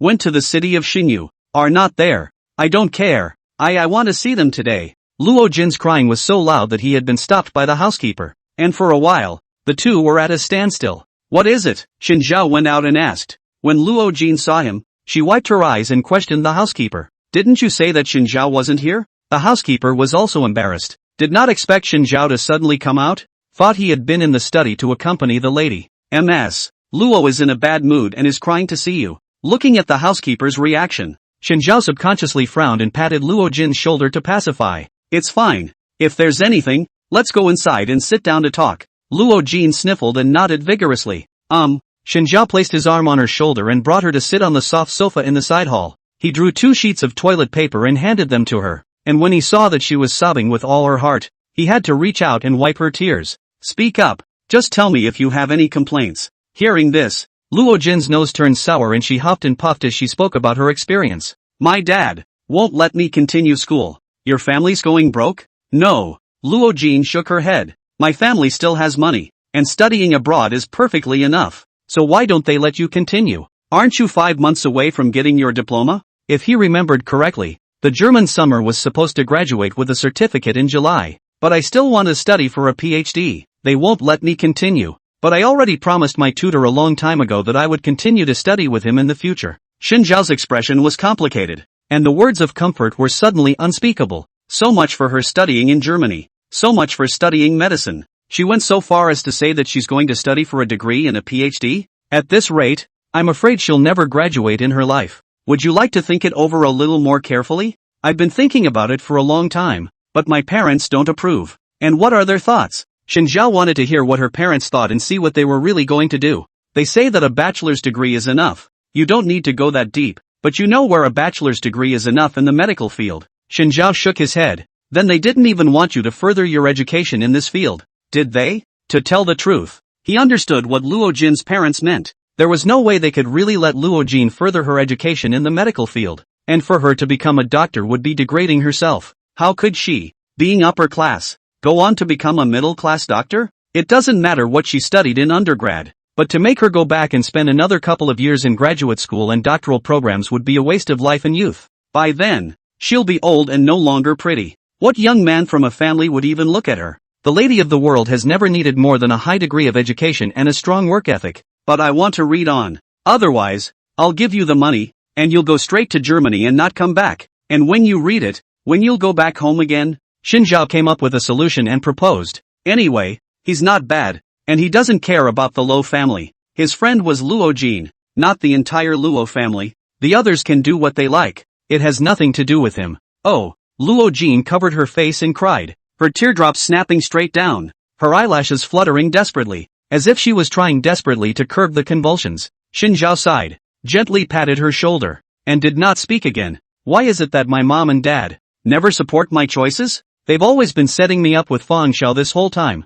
I know what they mean. They just want to wait for me to graduate in July and get engaged to the Fang family straight away. But I don't want to. I just want to keep studying. She was crying so hard that she could barely contain herself. Otherwise, I'll have Chu Qingnian go talk to your dad? Xin Zhao couldn't bear to do so and spoke. With her around, your dad should be able to agree. Really? Looking at her hopeful gaze, Xin Zhao pursed his lips and smiled. Of course, don't worry. He kind of regretted telling this lie. If it was Chu Qingmian, she wouldn't have agreed at all. Luo Jin's mood smoothed out a little, hugging her knees, her voice muffled. Can I stay at Chu's house today? Sure. Xin Zhao smiled, got up and walked in the direction of the kitchen, saying as he walked, I'll go get you some fruit. Eating some sweet fruit helps with dopamine secretion. Inside the kitchen, Xin Zhao leaned against the edge of the countertop, while the chef on the other side was carefully cutting fruits, and he took out his cell phone to send a message. Ji Chanyu, who was organizing the final draft of his dissertation,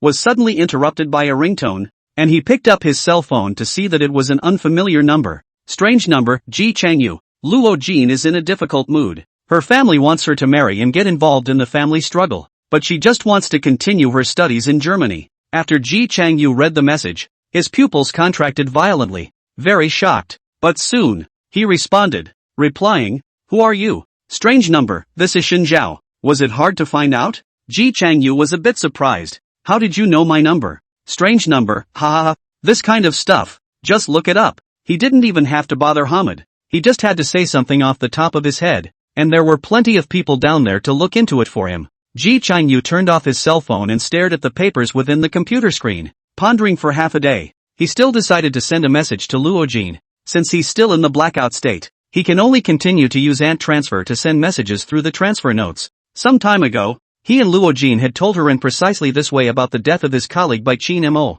He stared at the screen of his cell phone and typed many words, deleted them again, and finally sent only a short sentence. I support all of your choices, and all of your choices make sense, so don't give up on yourself. He didn't know when Luo Jin would see this message, and he didn't know if Luo Jin would agree to his parents' arrangement. If she says yes, he couldn't help clenching his fists. Just as he was getting caught up in his emotions and struggling to get out of them, his computer suddenly rang, and it was his mentor. The mentor sent an email, but his words were filled with relief and joy. Chanyu, your earlier application for a job at the Chinese Academy of Sciences has been implemented. The professor I recommended, Professor Liu, just sent me a message asking you to report to his lab in July. Don't stand him up. A trace of joy flashed in Ji Changyu's eyes as he hurriedly stood up and shouted out to his parents. Mom and Dad, I did it. Look. He showed the email from his mentor to his parents and sister, who didn't know many words, but seeing how happy he looked, something good must have happened. My younger sister, pointing to the words on the email,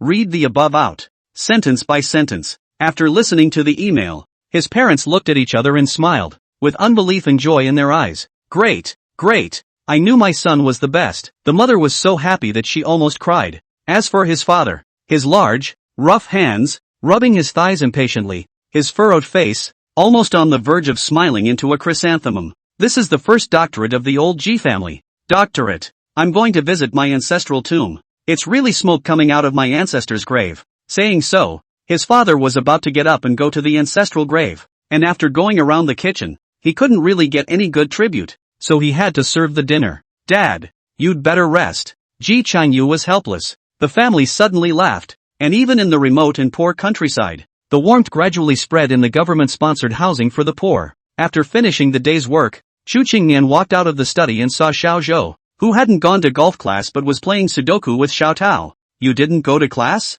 Xiao Zhou put down his pen and nodded. I was going to go, but sister Luo Jin came and she kept crying, so brother-in-law had to stay with her. Hearing Luo Jin's name, Chu Qingmian frowned imperceptibly. With that, she sighed. I know. The butler also came over at this time, obviously having waited here for a long time. Ma'am, that thing. Chu Qingmian raised his hand, signaling him not to talk about it in front of a small child. Let's go to grandfather's study. Grandfather's study. Black wooden bookshelves are placed on many books. At a glance, almost all of them are classic Chinese ancient books. Many of them are treasured for a long time originally. Ancient and heavy, accumulated the dust of history. Chu Qingmian knocked on the door, followed by the butler.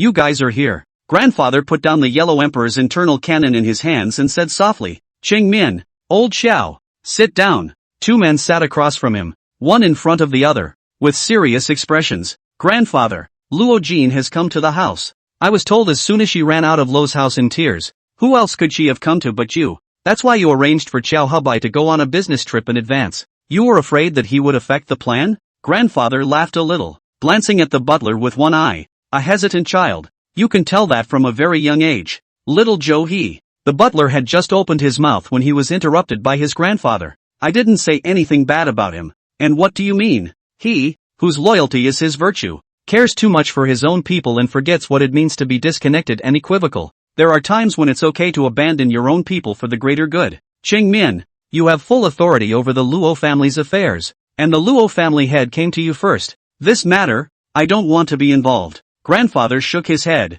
But what I didn't expect was that you would use the Fong family as her stepping stone. He let out a long sigh. But as you know, the old man of the Fong family and I are old friends. How can such words be spread to the world when one's own granddaughter is laying hands on an old friend? People like him can't help but love their feathers in their old age. Don't worry, I won't harm Elder Fong. Chu Qingmian snorted coldly. Fong Xiao, in order to grab the position of the family head in power one step ahead of time, even designed to frame his own grandfather and father, it's time to go after him as well. He and that mother of his, what a pair of poisonous mothers and sons, the housekeeper said indignantly. Master Fong struggled for most of his life. Not only did he not enjoy his old age peacefully, he had to suffer this crime. It's really chilling. That's how it is when the great families of the world fight for power. Which fight isn't bloody? There will be fights and there will be winners and losers. Laying hands on loved ones is nothing more than a family affair. It's already considered that they have a conscience that Master Fong is still alive. I see that Fong Xiao wants to get the business franchise,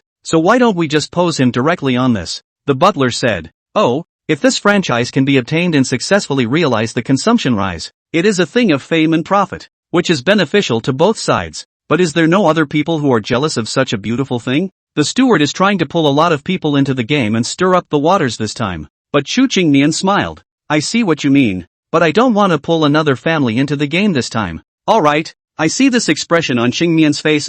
It's in his heart. Grandfather laughed. Chu Qingmian nodded slightly, his expression reserved and triumphant. If there's nothing else to do, go away, and I'll go down to dinner in a little while. She paused for a moment and continued. Grandfather, I've always wanted to ask, why did you agree to the Shin family's request for a marriage? The Shin family is in trouble. It's only right to help. That was also Shen Liantian's own doing. Since he has ambition, he has to bear the backlash that comes with ambition.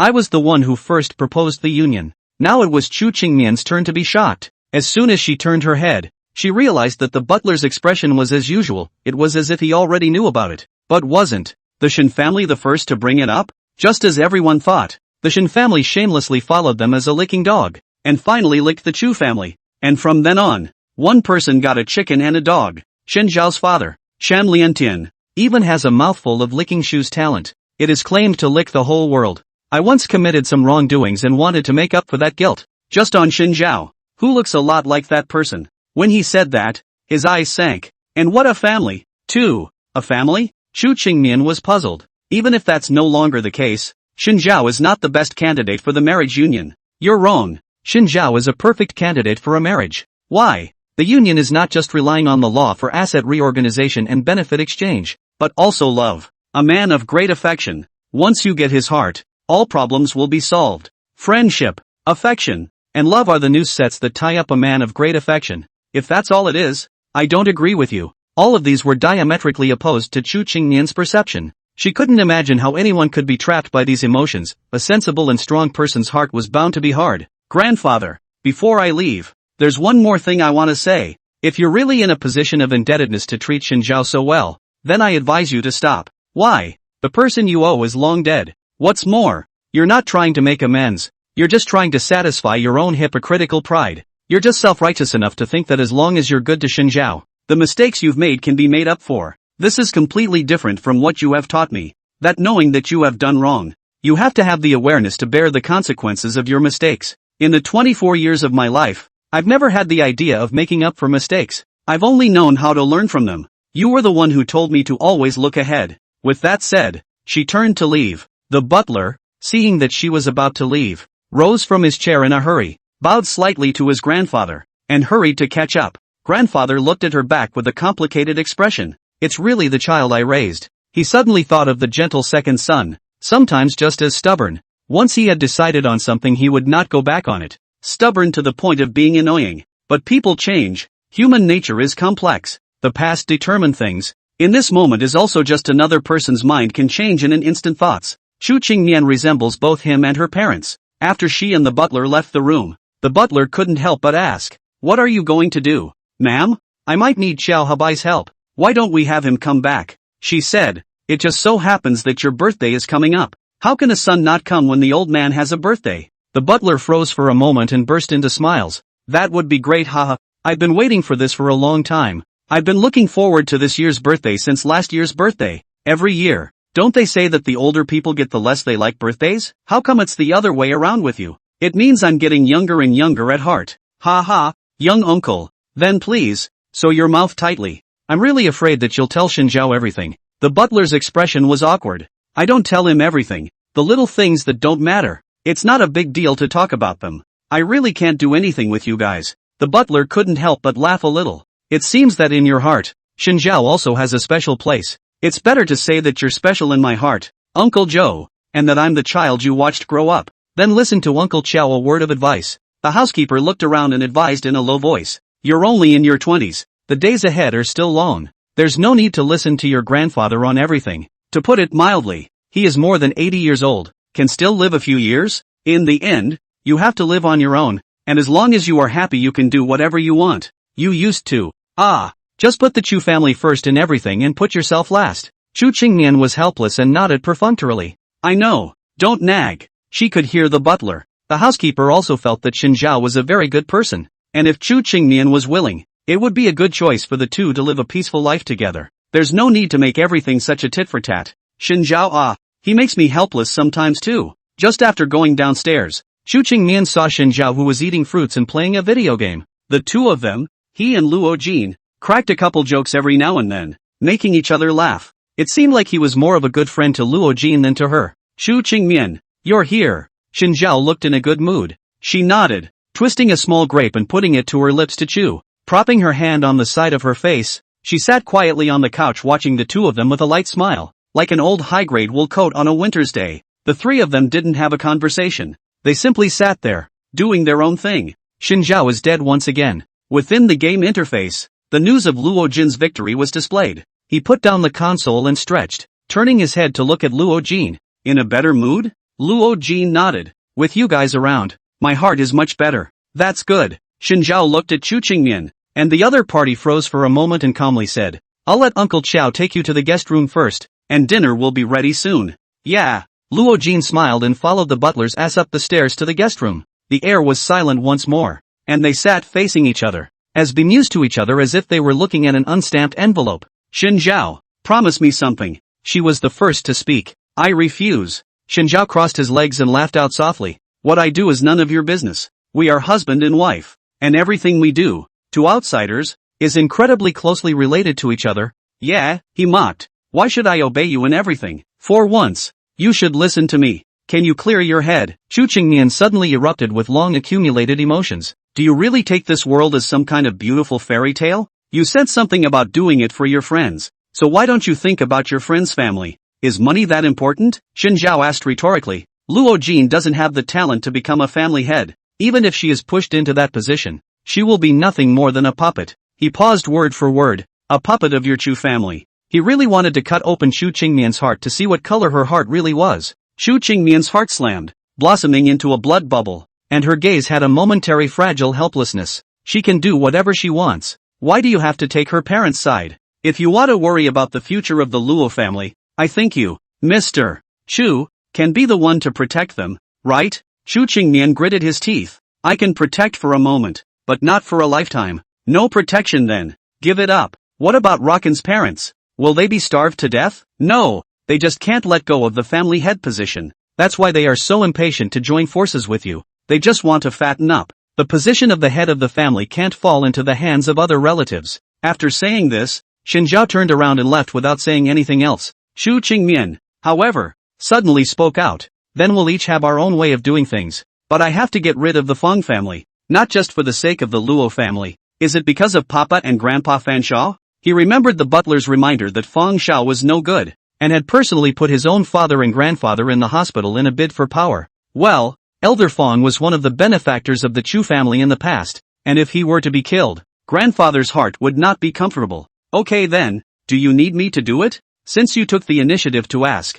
this task is naturally yours. No dissatisfaction if I don't do a good job. His tone was much lighter, flavored with teasing. Chu Qingmian shook his head helplessly. How dare I be dissatisfied with you? They willfully ignored the argument they had just had and instead moved on to the same small goal. I'm happy with myself until I die, and I can let whoever isn't happy with me go first. I'm relieved to see you're still so confident. Xinjiao smiled faintly and suddenly didn't want to leave, but instead turned around and sat beside her, circling her waist with his arm. Chu Qingmian didn't quite understand. What was he mad about again? He'd just had a fight, and he'd come back as if nothing had happened. Sticking over to eat her tofu, she put the question out. Xinjiao innocently tilted his head and held his face. What? I actually did that to you just now? He had a flash of insight. I know. It's my second personality. He's coming out again. Chu Qingmian had an expression of, I'll see you continue to act. Xinjiao saw that she didn't believe it, and could only helplessly flatten his hand. Well, I just suddenly felt that there's no need for us to be so tit-for-tat all the time.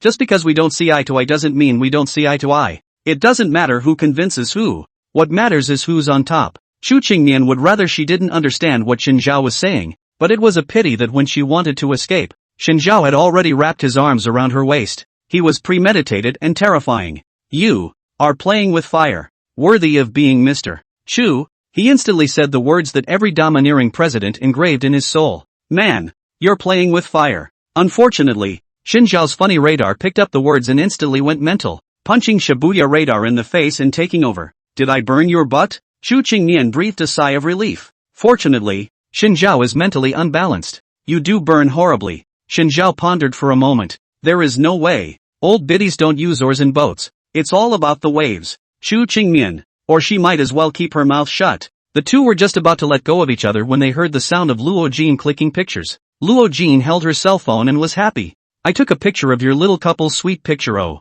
Chu Qingmian. Where the hell are they sweet? Xinjiao, on the other hand, pretended to be shy. Goo, hate it. Chu Qingmian. Her stomach somehow hurt a little and she was afraid she was going to throw up. Dinner's ready, the two maiden aunts reminded. The cooks had already set the dinner on the table one by one, and the rest of the Chu family had almost all come one after another. Eldest uncle was the first person to see Luo Jin. He raised his eyebrows in surprise. Xiao Luo, why are you here? Luo Jin scratched her face awkwardly. I just wanted to come and play with Mian and Xinjiao. Oh, you young people have a good time then. The eldest nodded. Third uncle and third aunt with the boat finally sat at the dinner table. Saw Xinjiao. Third uncle and third aunt nodded slightly to him in greeting. Xinjiao smiled, and his gaze landed on Xiaotao, immediately softening quite a bit. Peachy, did you miss your aunt? Think. Then how about we play with Sister Luo Jin tonight? Play. For his part, both smiled disdainfully and stayed out of their way, determined to inwardly roll alone. He's going to quietly implode and then wow everyone. Xinjiao, you like kids so much, why don't you have one with Mian? Luo Jin bit her chopsticks and said, if you have a child, I'm going to be the godmother. Yes, when you get married you have to hurry up and have children. The eldest uncle tapped the table. An uncle like him, he loves to push for marriage, but he also loves to push for birth. If he can't rush his own children, he can always rush Xinjiao and the others. Uncle and Aunt Sam were instantly alert. Then after a few moments of contemplation, they still nodded. We think we should have one as well. How dangerous is it to have a baby when you're old? When you're strong, you have smarter children. Anyway, there were still at least 20 years until Xin Zhao and their children grew up and cultivated their experiences. And there was a difference of many years between them and Xiao Zhou. By this calculation, it didn't matter if Xin Zhao and the others had a child. Moreover, Xin Zhao promised that all of his cultivation focus would now be on Xiao Zhou. The big deal is that it's only 3 generations. The corners of Xin Zhao's mouth twitched, feeling the horror of hypnosis from a relative. It turns out that marriage is not an end, but a new beginning. I listened to Chu Qingmian all the time. He decided to dump the pot. Chu Qingmian, who was groping for fish, suddenly had a jolt and smiled awkwardly. Let's talk about it some other time. There's no rush in this kind of thing. No hurry. No hurry. What's the hurry? The eldest uncle began to educate. You young people, every day thinking about what late marriage and late childbearing. The national policy has said to encourage childbirth. Stop. Chu Qingmian hurriedly stopped, fearing that this middle-aged uncle was going to pull into the national plan world situation. Gushing. Sister, I also agree with them. Ark said seriously, I've wished for a chaperone since a long time ago. Xin Zhao waved his hand. Don't even think about it. My child can't be taught by you to become a 6-parent role king. What do you mind? I can still help your kids with their homework. Peach bit her finger. I want a sister. You guys give me a sister. The crowd laughed, and her great-uncle rubbed her little cheeks. You can't have a sister, and you can't have a brother. Peach wrinkled her nose, not understanding why they couldn't have older siblings for themselves. At night, in bed, Xin Zhao lay on the bed, staring at the ceiling in deep thought. Suddenly, he spoke up and asked, do you like boys or girls? I like a good boy. Gender doesn't matter. Chu Qingmian was sleepy under the covers. Okay. Xin Zhao pillowed his arm, continued to stare at the ceiling, and said seriously, I prefer daughters. Let's have daughters in the future. Okay?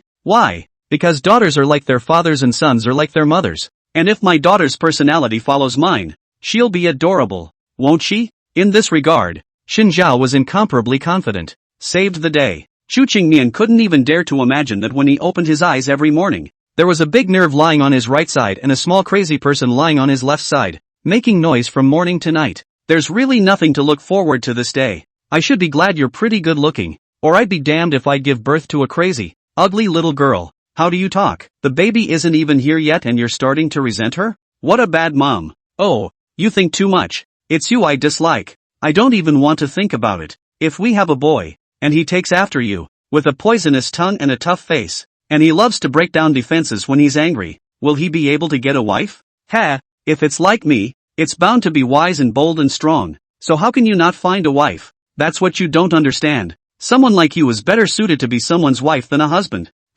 Chu Qingmian fell into doubt. So you're not worried about your daughter getting ripped off by a bad guy? Xin Zhao shook his head. Not worried. Just when Chu Qingmian thought he would say something like, I will protect my daughter for the rest of her life, he said seriously, I myself am no good. How could I possibly give birth to a stupid white sweet daughter? Dragons give birth to dragons. Phoenixes give birth to phoenixes. And the children of mice can make holes. His children, I'm afraid, are not idle. Chu Qingmian. It made so much sense that she couldn't argue with it. Coming across this door-to-door son-in-law of mine, it's considered that your Chu family's ancestors' graves are smoking. To tell the truth, our Chu family doesn't have an ancestral grave. Grandfather, he used to be an orphan. So is it true that you will not have an ancestral grave until he passes away? Aha! I told you why he always has a dark face. I think he's blackened by the green smoke. Xin Zhao felt that he had the truth. Early the next morning, Xin Zhao unprecedentedly got up early, even earlier than Chu Qingmian woke up. This surprised her, and for a moment she even doubted the veracity of the end of the world Mayan prophecy.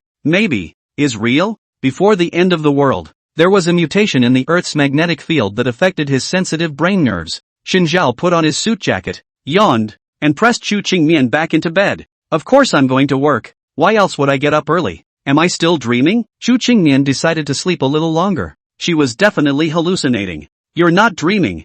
I'm afraid I'm going to be super busy these days. Why? Chu Qingmian asked. Doesn't that Charlie help you with your work? She remembered that Xin Zhao had several loyal subordinates who could help him share many tasks. Charlie? Don't mention it. It's his fault that I have to work so hard now. What happened? He even led the big secretary and a few of them to go on strike with me. Xin Zhao was furious. His mom is French, and he inherited the bad habit of the French of going on strike. Ha! I hate stingy Dutchmen and thieving gypsies first. Frenchmen who don't move to strike second. and crazy teenagers third. If I could, I'd love to throw them all down to Australia and box with the kangaroo line. Better let the kangaroos beat them to death. And now Charlie had stepped on his second minefield. Now, I'm going to go get a couple of them. He ground his back teeth. From what he knew about Charlie and the others, they must have prepared everything for his pursuit. He retrieved the map in his brain, analyzing the personalities of several people and deducing the places where they would appear with the greatest probability. But suddenly, he decided he was thinking too hard. Charlie and the boys know themselves well enough to have surely prejudged his prediction, so he was able to successfully catch them by anticipating the anticipation of their anticipation. As the saying goes, the most dangerous place is the safest place. A couple of them, they must be hiding out at the office or at Charlie's cottage. He decided to make a trip to the villa first, which of course turned out to be nothing. But when he went through the company again, there was still no sign of a few people. He instantly doubted his judgment. Could it be that a few of them had been smart enough to anticipate his prediction of their prediction? The four people who were having a crazy Thursday activity at the KFC near the company also did not expect Shinjiao to have a crazy set at the company. Charlie sucked on his Coke. I haven't had a burger Coke in ages. It's so good. He's even a little bit more intent on it. Yang surely pressed the unhealthy food and sat on the chair to play with her cell phone. Hamid, for his part, looked at the burger in front of him with difficulty and a bit of a stomach ache. That's what I hate the most. Charlie was puzzled. Why? Used to have to settle for a burger for lunch when I was out on a mission with the mob. He's about to throw up from eating it. I don't want any either. So you can eat alone. The first secretary pushed her share of the set meal in front of Charlie. I don't think the burger is good at all. Why yes, Charlie was indignant. Burgers are the best thing in the world. Are you really a rich kid? It's a little too cheap for your life to be satisfied with just a burger, isn't it? Hamid asked rhetorically. Shirley Young waved her hand impatiently. Hamid, there's no need for you to argue with an Englishman. Their country is the birthplace of stargazing. And you expect him to have eaten anything good? His sense of taste has been different from normal for a long time. Hey, you guys are always so sarcastic. Charlie was furious. I'm going to find Shinjiao. He's the only one who understands me. When he thought about it, the only person who recognized his cooking skills was Shinjiao. That cold winter month, two people met because of a plate of hard sikong. Shinjiao ate all almost moved to tears. Later, it was also he who taught his family's cooking skills to Shinjiao. And since then, Shinjiao not only learned traditional British cooking, but his palate also followed the bad. Yeah, his sense of taste is disabled by your whole thing. You really need to take responsibility for him. Hamid lamented. Don't look at their Indian food sells like excrement. But the taste is certainly not bad. After all, we'll put a lot of spices, no matter how complex the ingredients. After the sand-style processing, we'll lose the original flavor. Only the endless spice flavor. Dipping the insoles to eat no problem. The only niggle is that most foreigners have weak stomachs that can't withstand a strong spice hit and leap when they eat it. Hamid is still confident when it comes to food, especially in front of the British. Charlie grunted coldly, suddenly remembering that Shinjiao hadn't found them yet. He was suddenly confident again. Hey, I've been saying for a long time that listening to me is always right. Shinjiao but hasn't even found us yet. Genius is well grasped, but fools are hard to predict. Sherry, I didn't say that directly and explicitly. Oh, you're the one who got it right. Shinjiao couldn't find them, so we can only deal with the documents in the computer first and send them to each department one by one for implementation. He sat in his boss's chair, deep in thought. Where the hell did they go? It wasn't long before Charlie entered the office, carrying a KFC set, and placed it on the desk, raising an eyebrow at him. Shinjiao, you lost. Oh. Shinjiao laughed a little, took out a burger, took a bite, and his eyes instantly lit up. Yummy. Charlie nodded approvingly. It was worthy of being his good brother,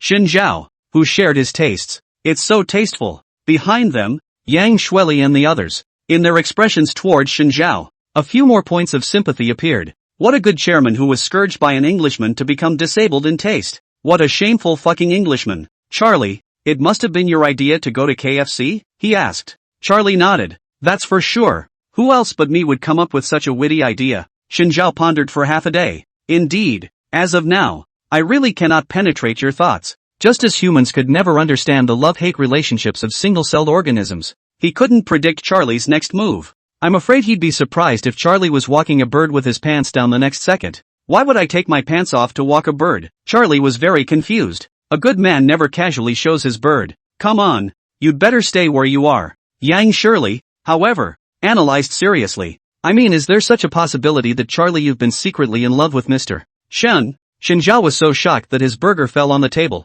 I'm a family man. Charlie slapped the table and assured. L not gay, if it's British. Shirley Young narrowed her eyes. Hamid nodded. If it's the British, the first secretary repeated. If it's British, that's impossible to say. There are 5 major international certifications for the English, which are that the English have no upper lip, a lot of homosexuality, baldness, gastronomic deserts, and low-quality teenagers automatically become a well-mannered English gentleman on the day the bar mitzvah bell rings at age 18. Charlie expressed his anger at the stereotyping of the 4 of them. He is neither gay nor a bald guy, but no one wanted to hear his defense. Shinzhao stretched his back, took a sip of happy water, stared at Yang Shueli and said, Shueli, there's a mission that needs you to step in. Yang Shirley lifted her eyelids with a disgusted expression. What mission? She had a bad feeling about this. Every time Shinzhao called out to her, Shirley, there must be something that needed her to do. Shinzhao smiled. Find a way to mess up the Feng family for me. The corner of Yang Shirley's mouth twitched.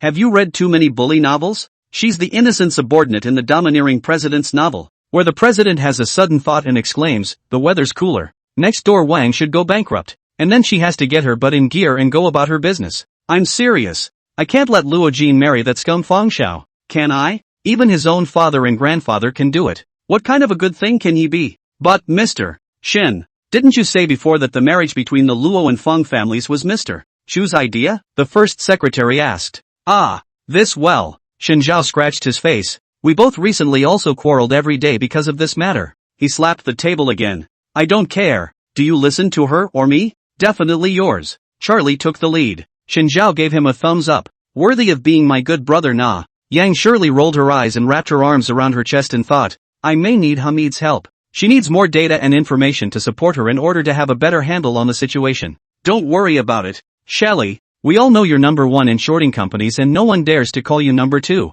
Charlie reassured her with a look of trust. Right. You're like Joe, but you're a graduate of a top business school, with 100% real-world experience. She has always been a keen master when it comes to money. The Feng family is currently most interested in obtaining the operating franchise, and it's not as if there aren't other families competing in the meantime, so it might as well be a force to be reckoned with if we can unite them. Hamid analyzed. He also quickly pulled up information on the others involved in this fight, displaying them one by one on the computer screen. But earlier, Xu Jijia leaked the bottom bid in advance, which brought many people with him, and now the government side is quite alert and refuses to reveal the win easily anymore. We don't need to care about this. It's not us who should be nervous, Shinzhao voiced out. Those leaders of theirs are afraid of losing their hats, and the Feng family is also afraid of taking a wrong step. I have a question. Charlie questioned. Ask. Feng Shao. He was able to put his hands on his own father. Does anyone else on the board dare to treat him with sincerity? Chinese people pay attention to love. Like this big family is already complex power. There are many family head and his men are between the real and the shopping mall born and died. Love naturally also played out. Feng Shao was young, had no real combat accomplishments, and had laid a harsh hand on their oldest brother. So who dared to serve him? The other board members who had originally disliked the Feng family were even more eager to seize the opportunity to strip Feng Shao from that position and sit on it themselves. That's why I said that Feng Shao bet a lot. If this matter succeeded, it is considered to prove to the outside world his ability. But if it fails, Shinzhao disdainfully sneered twice. Feng Shao is only in big trouble. Since you guys said that, I did think of a good idea. Yang Shueli hooked up her red lips. Why don't we help Feng Shao to make this happen, and then let him fail? This way you can pull in the hate. Are you trying to make the other clans hold a grudge against the upper house as well? There are quite a few people who have their eyes on the Feng family. Anyway, everyone has the same purpose. Just go with the flow. Yang Shirley spread her hands flat and, so what are you going to do? There's a classic scam routine in finance that's classic but not outdated, and there are idiots who get scammed every year. Yang Shirley blew on her diamond manicure, and the crystalline gems refracted a morose cold light. Ponzi scheme. The crowd couldn't help but laugh. Shirley, aren't you doing your old job again? Charlie hooted with laughter. Hey, I don't want to have to fish you out of jail this time. Hamid was helpless. From fishing Shirley out of jail to clear her name, to her murdering someone to deal with the aftermath, it was all done by him alone. Charlie did not do anything except pay out some money. Shinzhao is even more busy outside every day. Rarely see his shadow. Hamid, he really doesn't want to continue to be crushed like a cow or a horse. Shinzhao raised his KFC free Coke cup and gestured to them. Then it's a deal. Mr. Shin, you're too stingy. Just take a Coke to toast us? Yang Shirley lightly hummed. How can you say you have to take a bottle of good wine? Shinzhao raised his eyebrows. There is an old saying in the country of China. Never open champagne at halftime. He rubbed his hands together and looked over at Charlie with a grin. As I recall, I think you had 2 bottles of 45 Romane Conti in your collection? Charlie exclaimed. How did you know that? That's what my dad left me. I know from tapping your cell phone. Hamid spat out. It's so unfriendly not to tell us when you have something so good. You guys? That's so bad. Charlie slapped the table defiantly. You tapped my cell phone. Hamid. For trusting you so much. First lesson in society. Don't trust Indians so easily. Hamid shrugged. Especially the British. Charlie sighed and said in a somewhat meaty voice. Can you change a bottle? That's a 45-year-old Romane Conti. There's only 600 bottles left in the world. Otherwise, we'll drink 82 Lafite? Even their family is so rich, they only have 2 bottles. This wine is more famously known as the wine of millionaires, but only for billionaires. As the top king of the wine world, it is extremely sought after by many wealthy people who love wine deeply, and is so scarce and difficult to buy that it has always been in the position of having a price without a market. Every collector who loves wine will not easily cut it off and sell it. Forget the 82 Lafite. It always feels like the fakes are all over the place.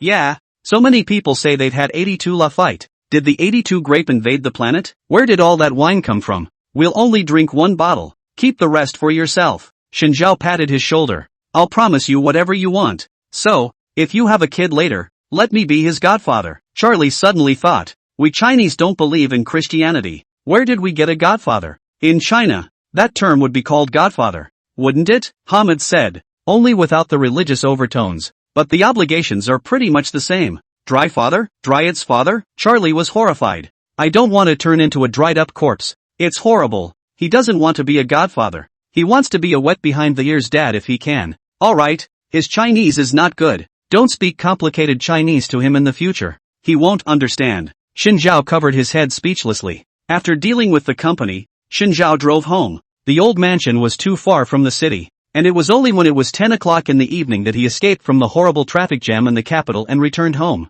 Even the chairman of the board of directors has to endure the horrific commuting traffic jam fervor from the capital. If I had known, he would have taken the subway. In a way, long live public transportation. As soon as he returned home, he saw Chu Qingmian, who was carrying fruits, and suddenly a warm current surged through his heart. After coming home from a hard day's work, he was able to have a warm light guarding his home and a gentle wife cutting up fruit and waiting for him. How warm it was when the door opened and 2 people smiled at each other. He smiled and took the fruit plate in Chu Qingmian's hands. Hard work, wife. Chu Qingmian? What's he up to? Then, she witnessed Shinjiao finish a whole plate of fruits and rubbed her stomach happily. It's good to have you, Chu Qingmian. Did he misunderstand something? While the 2 of them were looking at each other with deep love, Luo Jin came over with a grinding bowl of garlic. Seeing Chu Qingmian's empty plate, she asked suspiciously, Mian, didn't I tell you to get the fruit? Chu Qingmian glanced at the plate. It was eaten by Shinjiao. What? Shinjiao and Luo Jin asked back in unison.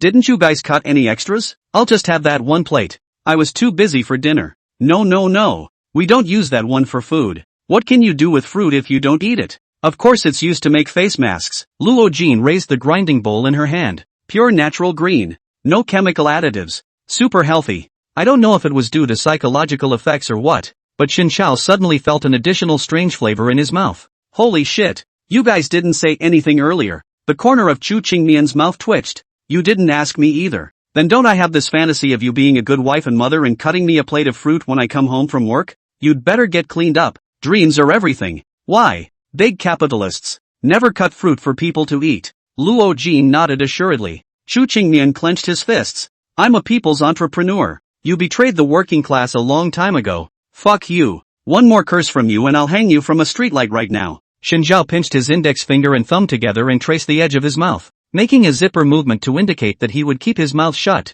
Chu Qingmian hummed and went to the kitchen to have the cook cut another plate of fruit. 2 women at a dresser, making an all-natural fruit mask. Shinjiao ate so much fruit that she only felt a bit of acidity in her mouth, and while drinking tea to rinse her mouth, she messaged Ji Changyu. Ji Changyu let go of his heart when he learned that Luo Jin's mood had improved. By the way, he told Shinjiao about his successful application and shared his joy with him. I feel now that my future is getting better and better, and if I can get into the Chinese Academy of Sciences in the future, I will definitely be able to give Luo Jin a good life. Yes? Shinjiao did not respond to him exactly, but asked a rhetorical question, is that so? I don't want to tell Luo Jin the news yet. I'm afraid she'll be sad if she hears about it. She wants so much to continue her education abroad, but she's being prevented from doing so by her parents. Okay, I won't tell her. And good luck with your future. while Shinjiao held his cell phone in contemplation. Chu Qingmian also put on the fruit mask handmade by Luo Jin, walked in front of him, and patted his head as he looked down and thought. He subconsciously raised his head,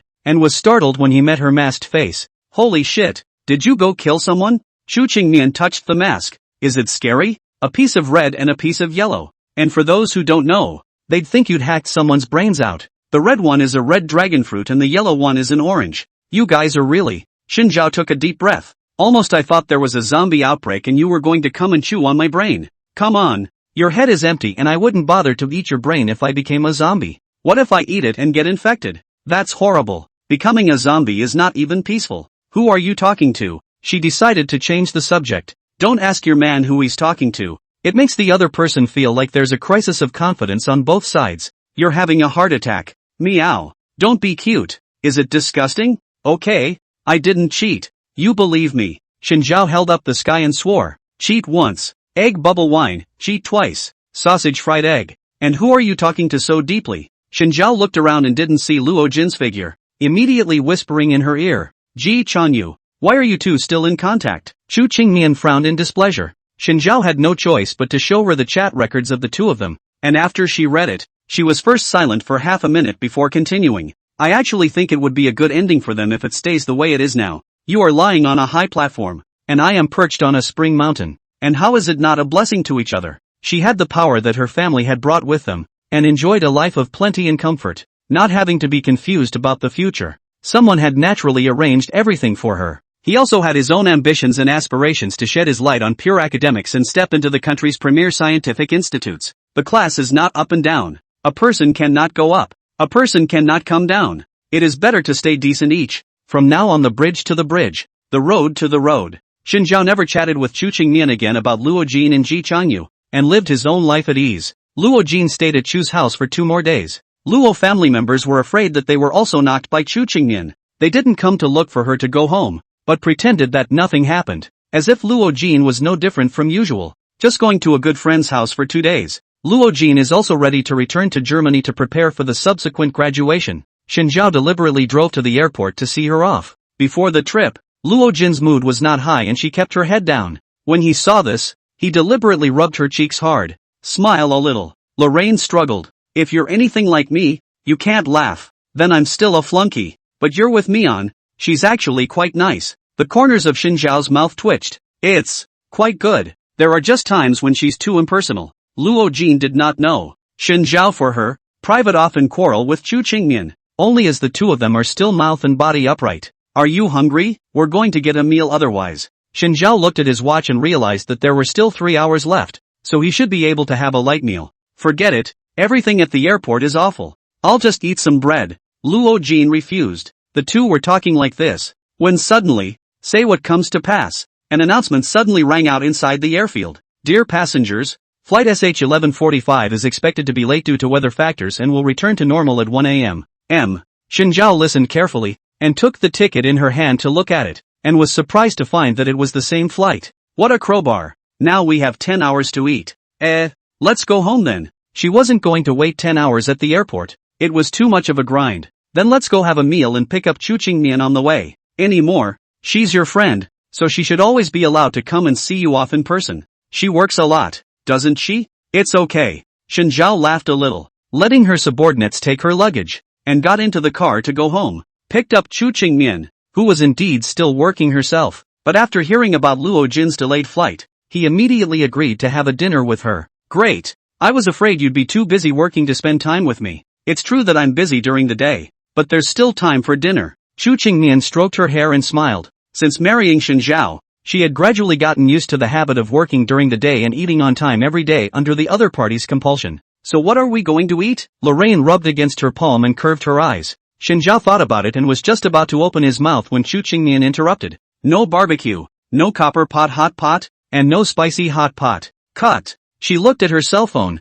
putting the dictator's demeanor on display. Let's go for barbecue. It just so happens that I know a place that tastes pretty good. His Wagyu beef tastes good. When Shinjiao heard this, he pressed down hard on the gas. I'll have 10. Your treat. I can afford as much as you want. Chu Qingmian said that store is a very comfortable and private decoration of the store. The store manager is said to be a certain one specializing in chef. earned enough money to resign and opened a store on their own. They don't take guests on weekdays, only rich people. What was once his employer is now his customer, and occasionally helps him with a little publicity. Chu Qingnian used to be one of those being publicized. Mr. Chu, you're actually here. It really makes me fluffy. Come and sit down. The store manager saw her and cheerfully went forward to greet her. Mr. Shen and Miss Luo are also here? Meeting for the first time. You guys just call me Old Li. Hello. The two of them said hello. The three men entered the booth and waited for the waiter to serve the menu. Xin Zhao looked at in the Old Li and the guest's familiar greeting, and from time to time can also chat a couple of sentences. Slightly raised eyebrows. This Old Li is quite interesting. Well, order the food. Order me 10 plates of Wagyu first. Okay. Make a note to take 1 plate each of Australian and Japanese Wagyu beef. Hey.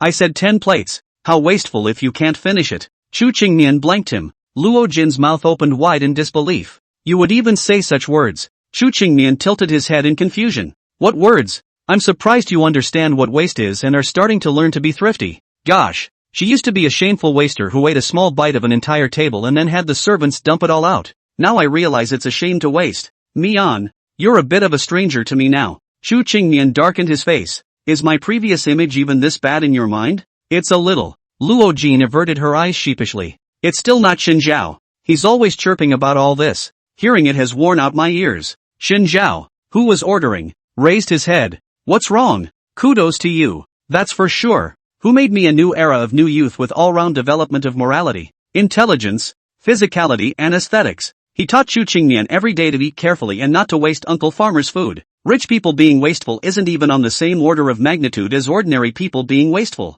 Luo Jin had an expression of, I bumped into it again. So touched. Mian is becoming more and more like a good person now. Where exactly am I not like a good person? Chu Qingnian asked rhetorically. Most of the time it doesn't look like it, especially at work. Meh. Chu Qingnian gave them both a piece of Wagyu beef. You'd better shut up and eat properly. Xin Zhao picked up the beef and put it into his mouth to chew. The more he chewed down, the more his brows furrowed. Why do I feel that it doesn't taste as good as I used to eat? Chu Qingnian took a bite and nodded. It's normal. I think it's delicious. Which plate of Wagyu is this? Australian Wagyu. What's up? I said. I still prefer Japanese Wagyu beef. It's oily, so it tastes good. Chu Qingnian frowned. What's so delicious about that? It's only the first bite that's good. The more you eat of the remaining bites, the more tired you get. Classless thing, you're fit to eat on the toilet. You're the one with no class. Luo Jin. Who are you agreeing with? The two men spoke in unison and looked at her. Luo Jin clenched the chopsticks in her hands and smiled awkwardly. I actually like it. You know whose side to take, right? Chu Qingnian stared at her. Xin Zhao then sneered. I'm the friend who knows her best. Rockin'. You two fight. Can you not take her with you? Ahem. That, and Wagyu are innocent. I think it should be a matter of your tastes and genes. Medical student Luo Jin is suddenly online. Genes determine taste stimulation. And a human's preference for a particular food depends on the type of enzyme that is partially in the genes. Some people are born able to eat the flavor of the oil, and others are born unable to do so. Xin Zhao laughed and pointed at Chu Qingnian and said, see, you're the one with inferior genes. You. Chu Qingnian was so angry that she gritted her teeth. It's just a matter of taste choice, not genetic superiority. No, you don't understand. Since the evolution of human beings, the gene for pursuing sugar and fat has been engraved in their DNA. And only people like Chu Qingmian, who have failed in their evolution, can't experience this joy. Chu Qingmian hummed. I rather think that this is a sign of my successful evolution, out of the low class. The two didn't listen to Luo Jin's words at all, but continued to argue about whose genes were inferior. It suddenly occurred to Luo Jin that in case they had a child in the future, the child's slightest shortcoming would have to be used by them to attack each other. You see, the boy died looking exactly like you. Why should all the good ones be like you and all the bad ones be like me? It feels like a totally possible scenario. Luo Jin suddenly felt great sympathy for that unborn child. You're blessed to have a mom and dad like that. Let's change the subject, she said. The two also argued about as much as they could, and came to the conclusion that the other person is still a classless thing. Okay. I remember when I was in high school, my dad took me to eat Wagyu beef once for my birthday, right here in the capital, and he ate the leftovers for me. Xin Zhao lamented. He took a bite before giving it to me. It's true. Your family's neuroses are hereditary. No. The explanation my dad gave me at the time was that Wagyu beef contains a lot of hormones and kids can't eat a lot of it. So he'd take some of the hormone-laden portion and give me the trimmings. Your father might as well have said he was trying to poison you. Such a stupid excuse. Shinzhao even managed to believe it. Of course I didn't believe it, I figure it out now. And he was, sipping, on me at the time. Chu Qingmian was silent. In a way, Shinzhao's childhood was quite interesting. This interesting only to his dad. So yeah, if I ever have a son in the future, I'm going to play like that. Shinzhao hemmed and hawed. Once again, Luo Jin's sympathy rose for that child. Good boy. Godmother will protect you when the time comes. Chu Qingmian propped up his cheeks with his hands. Then what kind of wagyu did you guys eat back then? Definitely Japanese wagyu beef. My family loves meat, especially the fattier ones. She snorted out a laugh at that. What are you laughing at? You illiterate. Don't you know that Japanese wagyu beef was only allowed to be imported in the past 2 years? What kind of Japanese wagyu beef did you used to eat? Shinzhao was shocked. Ha! Can not be possible. I have also eaten in foreign countries. The flavor is similar. Ha ha ha. Is it smuggled in? Rakan made a joke and laughed with them. Laughing, they suddenly understood something and silently looked at Shinzhao. No way? It can't really be smuggled. No way. Rather it's that store fraud. Not my dad knows people who engage in smuggling. My dad, what person you do not know? His dad is a famous shoe licker. A tongue that licked the whole capital and the whole world. At the same time, Shinzhao had never been able to melt into the circle of worldly children when he was a child. And a large part of the reason was because of his dad and his family history. Dad is so feckless that the family is only at the bottom of the list. It was indeed unattainable in the eyes of ordinary people, but it had always been a despised existence in the world. Maybe your dad's business has expanded and his tongue is sticking out to more people, Chu Qingmian said. Shinzhao nodded approvingly. Getting it wrong. He had always been distrustful of his dad's knuckleheads. After the three people finished eating, they very tacitly stopped talking about the topic of Shinzhao's father, and instead drove Luo Jin to the airport together. Even late at night, the airport in the capital was busy with people coming and going. Before entering the waiting hall, Luo Jin subconsciously turned back with her suitcase in hand, and saw Chu Qingmian and Shinzhao who were standing in place waiting at her. With a sudden sniffle, she turned and flew into their arms. I'm leaving, I'll be back in a couple months. Good, we will wait for you. Shinzhao smiled and touched her head to comfort. Take good care of yourself in Germany. Oh, don't take your parents' words to heart. Aha. If there are any difficulties, Chu Qingmian and I will definitely help you. Aha. Okay, go. Looking at her back as she left, Shinzhao suddenly spoke. You were right before. She does seem to be a very naive person. But naive people can live a miserable life in this world. Identity alone destines a person's future. If you want to blame it, you can only blame her parents for not training her to be a qualified heir. Chu Qingmian lowered her eyes. A man's future is of his own choosing. An heir is an heir. You are the only child of the Shin family. You should be able to understand what I mean, right? Her gaze was obscure. Have you ever thought that in your last life? It was because of your irresponsibility that caused the Shin family to go bankrupt and fall into Qin Mo's hands yourself. That's the fate of people like you. Fate is an excuse for the weak. I never felt that this is the fate of the non-heirs. Shinzhao sighed. The only mistake I made in my last life was to place my feelings on scum. It was the scum that didn't deserve me. Chu Qingmian did not speak again. She is a qualified heir, and countless people have told her that this is the way you are supposed to be. This is your destiny. Shinzaeko told her again that life is nothing but an excuse for the weak. She didn't know what to say back to him. Her identity was like a curse, constantly emphasizing that she had to carry all the burdens. Never shed tears. Never retreat. Straighten your back and face everyone. Try to live even if you are weak, and live with the hope of everyone. I also care more about my family than money, Shinzhao said. Aha, she answered softly. Shinzhao pillowed his arm and walked on the road. You are also my family. Chu Qingmian turned around violently, and the opposite party smiled at her, showing 8 big teeth. Don't get me wrong. It's just because we're on the same account now. Oh, who cares about you? Yeah, I thought you cared about me quite a bit. You're overthinking it. I hate your dick immensely. What? You're going to kiss my toes? It's disgusting. Chu Qingmian grunted, closed the car door a step ahead, stepped on the gas and left. Shinzhao stood on the side of the road and ate a mouthful of exhaust. Hey, big sister, are you really that cruel? He's really dropping little pearls. Not 2 minutes later, Chu Qingmian reversed back again. She lowered the window with an impatient expression. Why don't you hurry up and get up here? Hey, I knew you wouldn't miss me. It's not because you're so stupid. There are so many cabs in the neighborhood. Can't you just greet one? Just stand there stupidly on the side of the road. Shinzhao leaned back on the soft leather seat. Didn't you say that for the sake of your health? You can't ride in a car that costs less than $500,000? That's me, not you. On what grounds? Are you more delicate than me? That's for sure. If you don't believe me, let me touch it, let me feel it, and see how delicate your skin is. He smiled cheekily and reached his hand up and down. Chu Qingmian was startled and slammed on the brakes. Are you crazy? Can't you see I'm driving? What does it matter? You drive yours and I'll touch mine. You son of a bitch. Make any more trouble and I'll throw you out of the car. Okay, I'm not touching it. Shinzhao placed his hand on his stomach and dozed off very peacefully. Back home, he stared at Chu Qingmian's back as she picked out clothes in the check room and fell into deep thought. Someone's body gradually moved in a healthy direction under his guidance. It wasn't very noticeable yet, but she was already looking much better than she had initially.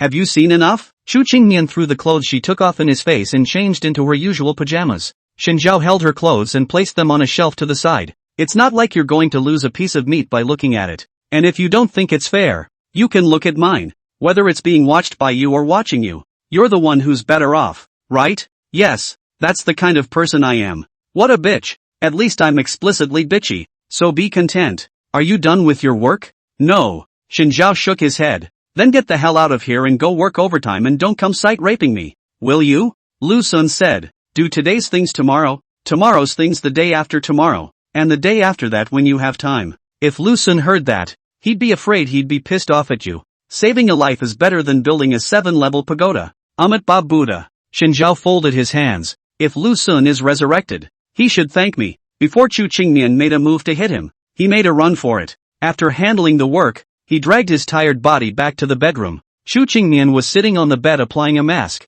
soaking her feet while applying the mask. So leisurely, he was instantly twisted with jealousy. Get out of my way. I want a dip too. You take your plastic tub and toilet brush. She could still remember when she first got married. Shinzhao went crazy and had to wash her feet with boiling water, and even had to be jealous that she was using a high-grade massager instead of an ordinary basin. Hubby, I worked hard and now you won't even soak your feet if you want to. You're so cruel. That's fine. I'll finish my soak in a minute. You're next. Shinzhao 45-degree angle Dragon King skimmed his lips and threw off his slippers and put his feet in, soaking with her. The two people's feet were next to each other, and Shinzhao even intentionally stepped on her feet, successfully getting a blank stare from the other party. You're sick, aren't you? You control me? Feeling the warm hot water, the exhaustion in Shinzhao's body was swept away, and the whole person instantly turned into a puddle of liquid. Fuck NM, it's good to be alive. He couldn't help but sigh. That's relaxation. Chu Qingmian hummed, looked in the mirror, pressed the mask on her face,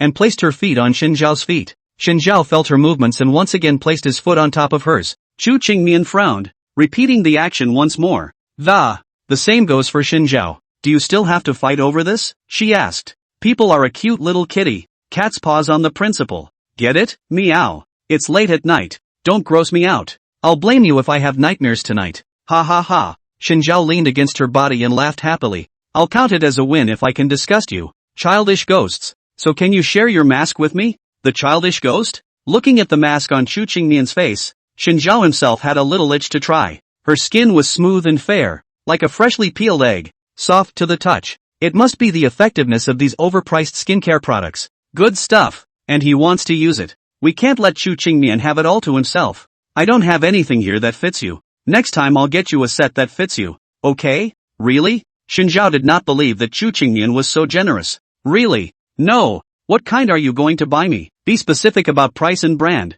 A $10 bottle of Debo from the supermarket. Seeing that Shinzhao had been silent, Chu Qingmian stretched a lazy waist. What are you dissatisfied with? It's still a big brand. Be content. I also want to use a mask that costs thousands of dollars apiece. Give it to me. Shinzhao began to play rogue. Although he was already super handsome and didn't need to use these things, he still couldn't stand to see Chu Qingmian not sharing his goodies with him. Even if he doesn't use it, he has to have it. That's the principle. Bugger off. Buy your own if you like. People want a gift from their wives' law. Shinzhao wiped the non-existent tears. Other people's wives are gentle and considerate in giving gifts, but you only scold me for being a psychopath. Only willing to give me a $10 bottle of Debeo. Look at people. Look at you. If you like other people's wives so much, go play with other people's wives. Chu Qingmian grunted, removed the mask, put on the slippers, and just as he stood up to take a step, he was deliberately tripped by Shinzhao. The two men fell straight down face first. She even directly pounced Shinzhao on the bed. The two of them nose to nose, eyes staring into eyes. The touch of the lips stimulated the brain into a blank. All she felt was that her brain cells were just working for a split second. The butler's exclamation came from behind him. It was only then that Chu Qingmian reacted and hurriedly got up from Xinjiao's body, covering her cheeks incredulously. The butler sighed silently. I didn't mean to interrupt. I just wanted to bring you a glass of cold white water before bed. Uncle Qiao, it's not what you think, Chu Qingmian loudly retorted. Ma'am, don't explain, it's a new era now. There's nothing to be ashamed of when a woman takes the initiative. I didn't, it was an accident. It was Xinjiao who tripped me on purpose. She frantically pleaded her innocence. As soon as he turned his head to look at Xinjiao, he was aggressively hugging his pillow. My innocence was destroyed by the woman of color. Oinking, he's so delicate. 1,000 mistakes are all Chu Qingmian's fault. Admit it to me. You tripped me. No, you're the one who suddenly jumped on me and did this and that to me, and I had to be forced to take it. Ooh, the butler shook his head. I understand it all. I understand it all. You don't have to explain. He's so old. A lot of things are very clear. Eyes like a torch is the word used to describe him. Madam is so proactive. But there's nothing wrong with that. In that case, you two take your time. I'll take my leave. The butler closed the door thoughtfully. Chu Qingmian's breathing stuttered and he almost fainted. Uncle Joe, this big mouth. If he knows, it's the same as the whole Chu family knowing. Her innocence is going to be ruined.